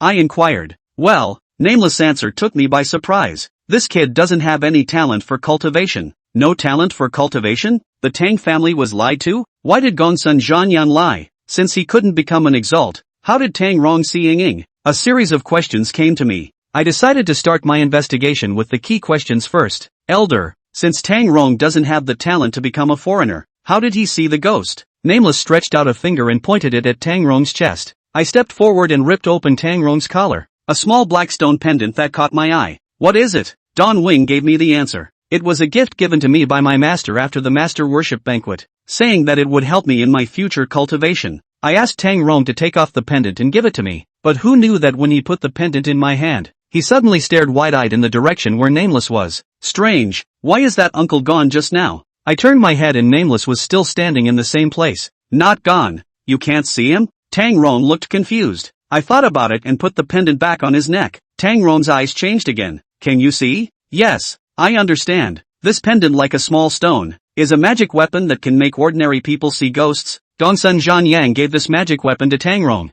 most likely to make Tang Rong look successful in his studies. This made me wonder about Gongsun Zhanyang. Tang Rong is the only male in the first line of the Tang family in this generation. Gongsun Zhanyang accepted him as a disciple. Could it be that he is looking at the Tang family's wealth like the man with the credit knife? Highly likely. If my guess is true, Gongsun Zhanyang, I am afraid that this person, not like the surface, looks so righteous and dignified, but an old fox with a very deep city. Immediately after that, another thought occurred to me. Since Gongsun Zhanyang has designs on Tang Rong, what about Tang Qianxue? In an instant, the image of Tang Qianxue reaching out to rub her temples during the day surfaced in front of my eyes once again. There are questions. I grabbed Tang Rong's shoulder, startling him. Hurry back to your house. Your sister might be in trouble. Tang Rong was unsure, but seeing how nervous I looked, he didn't dare delay and immediately took me to the Tang family. However, the two of us were still a step behind. Chapter 122, The Kidnapped Tang Qianxue. After rushing to Tang's house, Tang Jia and I went straight to Tang Qianxue's room.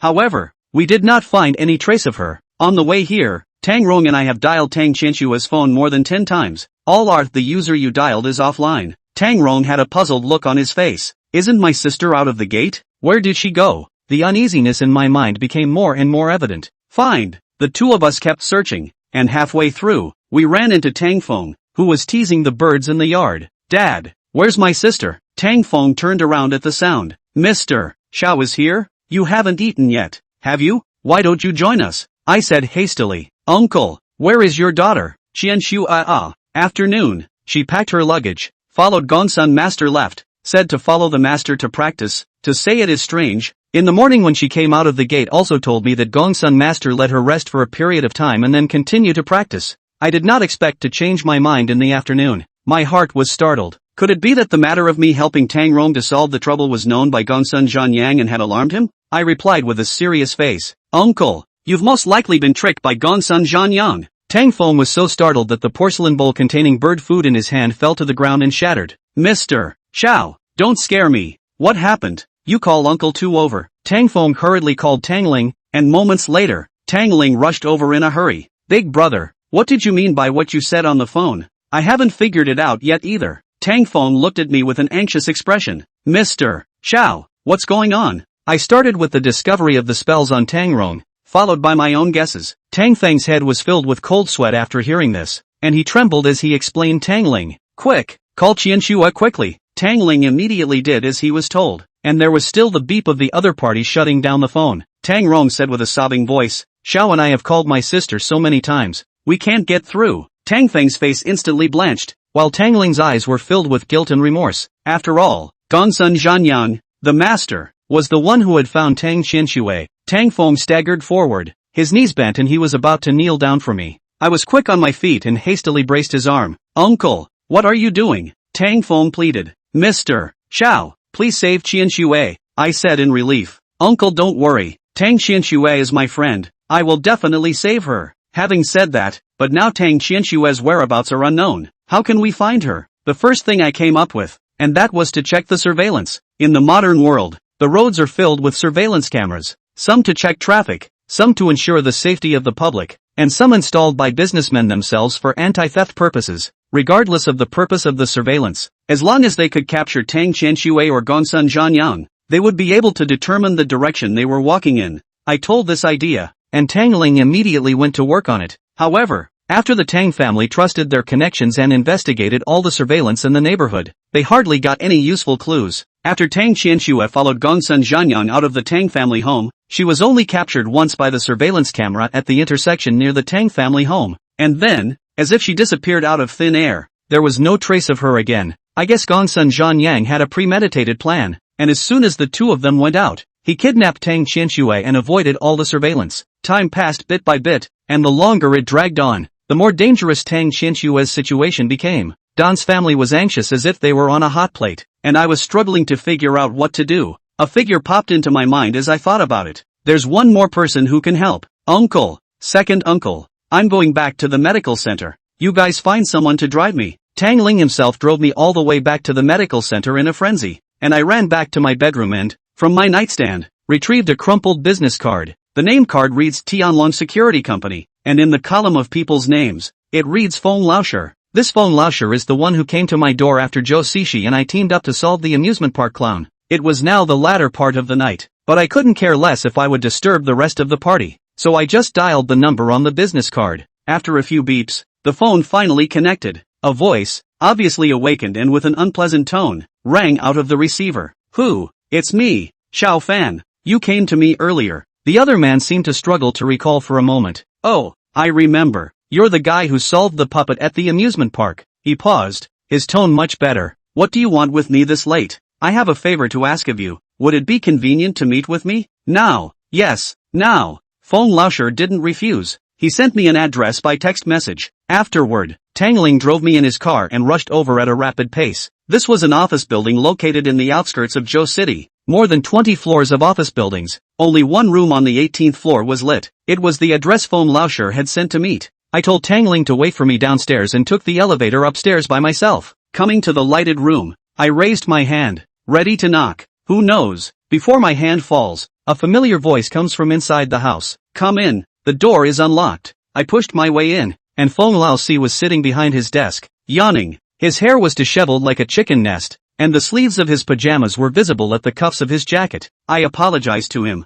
Sorry to wake you up so late. Feng Laosi yawned while waving his hand. It's fine. It's fine. Have a seat. When I was seated, he handed me a cup of coffee, freshly brewed. I took the cup and he inquired, "What's so urgent?" "I'll get right to the point. I have a very important friend who has been kidnapped." Feng Laosher raised his eyelids and spat out the name of a person. Tang Qianxue? I asked him in surprise. How do you know? Feng Laosi shrugged. After the amusement park incident, I investigated you, and it wasn't hard to guess that you were the only friend you had in Zhou City. He asked me immediately afterward. Any idea who did it? It's a foreigner named Gongsun Zhanyang. Hearing the words Gongsun Zhanyang, Feng Laosher's eyelids fluttered effectively, and I was keenly aware of the change in his expression. You know him? I know. Feng Laosher's tone became much more serious. This guy, his reputation is not so good. He didn't give me a chance to keep talking, and snatched it up. Why was Tang Qianxue kidnapped by Gongsun Zhanyang? I briefly told the matter of Tang Qianxue's worship. Feng Laosi's eyes changed again. Does she have the gift of summoning under fire? How do you know?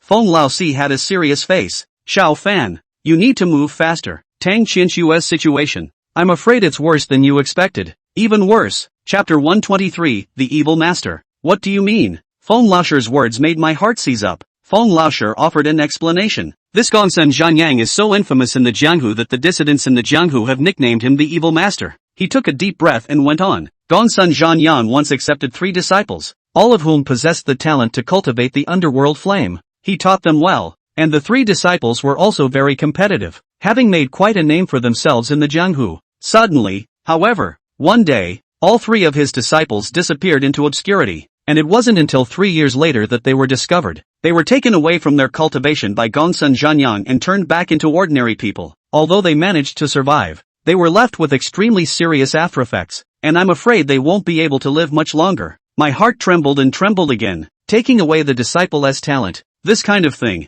I had personally experienced. I got up violently and stared Feng Laoshi dead in the eyes. I asked him in an anxious tone, "Can you help me find Gongsun Zhanyang?" Feng Laoshi's answer made me despair. Even if I use the company's power, if I want to find Gongsun Zhanyang, it will take at least a few days. His words were only half spoken, but I knew exactly what the second half was. If it really takes several days to find Gongsun Zhanyang, Tang Qianxue will be in dire straits. There's no other way? Feng Laoshi thought for a moment and said to me very seriously, "There is another way, but I can't promise you if that person will help or not." Who? It's a Jianghu old-timer, nicknamed Uncle Blind in the Jianghu. He understands the art of divination and calculation. He once possessed a great fame in the Jianghu. He retired 20 years ago, and has only recently reappeared, and is currently in Zhou City. Give me the address. As long as I can save Tang Qianxue, any tiny possibility, I have to try my best. Feng Laoshi took out a pen and paper and wrote down an address for me. I got to the place as fast as I could,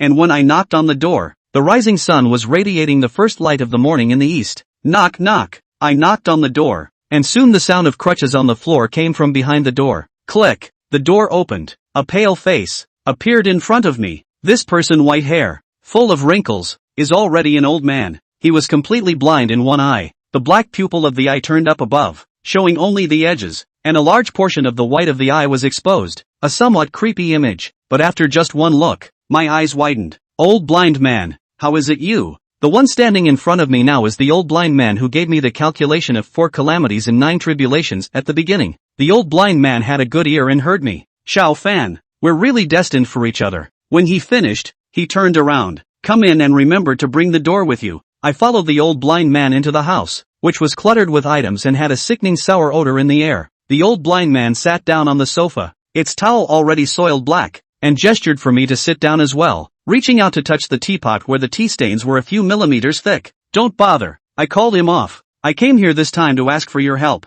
The old blind man laughed a little. It's because of a girl who can cultivate the underworld fire, isn't it? I was amazed. How do you know? The old blind man assumed the appearance of a profound Taoist. Have you forgotten what I do? I don't contradict him. I just assume he did the math. The old blind man continued. This girl, she's your third hardest. It doesn't matter. I just want to know where she is right now. The old blind man whispered to me. Unfortunately, I can't do the math. I twisted my head and was about to leave. Since I couldn't figure it out, there was no point in me wasting my time for him here. I don't have a good opinion of the old blind man. After all, this guy, in the beginning, was the master's accomplice. Who knew that I had only taken a step toward the door when the old blind man picked up again? But I can show you. I returned. What do you mean? The old blind man was still smiling. That's literally it. I have a way for you to see the girl, and it's up to you to have a good eye for finding out where she is. I was disgusted with the old blind man's pretense of sophistication, but one has to bow one's head under the roof. Please, elder. The old blind man got up and pointed to the side of the TV stand. There's a blanket there. Help carry it out and spread it on the floor. All the displays in the old blind man's house were old, except for the television, which was new and large. The TV was on at the moment, playing a very dated TV show, and it was on mute. I wondered in my mind, a blind man can't see anything and doesn't turn on the sound, so how does he watch TV? Doubtful as it was still more important to get things done. I found the blanket and spread it out on the floor as the old blind man had asked. As the blanket unfolded, dust rose and choked me. It was as if the old blind man was used to it and didn't care. He fumbled with a bell from another cabinet, along with a quill and ink. Sit on the blanket. Soon the two of us were sitting facing each other on the blanket, and he put the bell down, grabbed his quill, and dipped it full of ink. Immediately afterward, the old blind man closed his eyelids, pointed the tip of the pen at his own eyes, and began to move it. When he closed his brush, on each eyelid, he drew an eye. Okay, it's ready to go. The old blind man pinched a hand trick, and soon, I felt in him, the flow of air. His air coalesced in his eyes, and something weird happened. I realized that the fake eyes he had painted on his eyelids began to wiggle, gradually becoming blurry, and blinking twice, as if they had come to life. I thought I was blinking and blinked twice, and the old blind man's painted false eyes returned to their original appearance, as if nothing had changed. The old blind man had a serious look on his face as he mouthed words that sounded like he was praying to the heavens. As he prayed, he grabbed the bell and shook it a few times. Jingle bells! The ringing of the bells into the ears was like a magic sound. I was so energized that my vision actually became blurry again. In a trance, I saw the old blind man stretch out his left hand and point to his eyes with his index and middle fingers. When he removed his hand, the two ink-drawn fake eyes were actually coming off his eyelids and sticking to his fingers. Immediately afterward, he turned his finger around and pointed it at my eyes. I subconsciously tried to dodge, but the two fake eyes actually flew over on their own, hitting me squarely in the eyes. Intense pain erupted from my eyes, and the pain almost made me scream. My vision instantly went black, as if I had lost my sight. I subconsciously thought that the old blind man was trying to harm me, and was about to call out the ghost servant when I heard the old blind man say, "Calm down and look carefully ahead of you. See? I'm blind. How can I see?" The very next second, however, I could see again, but the scene before me was not the old blind man's house, surrounded by copper jewels. A familiar figure, right in front of me. Tang Qianxue. Chapter 124, Burning the Body to Make Pills. Tang Qianxue was sitting in front of me with her legs crossed, her eyes were tightly closed, and a rune I couldn't understand had been drawn on her forehead with dancing dye. What was even more horrifying was that there was underworld fire burning underneath Tang Qianxue, and it was getting more and more vigorous. "Tang Qianxue," I called out again, but Tang Qianxue still didn't have any reaction. Her eyelashes didn't even flutter. "Stop yelling, she can't hear you." The old blind man's voice rang out from my mind. And when I tried to reach out and touch Tang Qianxue, my hand went straight through her body. I immediately reacted that this was old Blindy's spell. I don't know what means he used to make my spiritual sense detach from my physical body and come to Tang Qianxue's side. The old blind man's voice sounded again. "You only have 3 minutes. Hearing this, I didn't dare to hesitate any longer, and with just 3 minutes to spare, I had to figure out where exactly Tang Qianxue was trapped. I rushed out of the copper biker and outside, turned around and was shocked by the whole thing. A huge 2-meter-high Dan furnace appeared in front of me. Thinking of the underworld fire under Tang Qianxue's body, my spiritual sense trembled. "Gongsun Zhanyang, this is to take Tang Qianxue alchemy?" Just then, Gongsun Zhanyang's voice laughing loudly entered my ears. "Underworld fire sacred body. The underworld flame sacred body. It's not in vain that I've been searching hard for 30 years, and I've finally found it. Ha ha ha ha ha." I followed the voice to the other side of the Dan furnace, only to see Gongsun Zhanyang kneeling in front of the Dan furnace, his eyes as respectful as a pilgrimage, but the expression on his face was demonic madness. "Tang Qianxue, Tang Qianxue, you're much better than those 3 useless disciples I had before. Those 3 losers, even when I sucked in all of their cultivation, they didn't get much growth. But you're different. As long as I refine you into a Dan, I'll be able to achieve the underworld flame sacred body as well. At that time, there will be a place for me, Gongsun Zhanyang, in the 10 zuns and 100 halls, the 10 jins and 100 tongs? What's that? Time is running out. I can't waste time on Gongsun Zhanyang." I hurriedly looked around and realized that the place where the Dan furnace was placed was a dimly lit cave. A cave? Is there a mountain near Choucheng? I left the cave as fast as I could. The sun was shining from the east and it stung a little. I rushed up high into the air and looked down at the ground. There were a total of 7 peaks. Just as I was desperately trying to commit the surrounding terrain to memory, my eyes stung once again, and the scene before me instantly became pitch black. When I came back to my senses and opened my eyes again, the old blind man appeared in my eyes. "I'm back," the old blind man asked me in a tone tinged with a trifle of amusement. "How about that? Old man, I've still got some skills, don't I?" I nodded in acknowledgement. "Can you cast the spell again?" The old blind man shook his head. "This spell, even the most physically fit person can only withstand it once a day, and if you do it again, you'll be as blind as I am." I got up and thanked the old blind man. "Thank you, senior, for your help." The old blind man met me with his eyes,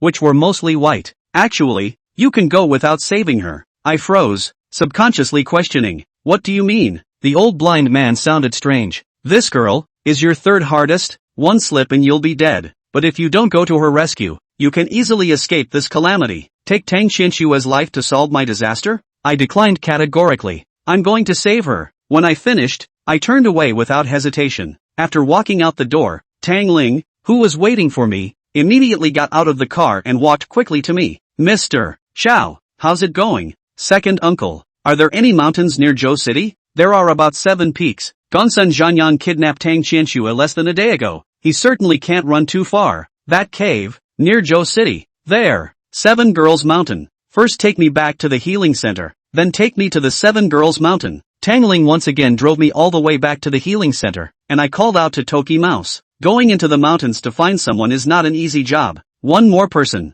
There will be one more point to find Tang Qianshue's hope. But when I arrived at the Seven Girls Mountain, I was dumbfounded. When the old blind man cast his spell, my viewpoint was high in the sky, looking down, and the Seven Girls Mountain didn't look very big. But when I really reached the foot of the mountain, the rolling hills gave me a great sense of oppression. The mountains are high and the veins are long. Even if I have the help of a ghost servant, I don't know how long I'll have to search. Tang Qianxue was being refined by the underworld flame. She couldn't afford to wait. Elder, Sugar, Timer Mouse, all of you come out. All three ghost servants showed up. Can you guys find Tang Qianxue as fast as you can? Nameless and He Sweetness both shook their heads. My eyes landed on the time rat, asking urgently, you have an idea? The time rat nodded. I can't promise anything, but I can try. Provided you have an item that carries the girl's scent. I almost burst out. This guy did not say early. Said I would first go to the Tang family to get a piece of Tang Qianshue's clothes. Wait, clothes? I immediately took off the jacket I was wearing. Will this work? Before I fought with the mouse,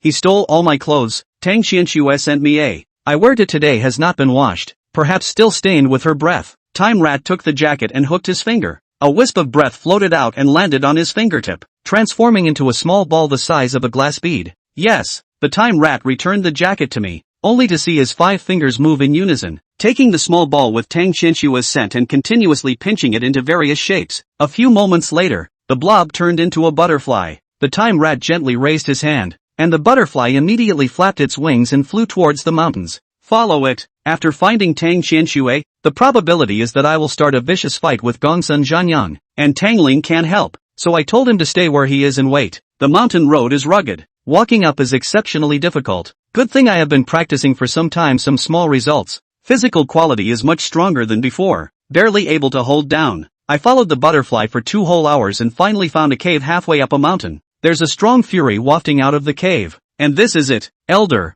Sugar, get ready for battle. Time Mouse, you stay behind me. One of us, 3 ghosts, cautiously walked into the cave, which had torches hanging on the walls, so that we did not have to proceed in the dark. After entering the cave, the huge Dan furnace once again appeared in front of my eyes. Unlike when I saw it early in the morning, at this moment, the Dan furnace was completely wrapped in underworld fire. I looked around and did not see Gongsun Zhanyang's figure. Gongsun Zhanyang is not here. It will be much easier to administer the rescue. Elder, can you put out the fire? I'll try. Nameless slapped out his palm, and an extremely strong baneful wind instantly blew out from his palm. However, the fury wind only blew the flames a little smaller, and when the fury wind stopped, they returned to their original state. No way! This underworld fire is burning too hot. Even Nameless couldn't solve it, so there was no need to let Sweetie try. Underworld fire is the nemesis of souls, and I can't let the ghost servant risk getting close. I had no choice but to try to get closer on my own, but only 3 steps later,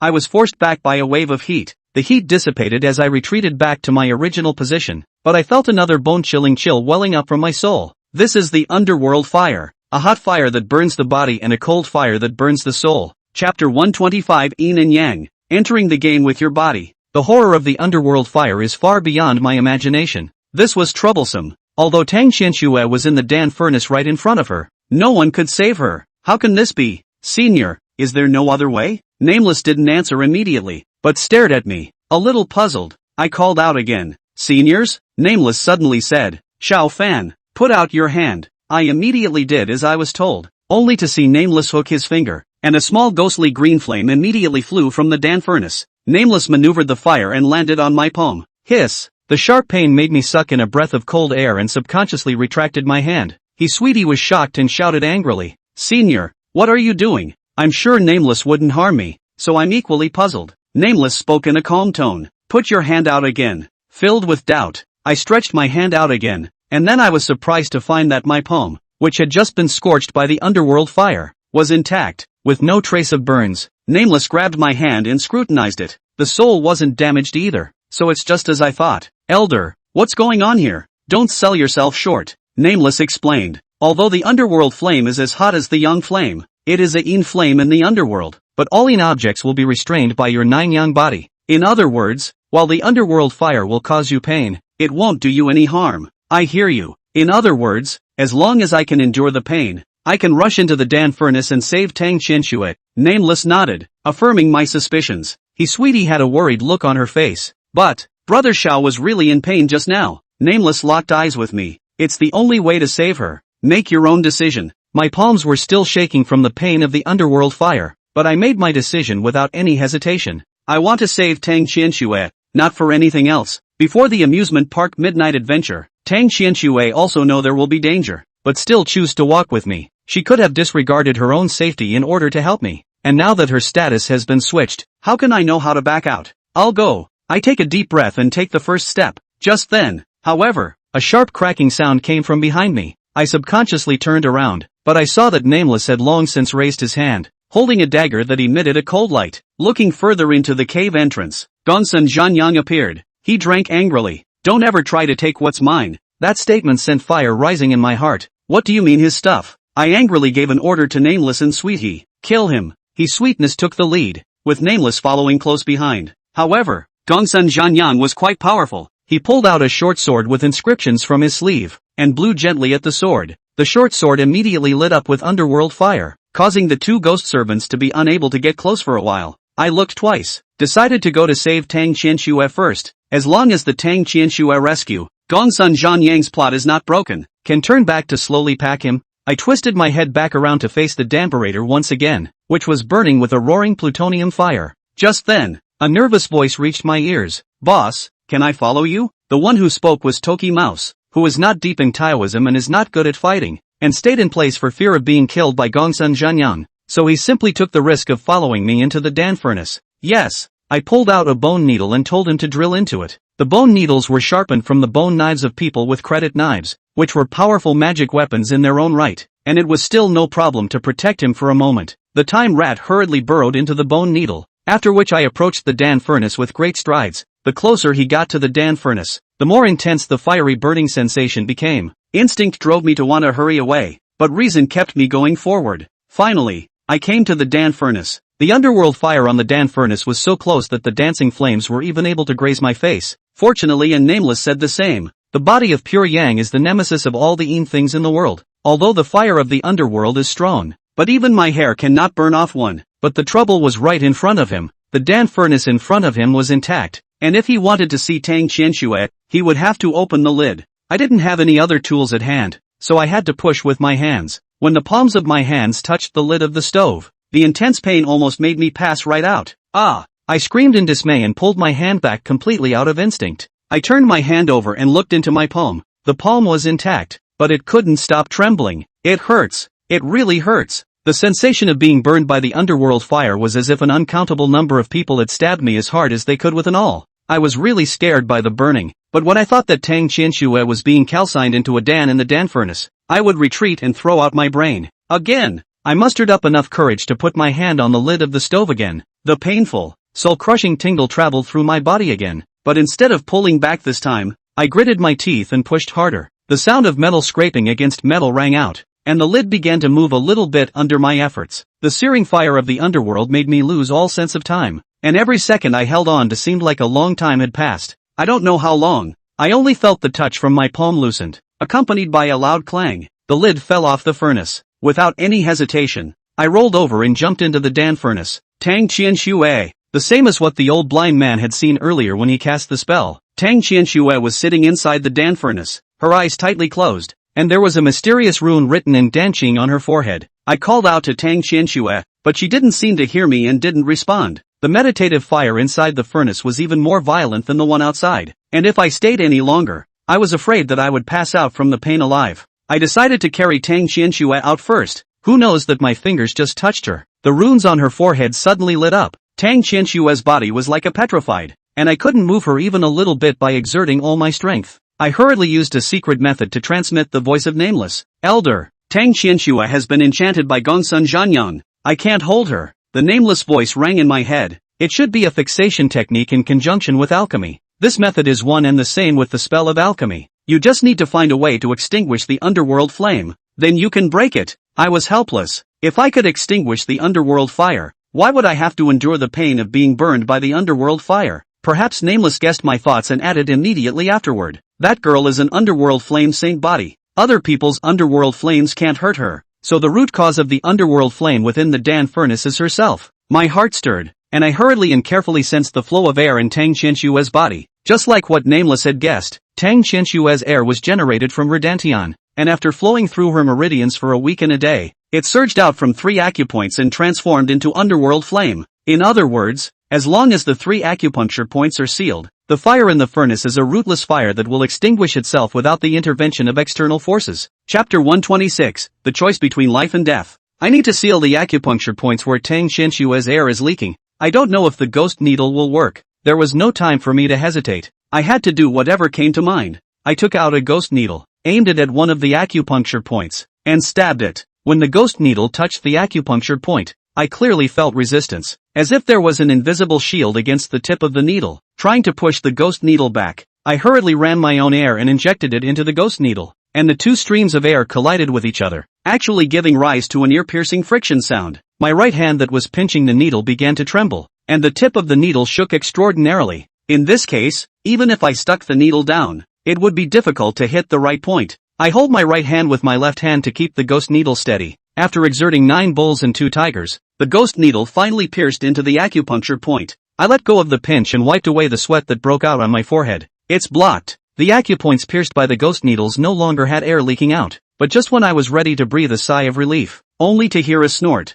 Tang Qianshue body clothes, broken in half, revealing a large area of bare skin. I froze for a moment, not attracted by the beauty in front of me, but Tang Qianshue's other 2 acupoints, leaking more air. I quickly figured out that the current Tang Qianshue was like a leaky balloon, and by plugging one of the holes, the water flowing out of the other 2 holes would become faster and more rapid. The air that was like a torrent made the meditative fire in the Dan furnace burn even more vigorously, burning my body with such severe pain that I could barely hold back my screams. Looking at Tang Qianshue in front of me, I couldn't help but murmur, "Tang Qianshue, you owe me a big favor." After saying that, I took out the second ghost needle. The process was much tougher with the same approach, but good thing I stuck with it. When the ghost needle pierced into Tang Qianshue's body again, the second acupoint that was leaking air was also blocked. Pust. The sound of clothing breaking resounded again, and I gulped as I mumbled a silent sentence in my mind. Color is empty, and emptiness is color. I took out a third needle, but this time, it was just a regular bone needle, not a ghost needle.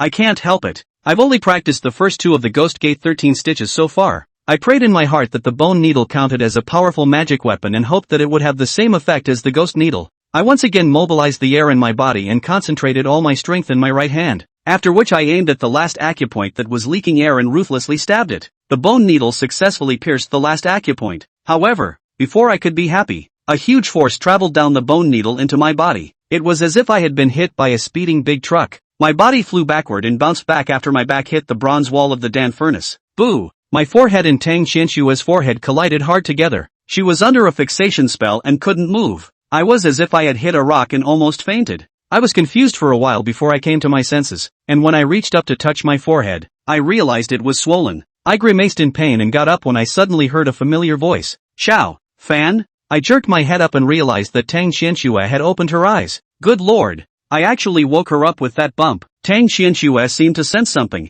Her eyes flicked downward and her face instantly turned red. "Where are my clothes?" Then she exclaimed. "Why can't I move? If it were someone else, I'm afraid I would have already cursed me for being a pervert." But fortunately, Tang Qianshue was still quite trusting of me, and she asked in a sharp voice, "What happened?" I rubbed my head, as if doing the can't look there challenge, and tried to keep my eyes on Tang Qianshue. I asked her, "You can't remember?" Tang Qianshue murmured, "I remember going out with my master. Then, I can't remember." So it seems that Tang Qianshue just walked out of the house and was knocked out by Gongsun Zhanyang. As fast as I could, I recounted what had happened to her, and when Tang Qianshue heard it, her eyes widened in disbelief. "You mean, master, he's going to hurt me?" I said helplessly. "Don't you shout this, master. Don't be sold and help count the money." After experiencing the credit knife man, Tang Qianshue had long known the perils of the Jianghu, and she quickly adjusted her emotions. "Xiao Fan, I feel so weak. Gongsun Zhanyang cast a spell on you. The air in your body is rapidly draining away. So far I've helped you block 2 acupoints, and there's still the last one left." I pinched the bone pin again, ready to make another attempt. However, I held the needle up halfway and it didn't fall. Tang Qianshue asked me, "Why don't you get off the needle?" I said awkwardly, "I'm afraid to look down." Tang Qianshue's face reddened once more as she said to me in a mosquito humming voice, "It's not like it's the first time you've seen it. What's the point of pretending to be reserved?" When she said that, I couldn't help but remember what happened in the bathroom last time. Tang Qianxue said immediately afterward. I've heard it said that in the eyes of a doctor, a patient has no gender, so just think of me as a patient. Tang Qianxue herself has said so. It would be hypocritical for me to hesitate. I said, I'm offended. Sight down. I found the right point and once again channeled my air and stuck the needle down. Boo! There was another loud thud, and once again my back came into close contact with the copper wall of the danbarator. Luckily, I had prepared in advance, and the moment my body bounced off the ground, I stuck my head forward, which prevented me from hitting the back of my head. Tang Qianxue was startled. Xiao Fan, are you okay? I answered breathlessly as I sat on the floor, my back pressed against the copper wall. It's okay, let me slow down. I slowed down while thinking, it has been proven that bone needles can't seal the points that leak air. Only ghost needles can. In other words, if I want to save Tang Qianxue, I must practice the third of the 13 needles of the ghost gate. I've been practicing the third stitch for a long time, and although I've gained a preliminary grasp of it, that was after all just practice, and I'm not 10% sure if I can sign a new ghost servant. 100 practice errors are not fatal, but once I really refine the ghost needle, I will only have one chance. In a different, safer place, failure might just be a serious injury. But here is the furnace, surrounded by the blazing flames of the underworld. Once it fails, even if I have a body of pure sun, I cannot withstand the burning of the underworld. Nameless and sweet, he could not get close to the Dan furnace, which meant that failure meant death. I looked over at Tang Qianxue, whose eyelids were fluttering, as if she was about to lose her grip and fall into a deep sleep. She was running out of time, leaving me with even less time to choose. Can't hesitate. In an instant, I made my decision. Previously, I had failed to save his sweetness, and now, I would never allow Tang Qianxue to die in front of me. I pulled out the last bone needle I had on me, and the time rat was in it. The time rat was not yet my ghost servant, and I could not use the secret method to transmit my voice, so I opened my mouth and drank. Time rat, get ready, I'm going to make a contract with you. Chapter 127, Tang Qianxue's Confession. Upon hearing my command, Timer Mouse's terrified voice came out of the bone needle. Boss, aren't you not ready yet? Don't mess around. Once you fail, you'll die here. Tang Qianxue asked sharply when she heard the words of the Time Mouse. Xiao Fan, what are you doing? I hesitated, not choosing to hide it. To save you, I have to sign a third ghost servant. I'm only 50% sure, and when I'm done, I'll send you home. It didn't work out that the two of us can still be companions on the Yellow Springs Road. No, Tang Qianxue flatly refused. I don't want you to die. She seemed to want to struggle to her feet and run over to stop me, but with the immobilization spell in place, the only things she could move were her eyelids and her mouth. I smiled at her and snickered. Do you have so little faith in me? Crystalline tears flowed down from Tang Qianxue's eyes. Xiao Fan, I don't want you to risk your life for me. If you fail, I will feel guilty for the rest of my life. I forced myself to be confident. Don't worry, I won't give you a guilt trip. After a pause, he added, if you really fail, when the Mona soup is in your stomach, you'll forget everything from your past life. After saying that, I began to utilize the air in my body to prepare for the refining of the third ghost needle. Time Rat exclaimed in shock. Boss, think twice. Shut up, I reprimanded loudly. If you disturb my Tao, I'll break the bone needle right now and let you out. The Time Rat immediately shut up. Immediately die or wrestle a chance to live. He still has a very good idea in his heart. Wait. Tang Qianxue's voice trembled. Xiao Fan, listen to me. I am afraid that I won. Have a chance in the future. I stopped what I was doing and locked eyes with her. Tang Qianxue blushed for the third time. Her mouth opened several times but she couldn't get the words out. I cried and laughed. Auntie, say what you have to say. Your underworld flame is about to turn me into a roasted suckling pig. Tang Qianxue suddenly closed her eyes and shouted. Xiao Fan, I love you. Her confession, echoing within the danbarator, shook me to my core for a long time. A moment later, Tang Qianxue opened her eyes as if she had used up all her courage. She murmured, I've kept this secret in my heart. I'm afraid if I don't tell it, I'll never get another chance. In fact, from the first time you saved me, I like you. In fact, which point you do not meet the image of Prince Charming in my heart, but I just like you. Probably every girl cannot refuse to give up their lives to save their heroes.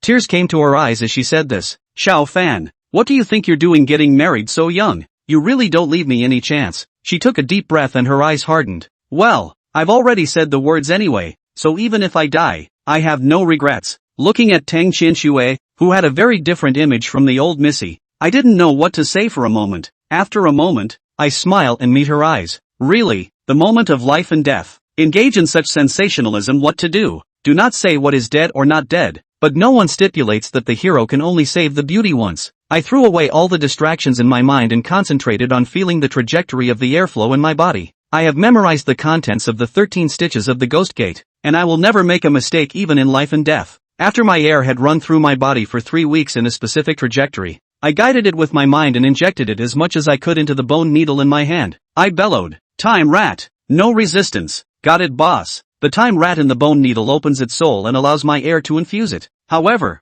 in the very next second, the time rat suddenly let out a miserable scream. Ah! My heart slowed half a beat and I was shocked. Failed? However, in the very next moment, the time rat hemmed and hawed. Just kidding. Immediately afterward, I could feel that I had established a soul-level connection with the time rat. I lowered my head, and the bone needle in my hand, in the process of fusing my air with the Tokoyami rat's fury, gradually dyed black. When the bone needle turned completely black, the third ghost needle, which belonged solely to me, was successfully refined. I couldn't help but curse. "Time rat, you almost scared me to death. I'll get back to you," Time rat muttered. "It was clearly you who scared me first just now, boss. I don't have time to argue with him right now." Immediately getting up and coming to Tang Qianxue once again. The remaining air in my body is only enough for me to run the needle once, and this time, only success is allowed. No failure. I said to Tang Qianxue, "Close your eyes. It might hurt a little." The first 2 times I cast the ghost needle, Tang Qianxue was in a state of ecstasy, so I wasn't sure if the ghost needle stabbing point would hurt. However, Tang Qianxue,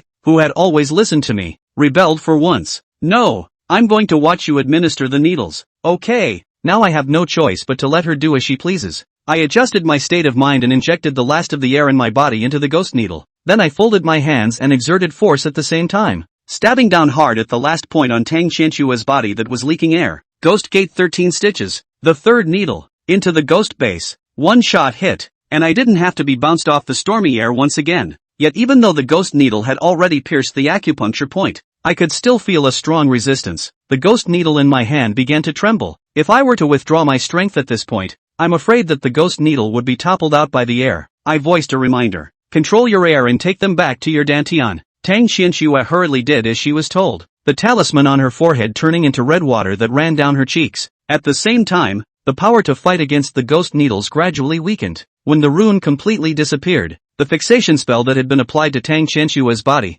failed. She tinkled and fell softly into my arms. The surrounding underworld flame went out, and the temperature in the Dan furnace plummeted. Tang Qianxue buried her face into my arms, seemingly faceless, while I was left with both hands hanging in the air, unable to find a suitable place to place them. After a few moments, I spoke awkwardly, breaking the silence. "Tang Qianxue, you get up first. There's still a fight outside. I don't have the strength for you to help me." I picked up Tang Qianxue, and after removing the 3 ghost needles, I took off the jacket I was wearing and wrapped her up. I then had her lean against the copper wall of the danburator and whispered, "Wait here for a moment. I'll be right back." Tang Qianxue let out a soft "Don't make me wait too long. I'll get scared." Yes. I leapt out of the Dan furnace and looked toward Gongsun Zhanyang, who was tangling with my 2 ghost servants. This guy's underworld flame was indeed powerful. After fighting for so long, Nameless and his sweetness still couldn't get close. Seeing me appear from the Dan furnace that had already turned off the fire, Gongsun Zhanyang's face turned blue. He swung his sword to force back Nameless and Sweetie, then roared at me in an almost maniacal tone. "Kid, you dare to badger me." Chapter 128. Gongsun Zhanyang looked at me with eyes full of anger, wanting to peel my skin and draw my bones, sucking blood and eating meat. He gritted his teeth and drank. "Kid, hand over Tang Qianxue to me. Maybe I can be merciful and spare your life." In the face of Gongsun Zhanyang's threats, I was unmoved. "Hand over Tang Qianxue? Don't even think about it. And I don't intend to let Gongsun Zhanyang go." I used the secret method to send a message. "Elder, can you and Sweetie finish him off?" Nameless and Sweetie's voices sounded in my head in succession. "It can be killed, but find a way to knock the sword out of his hand." "Yes, Brother Shao. That sword in his hand is just too annoying." My eyes locked onto the sword in Gongsun Zhanyang's hand. The sword was not long or sharp, but the sword burned with the fire of the underworld, which made my soul feel fear. Gongsun Zhanyang was a veteran of the Jianghu and reckoned that he had been practicing for decades, and the underworld flame he summoned was even more powerful than Tang Qianxue. Even Nameless didn't dare to approach it easily.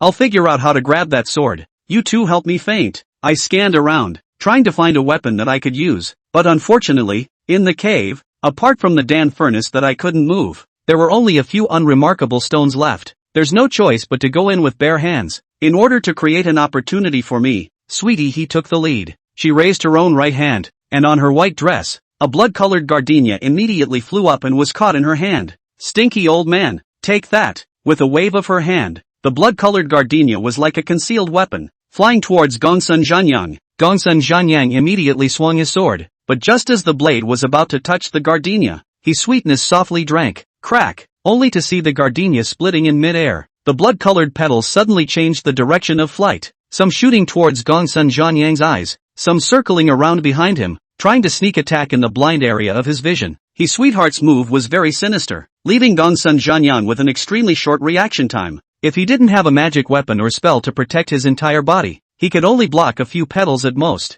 However, Gongsun Zhanyang's face did not show any look of panic. His left hand secretly pinched a hand trick, and in the blink of an eye, his whole body was already wrapped in the ghostly green meditative fire. After the gardenia petals touched the underworld fire, it was as if the ice and snow met the blazing sun and melted in an instant. Gongsun Zhanyang sneered, "With this feeble Dao skill of yours, do you want to fight with me?" His sweetness was furious and stomped her feet, but she couldn't do anything about the other party. In the next moment, Gongsun Zhanyang's gaze landed on my body, and his eyes erupted with a shocking killing intent. Obviously, he knows how to tackle. Gongsun Zhanyang moved his feet and rushed toward me at an astonishing speed, so fast that he didn't look at all like someone who was about to enter old age. "Brother Xiao, be careful." His sweetie immediately rushed back to help me, but was forced back by Gongsun Zhanyang waving his sword. At the same time, the rest of my eyes saw Nameless scowling at me. Having known Nameless for so long, I had developed a full understanding with him, and with just one look, I guessed what he was about to do.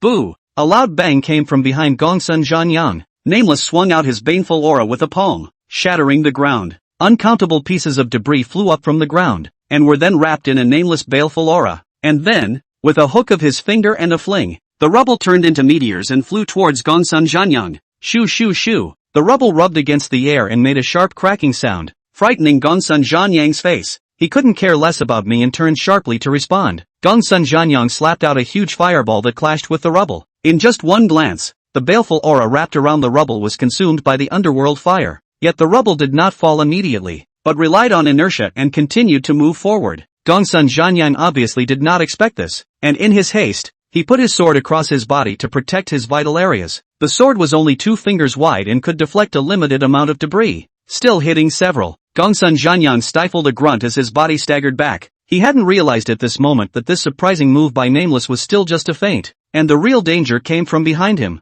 The moment Gongsun Zhanyang turned around, I had already rushed up, and he staggered back just in time to collide with me. I wrapped my left arm around Gongsun Zhanyang's waist, while my right hand probed in front of his body and grabbed his wrist that was holding the sword, attempting to snatch the short sword out of his hand. Gongsun Zhanyang, after all, is a veteran, found by me close after. First increased the strength of the grip on the sword, followed by the body once again emerging from the burning fire of the underworld. He cursed angrily, "I'll burn you to death." The intense pain spread all over his body again. Gongsun Zhanyang's underworld fire was indeed several notches more powerful than Tang Qianshue's underworld fire. I'm afraid if I'd gone up against him in the first place, I'd have passed out from the pain. But just now, in the process of rescuing Tang Qianshue, I had already adapted to the feeling of being scorched by the underworld flame. At the moment I can not only tolerate the pain, but even feel a little. "Good, old thing, let go of me." I pinched Gongsun Zhanyang's wrist as hard as I could, and he grimaced in pain, but he refused to let go. He struggled desperately and was soon to be out of my control. Sweet, he wanted to come and help, but both of us were wrapped in the underworld flame, so she could only stay where she was and do nothing. At the critical moment, I thought of a way to overcome the enemy, and with a flick of my wrist, the third ghost needle, which I had just refined, slipped out of my sleeve. I quickly let go of my hand and pinched the ghost needle, not waiting for Gongsun Zhanyang to react, and stuck a needle in the acupoint on the back of his palm. The ghost needle entered the flesh, and the time rat immediately released the baneful qi and poured it into Gongsun Zhanyang's meridians. Gongsun Zhanyang's hand went numb for a moment and instinctively loosened his grip on the sword. Clunk! The sword fell to the ground. Gongsun Zhanyang was shocked and hurriedly bent down to pick it up. I raised my leg and kicked it, directly sending the sword flying several meters and landing at the entrance of the cave. Gongsun Zhanyang elbowed me backward, forcing me back, and he rushed towards his magic weapon with great strides, but was stopped by Nameless. Gongsun Zhanyang's face changed. Without his magic weapon, his battle power would be greatly reduced. His sweetie's teasing voice rang out. "Stinking old man, Let's see how arrogant you can still be this time. She shielded herself in front of me so that Gongsun Zhanyang would not strike at me again. Gongsun Zhanyang's face changed. And finally, he once again locked eyes with me. Kid, let's discuss this. I'll give you the person. We both stop here. From now on, the road is facing the sky, each going their own way. How about it? Obviously, after losing his magic weapon, Gongsun Zhanyang had lost his confidence in himself to win. His sweetness said angrily, "Stinky old man, why should Brother Shao listen to you?" Nameless, on the other hand, asked me calmly, "What's your plan?" I know very well. The toothless tiger can also eat people. The thin camel is still bigger than a horse. Gongsun Zhanyang must still hide the bottom card. Continue to fight. Who will die? Do not know. But I also understand an even more obvious truth. Letting the tiger return to the mountain will lead to a lot of trouble. Without hesitation, I drank to the two ghost servants. Kill him. Leave no loose ends. Chapter 129, Self-Immolation Spell. Upon hearing my order, neither Nameless nor his sweetness had any hesitation and immediately pounced on Gongsun Zhanyang. Gongsun Zhanyang's hair stood up in anger as he stared with wide eyes. Kid, you made me do this. He clapped his hands together. And once again, a blazing underworld flame rose from his body. After the previous battle, Nameless and his sweetness had a full understanding of Gongsun Zhanyang's moves. They only entangled and did not attack hard. Although Gongsun Zhanyang's footwork was flexible, it was still a lot slower than a ghost that could fly. His attacks, all of which fell short, could only exhaust his defense. Instead of rushing forward, I watched patiently. Soon enough, I made a discovery. After losing the magic weapon, the underworld flame summoned by Gongsun Zhanyang was much lighter in color than before, and the temperature was also reduced by quite a bit. I'm guessing that the short sword has the effect of increasing the underfire. I also noticed that Gongsun Zhanyang's eyes kept glancing in the direction of the cave entrance while he was tangling with my two ghostly servants. He wanted to find a chance to reclaim his magic weapon. I made a snap decision, and under the cover of the two ghost servants, I quickly ran to the entrance of the cave and picked up the short sword.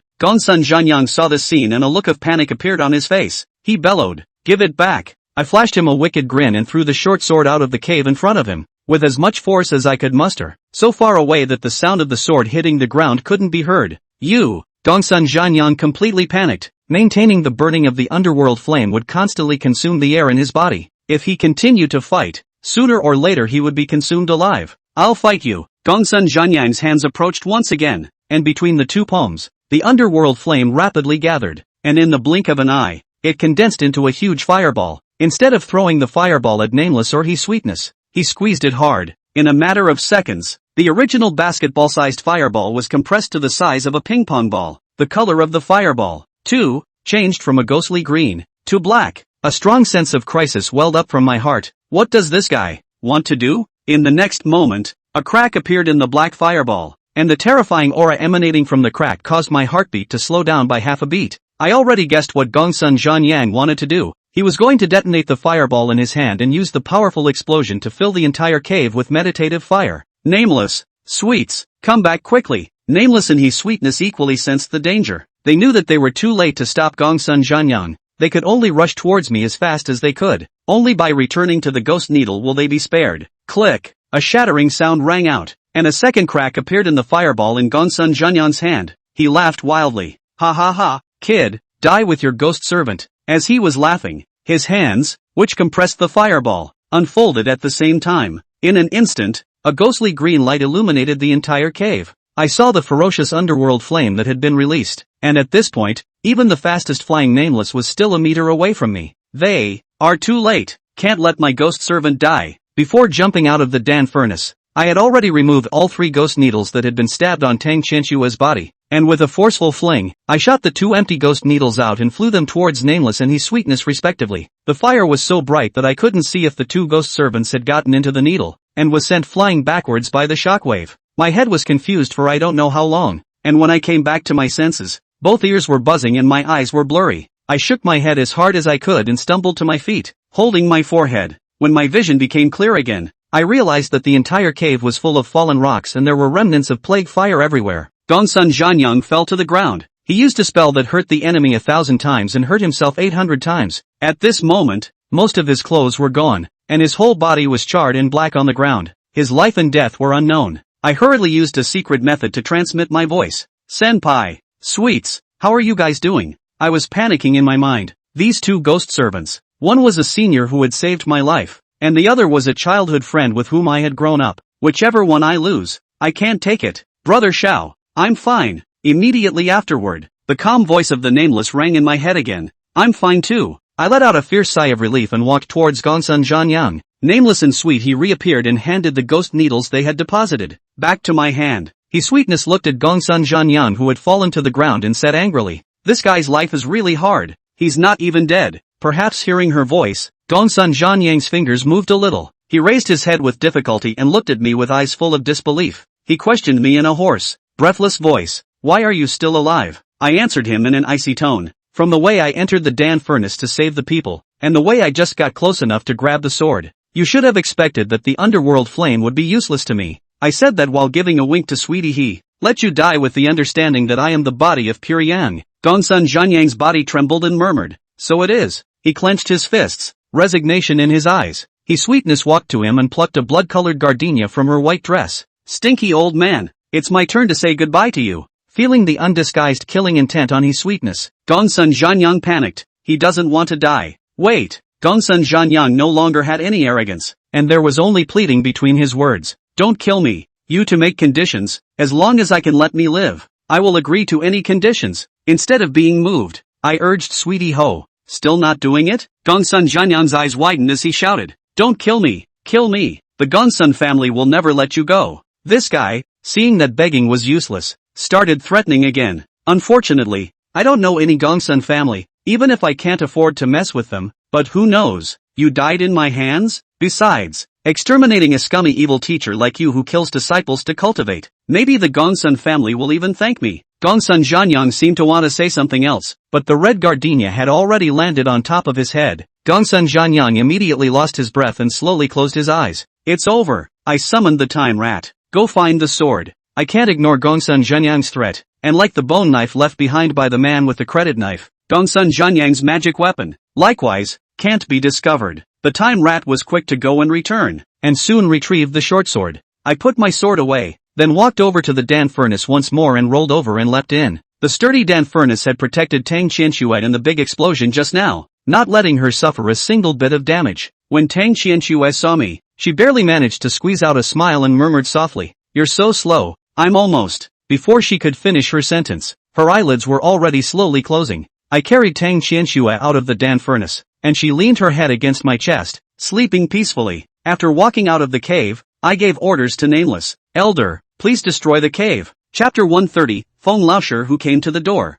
The roar of the cave collapsing echoed through the mountains. I forced my tired body out of the mountain and found Tangling, who had been waiting for a long time. Looking at Tang Qianxue, who was sleeping in my arms, the second uncle of the Tang family let out a long sigh of relief. "Mr. Xiao, are you okay?" I shook my head. "It's okay, go back." In the car, I summoned his sweetie out to bail me out, and then fell into a deep sleep as well. When I woke up again, I found myself lying in the same bed that I had slept in during the previous exorcism at Tang's house. I got up with great difficulty. My body was sore as hell. This was the aftermath of being burned by the underworld fire. I guess I need to rest for a few days to get rid of it completely. After getting up, I ascended the stairs to the second floor and came to the door of Tang Qianxue's room. Knocking on the door quickly opened, and upon seeing me, Tang Qianxue revealed a surprised expression. "You're awake? I was going to check on you again." I carefully observed Tang Qianxue. Her face had become rosy again, and she had obviously recovered most of the way. Tang Qianxue suddenly blushed and reached out to slap me. "What's on your mind? Why don't you say something?" I looked back and smiled. "Let's see how you're recovering." Tang Qianxue reached up and rubbed her shoulder, all out of energy, but nothing serious. When she answered, she kept her head down, not daring to meet my eyes. A moment later, she covered her face and stomped her foot. "I should have known better than to confess to you. I might as well be dead." When she finished, she ran back to her bedroom, flopped down on her bed, and put a pillow over her head. I scratched my head for a moment, not knowing what to say. "That, if you're okay, I'll leave." Tang Qianxue suddenly shouted, "Wait!" She ran from the bed and came to me again, red-faced, mustering her courage, and locked eyes with me. "That, I didn't know I'd survive to confess to you. I don't want to ruin your relationship with Sister Zhou, so you can consider my confession a fart. Anyway, there's no rule that you can't say you like someone, or that you have to say yes if you're confessed to." At that, she suddenly reached out and wrapped her arm around my shoulders. "In the future, the two of us will be good brothers. That's fine, right?" Just as I was pondering what to reply, Tang Qianxue stomped on my toes. Hiss! I sucked in a mouthful of cool air, tears streaming out of my eyes from the pain. Auntie, loosen your foot. It hurts. Tang Qianxue hummed. Who told you not to say anything? I'm dying of embarrassment. She asked with concern. How's your health? Like you, it's nothing serious. For some reason, since waking up, it felt extraordinarily easy on the soul, even though the body was sore. Perhaps, is the feeling that comes with getting through the third hardest part of my destiny? By the way, there is a guest in the house. Naming you. I see that Uncle Tu was quite nervous to face him. It should be some important person. Tang Qianxue pushed me into the bathroom. You stink to high heaven. How can you meet people? Hurry up and wash up. Just use my towel. I'll go find you a new set of clothes. Bathroom door clang. Was closed by Tang Qianxue. Looking at the clean tub, I couldn't help but have an image in my mind. Snap. I slapped myself. What a messed up thought. After I washed up and changed into the clothes Tang Qianxue had left outside the door, I followed her to the Tang family's parlor. Tang Feng and Tang Ling were receiving a guest in a suit. The two of them looked restrained, with undisguised nervousness in their eyes. The guest was not very old and sat in the main seat. A serious man, but I know that he is, by nature, not. Feng Laosher, how come it's you? When Feng Laosher saw me, he looked me up and down, his eyes full of surprise. I guess that Feng Laosher's search for me should have nothing to do with Gongsun Zhanyang. So I opened my mouth. Uncle Tu, can I talk to this one alone? The two elders immediately rose. Good, you guys talk. After saying that, the two pulled Tang Qianxue to leave quickly. Obviously staying with Feng Laosher before was like sitting on pins and needles. When the backs of the three disappeared from sight, I asked Feng Laosher suspiciously, why are they so afraid of you? Feng Laosher's tone was filled with helplessness. It's not me they're afraid of, it's what I represent, he added with a shrug. Actually, most people are pretty scared the first time they meet me, with the exception of you, of course. My body was aching unbearably and I found myself a seat and sat down on my butt. Without waiting for Feng Laosher to speak, I said bluntly, you came to me because of Gongsun Zhanyang, right? Feng Laosher still surveyed me with curious eyes. You really killed him? My tone was calm, showing no emotion at all. What are you talking about?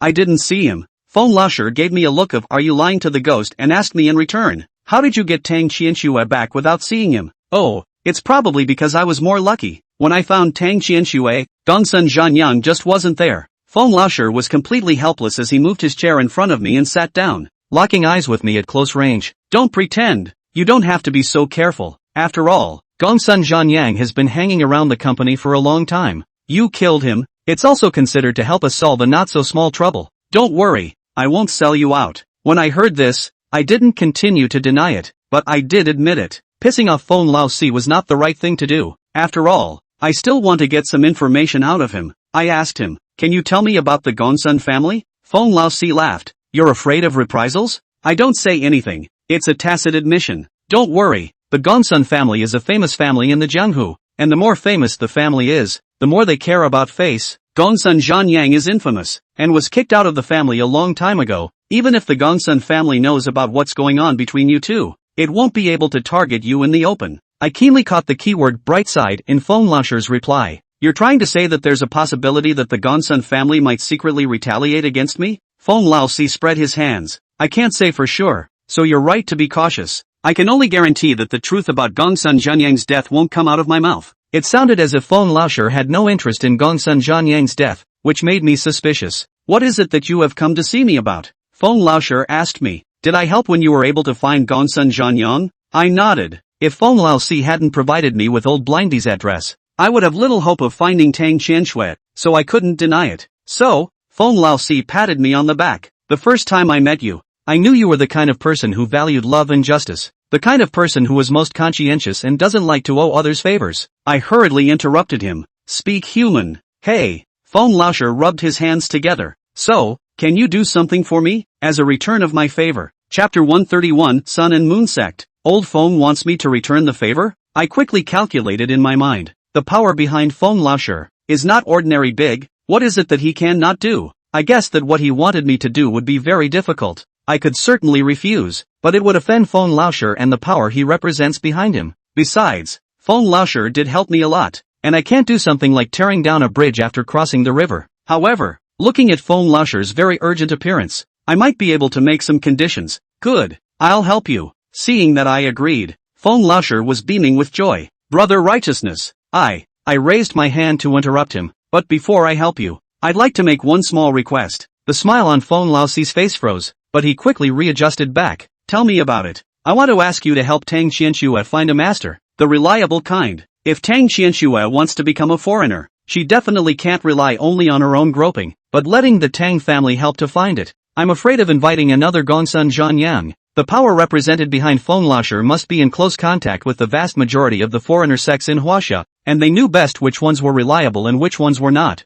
As I suspected, Feng Laoshi immediately relaxed after hearing my request. I thought it was something big. Leave it to me. After that, he pulled out his cell phone and dialed a number in front of me. The phone call quickly went through, and after Feng Laoxi greeted him, he asked cordially, Elder Wu, is your Sun Moon sect still short of disciples? I have a friend here who was born with the underworld flame sacred body, and it seems to be a good match for the technique your moon sect cultivates. Oh, my, Elder Wu is very kind. With our relationship, if there is a good seedling, of course I will save it for you first. Good. I'll send you the address and await your arrival. Hanging up the phone, Feng Laoxi said to me in a relaxed tone. Done. I inquired curiously. What sect is the Sun and Moon sect? Feng Laoshi gave me an explanation. The Sun and Moon sect is made up of two Jianghu sects called the Blazing Sun sect and the Bright Moon sect. And these two sects, one cultivating Yang fire and the other cultivating Yin fire, have been mortal rivals since ancient times. I was very surprised. If they were deadly rivals, why did they merge into one sect? Feng Laoshi was a little embarrassed. This has something to do with our company. When the company was just established, want to establish a more peaceful order in the Jianghu. After all, the foreigner fighting, ordinary people suffer. Everyone is always fighting and killing. To build a harmonious society is not good. The other sects are very supportive of us, but only this Blazing Sun sect and Moonlight sect are more prickly. And the company's leaders were very angry, so they gave a small knock. Then, the two sects shook hands and made peace, abandoning their old grudges and forming the Sun Moon sect together, becoming one family. Feng Laoshi spoke in a cloudy manner, but I listened with alarm. A little knock? A handshake? Every one of those 8 words contains a thunderbolt. I have a much clearer picture of Sky Dragon Security, Inc. The sect introduced by Feng Laoshi is definitely reliable, but whether it will waste Tang Qianxue's talent, I can't pinpoint it. I asked Feng Laoxi, this Sun and Moon sect, is it powerful? Awesome. Feng Laoxi replied without hesitation. After all, their Hu sect master is one of the 10 exalted ones. 10 Zun? This reminds me of the 10 Zuns and 100 Tangs mentioned by Gongsun Zhanyang. I was intrigued. What's the 10 Dans? By the way, there are 100 halls. Feng Laoxi smiled. You really know very little about our Xenos Jianghu. You don't even know about the 10 Zun 100 halls. The so-called 100 halls refers to the top 100 Xenos in the Jianghu ranked by their strengths, of which the 10 most powerful are known as the 10 Zuns. I heard and understood that the so-called 10 Zun 100 halls is the Jianghu ranking list, and the higher the ranking of the foreigners, the more powerful they are. With a venerable lord sitting amongst the Sun Moon sect, it was bound to be a prestigious sect. In this way, I am relieved. Another question then occurred to me. Let me ask you again. How is the strength of the Fae divided? I have heard it mentioned before. It seems to be some kind of 1 or 2 orders? That's right. Modern-day Fae. There is a clear hierarchy of strength, named by order, from 1 to 9. And how can you tell what rank of Xenos someone is? That's easy. After that, Feng Laoshi sent me a document through WeChat. What is it? A simple spell called Spirit Pupil. It's easy to learn, but any Fae who knows how to use air can easily learn it. I clicked on the document and quickly skimmed through it. It was more like a special way of traveling through the air than a spell. To use this method, you need to run the air in your body in a circle in the meridians according to a specific trajectory, and converge on your eyes. Seeing that I turned off my cell phone screen, Feng Laoxi continued. You try. I made an attempt, and the spell was very simple indeed, and I quickly gathered the air in my eyes. A stream of light flashed in my eyes, and then my vision changed. Look at me. I looked at Feng Laoshi and was surprised to find that an air that surrounded his body appeared on his body. The air was very special, with one layer over another, and each layer had a different shade of color. Feng Laoxi asked me with a smile, how many layers of air did you see? 4 layers. That's right, I'm a 4th order alien. I lowered my head and raised my hands, realizing that the air emanating from my body was only 1 layer. In other words, I'm a 1st order alien. I asked Feng Laoxi, can spirit pupils only discern the strength level of a Fae? No, demons and devils can be distinguished with spirit pupils, as well as the less common zombies, he added after a moment's pause. However, when you encounter that kind of expert who can completely hide his breath, the spirit pupil is not good enough. This kind of person is usually powerful. You must remember not to easily provoke. I nodded. I wasn't the picky type by nature, so I wasn't worried. I've done everything I've asked of Feng Laosher, and now, it's my turn to return the favor. What are you going to make me do? Feng Laosi replied with a smile. There's no rush. Let's leave you some time to say goodbye to Tang Qianxue first. I guess early tomorrow morning, Elder Wu of the Sun Moon sect will arrive. Good. Thanks a lot. Feng Laosher left, and Tang Qianxue, with her own father and second uncle, rushed over. Tang Qianxue asked with a face full of guilt. Xiao Fan, I heard from my second uncle that Mr. Feng has an unusual status. He came to find you. It can't be because of what happened to me, right? I reassured. Don't worry, he didn't bother me, but there's one thing you guys need to keep an eye on. My tone became serious. Regarding Gongsun Zhanyang, if someone comes to ask in the future, you must unify your voices. Tang Ling immediately took a stand. Mr. Xiao, please rest assured. This matter I explained down yesterday. Gongsun Zhanyang and the teaching of Qianshua's skills during the period, suddenly had an urgent matter to leave. Since then with my Tang family, and then no contact. I nodded. So very good. I looked to Tang Qianxue. I've got good news for you. I've found you a good home. Chapter 132, Farewell to the Zhenghu. Hearing my words, Tang Qianshue's face changed and she looked shocked. I'm a little confused. Shouldn't she be happy? I was about to ask a question when Tang Qianxue suddenly shouted angrily. Xiao Fan, it's fine if you don't like me. Why are you acting as a matchmaker for me? Looking at her puffed up look made my head spin 3 times. Matchmaker? What is this girl talking about? But soon, I reacted. Probably my words home 2 words. Let Tang Qianxue misunderstood. I explained with tears and laughter. I mean, found you a new sect. The kind that's famous in the jungle. Tang Qianshue's expression froze for a moment. Then her face, neck, and ears all turned red. She covered her face with a look of shame that made her want to find a crack in the ground. Tang Feng pursed his lips vigorously, while Tang Ling directly laughed out loud. Second uncle, you don't laugh. Tang Qianxue hurriedly changed the topic. What sect did you find for me? Sun and Moon Gate. I briefly introduced the situation of the Sun Moon sect, and when I learned that the elders of the Sun Moon sect would arrive at the Tang clan tomorrow, Tang Feng and Tang Ling had expressions of both happiness and reluctance on their faces. That night, the Tang family held a large banquet to send off Tang Qianxue. I drank a lot at the banquet and simply stayed. After the banquet, Tang Qianxue and I sat under the old willow tree in the courtyard of the Tang family, leaning our backs against the tree trunk and looking up at the stars in the sky. Xiao Fan, thank you. Aren't you being too polite? Tang Qianxue snorted. I'm just being fake polite and you're taking it seriously. She was silent for a moment, then suddenly asked, are we not going to see each other for a long time? Aha! Before Feng Laosher left, I asked him where the Sun and Moon sect was, nearly 3,000 kilometers away from Zhou City. Coupled with the strict rules of the large sects, in the last 2 years, I'm afraid that I won't have the opportunity to see Tang Qianxue again.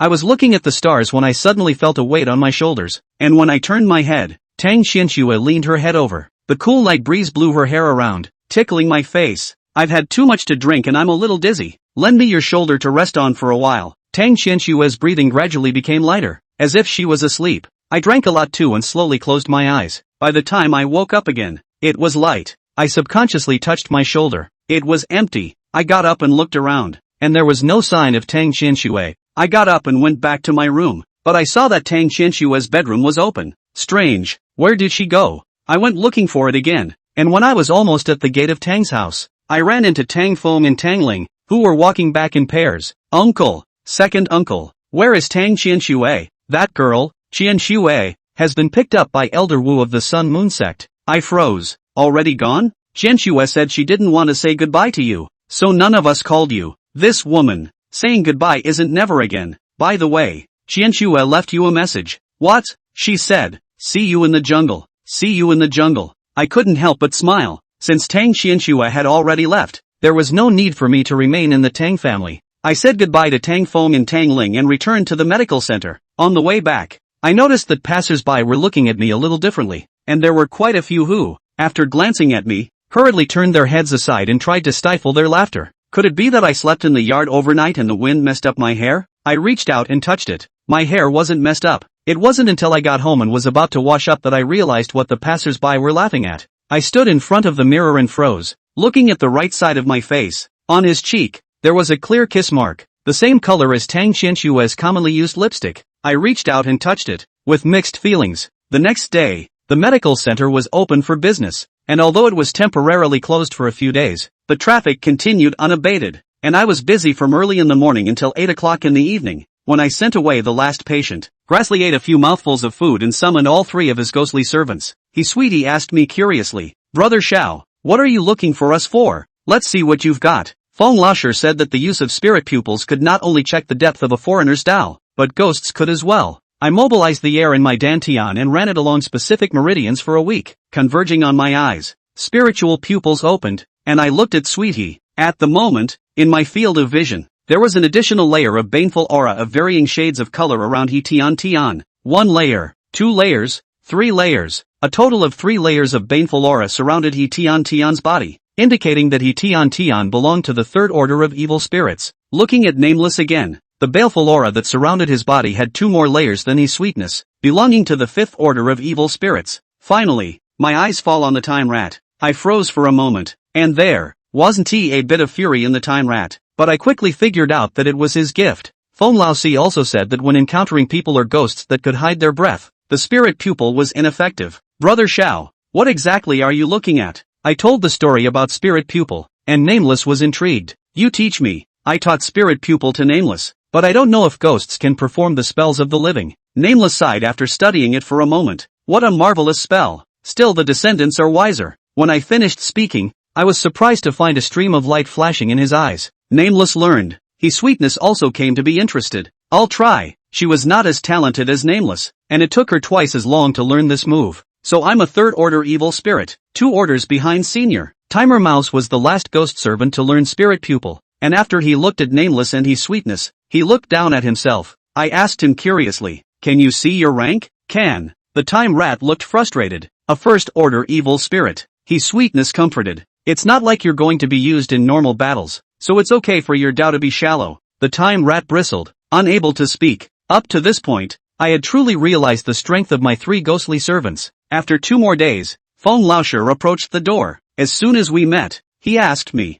"Ready?" I made a joke. "If you don't come, I'm going to forget about it. So tell me, where to?" Feng Laosher pulled out a thick black blindfold from his pocket and handed it to me. "Put it on." I frowned slightly and questioned Feng Laosher. "What do you mean?" Von Laosher apologized to me. "Don't be angry. The place we went to was rather secretive, and the company has a rule not to inform outsiders, so I'm in a difficult situation too." Although there was anger in my heart, I still chose to endure it. After all, there was no need to go back on what was promised because of this small matter. "Get in the car and put it on again." Once in the car, I volunteered to put on the blindfold, and then the vehicle started and headed off into the unknown. The car drove for a full hour before it stopped, and after getting off, Feng Laosher held my arm and walked a little further. "We're here, Brother Xiao. Good job." I took off my blindfold. The room was dimly lit and my eyes adjusted quickly. I look around and this appears to be an interrogation room. "Look that way." I looked in the direction of Feng Laosher's finger and there was a large frosted glass. Feng Laosher picked up a remote control from a side interrogation table and pressed it. In an instant, the frosting turned transparent and there was a room behind the glass. There was a steel chair in the room, and a woman in her 30s, sitting in the chair with her hands handcuffed. Her clothes were covered in blood, her eyes were bloodshot, her body was shivering, and her mouth was murmuring, "How could I have killed him? It wasn't me. It wasn't me." Chapter 133, A Succession of Husband-Killing Cases. "What's wrong with her?" Feng Laosher's answer surprised me. "She killed her husband." I looked once again at the woman's blood-stained dress, which, it turned out, was her husband's blood. Do the couple have a grudge? Feng Laosi shrugged. Not by her own account. No, but the two aren't exactly on good terms. Then why was it so hard? I don't know. Feng Laosher's answer was very dry. If it could be so simple to solve the case, I wouldn't be looking for you. I was full of doubts. You're looking for me, a bone setter, to break a case? How do you think? It's not my specialty, Feng Laosi explained. Zhou City has not been very peaceful lately. Counting this woman in front of you, in just a few months' time, there have already been 6 cases of husband killing in quick succession. Hiss, I sucked in my breath. 6 cases? And all of them were husband killers? It's not a coincidence, is it? Definitely not a coincidence. But so far we haven't found a connection between the 6 cases. Feng Laosher's expression became serious. The 6 women don't know each other and haven't even met each other, which has been closely investigated by our case officers. I'm probably trying to guess what's going on. Paranormal? Are they being manipulated in their minds? By a ghost or a psychic? Feng Laosi was silent for a moment. At first, we guessed as much, and examined them thoroughly, but there was no foreign power found in them. The foreign forces that Feng Laosher referred to naturally included the air of the foreigners and the demonic energy of the ghosts. I frowned. Why would these 6 women do the same thing if they weren't being manipulated? Now, even I'm feeling the burn. I locked eyes with Feng Laosi. Surely there must be something else in common between these 6, other than being the same gender and doing the same thing? Yes. Feng Laoshi held out a finger. First, the mental state of all 6 murderers. All of them are in trouble. That didn't bother me. Most people,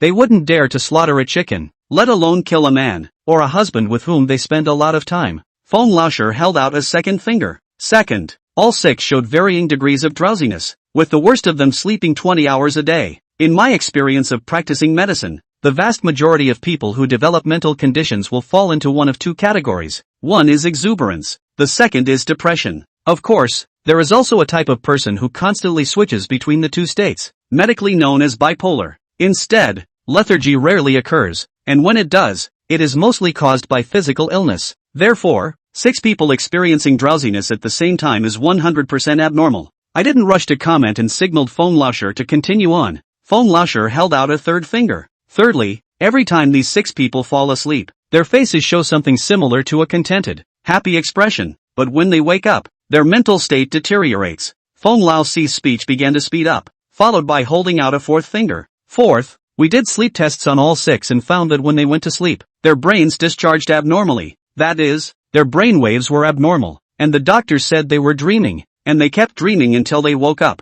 Feng Laoshi opened his entire palm wide. Fifth and final, all 6 woke up unable to remember what they had dreamed about, and we used both scientific and psychic means, neither of which was able to awaken their dream-related memories. After the commonalities between the 6 murderers were finished, Feng Laoshi spread his hands out with a helpless look on his face. Now, you know why I have a headache, right? This is a case that the higher-ups take very seriously, and are very upset that I've been unable to solve it. He skimmed. I've been given an ultimatum. If I still can't solve the case in a week, I'm going to have to roll with it. I'm a little curious, so what makes you think that I can help you? In a very serious tone, Feng Laoshi gave a very nonsensical answer. Intuition. He tapped a finger on his temple. I'm not very good at this, but my intuition is very accurate and I'm never wrong. I joked. Then you really should quit your job and become a fortune teller. Jokes aside, since he had promised Feng Laoshi that he would help, no matter if he could make it or not in the end, he always had to try his best. Can I talk to her? Sure.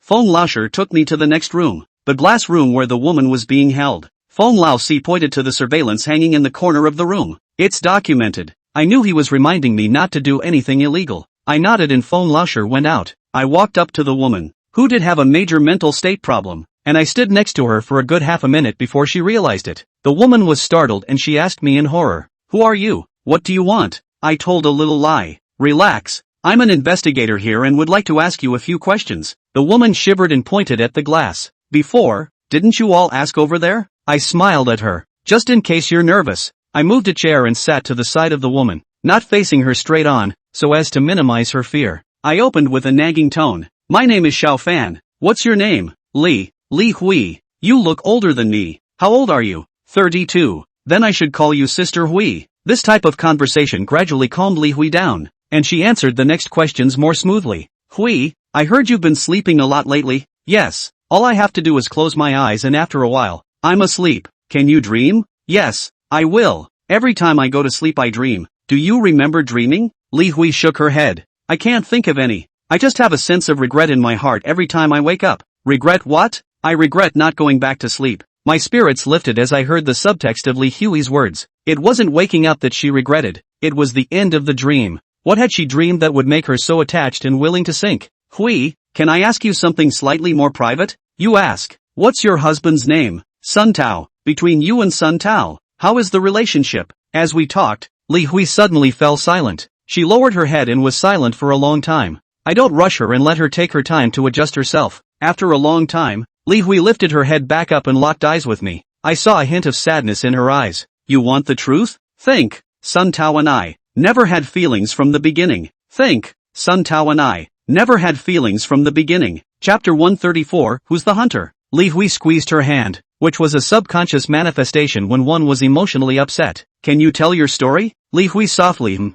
the guilt in her eyes, deep or, in fact, my marriage to Sun Tao was something I cheated on. Li Hui told me that after she graduated from college, she had not been able to find the job of her choice, either because she was tired of the work or because she thought the salary was low. After a few years of this, Li Hui was filled with despair about life. A college reunion. Li Hui met a once very poor female classmates. A few years gone, the female classmates changed greatly, bright and shiny, every piece of clothing on her body. She saved 3 months of salary, are not necessarily to buy up the international brands. With the strength of her drink, Li Hui asked her how she had bucked the trend. The female student was gracious enough to tell the truth. She told me it was hard as hell to accomplish the comeback on her own, so she took a shortcut and married someone rich. After the party, Li Hui could not sleep the whole night, and the words of her classmates were in her ears over and over again. At dawn, Li Hui made her decision. She was prettier than her classmates, had a better body than her classmates, and if the other could marry a rich man, why couldn't she? So she started looking around for rich people to try to marry into the family. However, the whole 6 months, Li Hui is if the fishing man in the Air Force. The rod is thrown a lot of times, but the fish did not see one. It's not that there are no tycoons who are interested in Li Hui,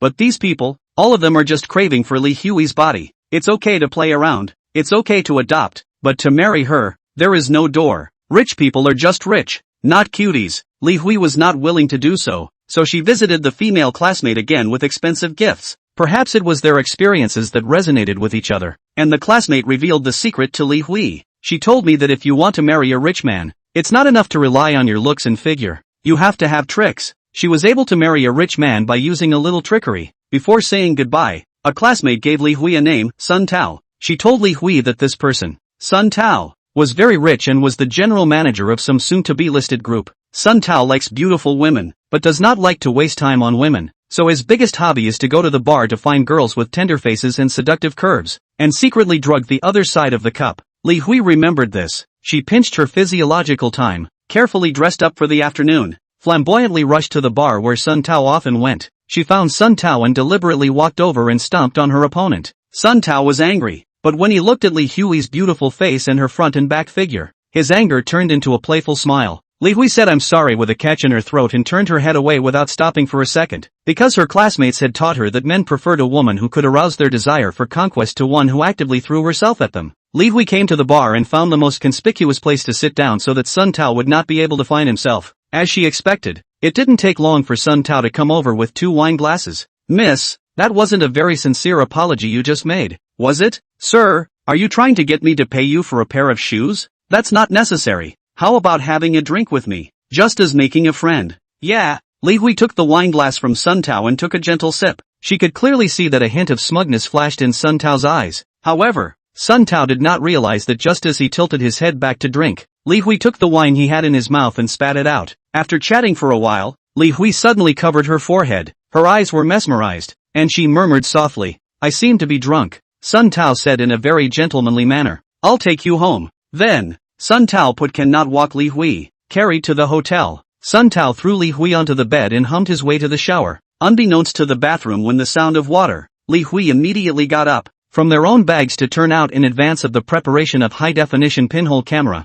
hidden in an excellent viewing position. Then she lay back down on the bed and pretended to be unconscious. What happened next was less childish. Perhaps Sun Tao had been hungry for too long, or perhaps Li Hui was very much to his liking. In any case, he tossed and turned for a long time until he ran out of ammunition. Just when Sun Tao was satisfied, put up his pants and ready to go, Li Hui woke up, seeing Li Hui's eyes open. Sun Tao didn't panic at all. He took out his wallet from his pocket and threw it on Li Hui. Take as much as you want and get it yourself. Li Hui opened her wallet, which contained a bunch of new, thick bills, yet she took none of them, for she wanted more than that. Li Hui quietly drew out a hot gold business card in her wallet while Sun Tao was getting dressed and hid it. She then threw her purse back. Sun Tao realized that he did not lose a penny. Cursed fake noble, turned around and left the hotel. 2 months later, Li Hui threw up on her way to work on the subway. She was completely oblivious to the disgusted expressions of the other passengers on the subway and was ecstatic. As soon as she got off the subway, she raced to the hospital for tests. When I got the report card with early intrauterine pregnancy, I laughed a lot in the lobby of the hospital. She knew that her days of misery were coming to an end. She fished out the business card from her bag that had been touched until it was wrinkled and faded, and added Sun Tao's WeChat. Li Hui used her own photo for her avatar, so when she added WeChat, Sun Tao immediately sent a voice. I'm not interested in sleeping with the same woman a second time. Hearing Sun Tao's cold, condescending voice, Li Hui sneered, took a picture of the checklist, and sent it to Sun Tao. Sun Tao sent a second voice, only 2 words, knock it off. Without any defense, Li Hui sent another video. The content of the video was Sun Tao reaching out to unbutton Li Hui's shirt. His face was filmed extraordinarily clearly, even an unshaven stubble on his cheek was clearly visible. Sun Tao calls, growling and asking Li Hui what the hell she's up to. Li Hui replied in a calm tone. I know you rich people aren't afraid of going to jail, but if you let others know that you've committed such egregious offenses, will your group still be able to go public? Will the angry investors, in a fit of anger, find someone to do away with you? Sun Tao was shocked, trembling and asked Li Hui how much he wanted, and his opening price, from 300,000 all the way up to 3 million. However, Li Hui knows that if she accepts the money, Sun Tao is likely to sue her for fraud. So, no matter how much Sun Tao raised the price, she only had one sentence. I want you to marry me. Sun Tao was so angry that he almost dropped his cell phone, but in the face of Li Hui's warnings and persecution day after day, he could only choose to give in. Chapter 135, Ghost in the Dan. The day I received my marriage license, Sun Tao took the one that belonged to him in front of me and tore it to pieces. He threw me a key and took off. Since then, Li Hui lived in the big villa of her dreams, and on the first of every month, she received a text message from the bank that $100,000 had been credited. However, until 3 days ago, that is, before Li Hui killed Sun Tao, the two never met again. Even when the child was born, turned 1 year old, and went to kindergarten, Sun Tao never came to see him. Speaking of this, Li Hui closed her eyes. Mr. Xiao, I'm a little tired. Can we stop for a while? I said yes, and Liddy leaned her head back against the back of the chair. I wanted to wait for her to rest for a while and listen to her continue on, but I didn't realize that she had fallen asleep. I got up and shook her shoulder twice, calling her name. Hui, Hui, instead of getting up. Li Hui snored. I couldn't wake her up, so I had to end the conversation. As I walked out the door, I noticed that Feng Laosher had an extra wireless headset on his ear. All heard? Feng Laosher gave a him and asked me rhetorically, did you find anything? The story that Li Hui had just told was a great one, but there wasn't a lot of useful information. Not much, but after thinking about it, I realized one of the things that is worth investigating. I asked Feng Laosi, did you guys ask before about what she just told us? No, we only asked her if she had any enmity with her husband and if there had been any recent quarrels. As to how the two met and married, we really didn't ask. The interrogators are of different identities and professions, and the manner and angle of questioning will certainly be different. Then do you think that there is something wrong with Sun Tao's attitude towards Li Hui? Feng Laosi froze for a moment. No problem. If it were me, I'd definitely ignore her too. No, I mean, he's cold-shouldering Li Hui. Feng Laosher didn't understand. And then what? Didn't you say before that between Li Hui and Sun Tao, there was no enmity, but the relationship wasn't considered good? So is there a possibility that Sun Tao's cold violence against her was the trigger for this murder case? With my experience in practicing medicine, I told Feng Laosher that although cold violence would not cause harm to the human body and provoke great hatred like hot violence, long-term cold violence would seriously affect a person's mental state and even cause mental illness. Feng Laosher's eyes widened. Are you saying that all 6 women have questionable mental states that could have been triggered by their husband's cold violence against them? It's possible, but what the facts are needs to be properly investigated. Feng Laosher was thrilled. I knew I was right to ask you for help. I'll arrange for someone to re-interrogate the other 5 murderers now. Interrogation takes time, so I asked Feng Laosher to send me back first and contact me when there is progress. Feng Laosher agreed, and on the way back, I still wore the blindfold until the car stopped in front of the medical center. I was afraid that I would soon be called back by Feng Laosher again, so I didn't open the door for business, but went back to the house to cultivate. Possessing a body of pure yang, my cultivation speed was extremely fast, and after finishing my cultivation, I exerted my spirit pupil to look at myself and realized that the air emanating from my body was vaguely layered. This means that I'm not far away from advancing to the 2nd rank of Exalt. I was a little tired, ate some dinner and went to bed. I had a dream about the day I rescued Tang Qianxue. The dream is just the opposite of reality. In the dream, I failed to save Tang Qianxue,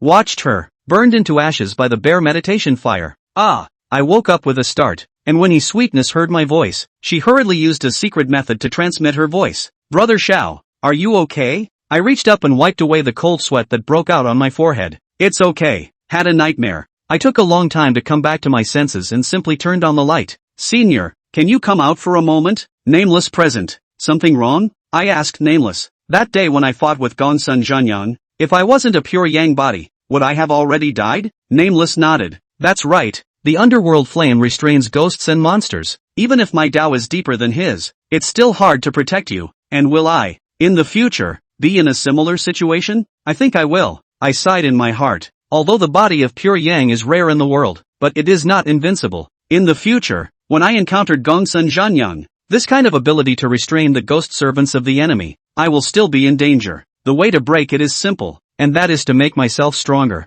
I cultivate hard to improve my Tao, and practice my sword diligently every day, all for the sake of this. But cultivation is like eating, you have to take it one bite at a time, so I need another bottom card. I recalled that the last time I fought with the man with the sword on credit, Nameless had once attached himself to my body and his sword had cut down the group of ghosts. Elder, when we encounter a similar situation in the future, can you manipulate my body to fight as you did last time? Yes, but I wouldn't recommend it. Why? First of all, being physically manipulated by a ghost can have tremendous side effects. I recalled the last time I was possessed by Nameless. After the battle, I felt a vague pain in my body and soul. It should be what Nameless called a side effect. Secondly, don't trust people too much, even your ghost servant. If I ever develop the heart to harm you, you will die if you give me your body. I was silent. Nameless was right. When Master wanted to take me to practice needles, but I tricked him, his ghost servants saw that he would not live long, and they all stopped obeying orders. This is a foregone conclusion. Many thanks to Senior for being honest. Nameless thought for a moment and spoke again. But I know a spell that borrows the power of ghost servants, so you can learn it. I was pleasantly surprised and was about to thank them when Nameless added another sentence. But this method is extremely difficult, and I'm afraid it's hard to learn it with your current Taoist skill. Elder, let me try.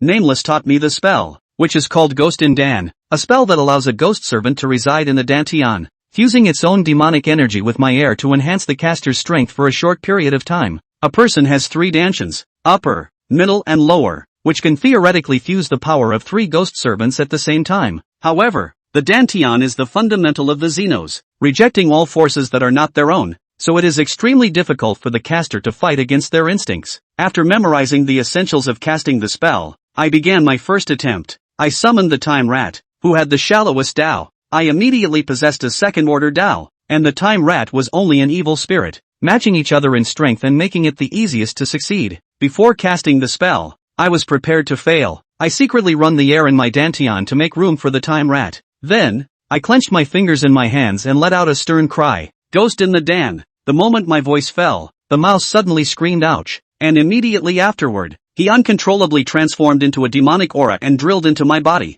Soon, a bulging sensation came from my lower Dantian. I locked eyes with Nameless and saw the shock in his eyes. What happened to saying it's hard? I think. Succeeded? Chapter 136 Obtaining the Ability of a Ghost Servant. Xiao Fan. You succeeded? Nameless' tone was filled with disbelief. I don't know. I carefully sensed my lower Dantian, and it seemed like there was really an extra strand of baneful energy. I used the secret method to send a message. What do you feel now, Time Rat? Feels like my power, as if it's mixing with the boss's power, is mixing together. I asked Nameless. Elder, how am I going to verify if I have succeeded? It's simple. Try mobilizing the air within your Dantian. Yes, I immediately mobilized the air within my Dantian, and the Time Rat shouted in surprise. The fury in my body, it's been sucked out. At the same time, I felt it. My air changed, which contained half of the Time Rat's fury. I told Nameless about this phenomenon, and Nameless continued. Look again and see if you've gained the ability to be a Time Rat. He had just spoken about the spell, Ghost in the Dan, which allowed the caster to have the powers of a ghost servant in addition to borrowing the powers of a ghost servant. What is the ability of the Time Rat? Hide the breath. I made a slight attempt to try to internalize my breath. Put in the past. Internalizing the breath I could do it, but with extremely limited results. But this time, my breath was all gone in an instant. Nameless showed a surprised expression. I can't feel you anymore. Hearing this, his sweetness couldn't help herself. Brother Xiao, I'll come out to take a look too. She immediately showed up and stood in front of me, scrutinizing me. She then closed her eyes again, and when her eyelids reared up, her mouth fell open in shock. This is too amazing. When I close my eyes, I can't even notice that Brother Xiao is standing in front of me. I was ecstatic and inquired about Nameless. Elder, I made it? Nameless gave me an affirmative answer. It did work. His sweetness clapped her hands happily. Brother Xiao is really a genius. Even the most difficult spells can be learned once. Her ass kissing, while it made me happy, I didn't see it that way. Am I considered a genius? With a body of pure yang, I might be worthy of the title, but geniuses don't learn everything quickly. For example, the sword technique that Nameless passed down to me, I have practiced it until now, and it is only considered an introduction. What on earth made me learn the spell Ghost in the Dan so quickly? While he was thinking, Nameless spoke again. You let the Time Rat out first. Yes. With a thought, I dispersed the spell. and the time rat immediately floated out of my dantian. Nameless then asked me, "Any discomfort?" I felt my body carefully and there was no discomfort. No. Now even Nameless was puzzled. Humans and ghosts are different after all. Hiding a ghost in the dantian should have side effects. He told me to experiment a few more times, so I incorporated the time rat into my dantian many times and released it many times, a dozen times in a row. But no matter how many times I cast ghost in the dan, on my body, no side effects ever surfaced. Strange, Nameless muttered. The body of pure yang can't help with this method. What else is special about you? I speculated in my mind. If it wasn't the pure yang body that was to blame, was it possible that it was the 13 stitches of the ghost gate that I practiced? Of course, this is just a guess and I can't think of a way to verify it at the moment. Sugar, you try. I'm curious. Since I can incorporate the time rat into my dantian, can Sweetie Ho? There's also Nameless. Yes. I once again cast ghost in the dan and tried to incorporate Sweetie He into the dantian, but I tried several times in a row, and Sweetie He's soul never changed. I also wanted to try Nameless, and was admonished by him,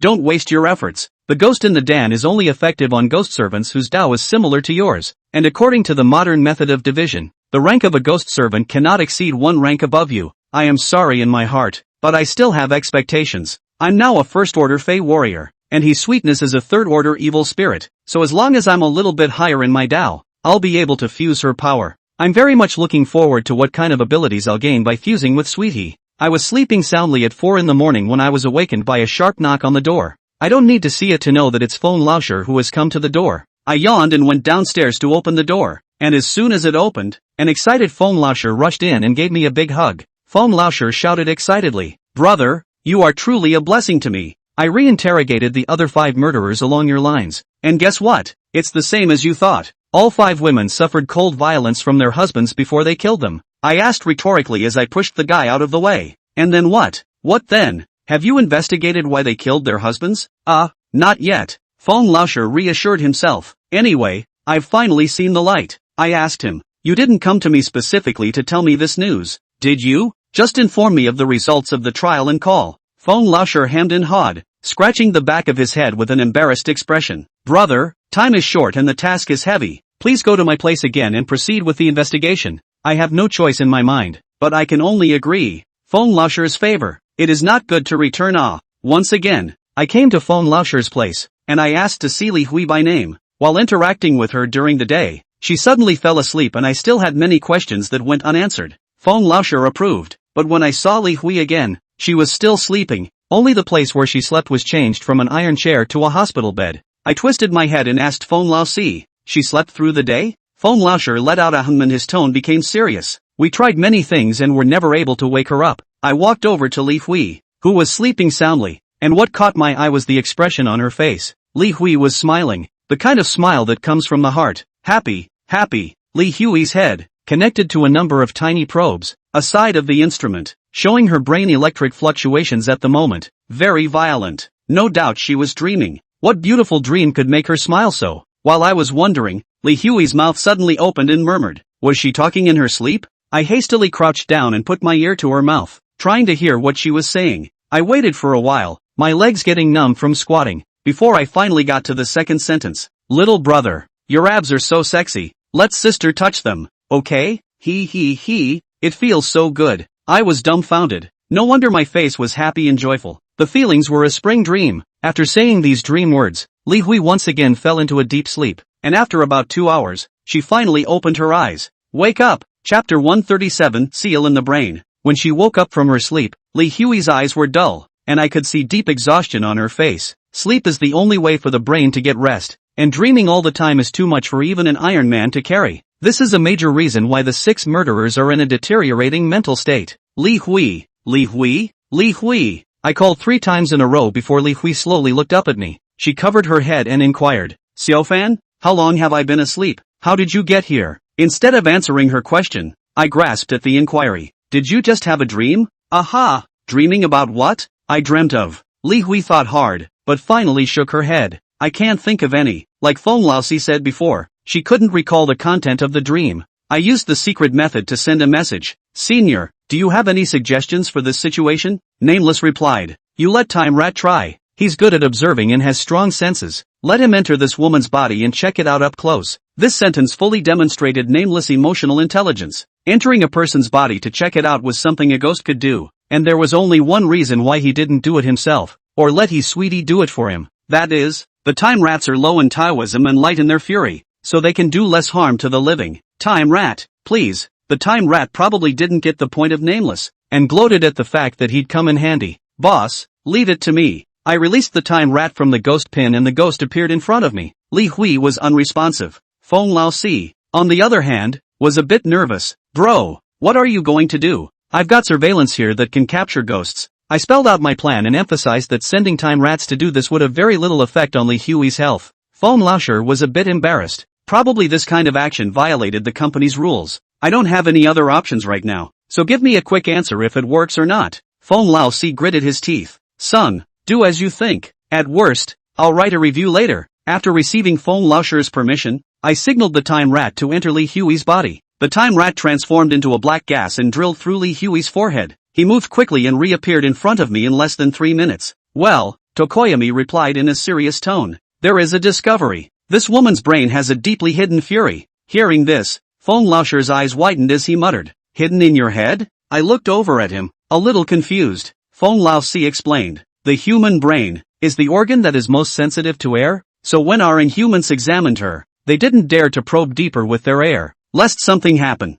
Since it's a bane, it can be concluded that Li Hui's various abnormal behaviors are related to ghosts. More evidence is needed as to whether or not a ghost manipulated her into killing her husband. The time rat spoke again. Boss, that fury gives me a feeling like some kind of seal. Sealed? I had a guess in my mind that every time Li Hui woke up and couldn't remember the content of her dreams, it was likely that her memories from her sleep had been sealed. I inquired about Nameless. Elder, what do I have to do to break the seal in a person's brain? Simple. Since the seal is made up of baneful qi, letting the time mouse guide your pure yang air to touch the seal will naturally break it. The convenience of the body of pure yang was on full display at this moment, but it is still extremely difficult to deliver my air to the seal accurately. As Feng Laoshi said, the human brain is sensitive to air, and if I'm not careful, I may injure Li Hui or even kill her. Feng Laoshi, I communicated with him very seriously. I have a way to make Li Hui remember the contents of her dream, but I need to send my own air to her brain. I can't guarantee her safety. I didn't say much. The risks involved, I believe Feng Laoshi can appreciate. As expected, Feng Laoshi's expression became grave. The most he can do for a violation is to write a review, but if he got someone killed, his responsibility, it would be a big one. At this time, it was up to Feng Laoshi's vigor. Feng Laoshi closed his eyes, seemingly torn between heaven and earth. Just as he was hesitant to make a decision, Li Hui, who was listening to us from the side, suddenly opened his mouth. Xiao Fan, is it true that if I do what you say, I will be cleared of the suspicion of murder? I'm not sure. Until the truth surfaces, no one dares to conclude that Li Hui has been wrongly accused. Try it. Li Hui was very insistent as she pleaded with Feng Laoshi. Leader, let Xiao Fan try. I firmly believe I'm innocent. From Li Hui's point of view, she really had no motive to kill her husband, although Sun Tao is very cold to her, but gave her a large villa to live. Every month also give mother and child a generous alimony. I believe that there are many women, cannot wait to be staked on such a husband. I looked over at Feng Laoshi, who had opened his eyes. He made up his mind, but used up all his strength and spoke breathlessly. Try it. Anyway, if I can't find out the truth, I have no future all the same. Both sides agreed, and I acted immediately. I took out the ghost needle and injected my own air to bring the time rat back into the needle. Li Hui was lying on the bed, looking like she was dying, but in her eyes, there was a nervousness that couldn't be hidden. After all, I had just said that once she failed, her life would most likely be in danger. It was just a matter of inputting the air into Li Hui's body. Using the first stitch was sufficient. I squeezed the ghost pin and drank softly. Ghost gate 13 stitches. First stitch. Probe the ghost palace. The ghost needle accurately stabbed into Li Hui's Rinzhong acupoint, and the time rat once again entered Li Hui's body and traveled through her meridians. I, on the other hand, manipulate my air and follow the time rat. Everything went well up front, but when the air got close to Li Hui's brain, cold sweat immediately broke out on my forehead. I made a hasty pass. Time rat, you move slower. If the large meridians of the human body are compared to an unobstructed highway, the small meridians in the brain are like mountain roads, not only narrow, but also 18 bends. I carefully maneuvered the brakes, being more cautious with every inch I advanced. It is 100 times more difficult to perform air in someone else's body than in my own. But fortunately, over the years of practicing medicine, I have long practiced a bold and careful style. Half an hour later, my pure Yang's heir finally came to the seal. With just a single glance, the seal composed of baneful qi immediately melted and dissipated. Immediately afterward, Li Hui sat up violently from the bed and screamed. Ah! With this scream, she almost scared Feng Laozi out of his heart. Feng Laoshi rushed forward and asked me timidly, "What's wrong with her?" I was also gutted that there had been an accident. Under the nervous gaze of the two of us, Li Hui gradually came back to her senses. She spoke excitedly. "It's all coming back to me. I remember everything." Chapter 138, Qingming Dreams. Hearing the words remembered, Feng Laoshi was ecstatic. He rushed to Li Hui in excitement. "Tell us about it." Li Hui was taken aback by his actions, and a look of fear appeared on her face. I pushed Feng Laoshi out of the way and gave him a wink, then reached out and pointed to my ear, signaling him to go out first, and like last time, use headphones to listen in. Feng Laoshi awkwardly apologized to Li Hui. "Sorry, got a little excited. I'm going out. You two talk." When Feng Laoshi left, Li Hui quietly sighed in relief. I joked, "You're afraid of him?" Li Hui nodded. "Although I don't know his exact identity, I see that the others are quite afraid of him, so he should be a leader, right?" I reassured. "It's okay, he's gone. Let's pick up where we left off during the day." "Good." Li Hui brewed her emotions for a moment and opened her mouth again. "It's all coming back to me." Li Hui told me that when she first married Sun Tao, she was very happy because she had finally realized her dream, marrying a rich man. As for Sun Tao not meeting with her, she didn't care at all. After all, with villas, luxury cars, spend endless pocket money, but also do not have to saddle up to serve her husband. Do not know how many women envy her life. But gradually, Li Hui realized she was wrong. Living alone is so boring and tedious, especially after giving birth to a child. Even though she hired a sister-in-law to help her, she still felt mentally broken. When she finished her monthly period, she felt restless every night. After all, before she got married, with her excellent looks, she would always have a lot of men around her. Now, but only the child sleeping on the sidelines. The fallout was hard on her. After a hard time, she couldn't help herself, thinking that with her wealth and looks, as long as she hooked her hand, there would surely be a lot of little handsome men, willing to fall under her pomegranate skirt. So, one night, she left her child in the care of her aunt, dressed herself up beautifully and drove the sports car left to her by Sun Tao to rush to the nightclub, ready to relive the life of the past lights. But from the time she left the house to the time she came to the bar, Li Hui always felt that there was a pair of eyes staring at her in the dark. It was a feeling that scared her a little. She didn't have the heart to seek out the handsome man and rushed home, and the feeling of being spied on didn't go away until she closed the door to her house. Fearful, Li Hui contacted the classmate who guided her to marry Sun Tao. Classmates told her to use the means to marry a rich man. Do not think of cheating, because men are vindictive. Her husband had arranged for a private detective, staring at their own for a while, trying to find evidence of her cheating, so that when the divorce, you can be on the basis of the woman's fault, a lot more property. Li Hui understood that the person who was secretly spying on her was sent by Sun Tao. She was afraid of losing the life she had and could only be honest, but the restlessness inside her could never be calmed. It was another sleepless night, and Li Hui was boredly swiping through short dramas after putting her child to bed. Suddenly, someone applied to add her as a friend. She wanted to refuse, but when she saw that the other person's avatar had 8-pack abs, she was moved. After adding her friend, she was the first to ask, "Handsome, is the avatar in person?" A yes was sent back, followed by 3 more words. One eye. Hearing this, I interrupted Li Hui and asked, full of doubt, "What is one eye?" Li Hui's face immediately turned red, stammered for half a day, unable to speak. Finally she coughed lightly and offered, "Why don't you check it out for yourself?" I took out my cell phone full of doubts and typed the word "one AI" in the search box, and I was dumbfounded by the results I got. Simply put, it's about satisfying yourself through verbal teasing from both parties. That, you go on. Li Hui continued with a red face. At first, I was quite cautious, afraid that this person was Sun Tao pretending to be, or someone he found to pretend to be, to collect evidence of my cheating, but after talking for a few days, I dispelled this doubt. He's especially good at chatting, and with a few simple words, he can make my heart blossom and my body react. But the more we talked, the harder it was for me to hold myself. Finally, one day, I offered to meet. My heart immediately raised. Intuition tells me that Li Hui killed her husband. This person has a major suspicion. So have you met? Li Hui shook her head, her tone full of regret. He declined, but asked me a question. What's the problem? He asked me if knew about the clearing dream. Clear dreams. These 3 words raised my alarm, having heard them at my master's when I was very young. At that time, there was a lazy man in the village who did nothing because of his laziness, and his family was penniless. His biggest hobby, sleeping. One day, The lazy man approached my master and asked him if there was any way he could control his dreams, because last night he dreamt that he had become rich and married a daughter-in-law, and he was beautiful. Upon hearing this, the master shooed the lazy man away, scolding him to work hard if he wanted to live a good life, and change his life with his own hands. After the old man cursed and left, I asked my master, "In this world, is there really a way to control dreams?" I was expecting a negative answer, but to my surprise, Master nodded. He told me that people can really control their dreams on their own, in a way that is called lucid dreaming. As long as you learn to clear your dreams, the person who dreams can realize any wish in your dream, no matter it is money, house, beauty. As long as you can think of it, you can get it at hand. Master did not teach me the specific method and advised me not to study this because people who have Qingming dreams will become depressed due to the discrepancy between the dream and reality, and even cause mental illnesses, which will eventually lead to a miserable end. Xiao Fan? Li Hui's call pulled me out of my memories. Ha,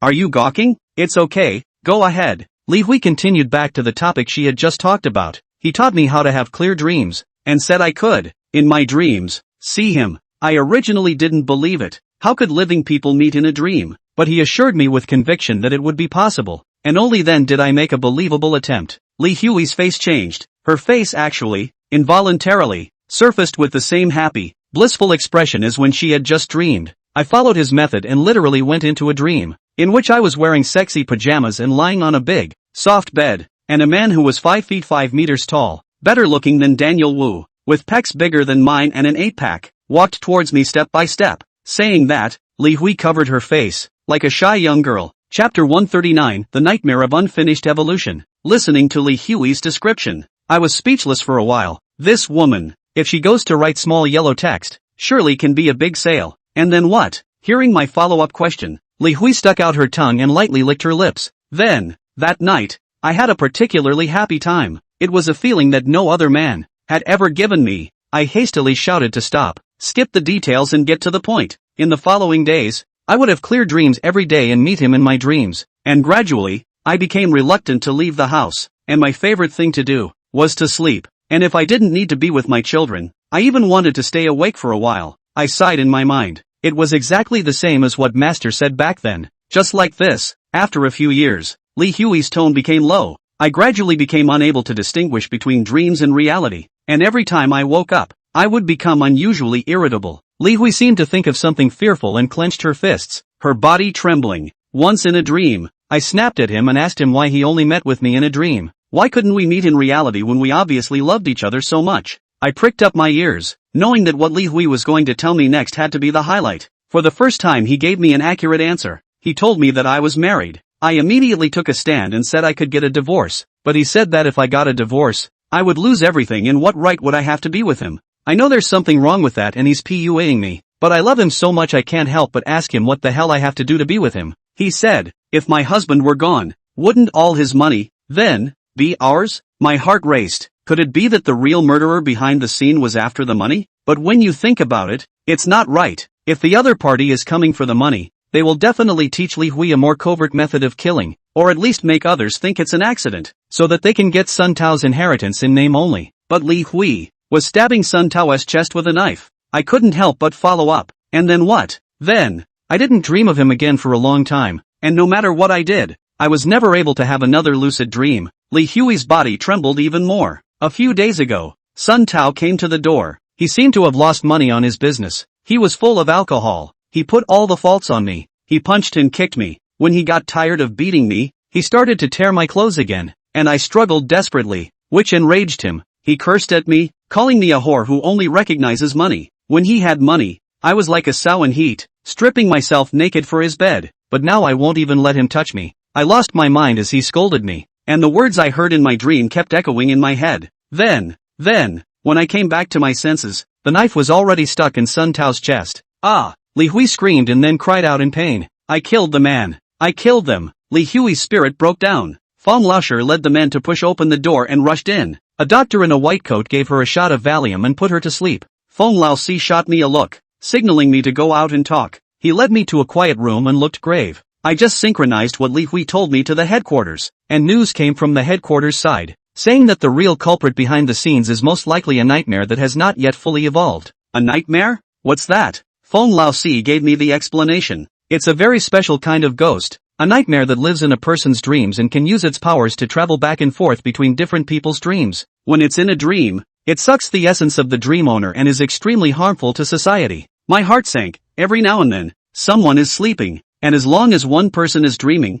the nightmare stays in the dream world and can't be caught. What about the nightmare you just said hadn't fully evolved yet? The reason ghosts like nightmares are scarce is because they are extremely difficult to evolve. They have to feed on the essence of at least 10,000 people and cause an additional 100 deaths before they can evolve into their full form. Nightmares that aren't fully formed can only stay in one's dream world and can't travel freely, and this period is the only chance to nip them in the bud. Thinking back to Li Hui's previous words, I reminded Feng Laosher. According to Li Hui, she has been indulging in Qingming dreams since a few years ago, so the number of people victimized by the nightmare is definitely more than 6. Feng Laosher's face became extraordinarily ugly. I've taken that into consideration, so headquarters gave me an order that this ghost must be overtaken, or gotten rid of, as soon as possible. What are you going to do? Feng Laosher uttered 2 words in a decisive manner. Enter the dream. His tone carried a hint of murderous intent. The only way to see the true form of the nightmare is to enter the dream and destroy him. He reached out and clapped his hand on my shoulder. Xiao Fan, I need your help.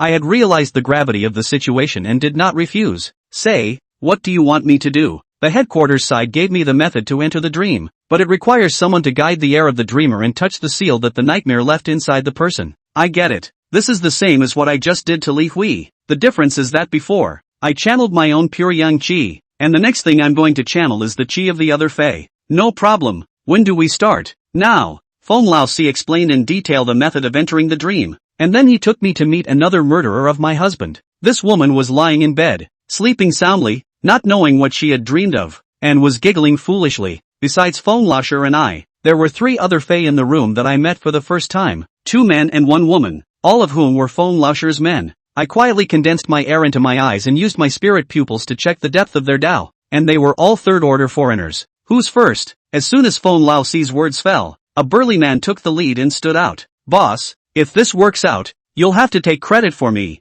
No problem. Feng Laosher agreed without hesitation. Destroying an unevolved and fully evolved nightmare. Everyone will have at least 1 collective 2nd-class merit, and the one who took the shot. I'll apply for an individual 2nd-class merit for him. Hearing this, a trace of excitement flashed in the lanky man's eyes. Don't worry, boss, I'll never disgrace you. The big guy walked over to the bed and craned his head to look at me. You're Xiao Fan, right? I've heard of you, beating away that fellow with a 1st-order Dao. It's legendary. I'm flattered. It was just a fluke. I handed the ghostly pin that hosted the time rat to the big guy. When you're ready, take your air and inject it into the needle. Remember, the air you release cannot be disconnected from itself. There's nothing to prepare for. I've done this kind of work not 1,000 times but 800 times. I'm good at it. After saying that, he condensed his air into a thread and injected it into the ghost needle. I then stabbed the ghost needle into the woman's manjung point on the bed. Chapter 140, An Unexpected Occurrence. Ghost Gate 13 stitches. First stitch.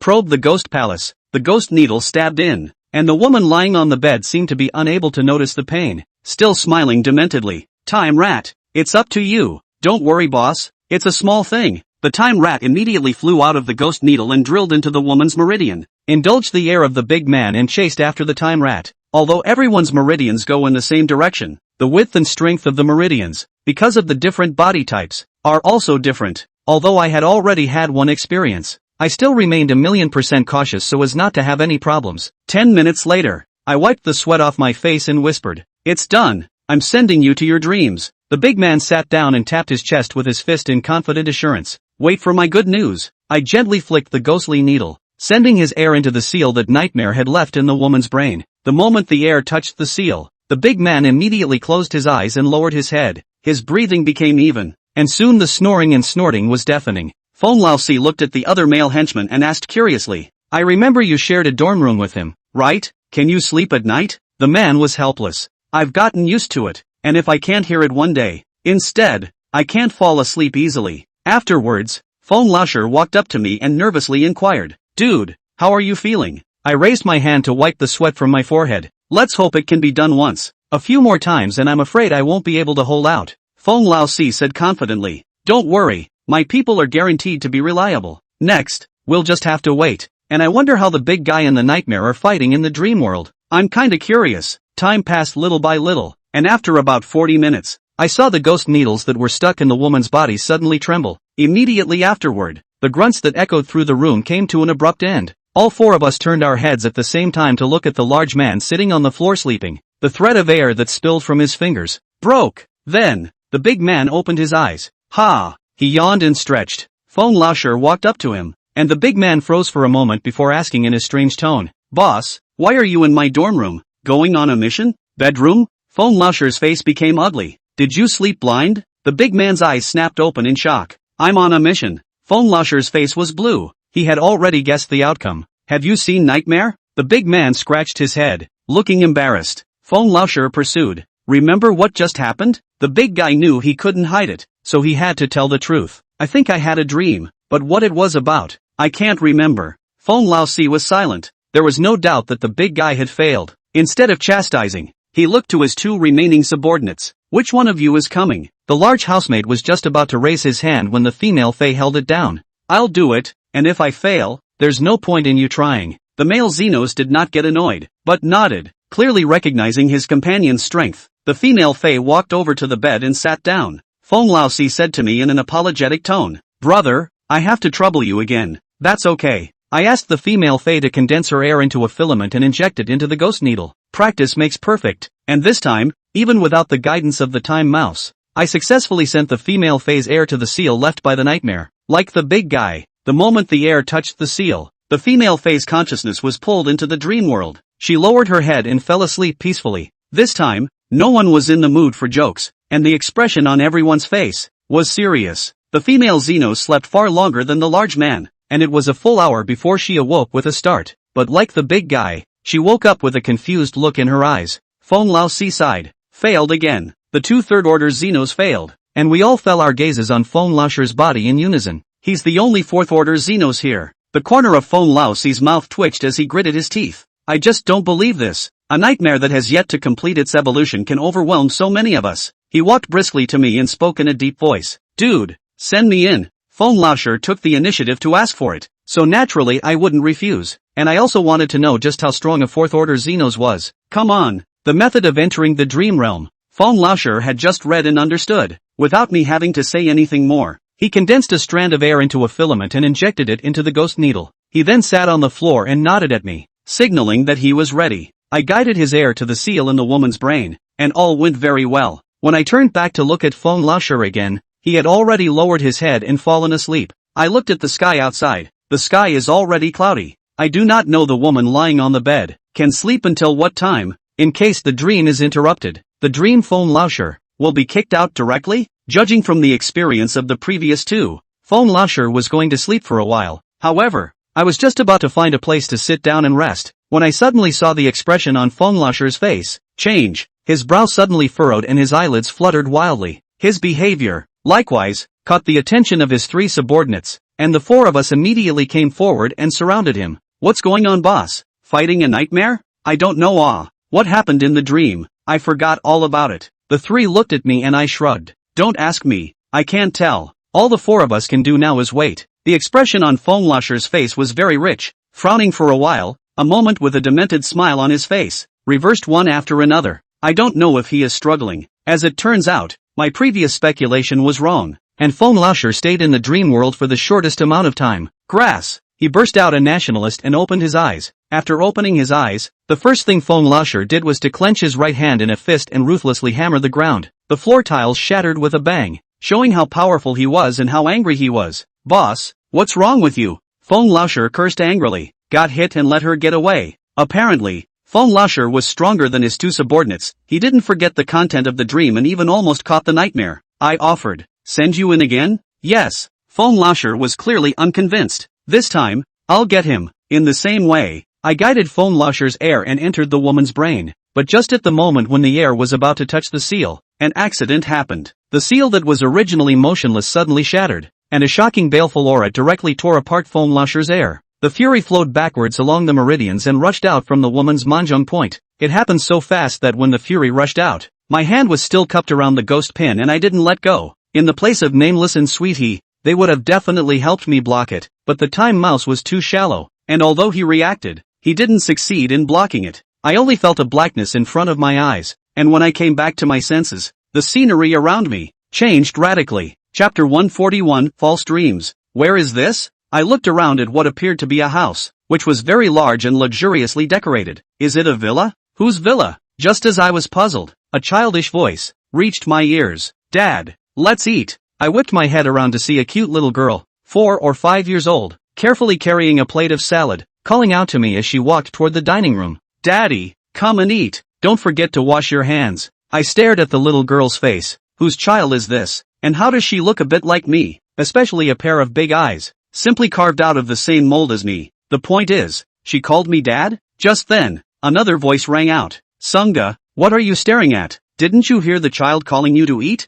I gently skimmed my head and a familiar face caught my eye. See hi? Joe Sishi unhooked his apron from his waist, walked over to me, stood on tiptoe, and reached out to touch my forehead. There's no fever. Why do you look in such poor spirits? After that, she took my hand and headed for the restroom. Go wash your hands for dinner. Your daughter mixed your salad herself. You can't afford to be rude. I was led by Joe Sishi, first to wash my hands and then to the dining room, eating delicious food and feeling a strong sense of happiness in a joyful family environment. As I ate, memories kept flooding my mind. My name is Xiao Fan. I have a successful career. I'm the chairman of a big group. I'm married to Joe Sishi, a great beauty, and I have a lovely daughter. My life is happy and enviable. After a full meal, I cozied up on the sofa and watched TV. Joe Sishi went to do the housework, and my daughter sat next to me, intently playing with her toys. I enjoy this warm and cozy time, but for some reason, I always feel where it is strange, heart always dense with an unreal feeling. In the evening, Josie's daughter-in-law changed into a jacket that looked like she was going out and came to me and my daughter. I inquired suspiciously, "Are you going out?" Josie replied with a playful smile, "My husband, what's wrong with you today? Didn't I tell you yesterday that I'm taking my daughter back to her mother's house today? And you have a meeting tomorrow morning, so remember to go to bed early. I'm not at home and there's no one to yell at you, so don't oversleep." Good. Josie's daughter-in-law left with her daughter, and just as she left, my cell phone suddenly rang. It's a text message tone. I pulled out my cell phone and saw that the sender was a familiar name, Tang Qianxue. I clicked on the text and there was only one sentence. Has Sister Joe left? I subconsciously returned a gone. Tang Qianxue did not reply. Then just under half an hour later, the doorbell rang and I got up to open the door. And the moment it opened, a tall figure jumped into my arms. The scent of jasmine from my black hair tickled my nose. Tang Qianxue? Tang Qianxue came out of my arms and pulled up her own white pants, revealing a slender calf and tantalizing black silk. She raised an eyebrow at me and pulled a long tone in a seductive tone. "Boss, today it's pantsly so." After that, she pulled me to the couch and pushed me down hard. I only reacted when she sat on my waist. "What are you doing? What for? Boss, are you pretending to be Willow today?" She took off her jacket quickly, revealing her sexy collarbone and small suspenders. Tang Qianxue licked her sexy red lips and ruffled her long hair. "Boss, it's been a long time since we've made out, and tonight I'm going to make sure you can't get out of bed." When she finished, she leaned down, her fragrant lips like fire. I'm sunk, living a rich life, with red flags at home and colorful flags flying outside. This kind of life is how many men can't even dream of. Wait, dreaming. My eyes snapped open, and at this moment I finally realized where the unreality that had been dense in my head had come from. The last time I fought with a ghost baby, she had also dragged me into the dream world, trying to make me sink without a fight. I violently pushed away Tang Qianxue, who was undoing my belt, and completely came to my senses. I shouted angrily, "Nightmare, come out!" Hearing my call, Tang Qianxue, who had been pushed to the ground by me, slowly climbed up. The look she gave me was cold as hell, devoid of the frenzied lust she had just felt.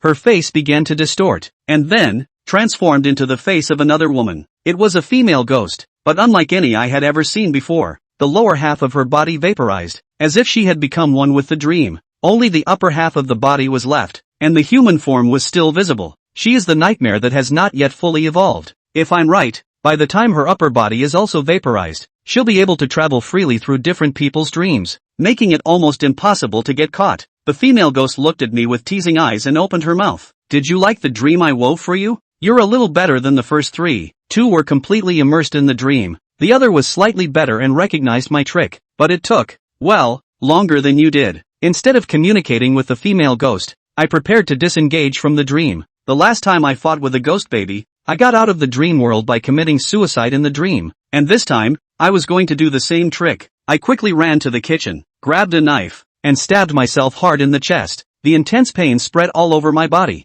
Yet, nothing changed. When I pulled the knife out, in the blink of an eye, my chest was back as good as new. right down to my clothes, which were not torn. Don't waste your breath. The female ghost walked into the kitchen. Have you forgotten that you are in someone else's dream? I pondered for a moment and spoke. I can't kill myself, so you shouldn't be able to kill me either, right? Of course, the female ghost admitted painfully. This is only a dream, after all, not reality. But, her tone changed. I can make the owner of the dream sleep all the time, so that you won't be able to wake up in reality either. And as long as no one can disturb me, I'll be able to finish evolving soon. A shock went through me. She was going to trap me in a dream? In the next moment, without hesitation, I stepped forward with my knife and stabbed it into the female ghost's chest. The female ghost was motionless and smiling. Unfortunately, like you, I cannot be killed in my dreams. The female ghost's body faded, and before she left me a message. Stay here properly, and if you're really bored, you can yell at me to reweave a beautiful dream for you. The female ghost disappeared, leaving me alone in the huge villa. This is a problem. Am I really going to be stuck here forever? I thought hard for a few moments before a flash of insight came to me. Wait, while I can't get out of my dreams by committing suicide, what if I can find the Dream Master? I can also return to reality if I let the Dream Master awaken. Chapter 142, The Mantra of Immortality. After making up my mind, I immediately ran out of the villa. I was surprised to find that outside the villa, there was a very long street, and on both sides of the street, there were private houses. I tried to invoke my air, and perhaps because the dream was so real, I was surprised to feel the presence of air. I condensed my air into the soles of my feet and leapt with great force, easily jumping over 2 meters, more than twice as strong as an ordinary person's bouncing ability. This is the technique that Nameless taught me. He said that when I have a deeper Tao, I will be able to leap 4 or 5 meters in a single bound, and I will be able to restore the flying eaves and walls of martial arts novels in real life. I found the tallest folks' house, jumped, climbed, and was soon on the roof. I looked around, and it was good to know that human imagination is limited, and that there were only 3 or 4 intersecting streets in the neighborhood, which wasn't particularly large. If the Dream Master had imagined a city, it would truly be a needle in a haystack to find her. Instead of searching immediately, I was thinking of a question. Before the fight with the ghost baby, I was in my own dream world and hadn't learned to use the air, so I couldn't summon the ghost servant. Now that I can still mobilize my air when I switch to someone else's dream, can I call on my ghost servant to help? I immediately used a secret method to send a message. Elder, Sugar, Time Rat, can you hear me? The replies of the 3 ghostly servants resounded in my head at the same time. Yes, I was overjoyed and hurriedly said, come help me. In the next moment, a ball of fury aura emerged from my chest, which coalesced in front of me and took the form of a time rat. I froze. How come it's just you? Nameless voice rang out. When you enter the dream world, only the fury of the time rats connects with you. In other words, the only thing that can help me now is the time rat. The time rat scratched his chin. Boss, don't mind. I can help. I'll give the order immediately. Time Mouse, go and look for signs of Dream Master. Only by waking her up can we escape this place. Leave it to me. The time rat immediately went on a quest, while I continued to communicate with Nameless. Elder, do you have any way to let me transcend the nightmare? She's about to succeed in her evolution and already knows that I have the ability to send the inhuman into my dreams. If I let it go, even if I manage to escape this time, she'll still come looking for trouble from me. There's still a way. Nightmares don't fight well. You can use a transcendence spell to forcefully send them to the afterlife, but I don't know any supernatural spells. It's okay, I'll teach you. I was just about to ask Nameless how he was going to teach me. After all, he couldn't be in my presence right now, but in the very next second, I suddenly had a splitting headache, as if something was making its way into my brain. Bear with me, this is a method of enlightenment, and if you weren't in the dream world, I wouldn't really be able to use it. The pain lasted for about 30 seconds and then suddenly disappeared again. When I came back to my senses, I was surprised to find an additional spell in my mind. I murmured softly, by the edict of the Supreme Court, over thou lonely souls, ghosts and all things, the 4 living beings are stained with grace, edicts to save and others, urgent to transcend life, edicts to save and others, urgent to transcend life. This is a Taoist mantra for the past life, which can transcend the soul, with a total of 96 characters, but as long as it is coupled with hand and heart techniques, it can be compressed into a mantra heart of 16 characters. Just as I was familiarizing myself with the mantra for the afterlife that Nameless had passed on to me, the sound of a time rat yelling and screaming came from the distance. Boss, I found Dream Master. I was delighted and rushed over. The time rat points to a luxury villa. Right here, I inquired, seeing that his expression was a bit unnatural. What's wrong with you? The time rat's throat rolled. There are some spicy scenes in there. Hot eyes? I was baffled by the words of the time rat. but as I pushed my way in, I realized how apt the description of a time rat was. Only the living room of the villa was lit up, and the ball of light overhead was spinning while emitting a colorful glow. By the dappled colored light,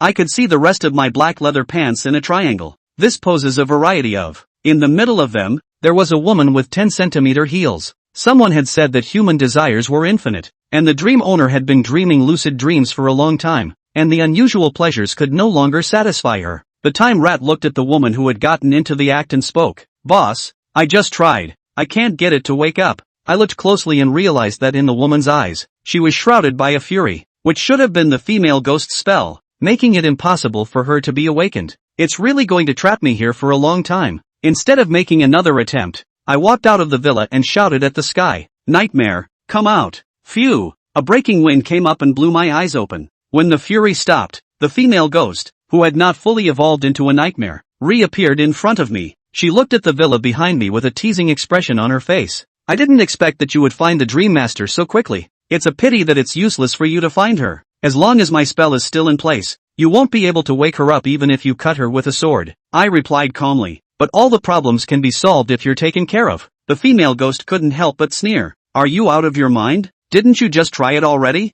In a dream? I'm immortal. I didn't say I was going to kill you. Here." I suddenly drank. "Do it." With a command, the time rat instantly appeared behind the female ghost. The ability of the time rat to hide the breath of the world is one of the best. Until the time rat was hugged from behind, the female ghost did not realize his existence. "Who are you?" The female ghost was shocked and struggled desperately. Time rat exclaimed, "Boss, do it. This woman is a bit strong." Without any hesitation, I quickly stepped forward and at the same time raised my right arm, with my right index and middle fingers stretched forward together in the shape of a sword finger, stabbing straight at the female ghost's forehead. When my fingertips touched the female ghost, my air shot out from my fingertips and injected into the female ghost's soul. At the same time, I drank out loud the 16 words of the mantra, heart of the mantra of the past life. By the edict of the Tai Shang, transcend your lonely soul, get out of the sea of suffering, and be reincarnated as a human being. As my last word landed, the female ghost's eyes snapped open, followed by a scream.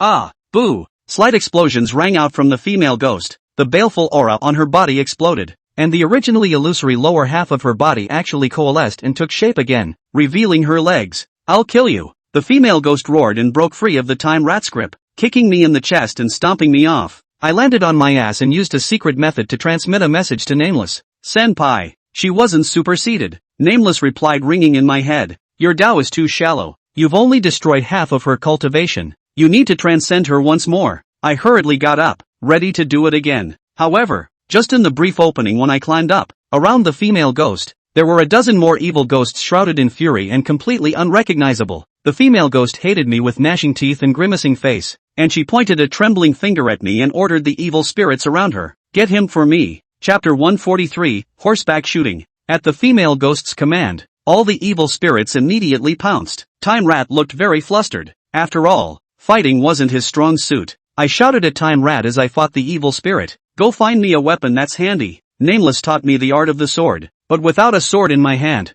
I couldn't utilize all my skills. "Good, boss, hold on." Time Rat quickly left to carry out my orders. The evil spirits did not pay any attention to him. A pair of venomous eyes, all locked on my body. They swarmed me and I lost quickly with both fists. It's a good thing this is a dream world. They can't kill me, but the pain of being constantly attacked is extraordinarily real. I'm especially regretting now that I didn't let Nameless teach me some of the art of boxing and kicking to stop the enemy. I fought for a few moments and was held down by several evil spirits. Unable to move, the female ghost walked up to me with a sneer. "Let's see how arrogant you still are." She looked to her lower half, and an undisguised hatred surfaced in her eyes. "It's all your fault. The evolution I managed to complete with great difficulty has all gone down the drain." She crouched her body down, reached down, grabbed my collar, and lifted my neck upward as hard as she could. "Do you realize that because of you, many more men will have to lose their lives for no reason at all?" At that, she turned the tables. "But it doesn't matter. Those scumbags, they deserve to die in the first place anyway.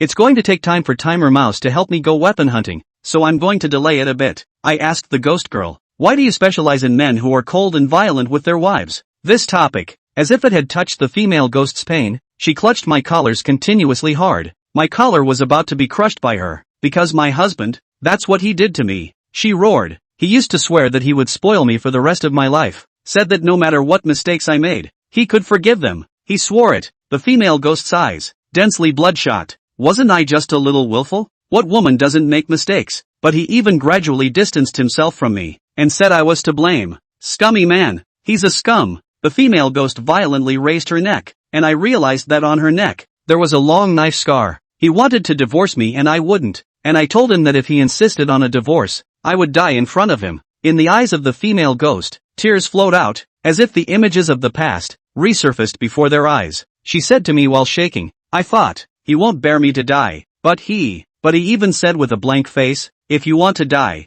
you can die. I guessed that the female ghost in front of me couldn't accept her husband's indifference and, on impulse, wiped her own neck, but for her death, I can't muster an ounce of pity. Let's not talk about the number of people she's killed since her death, but let's talk about the narrative she just gave. A little capriciousness, a little mistake, I think, can make her husband who once loved her so much be disheartened, and even do not care about her life. Her capriciousness and mistakes, I am afraid to take out any one of them, is very difficult to be accepted. The female ghost locked eyes with me again, and I saw the sinister look. So none of you men are any good. You're all scum who only cheat women. I was just going to trap you here so you couldn't make any trouble. But now, I've changed my mind. After saying that, she raised her own hand, and a dagger with serrated teeth appeared in her hand out of nowhere. I asked with wide eyes and a shaky voice, what do you want? The female ghost laughed grimly. You know what? Death isn't scary. What's scary is a life that's worse than death. I will make you taste the pain of lynching. The corners of her mouth turned up. By the way, this knife of mine, it seems to be a bit blunt, so you mustn't put up with it, because my favorite thing is to listen to men's screams. Ha ha ha ha ha, pervert. It's absolutely sick. Seeing that the female ghost was about to make her move, I shouted in urgency. Time rat, haven't you found it yet? The voice of the time rat rang out from the distance. Boss, catch. Immediately after that, the sound of breaking air came from far and near. The female ghost subconsciously turned her head, and a wooden sword, which just happened to hit her nose. Ah! The female ghost squealed and held her nose as she let go of my collar. I took the opportunity to twist my body, breaking free of the evil spirit and grabbing the wooden sword that was about to hit the ground. It was obviously a child's toy, but I couldn't care less. Having a weapon was better than not having one. I frantically mobilized the air in my dantian and injected it into the wooden sword. With that, I jumped up from the ground with a carp. The evil spirits around me lunged again, and with a forceful swing of my arm, I swept the wooden sword in my hand across the room. Don't look at it as just an ordinary wooden sword. Under the enchantment of the air, it was incredibly powerful. But all the ghosts that were swept by the sword's blade had their souls cut open, and even if they didn't fly away immediately, they lost the ability to continue fighting. Annoyed, the female ghost gripped her dagger and stabbed at my chest. However, it was not difficult to judge from her stance that she had not practiced martial arts despite her Taoist skills. I easily blocked the dagger with my wooden sword. Then with a flick of my wrist, the wooden sword sliced the dagger forward and stabbed the female ghost in the throat. Well, the female ghost took the pain and hastily retreated backwards. She seemed to have realized that close quarters entanglement was not my match, so she desperately released the baneful chi in her body. In an instant, uncountable evil spirits showed up around her, reaching a staggering triple-digit number. I can't help but suck in a breath of cold air. This quantity is not too much. The female ghost covered her throat with one hand and pointed the dagger at me with the other, her voice hoarse and trembling. Catch him. I quickly determined the situation at hand. Although these evil spirits weren't powerful, their numbers were simply too many, and it would never be wise to rely on just one person and one sword to fight against them, so I decisively chose to escape. I twisted my head and ran, and the female ghost froze for a moment, then gave her orders. After them, the evil spirits poured out as if they had been stabbed in a hornet's nest. The scope of the dream was not large. If I were to run away, it would be a matter of time before the evil spirits found out and grabbed me. Thus from the instant I turned, my purpose was not to escape, but to scatter the evil spirits. As I flew, I used a secret method to transmit the voice of the time mouse. Time rat, blend into me. Understood. As I rushed into one of the houses in the dream world, the time rat followed. I pinched my hand and gulped softly. Ghost in the Dan. The time rat standing in front of me immediately transformed into a baneful aura and drilled into my lower dantian. I felt my air merging with the fury of the time rat, and in just a moment, my Tao was enhanced. It's not important to improve my Tao. What's important is that I can utilize the power of the time rat. With just a movement of my mind, all of my breath, all of it, was internalized in my body. The evil spirits that had just sought my scent and chased into the house immediately lost their target and could only search around like headless flies.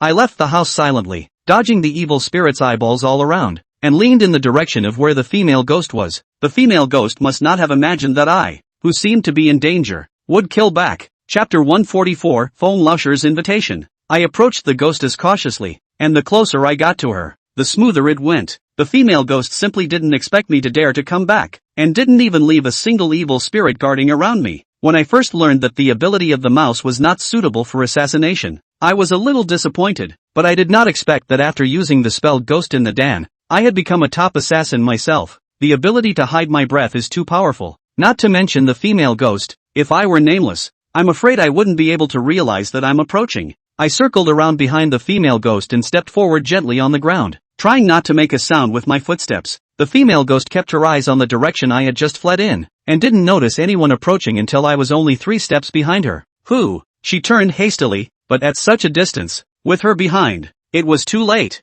I stepped forward and stabbed the wooden sword in my hand forward, hitting her squarely in the center of her eyebrow. By the edict of the Tai Shang, transcend your lonely soul, free it from the sea of suffering, and reincarnate it as a human being. I once again drank out the 16 characters of the incantation Heart of the Past Life mantra, and the air shot out from the tip of my sword and infused the female ghost's soul. The female ghost's eyes froze, and the evil spirits that were looking around for me in the distance dissipated one by one. I whispered to the ghost girl, "It's over. I hope in your next life, you'll meet someone who can tolerate you for the rest of your life." A trace of unwillingness flashed in the female ghost's eyes. Her lips lightly opened, but failed to utter a single word, and her figure faded and dissipated. She was overtaken. I unlocked the Ghost in the Dan and the time rat floated out of my dantian. He tapped his chest and gave me a thumbs up. "Boss, mighty, okay, stop kissing ass. Let's hurry back." I came once again to the villa where the Dream Master, the woman that, the corner of my mouth hesitates. She won't be dreaming of clearing in the future. Hopefully she won't take this unique hobby and bring it into reality. I walked up, gathered air in my palm, and slapped her lightly on the back of her head. "Wake up!" The woman twisted her head, looked at me, and murmured, "Who are you? Why are you still dressed?" My eyelids fluttered wildly before I rushed at the top of her head and added a slap. "Time to wake up." The woman's eyes instantly became sober, and in the next moment, all the men in the villa disappeared, and the surrounding scene, as if it were broken glass, cracked. It was a precursor to the collapse of the dream. The woman's eyes widened and her hands flew through the air as if trying to grab something. She hissed loudly, "No, don't, I don't want to wake up." I looked at her with sad eyes, having sunk into the dream world for so long that I wondered if she would be able to adjust when she returned to reality. In case it's like the female ghost, who can't accept the discrepancy between reality and imagination. I sighed. This is something that I have to talk to Phone Lusher about, or else I've only just transcended one nightmare, and I'll personally cultivate several more. The collapse of the dream was so rapid that after only a few moments, the villa disappeared and was replaced by a void, as if all the stars had annihilated the universe. I only felt a strong force pulling my consciousness and disappearing into the void. When I looked back again, I saw a large familiar face. It's Phone Lusher. This guy, come any closer, he's gonna kiss me. I hurriedly reached out and pushed him away, perhaps just waking up with poor control of the force, and I almost pushed him to the ground. Instead of being angry, Phone Lusher showed an expression of ecstasy. "Brother, you're finally awake." I felt my ass raw, my muscles stiff from sitting so long. I looked out the window and it was dark, but I clearly remember that it was already dawn when I sent Phone Lusher into the dream world. How long have I been asleep? It's been more than 10 hours. Phone Lusher looked grateful. "If you don't wake up, the experts I called from headquarters to save you will be arriving soon." This guy is quite righteous, knowing I'm in danger and shaking people to come to my rescue. "Give me a hand. My legs are numb from sitting and I can't really stand up without help." Just as Phone Lusher assisted me to get up, the woman lying on the bed was like a swindle. Sitting up straight, she snapped her head around, her bloodshot, hate-filled eyes staring me dead in the face. I was shocked for a moment. She wasn't going to have any problems, was she? In the very next moment, she jumped off the bed, perhaps because she had been lying there too long and her body had no strength, and she fell straight to the floor. But even then, she continued to crawl toward me, with eyes that seemed to want to eat me alive. Phone Lusher's 3 subordinates reacted extremely quickly and quickly stepped forward to hold the woman down. The woman couldn't move, but she continued to stare at me in death, as if she wanted to carve my face into her mind. She yelled at me in a tone filled with resentment. "Send me back. I don't want to wake up. Send me back." The woman was carried away by the big man, and a silence fell over me as I watched her distant back. Phone Lusher asked me carefully, "Dude, what's wrong with her?" I told what I saw in the dream. That nightmare, which has not yet fully evolved, has already been transcended by me, but the women who were persecuted by her, You must keep a close eye on them so that they don't have any accidents. I purposely emphasized the word accident. I believe Feng Laosher understands. Feng Laosher nodded with a serious expression and assured me, don't worry, this is not the first time our company has encountered this kind of thing. We will arrange the best psychiatrists for the victims, and we will also keep monitoring them until they get rid of the effects of their nightmares. I nodded. I just came to return Feng Laosher's favor. The things behind do not need heart. I only need to do the obligation to inform is enough. If there's nothing else, send me back. A dream that consumed a lot of my energy and a hungry stomach. I really didn't want to stay here. Yes, Feng Laosher didn't stay and personally drove me back to the medical center. But of course, in the way of the regulations, I still needed to wear an eye patch. After getting off the bus, Feng Laosher walked me to the entrance of the medical center. And just as I was about to say goodbye to him, he suddenly asked me, would you be interested in joining the company? I froze, not expecting him to extend an invitation to me. I snorted, I'm just a little first-order fae, and you're looking at me? Feng Laosher replied seriously, but you solved what I, a fourth-ranked Xenos,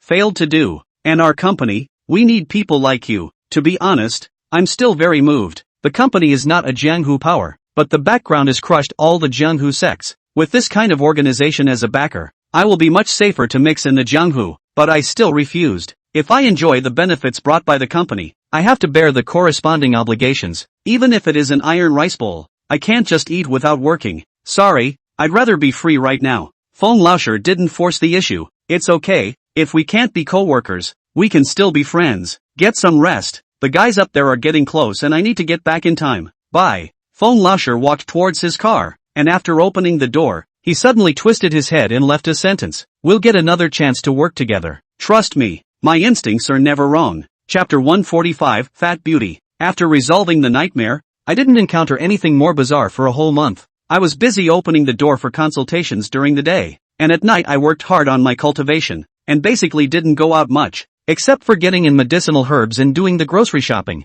Nameless said that the evil in me had been dissipated, and in order to make more time for cultivation, I did not hang up a red light at midnight and invite ghosts to my door. After a month of diligent cultivation, the layering of the air that emanated from my body when I observed myself through my spirit pupil had become more and more pronounced. Nameless said that I'm only half a step away from the last step, and I'll be able to be promoted to a second-order exalt. Time has come to November. The day began to get cold. Every morning when the door is open for business, from outside the house blowing the autumn wind, especially cold. One day, I woke up rather early, ready to head out for a run and a workout, stopping by the next street and picking up a drawer of my long for Xiaolongbao. Who knew that I had only locked the door to the medical center when a sudden call came from behind me? Wait! I whipped my head around to see a 5'7" young girl with bloated feet running in small steps. This girl's features are quite nice. Her eyes are big. Her nose is quite straight. Her lips are still thin. If she can be thinner, she must be the kind of big beauty that everyone can't help but take a second look at. Of course,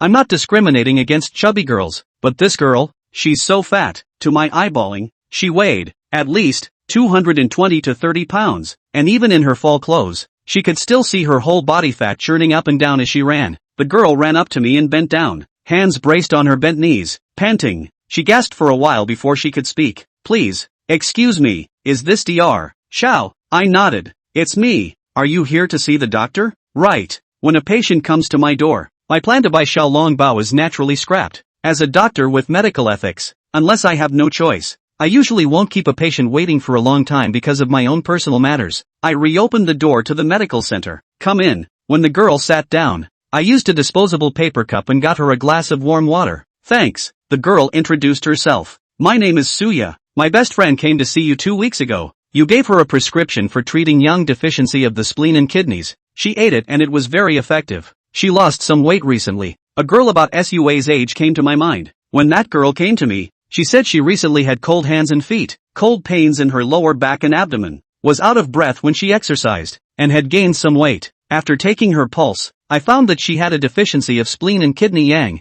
so I prescribed a prescription and also advised her to regulate her diet. From Suya's description, the prescription I prescribed was still effective. Sua continued. My girlfriend knew I wanted to lose weight too and recommended you to me, so I ran to you before work. Knowing what Suya came for, I explained. Your best friend's fatness is swelling caused by spleen and kidney yang deficiency, and when the symptoms subside, she naturally loses weight. It's not that my prescription has a weight loss effect. Sua pleaded. Doctor, just give me a look. I'm in this body now and it's affecting my life. she said, her eyes starting to redden. Suja cried to me about the pain that obesity had brought her over the years. She was originally of normal size, not quite slim, but nothing like fat. As for her weight spiking, it goes back a few years ago, during her college years, sophomore year. There is a handsome guy crazy pursuit of her. Suya cannot help but sugarcoated.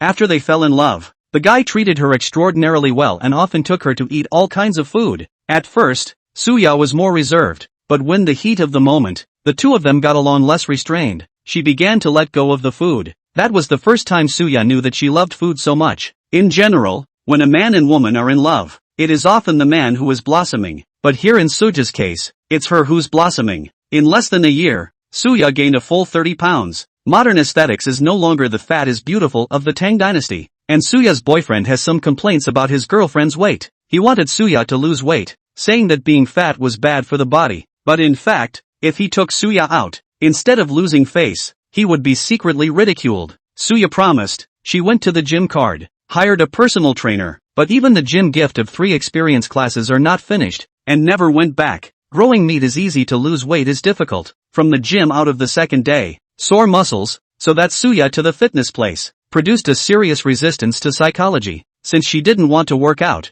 Sua decided to go on a diet and eat less anyway. This time Suya insisted a little longer. She cut her daily meals in half, and managed to lose 3 pounds after insisting for a full week. She was overjoyed and dragged her boyfriend to a hot pot to celebrate. But the next morning, she headed for the scale, and the 3 pounds she had managed to lose came back 2.5 pounds. Since then, Sua has been caught in a vicious cycle where she keeps losing weight and keeps bouncing back. 6 months later, instead of losing a pound or two, she had gained 10 pounds. Her boyfriend was so disappointed in her that he broke up. Just 3 days after they broke up, she was at the entrance of the school library when she saw a slender schoolgirl, intimately holding her ex-boyfriend's arm, and the two of them were talking and laughing. Suya looked at her schoolmate and filled her eyes with her former self. That night, she made up her mind that she would lose her devilish figure and make her ex-boyfriend regret it. Then, she became what I see now. Sua covered her face and whimpered, the makeup on her face blown away. Doctor, over the years, I've exercised, dieted, and even gone for liposuction. But no matter what method I use to lose weight, it always bounces back even more. Last month unit physical examination, the doctor said that my fatty liver has been very serious. At this rate, I may not be 30 years old. We'll get some middle-aged people will only get the disease. When Suya finished speaking, I couldn't help but sigh in my heart as I looked at her agonized appearance. From Suja's own account, I have found the cause of the disease, which is her lack of persistent self-control. Exercise aside for now, dieting or liposuction sounds unhealthy. But with this body type of Suya, as long as it's thin, it's good for the body, but she's always halfway there. And when she eats, she forgets the pain of losing weight. Of course, before jumping to conclusions, I'd have to rule out one more disease, bulimia. I asked Soja, do you feel guilty in your heart after eating too much? No, I would just think, what a great meal today. Well, bulimia is also ruled out because people who suffer from bulimia tend to have strong feelings of guilt after overeating and may even try to make up for their faults by hyperventilating. Hold out your hand and I'll take your pulse. Chapter 146, No Shortcuts to Weight Loss. Sonia put her hand on the table and I laced my fingers together. Frowning slightly, Sua was startled by my expression and asked hastily, Doctor, am I okay? It was only then that I realized that I had behaved in a way that had caused her to misunderstand. Sorry to scare you. Your heart rate is fast, over 110 beats per minute. Even taking into account the fact that you just got emotional, it's still much faster than normal. And that's because you're overweight and putting a big burden on your heart. I paused and told her seriously, so you really need to lose some weight. Sua's head nodded like a chicken pecking at rice. I want to lose weight. I carefully checked Suya's pulse. And other than her heart rate being too fast and her spleen and stomach being a bit weak due to being in a constant state of overfullness, there were no major problems. Luckily, Suya was relatively young, but if she were 10 years older, I'm afraid her health would not be so optimistic. Your body is still fine. Your spleen and stomach are a bit weak. I'll prescribe a warming formula for you. I thought for a moment and add another appetite suppressant. Sua asked me with anticipation, Doctor, how many pounds a day can I lose on your medicine? 3 pounds, I think. Before I could finish my sentence, Sua almost jumped out of her seat in excitement. So much. The corners of my mouth twitched as I spoke the words that had just been interrupted. 1 month. Suya immediately changed her face and was filled with disappointment. Can you only lose 3 pounds a month? I reassured. That's without changing your diet. You could still lose weight faster if you were willing to eat less and move more. Sua bristled. Doctor, I just came to see you because I don't feel like exercising. I told her in a very sorry tone. There are no shortcuts to weight loss. You can only lose weight if the energy you consume every day is greater than the energy you take in. Don't you have any secret recipes? There is. There's an old folk saying to keep your mouth shut and your legs open.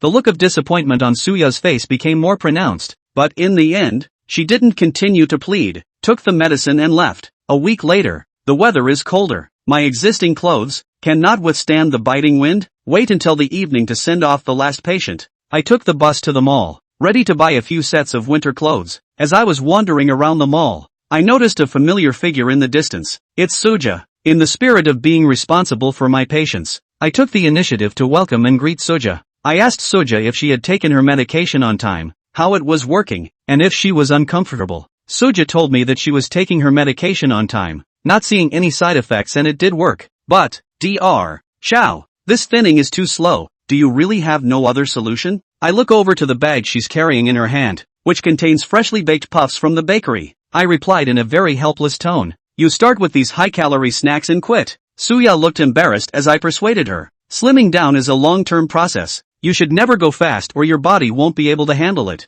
Sua blushed and let out a hum as she quickly fled. Another week later, I was in the kitchen making dinner when my cell phone rang. When I got my phone, the name that showed up on the screen surprised me a little. Pressing the answer button, a familiar voice came out of the receiver. Xiao Fan, did you miss my lady? It's Tang Qianxue. I asked in surprise. You have time to call? Since Tang Qianxue went to the Sun and Moon sect, life has become busy. Every day is either in practice or practice. So Lon only sent me 2 or 3 WeChat. What do you mean? I can't take a break and rest? I chatted with her for a while, and Tang Qianxue told me that the masters and seniors in the Sun Moon sect were all very good to her, so I didn't need to hang on to them. At the end, Tang Qianxue asked me to do a favor. Just now I called my father. He has been coughing non-stop. I think it's because it's cold and he's got wind cold. I'm worried about his health. Can you work hard and go over to take a look? No problem. I'll be there after a quick bite. An hour later, I arrived at Don's house. Tang Feng was surprised at my appearance, and when he learned that Tang Qianxue had sent me, he sighed. This girl, worrying blindly. Despite the words, there was a happy expression on his face, and Tang Qianxue thought the same. Her father is only occasional wind cold, only because the body base is poor. The symptom seems to be heavier. I don't have too good a solution for Tang Feng's body. After all, he has been bedridden for so long and nearly died, and if he wants to get well, he still needs to be conditioned for a long time. I made a prescription, refused Tang Feng's retention, and prepared to leave. Tang Feng called out to his driver and asked him to drive me home. As the car turned an intersection, I saw Suja again. At the moment, she was standing on the corner of the street, buying a roasted groundnut from an old lady. Stop the car. The car stopped and I told the driver to just drop me off here and I'd walk home myself later. I stride towards Sua, not so much to stop her from eating, but her current size makes me wonder. After a short week of not seeing her, Suya looked like she had lost at least 15 pounds. I'm pretty sure it wasn't my prescription that did it, and I was worried that she was doing whatever she could to lose weight and screwing up her body, and wanted to be kind enough to warn her.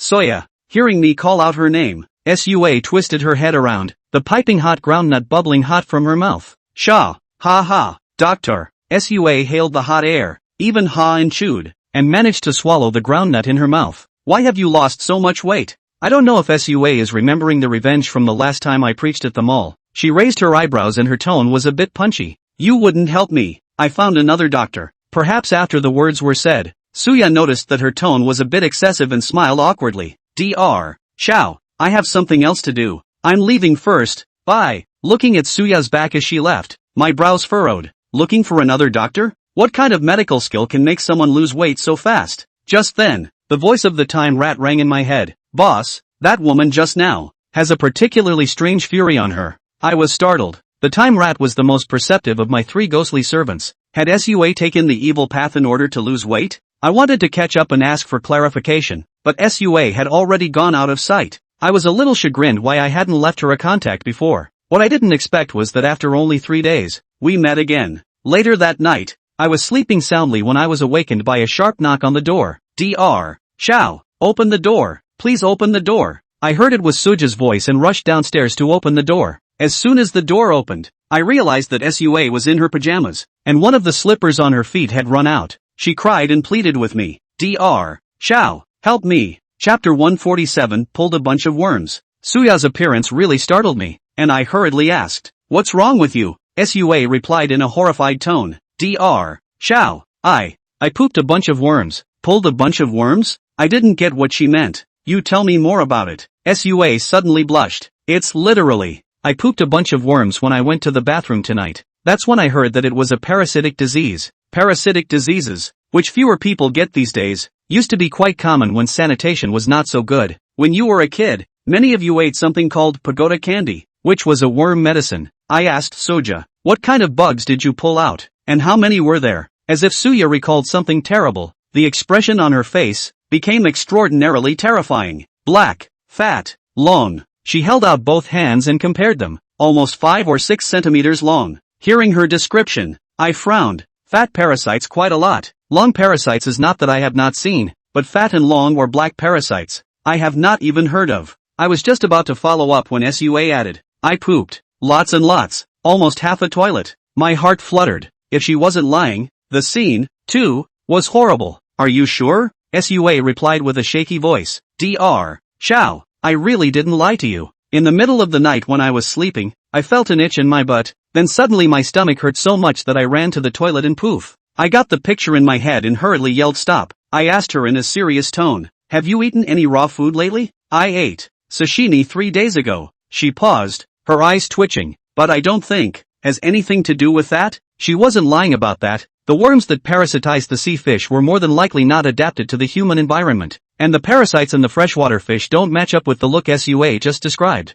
Sua suddenly burst into tears, apologizing to me as she cried, "Dr. Shao, I was wrong. I should have listened to you." Looking at how much thinner she looked than before, in my mind, a thought surfaced. This thing about you pooping worms shouldn't have anything to do with the fact that you've lost a lot of weight lately, should it? Sua nodded with tears in her eyes. "Tell me, what the hell did you do?" Suya didn't dare to hesitate and told the truth. The last prescription I gave her had a weight loss effect, but the effect was slow, which made her very unhappy. So she asked her girlfriends where there were still doctors with recipes that could make people lose weight fast. One of her girlfriends told her that she had heard that there was a miracle doctor in Zhochang who specialized in treating obesity, but anyone who sought his help to lose weight would lose weight very quickly. It's the method that's a little more intimidating and requires swallowing the bugs raw. Suya was very resistant to hearing this, but her best friend added that none of the people who ate the worms had any accidents, so she was moved. She asked her best friend for the address of the god doctor, and went to the door to seek treatment, and the god doctor told her that as long as she ate his worms, she would lose at least 5 pounds in a week, and there was no charge. I interrupted Suja.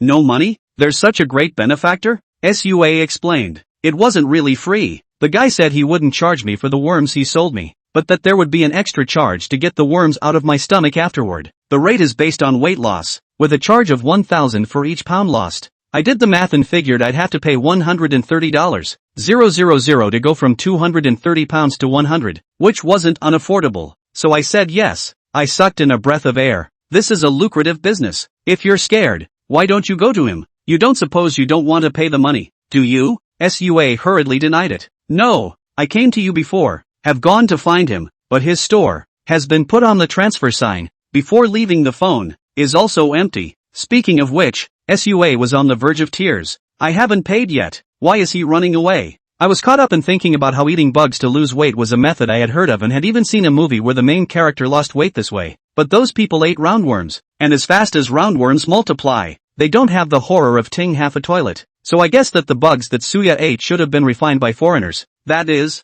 the folk rumor of compulsion, ISIS, illegal business, sudden disappearance. Murphy. I pulled out my cell phone and called Phone Lao Si. The phone quickly picked up, and Phone Lao Si snorted and asked me, "Brother, looking for me so early, is it urgent? Your company, have you captured a compounder recently?" Phone Lao Si was surprised. "Brother, how did you know? This operation, the level of secrecy is pretty high." Sure enough, it was taken by the company. "I've got a patient here who's been bewitched. Is it convenient for you to bring the person out and remove the bewitchment?" Phone Lao Si was a bit embarrassed. "Brother, it is not that my brother is unwilling to help you. It is really that this person is no longer in Zhou City. This guy has been roaming and committing crimes for several years, and he has committed crimes in quite a few cities, and he was just taken away by people from other branches yesterday to assist in the investigation." I thanked Phone Lao Si and hung up the phone. Sua asked me nervously, "Dr. Shao, Do you have a way to help me get rid of the worms in my stomach? I joked. You're not waiting to lose 100 pounds before you fight? The expression on Sua's face changed, and I asked her in dismay. You're still really thinking about it? Sua shivered and waved her hand in a hurry. No consideration. No consideration. Let me see that bug again and I'll be scared alive. Suja finally got the hang of it and I persuaded again. If you want to lose weight, keep your mouth shut, exercise more, and don't get any wrong ideas in the future. I really remembered this time. Dr. Shao, please help me. I told Suya to wait, then grabbed some medicine and made a decoction for her. This is a worming medicine, and it is the most effective one, which is enough to deal with ordinary parasites. And I don't really have any idea about how effective it is against parasites. I used the secret method of voice transmission to ask Nameless for advice. Elder, how are we going to deal with the parasites? What Suya had just said, Nameless had heard all of it. Just add some of your air to the medicine. This kind of parasites that take nutrients from a person's body aren't very powerful, and an inhuman's air can easily kill them. He paused and added, after the girl drinks the medicine later, you prepare a basin for her, and by the way, the toilet should be lent to her as well. I guessed what Nameless was hinting at and agreed. I handed both the medicine and the basin to Sua, and she gulped it down in one gulp, and after only less than half an hour, her face suddenly changed drastically. She grabbed the basin and, with a wow, began to vomit violently. There wasn't a scrap of food in her vomit, only dense, black, fat worms. In moments, the bottom of the basin was covered in worms. Chapter 148, Skinny as a Lightning. Seeing the bugs that spit out of Suya's mouth, I was so deeply disgusted that my stomach turned over and I almost threw up as well. I hurriedly don't look away, but then I hear Sua shout, Dr. Shao, I have a stomach ache, can I use? I hastily raised myself to point to the second floor. The restroom is upstairs. Sua rushed upstairs, and soon I heard a bang from upstairs. The corners of my mouth twitched as images of bugs piling up all over the toilet came to mind. If it weren't for the fact that Suja is a girl, I'd be tempted to let her go out and fix it. Disgusting as it was, I got closer to the basin. Having fought with ghosts and xenos before, I realized that I seriously lacked experience in the jungle. I have never seen a compulsion before,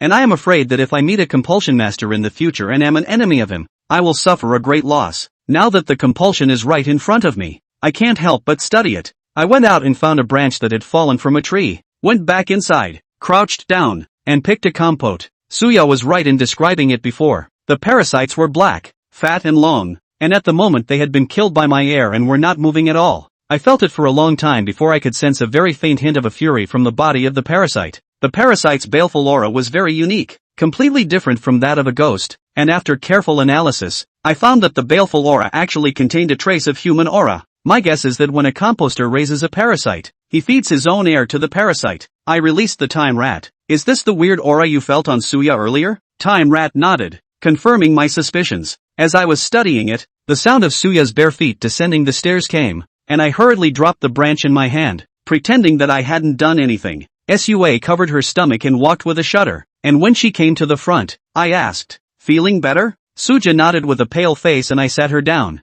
holding my hand out. After taking my pulse, I realized that Suya's physical condition was quite a bit worse than the last time I came for a consultation. It's easy to explain. The parasites take all the nutrients away. It's a wonder that your body can get better. After not finding anything else unusual, I gave a few more instructions and told Sua to go home and rest. As she said goodbye, Sua suddenly said shyly, Dr. Shao, I'm sorry. I seem to have clogged the toilet in your house. The thought of having to clean up a toilet full of bugs by myself later gave me a headache. I rubbed my forehead and waved my hand. No, it's fine. Go home. A month after this incident, it snowed in the city of Zhou, and once again, the fall clothes I bought last month couldn't hold up, and when I went out in the morning, the cold wind almost froze me with a cold. I took some free time and headed to the mall to get my down jacket. After a few months of opening the clinic, I have already saved up some money, but when faced with down jackets that can easily cost thousands of dollars, I still can't afford to part with them. Just as I was contemplating whether or not to go shopping for an army coat, a familiar voice rang out from beside me. Dr. Shao, it's you. We're really destined to be together. I looked up to see a tall, curvy beauty standing beside me. The beautiful woman's features struck me as familiar, but didn't match up in my memory for a moment. You are? The beautiful woman raised her hand and pointed to her face, her tone excited. It's me, Soja. My eyes widened as the two faces gradually reunited, and it was really her. I became stuttering in my speech in shock. How did you get so skinny? Suja took my exclamation as a compliment and twirled around in front of me. she asked me smugly. Was it good? It had to be said that the slimmed-down Suya was indeed very temperamental, and with this image, it was more than enough to go as a model. However, my heart is not happy for her at all. This is only a month no see. Suya, I'm afraid that there is 100 pounds of thin. This is not normal. Even if it is liposuction, it can't achieve this kind of immediate effect. What did she do again? Dr. Xiao, are you here to buy clothes? She snatched the duffel coat out of my hand and greeted the salesman. Help me pack. I'll pay, I said hastily. No, I'll do it myself. I wasn't able to rob Sua after all. She refused my transfer, saying it was a token of my appreciation for saving her last time. After coming out of the clothing store, Soja extended an invitation to me. Dr. Xiao, I haven't thanked you properly for what happened last time. Give me a chance. Let me treat you to a meal. Okay? I agreed. Not in any way because of the beauty of the current Soja's looks, but because I wanted to find out what had happened to her in the past month. Sua invited me to a Northwest-style restaurant. The whole table, all meat, cannot see a little green. She ate her meal, devouring it with a face full of enjoyment. Between the two of us, we took out 5 plates of food, 4 of which went into her stomach. That's a horrible amount of food. The way she was eating made me even more skeptical. After all, according to this amount of food, even if Suya participated in special forces training, it was impossible for her to lose weight. When Sua finished wiping her mouth, I offered, "Can I take your pulse?" Yes, Suya didn't refuse, and after taking her pulse, I was shocked to find that Suya's body was very healthy, and even her previous rapid heart rate as well as her weak spleen and stomach had disappeared. But I still can't be reassured by the lessons learned from the past. Can I give you a needle? Suya's face changed slightly, full of suspicion, looking at me with some wrong eyes. I guessed she might have misunderstood and pulled out a ghost pin. Use this. Okay. Perhaps it was saving her life last time that made Suya trust me so much that she agreed very painfully. I found an acupuncture point on Suya's arm and gently stabbed it. This ghost needle was hosting a time rat, and after the ghost needle pierced in, I immediately used a secret method to send a message. Toki Mouse, examine her body carefully. The time rat sprang into action and, moments later, rejoined the ghost needle. Boss, no problem. I was very dismayed. The time rat's perception ability is the strongest among the 3 ghost servants. Even he didn't find the problem. Could it be that Sua is really naturally thin? That's not possible. I put away the ghost pin and inquired in a very serious tone. Sua, tell me honestly, how the hell did you lose weight? Sua hurriedly explained. Dr. Xiao, don't get me wrong. I really didn't follow any more crooked paths. The reason why I was able to lose weight was thanks to someone high up. A tall man? A bad feeling came over me. Seeing my deep expression, Sua excitedly said, "Really? That high-ranking person just said one word to me and I lost weight very quickly." What did he say? Soya fell into reminiscence. He stroked my head and whispered, "Skinny. Skinny. Skinny. Yes, just 4 words. Chapter 149. Skinny. Ha? Skinny? What kind of spell is this?" I asked Soja to tell me more carefully. Because her narration, it was so magical. Sua told me that after I helped her remove the parasites from her stomach last month, her weight, again, started to bounce back. She couldn't take it and went to a bar to vent and get drunk. When she came out of the bar, she was so drunk that she lay on the side of the road and couldn't get up, and there was a girl next to her who was just as drunk as she was. After a while, the girl beside her was picked up by a man. The man spat at her with disgust before he left. Don't go out if you grow so fat. How heavy the taste has to be for someone to pick you up. Speaking of this, Suya hated it so much that she almost pinched the chopsticks in her hand. Sua reddened and continued on. I broke defense and lay on the ground bawling my eyes out. And just then an older man, dressed strangely, approached me. He crouched down next to me and asked me why I was crying so hard. Sua was in an extremely bad mood and wanted to talk, so she told her pain in her head. At the end, she added, if she could lose weight like a bolt of lightning, even if she could only live another 2 months, she would do it. The uncle was quiet and didn't say a word the whole time, and when I finished, he asked me if what I had just said was true. I say it's true, and I'd rather be radiant for only 2 months than be ridiculed for the rest of my life. The next thing is what Suya just said. The older man stroked her head and said thin, thin, thin and laughed. From that day on, Sua became thinner and thinner day by day. Her clothes were changed to 1 size in 3 days, and now she could finally wear clothes that showed off her figure, just like the other girls. Suya held her chin, her face full of happiness. Such a wonderful day. That uncle must be an angel sent by God to save me. This is China. There is no God and no angels. I'm pretty sure there's something wrong with the uncle that Sua talked about, and it's a big problem. I used the secret method to transmit the voice of Nameless. Senior, did you hear what Suya just said? Hear that? I'm afraid this woman Has been cursed. Curse? I was startled and hurriedly pursued the question. Same situation as Tang Fong? The Tang family's previous crisis was due to the curse placed by the man with the sword on credit. Nameless gave me an affirmative answer. That's right. And the curse that this woman has been hit by is even more powerful than the curse that the Tang family has been hit by. Nameless then explained to me in detail what a curse was. In the words of Nameless, a curse is a spell to pray to a ghost or a god to rain down misfortune on the hated person. To cast a curse, you need the body essence of the person who has been cursed, such as nails, hair, and blood. The curse cannot be lifted on the person who has been cursed, unless the person who has been cursed has a stronger Dao than the caster, or borrows a very powerful external force to forcefully break it. When Nameless taught me to summon the judge's doppelganger to break the curse of the Tang family, this is the reasoning. Normally, there are only two ways to lift the curse. First, destroy the medium that cast the curse. Second, extinguish the source of the curse. Of course, it is often only the first method that can be practiced, because the second method is very difficult to work. Suppose the one who casts the curse is some evil god, nebulous, that most Xenos don't have the power to extinguish. If the one casting the curse was a powerful ghost, not to mention whether or not he could be destroyed, just finding him out would not be an easy task. I asked Nameless, Elder, if there's no way to lift the curse, what will happen to Suya? She'll keep losing weight until she's all skin and bones and can't support herself anymore. In other words, Sua will die. Dr. Sha. Dr. Sha. Dr. Shao. Sua shouted 3 times in a row before I woke up. What is the matter with you? Why does your face keep changing? Sua couldn't hear Nameless words, and at the moment, she was still immersed in the joy of her thinning down. I hesitated and decided to tell the truth. And if I didn't find a way to save Sua, her remaining lifespan would likely be less than a month. Suja, listen to me patiently. I told her about being cursed, and the happiness and joy on Suya's face was gone, replaced by a deep fear. Her whole body trembled with fear, unable to accept reality. How can this be? How can this be? I was talking in anger. I don't want to die. Sua broke down and screamed, drawing sideways glances from the surrounding diners. I hurriedly paid and took her out of the restaurant and found a quiet place in the mall. Suya, remember carefully, that man, besides touching your head and saying 4 words, what else did he do? According to Nameless, casting a curse required a medium, and Suya must have missed something. Suya held her head, trying to remember, and after a long time, her eyes widened. I remember when I was so angry after being ridiculed that I slapped the ground with my palm and hit a stone. I looked to the palm of Suya's right hand, and sure enough, there was a scar that hadn't completely faded. Before that older man said those 4 words to me, he pulled a small book out of his pocket full of words I couldn't read. He grabbed my hand and smeared my blood on it. That book, that's the medium to cast the curse. Do you remember what he looked like? Sua shook her head in agony. I can't remember. I drank a lot that day, and I was so drunk I was seeing things blurry. I don't know the face, I only remember the voice. Where can I find the spellcaster in a sea of people? Curses are different from spells.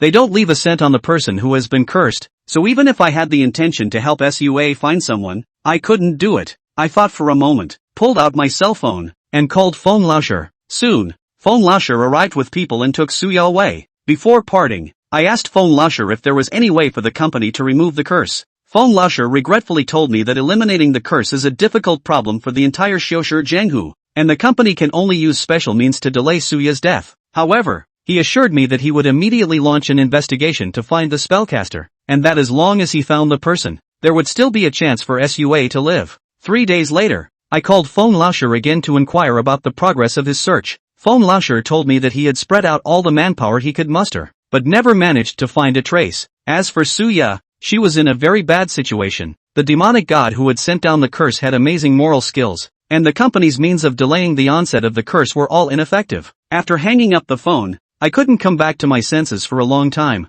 and my heart felt sad for Sua. She was just an ordinary girl who wanted to be beautiful. Why did she suffer so much? I thought that this would be the end of the matter, but I never thought that on that very day, I would meet the cursed man again. Chapter 150, Another Cursed Man. The day after communicating with Feng Laosher about Suya, I was treating an old lady when an anxious voice suddenly came from outside the door. Dr. Shao, save me, help me. I was startled and hurriedly got up to look out, only to see a middle-aged man in his 50s, running into the medical center in a hurry. The man had a bandage around his neck, dangling his left arm. I took the initiative to welcome him, and before I could ask him what was wrong, I only saw the middle-aged man plop down and kneel in front of me. Dr. Shao, save me, help me. I hurriedly grabbed his right arm and tried to pull him up. Who knew that only with a little force, the middle-aged man grimaced in pain. I hurriedly let go as the man covered his right breast and told me, I have broken ribs too. Get yourself up. The man got up with difficulty, and he said to me in a shaky voice, Dr. Shao, I've hit evil. Did you hit an evil spirit? I sensed carefully, but I didn't feel a bit of bogey on the man. That's not like the symptoms of a crash. I comforted him. Whatever evil you've hit, you'll be safe with me. So sit down and let me finish showing this grandmother. The man seemed to be in a hurry, but after all, he was asking for something, so he had to say yes. I finished treating the old lady as fast as I could, and after sending the old man out, I put up the closed sign. Seeing my gesture, the man thanked me one after another. Well, no one will be coming to the door for a while, so tell me, how did you get hit? It was as if the man had been wronged. His eyes reddened in his 50s. I'm so unlucky. The man told me that he had been drinking with a friend at a tavern near my medical clinic the night before last. When good friends get together, it's inevitable that they'll crave a few drinks, and when the party breaks up, he staggers and prepares to walk home because it's not a good neighborhood to get a cab. As he walked around the corner, he and another man accidentally collided, and because of his drunkenness, he was unsteady on his feet and sat on his butt. Wine strengthens the courage of people, not to mention that his own temper is a bit hot. He climbed up, pointed at the other party's nose, and scolded the good dog for not blocking the human way. The other side asked the man back, You call me names? The man said, I am scolding you. If you don't like it, let's have a fight. The other guy didn't make a move or get mad, just left a couple of comments. Hearing this, I inquired curiously, what did he say? The man gulped. He said he cursed me to break a bone a day. What about the second sentence? He also said that if I wanted to live, I should come to the Sihi Medical Center to find a bone setter named Shao. I stared wide-eyed. Naming me? What is that guy about? What bothered me more was the word curse in the other person's words. Could it be that, and the one who cursed Suya, are one and the same? I asked hastily, how many bones are you broken now? 2. The man started by pointing to his right breast. The morning before last, I woke up with a pee, and when I got up, I didn't stand still and fell, knocking my chest just on the corner of the nightstand and breaking a bone. I was a bit disconnected and didn't connect the dots with what the guy said and took care of it myself at the hospital. As a result, this morning, I was walking along nicely when I was hit by a car with a flat tire that went out of control and broke another bone. With that, he pointed to his left arm again with his left hand. The man was on the verge of tears. This time, I feel that there's something fishy going on, and I finally remembered what happened the night before the big day. Dr. Shao, I've offended someone high up. He slapped himself hard twice. I have a violent temper, and I don't know how to change it even at my age, so I know I'll regret it if I get into trouble. Okay, stop smoking. I looked grave as the man shivered and asked me, Dr. Shao, the other party asked me to come to you by name. You must have a way to help me, right? Instead of answering immediately, I asked him to think of a question. Did the man do anything when he cursed you? Like, take out a little book? There. I remember. He pulled a small book with a tattered cover out of his pocket, then reached over my head, pulled off a hair, and clipped it inside. Although I said at that time that I was not convinced to fight, but also clear that I was drunk and my hands and feet were not good, which dared to really do it so I did not stop him. The corner of my mouth twitched. He might as well have fought the other side. Of course, the probability of winning a fight is approximately equal to 0. And do you remember what the other guy looked like? The man shook his head. Can't remember. It was too dark and I just thought there was something odd about the way he dressed. This description, but with Suya memory of the uncle on the number, basically can be determined, is the same person. The man pursued. Dr. Shao, don't ask. Just save me. Yesterday I broke my ribs. Today I broke my arm bone. Tomorrow if I break my leg bone, I won't even be able to get out of bed. I wanted to say something, but finally sighed. Wait a minute. I'll call someone over. I wanted to save him too, but there was really nothing I could do in the face of the curse. I called Feng Laosi, and when Feng Laosi found out that another person had been cursed, he burst into a nationalistic rant on the spot. Feng Laoshi soon rushed over with his men, who picked up the men and stayed behind themselves to listen to my account of what happened. In full. You mean, the Fae who put the curse on you, by name, sent for you, right? Could you have offended him? I thought carefully and denied Feng Laoshi's speculation. I've only been in the Jianghu for half a year, and I can count all the foreigners I've seen on 2 hands. Who would I offend? Feng Laoshi didn't die. Think again. I was silent for a moment and asked Feng Laoshi rhetorically, can you keep a secret? Of course. Feng Laoshi immediately assured me, don't worry and speak boldly. The company is neutral in the Jianghu and never actively participates in any disputes between the foreigners and forces. No matter which name you name and what secret you reveal, I guarantee that no third person will know. After a few contacts, I have more or less faith in Fonglasher's character. I held out 3 fingers. There are 3 people I have offended. The first, the credit knives, for reasons I won't go into, but I don't think it will be them. I handled the matter of killing the man with the knife on credit very cleanly, and the bone knife also turned into a ghost needle, so even if the people in their lineage wanted to investigate, it would be very difficult for them to investigate me. Fonglasher didn't look deeper. What about the remaining 2?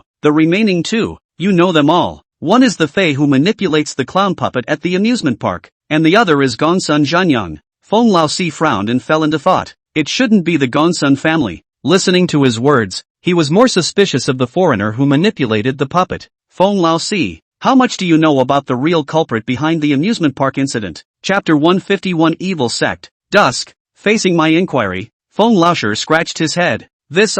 I do know some, but the confidentiality level of the relevant information is relatively high. If I want to tell you, I have to make an application with the above. I understood the company's style of doing things and didn't press the issue. Okay then, go ahead and type up the application and get back to me. Good. Feng Laoshi bid me farewell. When you come across something like this again, contact me immediately. I have a hunch that things are just getting started. I really don't know whether to say that Feng Laoshi is a crow's mouth, or whether to marvel at his accurate intuition. The day after he left, a third cursed man came to the door. The one who came to me this time was still a man, a little younger, about 30 years old. He's in the same situation as the middle-aged man from yesterday, cursed by a strangely dressed man. Instead of breaking bones, he was losing his hair every day, and at the moment his head was topped with several bald spots, like a potato with its skin broken. I called out to Feng Laoshi to come over and pick up the people. My heart was very disturbed. After another day, I met the fourth cursed person. This time, the one who came to the door was a little girl who was cursed with incontinence, and almost every 2 hours, she had to change her pants, and was worse than dead. After putting the little girl in the company car, I was angry and tormented inside. Cursed bastard, if you really have a grudge against me, have the ability to come at me directly. What kind of good man is it to go and torture innocent ordinary people like this? That night, I lost sleep. By dawn, my hands were sweating as I was consulting patients, fearing that I would hear the sound of help again. However, until the sun went down, no cursed person came to the door to ask for help. I was fiercely relieved, but just as I was about to close my business for good, I noticed a piece of paper taped to the front door of the medical center. I reached down and tore the paper off, and there was a scribbled line on it. Isn't it agonizing to watch patients who are destined to die? Anger burned even hotter in me as I read the paper. This is naked provocation. Below this line of handwriting, there is a signature, Spellcaster. Spellcaster? I murmured the name and couldn't find anyone in my mind who could match it. I'm pretty sure I've never met the Spellcaster, let alone offended him. I looked around and saw no suspicious figures. Toki Mouse, have any strange people approached the healing center today? Let's see. A guy who comes to your door and puts an ad on it is considered strange? Ordinary people? Yes, an older woman.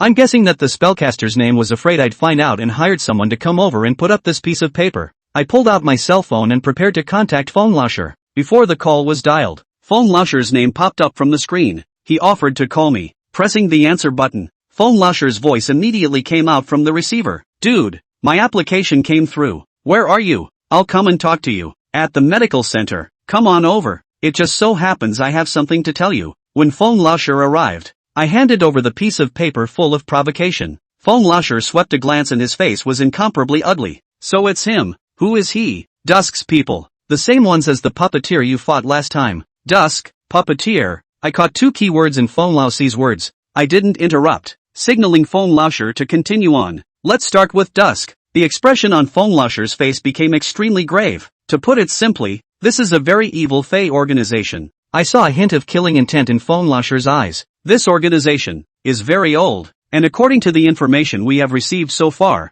they existed before the last feudal dynasty of China was overthrown. The purpose of this organization's existence is unknown at this time, but the foreigners under the door can be described as doing no evil. On this point, I've had a profound experience from several ordinary people who have been innocently cursed. Last time at the amusement park, the Fey who fought with you is the Dusk's man. He's nicknamed the Puppeteer. His ability is the same as his name. He's good at manipulating puppets, and with the records of the company's encounters with him, it's hard to tell the puppets he makes from the living ones. This is something that I know just as well, and I never even realized that it was non-living until I stabbed the bone knife into the clown's chest, showing just how subtle the puppeteer's handiwork is. I asked Feng Laoshi rhetorically, what about this spellcaster? Him? The company currently only knows that he is also a Dusk. gender male, specializes in a variety of curses, and that he has come to Joe City to take over the unfinished work of the puppeteer. Other information, for the time being, is unknown. I frowned. Since he's here to take over the job, shouldn't he do it quietly so as not to be noticed? Why deliberately provoke me? Feng Laozi said helplessly. It's still inconclusive.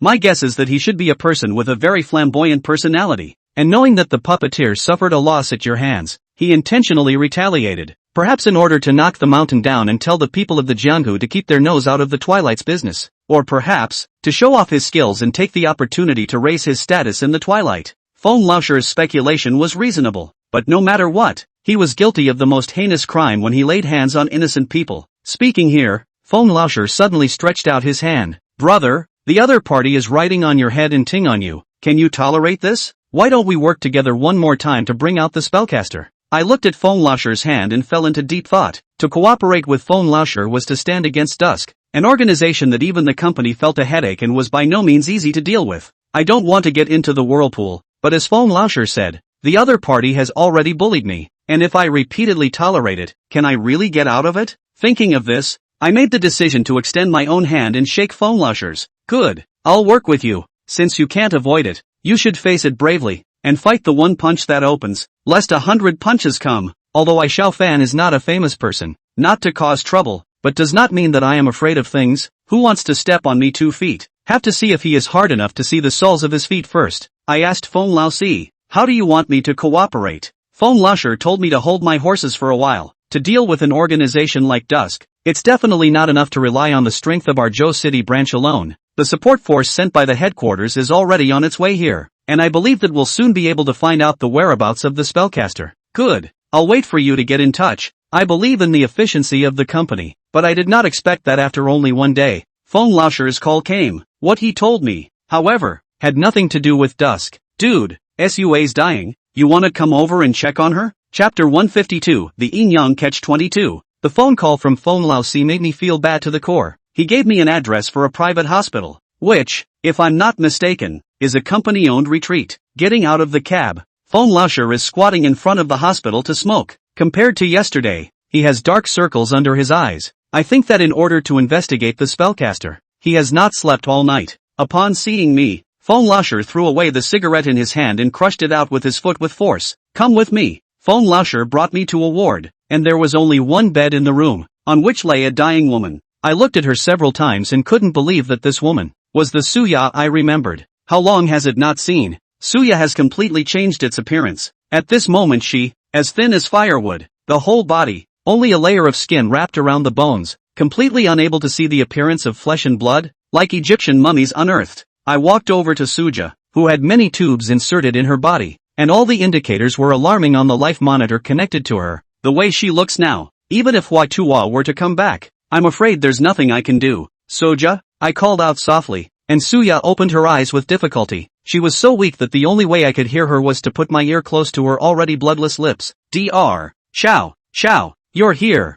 Her eyes were full of fear of death, and she raised her hand tremblingly, as if she wished to grasp something warm to take away the uneasiness of her heart. I hurriedly grabbed her hand. I came to see you. A crystal clear tear flowed out of Suya's eyes. She murmured at me, Dr. Xiao, I regret it. In fact, Chubby is also very good looking. If there is an afterlife, I will definitely not care about other people's eyes. She didn't finish her sentence. Her eyes closed and the ECG on the monitor turned into a straight line. I closed my eyes in pain. When I was very young, my master had told me that birth, old age, sickness and death were things that everyone had to go through, and more than once, and that it was extremely painful to see every person you were attached to leave. It's especially common for doctors, and he told me to make sure I get used to it early. But I've grown up and seen so many patients and witnessed so many people take their last breath. But I could never get used to it. Seeing how difficult I was feeling, Feng Laozi walked behind me and gently patted my shoulder. Brother, don't feel too bad. I opened my eyes and saw that the surface of Suya's body was fluctuating like vapor. This is a sign that the soul has left the body. Soon, Suya's soul floated out from the remains, perhaps due to the fact that she had just died. Her soul was dull-eyed and had yet to come back to her senses. Normally when a person dies, the soul will leave on its own after regaining consciousness. But Suja is my patient after all, and I want to give her one last ride. I stood up and slowly raised my own right hand, index and middle fingers together, pointing at Suya's forehead. I run the air in my body and slowly recite the 16-word mantra, heart of the mantra of the past life. By the edict of the Tai Shang, transcend your lonely soul, get out of the sea of suffering, and be reincarnated as a human being. A ball of condensed air floated out from my fingertips and was injected into Suya's body. Sua's soul immediately began to fade and was about to be transcended by me. But just then, a vision came out of nowhere. There was a zip and the lights in the hospital room began to flicker. A terrifying fury that was difficult to describe in words appeared out of nowhere. Feng Laosher and I were both startled, and I hurriedly asked, "Any enemies?" Feng Laosher subconsciously raised his wrist and looked at his watch. No alarm. Nameless voice rang in my head. "Xiao Fan, look up." I looked up sharply, only to see a black crack suddenly appear on the ceiling of the hospital room. It was from this crack that the terrifying baleful aura gushed out. Feng Laosher similarly raised his head when he noticed my movement, and he exclaimed loudly, "What is this?" The cracks that suddenly appeared were unrecognizable even to the knowledgeable Feng Laosher. He tapped his watch hard, as if trying to trigger a warning inside the hospital to call for help. However, the watch has not changed. Feng Laosher's face turned ugly for a moment as he whispered, "The signal's been cut off." He grabbed my arm and pulled back hard. "Get out of here first," before I could move my feet. However, the crack in the ceiling suddenly grew larger, turning into a 1 meter wide, several meter long crack. In an instant, the entire room became extremely dim, and an invisible force that attached itself to the walls. Feng Laosher's eyelids fluttered wildly. He let go of my hand and quickly ran towards the ward door, but when he reached out to touch the door handle, he was knocked back by an invisible force and nearly fell to the ground. "We can't get out." I looked up again, and behind the black rift was a dimly lit space, and I felt the strong scent of death. I used a secret method to send a message to Nameless. "Elder, what is this?" Nameless' tone was unusually grave. "It's the spirit world." "Spiritual world? That's a word I've never heard before." Nameless explained to me, "The Yang and Yin worlds are not directly connected. Between the two worlds, there exists another huge crevice called the spirit world, a special world that only ghosts can enter." He paused, his tone a trifle more serious. "Move backward. Something is coming out." Hearing Nameless' reminder, I hastily stepped back and stood with Feng Laosher. It was at this point that I noticed that the soul of Suya, who should have been transcended, was still floating above the remains. Her soul, once again, became solid. My heart stuttered. A bad feeling that welled up in my mind. No matter what was about to appear, the odds were that he was coming for Suya. Just as I was thinking about how to free Suya, a large hand, more than 2 meters in diameter, reached out from the crack. The large hands were withered, and the skin was covered with death spots. In an instant, my breathing stopped. I had never seen anything so terrifying. The aura emanating from this gigantic palm made my soul and flesh tremble. Even my heart was about to stop beating. In front of such a terrifying existence, I couldn't do anything but watch as the large hand clutched Suya's soul and dragged it into the spirit world. Everything happened in a flash, and when I came back to my senses, the big hand had disappeared, and the crack in the roof was closing. Wait, I don't know where I got the courage from, but I quickly stepped forward and tried to get Suja back. I put one foot on the hospital bed and took a leap, yet was still a step too late. When my hand touched the ceiling, the rift to the spirit world was gone. The mysterious power that had enveloped the ward disappeared, and the ward regained its quiet, as if nothing had happened. Chapter 153, Partner, Iris. I landed on the ground and looked at Suya's remains, my heart filled with sadness. I couldn't save her while she was alive. If she dies, I can't even keep her soul. Feng Laosi came back to his senses and tapped his watch again. This time there was a signal. The alarm bells were ringing loudly in the hospital, and many Xenos were soon gathered. But I know that nothing will change. I left the hospital room and found a quiet place to sit. I called out Nameless. "Senior, that big hand just now. What is it?" "It's a Ghost King." Ghost King. Although Nameless did not explain in detail, but to be able to be labeled as a king, it must be an extremely powerful existence. "Can you deal with that?" Nameless shook his head slightly. "If I were in my heyday, I could fight with him, but now, I am not his opponent." This statement surprised me. I had long since realized that Nameless had gradually increased in strength since he signed a contract with me, but I didn't realize that he's nowhere near as good as he was in his heyday. I was about to follow up when the Time Rat showed up as well. He was trembling with fear from the Ghost King and said in a trembling voice, "Boss, the aura of that guy just now. I've felt it in a few other cursed people, too." I asked him in surprise, "Didn't you not find the curse when you examined Suya before?" "This aura is hidden very deeply, directly hidden in the soul. If it wasn't for the Ghost King showing up today, I would still be kept in the dark." The words of the Time Rat were very valuable, and I hurriedly called Feng Laosher over. I recounted the words of the Time Mouse to him, and at the end, added one more sentence. "If my ghost servant's senses are correct, The Ghost King that just appeared is the source of the curse. Feng Lasher's face was blue. He obviously knew the 2 ways to break the curse as well. Surprisingly, it's the Ghost King? Then it's almost impossible for us to lift the curses on the others. I nodded. The only way to lift the curse from the others and prevent tragedy from happening again was to start with the medium of the curse, the little book in the spellcaster's hand. I was about to ask Feng Lao Si how the progress of tracking down the spellcaster was going when he suddenly received a phone call. After hanging up the phone, he told me excitedly, "The tracking masters sent by the company have found the spellcaster's trail. I'm going to dock him now." Yes. Feng Lasher left with quick steps, yet after taking a few steps, he turned around again. "By the way, something I forgot to tell you. You haven't been in a company operation before, so I found you a partner." "Who?" "You go back to the healer first. I'll tell her to meet you when she's done." When I returned to the medical center, I didn't open the door for business, but instead laid down on the couch, wanting to rest for a while. Today's experience had left me mentally exhausted, yet whenever I closed my eyes,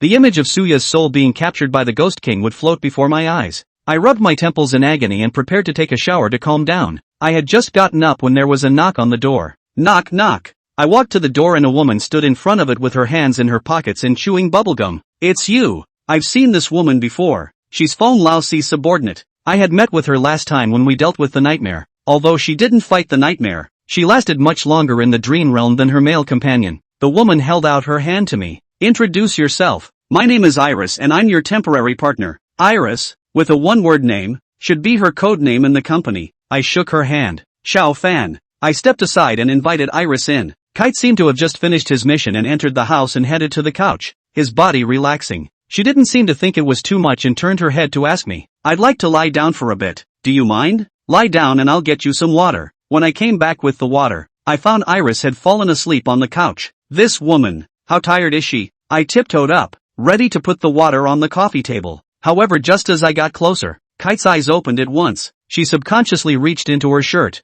her eyes sharp. I looked at her hand hidden in her shirt and smiled. "It's me. Take it easy." Iris put her hand out. "Sorry, it's been a little mentally tight lately." I told her to go back to sleep, but she sat straight up. "There's not that much downtime, so sit down and I'll tell you some of the company rules for going out on missions." The corner of my mouth twitched. "I'm not a company man. There's no need for that." Kite's expression was incredibly serious. "It's very necessary. Every rule of the company has been learned with blood." She stared into my eyes and said, word for word, "I don't want to go to your funeral." Seeing how serious she was, I had to obey and sit next to her obediently. Iris gave me a lot of precautions to take, and I listened to every single one of them. That's when I realized how vicious the fights between the Inhumans can be, and how any carelessness can lead to death. After the lecture, Iris asked me, "Got it all memorized?"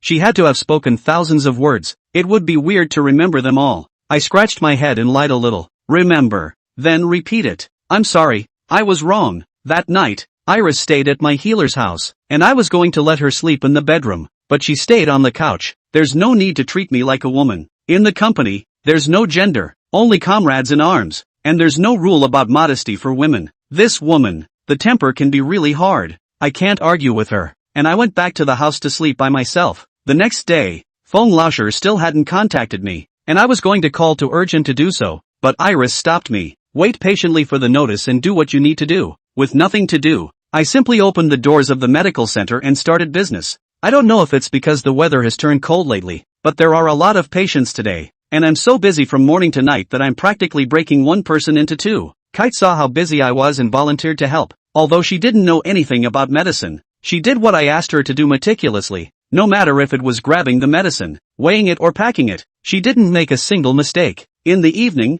I finally sent off my last patient. I slumped down on the couch in exhaustion and greeted Iris. "Exhausted, I guess. Take a break." Iris gave me a look full of confusion. "Tired? I feel like I'm on vacation." I was speechless for a while. In my heart, I was glad that I refused Feng Laosher's solicitation last time. This is if I join the company. It is simply more than a social animal. I suddenly didn't want to talk to Iris and was ready to close my eyes and take a nap. Just then, I heard a vibrating sound, coming from Kite's body. Her expression instantly became serious. "Here comes the notice. Let's go." Chapter 154, Goodbye Suya. After waiting for a day, Iris and I finally waited for Feng Laosher's notice. The two of us set off immediately, not even bothering to lock the door to the medical center. Iris drove me in the car and went on a wild ride. When the car stopped, I looked out the window and froze. The scene outside the window, it's kind of familiar. Isn't this the amusement park where I fought the puppeteer last time? After the last incident, the amusement park closed down for reorganization and has not reopened until now.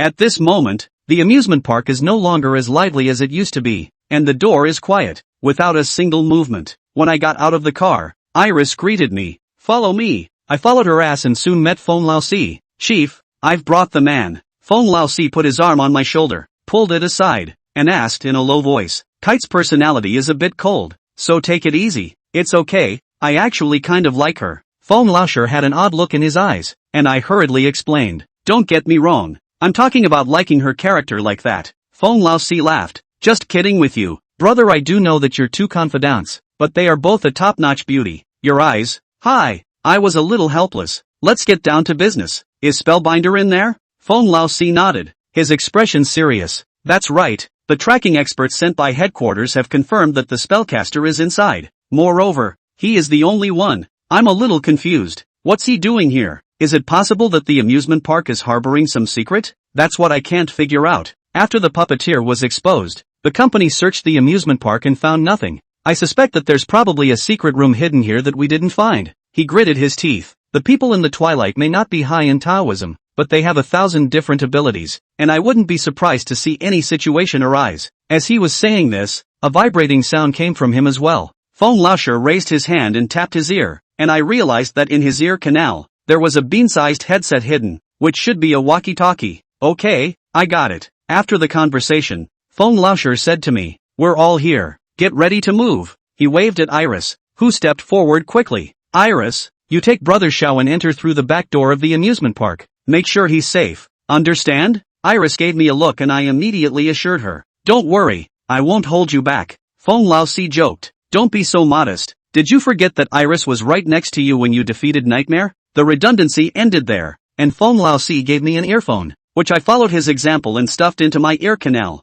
For this operation, counting me, Fong Lao-shi brought a total of 20 Xenos, and I saw roughly half of them, quietly using my spirit pupil to take a look. The vast majority of Xenos have a third-order Dao, and Iris is no exception. 10 minutes later, Fong Lao-shi's order came through the headset. Action. Hearing the order, Iris took an arrow step and sprinted out of her hiding place towards the back door of the amusement park. Rushing to the door, she leapt, her hand on the edge of the door, and directly flipped over the 3-meter-high iron door, her movements clean and sharp. Without the slightest delay, I followed her example of flipping the door, and although I flipped it over, I moved much slower. By the time I landed on my feet, I realized that Kite had pulled a dagger out of his shirt and assumed a fighting stance. In front of her, there were a dozen or so stern ghosts that were crawling out of the ground. I activated my spirit pupils. They are all second-order evil spirits, not really powerful. Iris glanced at me, seeing that I was empty-handed, and inquired, you don't have a weapon? No. When I fight with ghosts, most of the time I send my ghost servants to the battlefield, and I don't have many chances to go down in person. Besides, I learned swordsmanship and carry a big sword with me, so I'm afraid I'll be taken away by the police uncle when I walk on the road. Follow. Kite threw the dagger in his hand. After the dagger was in my hand, I could feel a very complex fury emanating from it, and it looked like a magic weapon that had killed countless ghosts. What do you use when you give me your weapon? Iris answered my question with her actions as she lifted her own right foot, yanked her pants leg open, and drew a second dagger from her calf. All of the knights that had ambushed us crawled out of the ground, and Iris didn't open her mouth again. Charging straight up, she moved deftly and wiped the neck of a stern ghost in just one shot. In an instant, the stern ghost's soul was scattered. What a dry fighting style. This is obviously different from the ancient sword technique that Nameless passed on to me. It should be a stance that the company has developed by combining modern combat techniques. In just the past 10 seconds, there were already 4 Lee ghosts killed by Iris, and I also wanted to try out just how much I'd been able to do with my bitter training up to this point. So I gave up on summoning the ghost servants to help me out, and rushed onto the battlefield by myself. Performing the 8 steps pure yang sword technique with a dagger is a bit strange, but Nameless told me that when any sword technique is practiced to a great level, there is no need to care about what you are holding in your hand. Even if you are holding a soft willow, you can still utilize 100% of its power. The body of pure yang is indeed the nemesis of all lean objects. I injected my own air into the dagger. Even if I just left a small wound on the soul of the stern ghost would be hurt very badly, or even directly scatter its soul. Seeing that I had the ability to defend myself, Iris no longer had any qualms and moved her hands faster. I got competitive and likewise sped up my kills, vaguely thinking of competing with Iris. In less than 2 minutes, all of the severe ghosts, were destroyed by the two of us. In addition to Iris grabbed the first to finish off a few severe ghosts. Still she is more superior. Years of experience in performing tasks. Is really too much better than me? Yet the look Kite gave me was one of wonder. She sighed. It's a real shame you're not joining the company. I laughed and didn't say anything, but in my heart I was spitting. I didn't want to turn into a social animal that was constantly busy on a daily basis. I carefully felt the breath and the wind. All kinds of air and fury mixed together. I think that the other direction of the foreigners was also attacked by the severe ghosts. This proved that the information Foam Lauscher had gotten was correct, and that the spellcaster had a high probability of being here. Go! Iris led me onward. However, we had only gone less than 50 meters when we were stopped again. New knights appeared before us, but this time, there was only one. It was a female ghost, and when I got a good look at her, my hand, which was holding the dagger, trembled. Soya? The stern ghost that appeared in front of me was clearly Suya, who had been captured by the Ghost King into the spirit world the day before. At this moment, Suya had already changed greatly. She exuded a strong fury, and her eyes were red and filled with the desire to kill. She came straight at me, striking out for the kill. Kite rushed to me with an arrow step and swung the dagger in his hand, trying to stab into Suya's chest. However, Suya was extremely agile and quickly dodged. Kite reminded loudly, "Don't hold back. She's not the Suya you know anymore." Chapter 155, Black Ghost Bead. I let out a deep breath. I had just come so close. Sua had hurt me. Although I knew that Nameless and his sweetness would definitely be able to help me block the fatal blow in time, the scene was, indeed, very menacing. Iris was absolutely right. The Suya in front of me was no longer the person I knew. I don't know what happened to her after she was captured by the Ghost King and taken into the spirit world, but the one in front of me, obviously, has stood against me. Iris reminded, "Watch out, she's coming again." After being forced back by Kite, Suya had just stabilized her stance and immediately killed again. The killing intent in her eyes was undisguised, wanting to claim the lives of all intruders. Kite took the lead and battled with Suya. However, having been in 100 battles, she was unable to gain the upper hand. Originally, Suya was just an ordinary girl, but after being captured and taken to the spirit world, she has been transformed into a ghost warrior with amazing combat strength. I can't hesitate any longer. Even if I owe Suya more in my heart, I must do it to her. To do otherwise would be irresponsible of Iris. I stepped forward with my dagger and joined forces with Iris, creating a 2-against-1 situation. Ho's sweet voice rang in my head. "Brother Shao, do you need my help?" I didn't answer immediately, but instead used a secret method to transmit my voice to Nameless. "Elder, the current Suya, can she still be transcended?" "Yes." Nameless' answer lifted my spirits. I still had a chance to save Suya. His next words, however, were like a pot of cold water on my head. "First, you have to remove the Ghost King's power from her soul, and get rid of it." Removing the power of the Ghost King? When I think of the oppressive feeling that the Ghost King's hand brought me a few days ago, I still have a feeling of trembling in my body. I gritted my teeth hard, even if it was hard. As long as there was hope, I had to try. "Elder, tell me what to do." Nameless gave me the answer. "This woman's soul is not strong, so it can only hold a small amount of Ghost King's power. This power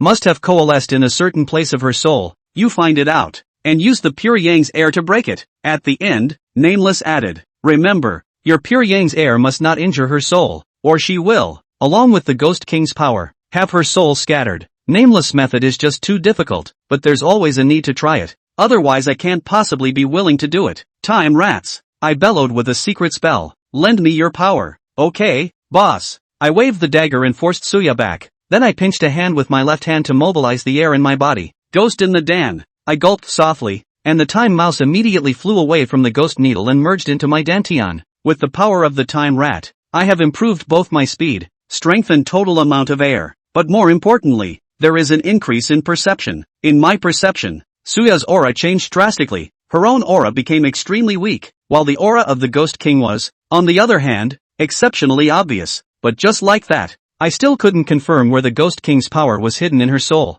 This is like my usual diagnosis of a patient. By taking the pulse, I can determine which organ of the patient has a problem, but I cannot determine the exact location of the lesion. "Time mouse, is there any way you can boost my perception ability a bit more?" "Boss, let me think." In order not to hurt Suya, I withdrew all of the pure yang chi that had been injected into the dagger. This resulted in the fact that even though I stabbed Suya, the damage she received was almost nil. This caused Kite's displeasure and she questioned angrily, "Xiao Fan, what are you doing?" "I'm going to save her." I told the method taught by Nameless, as fast as I could, and Kite gritted his teeth after hearing it. "You're killing yourself." I know, I agreed with Iris, but I still want to try. Iris glared at me with anger in her eyes. Then do what you want for now, I'll get back to you later. After saying that, Iris took the initiative to tangle with Suya. She was buying me time. I urged, time rat, haven't you thought of that yet? Come to think of it, boss, you open the spirit pupil first, then inject more air into both eyes.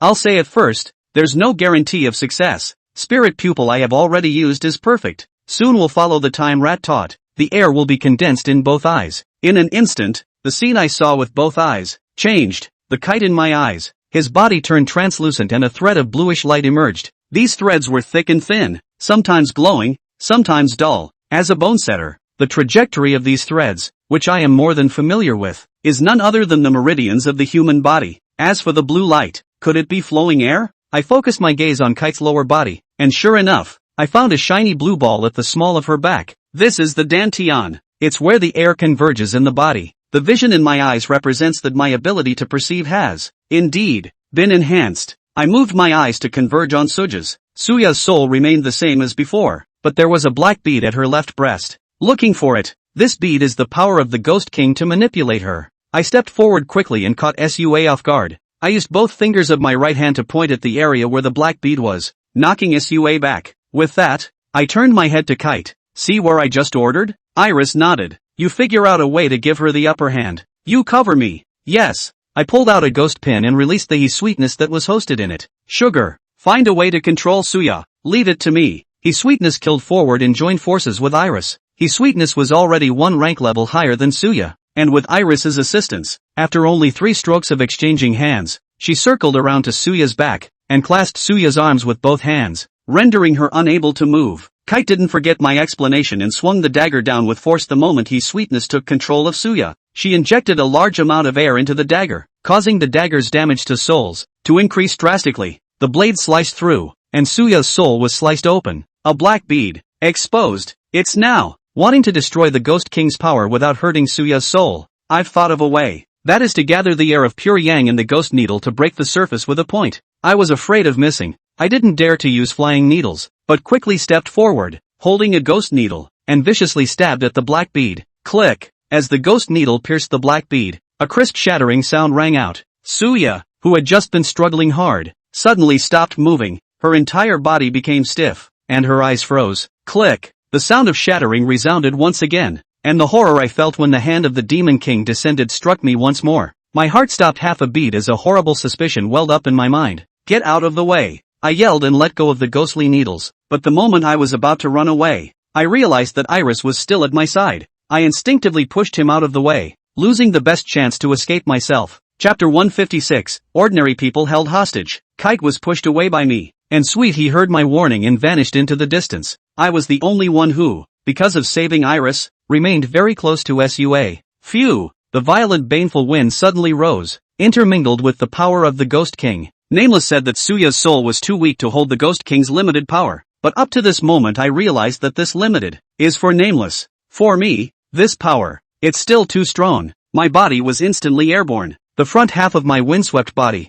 as if I had been hit by a speeding dump truck, and every bone ached violently, and the damage from the fury winds is continuous. At this rate, my life will be gone before I even hit the ground. In the nick of time, there was a figure in front of me. It's Nameless. Nameless protects my body and raises his right hand, releasing his power against the attack of the fury wind. The next moment, I landed on my back. By the time I climbed up, the Ghost King's power had dissipated cleanly, and Suya's soul had returned to the way it was when it had just died. Iris, you're okay. In the distance, Iris rose from the ground, and she shook her head at me, signaling that she was fine. Sweetness flew back, sighing with a palpitating heart. Luckily, Brother Shao reminded me in time, or else I would have had my soul scattered. Nameless reminded, hurry up and overtake that girl. Her soul, it can't hold out much longer. I looked at Sua again, and her soul was already dissipating. I walked quickly to her, mobilized the air in my body, and recited the 16-word mantra heart of the mantra of the past life. By the edict of the Taishang, transcend your lonely soul, get out of the sea of suffering, and be reincarnated as a human being, without the obstruction of the Ghost King. This time, the transcendence was very smooth. Sua came to her senses before dissipating, and she looked at me with a small smile. Her lips flicked open, and I didn't get to hear what she said, but from the shape of her mouth, it would have been, Dr. Shao. Thank you. Sua went to the afterlife. The boulder weighing on my heart was finally let go. At this moment, my heart is free. I heard footsteps and whipped my head around to see Iris walk up to me and pull a white handkerchief embroidered with purple irises out of her pocket. Wipe your mouth. Puzzled, I took the handkerchief, wiped my mouth, and a bright red appeared before my eyes. Although I was protected by Nameless, I was still a bit injured. I looked at the white handkerchief in my hand, a little embarrassed. I'll give it back to you when I'm clean. No need. Kite's tone was serious as she stared into my eyes and spoke. I won't scold you for saving me just now, but don't do it next time. You'll get yourself killed sooner or later by your own kindness. With that, she strides forward. Get a move on. Can't you notice that the sound of the fight in the distance has disappeared? The other squads, they finished fighting long ago. My face burned a little when I remembered that before the operation. I swore to Iris that I would never hold her back. Just then, the mini walkie-talkie that I had hidden in my ear rang with Phonelauscher's voice. Everyone gather at the haunted house. A haunted house? Isn't that where I dueled with the clown puppet last time? Iris and I picked up our pace, and by the time we got to the haunted house, everyone else was already in place. There was no attrition, but a few had colors hanging off their bodies, yet they had steely eyes and didn't seem to care about their injuries. Kite apologized at Phonelauscher. Head, sorry for the delay on the road. It's okay. Phonelauscher glanced at me and then began to present the intelligence that had been summarized so far. The spellcaster is in the haunted house, and there's a secret room in there that we didn't find before. He paused for a moment, his expression becoming extremely serious. On top of that, I've just received news from headquarters that 31 people have gone missing from Joe City today, and headquarters suspects that these people are being controlled by spellcasters and are similarly hiding in haunted houses. This intelligence caused the expressions of everyone present to become grave. There are hostages. Phonelauscher was indeed right. Twilight was an evil Xenos organization, and the people in it did nothing wrong and did things without the slightest hint of a lower limit. Phonelauscher looked around the room and barked in a deep voice. Gentlemen, I won't repeat myself on the subject of discipline, but in short, remember one thing, don't hurt ordinary people. He took a deep breath and gave the order. Action. Phonelauscher took the lead and rushed into the haunted house, which was pitch black and out of reach. Luckily, I still borrowed the ability of the time mouse, and even in the darkness, my eyes were still able to see. The group cautiously explored forward, yet just after the last person stepped into the haunted house, there was a sudden loud bang from behind us. Clunk! The door is closed. I heard the sound of the mechanism turning. Without going to check it, I can think. The door of the haunted house has been locked. Want to get out? I'm afraid I have to make some effort. End time. Phonelauscher didn't bother with the gate behind him, but scanned around, alerting the surrounding area. He had put on a pair of glasses at some point, and there was air flowing through them. Could it be the Fey version of night vision? The next moment I heard faint footsteps. I hastened to warn, someone's coming. Before I could say anything, blinding light fell from overhead. The lights in the haunted house were turned on. We were surrounded by a group of people who were not ghosts, but living, breathing people. I counted a total of 31 people, which just about matches the number of missing people that Phonelauscher got. The men held weapons in their hands, crossbows and swords. They were tense, and their eyes, when they looked at us, were trembling. Ha ha ha ha ha ha ha. Indulgent laughter came from the front, and as I followed the sound, a middle-aged man in strange clothes appeared in front of the parapet on the second floor of the haunted house. His entire body was shrouded in a black robe, revealing only a face. The pupils of this person's eyes were not black, but a bizarre green color. After fusing the power of the time rat, I could clearly feel that the aura emanating from this person was exactly the same as the aura of the curse that had struck the patient who had come to me. There is no doubt that he is the uncle that Sua calls him, the spellcaster who puts curses on innocent people. The spellcaster looked down on us as he spoke in a teasing tone. This is the first time I've seen so much company. Phonelauscher responded angrily. Spellcaster, release these innocent people. What kind of hero is it to use hostages as shields? The spellcaster laughed. A hero and a good man? This officer, haven't you forgotten that I'm from the dusk, and we people of the dusk do things without any bottom line by nature? He paused for a moment, adding some teasing to his words. Instead, I wonder what you do when the ordinary people you protect take up arms against you? When he finished, he shouted, remember what I just said. Whoever can take out one person, I'll lift the curse from him. Do it. As soon as the words fell, the commoners with weapons in their hands began to look at each other. Their eyes were full of tension and entanglement. The haunted house became extraordinarily quiet, so quiet that you could hear everyone's rapid breathing. Chapter 157. Looking at the somewhat restless crowd, Phonelauscher hurriedly shouted, Gentlemen, stay calm, stay where you are and don't move. We can save everyone. Hearing this, hope surfaced in the eyes of a crowd of ordinary people. Yet in the very next moment, the spellcaster's laughter once again, echoed throughout the haunted house. Ha ha ha ha ha. Sir, are you trying to kill me with laughter? What did you save them with? The girl who wanted to become thin before. Did you save her? How did she turn into a ghost? Lasher's face was ironic. Even if he was as strong as the company, there was currently no direct method to lift the curse. The spellcaster's face went cold as he ordered again. Do it all. Seeing that the crowd remained still, the spellcaster suddenly raised his right hand and squeezed it. Ah! A scream rang through the crowd as a man collapsed on the spot, out of breath. Even as he gagged, his eyes remained wide open, his expression twisted and full of pain. Shouting in shock, the crowd was completely flustered. The spellcaster droned again. Anyone who dares to disobey me again, this is what happens. This statement was the last straw that broke the camel's back. I don't know who moved first, but there was a cracking sound and a crossbow arrow flew towards us. The person who shot the arrow was too nervous to aim and may have even pulled the trigger with his eyes closed. The crossbow shot high and nailed the wall of the haunted house, but this arrow became the signal for the crowd to go berserk, and all 30 commoners rushed up screaming. Seeing this scene, the spellcaster laughed and left. Si hastily reminded, "Don't hurt them." As soon as he spoke, fighting broke out immediately, and the company's fae were bound by iron discipline to move their hands. These ordinary people have likely never even been in a fight, but with a knife in their hand, they can still hurt someone. My brain thinks quickly. Surely the spellcaster didn't just want to disgust the company by robbing these ordinary people. My guess is that he's stalling. The undiscovered secret room in Lasher's mouth was feared to harbor a great secret. The spellcaster probably didn't expect the company to find out where he was so quickly, so he needed to scramble now and take care of the task Dusk had given him. I shouted at Lasher, "Don't delay." Si knocks out an ordinary man with a handful of strikes. As soon as we can. I scanned the area. The company's hands were tied, and while the end result would certainly be to knock out these commoners, it would waste a lot of time. Since they don't want to be the bad guy, let me be. Sugar, I roared, and Sweetie he instantly showed up. Put everyone down, just as long as no one dies. Lasher's eyes widened when he heard this. He opened his mouth to stop me but it was too late. His sweetness immediately struck out after hearing my order, and in just the blink of an eye, the screams were already in succession. Her approach was simple: break the legs of all these ordinary people, and naturally, no one would be able to stop us. Looking at the scene of wailing everywhere in front of him, Lasher covered his eyes. He lamented, "Man, I'm going to have to write a 30-page review now. Cut the crap, get the spellcaster." Lasher wasn't a granny character either, and immediately called out for someone to chase after him in the direction the spellcaster had left. Yet we turned the entire haunted house upside down and failed to find any trace of him.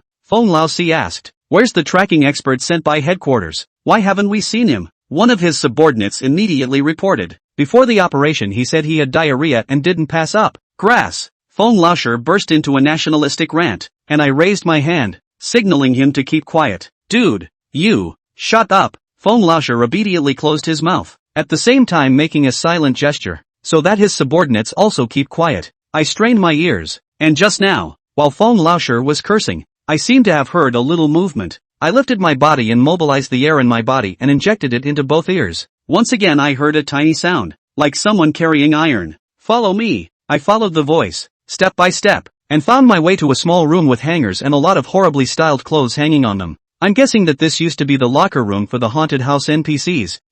Si couldn't help himself and asked me softly, "Dude, there's nothing here." Without answering him, I crouched down and pressed my ear to the ground. I confirmed for a full 30 seconds that yes, the sound was coming from below. Underneath this house, there is another floor. I ran the air from my ears into my eyes and stared for a while before realizing that there was a very small amount of air spilling out of the ground. It should be some kind of spell that can hide a secret room, or a seal. I stood up and pointed to my feet. "Down there." Lasher's eyes lit up and he immediately recruited one of his men. Looking at the other party's height of 1.9 m and up, I immediately recalled that he was also present that day when dealing with the nightmare. The large man opened his mouth. "Everyone move over." The crowd left the room, leaving the big man alone. The big man took off his shirt, revealing muscles that looked like knives. Lasher looked at me in a new way and explained to me, he belongs to the school of horizontal training, and his strength is amazing. I was surprised in my heart. I knew that horizontal training, simply put, was the main training of the physical body. But even if the force is strong enough, it's hard to break the ground?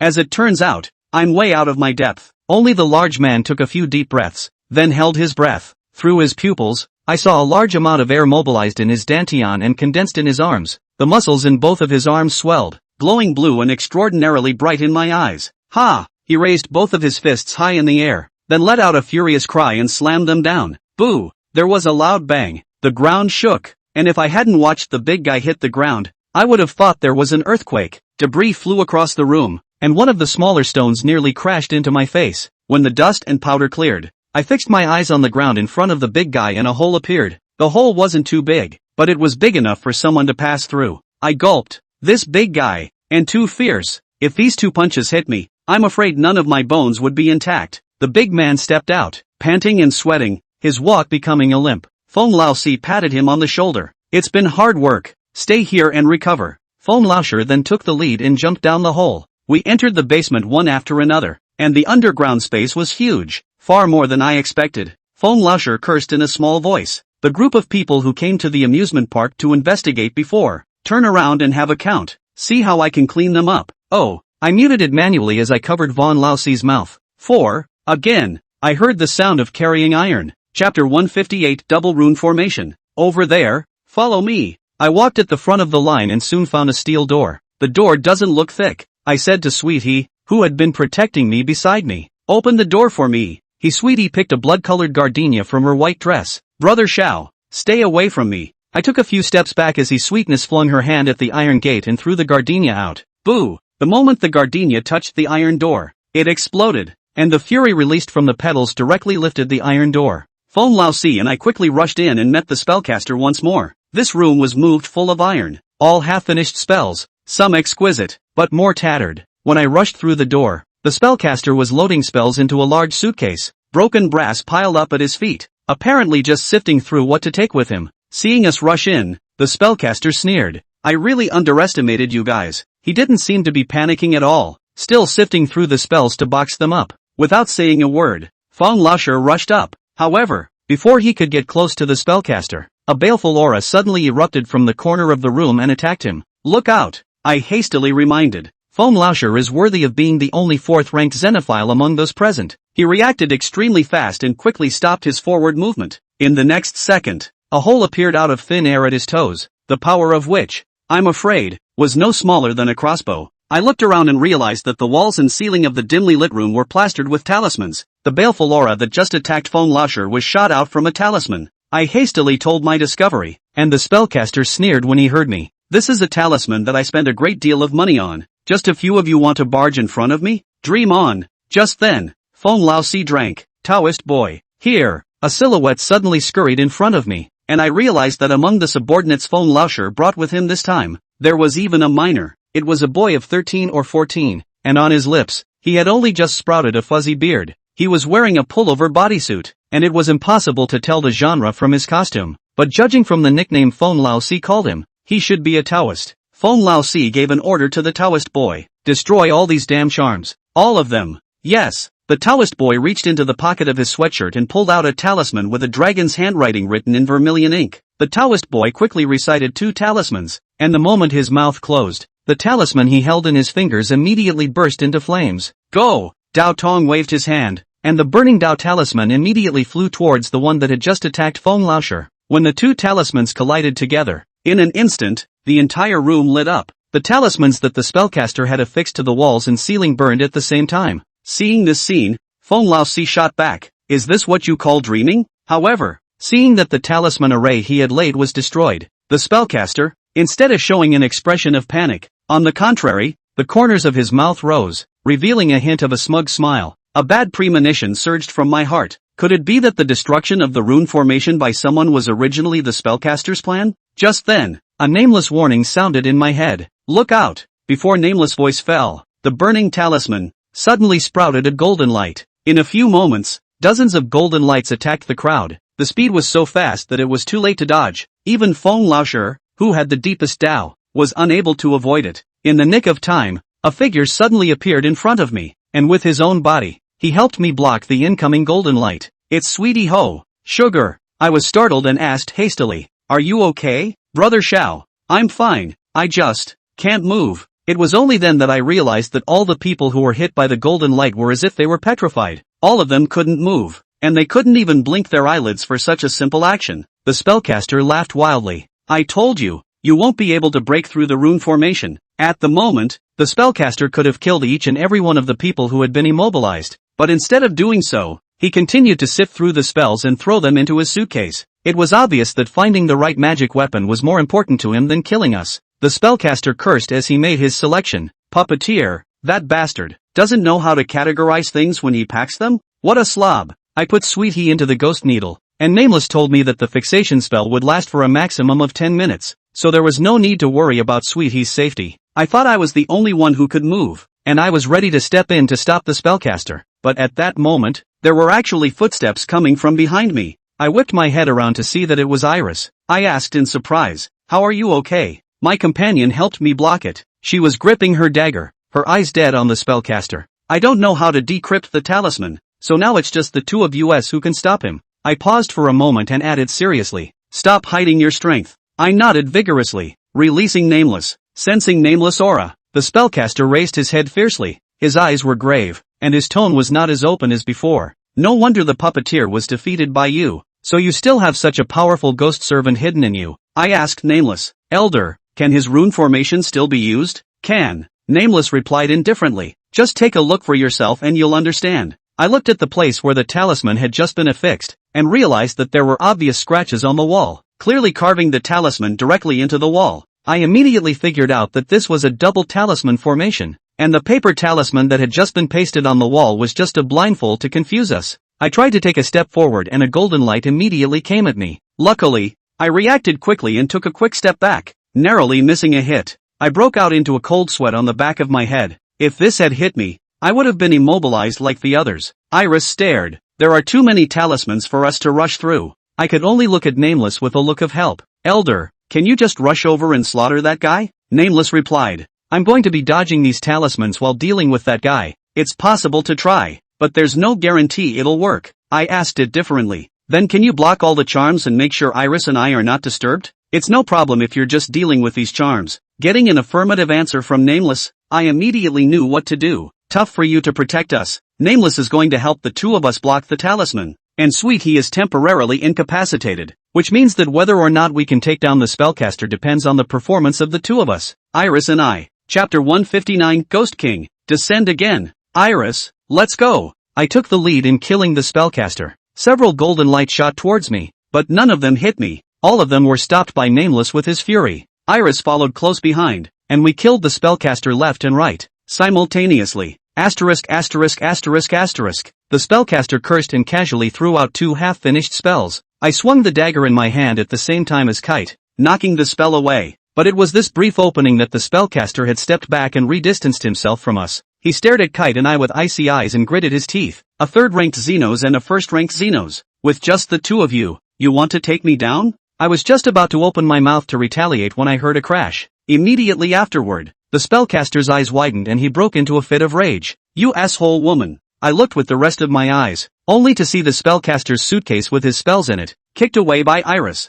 The spellcaster's spells, which he had managed to organize with great difficulty, were scattered all over the place, and a large portion of them, remixed with broken spells, were difficult to distinguish with the naked eye. No wonder the spellcaster was so grumpy. What he had just done had all turned out to be useless. Even if he had solved the two of us, he would have to start all over again. Iris whispered to me, "Now, we just need to stall for time. That's all." I understood. Nameless said that the fixation of the rune formation wouldn't last too long. Kite and I just had to delay until the others were free, and the spellcaster would surely be defeated. The spellcaster obviously understood this as well, and he took the initiative to kill towards Kite, wanting to strike first and quickly resolve the fight. I activated my spirit pupil to look toward the spellcaster, who, like Kite, had a total of 3 layered air emanating from his body, indicating that he was also a third-ranked Xenos. The two of them quickly exchanged hands. I had thought that a Fae who specializes in curses wouldn't be able to do much in close combat, and besides, he was still bare-handed. But soon I realized how wrong I was. The spellcaster struck hard. His moves were flexible. The dagger in Kite's hand was clearly about to stab him many times, but it was dodged or blocked down. There was no doubt that the spellcaster was a man of many battles. I didn't dare to have any hesitation. I immediately went forward to help. Although my Dao is not as good as the Curse Master, but after borrowing the power of the Time Mouse, my strength is no longer inferior to that of a second-ranked foreigner, and together with the sword technique passed on by Nameless, the gap between me and the Curse Master has become much smaller. By the time I joined the fight, the spellcaster was clearly starting to get the underdog. He was a bit furious and his moves became wide open as if he was trying to fight us to the death. At this time, Kite suddenly changed from an offensive position to a defensive one, while uttering a warning. Don't let him hurt you. I understood. And from what happened to Sua and the others, as long as the spellcaster was allowed to get his hands on our blood or hair, he had a chance to unleash the curse. Seeing the two of us retreating, the spellcaster was so anxious that he even deliberately revealed a break to us, seducing us into striking out and injuring him. But Iris and I just won't fall for it. After all, it's us who will win if we drag it out to the end. When I dodged one of the spellcaster's attacks again,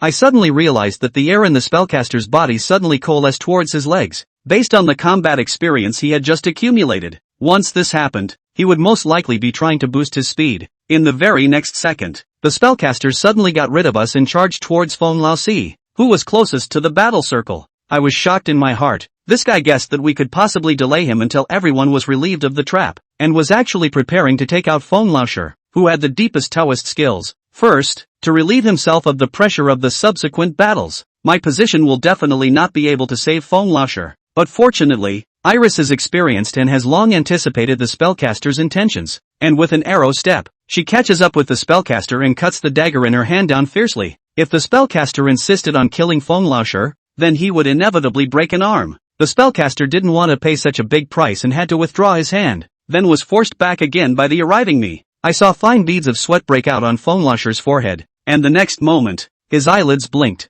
I was so happy. Blinking my eyes? Does that mean that he's about to get out of the trap? Feng Laoshi is a 4th rank Xianshi, 1 rank higher than the spellcaster, and once he is able to join the fight, the spellcaster will soon be captured by us. But I couldn't be happy for more than 3 seconds when I suddenly heard a muffled grunt from Kite beside me. I turned my head sharply, only to see a crossbow bolt through Iris's thigh. A crossbow? Where did the crossbow come from? With the arrow pointing forward, the crossbow bolt was bound to have come from behind Kite, and I looked behind Kite to see a man with a bloodied head and a broken leg, sprawled on the ground with a crossbow bolt in his hand. The man didn't have a bit of air on him, he was obviously an ordinary person, and with his broken leg, it wasn't hard to guess his identity. He's the regular guy who just attacked us on the first floor of the haunted house. This guy, who had his legs broken by Sweetie Ho, had to jump down from such a high place, even if he broke his head, to deal with us. My heart burned with anger and I wanted to stab him with a dagger, and so on. I suddenly realized something was wrong. Wasn't there a big guy guarding the top?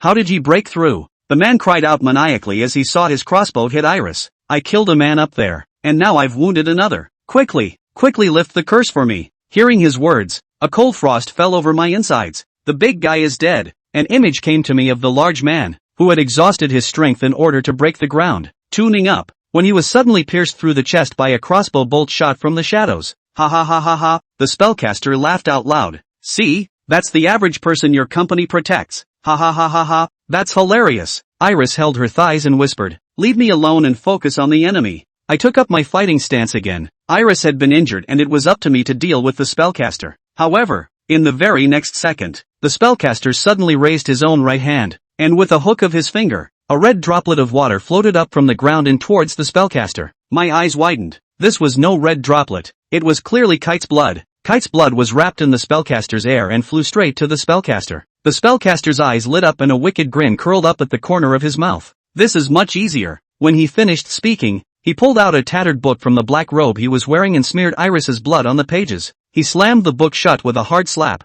and his eyes turned red for a moment. Immediately afterward, blood came out of his eyes, nostrils, and ears at the same time. The spellcaster bellowed angrily. With my blood as a guide, I respectfully request the Ghost King to appear. In the next moment, a black crack appeared out of nowhere above his head. The scene of Suya's soul being grabbed by the Ghost King's hand surfaced in front of my eyes once again, and I desperately rushed forward in an attempt to stop the spellcaster from summoning the Ghost King, but I only ran 3 steps, and as if the terrifying aura of Tarzan's pressure descended again, my body was like being frozen, and I instantly collapsed to the ground. With great difficulty, I raised my head and saw that the black cracks had opened up, and a large black hand slowly reached out. The Ghost King from the spirit world descends once again. 160. Justice delayed. Looking at the hand of the Demon King reaching out from the spirit world, my eyes cracked and I roared, Elder, help! Perhaps affected by the Ghost King's power, the rune formations in the room failed, and there was no longer any golden light flickering. Freeing his hand, Nameless condensed his entire body's fury chi and slapped at the Ghost King's hand through the air. However,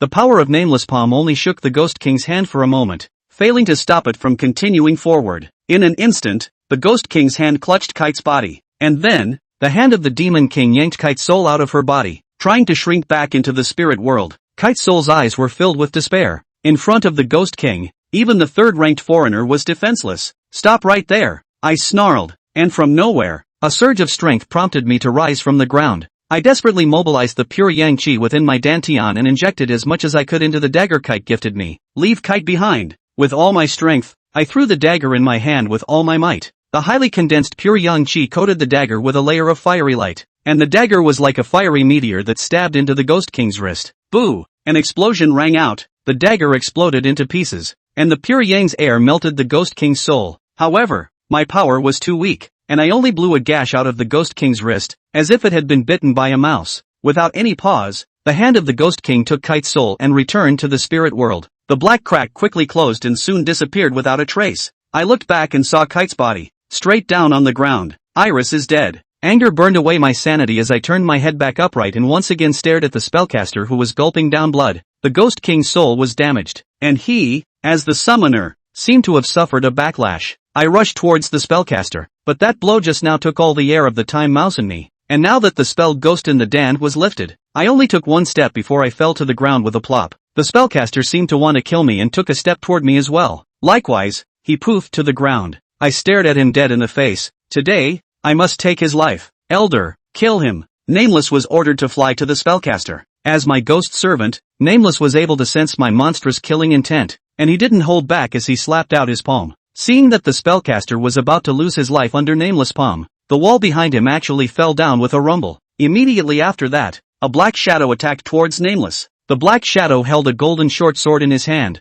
The fluctuation of the air on the sword was extremely astonishing, and at a glance, it was clear that it was an incredibly powerful magic weapon. The short sword stabbed at Nameless' palm, and with Nameless' stance, he could have easily dodged it, but he still slapped his palm down in order to fulfill my order. The golden short sword pierced through Nameless' palm, while Nameless' terrifying palm power slapped onto the black shadow's body. Boo! The black shadow immediately spewed out a mouthful of blood, yet he seemed to have expected to be defeated, and as his body hit the ground, he rolled over just in time to come to the spellcaster's side. The dark figure was seen reaching underneath the spellcaster, then lifting him up and rushing him out of the wall he had just crashed through. Nameless immediately chased after him, and soon, there was no sound. I got up with difficulty, and Feng Laosher's exclamation of surprise suddenly rang out. "Iris!" Feng Laosi got out of the trap. He quickly ran to Kite's side and crouched down, then gritted his teeth hard and slammed his fist on the ground. I stumbled over and looked at Iris lying on the cold ground with mixed feelings. Although I have only been with Iris for one day, and my feelings are not considered to be so deep, but as my temporary partner,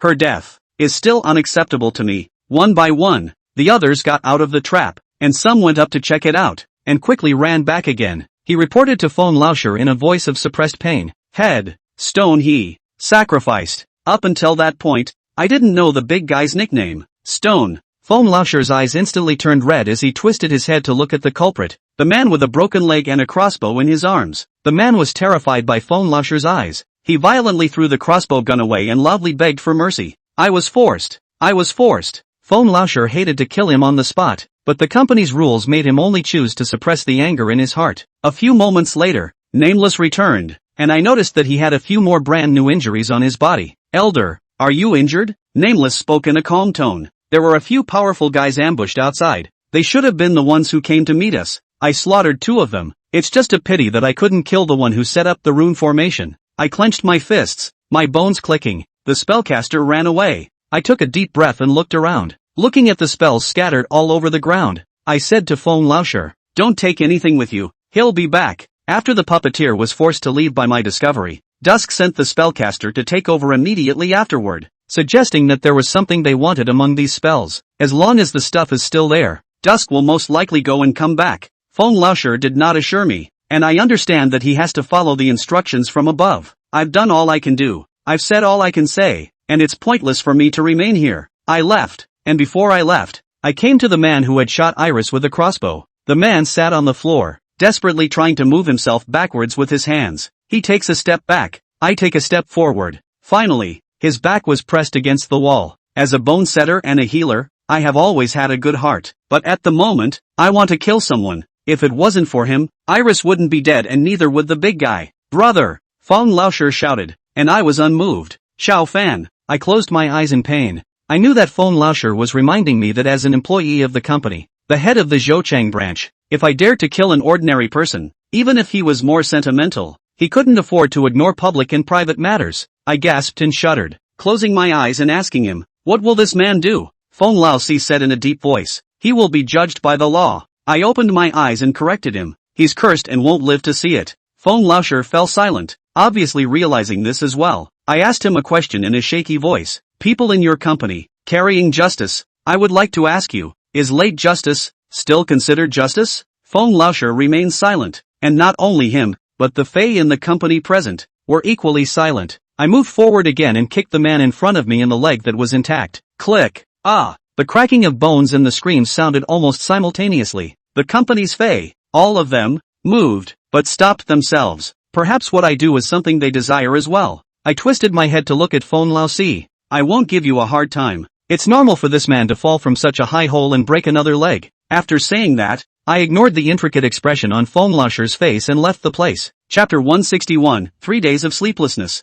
Iris, weigh 6 coins of Angelica for me. I sat up violently from the bed, sweating profusely. Just now, I dreamed of Iris, thinking of the woman who gave me help as a vacationer. I found my clothes and pulled the blood-stained white handkerchief from my pocket. The iris on the handkerchief was extraordinarily blinding, piercing my heart with a vague pain. Afterward, I could no longer sleep. The next day, Feng Laosher called me and asked if I would attend Iris and Big Guy's funeral. Without any hesitation, I asked Feng Laosher for the address, got up, washed up, and changed into black clothes. When the cabbie pulled over, he turned his head and asked me suspiciously, "What are you doing here in the middle of nowhere?" I looked out the window and all I could see were big mountains. Feng Laosher was squatting on the side of the road smoking, his feet full of cigarette butts. After not seeing him for a night, he had emaciated a lot, and there were even a few more gray hairs at his temples. An operation, the loss of 2 of his subordinates who had been with him for a long time. His heart was more sad and tormented than mine. I got out of the car and walked up to him, and Feng Laosher threw away the cigarette in his hand and whisked it out with his foot. I said to me in a hoarse voice, "Come with me." Feng Laosher took me into the mountains and walked a long way to a clearing. The place was cleaned of weeds and stood with over 30 tombstones. These tombstones are carved with very little text, all nicknames. 2 of the newest headstones bear the nicknames Iris and Stone. Flowers were placed in front of each headstone, including a box of bubblegum in front of Iris' headstone. It reminds me that Iris couldn't stop chewing in her mouth when she came to see me at the medical center, so I guess it was her favorite. I walked over to Iris' headstone and put down the flowers I had bought in advance. Then, coming back to the big man's headstone, he bent down and bowed. The whole process of worship was very simple, but unspeakably sad. After the worship, I asked Feng Laosher, "Is it the company that's buried here?" "Yes, all of them are Fey warriors who sacrificed their lives to guard Zhou City, and there have been 37 of them over the decades." He sounded very guilty. "When I became the head of the Zhou City branch, I once secretly vowed that during my tenure, I would never let there be another tombstone here. It was my fault." The anger in my heart had been suppressed, and I raised my hand to pat Feng Laosher's shoulder and comforted him. "I don't think they'll blame you," Feng Laoshi said in a deep voice. "Your proposal from yesterday was agreed to from above, and we didn't take one of the spells that Dusk refined. All of them were left in the basement of the haunted house. The bait was spread so brightly that it was up to the spellcaster to bite. The whole reason I suggested this was because of the spellcaster's previous provocations against me, and I believe that the more danger such a madman knows, the more excited he becomes. I want in on this action. I want to avenge Kite's death myself. I can't sleep well for the rest of my life if the curse master doesn't die." "Good." Feng Laosher agreed without hesitation. "I'll contact you as soon as I have news." Feng Laoshi drove me back to the medical center. I put up the closed sign and pulled down the roll-up door. "Elder, Sugar, Timer Mouse, all of you come out." All 3 ghost servants showed up. "I'm going to cultivate to a second-ranked Xenos in one breath, so please help me protect my magic." His sweetness was a little worried. "Brother Xiao,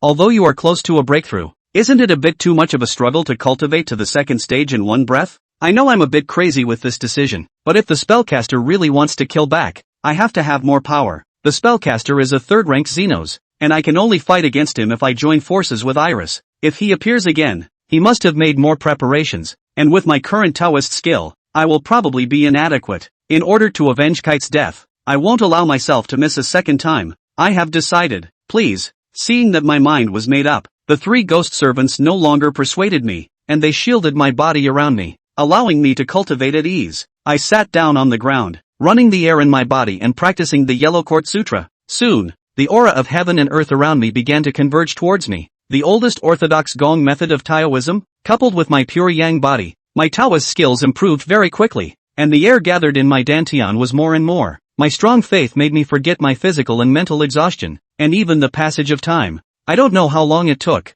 but it was obvious to me that I had stepped up to a new level on my long road of practice. I opened my eyes, and my body released an amazing air that fluctuated violently and was much stronger than before. I activated my spirit pupil and looked into my body. The air that overflowed from my body had been clearly divided into 2 layers. This means that I have become a second-order alien, nameless, who was escorting from the side.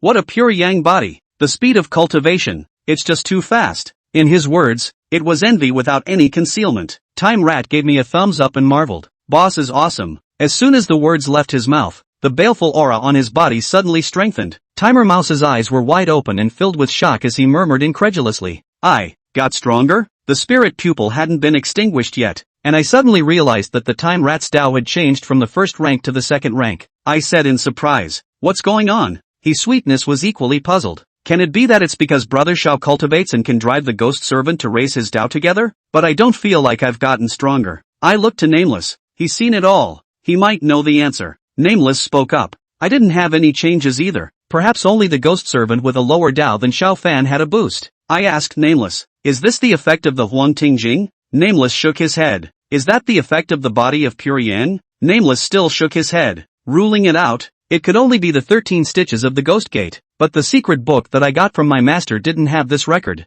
Murphy. I remembered the next book of the 13 stitches of the Ghost Gate that was taken away by my master's wife. Perhaps, the second half of the technique recorded more secrets. While I was pondering, His Sweetness suddenly said, "Brother Shao, don't think about it, go eat something and rest. You haven't slept for 3 days. I'm amazed. Has it been 3 days already?" I stood up from the floor, only to feel my legs and feet weaken and nearly fall. I'm still really hungry and I can't make it anymore. I casually ate something to slow down my energy, and there was one more thing I wanted to try before I went to bed. "Sugar, you try to enter my dantian." Nameless had said before that the spell Danjiang Ghost could be used on a ghost servant that was not higher than the master's first level of Tao. Now that I have a second-order Tao, and Sweetie he is a third-order evil spirit, I have fulfilled the requirements for using the ghost in the Dan on Sweetie he. "Brother Shao, I'm ready, come on." I immediately ran the air in my dantian and pinched my hand. Ghost in the Dan. Chapter 162, The Fish is Hooked. The fusion with Sweet He was smoother than I expected. In just an instant, Sweet He transformed into a baneful gas and drilled into my dantian. His sweet voice rang in my head.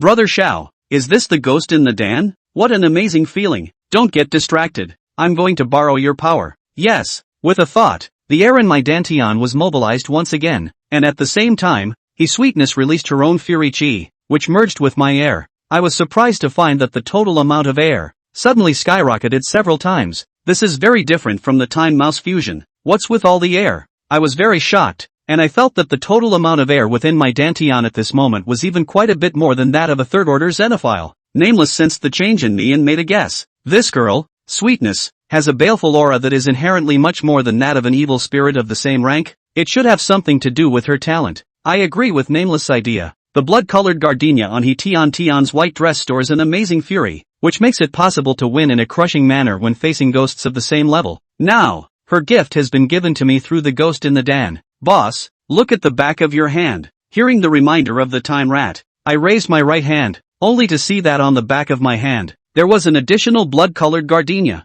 Like a tattoo, I counted the total number of 10 petals on this gardenia. My mind moved and I quickly released my air outward. As the air in my dantian decreased, the blood-colored gardenia on the back of my hand began to change, and the number of petals continued to decrease. I realized that the gardenia was the equivalent of a counter, representing the balance of the strength that His Sweetness had gifted me. As expected, when I released the last trace of air within my dantian, the gardenia tattoo completely disappeared, and Sweet He was forced to fly out of my dantian. His Sweetness said helplessly, "Brother Shao, even if you want to experiment with your new ability, you don't have to release all of your air. You have to practice again." I responded with a smile. "There's no harm in it. Can't you see that Elder left all the air behind for me?" It was only then that His Sweetness realized that Nameless had cast a spell at some point, wrapping the entire medical center with his own fury, and the air that was released by me was left behind and did not escape. His Sweetness and I cultivated at the same time, reabsorbing the air that had just been dispersed back into the dantian, and it only took a very short time to recover as before. The Time Rat is confident. With Sister He's help,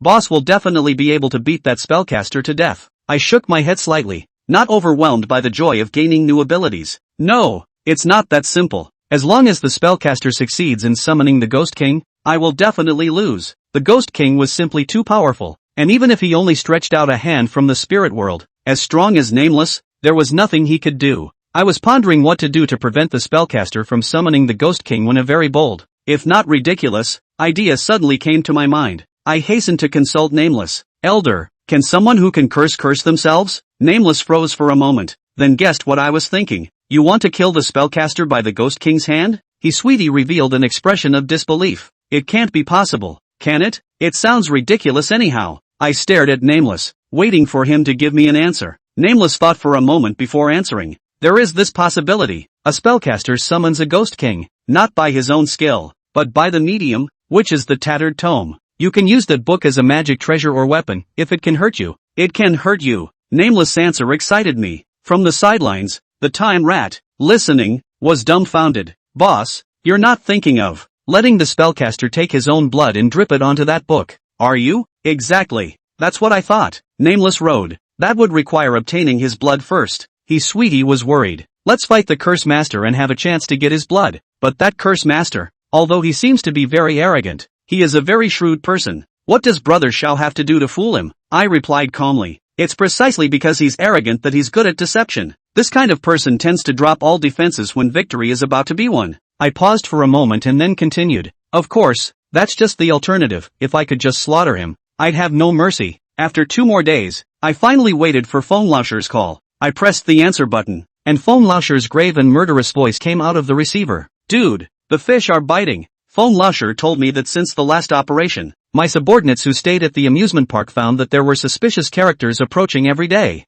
and the probability was that they were scouts sent by Dusk. Phone Lauscher told his subordinates not to act rashly, allowing the other party to approach and explore. After these suspicious-looking people wandered around for a few days, and after making sure that the company hadn't moved the spells around, they left only one person to keep an eye on them, and the rest disappeared. Last night, Phone Lauscher received a message from the headquarters that there were a couple of Dusk-affiliated exotics that had arrived in Zhou City. Phone Lauscher guessed that these foreigners were here to support the spellcaster, and without any surprises, the spellcaster would lead the crowd to kill the spellcaster in the next few days and snatch the spellcaster away. I'll be right there. After hanging up the phone, I pulled out the dagger Iris had gifted me from under my pillow, slipped on the sheath I had sewn myself, and plunged it into my back. I walked quickly out of the medical center and was about to lock the door and leave when I went back inside to get one more thing. This item is very common and mediocre, yet it can potentially be a key item in defeating a spellcaster. Everything was ready, just waiting for the spellcaster to show up. I rushed to the amusement park as fast as I could, and Phone Lauscher had already planted his men in various parts of the amusement park, and there were more of them than in the last operation. He and I held the same thought, that as long as the spellcaster dared to show up, he would definitely be made to come back. Those of us who were divided into 3 groups and staked out for the replacement shifts, finally waited for the Duskies after 3 full days of staring. It was pitch black night, and an urgent voice came over the miniature walkie-talkie I had tucked in my ear canal. Chief, there are people approaching. There's a lot of them. Phone Lauscher calmly gave the order. Brother Shao, go wait in the basement while the rest of you meet the enemy outside. Remember, don't expose yourself too early. Wait until they all enter the amusement park. I want to close the door and beat the dog. I quickly advanced toward the basement, and before I even entered the haunted house, the sounds of a fierce battle came from behind me. Soon after, a shriek rang out. There are puppets mixed in with the enemy crowd. Everyone, get down. Hearing this, I was shocked. Puppet? Could it be that the puppeteer I once fought with is also here? I was impressed by the clown puppet and had a gut feeling that the puppeteer had a deeper path than the spellcaster. So the battle tonight is destined to be a tough one. Chapter 163, Haters Meeting, Red in the Eye. I got to the basement under the haunted house as fast as I could, and it was a lot neater compared to the last time, with all the spells scattered all over the place. I think someone in the company should have examined the spells one by one, probing for what Dusk was seeking, but since Phone Lauscher didn't share the information with me, my guess is that the company didn't find anything. It would probably be a while before Dusk's people could kill here, so I released the Time Rat. Boss, what's the matter with summoning me? I gave the order to the Time Rat. Your perception is the strongest. Look through these spells and see if there is anything unique. The Time Rat was ordered to act immediately, and he carefully felt these spells and sifted through them at a rapid pace. After about 10 minutes, the Time Rat suddenly shouted, Boss, get over here. I quickly stepped forward, only to see the time rat raise his hand and point to a teapot file, excitedly. That should be it. I picked up this magic weapon and examined it carefully, but did not find that there was anything special about it. I inquired suspiciously. This magic weapon, what's the difference? I can't say. The time rat shrugged. Just that in my senses. This one has a very subtle difference compared to the other spells. I released both Nameless and Sweetie, but the two of them, like me, could not detect anything special about this magic weapon. At this point, one can only choose to believe the time rat. The time rat asked me, "Boss, I won't be able to be of any use in the battle later on. Do you want me to run away farther with this magic weapon?" "No," I flatly refused. "Just destroy it." I have three choices now. The first is the same as what Time Rat said. Let him leave with the spells so that even if we fail, Dusk won't get what they want. However, there was a risk in doing so. Even if the Time Rat was promoted to a second-order evil spirit, it still didn't have much combat power. So if he was caught halfway by Dusk's people, he would be in big trouble. Secondly, the magic weapon was left behind to threaten Dusk's people at critical moments. But like the first option, there was still the risk of it being taken away by Dusk. In that case, it might as well just be destroyed. "Senior, please." Nameless took the spell from my hands, and he pinched it so hard that it was reduced to pieces in an instant. I picked up one of the pieces and put it in my pocket. Although the spell is destroyed, it is given to the company and there may be a chance to roll back the purpose of the Dusk. Just after doing this, Feng Laosher's voice rang out from the miniature intercom. Xiao Fan, the Curse Master, with the mysterious person who saved him last time, broke through our siege and has entered the haunted house. It's okay, leave it to me, you guys just leave the others behind. Yes. Knowing that I had 3 ghost servants with me, Feng Laosher was not worried about my safety. I took the time rat back to the ghost needle, leaving only Nameless and Sweetie. Soon, the spellcaster, along with a masked mystic, stepped out of the hole in the wall that he had last broken. Haters gonna hate each other. Spellbinder and eyes collided instantly. Nameless, on the other hand, was looking at the person next to the Curse Master. This guy was obviously very uncomplicated as he was able to escape from him with the Curse Master last time. I used the secret method to transmit the voice of Nameless. Elder, is it a puppeteer? The presence of puppets on the battlefield means that the puppeteer must be in the middle of the amusement park.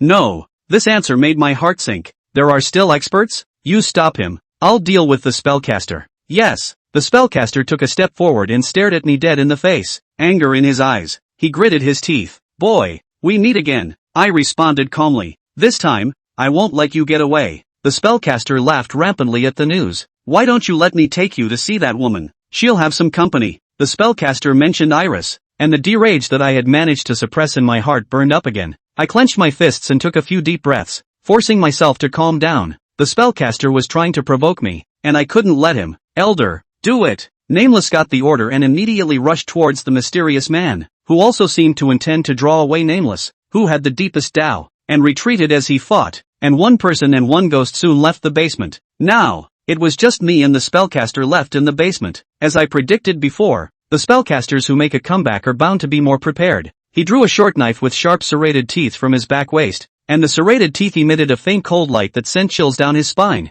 I noticed that the spellcaster's eyes had changed slightly, and not surprisingly, he activated his spirit pupil. On his face, a look of surprise appeared. You broke through? Soon the surprise turned to derision. But in front of me, second-ranked Xenos are no different from first-ranked Xenos. They're all just looking for death. I didn't bother to fight him, and likewise drew the dagger Iris had gifted me from my backside. Sugar! I unleashed the spell ghost in the Dan, and his Sweetie's figure faded, turning into a baneful gas that burrowed into my dantian. On my right hand, which was holding the knife, a blood-colored gardenia tattoo surfaced on the back of my hand, and in an instant, the fury within my dantian increased by several times. The spellcaster's eyes widened as he felt the change in my breath. You! Before he could say anything, I had already rushed to him. Snap! The dagger clashed with the short blade, making a crisp metallic clash. Enhanced by the power of Sweetie Ho, the Tao gap between me and the spellcaster has been completely bridged. The spellcaster was caught off guard by me and didn't use his full strength when he swung his sword. His body leaned back and a huge opening appeared in front of him. Without hesitation, I stabbed the dagger in my hand forward, directly into his abdomen. But the sensation that came back from the blade as the dagger entered the flesh was a shock to my heart. This feeling is exactly the same as the feeling I had when I stabbed the clown puppet with my bone knife. I instantly perceived that the spellcaster in front of me was, in fact, a puppet. Damn puppeteer. The puppets he built were so indistinguishable. Just as I was about to retreat, the spellcaster suddenly dropped the knife in his hand and reached forward with both hands lightning fast, grabbing my arms. His hands were dead hard, making it impossible for me to break free in time. Immediately after that, on his chest, a talisman lit up. Now, you can't run away, can you? The talisman bloomed brighter and brighter, and I could feel that there was air expanding within the talisman. I hastily released my air and gathered it in front of me. Boo! The golem exploded, sending me flying several meters and slamming my back hard against the wall. Moments later, footsteps sounded and another spellcaster appeared in front of me. He looked at me with cold eyes and doubt in his tone.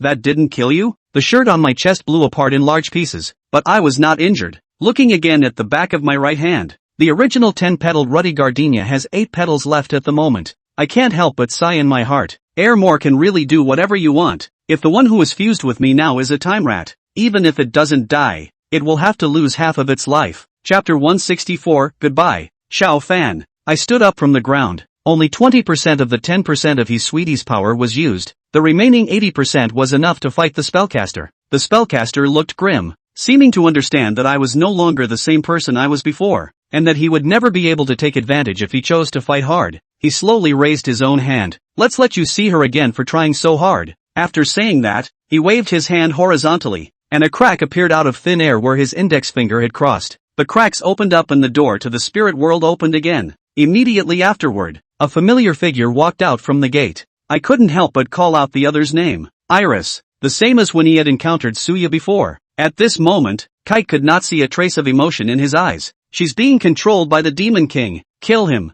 The spellcaster gave the order, and Kite immediately charged at me, and in just one exchange of blows, I was forced back several steps. So strong, Kite, who was controlled by the Ghost King, was a lot more powerful than he was in life. The appearance of Kite did not frighten me, but rather brought great joy to the heart. This means that I have a chance to overtake her. But the spellcaster was here, so I didn't dare to act rashly. So with a movement in my mind, I twisted my head and ran. Spellbinder's voice laughing came from behind me. Where are you going? Go after me. Soon, Kite caught up. I ran to the hole where the big guy had smashed out last time and leapt up. I ran Kite after him, and soon we came to the spaciousness of the haunted house. The spellcaster didn't come after him. He should have stayed underground to look for spells. He's not destined to succeed because the spell has been destroyed by me. After blocking one of Kite's attacks, I disarmed Ghost in the Dan, for no other reason than the fact that only by fusing with the Time Rat could I see where the Ghost King's power was located. I quickly fused with the Time Rat and mobilized the air to my eyes. I was shocked to find a fist-sized black ball on Kite's abdomen. Compared to the black bead on Suya's chest before, the power of the Ghost King within Kite's body was much more powerful. Brother Xiao, be careful. Kite attacked again, and I, fused with the Time Rat, couldn't block her attack. His Sweetness, who had lifted her fusion with me, immediately flew out from the ghost needle and protected my body. His Sweetness helped me block the fatal blow, and I was thinking quickly in my mind about how to supersede Iris. Kite was different from Suya. She was originally strong, and now that she had obtained the power of the Ghost King, I'm afraid that his Sweetness alone would not be able to control her. I sighed in my mind. If only Nameless was still around. I knew deep down that now was not the time to complain, and that if I wanted to overtake Iris, I would have to fight for my life at the moment. Sugar, we're in this together. Yes, his Sweetness and I struck at the same time, and Iris fought 1 against 2 without losing a single step. After playing for a while, his Sweetness shouted, Brother Xiao, trying to subdue her without hurting her is simply impossible to do. I gritted my teeth and sulked. Try not to hurt her soul. Nameless told me that the soul is the foundation of life. Once the soul is severely damaged, it cannot be repaired even in the netherworld. A person whose soul has lost his arm will still be disabled even if he is reincarnated 100 times.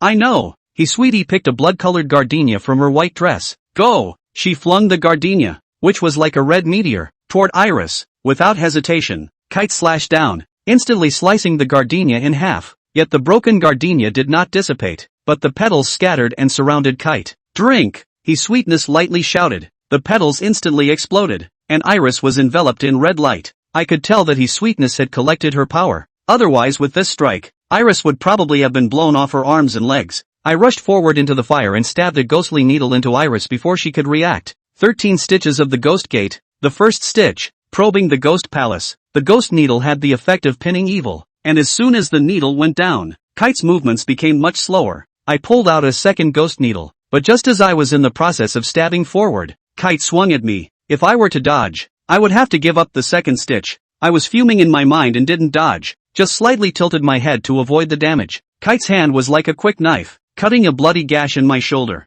At the same time, the second ghost needle, 2, pierced into her soul. 13 stitches at the ghost gate. Second stitch. Read the ghost letter. 2 stitches in. Kite was finally unable to move. Brother Xiao. His sweetness rushed to my side, looking at my blood-stained shoulder with pain in her eyes. Are you okay? I took out a third ghost needle and stabbed it into the acupuncture point near my shoulder, and the blood flowed much slower. It's okay. I bared my teeth in pain, but in my heart I was happy. Hurry up and get Iris over the top. With the dagger in my hand, I sliced through Iris's soul, and the black ball that condensed the Ghost King's power appeared in front of me. I ruled the pure Yang's air into the dagger and stabbed it. The pure Yang's air purified the Ghost King's fury, and Kite's eyes regained their luster. She glanced at me with my shoulder stained with blood and seemed to guess what had happened. Didn't I tell you that sooner or later, your kindness will get you killed? I was just about to open my mouth when I saw Kite break into a smile. Thanks. My nose flared and I apologized to her. I'm sorry I couldn't save you last time. Iris didn't blame me. It's okay, I know you did your best. She seemed to sense the spellcaster's aura. Well, hurry up and overtake me. The matter of avenging me is in your hands. Yes, I promised categorically. I'll help you get your revenge. I raise my right hand and point my own fingertips on Iris' forehead. By the edict of the Taishang, transcend your lonely soul, get out of the sea of suffering, and be reincarnated as a human being. After reciting the incantation, Iris's soul faded. Goodbye, Xiao Fan. Goodbye, Iris. Iris passed on to the next life, and I once again disarmed the ghost in the den, releasing the time rat and reintegrating it with his sweetness. I lifted the back of my own hand, the bloody gardenia tattoo. 6 petals left. My master has told me since I was a child that I must do what I promise others. Since I promised to avenge Kite's death, that bastard, curse master, won't be able to leave alive today. I went back to the basement as fast as I could, and when I saw the spellcaster again, he was sifting through the spells. When he saw me come back, he said a couple of things. Kinda underestimated you, coming back so soon. Tell me, where did that spell go? I didn't answer the spellcaster's question. I feared he would leave immediately once he knew the truth. I scoffed. You hide things from yourselves and you can't find them yourselves? Hearing this from me, the spellcaster couldn't help but curse. Damn puppeteer. This guy, but a little more careful. Is it worth all the trouble for me? After saying this, the spellcaster added to my sentence. Just as well. There'll be plenty of time to look for it when I kill you. Chapter 165, it's over. The spellcaster still wants to kill me? I had a sneer on my face. I wanted to see how much of himself he had left without Iris. I stepped forward quickly and battled the spellcaster again. Although the power of his sweetness has dissipated by 40%, the remaining power is enough for me to fight against the spellcaster. After only 3 exchanges, the spellcaster was knocked back by my first strike. He had a very ugly expression on his face, obviously not expecting that he would be no match for me. I saw his eyes flick toward the basement exit. This guy, trying to escape. I sure as hell couldn't let him run, so out came the stimulus. Aren't you going to kill me? It's not just bragging, is it? The spellcaster's character was already arrogant and domineering, and when he heard my words, a look of anger immediately appeared on his face. He barked angrily at me. Today, I will definitely kill you. The spellcaster gripped the knife in his hand and threw it hard at me. Phew! The sound of breaking air was exceptionally piercing, and the speed of the knife was exceptionally amazing. If I hadn't used Ghost in the Den, I would have been unable to avoid this attack, but now I'm dodging flying daggers with ease. My body spun and the spellcaster's blade grazed my chest and flew backwards, but just as the knife was about to fly away, in my heart, an extremely unpleasant feeling suddenly arose. At the same time, Sweetie's anxious voice rang out from my mind. Brother Xiao, be careful. As soon as she spoke, the sword in front of me suddenly shattered. The serrated teeth on the blade transformed into countless shattered blades, as if they were scattered by the heavenly maidens, shooting out in all directions. It was a shock to my mind that the serrations on the knife were used in this way. At such a close distance, it was almost impossible to dodge the serrated teeth out of the way. Instinctively, I lifted the dagger in my hand and held it across my heart to avoid being hit in the vitals. Snap! The spellcaster's knife plunged into the wall behind me, and there was no more than a jagged piece of it left. Brother Xiao, you're hurt. I looked down at myself, and there was blood coming out of my chest, my stomach, and my shoulder. I felt it carefully, and the serrations didn't penetrate very deeply, so the damage was extremely limited. I didn't feel any discomfort either, which means that the sawtooth wasn't coated with poison. But thinking about the spellcaster's abilities, I could already guess what he was going to do. Next, the spellcaster laughed again. Kid, next, it's a game of cat and mouse. You mustn't let me get your blood. Once the spellcaster was allowed to get his hands on my blood, the end was easy to guess. He would summon the Demon King once more and drag my soul into the spirit world to be enslaved by him. I took a deep breath and forced myself to calm down. This ending has been envisioned since I learned of the spellcaster's abilities. And I'm not without a coping strategy. Once again, I spoke up and provoked. If you want to take my blood, go ahead and try. The spellcaster sneered. I'd like to see how long you can keep your mouth shut. He came at me, and the style of fighting changed. He no longer dodged my attacks, but tried to find a way to wipe a drop of blood from me. It was just what I wanted. I used the secret method to send a voice when the rat. Get ready and do what I said before. Leave it to me, boss. When the spellcaster rushed in front of me again, the time rat suddenly appeared. He opened his mouth and sprayed a mouthful of fury at the spellcaster. The fury was as black as ink, instantly obscuring the spellcaster's vision. I waited for this opportunity and quickly pulled a syringe out of my pocket. This syringe, the key item I went and retrieved when I left the medical center. While the spellcaster couldn't see what I was doing, I quickly stuck the syringe into the small of his arm. As a healer, I know the distribution of blood vessels in the human body by heart, and I pushed up with my thumb, and a few milliliters of dark red blood gushed into the syringe instantly. Immediately afterward, I pulled out the syringe and squirted the spellcaster's blood onto his palm. In order to achieve the effect of making it look real, I also purposely let his palm slap me on my uninjured chest. Don't look at all the things I've done. All of this, it all happened in a flash. Once the two of us were separated, the spellcaster waved his hand to disperse the fury in front of him.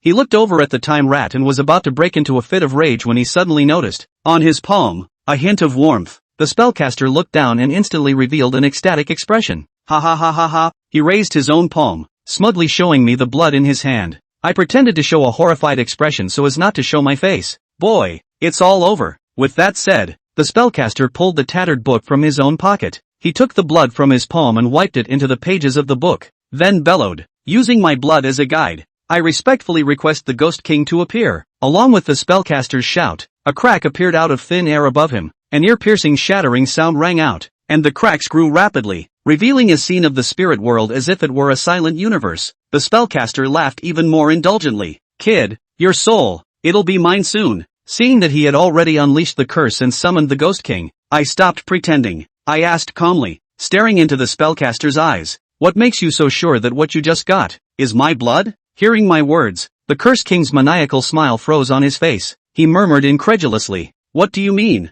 Instead of answering, I asked a rhetorical question. Do you have a way to lift the curse? The spellcaster's eyelids fluttered wildly, as if he had guessed what was happening. He fumbled with the pages of the book, which seemed to have a way to lift the curse written inside. But how could I give him a chance? From the moment he summoned the Ghost King, I was frantically mobilizing the air in my body. After the battle I just had, the gardenia tattoo on the back of my hand had 5 petals left. The 5 petals, at the moment, were disappearing one after another at a speed visible to the naked eye. I gathered all the remaining power within my dantian and injected it all into the dagger in my hand. Taking advantage of the spellcaster's panic, I flung the dagger out. A stream of light cut through the dagger as it split the book in the spellcaster's hand in two, and stabbed into his abdomen. No! The spellcaster cried out in grief as he hurriedly dropped to his knees, despite the knife in his abdomen, to pick up the pages that had fallen to the floor. But in the very next second, the Ghost King's terrifying aura descended once again, and huge black hands reached out from the spirit world and clutched the spellcaster.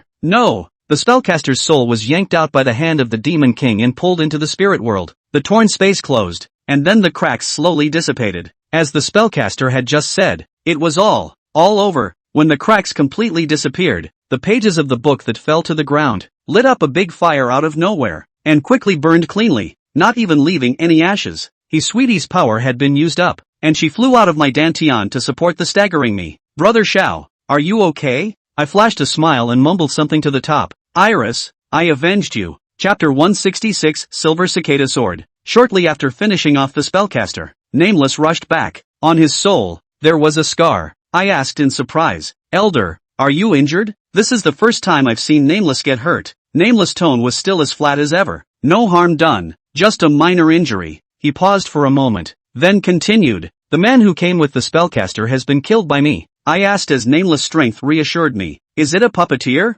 Nameless shook his head. No. Surprisingly, it wasn't a puppeteer, but his puppet did appear in this battle. I tapped my ear to activate the miniature intercom. Feng Lao Si, the spellcaster has been taken out by me. Feng Lao Si's excited voice rang out. Brothers, nice work, we're almost done here too. Half an hour later, Feng Laoshe arrived at the basement. When he saw the spellcaster's body, he immediately stepped forward and kicked it hard twice. Asterisk asterisk asterisk asterisk. It's too cheap to let you die. Feng Laoshe came to my side after venting. He saw the blood on me and was concerned. Is it badly hurt? I shook my head. A few shards, just turn around and I'll dig them out myself with my knife. Feng Laosher revealed a toothy expression. Go there and I'll get it. Even though you're a good healer, cutting yourself open sounds painful. I told Feng Laosher what had just happened, and he was relieved to learn that Kite's spirit had been transcended by me. Great. I pulled out a spell fragment from my pocket and handed it to Feng Laosher. Dusk is going to find the spell. It should be this one. I'm afraid the spellcaster will find it and destroy it, leaving only this fragment. Feng Laosher took the shard. That's enough. I'll give it to HQ and it should backfire on what Dusk is trying to do. He tapped me on the shoulder. Brother, this time, you've done brother a great favor. This favor, brother will definitely remember. Feng Laosher asked his men to clean up the battlefield while he drove me to the sanatorium I had been to last time and helped me with the injuries on my body. The company's doctor was very good at what he did, and it only took 20 minutes to remove all of the serrated teeth that the spellcaster had left in my body. On top of that, I was also given a gel-like ointment to apply to the wound, saying that it would ensure that the wound would heal without scarring. After finishing, Feng Laosher said to me, news came from the front, except for the puppet master who was not found. The rest of the people, all of them, were wiped out. Going for a late-night snack? My treat. Yes, during the evening meal, Feng Laosher drank a lot of wine, and it was obvious that he was under a lot of stress since the death of Iris and Big Guy. We ate until dawn,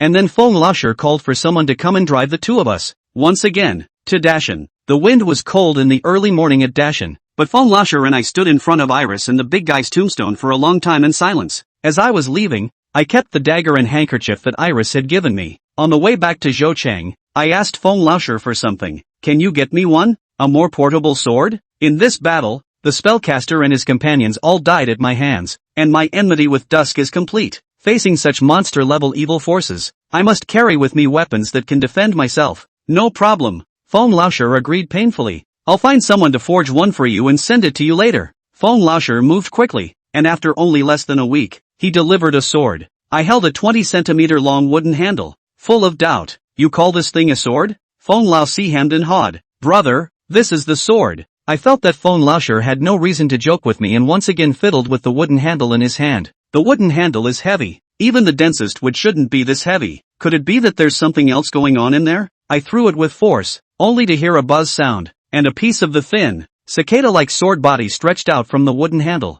I was shocked at how such a long sword was hidden in the wooden hilt. Feng Laosher introduced me. The blade of this sword is built with the company's newly developed special alloy. Don't look at it so thin. It's stronger than titanium. I was a little unconvinced, so I got a screwdriver. I chopped down with my sword and the screwdriver snapped in response. I was surprised, because the strength coming from the hilt was very minimal. This showed that this sword could really do the job of cutting iron like mud. Not only that, I found that there were also a few talismans engraved on the sword, and I tried to inject my own air into it, and although the smoothness was not as good as the ghost needle I had refined myself, it definitely surpassed the dagger that Kite had gifted me earlier. I casually swung a few swords, and the sound of the swords was like a dragon's roar. I then gave it another hard shake, and the sword retracted into the hilt on its own, and from the looks of it, it was an ordinary wooden hilt. I couldn't help but marvel. Good sword. I asked Feng Laosher, does this sword have a name? No, you can start one yourself. I mumbled as I thought about it. This sword is as thin as a cicada's wing, and its body is the color of silver and gray, so why not call it Silver Cicada? And just like that,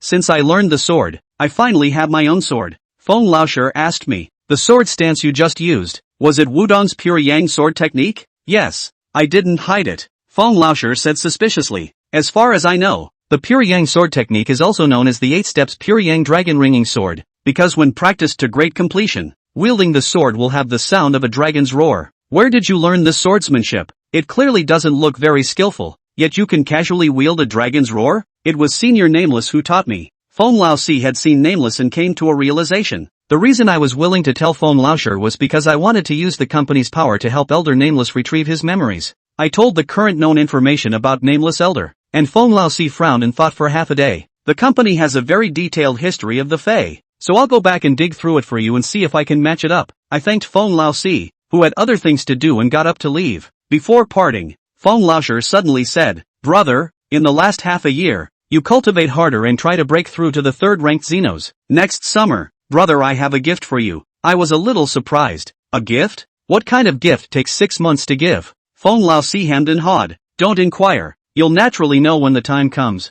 Is it hard for brother to still screw you over? Don't worry. This gift, you will definitely like it. He then added, remember, third order Fey. If you can't do it, there's no way I can give this gift. After that, he left. Looking at Phone Lauscher's back as he left, I scratched my head. What was the gift that was so secretive? But with or without this gift, I'm going to work hard to cultivate. After all, one day, I'm going to go to the 100 Flowers sect and snatch my daughter-in-law back. Chapter 167, Madness. After the death of the spellcaster, the people of Dusk temporarily dared not come back to make trouble in Joe City, and for a whole month, it was calm and quiet. During this month's time, I kept Phone Lauscher's words in mind and cultivated hard, steadily increasing my cultivation. In addition to cultivation, is the normal open for business? With the weather is getting colder and colder, recently come to the consultation of more and more patients. The medical center is getting busier and busier. One day, I was prescribing medicine for wind cold to a little girl when suddenly there was an anxious shout from outside the door.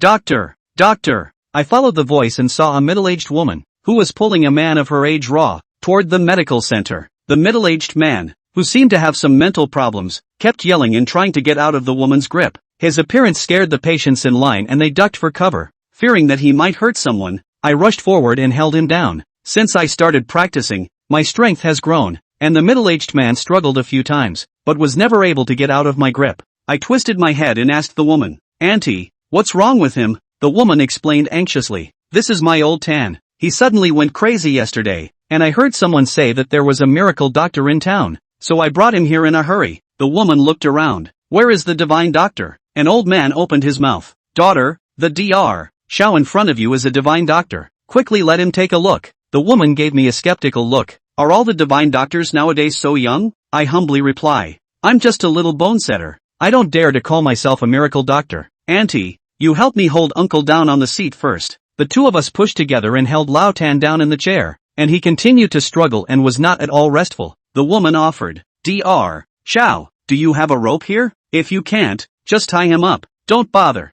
I took out a ghost needle and stabbed it on the acupoint on Lao Tan's forehead. The moment the ghost needles pierced into the acupoints, his sweetness, who was parasitized in the needles, immediately understood and released her baneful chi, casting a fixation spell. This fury surged into Lao Tan's limbs and throat, and he immediately quieted down, leaving only his eyes to look from side to side. Seeing this scene, the patients around them all exclaimed in wonder. The woman was even more surprised. Divine doctor. It's really a divine doctor. I was a little embarrassed by her exclamation, but I couldn't explain anything, so I hurriedly changed the subject. Auntie, is this your husband? Right. We're two. Did you just say that uncle was suddenly transformed into this appearance? The woman nodded. Yesterday, my old Tan was cooking in the kitchen when he suddenly yelled out, and by the time I ran over, he looked like this. I frowned slightly at the woman's description. And has he had any recent excitement? It is not true that I have never seen any patients suffering from mental illness, but very few of them have committed the disease all of a sudden. The vast majority of patients, provided that they are not subject to great stimulation, have a process of getting sick. That's why I asked the woman if her husband was irritated. The woman didn't look like she was lying to me, so I locked my eyes on Lao Tan's face. Lao Tan's eyes were lax and he was clearly not conscious, but I noticed that his throat kept rolling as if he had something to say. I put my hand on Lao Tan's neck, and then asked Sweetie to take back a bit of her baneful energy so that Lao Tan could talk. Ho ho ho. Old Tam was able to speak, and I put my ear to it, only to hear him repeat a phrase over and over again. It's going to snow. It's going to snow. It's the middle of winter, and it's already 10 degrees below zero outside. And I remember watching the news this morning, and in the last few days, there was indeed a forecast for snow. I looked up and questioned the woman. Did he mean something special when he said it was going to snow? The woman looked a little flustered as she hurriedly waved her hand. No, absolutely not. I thought she was lying, but didn't immediately press the issue. With so many patients guarding the perimeter, I didn't think she'd answer in public if that statement really hid any secrets. I put my fingers on Lao Tan's wrist. There was nothing wrong with his pulse. There should be no obvious illness in his body. So is it possible that it's a psychic event? Ever since my encounter with the nightmare, I've always been extra attentive to people who are healthy, but who are showing signs of illness. I secretly mobilized the air within my dantian and unleashed the ghost in the dan, and the time rat silently entered my dantian, increasing my perception by several times. I injected my own air into Lao Tan's meridians and probed his entire body. With the experience of helping people with their dreams last time, I now have a very fine way of manipulating the air. I first probed the organs below Lao Tan's head and found nothing. Then, doubling his care, he manipulated the air into his brain. Soon enough, I detected a fluctuating and obvious fury. I was shocked. Could it be that another nightmare has come out? But Lao Tan's symptoms did not match the means of the nightmare, and I sensed carefully that there was indeed a great difference. But anyway, I found the cause of old Tam's madness. Since it's a bane, it can easily be lifted by touching it with my pure yang air. I was careful with my attempts, ready to take the air back at any time to avoid surprises. Luckily, everything went well, and a few moments later, the bogeyman in Lao Tan's brain was eliminated by me. Ah! Lao Tan screamed, sending shivers down the spines of the patients gathered around him. But soon, someone exclaimed, "He's better." Lao Tan's eyes became clear and godlike as he saw his wife and murmured, "Daughter-in-law, where is this?" The woman howled and punched Lao Tan twice as hard as she could. "You $1,000 man. You scared the hell out of me." Old Tan was still immobilized by me and took 2 hard hits. Grimacing in pain, he hurriedly begged for mercy. "Don't hit it. Don't hit it. It hurts." I told his sweetness to close the spell, and Old Tan was finally able to move. He rubbed the place where he had been hit as hard as he could, and his eyes were on the verge of bursting into tears. Lao Tan pursued his wife to ask what had happened. The woman told him what had happened when he went crazy. Lao Tan first turned pale with fear, and then he actually plopped down and knelt in front of me. He kowtowed to me vigorously. "Thank you, divine doctor. Thank you, divine doctor." I rushed to assist. "Come on, it's my job to heal people." However, Lao Tan has never refused to get up. "Divine doctor, the fact that you can cure my madness means that you are a man of great ability. Please, save our village." "The village?" I asked suspiciously. "What happened to your village?" Chapter 168 Ragged Old Taoist. Lao Tan scanned the circle and grimaced. I could see that he didn't want anyone else to hear it. "Tell you what, you're just getting better. So sit down and rest, and then come back and listen to you when I'm done with everyone."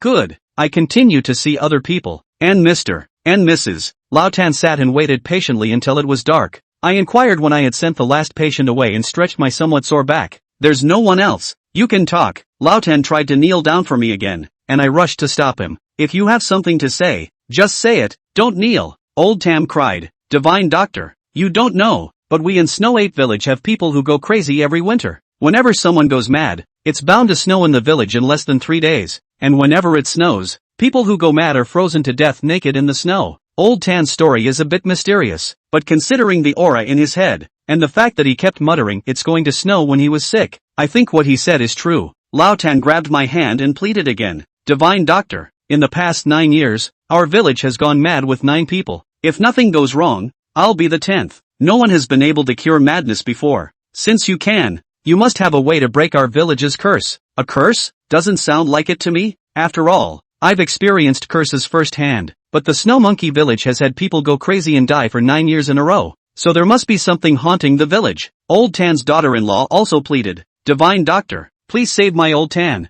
I'm afraid that once he goes back, he'll go crazy again." "That's true. If we don't find out who's behind the madness that's driving Old Tan crazy, then his madness can only be treated as a symptom, not as a cause." In the spirit of being responsible for my patients, I really should follow Lao Tan back to have a look. Perhaps seeing that I didn't have a categorical no, Lao Tan added fuel to the fire. "Divine doctor, madness is the heart disease of all the villagers in our Snow 8 village. As long as you have a solution, I will call on all the villagers to raise money for you, and I will never let you make a trip for nothing." To be able to heal a patient and be paid handsomely for it is indeed very appealing. Of course, there was another point. The gloomy power in Lao Tan's brain that did not resemble a baneful energy made me very curious, and I wanted to know what it was. "Well then, I'll come back to the village with you." Seeing that I agreed to do so, Mr. and Mrs. Lao Tan both cried tears of joy and kept thanking me. Today it was late. I left 2 people in the medical center to stay overnight. The next morning, I hung a sign out for a few days on the door of the medical center.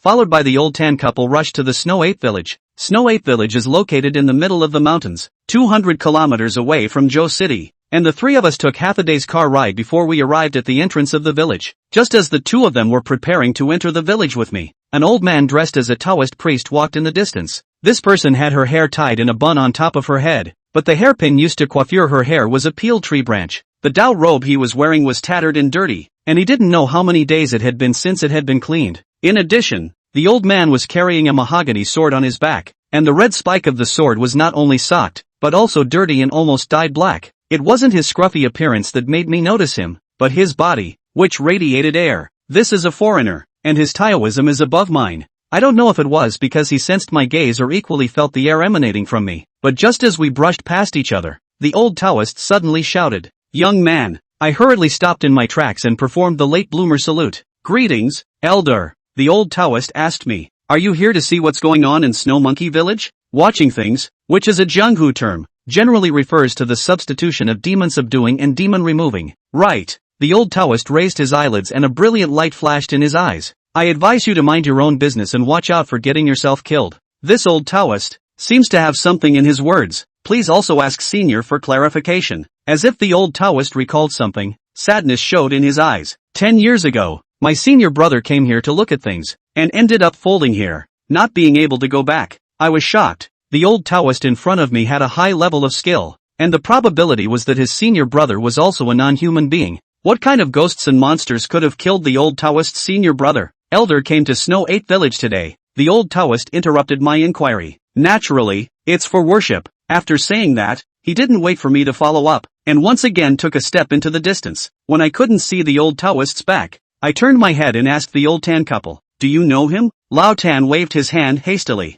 "I don't recognize it, and it's the first time I've seen it." Then the elder brother he spoke of, "Nor do I recognize it. I've lived in Snow Monkey Village for decades, and I've never heard of an old Taoist losing his life." There was a hint of panic in Lao Tan's eyes and I asked him with a frown, "You're lying?" Lao Tan promised with conviction, "No, absolutely not." Lao Tan's daughter-in-law interjected, "You'll reach my house when you enter the village. Divine Doctor, it's a long way. You must be tired. Quickly enter the house and take a rest." I didn't pursue it any further, with Nameless as my card. I wasn't worried about my own safety. If what this couple was hiding would really be a danger to me, I would turn my head and never hesitate. We continued on, and when we entered the village, a villager saw Lao Tan and cried out in shock, "Old Tan, why don't you go crazy?" Old Tan cursed, "Can't you expect me to be good?" He paused and pointed at me. "Old Wang, go find the village chief and tell him that I invited a high-ranking person from the city, and that he cured me of my madness." The man stared at me for a while, with a disbelieving expression on his face, and then hurriedly ran away. When I entered Lao Tan's house, before my butt was hot, the house was suddenly flooded with many people who were surprised to see Lao Tan back to normal. When they heard that I had cured Old Tan, each and every one of them called me a miracle doctor and asked me to help them. The villagers are so enthusiastic.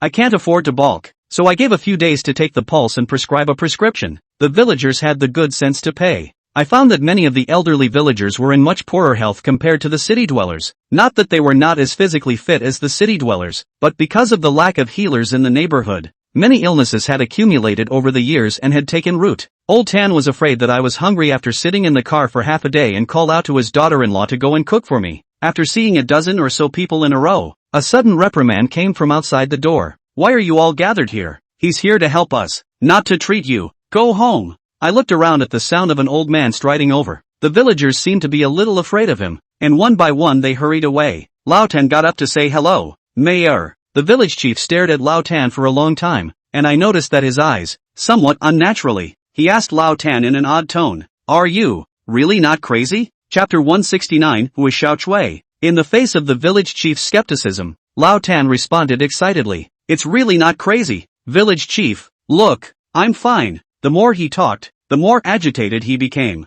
"Village chief, our village is saved now." The mayor looked like he wanted to say something. I was wondering in my mind, why do I feel that? Instead of Lao Tan being crazy, the mayor was not very happy? Lao Tan didn't notice the village chief's mood and introduced him. "This is Divine Dr. Xiao. With him here, he'll definitely be able to completely cure our village's madness." The village chief nodded with an expressionless face as he glanced at me and opened his mouth. "Divine Dr. Xiao, can I trouble you to come out and say something?" I said yes and followed the village chief out the door. The village chief led me to a secluded spot, and before he opened his mouth he made a point of glancing toward the entrance of Lao Tan's house, as if he was afraid that our next conversation would be overheard by Lao Tan. After making sure no one was following, the village chief pulled a thick envelope out of his pocket and shoved it hard into my hand. I opened the envelope with some surprise. Inside were red bills, a very thick pile, almost $10,000. This amount of money is nothing in Zhou City, but in this barren mountain village, it can be considered a huge sum of money. I asked in disbelief, "Mayor,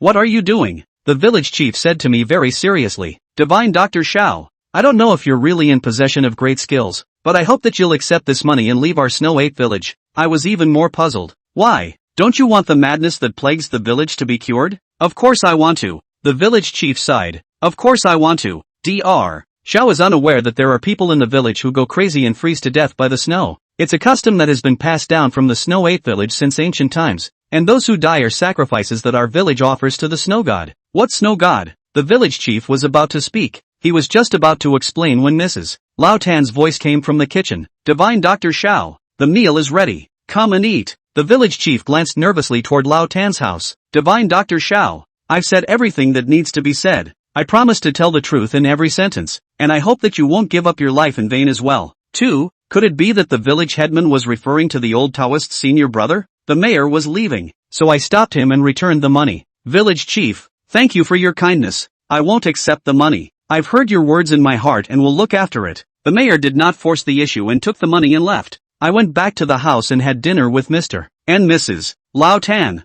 and Lao Tan's daughter-in-law arranged a clean bedroom for me to rest in. I woke up early the next day at dawn. When I pulled back the curtains, I found snow flurries outside the house. The snow in the mountains is really big. The flakes are like goose feathers. The ground and the roofs of the houses have been dyed into a large area of snow white. I went out to look at the snow and ran into Lao Tan, who was chopping wood in the yard. He saw me and thanked me with gratitude. Divine Dr. Xiao, did you sleep well last night? It's really thanks to you. Otherwise I would have been lying in the snow and frozen alive by now. He pointed to the cut firewood at his feet. I'll add more firewood later. Although the conditions in the house are not as good as in the city, you definitely won't freeze. Fiddlesticks. Don't bother. You are a great benefactor who saved my life. Lao Tan and I were chatting when a panicked shout suddenly came from outside the door. Crazy. Someone else is crazy. Hearing this, Old Tan's face changed drastically, and the hammerhead in his hand clattered and fell to the ground, almost smashing his own foot. Check it out. I tapped Lao Tan to bring him back to his senses, then took the lead and ran out the door. When the village people heard the shouts, they all rushed out, and some of them even wore slippers in such heavy snow. Finding the person who had yelled, someone asked hastily, who's crazy? The old king. Old one? A face came to my mind. The first person I met yesterday after I came to Snow 8 village. Old Tam followed suit, a little lost in thought and muttering, how could it be Old One? There was no him in the first place. I asked him, what are you talking about? Lao Tan woke up with a start and waved his hand hastily. Nothing. A group of people in the village ran to Lao Wang's house, only to see that Lao Wang was splashing and rolling in the yard, and several members of the family could not hold him down. He shouted maniacally, it's snowing. The village chief was there, and when he saw me, he came to me quickly. Divine Dr. Xiao, didn't you save surname Tan before? Please save Old Wang as well. The surname Tan, Lao Wang. I am keenly aware that the village chief's attitude toward Lao Tan and Lao Wang is very different. Yes, saving lives is important. I can't think too much, and I quickly came to the old king. Several people couldn't control the old king, but I knocked him down with one move and held him down on the ground. I took out the ghost needle and stabbed it on his body, and his sweetness helped to cast a fixation spell, and the old king was as if he was petrified, and he could not move or speak at once. When the villagers saw this scene, their mouths were all wide with astonishment. They were talking a lot and many of them were marveling. A divine doctor. It's really a divine doctor. I ignored the crowd's amazement and secretly cast Ghost in the Dan to fuse with the time rat. Afterwards, I injected my own air into Old King. I used my air to lightly probe into Old King's brain, and sure enough, I found a cold aura. However, after the pure Yang's air wrapped around it, it didn't quickly dissolve the bane as I had expected. Strange, how come my pure Yang's air doesn't work anymore? I sensed it carefully and realized that what was in Old Wang's brain was not the same as the fury I found from Old Tan's brain. Two very different forces. It's strange how the same symptoms can have different causes. I couldn't figure it out, so I had to keep trying. Soon, I realized that although the gloomy power in Old King's brain couldn't be immediately dissolved by the pure Yang's air, it was still slowly weakening. This means that my pure Yang's air is still effective. I grinded it for a long time and finally removed it. Old Wang's eyes gradually became clear, and some villagers exclaimed, all right, the Old King is well. I asked his sweetness to release the fixation, and Old King's woman helped him up from the ground. Dad, are you okay? When he heard his daughter's voice, the Old King was startled, and he pushed so hard that he actually pushed his daughter down in the snow. You stay back, Jade, stay back. He was trembling with terror and his voice was shaking. Father, it's me, your daughter. The Old King looked twice carefully to make sure it was his daughter before he sighed in relief and dropped his butt on the snow. Filled with doubt, I opened my mouth to inquire, who's Jade? I was surprised to find that all the children in the village looked perplexed, while the older ones had averted eyes and didn't dare to look at me. Just as I was about to ask again, Lao Tan suddenly opened his mouth. It's good that Old Wang is fine. Daughter, why don't you help your father inside? He's not wearing a cotton jacket. Don't freeze. After that, he pulled me outside. Divine Dr. Xiao, you should go home and warm up too. Chapter 170, Dead Man. The family helped the old king back to the house and they closed the door, so I had to follow Lao Tan home. As soon as I entered, Lao Tan said to me warmly, Divine Dr. Xiao, you're exhausted, aren't you? Hurry up and go rest. I stared into Lao Tan's eyes and asked him very seriously, who's Jade? Old Tan looked embarrassed as he pleaded, Divine Dr. Xiao, don't ask.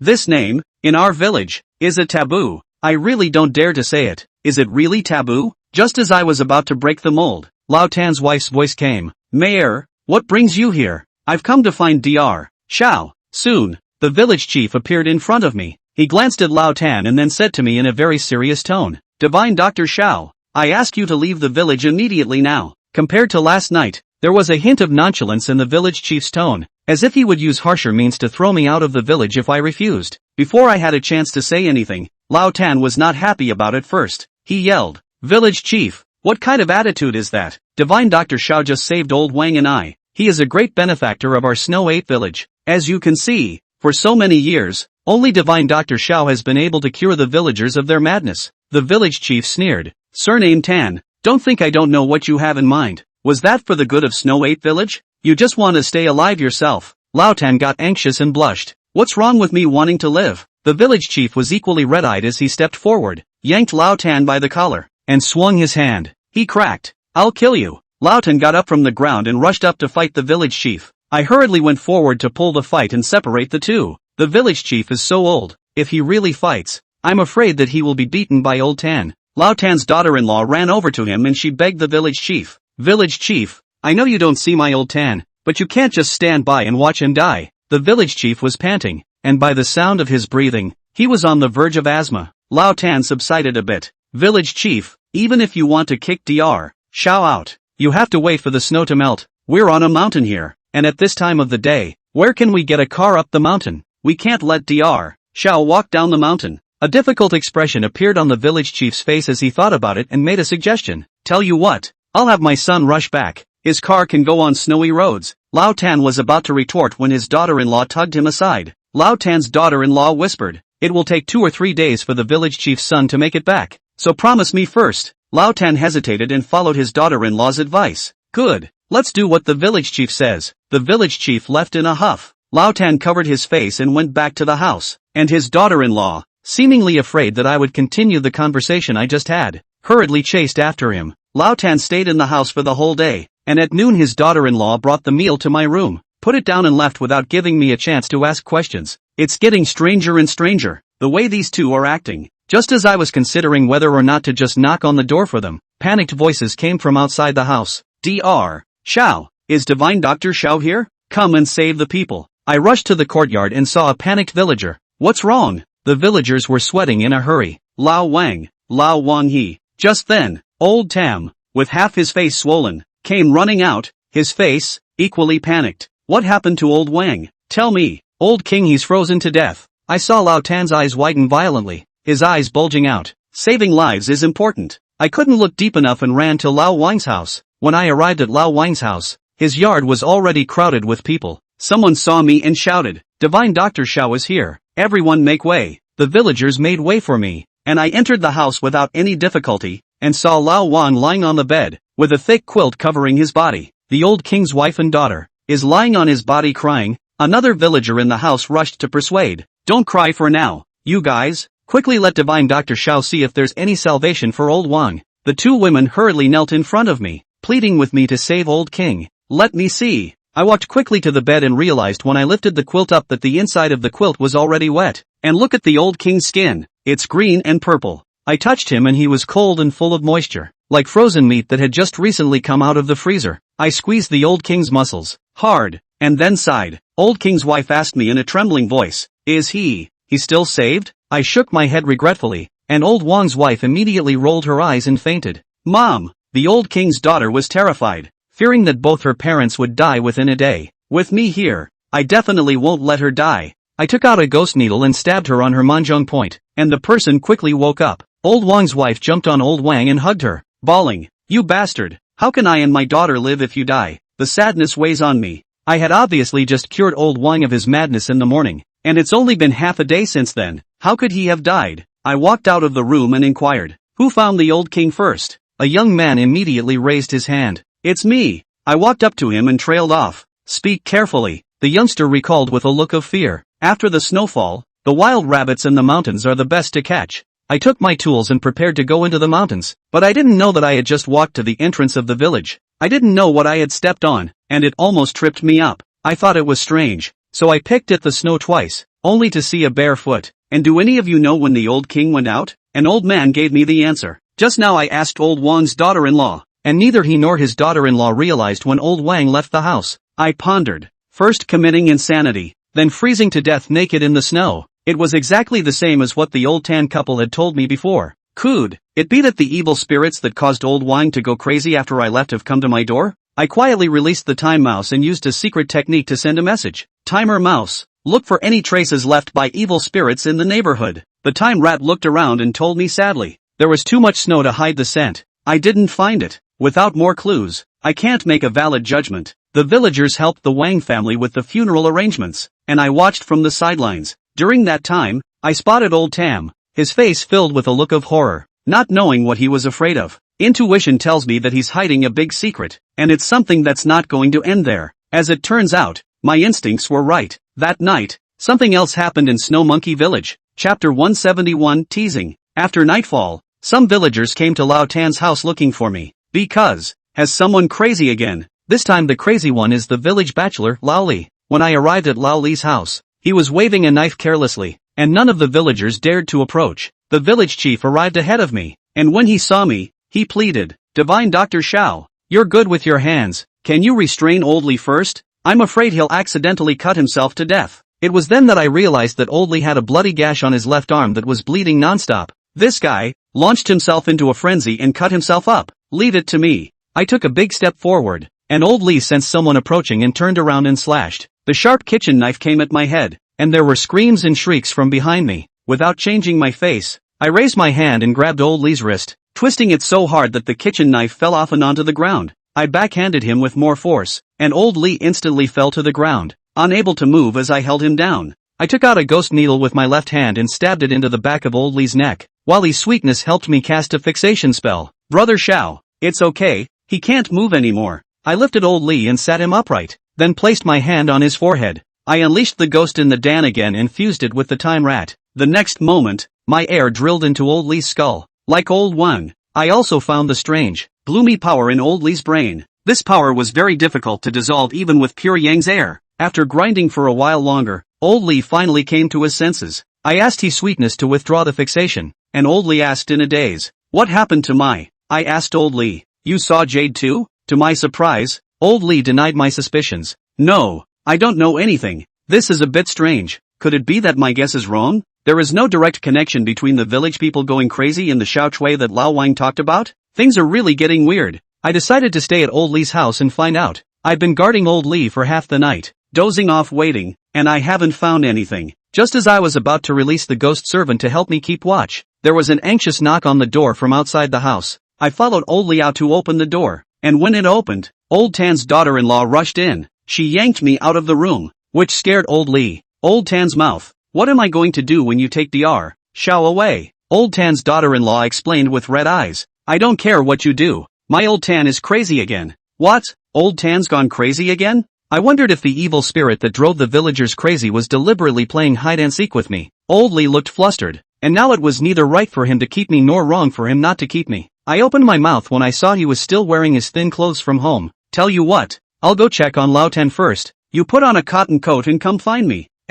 Good. Old Li went back to the house to change his clothes, and I followed old Tan's daughter-in-law as she hurried home. I arrived just as Lao Tan rushed out of the house, naked and barefoot in the snow. Old Tan, what are you doing? Old Tan's daughter-in-law was in a hurry and tried her best to drag him towards the house, but she was not strong enough and was pushed to the ground by the maddened old Tan. I heard old Tan murmur, it's snowing, it's time for me to redeem myself. It was up to me, in the end, to carry Lao Tan back to the house, still fixing the body, the ghost in the Dan, injecting air into the brain. However, I was surprised to find that it was the ghost's fury that drove old Tan crazy, not the weird power in old Wang and old Li's head. I'm in over my head. This is too much of a brain burner. I'm puzzled as to why there are two different causes for the same symptoms. The fury could be solved much better than that weird power. And after a few moments, Lao Tan was back to normal. When he woke up, the first thing he said was, "Xiao Chui, I was wrong, don't kill me." I threw him a shirt to cover him and slapped him in the face again. Lao Tan woke up with a jolt. Xiao divine doctor. I asked him bluntly, "Who the hell is Jade?" Lao Tan's eyes were averted and he didn't dare to look directly at me. I'm angry. I saved him with good intentions and followed him back to Snow Monkey Village, and he hid everything from me. I was just about to reprimand, but I heard old Tan's daughter-in-law say, "Why isn't old Lee here yet?" I was startled for a moment. 10 minutes had passed since I had returned to Lao Tan's house. Even if Lao Lee had been slow to dress, he should have caught up with me. Could he have had an accident? A bad feeling welled up in my heart, and I regretted very much why I hadn't left a ghost servant to keep an eye on him. I glared viciously at Lao Tan. This guy, I'll get back to him. I quickly ran back to the house and realized on my way out that the snow was coming down again, hard and heavy. When I ran back to old Lee's house, I found his home empty. To my horror, on the floor of the room, there were many clothes thrown on the floor, the very same set that old Lee was wearing just now. Oops. I ran outside the house, trying to find the footprints left by old Lee, but the snow was really heavy, not to mention his footprints. The traces I had just left when I ran here were already covered with snow. Time rats!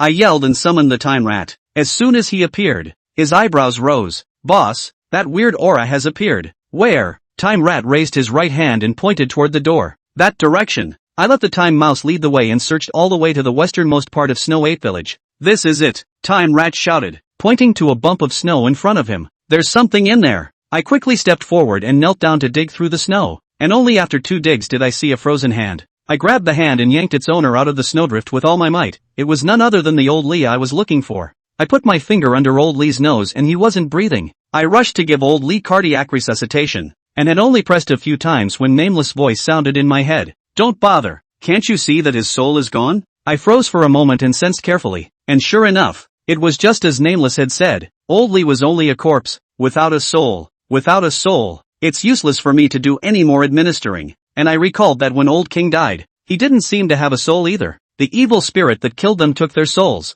I slammed my fist into the snow and was again teased by my opponent. I carried Lao Wang back home, then knocked on his neighbor's door and asked him to help inform the villagers. Half an hour later, the villagers arrived, except for Mr. and Mrs. Lao Tan. The old king was a bachelor and had no other relatives at home, so I had no way of knowing what had happened since I left. The villagers looked at Lao Wang's corpse with fear in their eyes. A villager asked the village chief in a trembling voice, "Village chief, in previous years, didn't it always end with one death? This year there are 2 dead." The village chief's face turned blue as he gritted his teeth, because Old Tan is still alive. Hearing this, I noticed that the eyes of a group of villagers changed. Just like last time, the young people were confused, but the middle-aged and old-aged people in the village, all had hatred in their eyes. I don't know who shouted, "Get him!" Chapter 172, The Snow God's Sacrifice. The phrase "go find him" instantly ignited the villagers' anger. I don't know how Lao Tan has provoked the anger of the crowd, and the villagers are all eager to strip him of his skin and bones. The gazes of the villagers converged on the face of the village head, who changed his face again and again, and finally, as if he had made up his mind, he shouted angrily, "All follow me to Old Tam." In this way, the whole village rushed to Lao Tan's house in great numbers. However, the Old Tan's house has long been locked. No matter how the villagers smashed the door, is no one open. Could it be that Old Tam had an accident too? I stopped the villagers who wanted to bang on the door. Let me go in first. Perhaps I had gained some prestige in the villagers' hearts by curing 3 people of madness in succession, and the villagers agreed. I went straight in over the wall and found the light on in the house, but the door to the house was similarly unlocked. Through the air wafting out of the doorway, I could feel the scent of a living person inside. I knocked on the door. "It's me." It took a while before Lao Tan's shaky voice came out of the room. "Xiao divine doctor. Only yourself?" "Yeah, it's just me." After guessing that Lao Wang and Lao Li's deaths had nothing to do with Lao Tan, I was no longer as polite to him as I had been earlier. "But if you don't open the door, everyone's going to come rushing in." Don't. I'll open the door." Lao Tan opened the door and was quietly relieved to make sure I was really alone. I pushed him out of the way and sauntered in. As soon as I entered the house, Lao Tan plopped down on his knees for me, and he kowtowed desperately. "Divine Dr. Xiao, save me, please save me," I said to him very nonchalantly. "You've incurred the wrath of the people yourself, and no one can save you." Old Tan was terrified. He sat paralyzed on the floor. Sixfold. Lao Tan's daughter-in-law ran over and kicked him. Just don't hide it. Only if you send Xiao Chui away will the villagers let you go. I heard the name Jade again. I asked, staring into Lao Tan's eyes, word for word. Who the hell is Jade? Lao Tan shivered and finally told the truth. Xiao Chui she is the village's sacrifice to the snow god? The snow god? Sacrifice? I remembered that the village chief had mentioned those same two words when he first told me to leave Snow Ape village. What snow god? I asked the village headman the same question, but he didn't tell me. Lao Tan told me about the history of Snow Monkey Village. Snow Ape Village in this big mountain has existed for thousands of years. Ancient living conditions in the mountains, then the modern day difficult 100 times. Every year of famine, there will always be villagers died of natural disasters.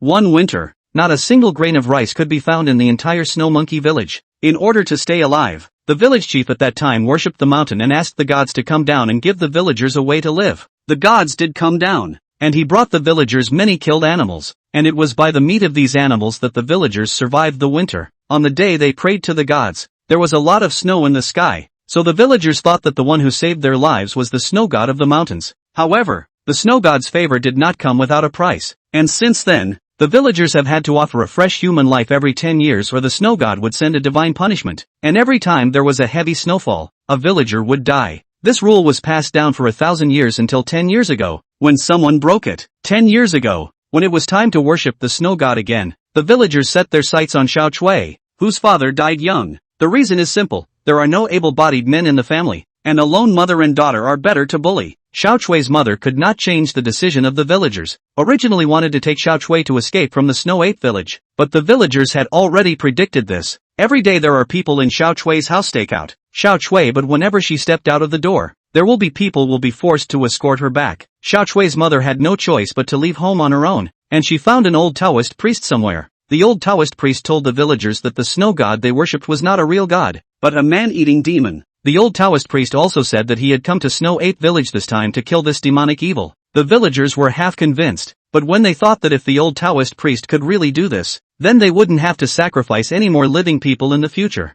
They agreed. After a few days, there was heavy snow falling from the sky. According to the experience of previous years, this night, the snow god will enter the village to take away the offerings. On that day, the old Taoist priest drew dozens of talismans, and he asked Xiao Chui's mother to help him by pasting them all over Xiao Chui's body, so that when a demon or evil spirit touched Xiao Chui, these talismans would work to kill it. When I heard this, I had it in my mind. The old Taoist priest Lao Tan spoke of must be the senior brother of the old Taoist I met the day I entered the village. With the old Tao's Tao, his senior brother should also be very powerful, but since he failed, there must have been a mistake in the middle. I signaled Lao Tan to continue on. A look of shame crossed Lao Tan's face. That night, 10 of us got together for a drink, and we all got a little drunk. Among these 10 people, there's a scoundrel who says that Xiao Chui is so pretty and still a yellow girl. It's a shame to let her die like that, and that the snow god doesn't pick the sacrifices anyway, so why don't you let us have a good time first? I quietly observed the expression on Lao Tan's daughter-in-law's face. She was full of anger, but did not break into a rage, so she obviously knew about the incident already. I asked Lao Tan, so, you guys did violence to Jade? Lao Tan covered his face in defense. I was really drunk before I followed them.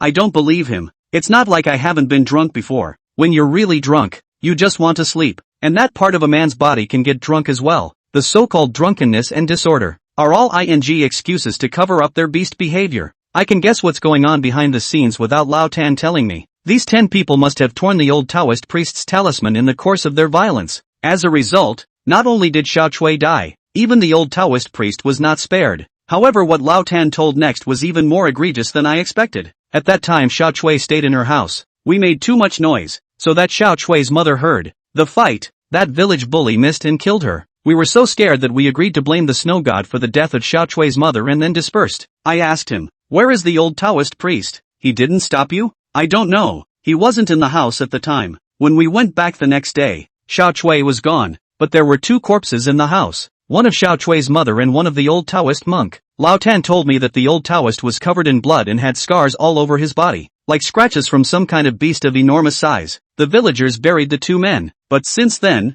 every year when it snows heavily, someone in the village goes crazy and freezes alive in the snow. The villagers thought that the old Taoist had angered the snow god, but Lao Tan knew that the deaths were of people who had been violent toward Xiao Chui. This year, it was his turn. Chapter 173, Vengeance is Avenged. I asked Lao Tan, how did the village chief know about this? From the village chief's attitude towards Lao Tan, it was easy to realize that he knew about it. 5 years ago, the few of us who were left were so scared that we spilled the beans to the village chief, hoping that he would help hire a higher power to save our lives. But after hearing this, the village chief cursed us for deserving it, and simply didn't care about the few of us. Not only that, he told some of the older villagers about it, too. Why don't you get out of here when the village chief won't help you and you have no face in the village and your lives are in danger? Old Tam cried. My grandparents have lived in Snow Monkey Village for generations, and I didn't even graduate from elementary school, so I can't leave the village, make any money, and live just as well. I changed the subject. Did you just say you saw Jade? Old Tam nodded in horror. Yes, Xiao Chui suddenly appeared in front of me and asked me if I bullied her back then.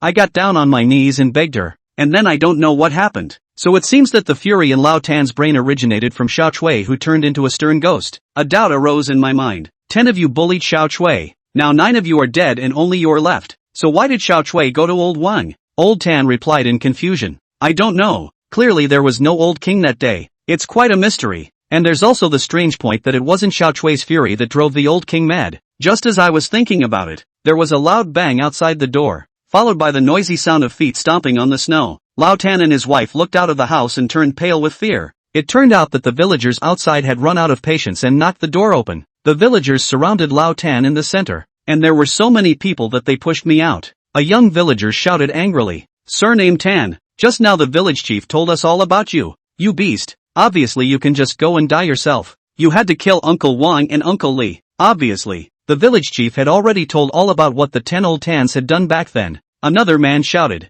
if Old Tan doesn't die, the rest of us will. Kill him. The villagers were filled with righteous indignation, and those with strong tempers had even begun to take action. Don't fight. Don't fight. Old Tan's daughter-in-law desperately protects her husband. This woman is also really obsessed. Old Tan obviously did something wrong to her, but she still protects so much. The scene was chaotic, and I couldn't see Lao Tan's expression as I stood outside the crowd. Just then, the voice of the time rat suddenly rang out from my head. Boss, that ghost is coming. As soon as he spoke, I detected a wisp of fury drifting in through the door, following the gap between the crowd. I shouted hastily, stop first. However, the environment inside the house was just too chaotic, and the villagers were so emotionally uptight one by one that they didn't even hear my shouts. Just as I was about to move something to separate the crowd, I suddenly heard a scream from the crowd. Ah! Immediately afterward, the crowd suddenly dispersed, and the villagers fell down as if they had been pushed hard. Lao Tan once again revealed his figure. He was in a sorry state at the moment. His face was covered in blood and his clothes were full of footprints, but what alarmed me was the look in his eyes. Exactly the same as before when he went crazy. One villager even tried to go and punch Lao Tan, going up and punching him, as if he were a wild beast. Lao Tan bit down on this villager's ear, and with a forceful tug,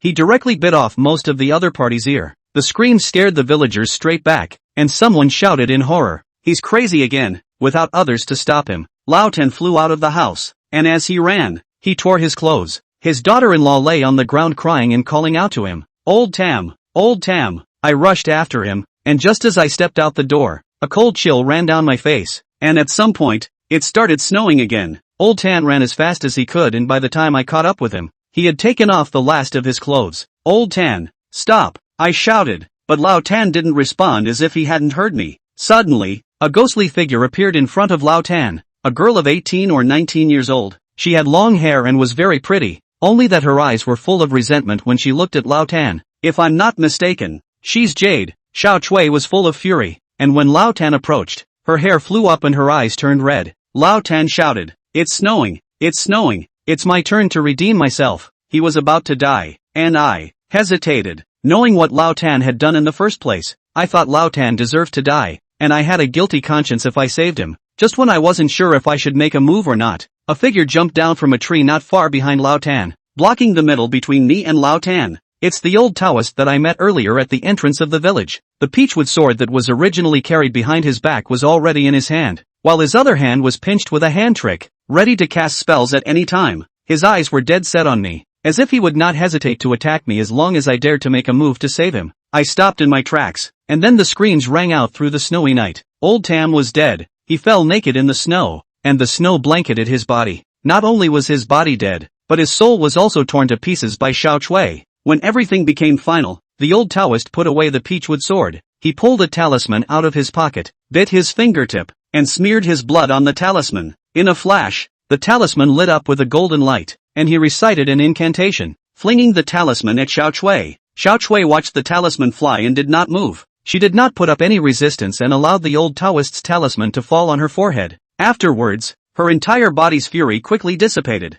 and her soul changed back to the way it was before she was transformed into a stern ghost. The 10 villains who had bullied Xiao Chui and killed her mother at the beginning had all died, and with her great revenge avenged, there was no more hatred in her eyes. The talisman gradually faded, and Xiao Chui's soul gradually dissipated. She went to the afterlife. After Xiao Chui disappeared, the old Taoist didn't leave, but walked towards the village. I called out to him as we brushed past. "Senior, please wait." The old Taoist stopped and looked at me quietly. "I have questions, and I'd like to ask Senior to clear them up." "Say, old Wang and old Li in the village, did Xiao Chui kill them?" "No, but after old King was cured by me, he said he saw Xiao Chui." The old Tao calmly offered an explanation. Xiao Chui's order of revenge was in the order of those 10 people who bullied her, and it was so long ago that she misremembered the last person, and went to Lao Wang first, and left when she realized the mistake. Surprisingly, this is no wonder that the reason why the old king went crazy was not Xiao Chui's fury. He was afraid because he remembered that Xiao Chui had died long ago, and it was an instinctive reaction for people to be afraid of ghosts. So who killed him and old Li? Then, Snow Ape. Chapter 174, 5th Order Great Demon.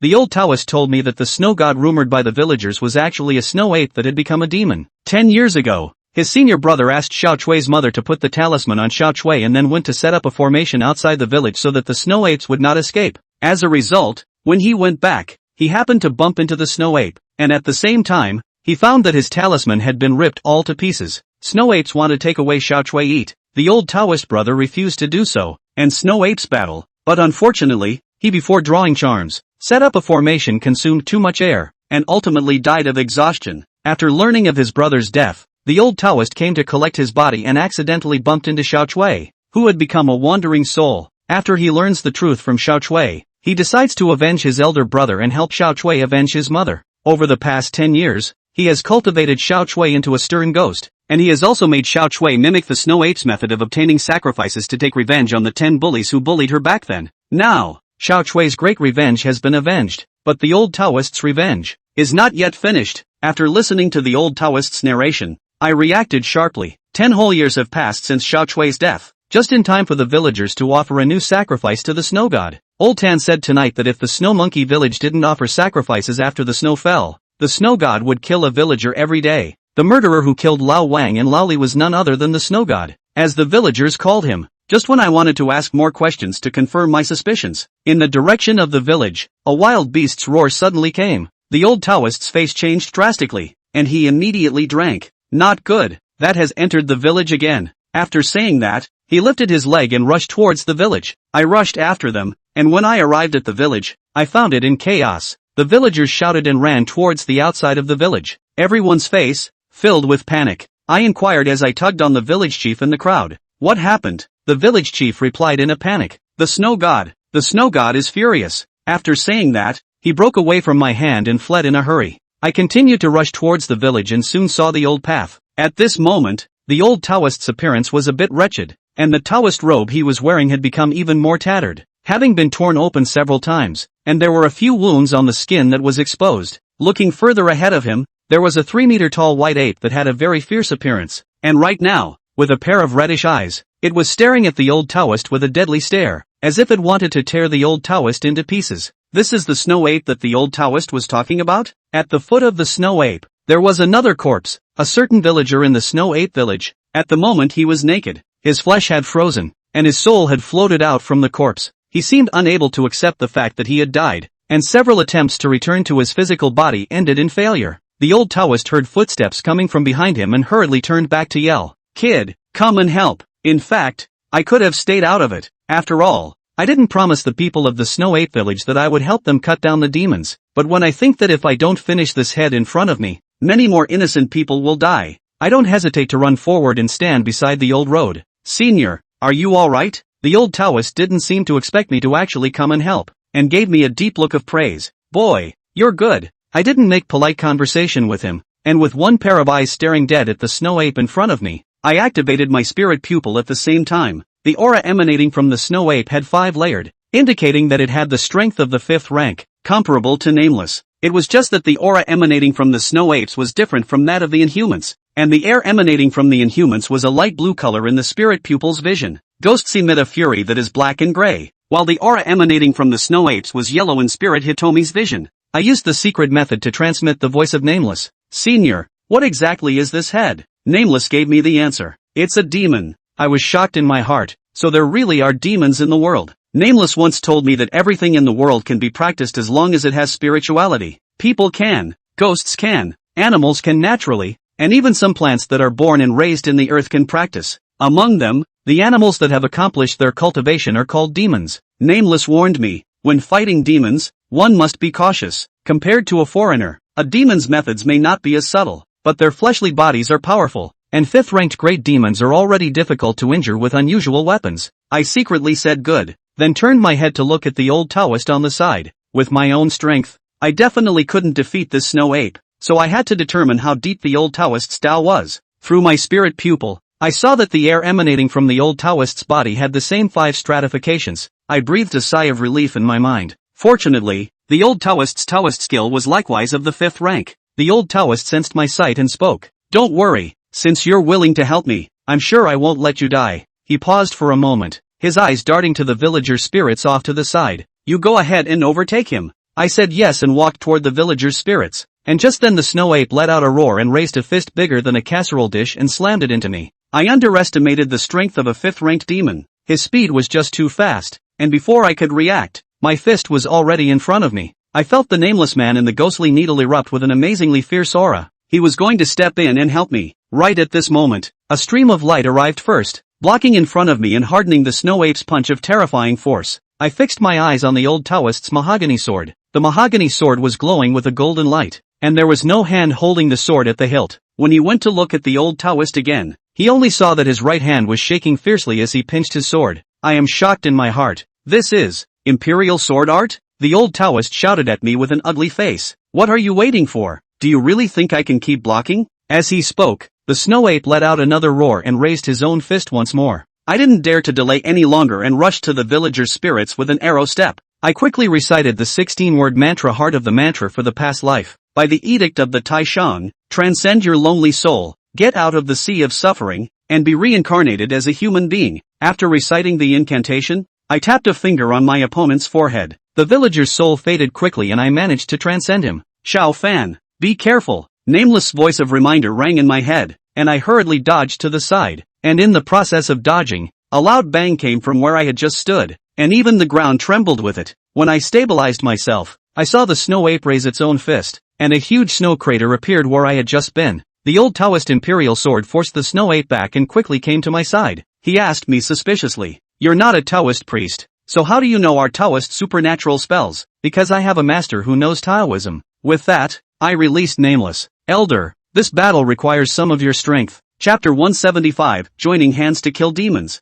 At the sight of Nameless, who had appeared, the old Taoist's eyelids jumped a little, and he looked at me with a bit of suspicion. A ghost servant of the 5th Order of Tao? Kid, which sect are you an heir to? I responded helplessly. Elder, do we still have time to chat now? The rest of my eyes had seen the snow apes from spreading their arms around a wooden utility pole on the village road. The snow ape roared, and with a forceful pull, the utility pole buried at least a meter deep in the ground was actually pulled up hard by it. The snow ape yanked so hard that the wires on the pole snapped and sparks flew. The old Taoist's eyelids fluttered wildly as he murmured, "No wonder senior brother died under it back then. This is so fierce." He raised his finger and the peachwood sword glowing with golden light immediately flew to him. He quickly recited an incantation, then bit his fingertip and dripped blood onto the sword. In an instant, the golden light from the mahogany sword shone even brighter. Go! The old Taoist waved his hand with force, and the peachwood sword transformed into a golden light that flew towards the snow ape's forehead. The snow ape was large and not very agile, and it swung the pole in its hand to try to block it, but it couldn't.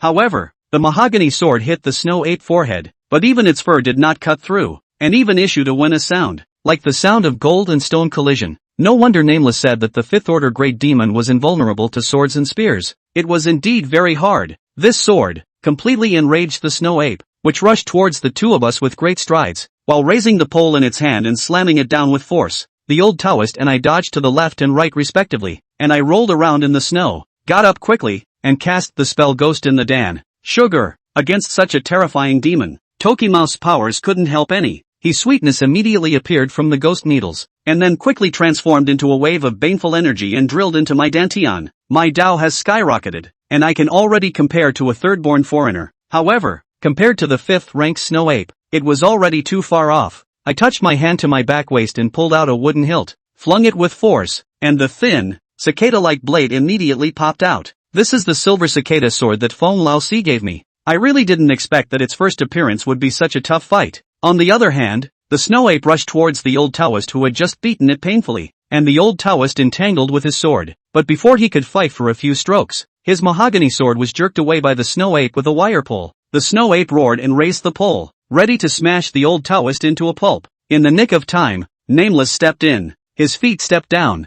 his body transformed into a ghost and flew behind the snow ape. He gathered his fury chi and slapped his palm on the snow ape's back. Boo! With a loud bang, the fury exploded in the snow ape's back, and the snow ape stumbled and fell to the ground, flinging the poles out of his hands. However, it was such a powerful strike that still failed to injure the snow ape in the slightest. It got up from the ground and shook its head, which was a bit dizzy from the fall, before quickly turning around and slapping Nameless. The snow ape's palm was covered with demonic chi. Even if Nameless was a ghost without a physical body, being slapped would likewise be injured. Luckily, Nameless was very agile and dodged it with a flash. At the same time, the old Taoist once again summoned back his mahogany sword, which he held in his hand, pointing it at the snow ape with its back to him. Phew! A cracking sound rang out, followed by the sound of a sword blade entering flesh, and I could clearly see that the mahogany sword flew into the snow ape's ass without a trace. Roar! The snow ape roared and jumped 3 meters high, and when it landed, it rolled on the ground in pain again. After fighting for so long,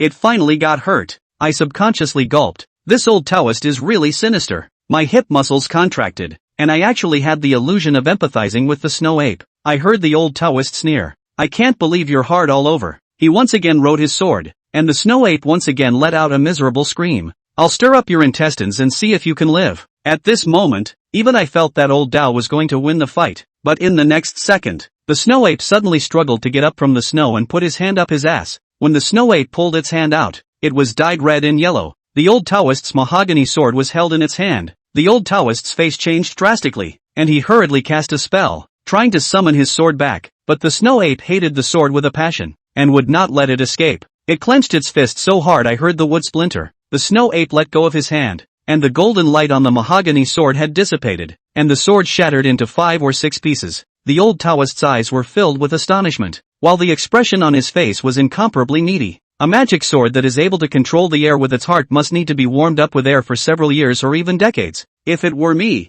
I would be heartbroken to the point of infarction. Without the mahogany sword, the old Taoist's combat power dropped drastically, and he could only be chased by the frenzied snow apes. Nameless steered from the side, striking the snow ape palm after palm. Yet the snow ape seemed to recognize the old Taoist and always chased after him. Seeing that the old Taoist was about to die, I quickly stepped around behind it and stabbed it with my sword. With just one swing of the sword, the gardenia tattoo on the back of my hand was missing 5 petals. I had already prepared myself for my sword to be bounced back. After all, the snow ape was invulnerable to swords and spears, and its Dao was much more profound than mine. But to my surprise, the blade of the silver cicada sword actually stabbed in. I can't help but marvel in my mind. What a fast sword. Feng Laoshi really didn't lie. This sword, it's good. But before I could rejoice for too long, the pained snow ape suddenly turned around and swiped at me. Just then a hand landed on my shoulder and yanked me backwards. It was Nameless who saved me. I watched as the snow ape's large hand swung in front of me, breaking out into a cold sweat on the back of my head. After saving me, Nameless once again tangled with the snow ape. I looked to the back of my hand. The remaining 5 petals would allow me to injure the snow ape at most once more. Can you kill a man with one blow? The probability is very, very small. I ran quickly to the old Taoist and inquired, Elder, back then, your senior brother was very sure of killing this demon. Don't you have the same method? The old Taoist pulled out a handful of pre-drawn Taoist talismans from his Taoist robe. It's okay to use this. I remembered. Lao Tan said that back then, that old Taoist priest was trying to use the talisman affixed to Xiao Chui to decapitate the snow ape. As if he had made up his mind of some sort, the old Taoist said to me in a very serious tone, let your ghost servant last a little longer. Yes, I used the secret method to transmit the voice of Nameless. Elder, can you hold on a little longer? Nameless tone, as always, was calm. No problem. His figure once again transformed into a ghostly shadow, wandering around the snow ape's circumference. slapping palm after palm on the snow ape's body. The snow ape was furious at being beaten by Nameless and hissed repeatedly, but no matter how it swung its arms, it could not touch Nameless in the slightest. A demon and a ghost. No one could help each other for a while. The scene was stalemated. I looked at it for a moment, dropped my heart, and twisted my head to look at the old path. It didn't matter that this look resulted in the sight of a fine naked flesh. The corner of my mouth twitched. Elder, aren't you cold on this snowy day? The old Taoist cursed. Nonsense. Of course it's cold. Don't just stand there. Quickly help me put on the talisman. Chapter 176, Martyrdom by Death. Looking at the Taoist talisman that the old Taoist handed up, I realized what he wanted to do. He wanted to imitate his senior brother back then. Only the object of the talisman was changed from Xiao Chui to himself. I'm a little hesitant. Elder, will this work? Back then, Xiao Chui was a sacrifice, and the snow apes wouldn't put up a defense against her, and the old Taoist had just completely enraged the snow ape. If he walked up to the snow ape with a full Taoist talisman, I'm afraid that he would be smacked away. Although being smacked by a slap in the face can likewise make the Taoist talisman work, but can the old Taoist survive? I hold a pessimistic idea. The old Taoist seemed to have guessed what I was thinking as he glared at me and made a suggestion. I see you're young and strong. You should be in better shape than me. Why don't you do it instead? I refused in a heartbeat. Senior, don't joke. Then why don't you help me put the charm on? The old Taoist's eyes were unusually determined, with a look of death. Sensing his determination, I stopped hesitating and took the charm from him and began to put it on him. However, the talisman paper was very dry, and just as soon as it was slapped on the body, it began to peel off. The old path cursed me in a hurry. Won't you dabble in a little spit? Kind of gross, but the fastest method. I immediately did as I was told, and within a short while, the upper half of the old Taoist's body was plastered with Taoist talismans. Elder, the posting is finished. The old Taoist looked down and murmured, I'm not as talented at drawing talismans as my senior brother. I should have done more preparation. He picked up his Dao robe from the ground, his eyes firmly looking towards the snow ape that was tangling with Nameless. He asked me suddenly, Kid, your sword just hurt that head, right? Yes, but with the power I have left, I can only thrust out one more sword. Enough. If I fail to kill this head later, you remember to make up for it. He barked. Stab it in the vitals of its body.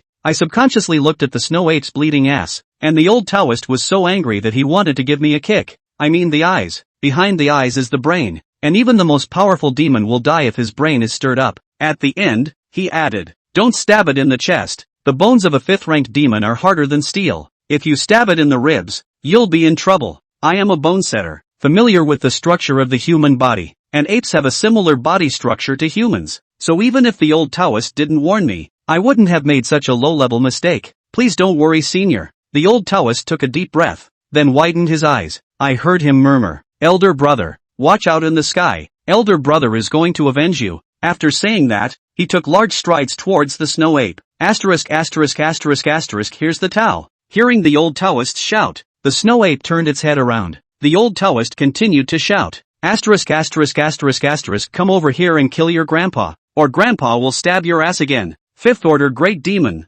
Spiritual intelligence has long since not lost to humans. Perhaps the language is not clear, but it can definitely understand what the old Taoist is saying. I saw in the snow ape's eyes a burning anger. It roared, no longer paying attention to the nameless person who attacked it, and rushed towards the old Taoist on all fours, facing the snow apes rushing towards him. The old Taoist did not make any movements, but instead laughed up at the sky. Asterisk asterisk asterisk asterisk, die together. The snow ape slapped the old Taoist's body, and in an instant, the Taoist robe on the old Taoist's body shattered, and the dazzling golden light illuminated half of the village. I forced myself against the golden light and stared with wide eyes as I saw the old Taoist figure being slapped out and collapsing a wall. When the golden light dissipated, I was surprised to find that the Taoist talismans that had just been affixed to the old Taoist were all attached to the snow ape's body at the moment. Just now, when I was putting the talisman on the old Taoist, I had already realized that these talismans he drew were divided into two kinds. At this moment, a kind of talisman was bubbling with golden light, as if it weighed 1,000 pounds, pressing the snow ape's huge body to the ground, making it difficult for it to get up. The other talisman, on the other hand,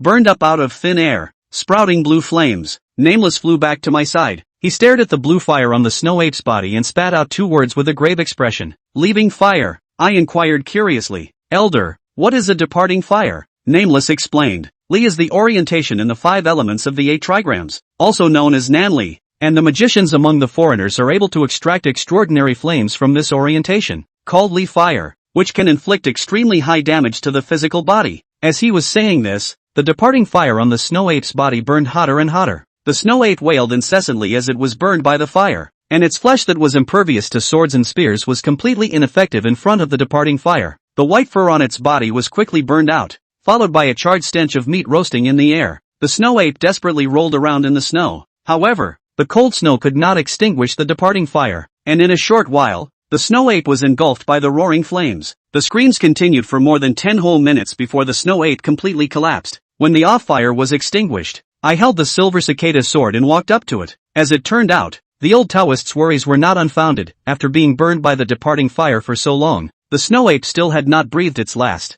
Its chest still rose and fell, and gut-wrenching demonic aura spilled out of its charred flesh as if trying to repair itself. Of course I won't give it that chance. When the snow ape recovers, I'll be the one who dies. I leapt forward and jumped onto the chest of the snow ape, who tried to raise his hand to send me flying, but the hand lifted only a little and fell heavily again. It had no strength left to resist. Keeping in mind the old Taoist's advice, I took a few steps forward and aimed the silver cicada sword in my hand at the snow ape's eyes. Its eyelids had been burned off by the departing fire, and at the moment, its two charred black eyeballs were staring at me in death. The snow ape's eyes were filled with anger and defiance, as if to say that if it hadn't fallen for the old Taoist's trick, a foreigner like me could be killed as easily as crushing an ant. I gripped the hilt of the sword with both hands, raised it high, and injected all the air in my dantian into the sword. In an instant, the gardenia tattoo on the back of my hand all but disappeared. Pust! The silver cicada sword pierced through the snow ape's eyeball and also pierced through its brain. I rotated the sword and stirred it a few times. A few seconds later,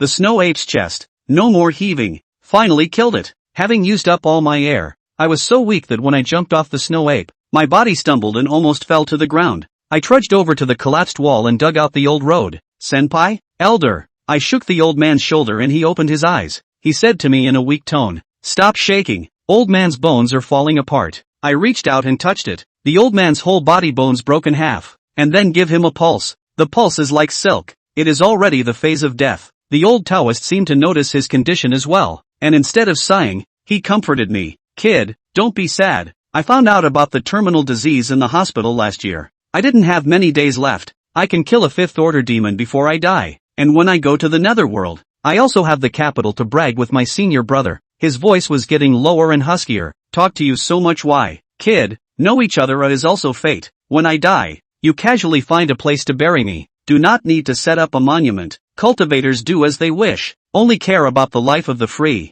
Do not care about the death of the matter." His eyes shifted downward as he continued. "I have a book in my pocket, which contains 3 talismans. Your ghost servant is proficient in Taoism. He should be able to read it. It's kind of the reward I paid you for burying me." Master Dao. Chapter 177, The Little Girl Begging for Food. The old Taoist died, and until the end, I didn't know his name. When he had breathed his last, I took the book he had just mentioned from the pocket of the Taoist robe he was wearing. The book is thin and has only a few pages. I put the book away properly. The sounds of fighting had stopped, and I was afraid that it wouldn't be long before some bold villager came back to check it out. I picked up the old Taoist on my back, and had Nameless and his sweetie bring the corpse of the snow ape, and left the snow ape village together. In the eastern sky, there is a dawn light. From today, the curse that has lasted for 1,000 years in the snow monkey village will disappear, and there will be no more snow god, and no more need for offerings. I went into the big mountain and first asked my ghost servant to dig a pit and bury the snow ape. I then found another place with a nice view and dug the hole for the old road.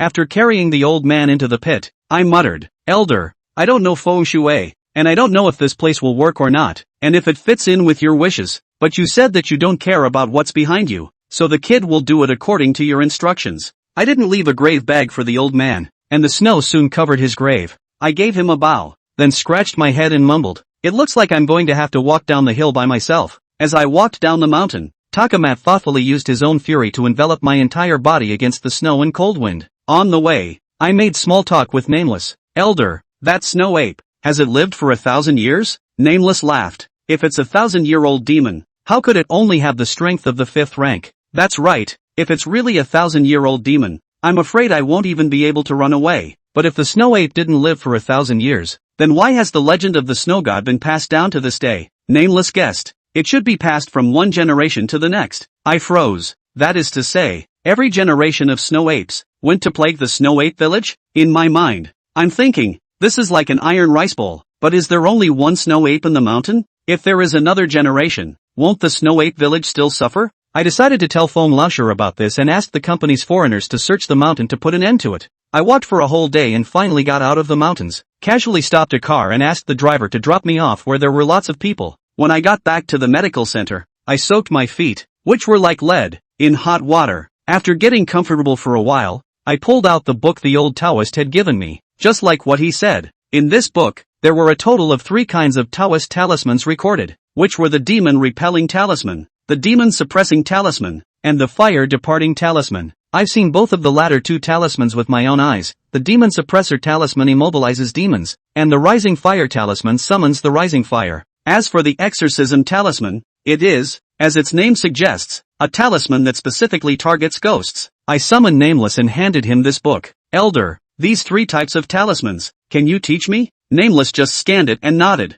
The old Taoist was right. Nameless was proficient in Taoism, even if he hadn't learned these 3 talismans before, but with Tao in his heart, he was able to understand the principles at a glance. Which charm are you going to learn first? I thought about it and blurted out the answer. Leave the fire talisman alone. Demons and monsters are rare in the city, and I have some means of dealing with ghosts, so there is no hurry to learn the demon-suppressing talisman and exorcism talisman. On the contrary, the fire-removing talisman that could burn snow apes alive intrigued me greatly. Nameless sighed. You did pick the hardest one. In the following days, in addition to practicing medicine and cultivation, I had the added benefit of learning charms, and my days were full. It's getting colder and colder, and before you know it, it's year. On the night of New Year's Eve, I was alone in the medical center making dumplings, thinking that this was the first time in my life that I was alone on New Year's Eve. Who knew that just as I finished cooking the dumplings and was about to go to the entrance of the medical center to set off firecrackers before dinner, as was the custom in the village in the past, I saw someone, a little girl, covered in filth, appeared in front of me. From the looks of it, the little girl was about 11 or 12 years old, and she had dirty clothes all over her body and a dark face. The 2 of us stood in and out of the medical center, wide-eyed. Just as I was about to ask her what was wrong, the little girl's stomach suddenly growled. She subconsciously covered her stomach and asked me pitifully, "Boss, can I have some rice?" I was amazed. Is this a little beggar? In China, when you look for someone to ask for money, you don't always get it, but to tell someone that they're starving to death, I don't think the vast majority of people would begrudge them that. There are freshly cooked dumplings in the house. Go eat. When she heard dumplings, the little girl's eyes lit up. She quickly bowed to me, said thank you, and then rushed into the house. By the time I came back from setting off the firecrackers, one of the 2 plates of dumplings on the table had already been eaten, and the little girl was grabbing her chopsticks and desperately trying to stuff the second plate into her mouth. The kid was skinny and short, yet he could eat so much, and he didn't know how long he had been starving. I pity her a little when I think about it. Eat slowly. There's more in the kitchen if it's not enough. I'll go get you a bowl of dumpling soup. Don't choke. By the time I brought the dumpling soup, the second plate of dumplings had been eaten, and the little girl was sitting on her back in her chair, her stomach round as a leather ball. I put the soup in front of the little girl and was just about to warn her that it was hot when the voice of the time rat rang in my head. Boss, this little girl has a very strange aura about her. I was surprised in my heart, because after what I had just observed, I was quite sure that the little girl was not a Fey warrior, but just an ordinary person. I used the secret method to send a message. What breath? The air? Fatal aura? Or demonic aura? I was surprised by the time rat's answer. Neither. This kind of breath, I also encountered for the first time. I thought about it and decided to sidestep it and find out for myself. I sat down across from the little girl and inquired, "What's your name?" The little girl was quite polite and hurriedly sat up straight. "Benefactor. My name is Mo Xiaobai and I'm from the Miao tribe." I froze. Hmong? When I used to live in the village, there was a Hmong man in the village who came here to escape from debts, and when master gave him medical treatment, he told me many things about the Hmong border. Most modern-day Hmongs have changed their Chinese surnames, and I know several of the major surnames, except for Mo. I asked curiously, "Are there any Hmong with the surname Mo?" The little girl explained, "My mom is a Hmong and my dad is a Han Chinese, so I took my mom's place of origin and my dad's last name." This is well understood. After all, in China, ethnic minorities have some special care, such as the college entrance examination can be extra points. Just as I was about to continue my inquiry, Mo Xiaobai suddenly grabbed his chest, and a pained expression passed over his face, much like the appearance of a heart attack. "What's wrong with you?" "I'm fine." Mo Xiaobai waved his hand at me, then scanned the circle. "Boss, this is a medical center, right? Can I grab some medicine myself?" Chapter 178, Little Helper. Grabbing medicine? Inkbrand's words froze me for a while. She probably thought I didn't agree and once again put on a pitiful expression. "I'll just grab a little bit. Really? Just a little bit. I saw that Mo Xiaobai misunderstood and explained. I'm not heartbroken about the herbs, but I want to know, do you know anything about medicine? If you take medicine indiscriminately, it can kill you, Mo Xiaobai hurriedly said. I get it. I get it. Such a small child, but she knows medicine? Thinking back to that year, when I was about her age, I was still gnawing on medical books, but whenever there was a point of knowledge that I remembered wrongly, I would get my hand whipped with a bamboo board by my master. In those days, my left hand was often red and swollen. As to why I didn't smoke my right hand, because I still had to keep it to right. Go on, getting my consent. A joyful expression appeared on Mo Xiaobai's face as she flew to the medicine cabinet and skillfully started grabbing and weighing the medicine. I quietly walked up and looked at the herbs she had grabbed. As a bone setter, I recognize every herb she grabs and am familiar with their effects, but when these drugs are put together, I get confused. I've memorized dozens of medical books and thousands of formulas, and not one of them, is right for these herbs. Could it be that this little girl was grabbing medicine indiscriminately? But looking at her skillful movements, it didn't seem like she was lying. I used my secret method and quietly asked Nameless, Elder, come and take a look. Do you recognize this formula? Soon, Nameless' voice rang in my head. I recognize it. It's a Miao doctor's formula for detoxification. Hmong medicine is an important branch of Chinese medicine, which I had heard my master talk about before, but it was the first time I had seen it. After grabbing the medicine, Mo Xiaobai carefully asked me again, can I borrow the pill stove again? Could be. Mo Xiaobai went to boil the medicine, and an hour later, a bowl of medicinal soup that emitted a strong and bitter odor was held in her hands. She blew the broth cold and gulped it down. I've seen too many children drinking Chinese medicine, and every single one of them cries out in bitterness and even has to hold icing sugar in their mouths to get it down. But when Mo Xiaobai drank the medicine, not to mention frowning, he didn't even blink his eyelids. If she wasn't naturally strong, there was only one possibility, and that was that she was used to it. The kid, most likely, grew up a pothead. After drinking the medicine, Mo Xiaobai's face looked slightly better. She took it upon herself to clean up the medicine stove and bowl, then came up to me and thanked me very sincerely. Thank you, benefactor, I asked. You're poisoned? Mo Xiaobai revealed a hesitant look on his face, but in the end, he still nodded his head and let out a soft Can I show you? Mo Xiaobai hesitantly stretched out her own hand, and I put my fingers on her wrist, carefully feeling her pulse. The pulse is light and fluttering, with strange rhythms, and is indeed a sign of poisoning. Just why would such a young child be poisoned? Curious in my mind, I quietly injected a trace of air into her body, wanting to find out what was going on. However, to my surprise, my air had just burrowed into her body, and as if she sensed something, she jerked her hand back. Her eyes were wide and she looked at me with fear. I used a secret method to communicate with the ghost servant. Strange, how could she, an ordinary person, discover the air? Nameless gave me the answer. It's probably a talent for cultivation. Some people are naturally more sensitive to air. Mo Xiaobai perhaps took me for a bad guy. She stood up and shivered as she stepped back. I hastened to explain. Don't get me wrong. I just want to see what kind of poison you have. Maybe it was because I was acting more friendly before. Merc stopped. She hesitated and offered her farewell. Benefactor, thank you for giving me food to eat and medicine to drink. I will not continue to bother you. When she finished, she turned her head toward the front door. The moment she opened the door, a cold wind poured in and blew on her thin frame. Mo shivered, and I called out to her in distress. Wait a minute. I walked up and asked with concern, do you have a place to go? Mo Xiaobai shook her head. She had come from Miaozhong and most likely did not have any relatives in Zhou City that she could turn to. I looked out the door. It was freezing cold and it was Chinese New Year. The streets were empty. If I let Mo Xiaobai go, I'm afraid she'll have to sleep on the streets. Don't go. Mo Xiaobai's eyes widened slightly, and a hint of anticipation, as well as a hint of nervousness, showed in his eyes. You don't have anywhere to go anyway, so stay with me for now. I was afraid that she would be embarrassed or misunderstand that I had other plans, so I added another sentence. Don't you know how to heal? Stay and work for me as a helper, and I'll pay you a wage. The tension in Mo Xiaobai's eyes disappeared,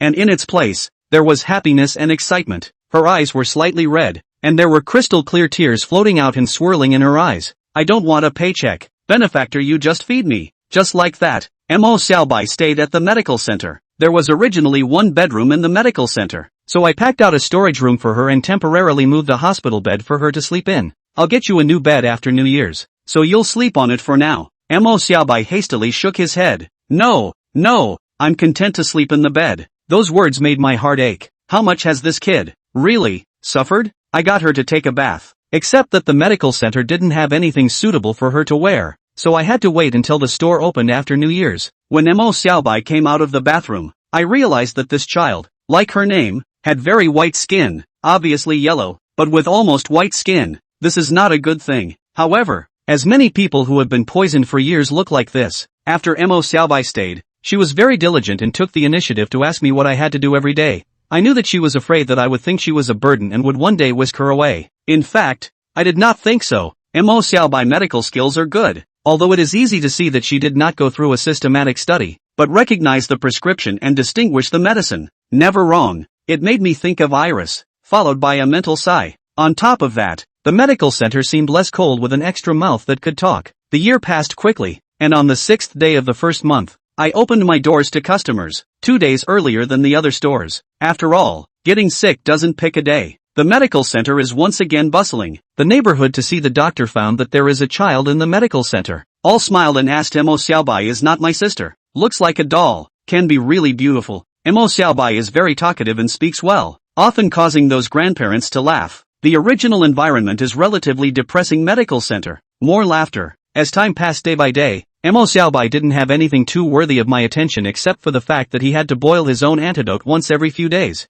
I tried to ask Mo Xiaobai exactly what kind of poison she was suffering from, but she would always find a reason to digress, and when I saw that she didn't want to disclose it, I didn't force her. One day, I called out to Mo Xiaobai to grab some medicine. Boss, we're out of this flavor. I then remembered that I hadn't gotten in any new herbs in a while. I scanned the medical center. The line of sick people was still long, and I definitely couldn't find the time to get into the herbs. There was no other way but to ask Mo Xiaobai to make a run for it. But it was this decision that caused something to happen to her. Chapter 179, Compulsion in the Heart. I contacted the herb supplier and told the other party what herbs I needed, and then I wrote an address to Mo Xiaobai to help her make a run for it. Mo Xiaobai hadn't been out of the medical center for a few days, and when he heard that he could go out for some air, he was happy to agree. She didn't have a cell phone, so I handed mine over. If you can't find the place, call the first number in the call log. Mo Xiaobai waved his hand. No, I'll just keep my mouth open and ask someone for directions. After saying that, Mo Xiaobai flew out. She's a child after all, and I wasn't comfortable with that, so I quietly summoned Sweetie. Sugar, you follow by. Don't let her have an accident.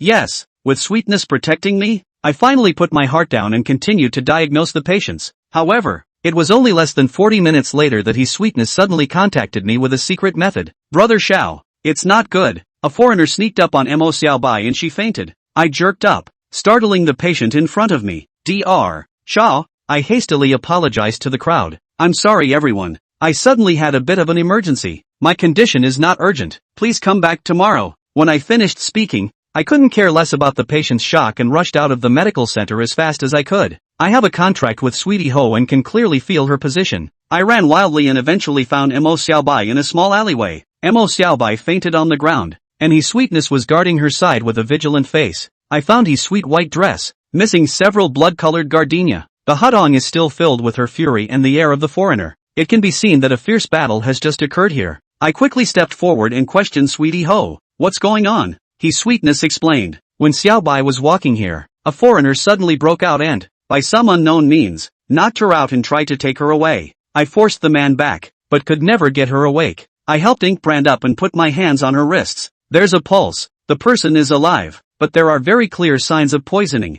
It wasn't hard to guess that the one who had just attacked Mo Xiaobai was a foreigner who specialized in using poison. I picked up Mo Xiaobai in my arms and flew back to the medical center, where the sick people had left, and I hurriedly configured the antidote medicinal soup and poured it into her mouth. I then assisted with a ghost needle and zapped 2 more points. Whoa! Mo Xiaobai instinctively spat out a mouthful, and her vomit had a very strong poisonous odor. So I hurriedly covered my mouth and nose and quickly cleaned it up. After spitting out a mouthful, Mo Xiaobai's face became rosy again and his breathing became steady. Only he hadn't woken up yet. I hesitated, and once again put my own fingers on her wrist. Previously, Mo Xiaobai didn't want me to probe what poison she was suffering from, but now that she couldn't refuse, I decided to sneak in and find out. Time Rat, come help. Okay, boss. I cast the spell Ghost in the Dan to merge with the Time Rat and enhance my senses. Afterwards, I injected my own air into Mo Xiaobai's body. Under my manipulation, the air densely covered Mo Xiaobai's meridians all over her body, and I was surprised to find that her meridians were exceptionally tough. And just as Nameless had guessed, she had the talent to become a foreigner, and very talented. After being surprised, I concentrated and manipulated the air into Mo Xiaobai's 5 viscera and 6 bowels. I noticed some abnormalities in her liver, which should be related to the long-term consumption of medication. I then checked her spleen, stomach, intestines, and kidneys, and there was nothing much wrong with any of them. Finally, my air runs to her heart. Asterisk asterisk asterisk asterisk. What is this? Time Rat's voice exploded in my head and my eyes widened at the same time. Mo Xiaobai's heart has an abnormality. Not the kind of abnormality that comes from being sick, but a living thing in his heart. In my perception, a bug of strange form was writhing in her heart and releasing a steady stream of toxins. I finally realized why Mo Xiaobai had to drink the antidote tonic every few days. In her body, there was a source of poison. I've seen a lot of parasites. A worm that might survive in a human heart is unheard of. The Time Mouse told me that the strange aura he felt on Mo Xiaobai before originated from this strange bug. I was about to touch the bug with my own air to find out what was going on when Nameless spoke up and stopped me. Xiao Fan, wait, don't startle this parasite. I pulled my air back and talked to Nameless. Senior, you just said,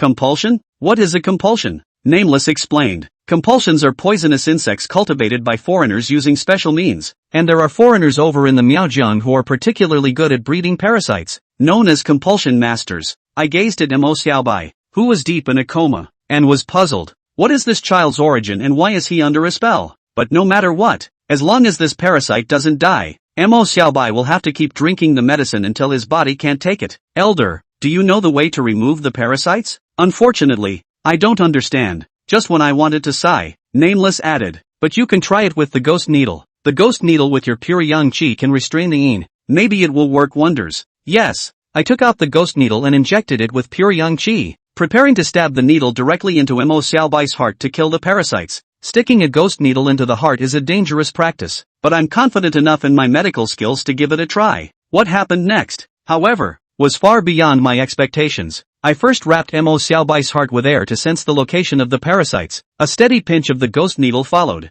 moving closer to her chest. Suddenly, I felt the compulsion in her heart, stirring. The parasites were not only restless, but also had the tendency to prepare to attack Mo Xiaobai's heart, scaring me into withdrawing my hand. Bad. This bug can sense danger, Nameless advised. Don't try it. If you're not careful, you're likely to kill the girl. I put away the ghost needles and pondered on other ways to free Mo Xiaobai. Just then, Mo Xiaobai dinged and slowly opened his eyes. She murmured, "Where am I? Don't be afraid. You're safe." Mo looked over at me, the tension on his face dissipating. "Boss, it's you." I thought I was being taken back again. Again? Taken back? I immediately pursued the question. Who's taking you back? Mo Xiaobai awoke with a start, knowing that he had said the wrong thing, and hurriedly covered his mouth. I got a laugh out of her. Don't do the cover-up thing, talk to me properly. I helped Mo Xiaobai up and pressed my hands on her shoulders, and this time, I couldn't let her sidetrack the conversation. Mo Xiaobai's eyes reddened. "Boss, it's not that I intend to hide it, it's really because I'm afraid of involving you." I knew she wouldn't say anything without pushing her a little at this point, so I purposely grimaced and droned in a stern tone. "Say." Mo Xiaobai was startled by me, then obediently told his story. Her story was so overly tragic that I felt sad for her when I heard it. Chapter 180, A Miserable Childhood. The story told by Mo Xiaobai begins with her father. Her father's name was Murmur, a very good-looking and very talented man. After graduating from college, Murray made a decision to have a good time and enjoy the great beauty of China before looking for a job. He set out on his own and traveled to many places and grew a lot. After wandering around for most of the year, he set his sights on the end of this tour, in Miaojiang. After arriving at the Miaojiang, Mo Yan liked this place with beautiful mountains and water so much that she made a temporary decision to stay for a few more days. But it was this decision that trapped him in Miaojiang for the rest of his life. One day, he got lost in the mountains and, by mistake, broke into a nearly isolated fortress. This is an old Miao village. The villagers heard that Mou lost his way, very warmly invited him to enter the village to sit down,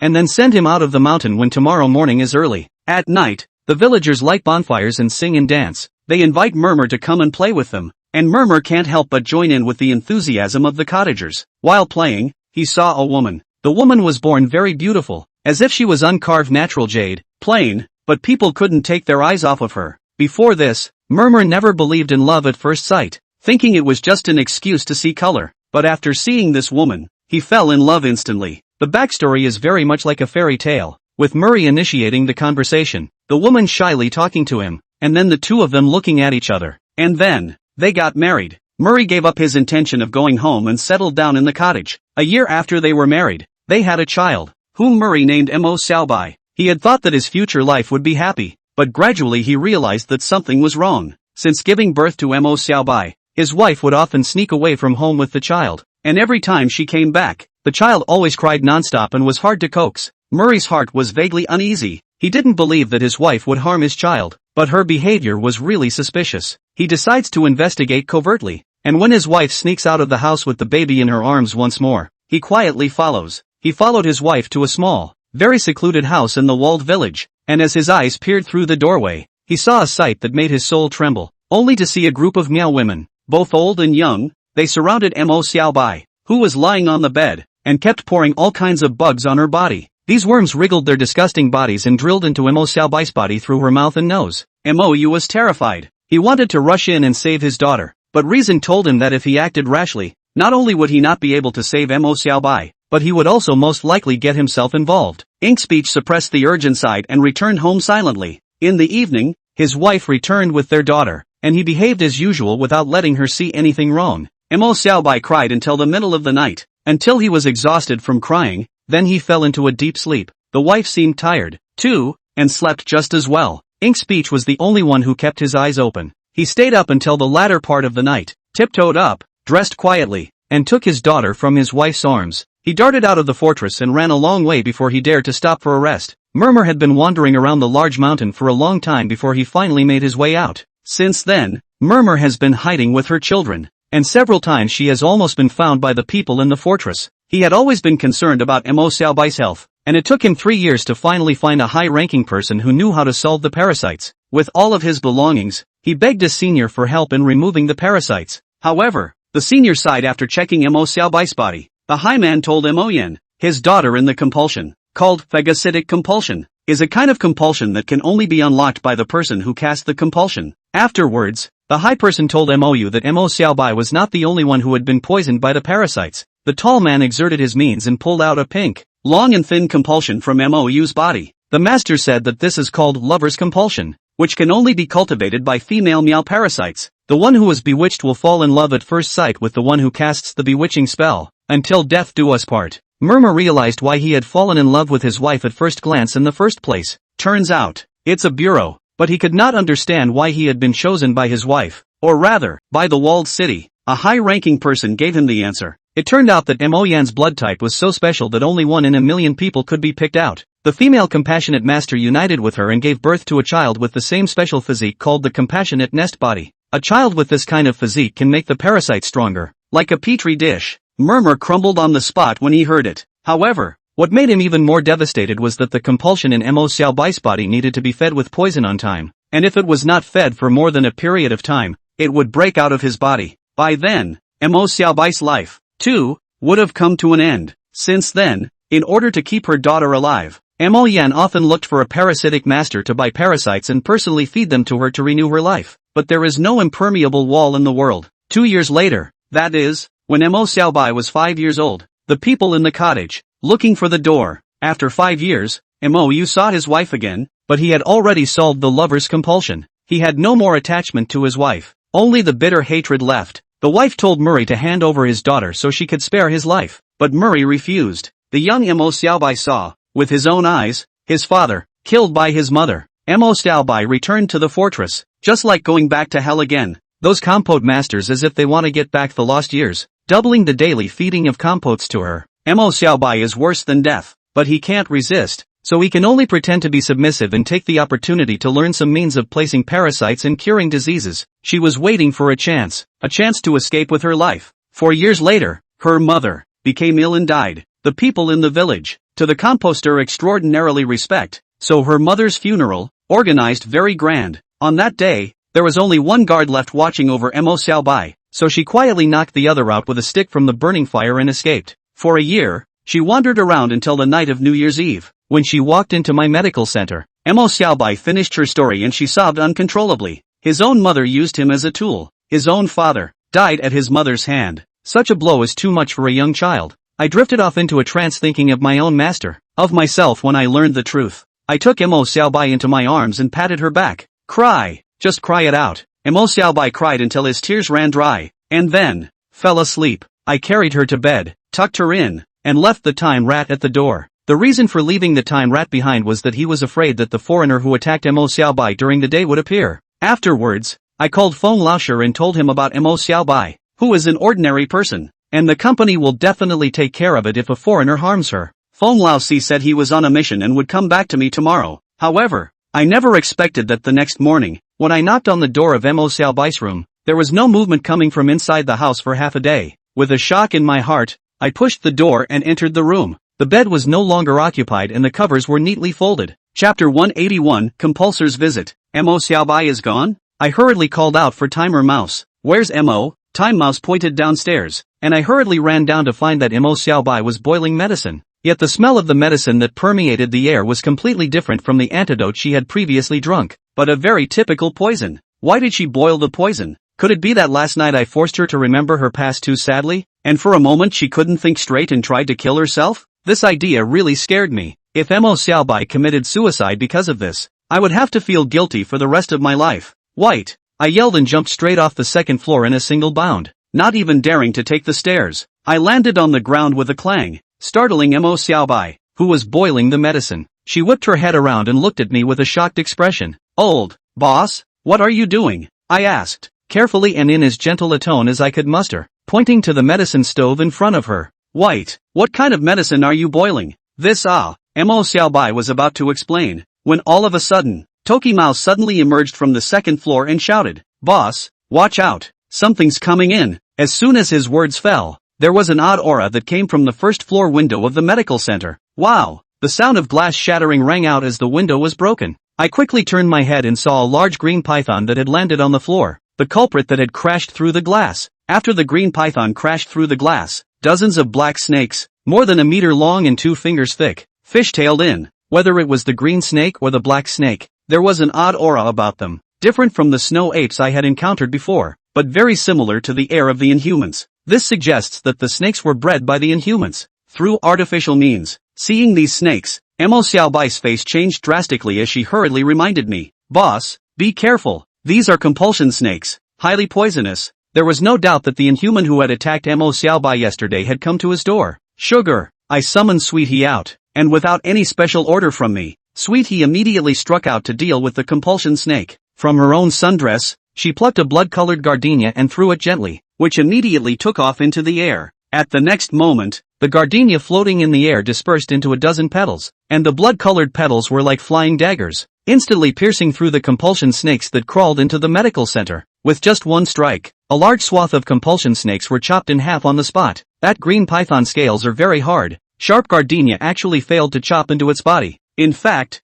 Sweet can still manipulate these petals to explode. But here is after all my medical center cannot be bombed. There was no way around it, and Sweetness could only personally go forward and clean up the green python. The green python was not a match for Sweetness at all, and Sweetness killed it in 3 or 2 moves. However, at that moment, there was a buzzing sound that reached my ears. I followed the sound, only to see a few hornets that emitted an odd scent, flying into the healing house at some point, the needles and stings on their asses glowing with a ghostly green color. Poison again. Compasses that can fly are harder to deal with, and I can feel that Nameless is ready to strike. Elder, wait. I quickly pulled out a talisman drawn from yellow paper and red characters from my pocket, which was the result of my practicing from the year before to the year after, and was also the first fire-removing talisman to meet Nameless requirements. Let me try. I made a hand sign and recited aloud the 14-word incantation heart for casting this talisman. Where can I find the terrified heavenly authority? The sunlight destroys the 8 strange clouds. After reciting, I flung my hand and the Taoist talisman in my hand immediately flew towards the pouncing wasps. This leaving fire talisman has my air attached to it, and although I have yet to learn the art of sentry, I can manipulate the air and simply control the trajectory of the talisman's flight. When the leaving fire talisman was less than 5 centimeters away from the wasp, I chanted softly, burn! In an instant, blue fire flared up from the talisman, and then the flames quickly expanded, wrapping all the incoming wasps. The temperature of the fire was extremely high, and in just a moment, all the wasps that were touched by the fire were burned to ashes. Nameless compliments rang in my head. Not bad, the talisman class. You've already started. I was so happy that after practicing for so long, it finally paid off. At the same time, Sweetness killed the last of the compulsion snakes. She clapped her hands together and commented dismissively, unbearable. Who knew that? Just as she spoke, the door of the medical center was slammed open with a bang. one figure rushed in through the door, while another leapt in through the broken window. I fixed my eyes on two female fae. I quickly activated my spirit pupil. These two were both fourth-order Xenos, and the air emanating from their bodies carries toxicity. It's the compounder. The two parasites divided their work clearly, with one pestering he Tian, while the other went straight to Mo Xiaobai. Senpai. I gulped and told Nameless to make a move, but Mo Xiaobai was faster, and the moment the compounder appeared, she had already bent down and picked up the pill stove. Ah! Mo Xiaobai screamed and threw the pill stove at the compassionate master, and the boiling hot soup, all of it, was scattered on the compassionate master's chest. Boiling medicinal soup might cause serious burns to ordinary people, but to a foreigner, this kind of tactic is really too trivial. As long as the air wrapped around the body, it can isolate most of the heat, and if a lot of air is released, it can even isolate the medicinal soup completely. In order to be able to exert more power to catch Mo Xiaobai, the compassionate master had only condensed a very thin layer of air in front of her body, but it was this decision that caused her to flip the boat in the gutter. A small portion of the medicinal broth came into direct contact with her skin, and she took 2 more steps forward before her body stumbled and suddenly fell to the ground. She raised her head, looking at Mo Xiaobai with disbelief, and murmured out a single word, poison? At this moment, I realized that the poisonous soup that Mo Xiaobai boiled early in the morning was not for suicide, but for the sake of the enemy. Seeing that Nameless was about to kill, the compounder hurriedly drank at his companion. Go! In the next moment, the two parasites simultaneously pulled out a small porcelain vial from their arms and slammed it on the ground with force. Pop! Snap! With 2 crunching sounds, the porcelain vials exploded, and mauve-colored poisonous smoke instantly enveloped the entire medical center, obscuring my vision. Ahem! The poisonous fog wasn't too toxic, but it was so choking that I hastily called out, "Time rat! Open all the windows!" The time rat immediately complied, and the cold morning wind blew into the medical center, dispersing the poisonous fog. Where in the medical center was there any trace of the compulsion master? Only the bodies of the compulsion snakes that had been decapitated by his sweet were left all over the ground. White, are you okay? Mo Xiaobai shook his head, filled with guilt. Boss, I'm sorry I got you into this. Don't say that. As he was talking, there was a coughing sound at the door. Ahem! Feng Laosher appeared in front of my eyes. He covered his nose and asked, "Dude, what are you up to this early in the morning?" He quickly saw the dead snakes all over the ground, and his eyes instantly became sharp. The compounder you talked about on the phone last night came to the door? Chapter 182, Compulsion Immortal Association. Feng Laosher walked into the medical center and looked at the broken snakes all over the floor, his eyelids jumping. I joked, "You're not afraid of snakes, are you?" Feng Laosi retorted. What to think? What kind of inhuman is afraid of snakes? When he finished, he covered his head, thinking that his scalp was already numb. He added, "It's just a flashback to a not-so-fond memory." With that, he pulled up his own sleeve and pointed to his arm. Look at this. I came up to see that where Feng Laosi was pointing, the skin was dark, the muscles were gnarled, and there were 2 small, deep holes. What the hell? When I first joined the company, I fought with a compulsion master and was bitten by a compulsion snake. If it wasn't for the seniors who were traveling with me with a highly effective antidote, I'm afraid I wouldn't have been able to keep this arm. Speaking of this, Feng Laosher revealed a gnashing of teeth. That's why, of all the Inhumans, the one I hate the most is the companions. I called out to his sweetness and asked her to help clean up the medical center, then brought Mo Xiaobai and invited Feng Laosher to sit on the 2nd floor. Coming to the 2nd floor, Feng Laosher looked up and down at Mo Xiaobai, who was a little scared by his stare and hid behind me. I glared at Feng Laosher. Do you look at people like that? You're scaring the baby.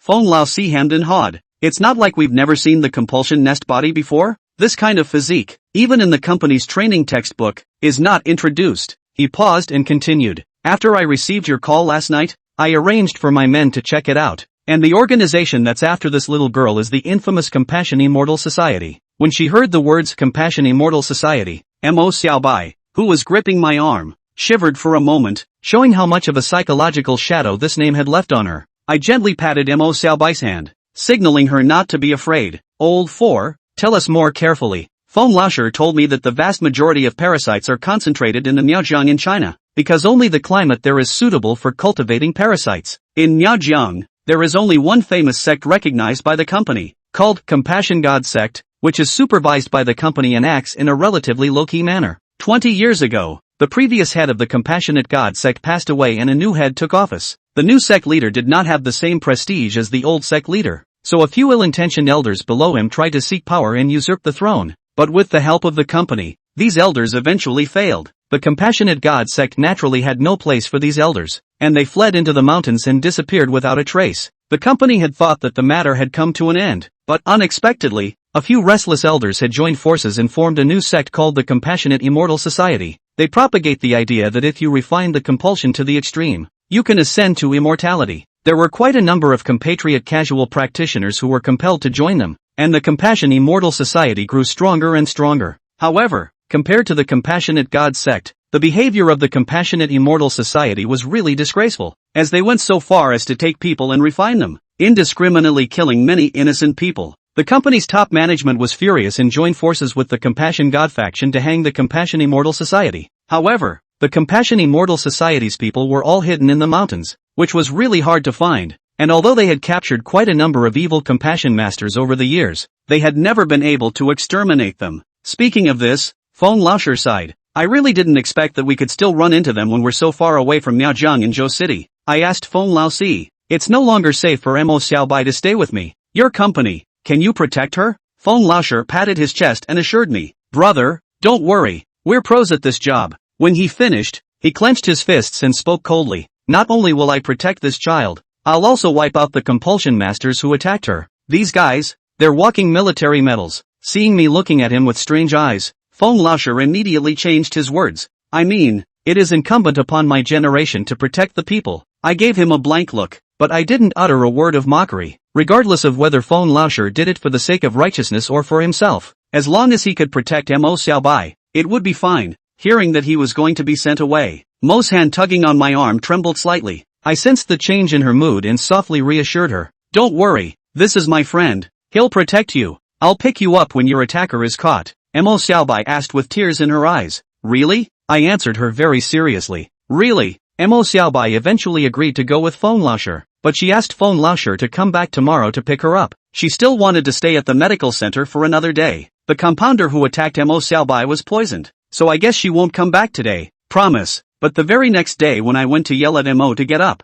once again there was no response from the house. I thought that Mo Xiaobai had gone to the first floor to boil the medicine again, and poked my head down from the second floor staircase. However, the first floor was empty and there was nothing. A bad feeling welled up in my heart and I walked to Mo Xiaobai's door again. I asked the time rat who had been standing by all night, is White still in there? The time rat replied with great certainty, it's in there. I knocked on the door again and still got no answer. White, I'm going in. I pushed my way in. The house was empty, the windows were wide open, and the house was blown by the cold wind as if it were an ice cellar. The time rat was alarmed. Strange, her scent is clearly in the room. I walked into Mo Xiaobai's bedroom and found a letter on the very neatly folded quilt. I picked up the letter and read it, and on it were a few lines of very elegant handwriting. Boss, thanks for taking me in. I'm sorry for the trouble I caused you. Goodbye. I'm in a heavy mood. An ink brand is gone. Looking around on the sidelines, Timer Mouse pinches a cockroach from the ground. He said to me in a disbelieving tone, Boss, how did that kid's breath get attached to this bug?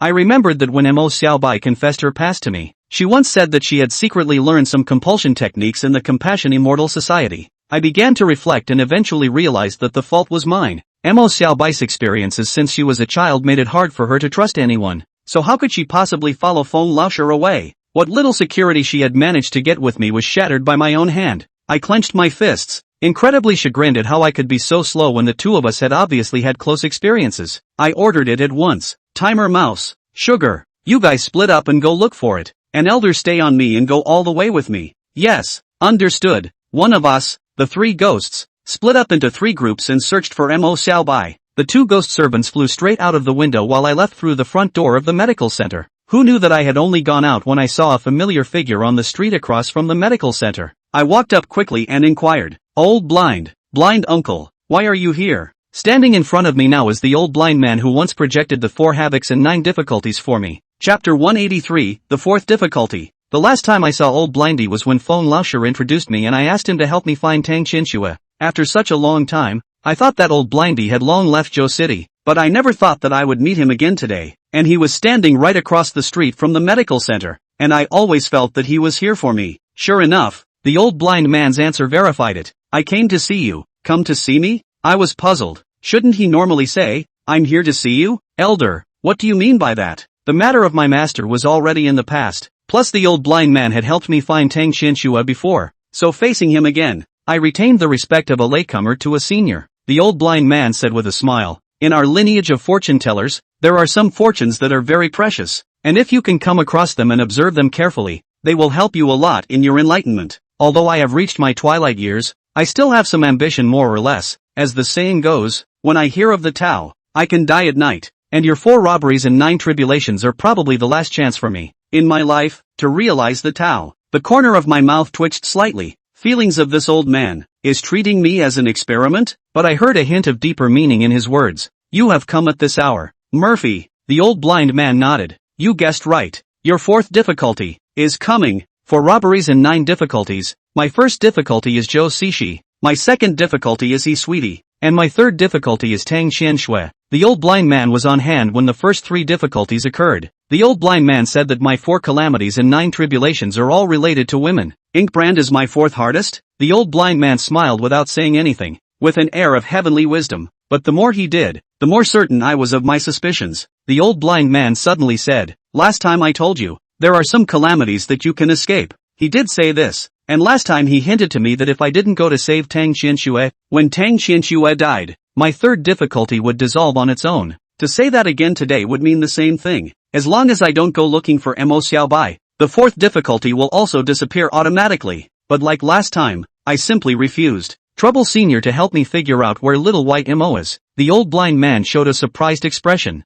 "Don't you even hesitate?" I asked him rhetorically. "If I really turn a blind eye, can the calamity really go away? Is it really a choice when it's both fated?" The old blind man's drooping eyelids lifted, and his eyes, which had been a slit, looked slightly larger. He pondered for a moment. "What you're saying seems to make some sense." When he finished, he pinched. I waited patiently on the sidelines. Before the old blind man was able to help me find Tang Xianxue, naturally he had the ability to help me find Mo Xiaobai. Yet when the old blind man put his hand down, he did not tell me the answer directly. "Go home, and the 2 of you will naturally meet again when you should." After saying that, he didn't give me a chance to ask any more questions and lifted his feet to walk off into the distance. I heard him murmur, "Forgetting most of my life, I can't believe that I still can't see through it as well as a layman's little guy. It's really a waste to live such a big age." Soon the old blind man's figure disappeared around the corner of the street. Although I believe in the old blind man's ability to tell fortunes, I can't really not go looking for it. However, I searched for a whole day and couldn't find any trace of Mo Xiaobai. The 2 ghostly servants did likewise. When I returned to the medical center,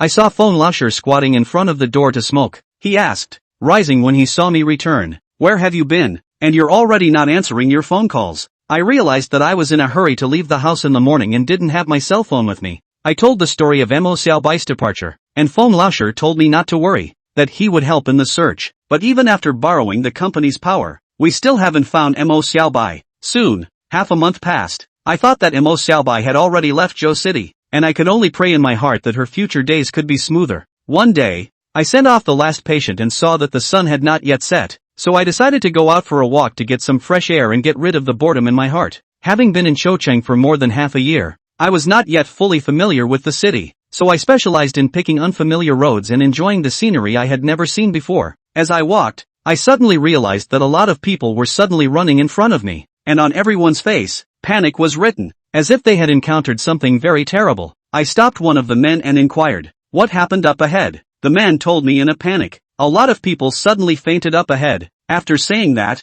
he forcefully broke away from my hand and continued to run away. There are a lot of people fainting? My intuition tells me that this is most likely related to the 2 parasites who stormed into the medical center last time. I pulled out my cell phone and informed Feng Laosi while running against the crowd. Before long, I came to a grove of trees. This place used to be the mecca of dating for young people in Zhoucheng, as Tang Qianxue told me. Yet at this moment, the land of happiness has turned into a land of terror. On the path in front of the woods lay a number of people, their faces white and their lips blue, like signs of poisoning. I walked over to the nearest one, knelt down, and put my hand on his forehead. A wisp of air was injected and I quickly probed that it was indeed poisoned. Suddenly, without warning, Nameless flew out of the ghost needle, and he put his hand next to my neck and made a pinching motion. I was puzzled when he put his hand in front of my face and spread his fingers apart. I fixed my eyes on a small, squashed flying insect, quite a bit smaller in size than a grain of rice, between the fingers of my ringless finger. The dead little flying insects, exuding the unique air of the parasites. I was shocked. If not for Nameless' hand, I am afraid that I have been hit. I hastily mobilized the air within my dantian and densely covered my entire body with it, equivalent to wearing an airtight protective suit. I continued forward, crossing over one fainted person after another. I had just checked that the poison these passers-by had been given was not fatal, and there was no harm in lying on the ground except for the cold. I'm sure it will be taken care of when the company arrives. What I'm worried about now is Mo Xiaobai. The probability was that the compassionate master had appeared here, and had discovered Mo Xiaobai's traces. She's still in Chao Town. I was running when the time rat suddenly warned, "Boss, look at that guy up front." I fixed my eyes on a small young man with dyed yellow hair lying on the ground in front of me, and a small, shattered clay pot spilled on the ground next to him. The pieces of the clay pot were crawling with small flying insects, and if I'm not mistaken, this was the container that the parasites used to contain them. I came to Yellow Hair's side and first used my air to kill all the living parasites, then pulled out my ghost needle and stabbed it. Under my healing, several parasites crawled out of Yellow Hair's nostrils, and this kind of parasite was so easy to solve that I hardly made any effort. "Wake up!" I reached out and slapped Yellow Hair's face, and he grunted and opened his eyes as he felt the pain. Chapter 184, Surrounded. "Who are you?" I didn't have time to answer Yellow Hair's question and asked in a stern tone, "What just happened? How did this thing break next to you?"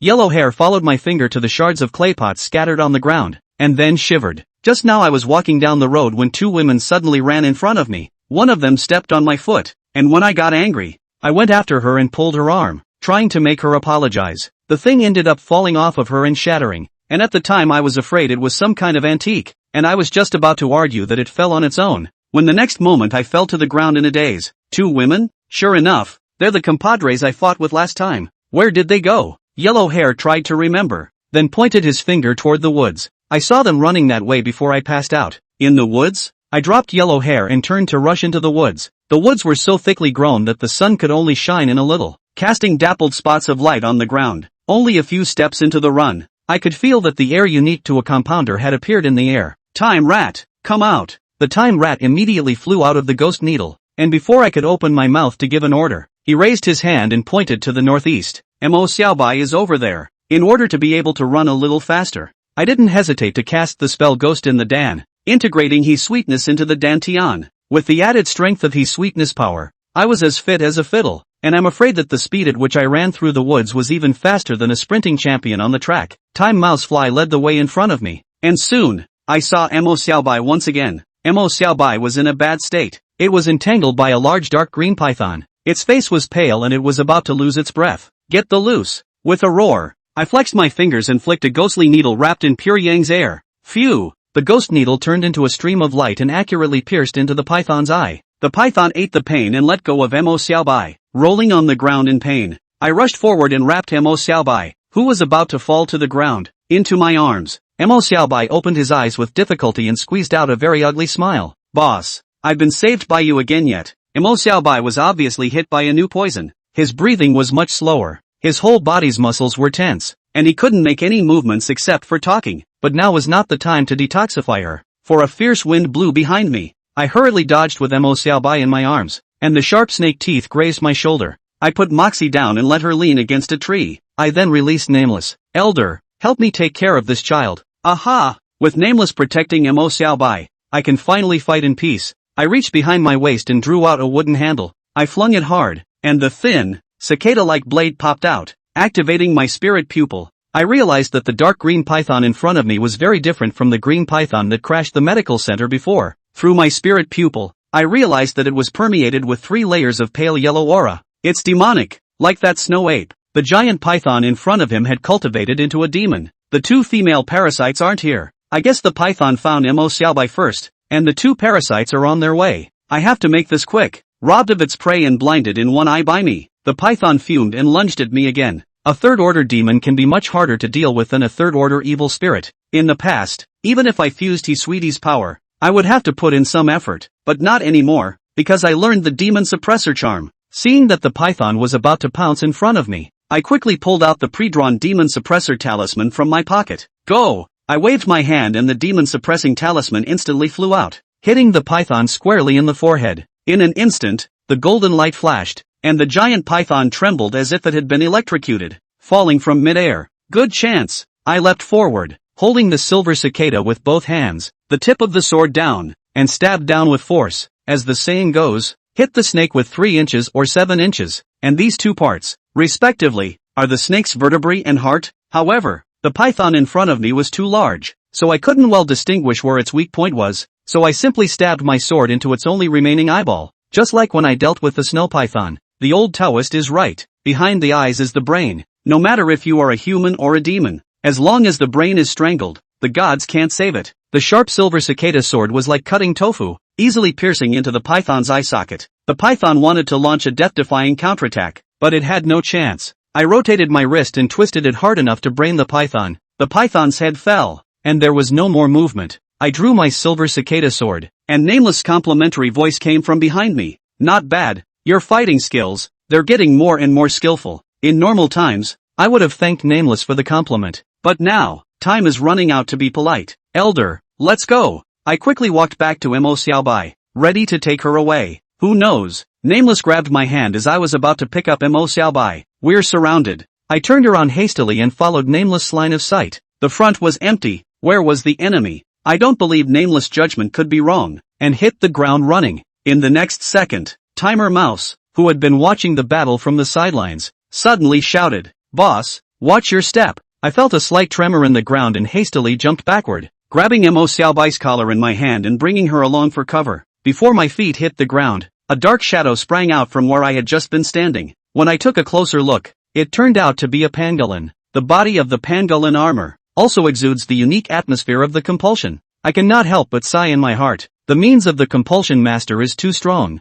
It is difficult to be an animal, can be refined into a compulsion. Buzz! I landed on my feet and hadn't even stabilized my form when the buzzing sound of insects flapping their wings came from behind me again. I instinctively turned and chopped, and a hornet was sliced in half. This one it wasn't over. While decapitating the poisonous wasps, I also found the kind of small flying insects that had been pinched to death by Nameless earlier. It has flown under my nostrils. Damn! It's impossible to hide. In the nick of time, the fury of the wind beside me was so strong that it directly blew the little flying insects away. It was Nameless who saved me. Nameless spoke as if he were a teacher disciplining a student. Don't be careless. I steadied myself and tried to enhance my senses as much as possible. Seriously, Ghost in the Dan does work well. It's just that right now, I can't manage to fuse two ghost servants at the same time. If I can borrow Sweetie's power while also possessing the Time Rat's perception ability, my battle power will be greatly enhanced. It's just a pity that the Gong method that Nameless passed on to me only cultivates the lower Dantian, and there is no method to develop the middle and upper Dantian. Now is not the time to be chagrined, because I found that, at some point, the ground around me had been crawling with parasites. The air was full of parasites, and the nearby trees were hiding highly poisonous things. As Nameless said, I'm surrounded. Chapter 185, Deadly Snake Venom. This was the first time I really felt the oppressive feeling brought about by the companions. Unlike the previous battle in the medical center, this time, the parasites were much more prepared, and with an environment like the woods where it was easy to hide the parasites, I was already sweating profusely just by looking at the venomous snakes and poisonous insects that were closing in around me. No wonder the old blind man said that Mo Xiaobai is my fourth difficulty. This difficulty is really high and terrible. Nameless spoke up. You don't have to worry about these parasites. I'll do my best to block them for you. Saying that, he waved his big hand, and a baneful wind flew out from his palm, directly blowing a few approaching vipers in front of me into pieces. Nameless gave me a sense of security, and I immediately asked Time Rat, where is the compounder? Capture the thief first. As long as the compulsion master who manipulates the compulsion is taken out, these poisonous insects and snakes will not be enough to be feared. The Time Rat immediately looked around, and soon, he raised his hands at the same time, pointing them in two separate directions. Boss, one over here, one over there, hide behind the trees. With a hook of my finger, I recalled the ghost needle that was still stuck in the python's eyeball. The two compounders are experienced and far apart. Now that Nameless has to deal with the compounders, his Sweetie is fused with me, and Tokoyami has no combat power. No matter which compounders I rush towards, the other compounders will be able to take advantage of the opportunity to take Mo Xiaobai away. But if they stayed put, the parasites hiding around would sooner or later find a chance to sneak up on them. This is a bit of a problem. I thought for a moment and decided to take a chance. I unlocked the Ghost in the Dan and released his sweetness from my Dantians. Toki Mouse, come help me. Yes, the Time Rat burrowed into my Dantian, and my ability to perceive was greatly strengthened. I gave an order to Sweetie Ho. You protect White. His Sweetie said worriedly. Brother Xiao, it's not that I'm looking down on the Time Mouse, but without me to provide you with power, I'm afraid you're no match for the companions. In the last battle at the medical center, I had already discovered that the two compulsion masters were both fourth-ranked exotics, and without his sweetness, there was a huge difference in Tao between us. I calmly analyzed. The ability of a compassionate master is mainly reflected in the compassionate objects, and the ability to fight in close combat is not very strong, or else they wouldn't have let Mo Xiaobai succeed in his sneak attack last time. Now that the two of them have released most of their compulsion, there are definitely not many means left on their bodies to save their lives, so as long as I'm careful, it won't be a big problem. Late is late. After explaining to his sweetness, I immediately rushed in the direction of where one of the parasites was. After fusing the time rats, I can keenly perceive that the Tao of this compounder is a bit weaker. Persimmons, of course, have to pick the soft ones. On my way forward, a swarm of poisonous bees suddenly sprang out in a dense mass. Senpai. I didn't slow down and pushed forward hard, confident that Nameless would be able to help me clear the way. My trust in Nameless proved to be worth it. The fury wind blew from behind me, not hurting me in the slightest, but strangling all the poisonous bees that were in my way, showing how fine Nameless control of power is. Soon, I rushed to the tree where the compounder was hiding. Hiss. Sometimes with the ability of a mouse, I clearly heard the sound of a viper spitting its mail, and the next second, a viper, red in color, flew out from behind a tree. This viper even had red teeth, and a strong sense of crisis spread from the bottom of my heart. My intuition tells me that I can go straight to my master after being bitten by this poisonous snake. At such a close distance, the distant Nameless, no matter how powerful he is, will not be able to save me in time, and he can only save himself. Without hesitation, I swung out my sword and cut the red snake in two. Yet what seemed like a crisis-lifted scenario brought about an even greater crisis. The red snake that was cut apart by my sword suddenly exploded in the air, and blood mist filled the air. Even though I had sensed the danger at the first moment, my body still rushed into the blood mist by inertia. I subconsciously covered my mouth and nose with my hand, but the blood mist landed on my bare skin, and I immediately felt pain as if I were being burned by fire. It's so strong that even just touching the skin will poison it. The sensation of burning fire quickly spread throughout my body,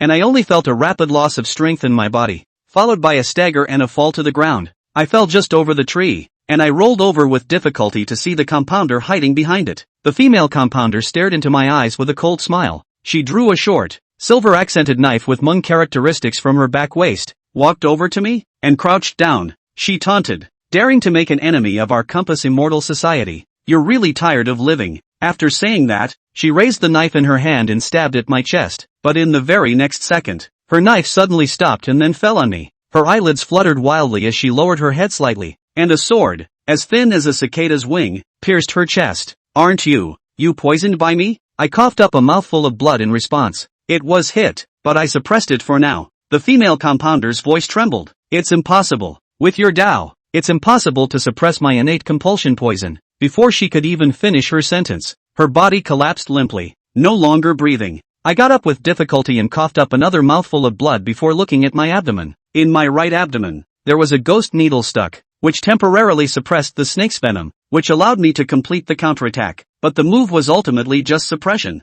and I could clearly feel the toxins in my body, coursing through my veins and all over my body. Time Rat warned sharply, "Boss, find the antidote from this woman." I hastened to do as I was told, but rummaging through the pockets on the woman's body, I couldn't find any medication at all, except for the bottles and jars that contained the compulsion. A fateful thought came to my mind: my life is over. Just as my vision was blurring, a large hand landed on my dantian, a familiar voice that reached my ears. "I'll help you suppress the toxin, and you find a way to control your heart rate for a little while longer." It's Nameless. I felt the Nameless fury pouring into me. The toxin was once again suppressed, my vision was once again clear, and I had renewed strength in my limbs. I pulled out another ghost needle and stuck it in an acupuncture point on my left chest, and my heartbeat immediately slowed down a lot. "Elder, why have you come over? Where is Little White?" "Don't worry, Sweet, he and I teamed up and took out the other parasites. The parasites have all fled and dispersed. She's safe." He paused and continued, "You'd better care about caring for yourself. I'll help you last half an hour at most." "Half an hour is an hour. That's enough." I pulled out my cell phone and called Phone Lao Si. Just as the phone was connected, Phone Lao Shi's anxious voice came out of the receiver. "Dude, I'm on my way." I asked weakly, "Do you have the special antidote you mentioned last time with you?" "You're poisoned?" "Yes, snake venom." A venomous snake with a reddish body. I heard Phone Lao Shi yell at the person next to him, "Go back, get antidote number 6. He then said to me again, "Brother, hold on. Brother will be right there." 15 minutes later, I heard the sound of an engine roaring from far away. Chapter 186. I followed the sound and saw a jeep roaring towards me. The driver's skill was really good, so dense that he didn't touch a single tree. The jeep drifted and stopped beside me, and Feng Laosher jumped out of the vehicle, tugging a small metal box in his hand. He was relieved to see that I was in okay shape. Feng Laosher exclaimed, "Brother, you're the first person I know who can still last this long after being poisoned like this." He sighed as he opened the metal box as fast as he could. The moment the box was opened, a piercing cold came out, freezing me to the bone. Inside the case was a shot of potion, the surface of the syringe, all frozen. I don't know what kind of drugs are in it, but the freezing point would be below zero. Seeing Feng Laosher take out the antidote, I hurriedly shouted, "Wait!" Feng Laosher slowed his movements for a moment. "Wait for what? You're dying," I whispered. "I think I can hold out a little while longer. Why don't you warm up the needle for me?" "Warm my ass," Feng Laosher scolded me. "You bear with me." When he finished, he stuck a needle in my arm and quickly pushed the antidote in the needle into my body. Bone-chilling cold instantly surged through my body, freezing my teeth up and down and clicking. The company's special antidote proved to be really good, and soon the burning pain in his body disappeared cleanly. "It's okay, isn't it?" Feng Laosher reached down and yanked me up off the ground. "I'll take you to someone." I tugged his hand up and saw that behind him, two of the company's shifters, escorting an old woman, were making their way toward us. The old woman's hands were cuffed, and the two Fae who were escorting him were wearing gloves, masks and protective masks. When the three of them came to the front, I asked Feng Laosher, "Who is she?" Feng Laosher smugly introduced me, an elder of the Compassion Immortal Society, and the same compassion master who planted the heart-devouring compassion on that little girl in your family in the first place. Hearing Feng Laosher's words, I am wildly happy in my heart. Catching the person who puts parasites, doesn't it mean that Mo Xiaobai is saved? I looked to the old woman and opened my mouth. "Senior, no matter what your Compass Immortal Society's purpose is, since you've already been captured, why don't you unlock the compulsion in Xiaobai's body?" Feng Laosher said helpfully. "You should know the rules of our company. Fight for leniency yourself." The old woman looked at me and suddenly gave a strange smile. "Let me detoxify the boy?" "Sure," said the old woman, looking into her pockets. "I have the antidote with me." The shifter who was guarding the old woman first pulled his gloves tight, and then reached into the old woman's pocket, and indeed pulled out a pill. This foreigner should also know some compulsion techniques, and after checking and rechecking, he opened his mouth. There's no compulsion hidden inside, but there's no way to rule out if it's poison. I was overjoyed in my heart, and even a bit thankful that compared to the first three difficulties, getting through this fourth difficulty was indeed much easier. However, the old woman's next words struck me like a thunderbolt. "But the antidote I brought with me can only cure one person's compulsion. What will you do with yourself if you give it to the boy?" My eyes widened as I heard the old woman's subtext. "I've been poisoned? Or is it a heart-eating compulsion?" Feng Laosher also sensed that something was wrong and stepped forward to grab the old woman's collar, growling and questioning. "What do you mean?" The old woman scoffed. "Kid, you dare to touch a compass master without bringing any protection?" Feng Laosher withdrew his hand in a flash and immediately checked his palm. But fortunately there was no change. At this moment, my fusion with the time mouse had not yet been undone, and I hurriedly put my hand to my chest at my heart, using my air to sense the condition of my body. I was shocked to find that a living thing had appeared in my heart. The shape, apart from being smaller, the rest of the features, were no different from the heart-devouring compass in Mo Xiaobai's heart. I forced down the shock and fear in my heart and once again locked eyes with the old woman. "Elder, can you tell me when I was poisoned by the parasites?" The old woman said in a proud tone. "The means of our companions are not something that a little guy like you can think of. Mo Xiaobai this child, we are bound to get it. In order to prevent you guys who might jump out to make trouble, the means of killing the enemy, naturally, should be aggravated." My heart sank, guessing that the parasites were most likely hidden in the snake's blood. The tactics of the parasites are really defensible. The old woman's tone changed. "Now, it's your turn to choose. Will you save yourself, or will you save Mo Xiaobai?" Elder Feng was furious. "We all save, of course," the old woman said with a smug look on her face. "Let me take this child back, and I'll keep her alive." "I'm furious." "Never." The old woman didn't panic. "This child has run away from our Compassion Immortal Society for more than a year now. Even if she drinks the antidote soup every few days, there will still be residual compulsion poison in her body, and under the accumulation of time, the toxin is already about to reach the limit of what her body can withstand. And if you refuse to let her have the antidote, and if you refuse to let her go back with me, she will only be able to live for a maximum of 3 more months." My mind was shaken. "Only 3 months?" Feng Laosher said in a deep voice. "Brother, don't be compelled by her. Even if there are only 3 months left, our company can find a solution." The old woman disdained his words. "I know the company is great, but you're all amateurs when it comes to demagoguery." She looked at me again. Make your choice quickly. People of my age don't like to wait too long. The old woman looked as if she was really a bit impatient to wait, but I was keenly aware that there was, in all likelihood, a conspiracy. It's a human choice to save yourself or save others. I'm not speculating, but the vast majority of people will choose to save themselves. But there's one thing to think about first. This pill in my hand, could it be poison? I was deep in thought and quickly denied the idea. If I were the Holy Mother who would choose to save people, wouldn't the old woman have killed the body of the insect nest that the compassionate immortal society had so hard to cultivate? Is it possible, then, that her plan is really what she says it is, and that it's a phallic scheme? If she wants to remove my parasites, if she still wants to remove the parasites on Mo Xiaobai, we can only let her take Mo Xiaobai away? I likewise denied the idea for the simple reason that although the company represented justice in the broadest sense of the word, would it really let a dangerous parasitic master like the old woman loose for the sake of Mo Xiaobai? The possibilities are too low.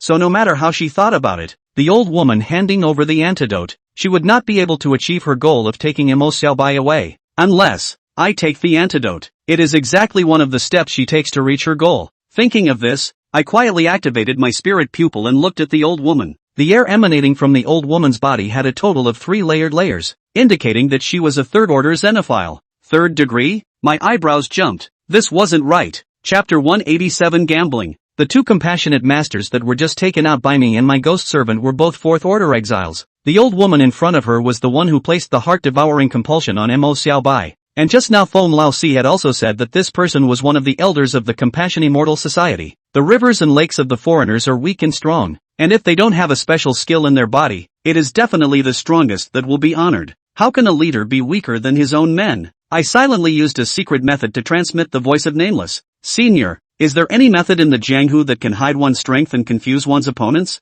There is. Nameless' reply was decisive. I've seen quite a few methods when I was alive. And although modern spirit pupils can more intuitively observe the opponent's Tao, I'm sure that a way to crack it must exist. Nameless' answer convinced me of my judgment that the old woman in front of me was by no means as simple as she appeared. I pulled Feng Laosher aside and asked quietly, Old 4, where did you catch this old woman? Feng Laosher didn't hide it. In a nearby hotel. Ever since I knew that the Compassionate Immortal Society's people had come to Zhou City, I've been laying a dragnet, waiting for them to show up. And when the arrest was made, did she resist? That's not true. After all, we use the stuff. With that, Feng Laosher pulled back the hem of his coat, revealing a blackened metal object. Feng Laosher said smugly, no matter how high Kung Fu is, it's still afraid of a chopper. And a Fei below the 6th rank can't deal with this thing. Feng Laosher asked rhetorically when he saw my stony expression. What are you worried about? I think that this old woman is hiding her strength. Hearing my words, Feng Laosher did not show a surprised expression.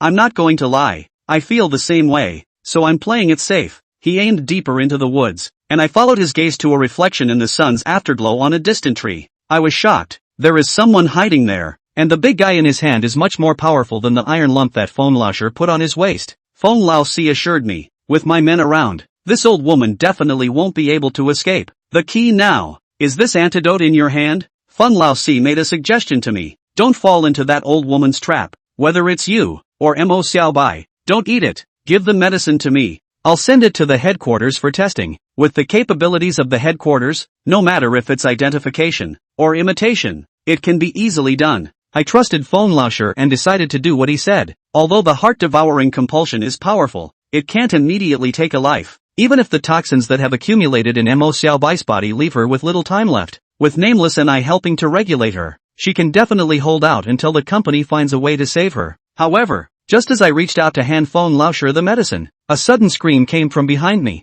Ah! I was shocked in my mind that it was Mo Xiaobai's voice. I turned around in a hurry, only to see that Mo Xiaobai, who had been fine just a moment ago, was suddenly rolling on the ground in pain with his hand covering his left chest. White! I yelled and quickly stepped forward, injecting my air into her. I was shocked to find that the heart-devouring compass in Mo Xiaobai's body was stimulated by something and was desperately churning and releasing toxins without stopping. At this rate, Mo Xiaobai will either be poisoned alive or suffer a cardiac arrest from the heart-eating parasites. But no matter how it ends, it's ultimately a dead end. Mo was just fine. This isn't right, I asked angrily, turning my head to stare the old woman in the eye. What did you do? The old woman replied with a sneer. What can I do when I'm being watched all the time? The reasoning is this. But my intuition tells me that the old woman must have secretly cast some means to make Mo Xiaobai suddenly fall into a life and death crisis. The old woman urged again. Feed her the antidote and she'll live. As soon as her words fell, Mo Xiaobai suddenly grabbed my right hand that was holding the pill. I thought that she was trying to snatch the antidote from my hands, but before I knew it, she opened her mouth with a firm face.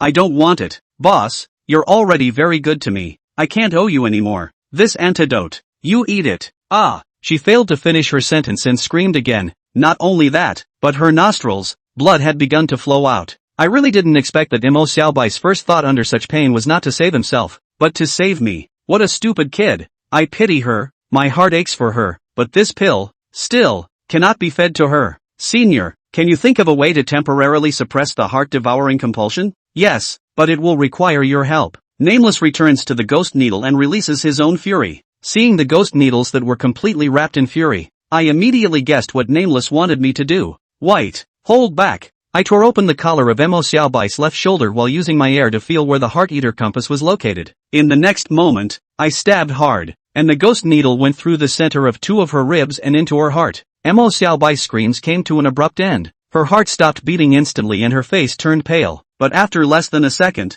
her heart was beating again. Mo was weak, but the pain disappeared. The ghost needle stabbed into the heart-eating parasites in her heart, fixing them in the center of her heart, and the nameless fury suppressed them, making them immobile and unable to make waves in a short period of time. Seeing what I did, the old woman sneered again. Good tactics, kid, but you don't think that you can save her with this, do you? The heart-devouring compass is one of the top 10 compulsions of our Miaojiang compass masters. Even if your ghost servant is more powerful, you wouldn't dare to kill it directly, or else the dead heart-devouring compass will immediately release all the poisons in its body, and the child will still die. I know. In a calm tone, I slowly stood up and walked over to the old woman. The old woman seemed to be frightened by the look in my eyes as she asked in a trembling voice, "What are you going to do?" Instead of answering immediately, I asked one of the Fae who had taken control of the old woman. "Big brother, are there any more anti-compulsion gloves?" A brand new pair of gloves was handed to me, and I put them on and reached up to pinch the old woman's cheeks. I pushed slightly and the old woman was forced to open her mouth.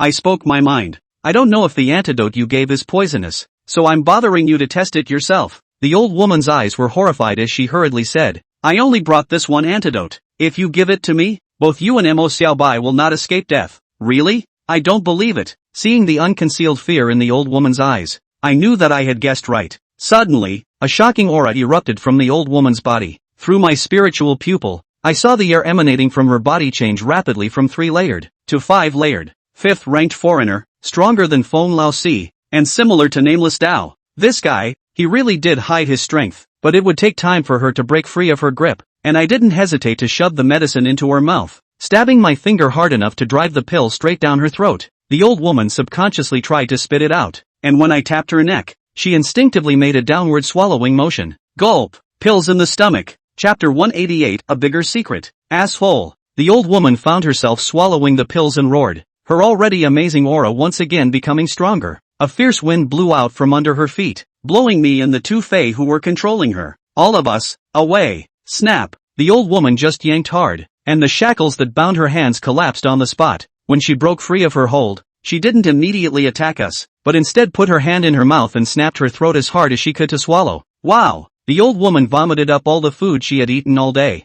But where was there any trace of the pills? It's no one's fault, but the Compassionate Immortal Society's ability to make medicine is so great that the pills melt in your mouth. Her eyes were terrified and she was trembling as if she knew her death was imminent. Feng Laosher has already drawn the iron lump on his waist. The black hole is aimed at the old woman's forehead. As long as the old woman dares to make any movement, I think he will not hesitate to pull the trigger. The old woman looked up and stared at me viciously. She gathered her strength and a small snake with a reddish body immediately crawled out of her sleeve. I subconsciously took a step back. This snake is highly poisonous even in its blood. I was really scared. "Don't move. Move again and I'll shoot." Elder Feng let out a loud roar, but just as he was about to make his next move, his body suddenly fell straight to the ground. The old woman sneered. "I just said that you're really brave for daring to touch a compounder without any protection." Feng Laosher's eyes trembled, and he probably regretted that he had just impulsively tugged on the old woman's collar. I just couldn't figure out, with the company's style of doing things, after arresting the old woman, they must have done a meticulous examination of her. Where did she hide the compulsion that she put on Feng Laosher,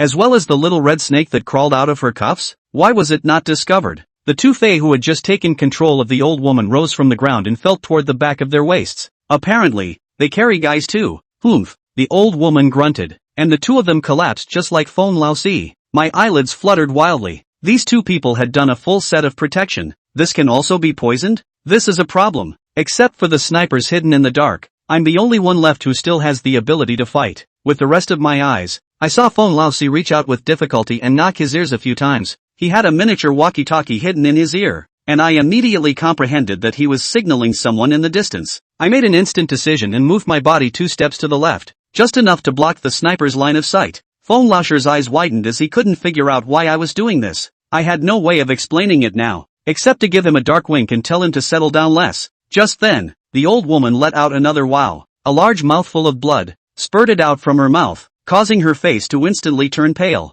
I asked, opening my mouth, "What you just gave me? It was poison, wasn't it?" The old woman asked me incredulously. "How did you find out?" I'll be honest, although I know some medical skills, I'm definitely not as good as you parasites when it comes to making and recognizing poisons, so there's no way for me to tell if it's a poison or not. At this point in the story, I turned the tables. But the purpose of your Compass Immortal Society is to bring Mo Xiaobai back, so there's no reason to carry the antidote with you, and if you do so, won't you leave a hidden danger? So, whether that's poison or not, it's certainly not an antidote. The old woman's eyelids fluttered, and she didn't know whether to praise or exclaim. What a smart little guy. I have fought eagles all my life. I didn't think I would be pecked by a little house sparrow like you. Tell you the truth, that medicine just now is indeed poison, and it's an insoluble poison. Once a person takes it, he will die for sure, and the poison will spread rapidly after death. If you don't hold your breath in advance, as long as you inhale a little bit of it, you will be hit immediately. I was shocked in my heart and finally understood why the old woman was deliberately hiding her strength. She was making a two-handed plan.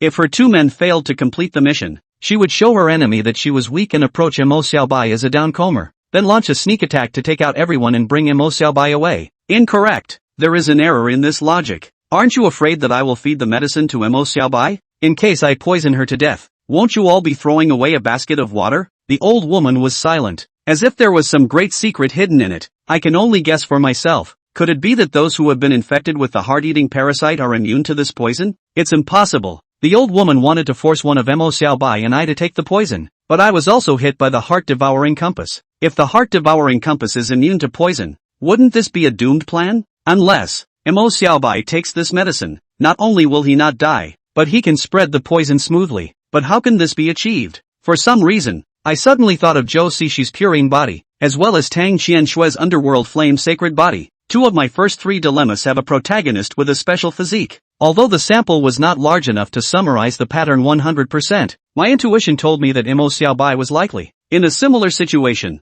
Mo Xiaobai had once said that she had overheard in the Compass Immortal Society that she was the body of a compass nest. However, when I communicated with Feng Laoshir later, he said that the company had studied this kind of constitution, and that it was a kind of constitution that sacrificed one's own health to enhance the power of the parasites, and that there was nothing else special about it. An aura flashed through my mind, and I hurriedly used a secret method to send a voice message to Nameless, who was helping Mo Xiaobai suppress the heart-devouring compulsion. Elder, please examine Mo Xiaobai's body carefully. I suspect that she is harboring an even greater secret. As he was chatting with Nameless, Timer Mouse's voice suddenly rang out. Boss, watch out for sneak attacks. A huge sense of crisis surged from the bottom of my heart. I instinctively tilted my head, and then a transparent venom flew past my cheek, nearly touching my skin. I was scared out of my wits and careless. The old woman was immobilized by the poison, but who would have thought that the little red snake that crawled out of her sleeve would be able to spew out venom that flew several meters? As I inclined my head, the gunshot I expected did not go off. It was by no means that the sniper had failed to grasp this moment, but rather that Feng Laoshir had also heard what the old woman had just said and had given the order to stop in time.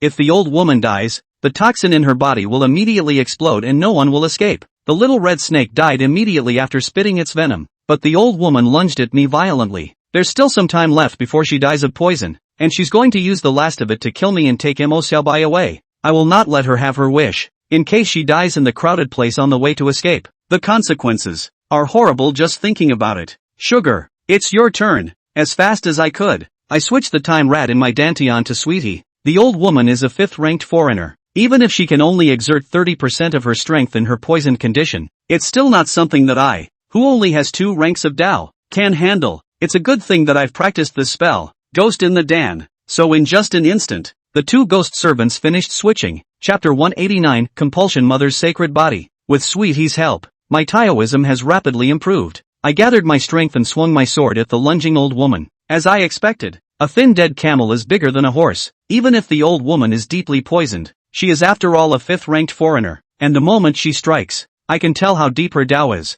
She dodged my sword with a deft figure, brushing past me and rushing straight towards Mo Xiaobai behind me. This old woman didn't even choose to attack me in order to save time. However, I had anticipated this and swung my sword with only 7 points of force, quickly turning around as she leapt over me. A ghost needle slipped silently out of my sleeve and was caught by my flexed fingers. I flicked it with force, and the black ghost needle turned into a phantom and flew toward the back of the old woman's neck. At this distance and at this speed, normally, this ghost needle would definitely hit, but just as the ghost needle was about to hit the old woman, a shining metallic beetle suddenly flew out from the back of her collar to meet the ghost needle. The ghost needle pierced through this beetle, but it lost its aim. The old woman seemed to be enraged by me, and I didn't know what tactic she used, but I only felt a pain in my chest and almost lost consciousness. It's the heart-devouring compulsion inside my heart that's at work. Just now, Mo Xiaobai suddenly screamed miserably and was also hit by this trick. I hastily mobilized the air in my body to trap the heart-eating parasite, which was still young and much easier to deal with than the one in Mo Xiaobai's heart.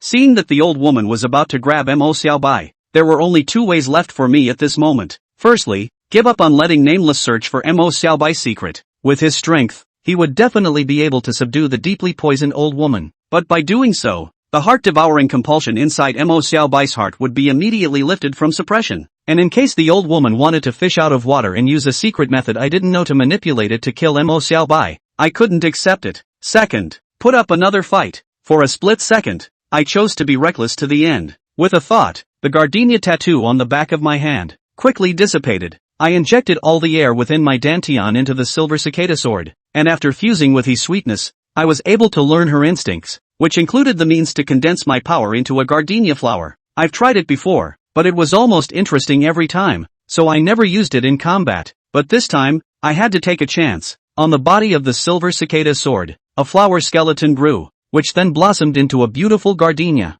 Unlike his sweet's blood-colored gardenias, the gardenia I coalesced with was golden. The gardenia coalesced quickly, but in the blink of an eye, it had taken shape. Still not how sweetly cohesive and perfect in terms of form, but at least it works. I quickly swung out my sword, and the golden gardenia on the sword instantly flew out. Using this move for the first time, or at full strength, I wasn't sure how powerful the gardenia was, so I aimed for the old woman's leg. I can't kill her to prevent the toxin from spreading, but as long as I can stop her from taking Mo Xiaobai, it will be considered a success. The golden gardenia, which instantly floated behind the old woman, seemed to sense danger and quickly turned her head. If she were in her heyday, she might have a solution, but at the moment, she could only watch the petals of the golden gardenia float down. Boo! Petals cracked the moment. Cohesion in the gardenia in the air violently exploded. The old woman's right leg instantly turned into a blood mist, scattered away. Hiss! I can't help but suck in a mouthful of cool air. This power is really beyond my expectations. Losing her right leg, the old woman immediately fell to the ground, and she was less than half a meter away from Mo Xiaobai. She reached out her hand and grabbed forward. Even if she had to crawl, she had to bring Mo Xiaobai back. In the very next moment, the sharp silver cicada sword grazed her neck and stuck into the ground. Elder, it ends here. Pust! The old woman once again spewed out a mouthful of blood. This time, her blood nearly turned black. She was poisoned even deeper. The breath she had just held in her heart leaking out, no longer able to resist. I put away the silver cicada sword, lest this old woman suddenly go crazy and wipe her own neck and take us on the road with her. Soon, the old woman passed out, and I rushed to stop the bleeding from her broken leg so that she wouldn't bleed to death before the poison took hold. I then took her pulse, and she had a weak pulse and could hold out for 10 minutes at the most. I ran to Feng Laosher and removed the miniature walkie-talkie he had hidden in his ear canal. I said in an urgent tone, "Come and take this old woman to a deserted place. As soon as she breathes her last, the toxins in her body will explode." Soon, the sniper hiding in a big tree in the distance ran over. He didn't say anything, carried the old woman and ran. Watching his distant back, I hastily shouted a reminder. "She's got 10 minutes to live at most, so don't screw yourself." Without looking back, the sniper raised his hand and gave me an OK sign, then disappeared into the woods. I once again looked at Feng Laosher. He was also quite deeply poisoned, but fortunately he had a high level of Taoism and was able to hold on for a while. I asked him, "Called for backup?" Feng Laosher gave a breathless I patted his shoulder and left him alone. I retraced my steps to Mo Xiaobai's side and asked in a gruff voice, "Elder, have you found anything?" Nameless voice rang in my head. "There is a discovery. Deep inside this child's body, there is a seal. I'm trying to figure out how to break it. Hearing this, I sighed in relief. Just as I expected, the body of the insect nest was not Emo Xiaobai's true physique, and in her body, there was a greater secret hidden. I sat down beside Emo Xiaobai and waited patiently. After about 5 minutes, Nameless drilled out of Emo Xiaobai's body. I saw that Nameless had a strange look on his face. Elder, what's wrong? Nameless sighed. Surprisingly, it's the Compass Mother's sacred body. I always thought that this kind of physique only existed in legends. I asked curiously, Compass Mother's sacred body? What is that? Nameless explained it to me. It's a kind of a physique that can control all compulsions. I froze for a moment, then responded, including compulsions made by others? That's right. The people of the Compassion Immortal Society were afraid that Emo Xiaobai would discover this, so they used some means to seal some of her abilities, and now this seal has been lifted by me. As Nameless was explaining, Emo Xiaobai slowly opened his eyes. She sat up from the floor and rubbed her eyes. Boss, I'm alive? Yes, you're alive. Emo Xiaobai's mouth moved as if she wanted to say something else, but suddenly, her face changed, as if she sensed something, and she stretched out her palm, placing it on her left chest. I tensed up and asked hastily, what's wrong? Emo Xiaobai did not speak, but instead closed his eyes, as if sensing something, or rather, communicating with some existence that I cannot see. Chapter 190, Bishop? I quietly looked at Mo Xiaobai, not daring to disturb her. Soon, Mo's throat suddenly bulged and showed signs of writhing. It was as if there was something that was going to come out of her stomach. Mo Xiaobai opened his eyes and also opened his mouth. My gaze traveled across her mouth, then down her throat, where I saw 2 long tentacles emerging and wiggling. The next moment, a bug that looked like a cross between a cockroach and a beetle came out of Mo Xiaobai's throat. Whoa! Mo Xiaobai spat out the bug in his mouth. Is this the heart-eater compulsion? After the heart-eating parasite fell to the ground, it quickly climbed onto Mo Xiaobai's body. I was startled and immediately shot out to try to exterminate the parasite. Nameless grabbed my hand and whispered, don't worry, read on. Mo Xiaobai also looked at the parasite. Her eyes didn't have a trace of panic and were full of novelty. The 2 of us in one ghost watched as the heart-devouring compulsion climbed into Mo Xiaobai's palm, and it gently rubbed against Mo Xiaobai's palm. If this was a cat or a dog or a hamster or some other pet, I would find the image very cozy, but it was an ugly bug. I had goosebumps all over my body and my scalp was tingling, but Mo Xiaobai was happy to touch it with his other hand. You're a good boy, little one. I was shocked. Is this the Compulsion Mother's sacred body? All the compotes would see Mo Xiaobai as their mother. Those who possessed this kind of physique were destined to be the most powerful compass masters in the world, and were also destined to be the natural nemesis of other compass masters. Mo Xiaobai played with the heart-devouring compass for a while, then hid it in his sleeve. She then looked up at me. Boss, I'll help you take its baby out. The corner of my mouth twitched. Feelings of these 2 heart-eating parasites, or parent-child relationship. Mo Xiaobai put his hand on my chest, and I could clearly feel that the heart-eating parasites in my body had shrunk in size several times, and it left my heart, moved along the blood vessels, and finally bit through my intestines and burrowed in. I sucked in a breath of cold air, but was thankful that a small hole in my intestines was better than a bitten heart. After a few more moments, the heart-eating parasites came down my throat. This process, I don't want to talk much about it, and even looking back on it is disgusting. How are you feeling, boss? Much better. Vomit. I covered my mouth and pointed at Feng Laosher and his 2 foreigners, and Mo Xiaobai understood and ran over to demystify the 3. After Feng Laosher slowed down, he asked for the walkie-talkie back from me, contacted the henchman who took the old woman away, and then got the good news. The old woman was thrown into a sealed barrel by his men without causing any casualties. Feng Laosher sighed with relief.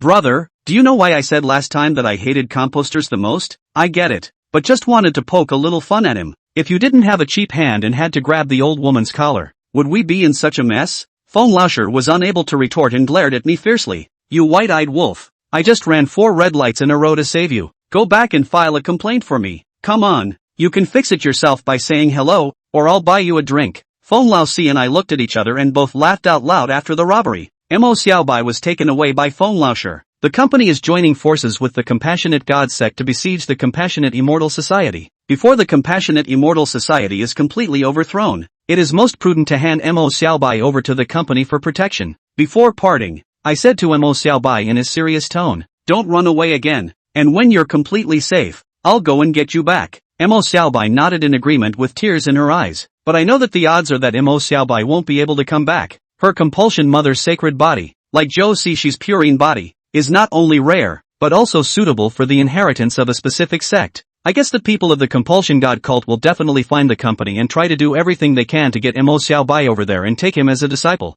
I heard from Feng Laosher that the compassionate god sect is different from the compassionate immortal society. The compassionate god sect is a famous sect with an excellent reputation in the Jianghu, and I believe that Mo Xiaobai will be able to live a good life there, and will no longer need to hide and wander around. Just as I thought, a month went by in a row, and I never got any more news about Mo Xiaobai. I thought that Mo Xiaobai and I would have a hard time seeing each other again in this life, until I was woken up by a knock on the door in the middle of the night. I yawned and went to open the door, then froze in place. The skinny Mo Xiaobai, standing in front of the door of the medical center, timidly asked, "Boss, I'm hungry, can I get a bite to eat?" In a trance, I seemed to go back to the night of the New Year's Eve, dirty as if a beggar. Mo Xiaobai also appeared in front of me in this way. I responded with a smile, "If you're not too slow, I can make you dumplings." Mo Xiaobai smiled brightly. "Aha, I'll have the cilantro meat one." I looked disgusted. "That stuff is human food?" Mo Xiaobai smiled and entered as if he was back in his own home.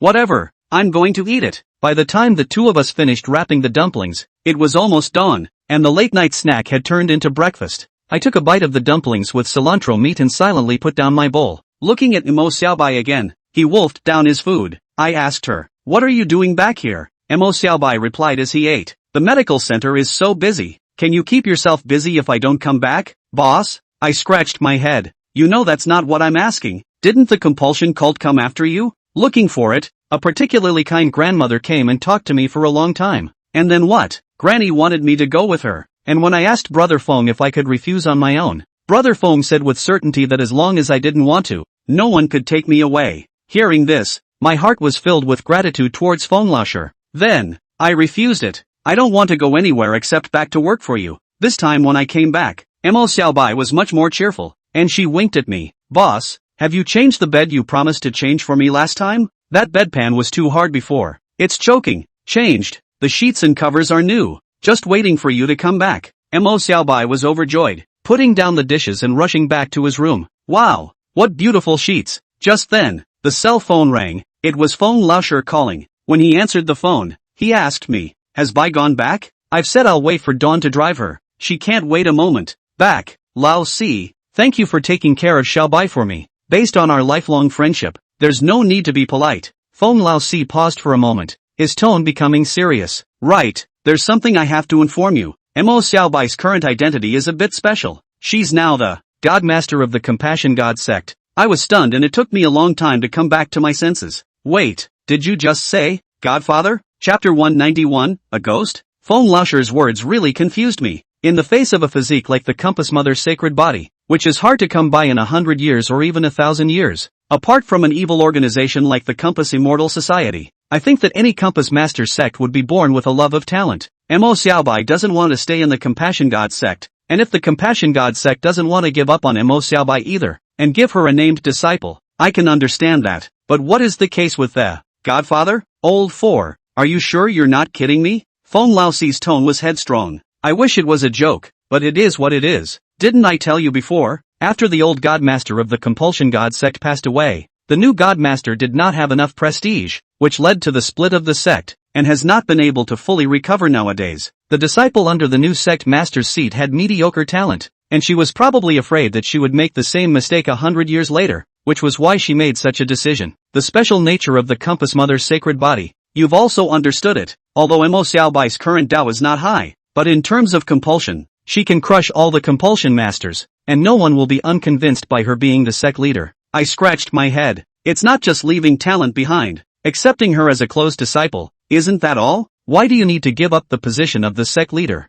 No, Feng Laosher's tone was depressed. Regarding this point, we have to mention the teachings of the Compassionate God cult. Their teachings stipulate that the disciples of the cult are not allowed to leave the male border before they leave the cult, so as to avoid the failure to learn the art resulting in the compulsion going out of control and jeopardizing the society. I marveled in my mind that this was a socially responsible denomination. Feng Laosi continued. Mo Xiaobai doesn't even have a first-order Dao act right now, so if he's a registered disciple, he can't fulfill the teachings. She insisted on staying by your side. The Godfather had no choice but to simply step aside directly. After all, the doctrine only binds the disciples in the religion, not the Godfather. I'm dumbfounded. It can still be like that? Feng Laosi's tone was once again aggravated. So, Mo Xiaobai has become the nominal new sect leader of the Compassion God sect. But of course, only in name. This I can understand. After all, Mo Xiaobai is just a child, and is still unwilling to stay in the sect. The affairs of the sect, naturally, is still taken care of by the original master of the sect. I said helplessly, but even if it's just a nominal godfather, your company can't take it as a joke, right? Yes. Feng Lao sighed and pleaded. Brother, you have to look after this child, but wherever she has an accident in Zhou City, the company executives are estimated to be able to cut me alive. Mo Xiaobai, this child, now is my own aunt Auntie. I was amused by Feng Lao Si. Alright, I'll keep an eye on your dear aunt. By the way, how is the Compassionate Immortal sect doing? It's already been overthrown by the company and the Compulsion God cult, and except for a few shrimps that slipped through the net, the rest have been ambushed. He guessed what I was worried about. The ones that ran away, their Taoist skills are all very average. Apart from the headquarters who will send people to continue chasing after them, my side will also secretly send people to protect Mo Xiaobai. Her safety will not be a problem. That's good. Senior, hard work. Being polite again, Feng Laosher was disgruntled. If you really want to thank me, first buy that drink you promised last time. No problem. Pick a date. Tonight. After Mo Xiaobai came back, the medical center was bustling again. The sick people loved this little chatterbox, and even my words followed. Time Mouse senses that there are often foreigners near the medical hall. They have no malicious intent and never come closer than 10 meters away from the medical hall. If my guess is good, it is the people sent by Feng Laosher to secretly protect Mo Xiaobai.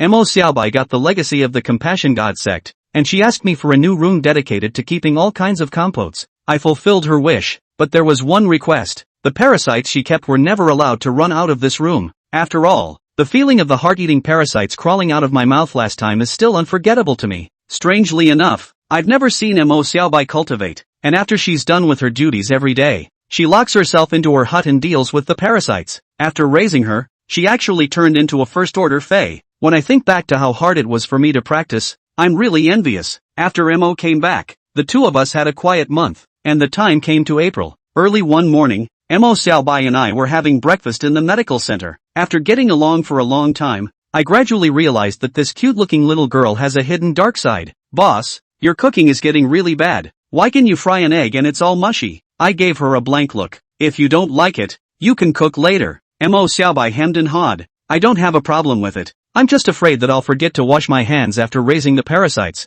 What with all the bug legs, tentacles, and wings, in case they fall into the pot. I thought darkly about the image she described and couldn't help but wince as I picked up the bowl of fried eggs and gagged her. Hurry up and eat. It's going to be open for business in a little while. Mo muttered as he chewed. It's dawn. What kind of patient would come in this early? I hastily reached over and covered her mouth in warning. We who study medicine have a taboo. We should never say we are clean or else. Before I could finish my sentence, there was a sharp knock on the door. Knock knock. I glanced at my breakfast, which I had only eaten a few bites of, and gave Mo a vicious glare. You crow! Mo pulled away from my hand, covering her mouth with an embarrassed look on her face. So spiritual? She ran to open the door and I drew a tissue and wiped my mouth in preparation for my first patient of the day. A young girl, holding a middle-aged man, walked into the medical center. It's not hard to tell from the looks that this is a father and daughter. I remember this girl. Her name is Sun. She had come for treatment last month because of irregular menstruation. I walked up and the Sun girl hastened to greet me. Dr. Shao, help my father quickly. I held up Sun Girl's father and sized him up. Uncle Sun's face was pale, his eyelids trembled, and he was breathing heavily. Look at his eyes again, they are very panicked. I reached out and squeezed his wrist, and judging from the pulse, Uncle Sun was not in any serious trouble, except for his heart beating a little fast. Miss Sun, what happened to your father? Scared. He's been muttering that he's hit a ghost since last night. A ghost? I carefully feel. Uncle Sun really has the presence of the Fury on his body, but the Fury is extremely light. That is, the amount left behind by walking and rubbing shoulders with ghosts. It is not considered to be an evil spirit. Sit down first. I helped Uncle Sun to sit down and examined him carefully, and finally concluded that he was just in shock and nervous. There's nothing wrong with Uncle, just rest for a few days. Hearing my words, Miss Sun breathed a sigh of relief. However, I was a little curious as to what kind of ghost it was that could scare Uncle Sun like that. Uncle, can you tell me about last night? Chapter 192 Red Lanterns Recruiting Disabled Souls. Recalling the events of last night, Uncle Sun became even more fearful,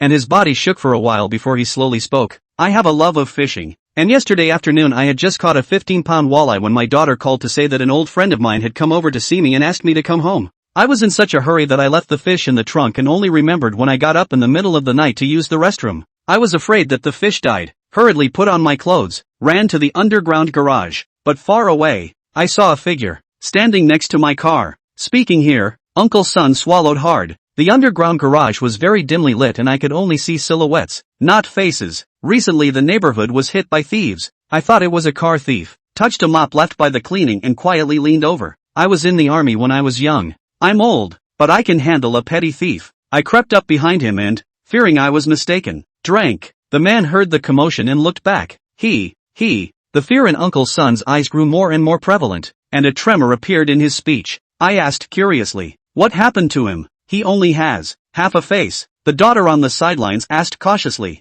Dad, are you sure you're reading this right? What kind of person has half a face? Uncle Sun hurriedly defended himself. I'm old in person, but my eyes aren't blind. He really only has half a face. I looked at Uncle Sun's behavior and did not look like he was telling a lie, and gestured for him to continue on. Uncle Sun took a deep breath and forced down the fear in his heart. When I was a soldier, I was in a pastoral area, and on one patrol, I saw the body of a herdsman. That herdsman was unlucky enough to run into wolves, and half of his body was gnawed away by them. The man I saw last night was exactly like the herdsman from back then, with marks on his face from being chewed on by wild animals. I inquired, Uncle, if you've seen it, why are you still afraid? Uncle Sun shivered. It's true that the herdsman's death was a little more gruesome, but he was dead after all, and he couldn't move. But the guy I saw last night, he asked me a question after he came back. What's the problem? He asked me if I saw that half of his face. No wonder Miss Sun said his dad hit a ghost. It's really a bit spooky, but according to my judgment,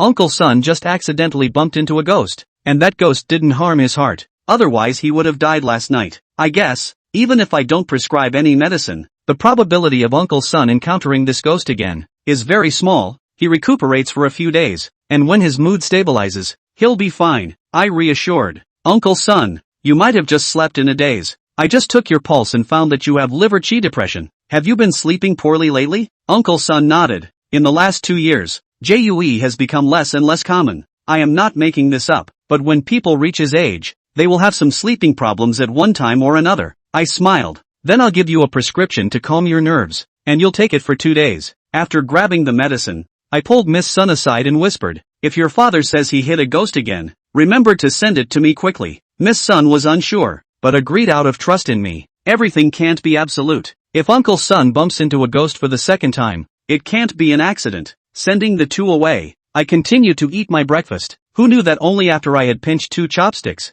another patient came to my door. This time it was a new face who came, but the condition he described was a surprise to me. You said, you hit a ghost last night too? The patient asked me back, puzzled. 2?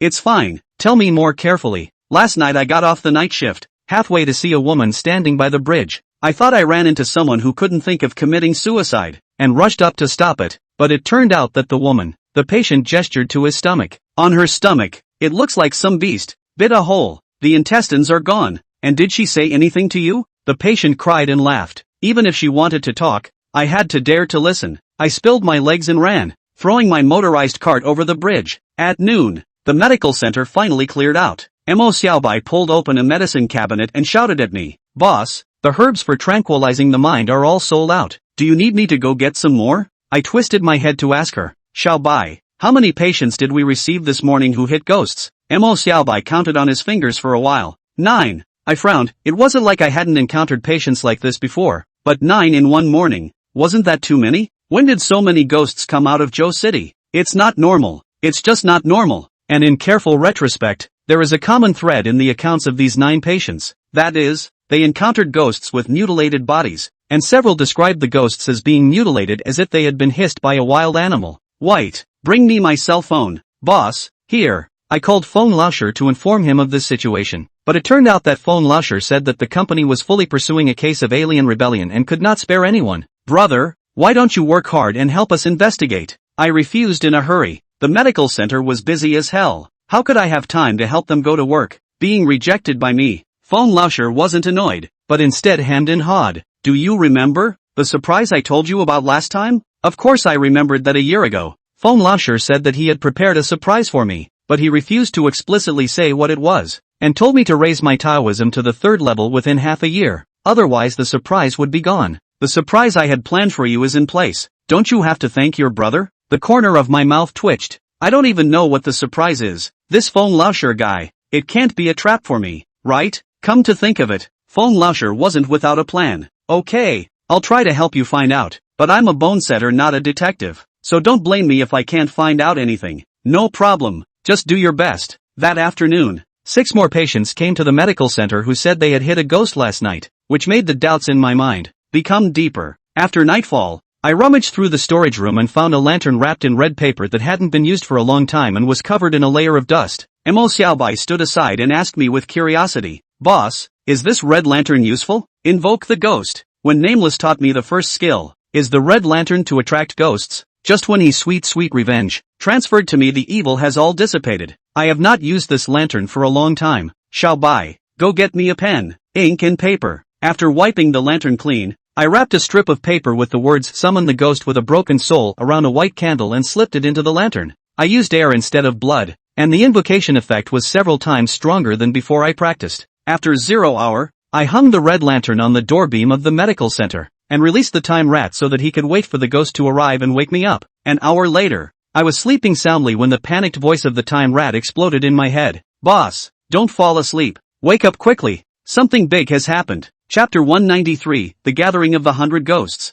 I woke up instantly. The time rat had been following me for a while. What big scene hadn't I seen before? Why was I so flustered? I hurriedly ran downstairs, and when I arrived at the door of the medical center and saw the scene outside, I subconsciously sucked in a mouthful of cool air, and instantly lost all sense of sleep, only to see that the street outside the door of the medical center was filled with ghosts with broken and disfigured bodies, and at a glance, there were at least 100 of them. Mo Xiaobai probably also sensed the raging fury outside the medical center and ran down in his pajamas. She asked me in fear, "Boss, what's this? This? What the hell?" "I don't know." I sensed it carefully. Although the ghosts outside were astonishingly numerous, they were all very shallow. The vast majority of them were just ordinary Yin souls, and a few of them only had first-order Taoist skills. I was slightly relieved. With the moral skill of these ghosts, another 100 of them would not be a threat to me. I glanced back at Mo Xiaobai, who was hiding behind me and shivering, and smiled. "Little White, go communicate with these ghosts and ask them what exactly they have encountered and why one of them is physically crippled." Mo Xiaobai's face instantly turned pale, and with a trembling hand, she pointed at her own face and asked incredulously,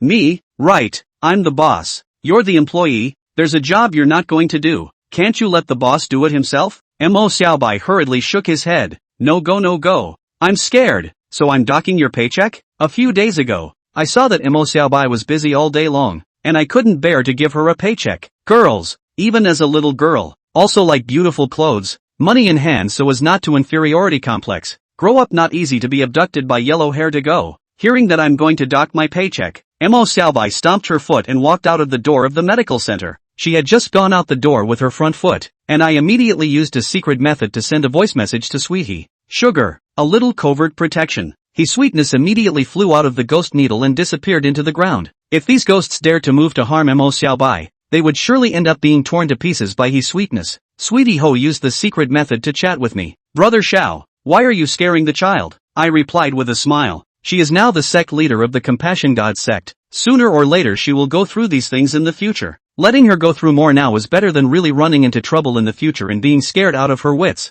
"Fair point," Time Rat said suddenly. "In fact, this child, Xiaobai, is not as soft and weak as she appears to be. You may not have realized that she has a very powerful compulsion hidden in her sleeve." I really didn't realize it, but wasn't surprised by what Time Rat said. A person who had endured 10,000 tortures since childhood and had been hunted down by foreigners from the south and north of the world. Even if he was young, his heart would have matured long ago. Mo Xiaobai's communication skills are really strong, and I only waited for a few moments before she walked back with a male ghost. "Boss, I got these ghosts to pick a representative." I nodded and opened my mouth to the ghost, who had some fear in his eyes. "Tell your friends to wait outside and come in yourself." I waited in the medical center for a few moments, and the male ghost, who had finished his explanation, floated in. He used floating because both of his legs were missing. I stared at his legs and looked closely. Both legs were broken in different places, one at the knee and one at the base of the thigh. But no matter where it was broken, the stubble was the same on both legs, and both showed signs of having been torn. Before I could open my mouth to ask, the ghost plopped to the ground. He pleaded loudly,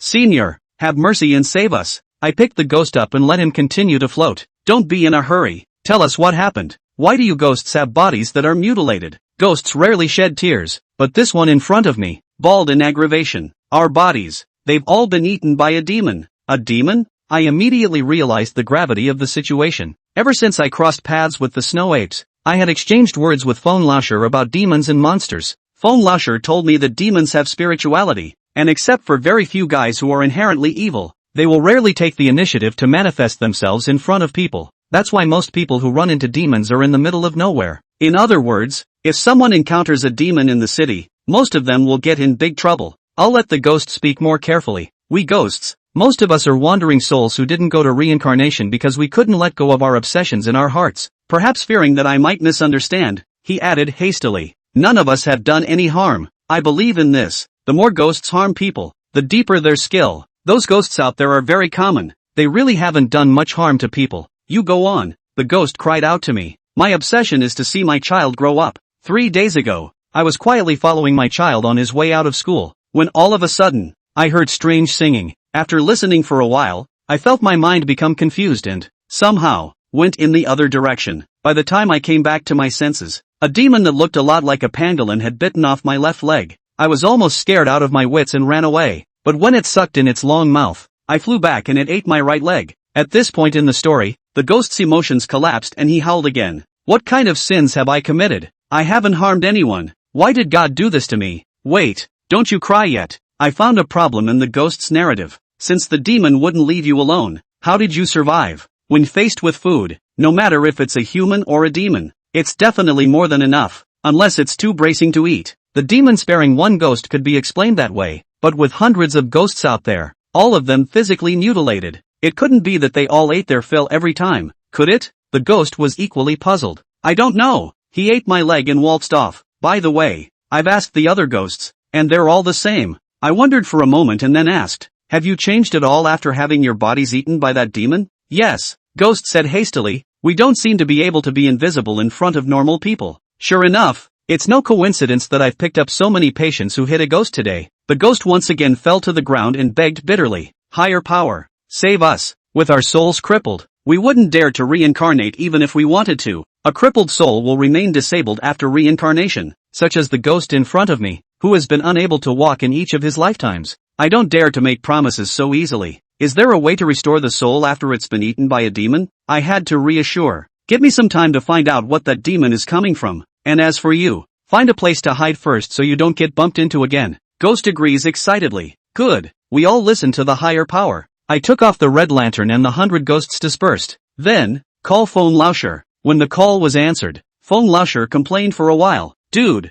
I just went to bed. What's so urgent? I told the story of the gathering of 100 ghosts, and Fong Lasher suddenly exploded. Grass. It's a soul-eating beast. Chapter 194, The Source of Scourge of the Ghost City. Old 4, what is a soul-eater? There was no more trace of sleepiness in Fong Laoxi's voice. The soul-eater beast is a very special kind of demon, rarer than the nightmare you've seen before, but this kind of beast will cause great turmoil every time it appears. Fong Lasher told me that the soul-eater beast is an extremely mysterious demon, and how it was born is still inconclusive. This demon feeds on ghosts and spirits and also takes pleasure in teasing them. The soul-eater often preys on ghosts and monsters in the latter part of the night, and it will emit a sound similar to a woman's humming, to which the ghosts and monsters have no resistance, and as long as they listen to it for a while, they will lose themselves and involuntarily walk towards the soul-eater and deliver themselves to its mouth. Although the soul-eater beast eats ghosts, it does not completely kill its prey, and it nibbles at most 3 bites of each ghost before letting it go. Ghosts bitten by soul-eaters would lose the ability to be invisible in front of ordinary people, so in the records of ancient books, every appearance of soul-eaters was accompanied by the legend of a ghost town.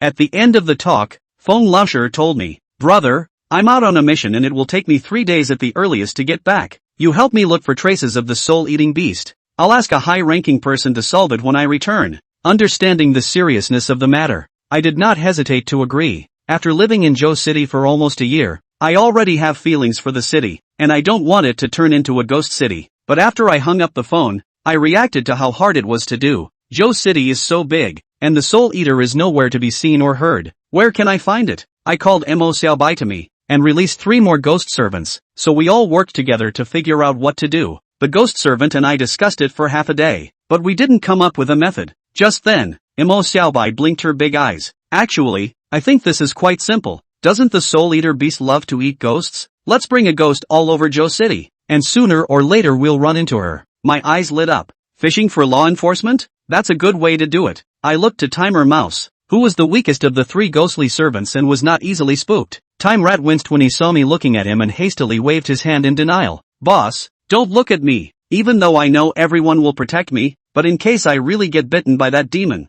I'm scared too. That's true. Even if you're fishing for law enforcement, you can't use your own people as bait. I thought about it and gave the Time Rat an order. I'll have Sugar stay with you while you guys go catch an evil ghost. As soon as he heard that he didn't have to be the bait, the Time Rat immediately assured him. A little thing. He and Sweetie set off immediately and rushed back after only an hour. When the two came back, Sweetness was clutching a beaten and swollen ghost in her hands. This ghost had a second-order Dao. Its strength wasn't low, its body was heavy with fury, and it had obviously done a lot of bad things. When Sweetness looked at him, her eyes were filled with disgust. I asked curiously, Sugar, what did he commit? Sweetie snorted coldly. This guy, we caught him in the hospital. Sweetie, he told me that this ghost roams the ICU, or intensive care unit, of the hospital, and he specializes in picking on patients who are seriously ill. Hearing Sweetness' words, this ghost hurriedly defended itself. Cow run. I'm just helping those patients whose lives are worse than death to be relieved in advance. Early relief? That's a grand statement, but if it was just that, the fury on his body would never have been so heavy.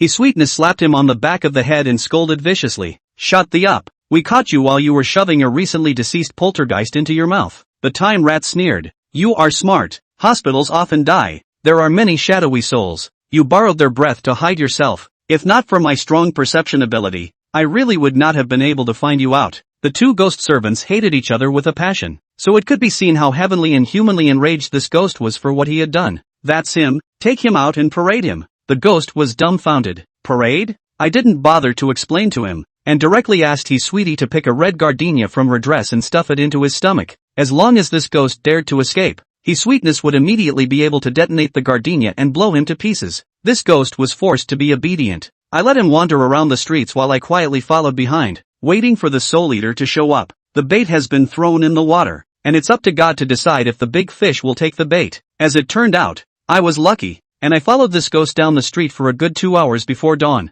Just as I was about to give up, the sound of singing suddenly came from the distance. The song was sweet, a woman's voice, singing like a southern ditty. I froze. Who sings in the middle of the night, in the middle of an empty street? Recalling Fong Lao Si's introduction to the soul-eating beast, I reacted violently. The fish is hooked. I hurriedly looked at the ghost who was walking in front of me. Before, he didn't know what I was going to do and was looking around while walking, but now he was on his feet and turned in the direction where the song came from. I hastened to follow, and soon met the owner of the song. It was a demon that looked like a pangolin and was about the size of an adult boar. I activated my spirit pupil and realized that the pale yellow demonic aura emanating from it had 3 layered layers. Third-order demons, not too strong. I've fought a 5th-order snow ape, a mere 3rd-order demon. It seems like there's no need to wait for Fong Lusher to rush back. I'll be able to take care of it myself. I pulled out a demon suppressor talisman from my pocket, injected my own air into it, and casually flung it away. Go! The effect of the demon suppressing talisman had been verified before when dealing with the compass snake, and it worked very well. However, when the demon suppressor talisman was affixed to the body of the Soul Eater beast, an accident happened. The demon suppressor talisman that should have been shining with golden light was only the runes on the paper flickering for a moment, and then it was no longer moving. I was shocked. Could it be that I made a mistake when I drew the talisman? Just then, nameless voice rang in my head. There's something odd about this demon. Your talisman was subdued by it. I'm dumbfounded. The demonic talisman was suppressed by a demon? If word of this gets out, it'll make people laugh their asses off. Brother Shao, let me deal with it. Yes. Sweetness flew out from the ghost needles. Facing a demon of the same rank as herself, Sweetness went all out. She clapped her hands together and all the blood-colored gardenias on her white dress flew into midair. The power contained in these gardenias, if released at the same time, even a 4th-order demon would have to weigh it up. Yet, the unexpected reared its ugly head again. The sweet singing voice sounded again, and the blood-colored gardenias floating in the air actually dissipated at the same time. Not only that, but Sweetheart's eyes became confused, and then slowly walked towards the Soul Eater beast. Not good. She's hit. Sugar, come back. I called out loudly, but Sweetie Ho didn't respond as if she couldn't hear me. Chapter 195, The White Monk. Looking at Tion's lost soul, I was shocked. No way. Sweetie Ho got hit too?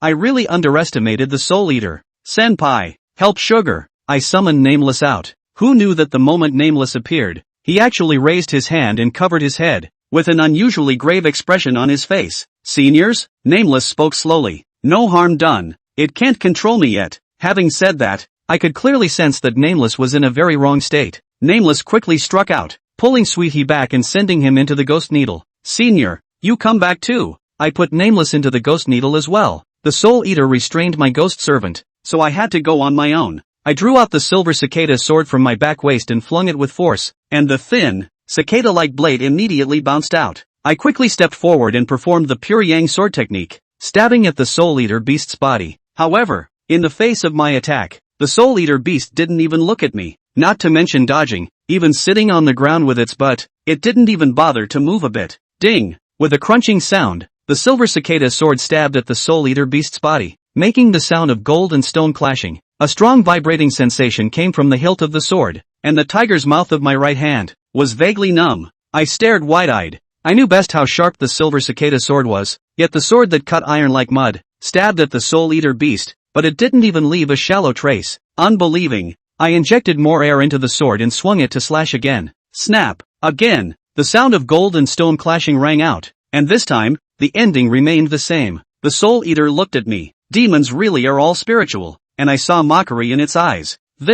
I was enraged by the Soul Eater beast and hurriedly used a secret method to transmit my voice. Sugar, are you awake? Ho's sweet voice rang in my head. Wake up! I immediately cast the spell Ghost in the Dan and integrated Sweetie Ho into my dantian. The next moment, on the back of my hand, a red gardenia tattoo with 10 petals emerged. With the support of Tion's power, the silver cicada sword's body lightly trembled, emitting a buzzing beeping sound. The air of the fusion of one of us and one of the ghosts pours out of the sword. I swung my sword for the third time. The Soul Eater beast finally had some sense of crisis. It lifted its butt, stomped its legs, and dodged the sword with a flash of its body. I thought it was going to run away, but I didn't realize that it ran at the ghost. Stop! I bellowed and returned to the chase. Don't look at the bloated size of the Soul Eater beast, but the speed at which it ran was as fast as lightning. I took a few steps after it and instead of closing the distance to it, I gained a few more meters. When the Soul Eater ran up to the ghost, it even deliberately twisted its head, its eyes still full of mockery. Seeing that the bait was going to be eaten,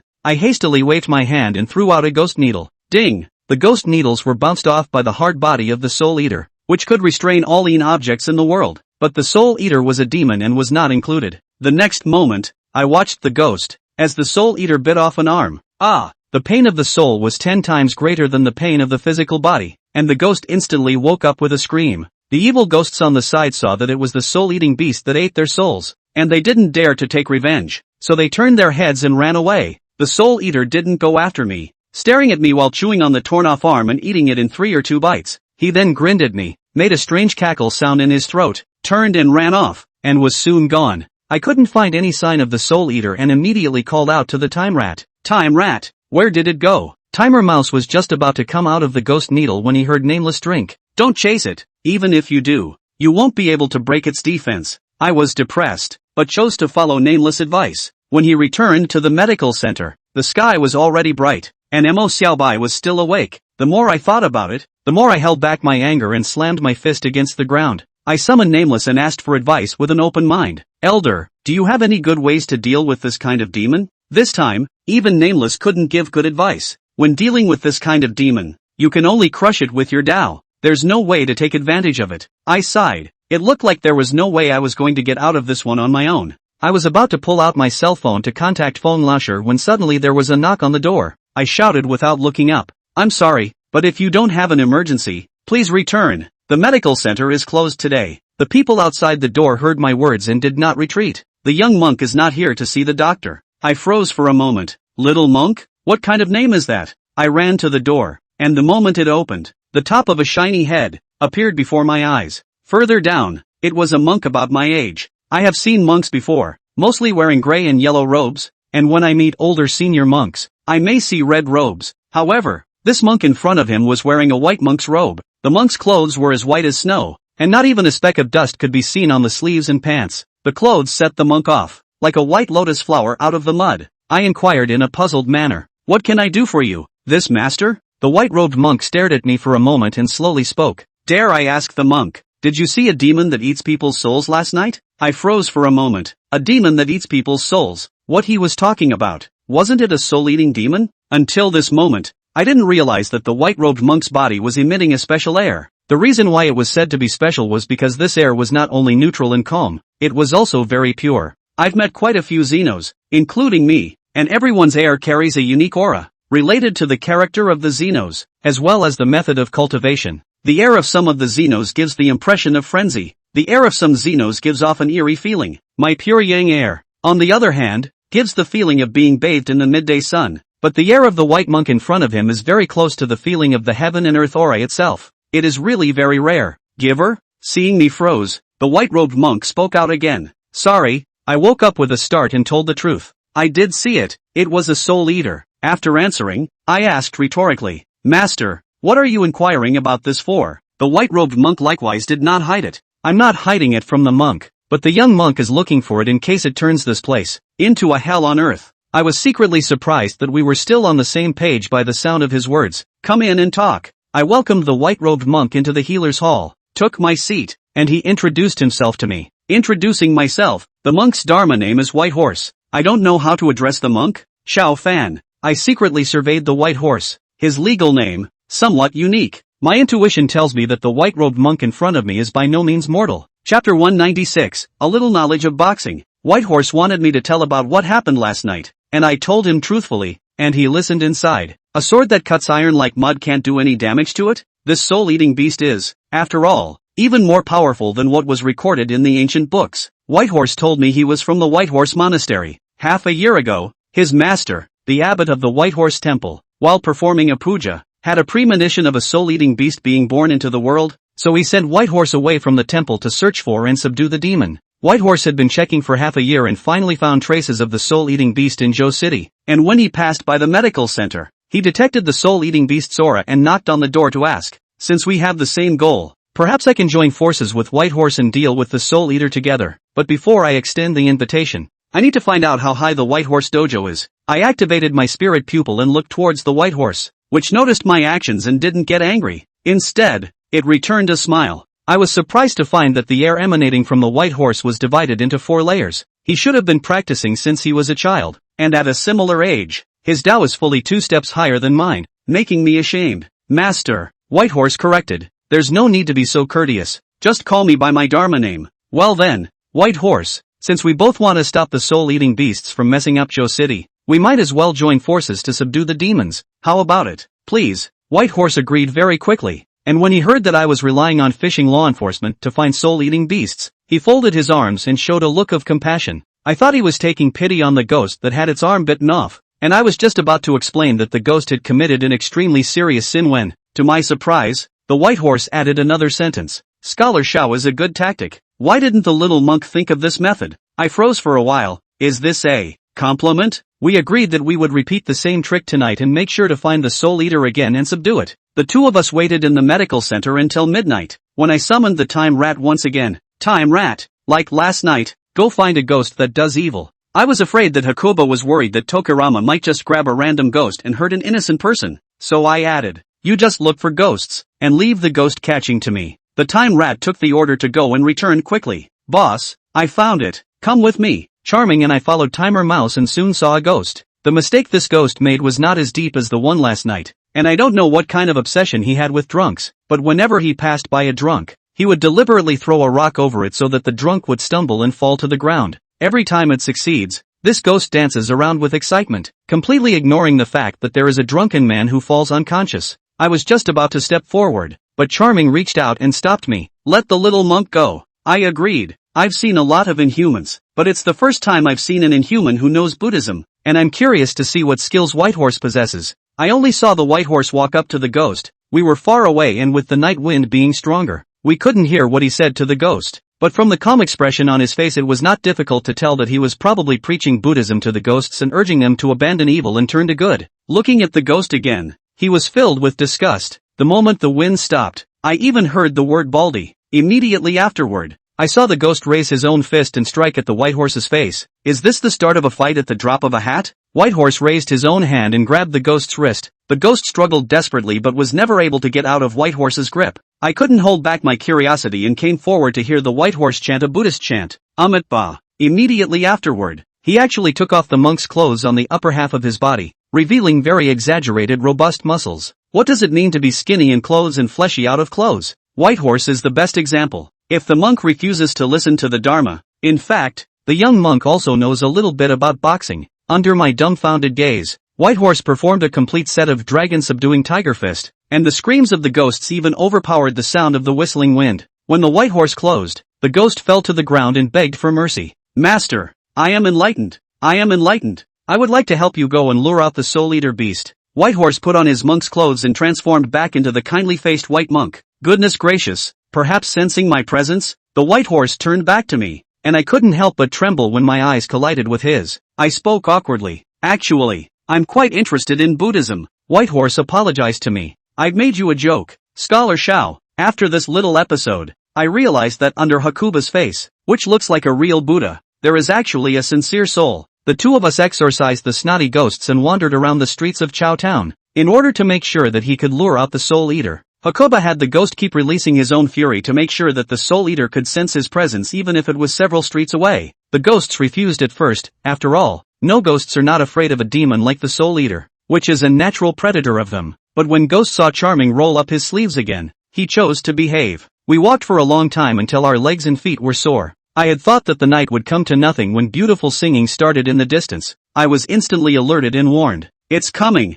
The ghosts that we drove away became dull-eyed and walked slowly in the direction from which the song came. Without hesitation, I pulled out the silver cicada sword and cast Ghost in the Dan, allowing his sweetness to merge into my dantian. Since normal sword swings couldn't do any damage to the Soul Eater, I wanted to try that golden gardenia from the last time I dealt with the companions. If that doesn't work either, I'll have to give up. Follow it. White Horse took the lead. He was so fast that it was obvious that he didn't see him take much of a step, but in the blink of an eye, he overtook the ghost. I hurriedly followed, and soon saw the soul-eating beast that looked like a large pangolin again. The soul-eating beast also saw me, and its eyes changed from yesterday's mockery to scorn, as if asking me how I still dared to appear in front of it. Without waiting for me to make a move, the White Horse bellowed angrily, "Sinful animal, why don't you quickly submit to the law?" After saying that, he shook his right hand, and a string of Buddha beads flew out from his sleeve and was steadily grasped in his hand. Immediately afterward, the White Horse began to chant the Dharma, accompanied by the sound of Lang Lang's Buddhist voice. The Buddha beads bloomed with a light golden color. The soul-eater beast seemed to sense the crisis. Its beautiful song came to an abrupt end as it stood up, its eyes staring at the White Horse in death. It took 2 steps back, then turned its head and ran. This is so cautious. If you can beat it, you will tease the other party, but if you can't beat it, you will turn around and escape. However, it hadn't run out a meter when the White Horse pinched hard and crumbled the rope strung with the Buddha beads. Volt! He lightly drank, and the Buddha beads that were originally falling towards the ground suddenly turned around and turned into a golden meteor, flying towards the fleeing soul-eater beast. Chapter 197, Joining Hands to Subdue Demons. Shining golden beads, like rain, hit the body of the soul-eating beast, emitting tinkling crackling sound. The soul-eating beast immediately let out a miserable scream. I was overjoyed in my heart. Being 2 orders higher in Tao is different. The White Horse's moves were much more powerful than mine. But soon, I couldn't be happy again, because the Soul-Eater was not injured. White Horse blushed and marveled. What hard leather armor! The soul-eating beast sensed the crisis and didn't dare to stay longer as it continued to escape. Sinful animal, you won't get away. White Horse clasped his hands together and quickly recited a few Buddhist scriptures. Then his eyes widened, and his originally neutral and calm, almost natural air suddenly became incomparably berserk. Earthstore Bodhisattva says, if hell is not empty, one will not become a Buddha. He raised his hand to point to the sky and drank again. Buddhist hell. Several golden lights descended from the sky, and when I took a closer look, these golden lights actually formed several barriers that surrounded the entire street. Panicked, the Soul-Eater slammed headfirst into the barrier and knocked itself over. Somewhat disbelieving, it got up and slammed again, but still couldn't get through the barrier. I can see that this should be some kind of spell that can trap the enemy temporarily. A binding spell of this scope is extremely consuming, and I saw a bead of sweat, the size of a grain of pea, trickle down the White Horse's forehead. He said to me, Caster Shao, this technique won't last long. You and I will join forces and subdue this demon. Yes, I didn't hesitate to agree, and that was supposed to be our plan. I stopped watching and killed with my sword. Knowing that White Horse's moves were more powerful, I took the initiative to hold back the Soul-Eater beast, and I performed the pure Yang sword technique, dancing the silver cicada sword in beautiful sword blossoms. the blade emitting a pleasing dragon's roar every time it quivered. Learning from my mistakes, since I already knew that the Soul Eater beast's skin and flesh were tough, every time I swung my sword, I aimed at the weakest parts of its body, its eyes and nose. Facing the sword in my hand, the Soul Eater kept swinging its head to avoid the deadly attack, using other parts of its body to carry my sword. The seemingly effective response was actually right up my alley. I had come to stall for time and create an opportunity for Whitehorse to strike a blow, and as long as the objective was achieved, it would be considered a success. Sure enough, after I had been pestering the Soul Eater for a full minute, I suddenly heard a reminder from behind me from the Whitehorse. "Scholar Shao, please get out of the way." I quickly stepped back as several golden lights grazed my body and flew forward. I fixed my eyes on what flew past, and it was none other than the Whitehorse's Buddha beads. The Buddha beads did not fly straight towards the soul-eating beast, but hovered above it. The golden light emanating from the Buddha beads enveloped the soul-eating beast, and I saw that the soul-eating beast's legs sunk slightly, and even shivered a few times, so it was evident that the spell cast by Whitehorse had a suppressive effect. Whitehorse bellowed, "Vajra Voodoo Demon." Accompanying his voice, the golden light emanating from the Buddha beads actually manifested the appearance of a furious Vajra. Jin Gang raised his hand and slapped his palm towards the soul-eater beast below. Boo! There was a loud bang and the ground shook. A great deal of dust and mist floated up and soon filled the whole street. I was dumbfounded and ate a lot of ash into my open mouth. This Whitehorse's moves were too wild. I couldn't help but imagine that if the soul-eating beast was replaced with a human, I'm afraid that at this moment, it would have already been slapped into a pulp by the furious Vajra. I redirected the air in my body, condensed it in my mouth, and blew hard at the street in front of me. Phew! An airy wind blew out of my mouth, dispersing all the dust and fog that had filled the air. I saw the Soul Eater again. At the moment the asphalt pavement on the street, a palm-shaped deep pit appeared, and the Soul Eater was pressed into the ground, only half of its head exposed. I can already picture Feng Laosher slapping the table and cursing his mother. The pit that was shot out by the Whitehorse, the company must block or fix it before it is discovered. Once it is discovered by ordinary people, or even a video is taken and posted on the internet, the reproach from the upper echelons will immediately come down. What I'm more concerned about right now, though, is whether or not the Soul Eater has been subdued.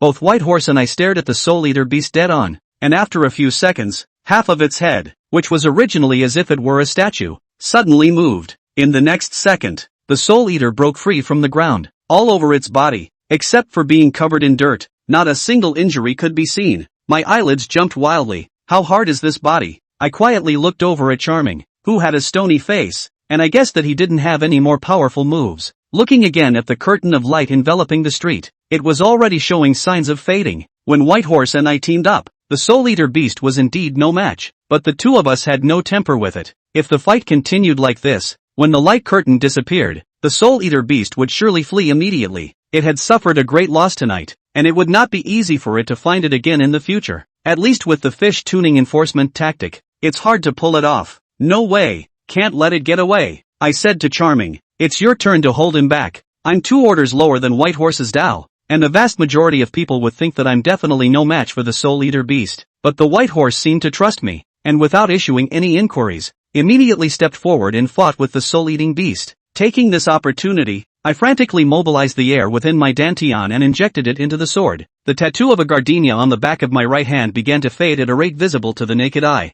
In the blink of an eye, the 10 petals disappeared without a trace. At the same time, on the tip of the silver cicada sword, a light golden gardenia bloomed. This is the strongest strike I can perform at the moment, and if it doesn't even work, then I really can't do anything at all. Whitehorse, get out of the way. I swung my sword and chopped the golden gardenia towards the soul-eating beast. Whitehorse and I worked well together, and he quickly disengaged from the battlefield after hearing my reminder. The soul-eating beast had just been held down by the Whitehorse and beaten wildly on the ground, although it was not injured. At the moment it was dizzy and its reaction was half a beat slower. By the time it realized the danger that had befallen it, the golden gardenia had already floated in front of it. Boom! The ground shook again with the sound of an explosion, and my unnamed move was even more powerful than the Vidra demon sinking that Hakuba had used before. Now Foam Lauscher didn't have to worry about how to cover up the slap marks on the pavement, because half of the street's asphalt was shattered by me. The soul-eater beast crawled up from the distance, and it spat a mouthful of bloody foam from its mouth, showing that it had suffered internal injuries, but from the outside, it remains intact. A single breath dried up his sweetness power, and the ghost in the spelldan was automatically lifted. I said helplessly to Charming, "There's nothing more I can do." Whitehorse also had a despondent look on his face. The light screen he used to stop the soul-eater beast from escaping had a brightness of 10 to 3. Just when both of us thought that this joint effort was about to fail, Nameless' voice suddenly rang out from my mind. Xiao Fan, I've thought of a way. Chapter 198, 100 Ghosts Gather Grudges. Nameless' words gave me a big surprise, and I hurriedly used a secret method to transmit my voice. Elder, what solution? Nameless spoke in a serious tone. 100 ghosts gather grudges. Without waiting for me to ask, Nameless gave an explanation. This soul-eater beast, its physical body is nearly invincible. I'm afraid that even if a 5th-ranked Fey warrior rushes in, it will be difficult to inflict fatal damage on him, but its inner self is not as tough as its outer self. Looking at the blood remaining at the corner of the soul-eater beast's mouth, it dawned on me that my strike just now, even though it didn't leave a mark on its body, had shocked its internal organs. I've heard Nameless tell me before that in the Jianghu, there are 2 types of kung fu. One is external kung fu,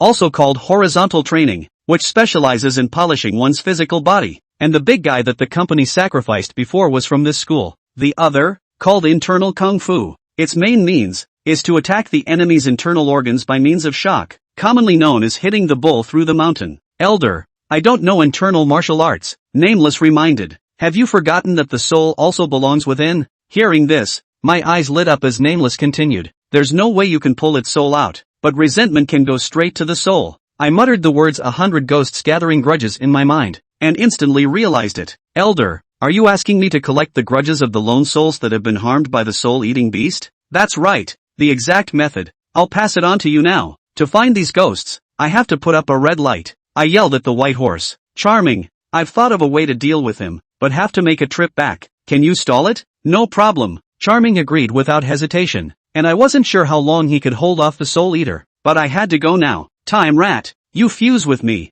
Yes, I unleashed the ghost in the Dan again, borrowing the fury of the Time Rat to make the air in the Dantian become full again. I ran as fast as I could in the direction of the medical center, and as I rushed through the curtain of light I realized that the white horse's move could tell friend from foe. I ran like hell to get to the hospital as fast as I could. Perhaps the opening of the door was too loud and woke up Mo Xiaobai, who ran out of her room and poked her head to ask me, Boss, didn't you go with that monk to catch a demon? I asked hastily. White, see my red lantern? I helped put it away, and I'm going to get it for you. By the time Mo Xiaobai found the red lantern, I had already written the note wrapped around the candle. In addition to the 6 words ghost with a broken soul, I wrote down 2 additional words urgent call. I put up the lanterns, and in less than 10 minutes, all the lone souls whose souls had been eaten by the soul-eating beasts all rushed over. I have also learned the spells that Nameless passed on to me. I cut my own palm and smeared the blood on the silver cicada sword. I said to the ghosts, focus all your grievances against the soul-eater on my sword. After saying that, I raised the silver cicada sword high in the air. The ghosts hurriedly released their grievances. It was a shock to see that the weight of the 100 ghosts' grievances actually suppressed my pure yang air, making the silver cicada sword extra cold, as if it were 10,000-year-old ice that would not melt, almost making me want to hold back from letting go of my grip on the sword. Nameless' voice rang in my head. Enough!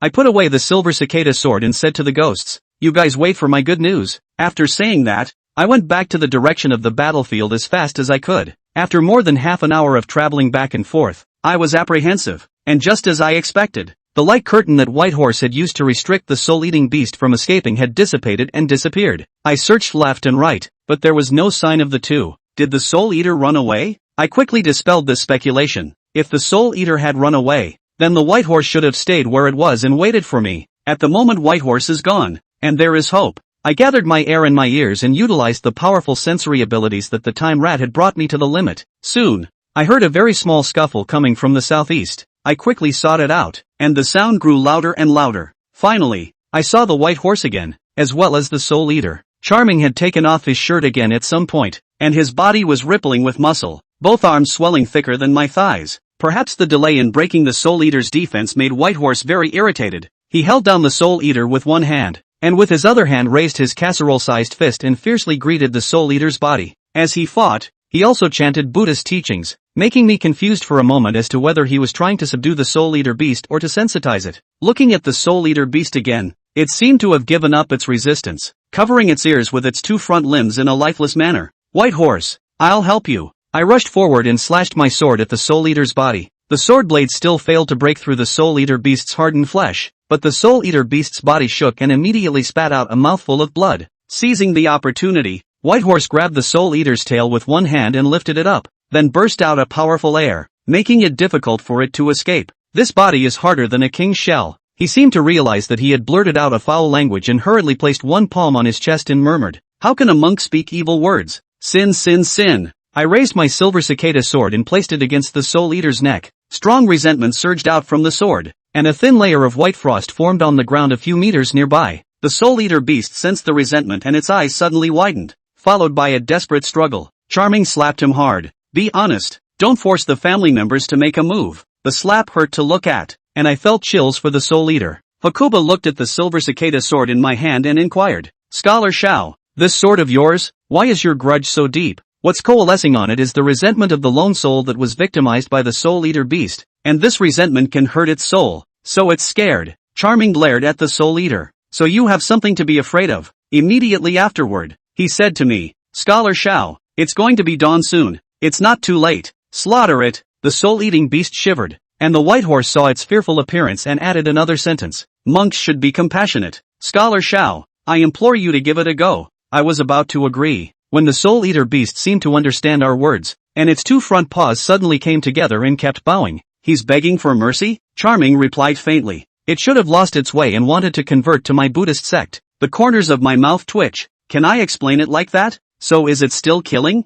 The little monk thinks it's better to kill." The Soul Eater's gesture of bowing paused for a moment, and tears came to his eyes. I raised my sword again, but the white horse stopped it. "Scholar Shao, little monk is joking. Don't you really cut?" He explained. "This demon has a Buddhist destiny, and when I left the temple, the abbot explained that I should bring it back." Subduing the soul-eating beast, White Horse made a big effort. I naturally have to respect his idea, but can he take it away? I said it's not bad. I have to ask Feng Laosher to do it. I contacted Feng Laosi, who said that the two of us had made too much noise and that he was already on his way. While waiting, I asked White Horse, "Is there a way to free a wandering soul that has been harmed by a soul-eating beast?" Chapter 199, Little Brother. Older Brother. So many orphan souls that had been mutilated by the soul-eating beasts were a great hidden danger to Zhou City. I can't bear the thought of forcing them to go beyond the grave, because they will be disabled for the rest of their lives. But if they are not transcended, they can no longer hide their forms from ordinary people, and the number of people who hit the ghosts will increase. Moreover, they have a grudge in their hearts, and if this grudge is not eliminated, the grievances will continue to grow, and sooner or later, there will be lone souls who will turn into evil spirits and do things that will jeopardize the city of Zhou. I'm powerless to do anything about it, so expect White Horse to have a solution. White Horse did surprise me by telling me with great certainty, "There is a way. Take me to those remnants." I sent a message to Feng Laosher to turn to meet us at the medical center, and then, White Horse and I rushed back to the medical center to meet the hundreds of orphan souls that hadn't left. When the many remnant souls saw the soul-eating beast carried in White Horse's hands, their faces first showed an expression of fear, and then each one of them became incomparably ferocious. Looking at their appearance, they couldn't wait to eat the soul-eater beast alive. In the street in front of the medical center, the temperature dropped dramatically, and I was shocked to find that the resentment that had obviously just been sucked out of these lone souls had begun to well up again. At this rate, in a few minutes, all these lonely souls will turn into ghosts. Just as I was about to speak out, the White Horse suddenly recited a Buddhist chant, Amat Ba, accompanied by the Buddha's name. On his body, a golden light blossomed, but all the lonely souls that were swept by the golden light, the fury on their bodies instantly dissipated. Not only that, but the eyes of these lone souls, they all became clear. "Venerable monks, you are innocent. Don't let your grievances take over your hearts and degenerate into devils." I secretly swallowed my saliva. This young monk from the White Horse Monastery is so capable. I explained to the ghosts that the White Horse could mend their souls and transcend them, and on the faces of all the ghosts, there were expressions of anticipation. White Horse asked me, "Cultivator Shao, can you lend me a table? I need to set up an altar to propagate the Dharma, Taoist preaching, Buddhist propagation." I immediately agreed, shouted Mo Xiaobai to help move out 2 tables, barricaded together. After making his preparations, the White Horse carried the Soul Eater in a long leap, jumped onto the table, and sat down cross-legged. It put the soul-eating beast aside, and the soul-eating beast seemed to have resigned itself to its fate, lying honestly on its back and not escaping. Hakuba folded his arms and began to teach the Dharma.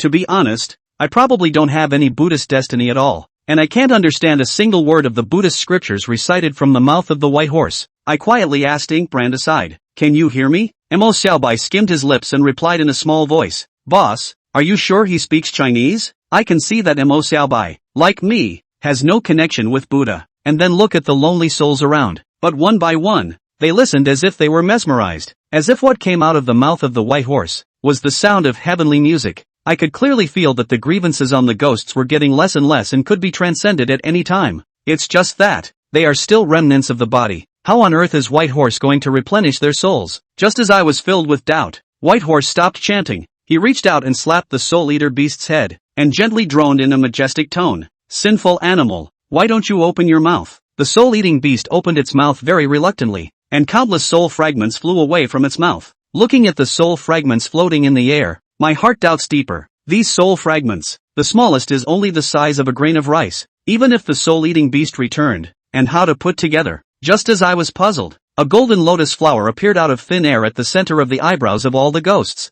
Immediately after that, the golden lotus flower generated a suction force out of nowhere, sucking the soul fragment belonging to this lone soul over. In a few moments, however, every lone soul complemented its soul and became whole. The golden light dispersed, the golden lotus faded, and the Whitehorse exhaled a mouthful of turbid air, his face covered in sweat. All the ghosts knelt down in unison and desperately kowtowed to the Whitehorse, thanking him for the kindness of mending their souls. Charming carried the soul eater and jumped off the table to me. "Scholar Shao, please, overpass these lonely souls." I pointed at myself incredulously. "Me?" Charming smiled. "The young monk has just overworked himself in propagating the Dharma and is already powerless. So I'm troubling Sure Master Shao." I gazed with Charming, his eyes full of sincerity. "Thanks." I said thank you because I knew in my heart that overtaking so many lonely souls would fetch an amazing amount of virtue. It's like planting a field. Whitehorse himself plows, sows, waters, fertilizes, and when it's hard to get through to the harvest, he gives me all the harvest. I know that he should be thanking me for helping to find the soul-eater beast, but this great gift is really a bit expensive. Seeing my thanks, Charming smiled. "You're very kind, Monk Shao. Although the two of us have only known each other for a day, Monk Shao appreciates Monk Shao's character and hopes that we can be friends in the future." Whitehorse's expression remained sincere. "Unlike a lie, I am more than happy to make friends with this kind of foreigner who comes from a famous family and has great skills." I held out my own hand and Charming smiled and reached out to shake it. "Since we're friends, don't call me Sure. Good, old brother Shao Fan." I froze for a moment when I heard the name, then burst out laughing with Charming. With a hearty laugh, the two of us got a lot closer. "Brother sends a gift. Little brother has to give face. These lonely souls, I'll overpass them. In the future, if brother Xiaobai needs anything from me, just ask." "Good, I'll be sure to make myself at home." I walked up to the ghosts and cast the spell of the past life one by one. When the last lone soul was transcended, a white light descended from the sky, and I subconsciously reached out to pick it up, and a crystal clear ghost tooth, like a diamond, appeared in my palm. "Is this net good ghost teeth?" This is the second pure goodness ghost tooth I've gotten since I entered the jungle. The last one I got from overtaking Wang Xiong. Nameless had said that this item would likely come in handy later on, but he just didn't have a clue yet. I put away the pure goodness ghost teeth and was just about to invite Whitehorse into the healer's house for a rest when a car light shone from the distance. "Feng Laosher is here." I greeted them, and when Feng Laosher got off the bus, I said with a smile, "Go back, it's all been taken care of." Feng Laosi was shocked. "You took care of the soul eater?" "Sort of. Thanks to Hakuba-chan's help." Feng Laosher followed my line of sight and a shocked expression appeared on his face. Master Whitehorse?" Whitehorse stepped forward. "Mr. Feng, long time no see." I asked curiously. "You know each other?" Charming replied calmly. Having followed the abbot to the company's headquarters in the past, the young monk had a meeting with Mr. Feng. He paused. "Mr. Feng, this soul-eating beast is related to my Whitehorse temple. Would it be alright for the young monk to bring it back?" May.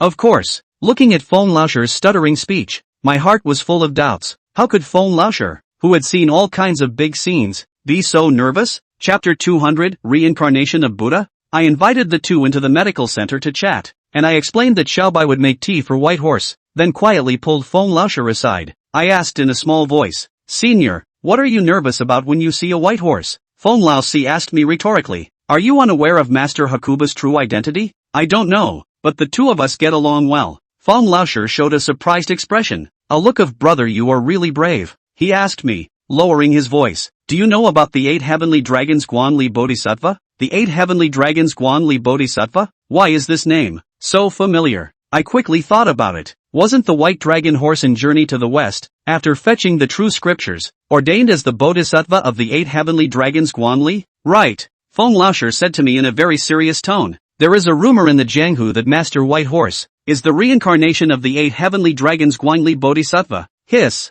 I sucked in a breath of cold air when I heard that. The news was so shocking that I didn't believe it. Are there really immortals and Buddhas in the world? Don't know. Feng Laozi scratched his head. In the ancient books, there are indeed records of mortals becoming immortal, and some ancient sects, there are also legends of ancestors becoming immortal, but not really someone becoming immortal and becoming a Buddha. No one can verify. That's why I just said that it's a rumor. The corner of my mouth twitched. This kind of rumor is just gossip at first glance. Feng Laoshi smiled sarcastically. You're right to understand it that way, but Master Whitehorse is definitely not an ordinary monk. On the day he was born, he was accepted as a disciple by Master Hui Ming, the abbot of Whitehorse Temple, and Master Hui Ming, ranked 6th among the 10 reverends. Now you can understand, how big is Master Whitehorse's seniority in the Jianghu, and how honorable is his status, right? When Feng Laozi said so, I understood. So it was the senior disciple of the 10 Zuns. I joked. You're a real snob. Go over there. Don't make little brother Charming wait. What? Little brother? Feng Laozi was shocked. You're crazy. The two of us came to the White Horse. Who was drinking tea? I asked with a smile. Little brother Bai. This is the medicinal tea I prepared myself. How does it taste? Charming smiled. It's quite tasty. Something else. I didn't hold back my curiosity. I heard that you are the reincarnation of the 8 heavenly dragons Guanli Bodhisattva. Is that true? When Mo Xiaobai on the side heard this, his heart of gossip blazed and he immediately came forward. As for Feng Laoshi, he couldn't wait to find a crack in the ground. Hearing me ask that, Charming froze for a moment, then laughed out loud. Elder brother Xiao, I've never seen someone as direct as you in all my life. He paused, somewhat helpless. I say it's a fake, but the jungle spreads it like it's real. Say it's true, but I don't have a single memory of my past life, and I feel like I'm me. Having asked all the questions, I simply spit out all the doubts in my mind. Then why are you called White Horse? Could it be taken from the legend of the White Dragon Horse? Charming shrugged. You'll have to ask my master. He named me. He couldn't help but spit. Might as well name me White Dragon. Dragon sounds much more imposing than horse. We both looked at each other and couldn't help but laugh. Junior brother Bai, when are you planning to leave? Why don't you stay with junior brother for a few more days? Since Tang Qianxue left, I haven't met such a right-tempered friend in Zhou City for a long time, and I can't help but want to stay with him for a few more days. Whitehorse said sadly. I have to return the soul-eating beast to the temple as soon as possible, and I also have to prepare for that tournament that will be held at the Fa Men Temple in 4 months. Match? Charming was a little taken aback. Old brother Xiao doesn't know? I shook my head, and Feng Laoshi, who was at the side, explained for me. Xiao Fan is not a disciple of a Jianghu family, nor has he worshipped in any sect. He has entered the Jianghu for a short time yet, and he doesn't understand many things. He paused for a moment, twisting his head to look at me. Actually, the surprise I told you about earlier is also related to this tournament at Fa Men Temple. I couldn't make sense of it and signaled Feng Laoshi to tell me more about it. Feng Laoshi introduced. Now is the era of peace.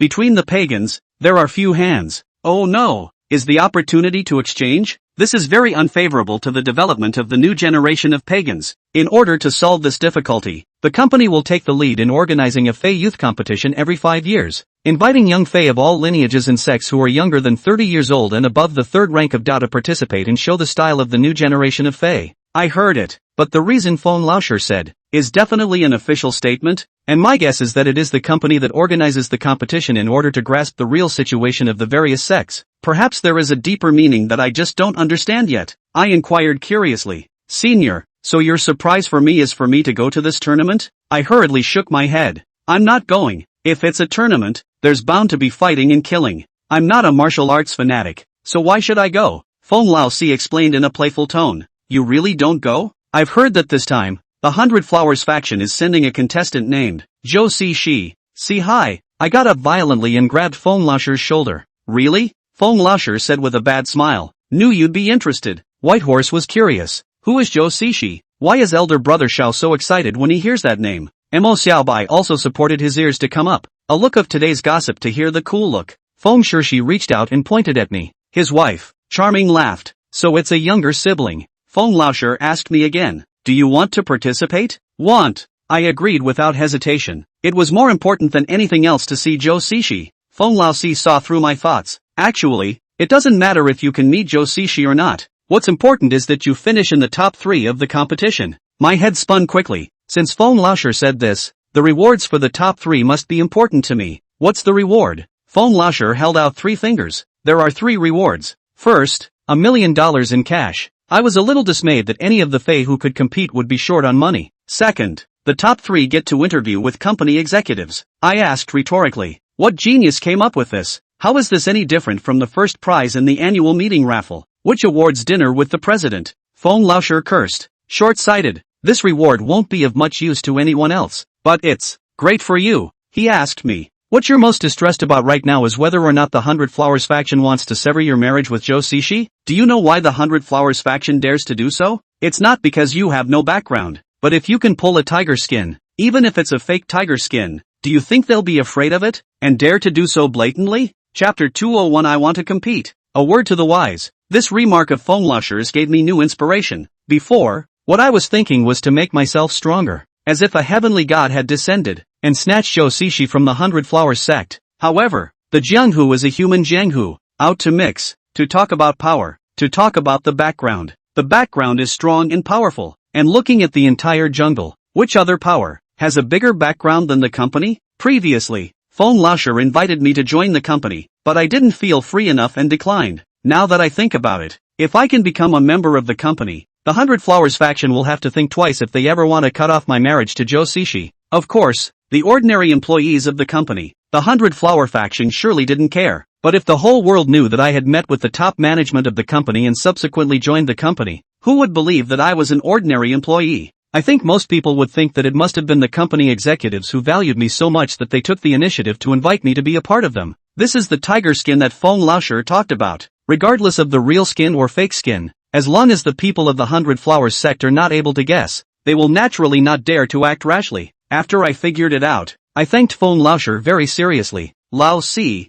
thank you. Feng Lao Si grunted, somewhat arrogantly. Tell me, is what I've got for you a surprise? Yes, but, can I get the top 3? I subconsciously looked at White Horse. If the opponents of the match were all ruthless people like White Horse, I didn't think I could win. Feng Lao Si sighed. I can only give you the chance to fight for it. Whether you can get the reward or not can only depend on your own destiny. Even if you can't get it, at least you can still see Joe Sishi once. It's not nothing. Aha! Feng Lao Si continued. Of course, you'll have to rush to break through to the 3rd rank before the tournament. That's the rules of the tournament. Yes, I clenched my fists. For the sake of Joe Sishi, I will participate in this martial arts competition even if I have to fight for my life. By the way, you didn't mention the 3rd reward. Third, the top 3 finishers of the competition will be able to choose any one of the 10 zoons to solve any problems you encounter in your cultivation. The guidance of the 10 dignitaries. This reward is very attractive to the young pagans of the world, but for me, it's no better than the second one. In addition to the fact that Joe Sishi is the most important to me, it is also because I have Nameless,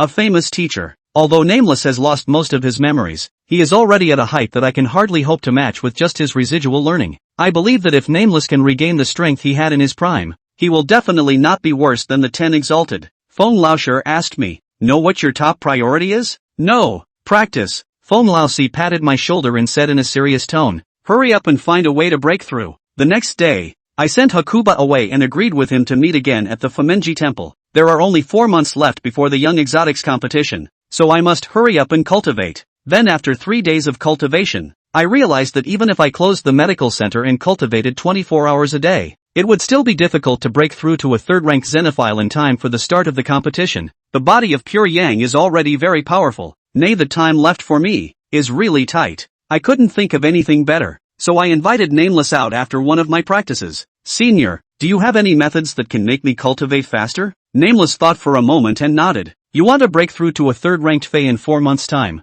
and with my help, you can indeed do it. I was ecstatic to hear this. Nameless was really reliable. Immediately afterward, however, Nameless poured cold water on me right afterward. But cultivation beyond the normal speed is bound to come at a great cost. You'd better be mentally prepared. I responded without hesitation. No problem. In order to meet Joe Sishi, in order to be with her soon, no matter how hard it is, I can bear it. Seeing that I was strong-willed, Nameless revealed his plan. First of all, from tomorrow until I break through to the 3rd rank of Xenos, the medical center will only be open for half a day every day, and for the rest of the time, apart from sleeping and eating, I'll be cultivating. Secondly, there is the venue for the practice. Nameless told me that in a quiet natural environment, the aura of heaven and earth is much more intense than in a noisy and bustling city. That's why ancient monks built their clans on top of major famous mountains, away from the hustle and bustle. Nameless suggested that I find a big mountain and go to the top to practice. This is a good thing to do. There are mountains near Zhou City, and I've been there a few times before. At noon the next day, I had just finished the business of the medical center when Mo Xiaobai walked up to me with a bowl of bitter-tasting medicine. She asked, pinching her nose, "Boss, the prescription you gave me won't be wrong, right? How does this medicine look? It doesn't look like it's for normal people." This bowl of medicine in front of me is a prescription that Nameless personally mixed for me, saying that after drinking it, it would allow my meridians to expand, facilitating the circulation of heaven and earth's spiritual chi in my body, which would in turn increase the speed of my cultivation. It's from the seniors, it can't be wrong. I took the bowl of medicine and took a small sip. The moment the medicinal broth hit my mouth, my eyes snapped open. I felt like my whole body was electrocuted. My gut was protesting so much that even my soul was instinctively rejecting it. This medicine is also too hard to drink. What's even scarier is that Nameless has instructed me that this medicine must be drunk before meals. I used the secret method to send a message. "Senpai, can you add some sugar?" Nameless spoke in a flat tone. "If you can't even endure this bitterness, then there's no need to carry out the cultivation in the back." I'm tempted to spit out the two kinds of bitterness. Do they mean the same thing? I was afraid of being looked down upon by Nameless, so I didn't dare to say much, pinched my nose and poured the medicine hard into my stomach. After drinking the medicine, I didn't look in the mirror, but I could imagine how ugly I looked. At the moment, "Boss, I've made the meal, do you want to eat now?" I quickly waved my hand. I had no appetite at all right now. I asked Mo Xiaobai to help me wrap 2 steamed buns, took a taxi and left Zhouchang, rushing to Dashan. When climbing the mountain, Nameless told me to use as much air within my dantian as possible to speed up the climb. He said the only way to raise my ceiling faster was to use up the air in my dantian first. After climbing to the top of the mountain, Nameless didn't give me even a minute's rest and told me to start cultivating immediately. I quickly entered a state of cultivation. Nameless was right. The aura of heaven and earth here is much denser than in the city. But just as I was desperately trying to incorporate the heaven and earth aura into my body, Nameless' voice suddenly sounded in my mind. "The way is possible, but not constant. A name can be a name, but it is not a constant name. The beginning of all things without a name, and the mother of all things with a name. Therefore, the constant absence of desire is also to be seen to be blind. There is always a desire to see it go by. Both come out of the same place, with different names and titles. The mystery of the mystery of the mystery of the mystery of the mystery of the mystery of the mystery of the mystery." When people are practicing, they are most afraid of being disturbed by external objects. And the voice that suddenly rang in my head almost made me go off the deep end. Chapter 202 Taoist Mind. Meditation. Golden Elixir. My throat was sweet, a sign that I was going to vomit blood. I gulped, forcibly calming my mind, which was like a raging wave, and used a secret method to transmit my voice. "What are you doing, Senior?" Nameless replied calmly. "To help you plant a Taoist heart." Nameless said, "I cultivate Taoist Dharma, pure cultivation of Dharma. Only the surface, not the heart, need to deeply comprehend the Taoist scriptures, in order to be able to achieve integration. This process is called the first planting of the way. Elder, I can understand the reasoning, but shouldn't learning the scriptures and cultivating them be 2 separate steps?" Nameless nearly choked me to death with his words. "Do you have a minute?" I seem to,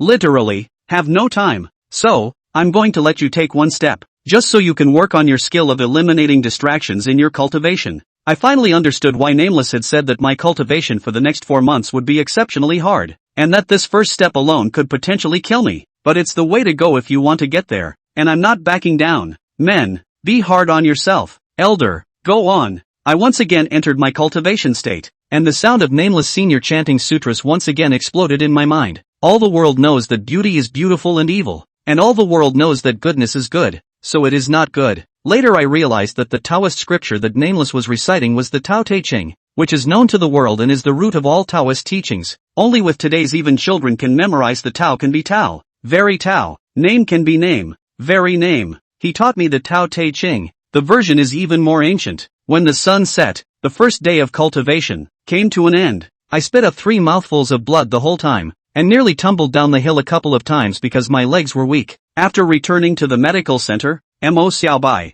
who was waiting for me to come home for dinner, was startled by my pale appearance. "Boss, what's wrong with you?" I let Mo Xiaobai assist the shaking me, then asked weakly, "White, is my medicine ready?" Nameless gave me a total of 2 prescriptions, besides the one I drank at noon. There was also a healing prescription. He probably expected that I would get myself into this situation. "It's simmering. It's warming in the pot. I'll go get it for you." After drinking the medicine, I felt my whole body was warm, like bathing in a hot spring. My weakness was swept away, and my body was much lighter. Hunger struck me and I frantically dazzled my rice, and it took Mo Xiaobai 2 more times to feed me. As I cleaned up the dishes, I heard Mo Xiaobai quietly mutter, "The boss can eat more than a pig." I didn't have the energy to fight her, and without even showering, I rolled into bed and went to sleep, unconscious almost as soon as my head hit the pillow. On the second day, I was dragged out of bed by Mo Xiaobai. The patients came to the medical center, and even though I was reluctant, I had to drag my exhausted body to start business. To the patient diagnosis, I let Mo Xiaobai on the sidelines to watch. She had expressed that she wanted to learn medicine with me. I previously felt that this matter is not urgent. After all, learning medicine is a systematic process. You cannot seek to fast. But for now, I just hope she gets on board soon. At noon, another bowl of medicinal soup so bitter that the soul cries is poured into the belly. Up the mountain, listening to the scriptures, practicing. Nameless spent a week explaining all the Taoist scriptures he knew to me. Amazingly enough, except for the first day when I vomited up 3 mouthfuls of blood, the remaining 6 days were largely uneventful and got easier by the day. Nameless couldn't help but exclaim that my cultivation talent was excellent and that the heart of the Tao had already been planted. Starting on the 8th day, Nameless guided me into a meditative state after preaching on the Taoist scriptures. After I started meditating, I was surprised to find that my sense of heaven and earth had been enhanced by a lot, not even weaker than the state I was in after fusing with the time mouse. I can clearly feel the direction of the flow of heaven and earth aura in the air, and then I can more easily incorporate it into my body. Nameless told me that this process is called meditative sensitization. It took another week for me to completely master meditative sensitization, and Nameless began to teach me new things. Xiao Fan, I have told you before that there are many Taoist cultivation methods, but in the final analysis, they can be divided into 2 categories. Do you still remember? Remember, the inner and outer elixir. The so-called internal elixir is the method of cultivating oneself by forming the spiritual qi of heaven and earth into a golden elixir in the dantian. The external dan, on the other hand, is a method of borrowing external power to enhance the Tao. Nameless was satisfied with my answer and continued. In terms of means and effects alone, there is no difference between internal and external elixirs, but in many cases, one's own strength can be used to cope with crises more calmly. So what I'm going to pass on to you next is the art of conjugating Dan and internal Dan cultivation. I was shocked to learn that the Gene Dan in cultivation novels really exists. Nameless told me that in order to form the golden elixir, it is necessary to take 3 steps, namely, refining essence and transforming qi, refining qi and transforming spirit, and refining spirit and returning to void. The so-called refining essence and transforming qi is to integrate the innate essence in the body and the external acquired essence with each other, so as to enhance the quality of the air. The so-called refining qi and transforming God is to use the refined qi to warm up my physical body, thus improving my physical quality substantially. The so-called refining the spirit to return to the void. On the basis of a strong body, the spirit will be completely calm, into the no self, no obsession, no desire state. Once I do, refining the speed of the air, will be much higher. These 3 steps were simple to say, but very difficult to do, even with Nameless guiding me, and even though he complimented me on my high talent, it still took me 10 whole days to do the first step, refining essence and transforming qi. At this rate, Nameless calculated that the time left would not be enough for me to complete my breakthrough. So, he once again combined the latter course with the practice I was currently engaged in, into one. The latter course is called Taoist Realm Understanding, which, in simple terms, requires the practitioner to travel the 4 seas, see various customs and experience the red dust, and ultimately reach the spiritual realm of the great Taoist way of simplicity and the great sound of the great voice. This process would have taken years or even decades of traveling to accomplish. But, I have Nameless predecessors. Nameless told me all about the past he had left in his memory. When I was cultivating, my perception ability improved tremendously, and when I heard Nameless' narration, it was as if I had really traveled through time and space, incarnating the person he once was and traveling the world with him. Time always flew by in cultivation, and 3 months passed in the blink of an eye. Finally, I have formed a golden elixir, my Gene Dan, followed by a question mark, because at the moment suspended in my dantian is a transparent spherical object that is only the size of a glass marble. I asked Nameless in a skeptical tone, "Senior, I shouldn't have gone wrong with my cultivation, right? Why do I feel like my Gene Dan is fake?" Chapter 203, A Breakthrough Between Life and Death. Hearing my question, Nameless smiled in a rare way. "Your Gene Dan is real. The reason it's transparent is because your Tao is too low." Nameless told me that in his experience, a Taoist priest who can refine a golden elixir is at least a 6th order exalt, and for me to cultivate the golden pill with 2 orders of Tao, it can be said to be unprecedented, and even hard to come by. He was right. After all, Not every first-time pagan could have a teacher as unfathomable and willing to give his all as Nameless. Thank you, Elder. You're thanking too early. Although you formed the gene Dan, the process of cultivation is after all pulling the plug. You need to further condense the air in the gene Dan and reshape the foundation before you can complete the breakthrough. The process of condensing was boring, so during the break, Nameless decided to continue to give me extra lessons. To participate in the Fey competition, it was not enough to just have the Tao to meet the standard, but you also had to have a strong force and rich combat experience. Nameless decided to improve my swordsmanship, and he guided me to incorporate my sense of the Tao into the pure yang sword technique. This process is known as the Taoist heart sword casting. It's amazing to say that I obviously didn't have more practice, but my deep understanding of the Tao made my swordsmanship power more than double. Time continued to fly by, and there were only 8 days left before the time phone lasher told me to report the participants. However, I still have not been able to break through. I was a bit flustered. My Tao had clearly grown a lot. Why couldn't I break through? Elder, what should I do? Nameless pondered for a long time and gave me an idea. You shut down the medical center and close down for 7 days for a final push. It seems like we'll have to do. Nameless gave me a request. In order to be able to drive away all my distractions, for these 7 days, I have to eat, drink, sleep and cultivate on the mountain top. Other than that, all 3 ghost needles were placed in the medical center, and not a single ghost servant, including him, could be left around. I agreed to do so and rushed to the top of the mountain with bedding and 7 days worth of food and water. The wind in the mountains at night was particularly harsh, but it couldn't extinguish my fiery desire to break through. In 7 days' time, I had made tremendous progress, and my original foundation, which had been loosened by cultivating too quickly, had been rebuilt firmly. However, by the time the sun rose on the 8th day, I still had not broken through. I opened my eyes and sighed in disappointment as I gazed at the reddish-tinted early sun in the eastern sky. Failed. Just when I was disheartened and ready to return home, in my heart, a strong sense of crisis suddenly emerged. Phew, shoo, shoo. Intense air-breaking sounds rang out from behind me. I was alarmed. Enemy attack. I spun my body around and got up at the same time, turning as fast as I could in the direction the enemy was coming from. At the same time, I drew the silver cicada sword from my back waist and threw it out. With all 3 ghost servants gone, I can only rely on myself at this moment. I quickly waved the sword in my hand, only to hear ding ding ding ding 3 times. 3 incoming hidden weapons, all were blocked by me. I fixed my eyes on the concealed weapon that had sneaked up on me, but it was 3 leaves. There was still a horrible fury on the leaves that hadn't completely dissipated. Was it a ghost? A ghost that can use leaves as a concealed weapon must have amazing Taoist skills. I quickly locked on to the direction the concealed weapon was coming from, only to see a stern ghost wrapped in fury, completely unable to see its face, approaching me step by step. I was at the top of a mountain with a cliff behind me and there was no way back. I had no second choice but to meet the enemy head-on. I did not hesitate to hold the sword to kill the ghost. The pure yang air is the nemesis of all ing things, even if the other party's Taoism is higher than mine. What is there to fear? I quickly rushed to the night ghost and swung my sword. Since completing the Tao heart casting sword, this is the first time I'd used the sword of pure yang in actual combat. This sword, as fast as lightning, the angle is incomparably tricky. Even I myself was shocked, and my heart called it perfect. However, with such a perfect sword,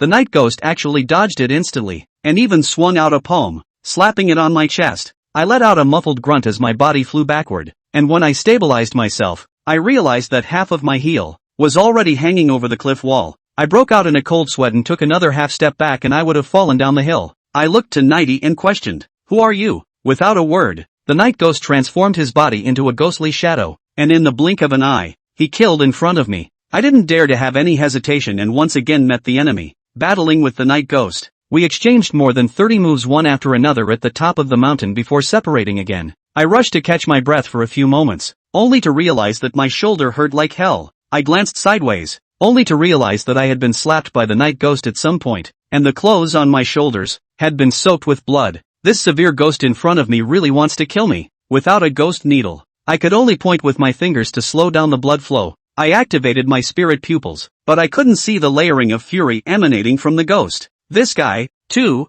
knows the spell to hide his Tao, but judging from the exchange just now, if I tried to turn around and run away, the probability of being caught up was infinitely close to 100%. That's why you can't leave your back to the other side. I can only fight to the death. I took a deep breath and shook off all the distractions in my mind, and while I was clearly in the middle of a battle, I entered the realm of no self, no clinging, and no desire, just as I had done in my previous cultivation. It was as if I had forgotten all but one thought in my mind to defeat the other. I swung my sword again to kill. The silver cicada sword swung faster and faster, and my swordplay became more and more refined. But the knight was unpredictable, and with every move I made, he was able to follow it up and make a more violent counterattack. Within moments, I had several new wounds added to my body. However, the pain in my body could not make me flinch, and I still swung my sword, not letting my moves go. The fierce battle made me lose the sense of time, and I don't know how many swords I swung and how many moves I exchanged with the severe ghosts, until only the air to swing the last sword was left in the dantian. But even though I was at the end of my rope,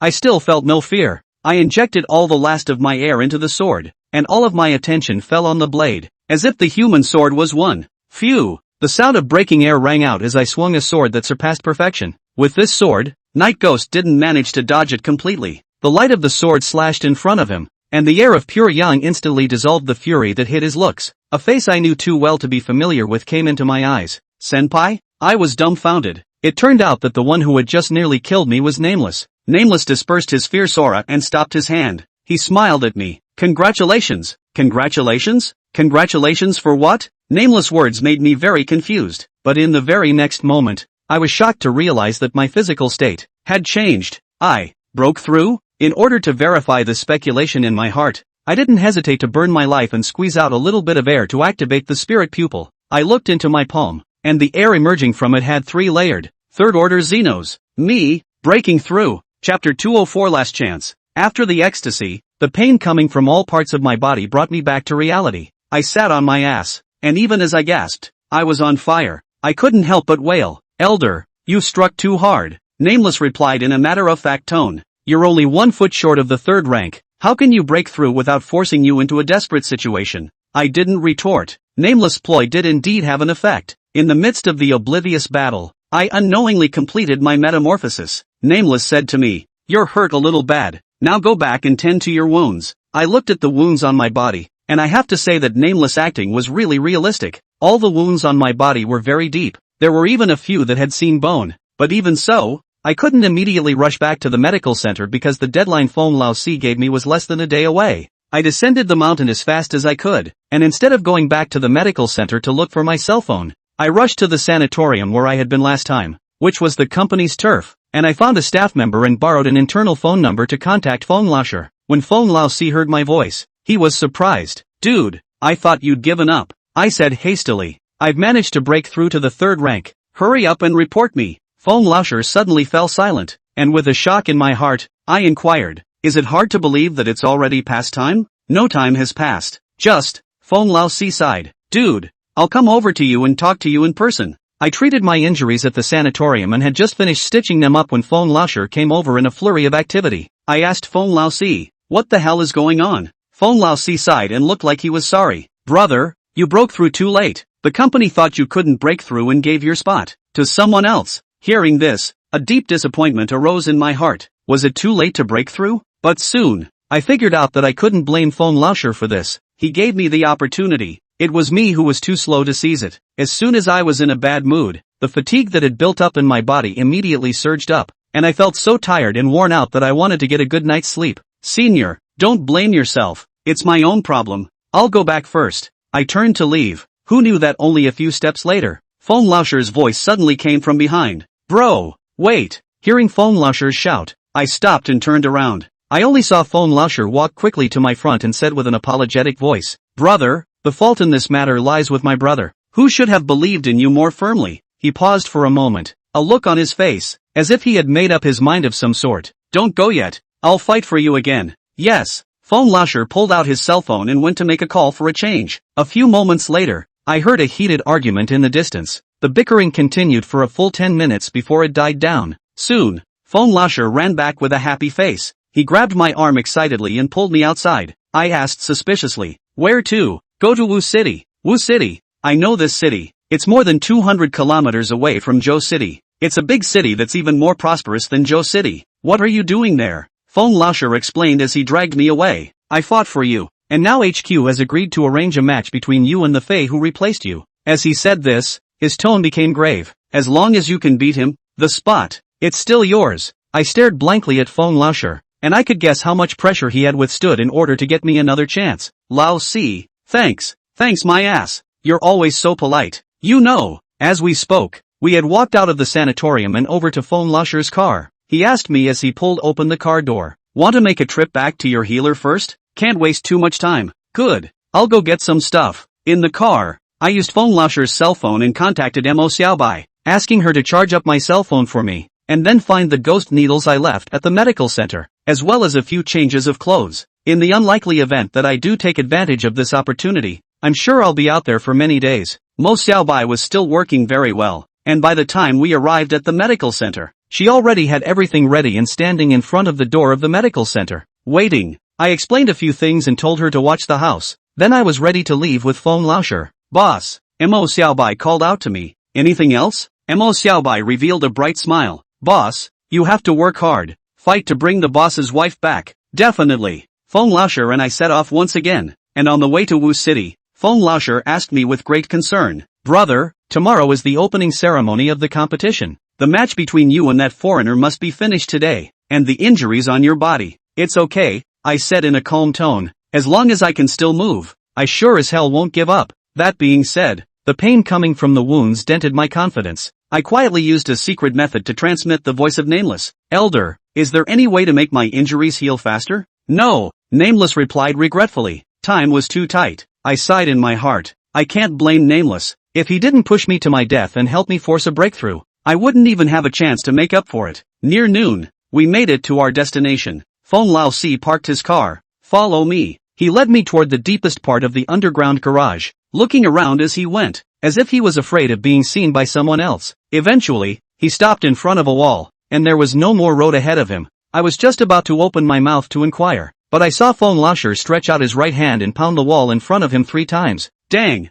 dang, dang. I keenly realized that the 3 times he whacked it, the force was different, and the sound it made was also different. Could be some sort of agreed upon code word? As it turns out, my suspicions were correct. After about 3 seconds, the wall actually withdrew backwards, revealing a dark secret passage. Get in there. Feng Lasher led the way into the secret passage. We stepped in with one foot and the door closed with the next. Senior, here, the company set up a branch in Wuchang. I was surprised in my mind. This stronghold, it was really a bit secretive. No need to blindfold me this time? I still remember that when Feng Lasher took me to the Zhoucheng branch, I was blindfolded the entire time. So much so that I don't even know the exact location of the Zhoucheng branch now. Feng Laosi hemmed and hawed. No need. You are now the company's key target. It's not what it used to be. Chapter 205. After talking to me, Feng Lasher suddenly shouted out. Brothers from Wuchang, please turn on the lights. It's too dark here. As soon as he spoke, lights immediately came on above our heads, illuminating the entire secret passage like day. Go! The man who will greet us is just ahead.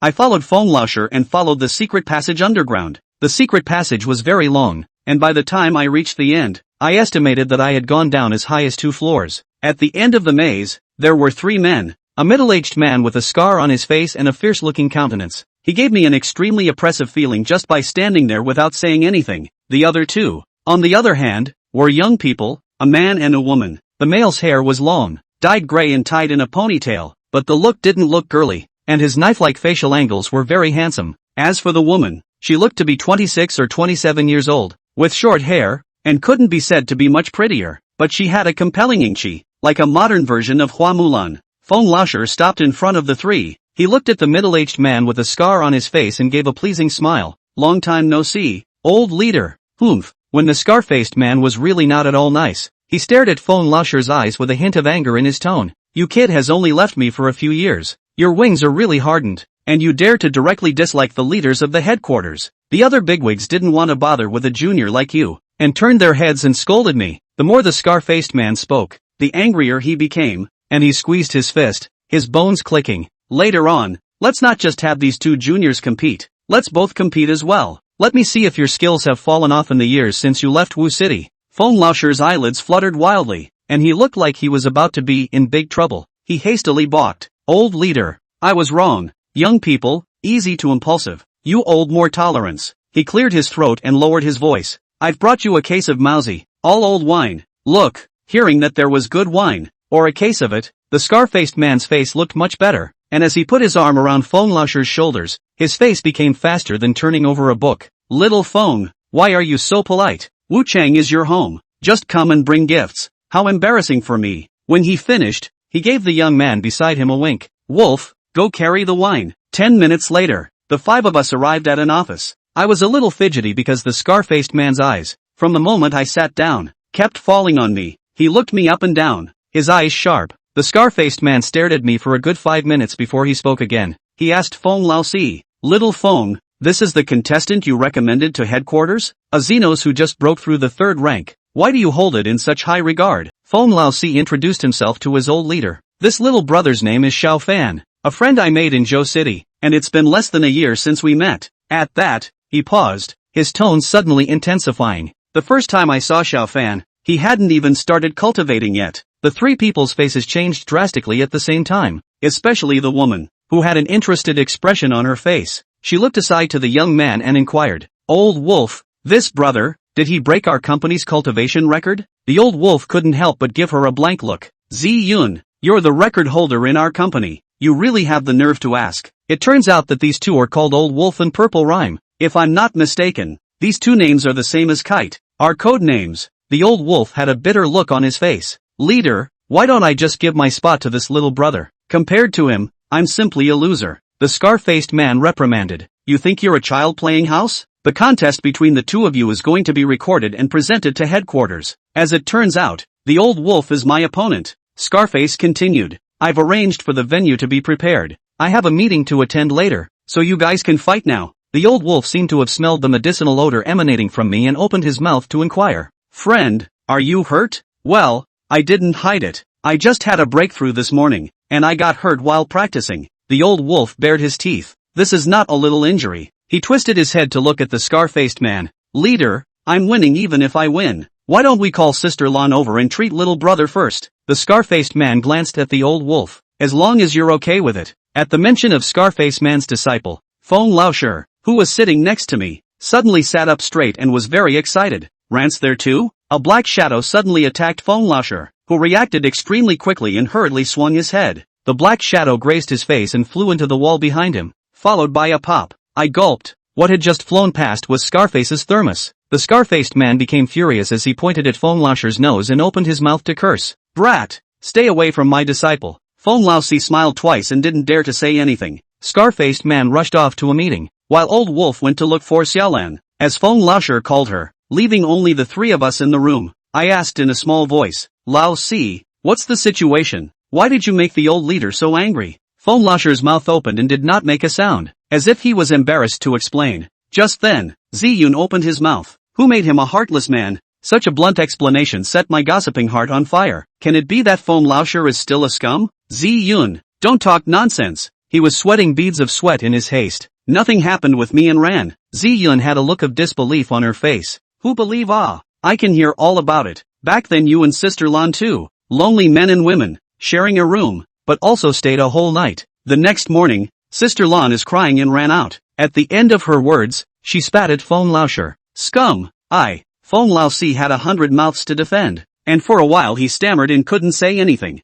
Just then, a cold female voice came from the doorway. "Ziyun, it's not good to chew on me behind my back, is it?" Ziyun blushed profusely and turned back to smirk. "Sister Lan, I'm not giving you a shout out." I looked around and saw a woman in white, walking into the room. She and Feng Laoshi are of similar age. It is the most charming age of a woman. She was born beautiful, only the look is very cold, like an iceberg beauty. Feng Laoshi stood up excitedly. Ran, however, Sister Lan did not even look at Feng Laoshi and walked straight to me. "It's you who's hurt, isn't it? Come with me to the treatment room."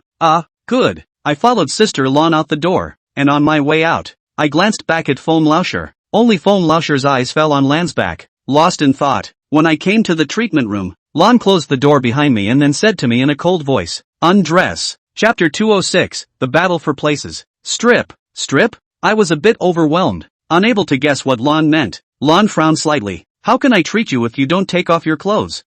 Good. I took off my shirt, revealing a wound that had been briefly treated. Lan sized it up. "How dare you come to a tournament when you're so badly injured? You're also too haphazard. I have reasons why I have to get a spot in the competition." Lan didn't ask any more questions as she fetched a pair of surgical scissors and recut the wound I had just stitched up this morning. This cutting of the cord re-emerged blood from the wound. I stifled a grunt of pain. "Hang in there, it'll be quick," Lan said as she pulled a pair of gloves out of her pocket. The gloves were unique. translucent and thin as nothing, seemingly woven from silk. I can clearly feel that the glove is dense with a layer of very unique air. It should be a magic weapon. After putting on the gloves, Lan ran the air in her body and condensed it into her hands. Soon, her gloved hands glowed with a hint of green. It might hurt a little, so bear with me. As soon as the words left her mouth, Lan pressed her hands on my wounds. The pain that instantly surged through me almost made me scream. I gritted my teeth and soon sensed something was wrong. I could clearly feel the muscles and skin at my wounds, as if they were turning into a small worm, wriggling rapidly. The constant pain made me sweat profusely, but strangely, my physical condition was rapidly improving. After about half an hour, Lan lifted her own hand and removed the glove. She casually drew a tissue and dried the sweat from her face. Okay, there were mirrors in the treatment room, and I walked up to them and looked at them, my eyes nearly glazing over in shock.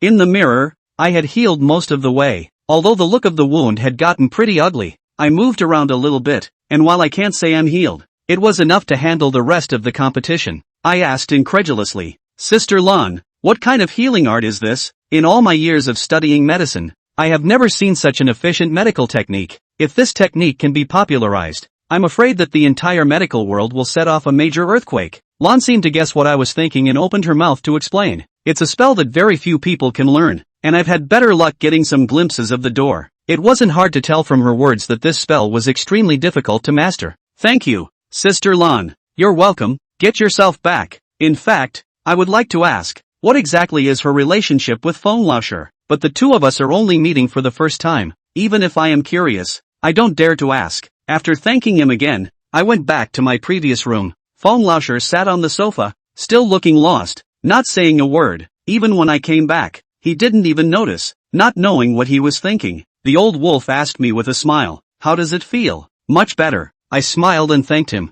Thank you. The old wolf is unwilling to take advantage of people's danger, a character that I admire. If I could, I'd like to make friends with him, regardless of the outcome later. The old wolf asked me, have you eaten? If you haven't eaten, come with us to the cafeteria. The leaders' meeting won't be over so soon. Let's fill up our stomachs before we have the strength to fight. Yes. I looked to Phong Laosi, who didn't raise his head. I'll pass. I followed White Wolf and Zi Yun to the cafeteria, and while I was eating, the two of them briefed me on the competition. Zi Yun told me that although the Young Fei contest is held every 5 years, for some reason, this year's contest was extraordinarily high profile. In previous tournaments, each lineage, sect, or power, could only send one person to participate, but this term, the number expanded to 2. Not only that, in the past, many hidden sects that didn't like to join in the fun also sent out disciples from their sects to participate in the competition, including the 100 Flowers sect where Zhou Xi was from. Zi Yun muttered, I always feel that something big is going to happen in this tournament. How come no one has come to take my spot? The old wolf spat.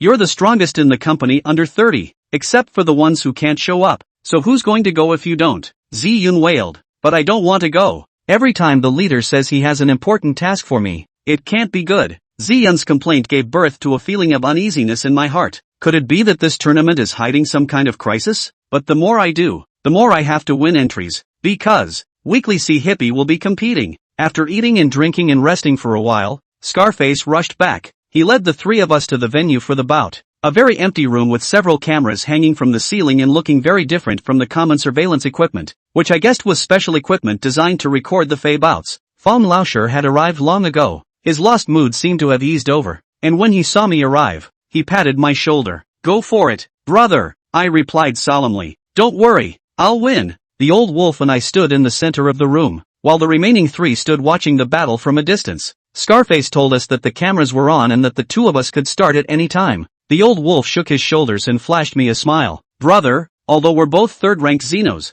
I'll probably be much stronger than the Xenos you've encountered before, so be careful. From the look on his face, it was not a wild statement, but confidence. I asked aloud, looking over at Scarface. Leader, can I have a wooden sword? Although I have brought the silver cicada sword, but this sword is too sharp, used to kill the enemy without concern. But the competition, I am afraid of the sword. Before the scar-faced man could open his mouth, Phong Laosher jumped ahead. Just use your own sword. Don't have any scruples. I knew he was doing this for my own good, but it still didn't feel right. So I looked over at the old wolf. The old wolf laughed. Don't think that swords are blind. No one will be polite to you when we get to the ring. With him saying that, I no longer hesitated and drew out the silver cicada sword, flinging the blade out of the hilt. Pure Yang's air was infused. and the sword trembled, emitting the sound of a dragon's roar. I heard the scar-faced man curse Lasher. So that piece of good steel at headquarters is for you, kid, to take. I've been applying for it for so long, and you've gotten the jump on me. My guess is that Lasher will have to go buy another case of Mousy to calm the old leader's anger. I gathered my thoughts and focused on the competition. Begin. As soon as the words fell, Old Wolf and I struck out at the same time, killing each other. In the face of the sharp silver cicada sword, the Old Wolf with his bare hands did not show any fear. Instead, his eyes flashed with undisguised excitement. He was incredibly fast, instantly dodging my swings of the sword, and in my stunned gaze, he took an arrow step and closed with me. He threw a punch at my chest. It's over. Chapter 207 Werewolves. A close, powerful punch, and in my place before the break. It really could have been, as the Old Wolf said, over. But after 4 months of bitter cultivation, and after experiencing the Dao Heart casting sword and the life and death battle with Nameless, the current me is incomparable. I instantly blocked my left hand in front of my chest, steadily catching the Old Wolf's fist. The Old Wolf raised an eyebrow, obviously not anticipating that I could catch his punch so easily. At the same time, the cicada sword in my right hand had slashed back. If the Old Wolf didn't dodge, then his back would definitely be hit by me. But in the very next moment, the Old Wolf suddenly gave me a bad smile. He quickly crouched down, dodging the silver cicada sword, so that the sharp blade slashed at my own body. Luckily, my reflexes were quick enough, and with the fact that the backward slash would not have taken much force, I flared my wrist and brought the blade to a stop. The Old Wolf didn't stop there, and when I looked down at the Old Wolf, he still had a bad smile on his face, and then, the top of his head pushed hard toward my crotch. I didn't even care about the series of movements he made just now, but with this blow, I seriously almost scared my soul out of my body. If I get hit, I'll be eunuch for a few months, if not a eunuch. I instinctively raised my knee to the Old Wolf's face, but I didn't realize that I had fallen into a trap he had already dug. The Old Wolf didn't even try to hit my second brother, and the moment I raised my knee, he reached out and wrapped his hand around my calf, and then, like a crocodile on the hunt, he did a death roll and flipped me over on my back. In the next second, I was face down while the Old Wolf was sitting on my back. His arms locked around my legs and wrenched them backward, and I was afraid that if I dared to move a bit, my leg bones would be broken by him. Sharp pain coursed through my brain as the Old Wolf's voice came above me. Dude, you lost. Not yet. I forced myself to endure the pain and pretended to be calm as I replied. Did you forget that I have a sword in my hand? As I fell to the ground, the silver cicada sword was already in my reverse grip, and at this moment, the tip of the sword was less than a centimeter away from the back of the Old Wolf's head. He could have broken my leg, but it would have cost him his life. I just felt my legs give out and the Old Wolf stood up from my body. I quickly rolled over and pulled away from him. The Old Wolf scratched the back of his head and hemmed and hawed. Brother, it's possible. Your sword makes it more nimble than a dagger. He shook his head and shoulders, and there was a crackling sound like popping beans coming from his knuckles. So much for warming up. Time to get serious. I nodded and gave it my full attention. Having only exchanged hands for less than half a minute, I already had a deep understanding of where the Old Wolf's confidence came from. He is an elite in the company. I don't know how many missions he has been on and how many Xenos he has fought with. The actual combat experience he has accumulated is really not something I can compare to, but with the strength he's shown so far, it's not enough to defeat me. Dude, I'm coming. The Old Wolf charged at me again, and this time, instead of meeting it directly forward, I took a step back. An inch long is an inch strong. I have a sword in my hand while he has bare hands. As long as the two of us always keep our swords at a distance, his powerful close combat skills will not be able to be utilized half as much. Knowing that the Old Wolf was strong, I no longer had any hold back. The sword light enveloped my figure like an invisible wall, always keeping the Old Wolf from getting close. On my sixth swing of the sword, the Old Wolf's clothes, chopped by the blade of the sword, cracked open a long gash, and even the skin underneath the clothes breech appeared as a red line. Old Wolf fails to land a long takedown and pulls away again. He looked at his clothes with a fleshy look on his face. I just bought it the day before yesterday. When he finished speaking, as if the Old Wolf had made some sort of determination, he unbuttoned his shirt and pulled it off. My eyelids fluttered as I looked at the half-naked Old Wolf. Only the Old Wolf's body was covered with scars, both new and old, and 1,000 holes. I couldn't help but ask, "The injuries you have?" The Old Wolf replied full of concern. "It was left over from a previous mission, and it doesn't hurt anymore." Although the Old Wolf seemed unconcerned, I could imagine how much pain he had endured. I stood in awe of him. The Old Wolf asked suddenly, "Do you know my code name? Why I'm called Wolf? Where do I go to know this?" Before I could ask a rhetorical question,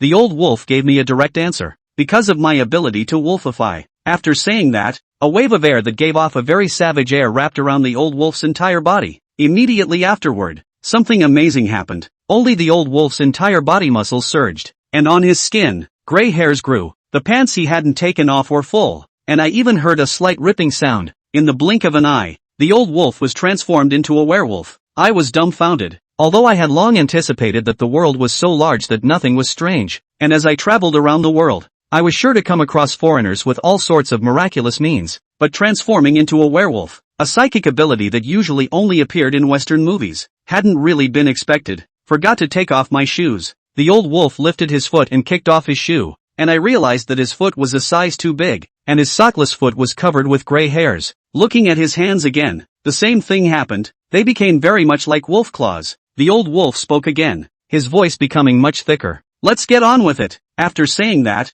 he was about to kill me. Wait. I raised my hand to signal old wolf to wait, and old wolf asked suspiciously, what's wrong? I have a question. Do you have a tail? The old wolf froze, then put his hand behind his ass and yanked a thick wolf's tail out of his pants. Curiosity satisfied? Satisfied. As soon as my words fell, the old wolf stomped his feet hard and his figure instantly transformed into a stump, appearing in front of me. So fast. At this distance, it was definitely too late to swing the sword. I instinctively dodged, and the old wolf's fist grazed my cheek, and the wolf hairs on the back of his hand, like brushes, scraped my cheeks raw. After utilizing his supernatural abilities, old wolf's strength soared. I didn't dare to be careless and quickly backed away, wanting to pull away. However, after the previous tussle, the old wolf would not give me this chance again. He threw punch after punch, always keeping close combat with me. I took a few punches. The power of the old wolf after his transformation was truly amazing. I blocked them all, but it really hurt to the bone. I made an immediate judgment that this could not go on. The old wolf came at me with another punch, and this time, I purposely didn't block it. Boo! The old wolf's fist, which hit me squarely in the stomach. I stood on my tiptoes in a smooth manner to reduce the friction between the soles of my shoes and the ground. In the next moment, my body flew out backwards, borrowing the old wolf's strength and successfully pulling away. The old wolf's eyes froze, probably not expecting me to use this method to get rid of him, and by the time I came after him again, I had already set up my stance. Next, it's the part where I attack. Chapter 208 Qualification. Facing the old wolf that attacked again, I executed the pure young sword technique that I had already practiced for countless nights. The silver cicada sword trembled slightly under the pure yang's air, and every time it was wielded, it would emit the sound of a dragon's roar. I executed the sword of pure young to near perfection, and also fought exactly as if I were in a real battle, each sword rushing to slash at the old wolf's vitals. The battle situation was immediately reversed. An old wolf, who had just overwhelmed me in terms of momentum, had been forced to start defending. He wrapped his hair around his wolf-eyes nails,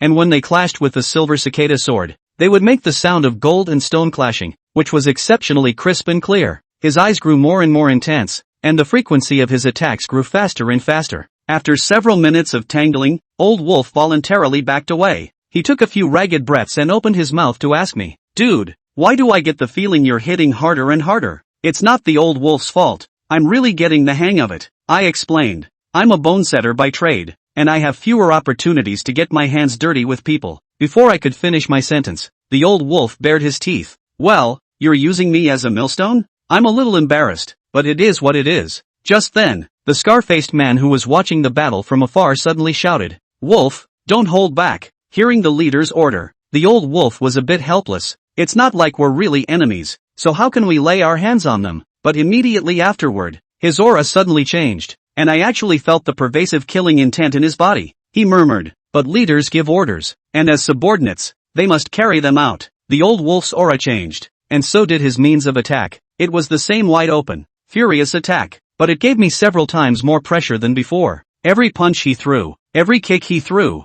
was aimed at my vitals, and he used murderous kung fu. Although I had more swords than him, I was still at a disadvantage, and gradually I could not hold out any longer. The old wolf warned as he swung his fist, "If you really can't hold out, admit defeat." "I'm afraid I can't stop." I gritted my teeth and insisted. Even though my right hand holding the sword was already numb from the shock of the tiger's mouth, I still refused to give up. I have to get the entry for the sake of Joshishi. My mind was firm, and I was ready to burn my Jindan and squeeze out more air in order to win. Xiao Fan. Just then, Feng Laosher suddenly shouted, "The tournament allows the use of ghost servants." I froze and subconsciously cursed him. "Why didn't you say so?" I didn't hesitate to shout, "Sugar!" His sweetness instantly appeared, and two blood-colored gardenias automatically detached themselves from her white dress and flew towards the old wolf. The old wolf instinctively sensed the danger and quickly backed away, dodging gardenia's attacks one after another. Boo! Boo! Two explosions went off and the floor was blown up. The old wolf's eyes stared at Sweetie, his expression grave.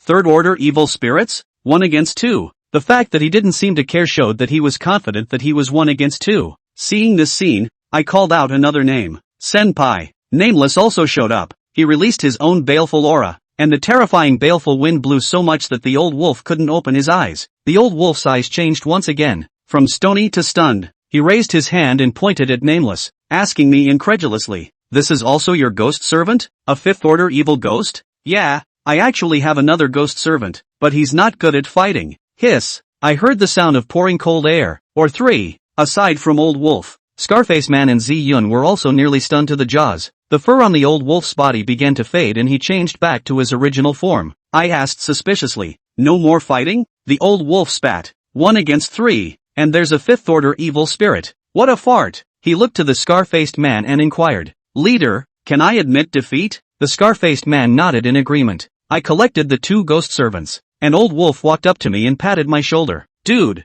congratulations!" He had clearly lost his qualification, but the expression on his face was as if he was relieved, as if participating in the competition was something that had caused him a great deal of distress. "Old wolf, I am obliged." Feng Laoxi's 3 men also walked over, and the scar-faced man resized me. "Little Feng, you have a good eye. This kid is indeed a moldable talent." Feng Laoshi asked smugly, "Old leader, do you think that if I introduce Xiao Fan into the company later on, the headquarters side will give me a commendation?" The scar-faced man replied without hesitation, "Of course I will." Feng Laoshi's face was crisp and cool. "Then I have a chance to be on your level." Humph. The scar-faced man was very upset. "Even if you have a higher position than me in the future, you're still trained by me, so don't be so arrogant in front of me." Just then, Zi-Yun reached out her hand at me. "Hello partner." I held Zi-Yun's hand, and in a trance, it was as if her face had turned into kites. I sighed in my mind, but a smile appeared on my face. "Hello," the scar-faced man spoke again. "Little Feng, you go to my house for a drink tonight. Your sister-in-law has been chanting about you for a long time. This little guy, let him follow Zi-Yun and Old Wolf. Zi-Yun, remember to tell him about the tournament, and the 2 of you will be leaving early tomorrow morning." "Understood." Zi-Yun agreed. "Let's go. Let the Old Wolf buy us a drink." The Old Wolf looked reluctant. "Why me?" Zi-Yun replied in a matter-of-fact tone. "You're losing, but it's one less big problem, so who's invited if you're not?" Good. My treat." After leaving the company's premises, Old Wolf took me and Zi-Yun and came to a deeply hidden fly tavern. Don't look at the environment of this place is not good, but there are extraordinarily many people. Zi-Yun spat. "Old Wolf, can you be any more stingy? Receiving new friends and eating this?" The Old Wolf dug into his pockets. "We haven't been paid yet this month. See, the pockets are cleaner than your face." After saying that, he beckoned the boss and skillfully ordered a few dishes, looking like a familiar customer. After 2 rounds of drinks, I looked over at Zi-Yun. "Sis, tell me about the competition." Zi-Yun put down her chopsticks. "There's really nothing to say. Tomorrow the 2 of us will rush to the Dharma Gate Temple and then the meeting party will receive us. Just follow their instructions." She wore a distressed expression. In fact, this kind of civil power exchange tournament, the company sends out players, in the past, are just going through the motions. Some seniors even directly concede defeat, rushing back to carry out the mission. She paused for a moment, her eyes a little odd. "But this term is a situation that is somewhat unique." The Old Wolf took over. "Before you came, the leader approached the 2 of us and asked us to make as many finals as possible." I asked suspiciously. "Why?" "I don't know," Zi-Yun answered very dryly. "We asked the leader, but he wouldn't go into details." No wonder Zi-Yun would say she had a bad feeling. No wonder Old Wolf would treat the match as trouble. My intuition tells me that for the next match, I'm afraid something unexpected will happen. Chapter 209, The Curse of Yuji. I continue to ask, "Sis, can you give me a rundown on the process of that competition?" Zi-Yun gave a hum of introduction. For this competition, a total of 124 forces are participating, with each force sending 2 people, or 258 contestants. The process of the competition, divided into 3 rounds. The first round to participate in the form of small team cooperation. That is to say, the 2 of us are a group. Complete the task is considered to pass. The second round is similar to the first, but as an individual. The first 2 rounds of the program are different for each session, and we won't know the exact rules until we get to the farmer's monastery. At the end of the 2 rounds, The final 16 Xenos are selected for a one-on-one ring battle to determine the top 3. After Ziyun finished his speech, I had a general idea of what to expect in the next match. Ziyun filled his own wine glass. Any more questions? If not, let's keep drinking. She's obviously an old drunk by the way she can't wait. I took the initiative to toast Ziyun and waited for her to finish her drink, asking carefully, "Sis, can I ask you something that has nothing to do with the game?" Ziyun and Old Wolf looked at each other, then revealed a playful smile. "What do you want to ask?" "The 100 Flowers Sect. What do you know about this power?" "Sis, the 100 Flowers Sect?" Ziyun was a bit surprised. "I thought you wanted to inquire about Feng Laoxi and Sister Lun." I'd like to hear it if you're willing to talk about it." Ziyun waved her hand. "Forget it, the love-hate relationship between those two. We actually don't know much about it. After all, there's an age difference, and when they were together, Old Wolf and I were still interns. Let's talk about the 100 Flowers Sect." She paused and asked a question. "Before I answer, can you tell me why you're so desperate to enter the competition?"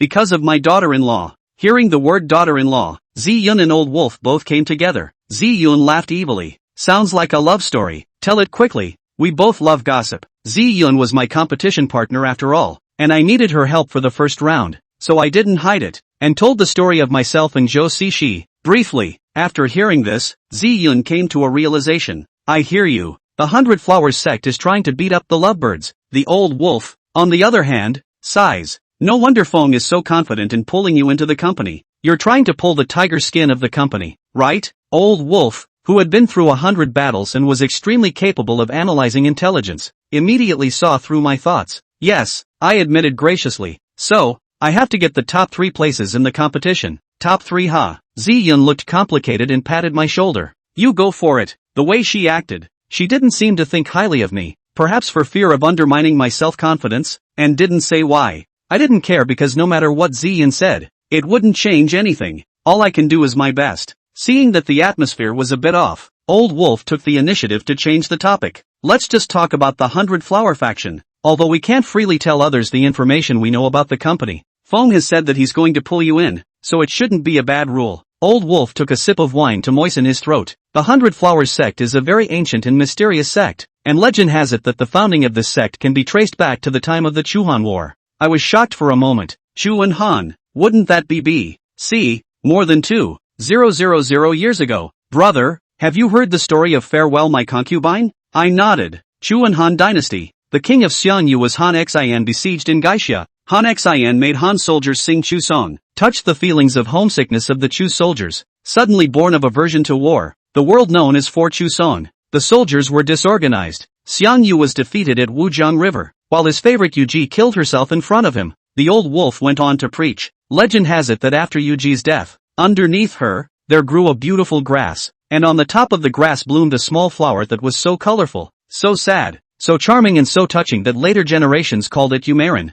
This Yume plant was picked up by a little girl who accidentally gained supernatural powers and eventually founded the 100 Flowers sect. Ziyun took over. The 100 Flowers sect has existed for more than 2,000 years, older than the vast majority of sects in the Jianghu. The 100 Flowers sect only recruits female disciples and is very low-key, rarely showing their faces. But in the Jianghu, there are 2 rumors about the 100 Flowers sect. I came to be interested and pursued the question. "What rumors?" Ziyun held out a finger. "The first legend. A curse." When I heard the word curse, my heart skipped a beat. The 100 Flowers sect's method is very magical. No matter how talented you are, as long as you cultivate their technique and condense the native flower, your Dao will grow exceptionally fast. This can't help but remind me of the last time I saw Zhou Cixi, who had embarked on the path of cultivation much faster than I had. "What about the curse?" "What kind of curse?" Ziyun explained. "Rumor has it that disciples of the 100 Flowers school who have coalesced their natal flowers will have the probability of suddenly dying a violent death, the cause of which is unknown. In the company's records, there was once an elder of the 100 Flowers school, who was negotiating with a representative of the company, and was originally having a good chat over a cup of tea and suddenly died. Some people say that this is Yuji's curse, because the Yu beauty that was born under Yuji's corpse in the first place was the guiding flower that Yuji left for the king of the hegemony, to receive his soul,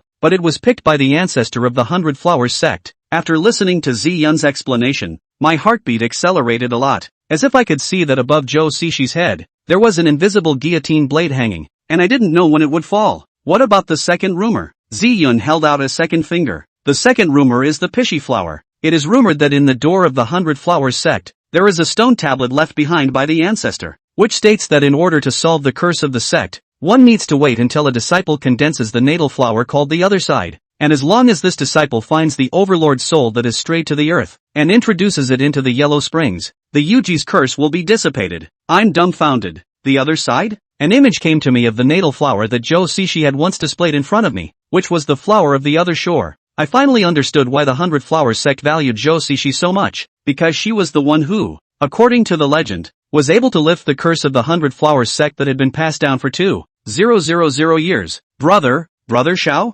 Xiao Fan. Ha, what are you fuming about? The old wolf reached out and waved his hand in front of my face. Why are you lost in thought?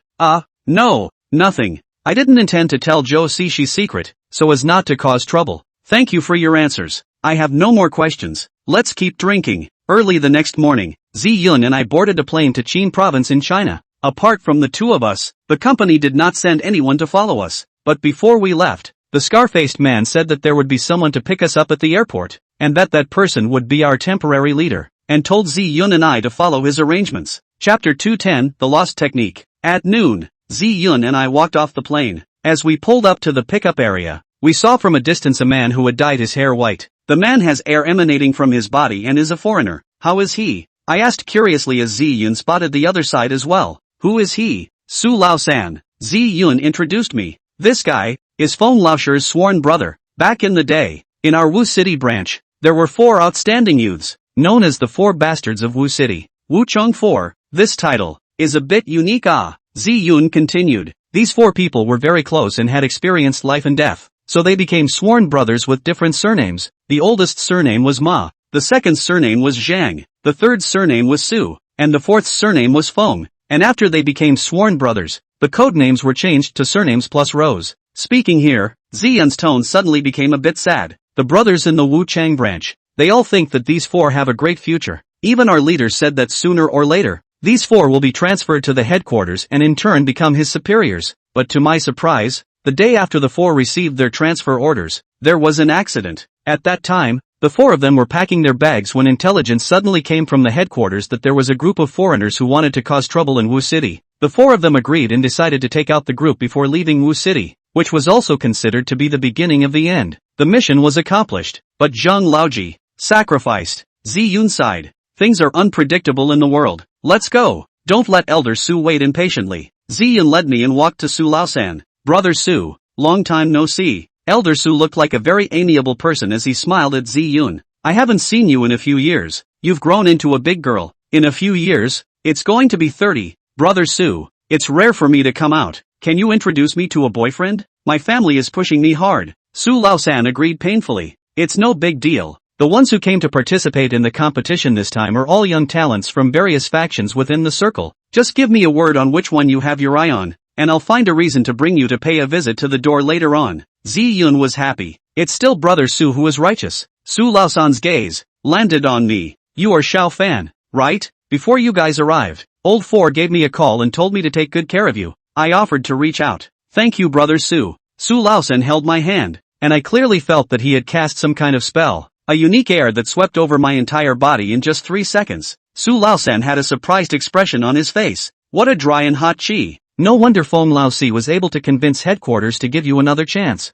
These words make me a little confused. Feng Lao-si re-giving me a chance. Isn't it because I managed to break through the 3rd stage? What does it have to do with my air? Su Lao-san probably saw my doubt and spoke again. Come with me. We'll talk in the car. After getting into the car, Su Lao-san drove while sharing the intelligence of this session with us. Perhaps you've already sensed that this Yun Fei contest is not quite the same as the previous ones. Zi Yun spat. This tournament, there are more than 100 forces competing, which is fully twice as many as previous years, and each force can still send 2 disciples to participate, so they must be hiding some secret. Su Lao-san exclaimed. It can't be helped. It's about the 10 exalted one's inheritance. How can it not be lively? Zi Yun and I looked at each other, both wondering. I couldn't help but open my mouth. Brother Su, what does it have to do with the 10 dignitaries? Su Lao-san asked the 2 of us rhetorically. Do you guys know why the venue for this tournament? Why it's set at the Dharma Gate Temple? Knowing nothing, I craned my head to look at Zi Yun. Zi Yun sounded puzzled.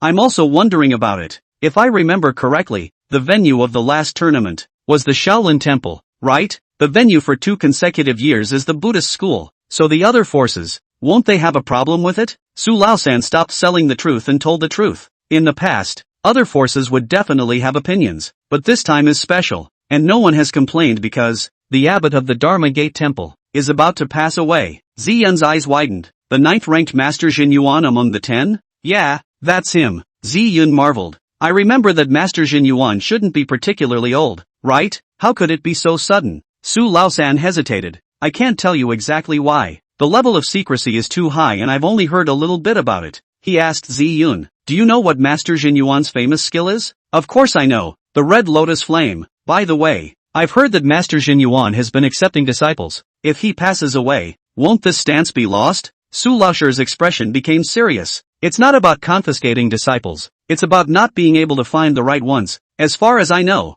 Master Jin Yuan has tried all the younger generation in the temple and has never been able to find anyone who can learn the Red Lotus Flame. My mind wandered and I guessed a possibility. So, it was Master Jin Yuan's intention for this tournament to be held at the Dharma Gate Temple, and he wanted to pass on his mantle before he died? Clever. Su Laosan praised me. That's what Master Jin Yuan thought. Ziyun was a little puzzled. But those who are qualified to participate in the competition are all young talents from other forces. Even if Master Jin Yuan has his eyes on a certain one, their division will not agree to their disciples worshipping in the Dharma Gate Temple, right? There is no need to worship the Dharma Temple. Su Laosher's next words deeply shocked Ziyun and me. As long as one has the talent, Master Jin Yuan will pass on his Red Lotus Flame without any strings attached. Ziyun swallowed hard. That is to say, the Red Lotus Flame will turn into other sect Jedi? That's right. Su Laosan exclaimed. It's better to give it to another sect than to lose it. I reached out and pointed to myself. Brother Su, then you just said that. Su Laosan twisted his head to look at me and laughed. Feng Laosi told the headquarters that your kid has the talent to play with fire. Let you participate. You might have a chance to be seen by Master Jin Yuan. Laosi, although his skills are the worst amongst our brothers, but his vision is extremely good. Most of the things he determines will turn into reality. The corners of my mouth twitched as an invisible weight was placed on my shoulders. Su Laosan comforted.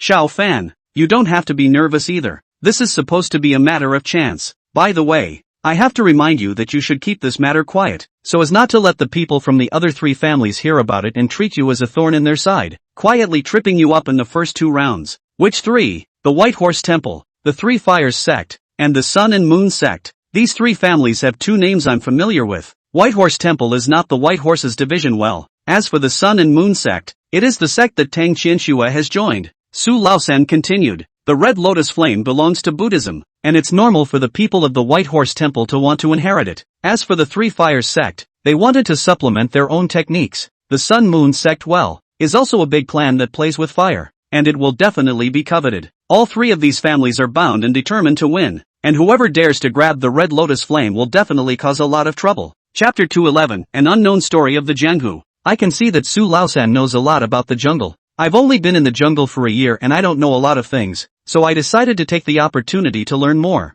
Brother Su, can you tell me more about these 3 doors? Okay. Su Laosan agreed painfully. Let's not talk about the White Horse Temple. I did hear from Lao Si that you have a good relationship with Master White Horse, and when you first met him, you almost worshipped him. Feng Lao Si is exaggerating. Su Laosan laughed out loud. Even if it is exaggerated, it also shows that you are very talented in socializing. The company likes people like you, and when you join the company, you'll have a great future. I'm a little embarrassed by what Su Laosan said. Let's start with the 3 Flame Sect. This family is considered to be an old sect that has been passed down for hundreds of years, and the reason they are called the 3 Flame Sect is because of the incoming technique passed down by their ancestor, which allows them to manipulate 3 types of flames: heavenly fire, earth fire, and human fire. It was a pity that in the turmoil of history, the heavenly flame, one of the 3 flames, was lost, and the current heavenly flame sect only had 2 flames left. Although the Red Lotus Flame is a Buddhist flame, it is said to have been passed down by the true Buddha, so obtaining the Red Lotus Flame can be considered as complementing the heavenly flame. As we were talking, a takeaway boy on a tricycle crossed in front of our car in an instant, infuriating Su Laosan to the point of cursing. Rushing for delivery or rushing for death. He let out 2 deep breaths to calm his anger and picked up where he had just left off. As for the Sun and Moon Sect, you should be familiar with it as well. I heard old Four say that you have a confidant who seems to have joined the Moon Sect of the Sun and Moon Sect. Hearing this, Ziyun, who was on the side, smiled inside. Xiao Fan, you can do it. Not only do you have a daughter-in-law, you also have a confidant. No wonder Feng Lao Si thinks so highly of you. The feeling is that you guys are the same kind of people. I couldn't say anything but pretend I didn't hear it. Su Laosan said with a smile. The Sun and Moon sect is also very good at playing with fire. And as the Red Lotus flame is suitable for the people of the Sun sect to cultivate, I think they'll try their best to fight for it as well. He turned his head and asked me, anything else you want to know? It's over half an hour away from the hotel, so feel free to ask. I thought about it and asked again, Brother Su, can you introduce me to the 10 dignitaries? I've heard the title Tenzun many times. These 10 people represent the strongest fighting force in the Jianghu, so I'm very curious. That's a question. Zi Yun, you answer it for him. Good. Subsequently, Zi Yun spoke about the identities of the Tenzuns and the forces they represented, one by one. The first one, the heavenly master of Longhu Mountain, Taoist named Guantian Taoist. The second honor, the company's top executive, Lin Mito. The third honor, the Ma family, Ma Yunting. The fourth honor, the abbot of Shaolin Temple, Master Wukong. Fifth venerable, Wudong Mountain, Zhang Shozhen. Sixth venerable, White Horse Monastery, Master Huiming. Seventh honorable, 100 Flowers Sect, Flower Happiness Woman. Eighth honored, Wu family, Wu San Fury. Ninth venerable, Fa Men Monastery, Master Jin Yuan. 10th honor, Sun and Moon Sect, Hu Xin Yen. Ziyan also said that if Master Jin Yuan passes away, the one who has the most hope of replacing him on the throne is Tang Miaoyan of the Tang sect, who is also a renowned big shot in the Jianghu. After Ziyan finished his explanation, Su Laosan's cell phone rang and he answered the call, his expression becoming serious. When he put away his cell phone, Ziyun asked, Su, what's wrong? A call came from above, saying that the top brass of all the forces will be meeting at the Fa Men Temple tonight, and asked me to take charge of security. Ziyun was puzzled. It's the Dharma Gate Temple. Why do you need the company to arrange security? She paused and frowned. Brother Su, is there something else you're not telling us? Su Laosan spat out. You're the smart one. He thought for a moment and told the truth. There's no harm in telling you. This tournament, aside from selecting the successor to Master Jin Yuan's mantle amongst your younger generation, there's also a very important matter, the crusade against the dusk. When I heard the word dusk, I was immediately energized. I've learned firsthand twice how hateful the dusk people are, and with these guys, if you shoot them all, there may be people who are not guilty of the crime, but if you shoot one every other one, there's bound to be a lot of leaks. Ziyun didn't seem surprised. Finally making a move? Well, Su Laosan said in a condensed voice, this organization, Dusk, has deep roots, and if you want to uproot it, it's hard to accomplish it with just the company, so you need to use the power of the civil society, and this tournament is a good time for the many forces to meet up.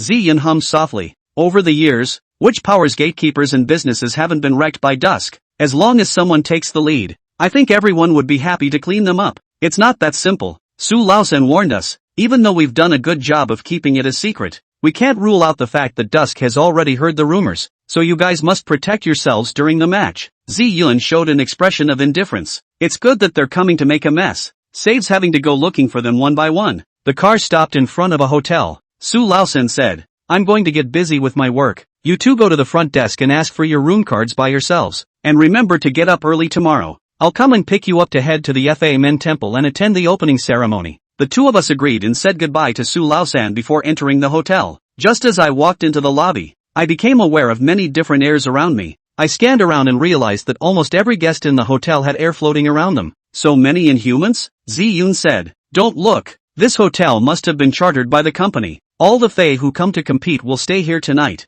These people you see, they might just cross paths a few days later. I was a little excited in my heart. According to Zi Yun, Josie she should also be in the hotel, and I don't know if I have the chance to meet her. Zi Yun asked the receptionist for a room card, and the two of us stayed on the 9th floor, with me living next door to her. Zi Yun said she wanted to get some sleep and went back to the house. I went downstairs and strolled around twice, but I couldn't find Josie, so I could only go back to my room to rest. After dinner in the evening, I went to bed early. After all, tomorrow after the opening ceremony, is the first round of the competition, and must be refreshed. Who knew that when I fell asleep? The voice of the time rat suddenly rang out of my head. Boss, someone's watching us. I woke up with a start but didn't open my eyes. Instead I used a secret technique to send a message. Who is it? Where? No sign of anyone, but the other guy is right outside the window. Outside the window? I quietly raised my eyelids a little, pretended to be tired of sleeping in one position, rolled over and looked out the window. There weren't any buildings across the street from the hotel, so I didn't draw the curtains before I went to bed.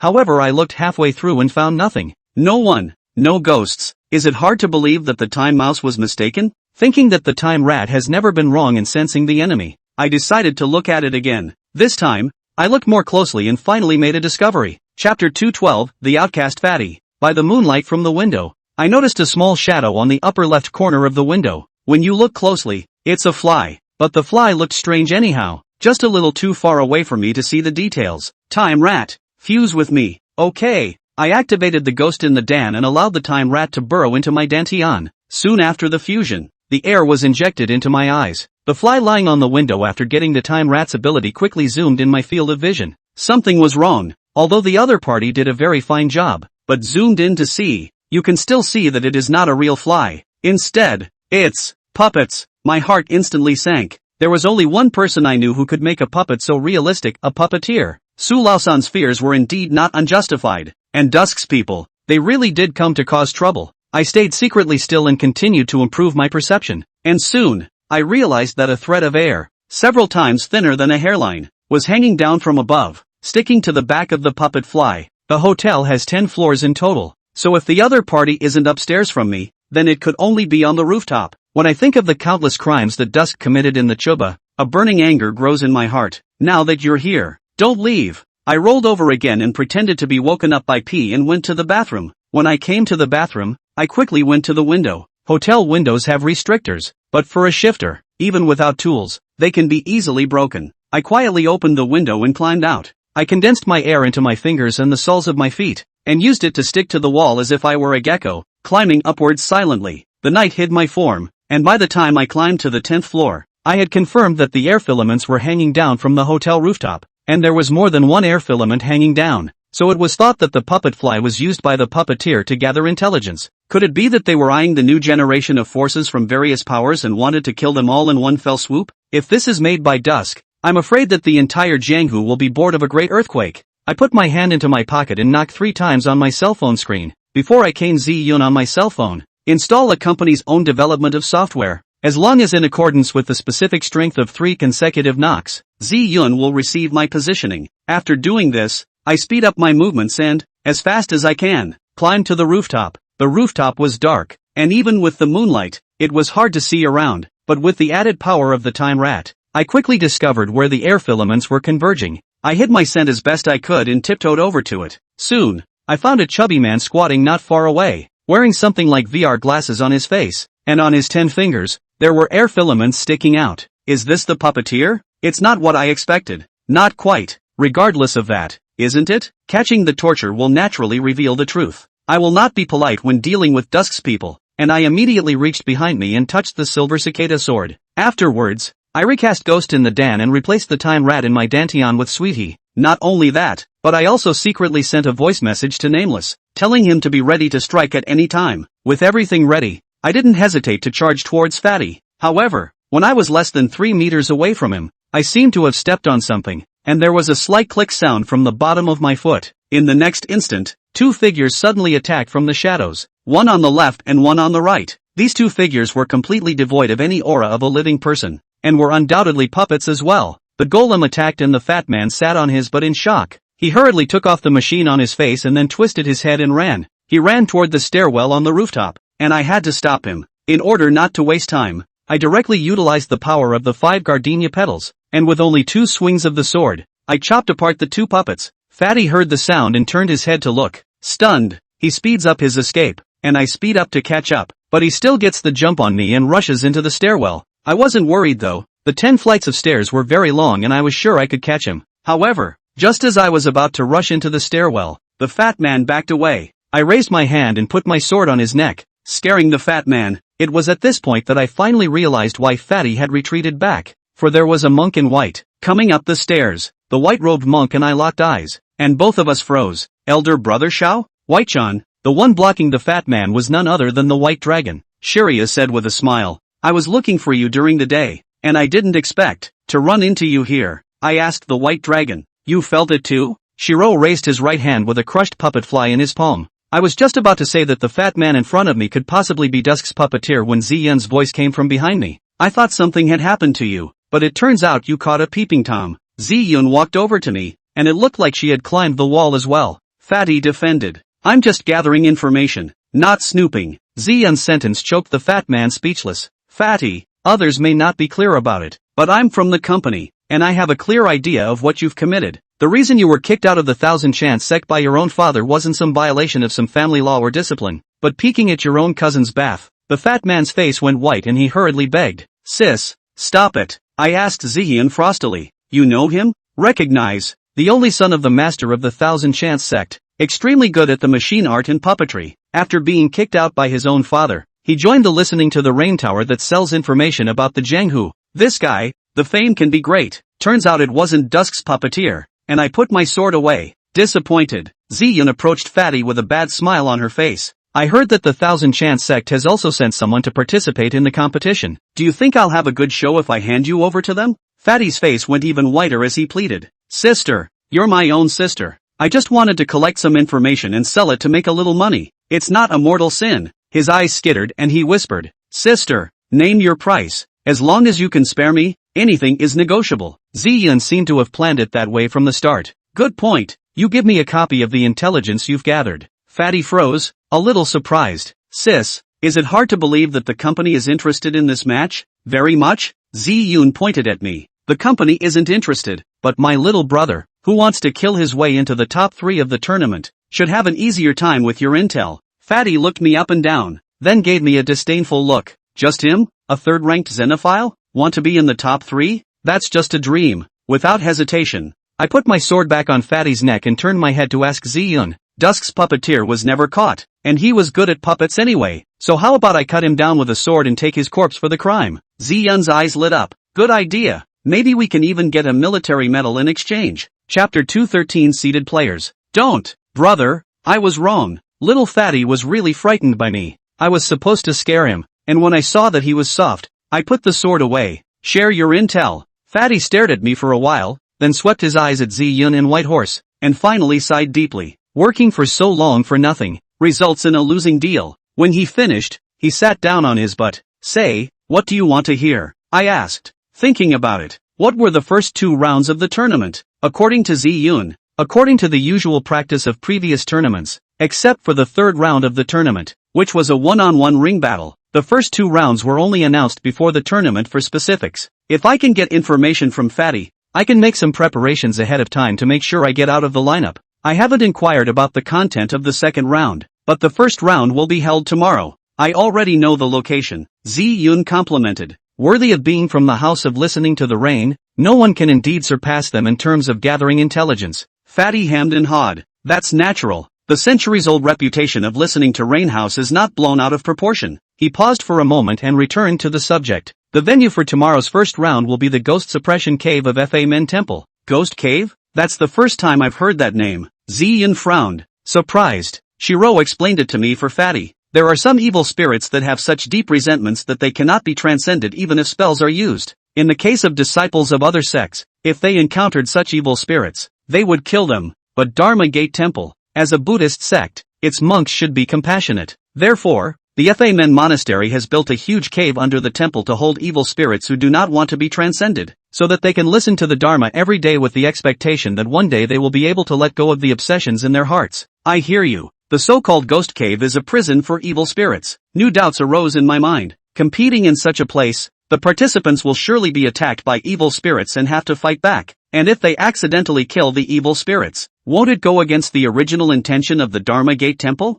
By the look of the White Horse, he must have had the answer in his mind, but kept silent. Fatty looked at him, seemingly uncomfortable telling the truth in front of Charming. In the end, it was Ziyun who gave me the answer. I guess, this is the result that Dharma Gate Temple wants. Master Jinyuan is about to pass away. Without him as a top combatant, it will be much more difficult for the Dharma Gate Temple to suppress the evil spirits in the caves, and the Buddhist sect forbids killing. So, Ziyun didn't quite nail it, but I'd heard the answer. The Dharma Gate Temple was trying to borrow the hands of disciples from other sects to alleviate the pressure of suppressing evil spirits. The White Horse recited a Buddhist chant, Amat Ba. I continued to ask Fatty, what about the 1st round? Fatty shrugged his shoulders. Then I don't know. The only ones who know the contents are a few senior monks of the Fa Men Temple. I can't get it even if I'm very capable. Fatty just said he had no intel on the 2nd round, so what else could I ask? Thinking about the puppet fly that had been spying on me from the window earlier, I immediately had an idea. Fatty was obviously gathering intel on the contestants. Fatty, if I make it to the third round,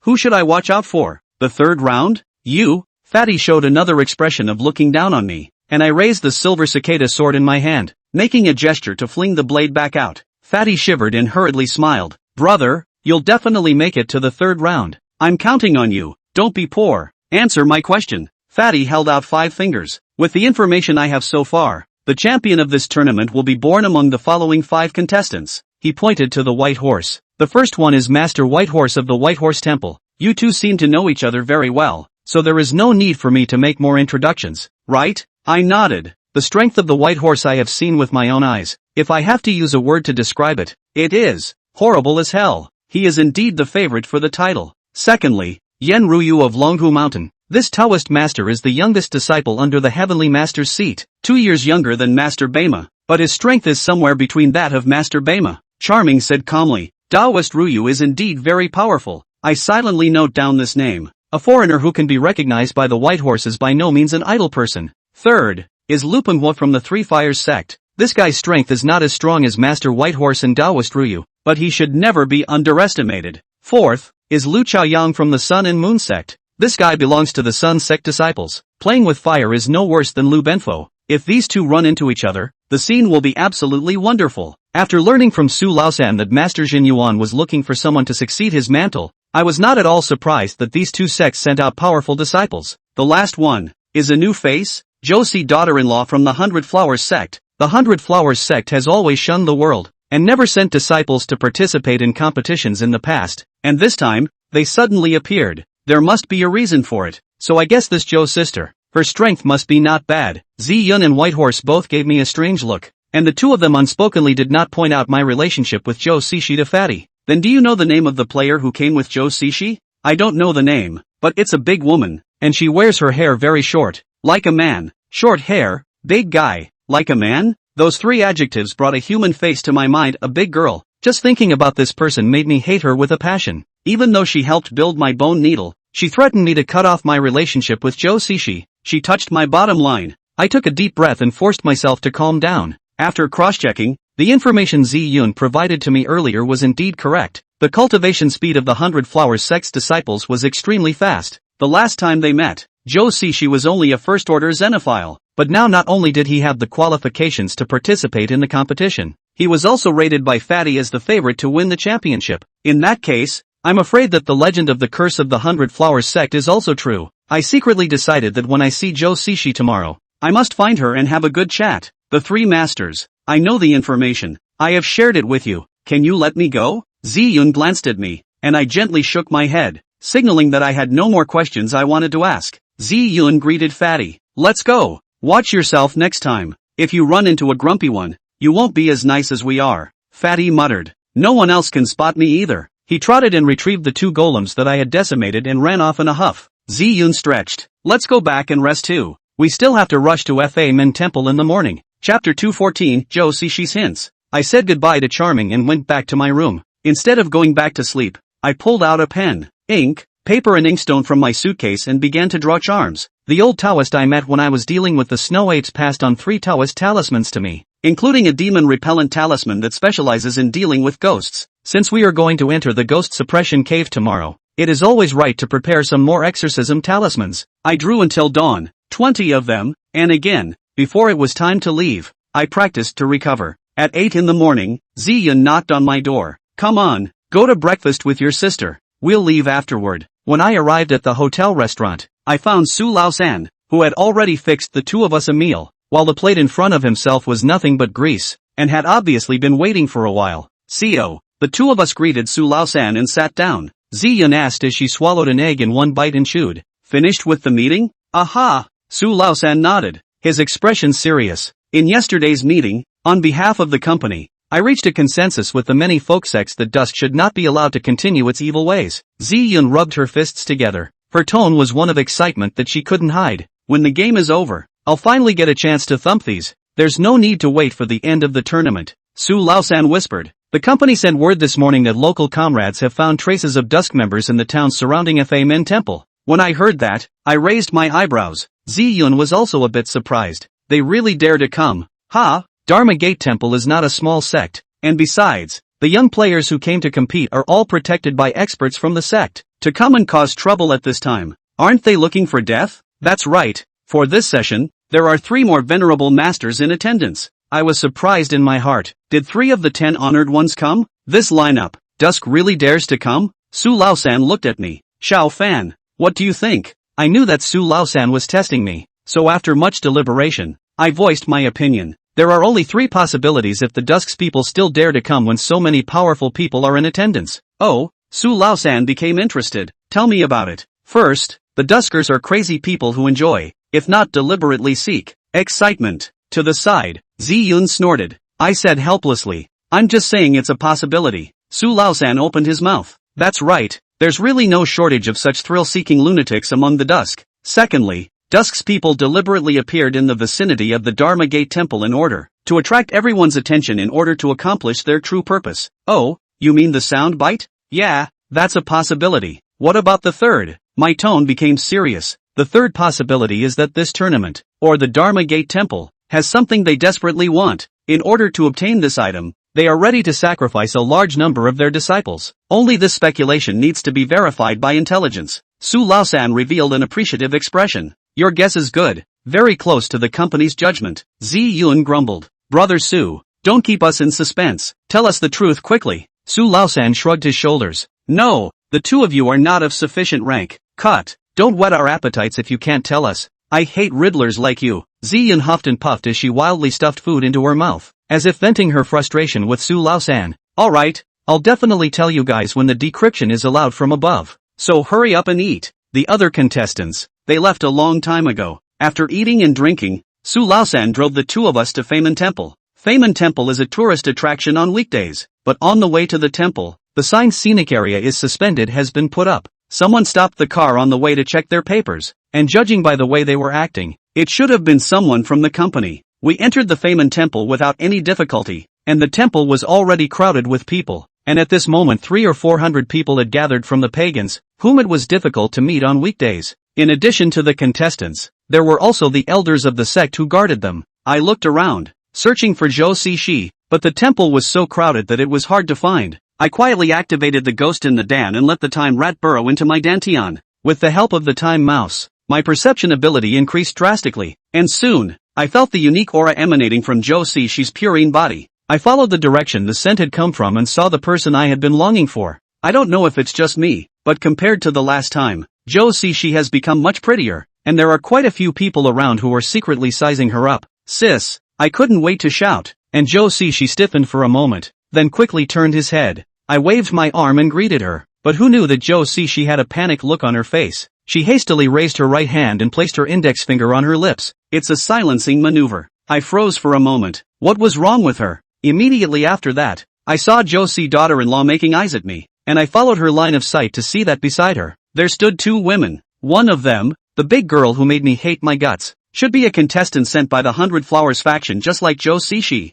As for the other, it was a middle-aged woman. This woman exudes a terrifying air. Even if I didn't activate my spirit pupil, I can guess that her Dao is no lower than the 5th rank. I understood that Zhou Cixi was implying that it was not convenient for me to meet or even recognize me now. The middle-aged woman seemed to notice Zhou Cixi making small movements and turned her head to look at her. Zhou Cixi hurriedly restored her original state and pretended that nothing had happened. My heart sank. Zhou Cixi is being watched by the 100 Flowers sect? I resisted the urge to go forward. Soon I would be entering the town ghost cave. That middle-aged woman would definitely not follow. I could always find a chance to meet with Zhou Cixi. For the sake of longevity, it should never be done on impulse. I backed away and Ziyun asked me, looking for a daughter-in-law? I nodded and she then asked, what's with the unhappy face? You didn't find it? Found it. But, I hesitated and looked at Su Laosan. Brother Su, it seems that my daughter-in-law is being secretly watched by someone sent by 100 Flowers. Can you help me find out the details of that person? Su Laosan said yes.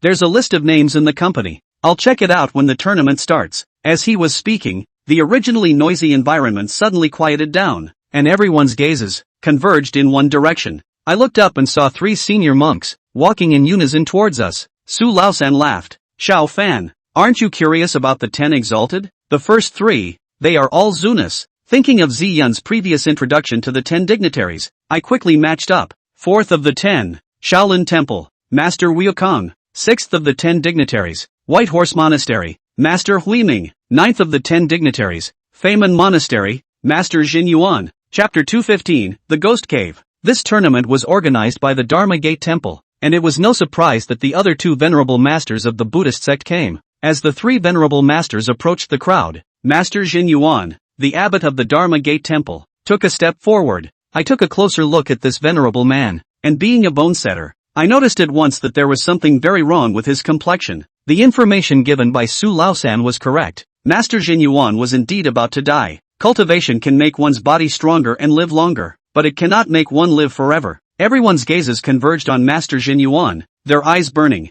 Amat Ba. Master Jin Yuan first chanted a Buddha's name and then said in a very kind voice, "Laudi, first thank you all for your appreciation to participate in the Young Exotics General Assembly organized by the Dharma Gate Temple. This year's competition is the largest number of participants ever, is also the grandest one. If the Dharma Gate Temple were to not do a good job, or there is a hospitality is not good, but please forgive me." Grandmaster Jin Yuan said some scene-stealing words, and the seniors of the same sect who had arrived along with the contestants listened attentively. As for the younger contestants, I swept over them with a glance and noticed that so many of them were secretly yawning. Then I looked at Zi Yun, who was standing beside me, and at some point, he pulled out wireless headphones from his pocket and shoved them into his ears. I quietly touched her, and Zi Yun took off one of her headphones and asked me, "What, sis, you're not doing well, are you?" Zi Yun bristled. "What's wrong with it? In the company on the daily meeting, it's not easy to come out to travel. Of course, how comfortable how to come. Traveling? I didn't know how to take that for a moment."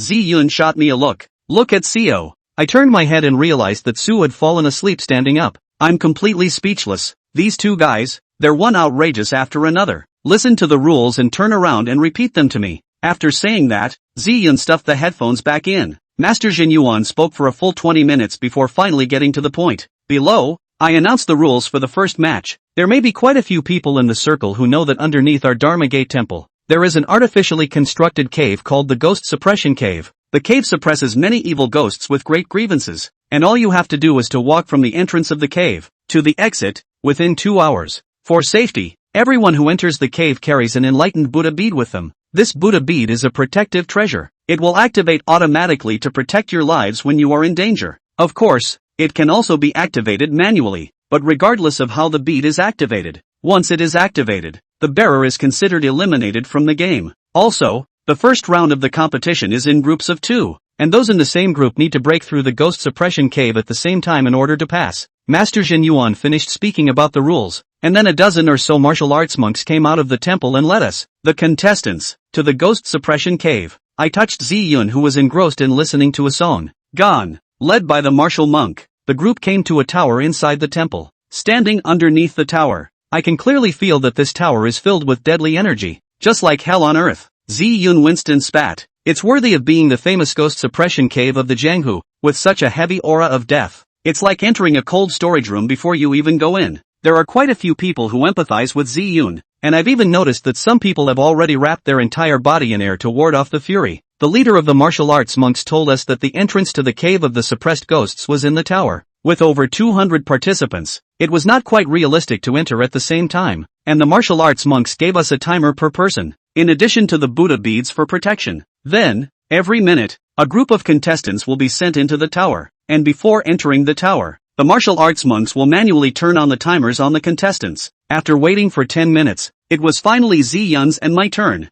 As soon as I entered the tower, I saw that in the center of one of the inner floors of the tower, there was a hole that led underground. The entrance of the cave was shrouded in Buddha's light, which should be a spell formation to block the evil spirits in the cave from escaping. The timer is on. You may enter the cave. Yes, Zi Yun and I walked towards the entrance of the cave, and I dictated to her the rules that Master Jin Yuan had just announced. "Sis, both of us have to pass all of them in order to move on to the next round." The corners of Zi Yun's mouth turned up. "Don't worry. Anyways, you're also a junior. Sister will take care of you." Before I could say anything back, she took a leap and jumped into the hole. You wait for me." I hurriedly followed, and when my feet hit the ground, I realized that the cave was not the reach I thought it would be. A fire danced on the walls of the cave, providing some light. Zi Yun was scanning around in sheet-sked. 6 directions, Xiao Fan. Pick one. I scanned the weak and found 6 holes. I wondered, this can't be a maze, right? Wouldn't it be a waste of time if we chose the wrong one? Zi-yun replied with a smile. This is a race. It's about strength, not luck. And I guess no matter which passage we choose, we'll end up at the finish line. Zi-yun had a point, so I didn't dwell on it and chose the passage located in the direction of our back. Zi-yun asked me, why did you pick this one? Because of the small number of people. Everyone jumping off should be facing the same direction, and probabilistically speaking, choosing the lane located behind you minimizes the probability of bumping into other runners. The corners of Zi-yun's mouth turned up. Oh, you're trying to minimize the human factor? That's right, I spoke in a serious tone. Since it's a competition, there's bound to be people who will try to eliminate as many competitors as they can. Zi-yun patted my shoulder appreciatively. Sue is right. You are indeed very suitable to join the company. With that said, she took the lead and headed for the passage I had chosen. The two of us had only stepped into the passageway when a fury of wind struck us, cold and piercing to the bone. Zi-yun snorted. Looks like you're not having much luck, she said as she held out her hand to me, palm up. Seeing that I was unmoved, she hooked her finger. Bring it. I froze. What?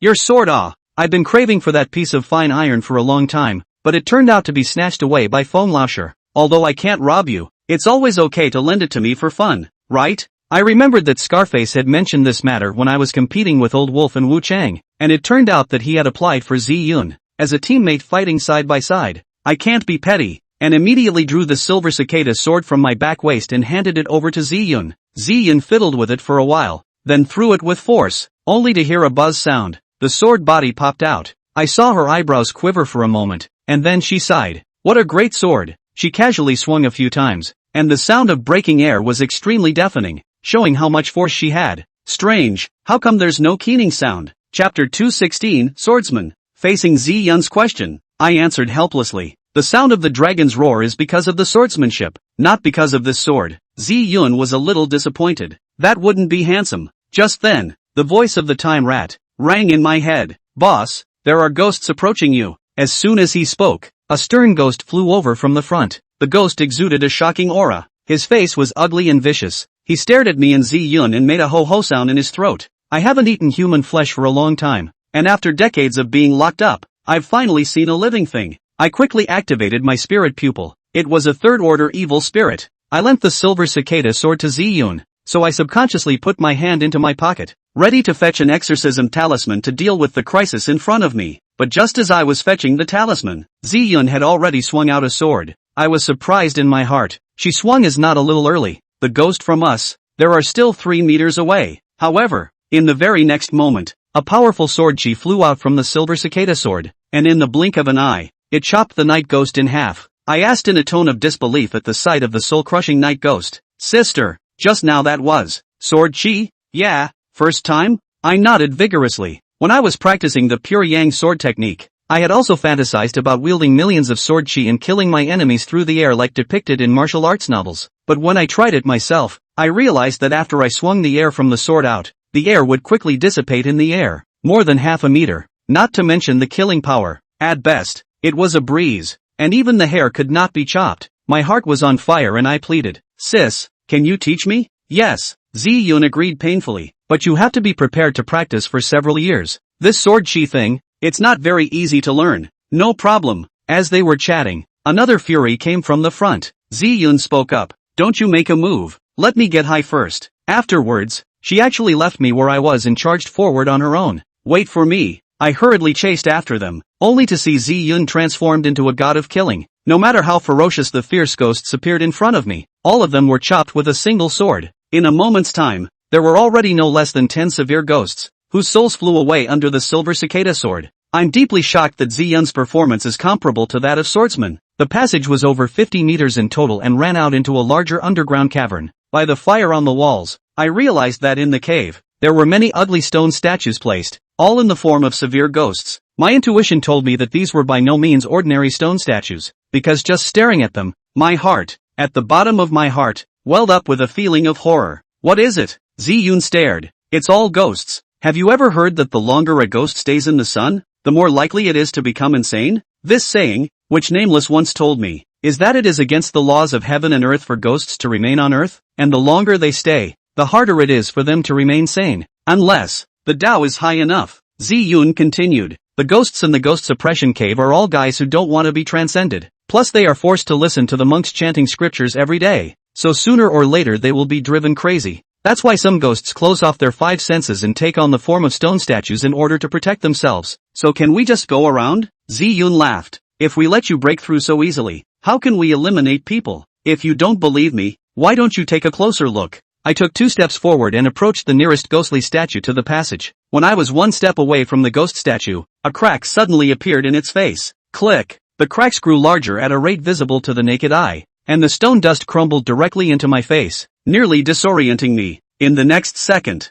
the entire ghost statue exploded, and a one-eyed stern ghost appeared in front of my eyes. Disturb my good dreams and kill you. I had expected this scene, and the moment the evil spirit appeared, I slapped it. Snap! When the hand was withdrawn, on the forehead of the evil spirit, there was an additional talisman. The very talisman I drew all night last night to repel the demon. The repellent talisman flared up instantly, and the night ghost screamed and rolled on the ground, slapping his head with both hands in an attempt to extinguish the talisman fire. However, it was all useless, and in less than 10 seconds, the stern ghost was destroyed by the repellent talisman. However, along with the soul of the night ghost, the other ghostly statues in the cavern, all of them appeared to be moving differently. Click, click, click. The sound of shattering was incessant, and the stone dust that crumbled out of the ghostly statue enveloped the entire cavern in a haze of smoke. Hiss! I can't help but suck in a breath of cool air. Hundreds of severe ghosts are about to appear, and I only have 19 exorcism talismans left on my body. Give it back.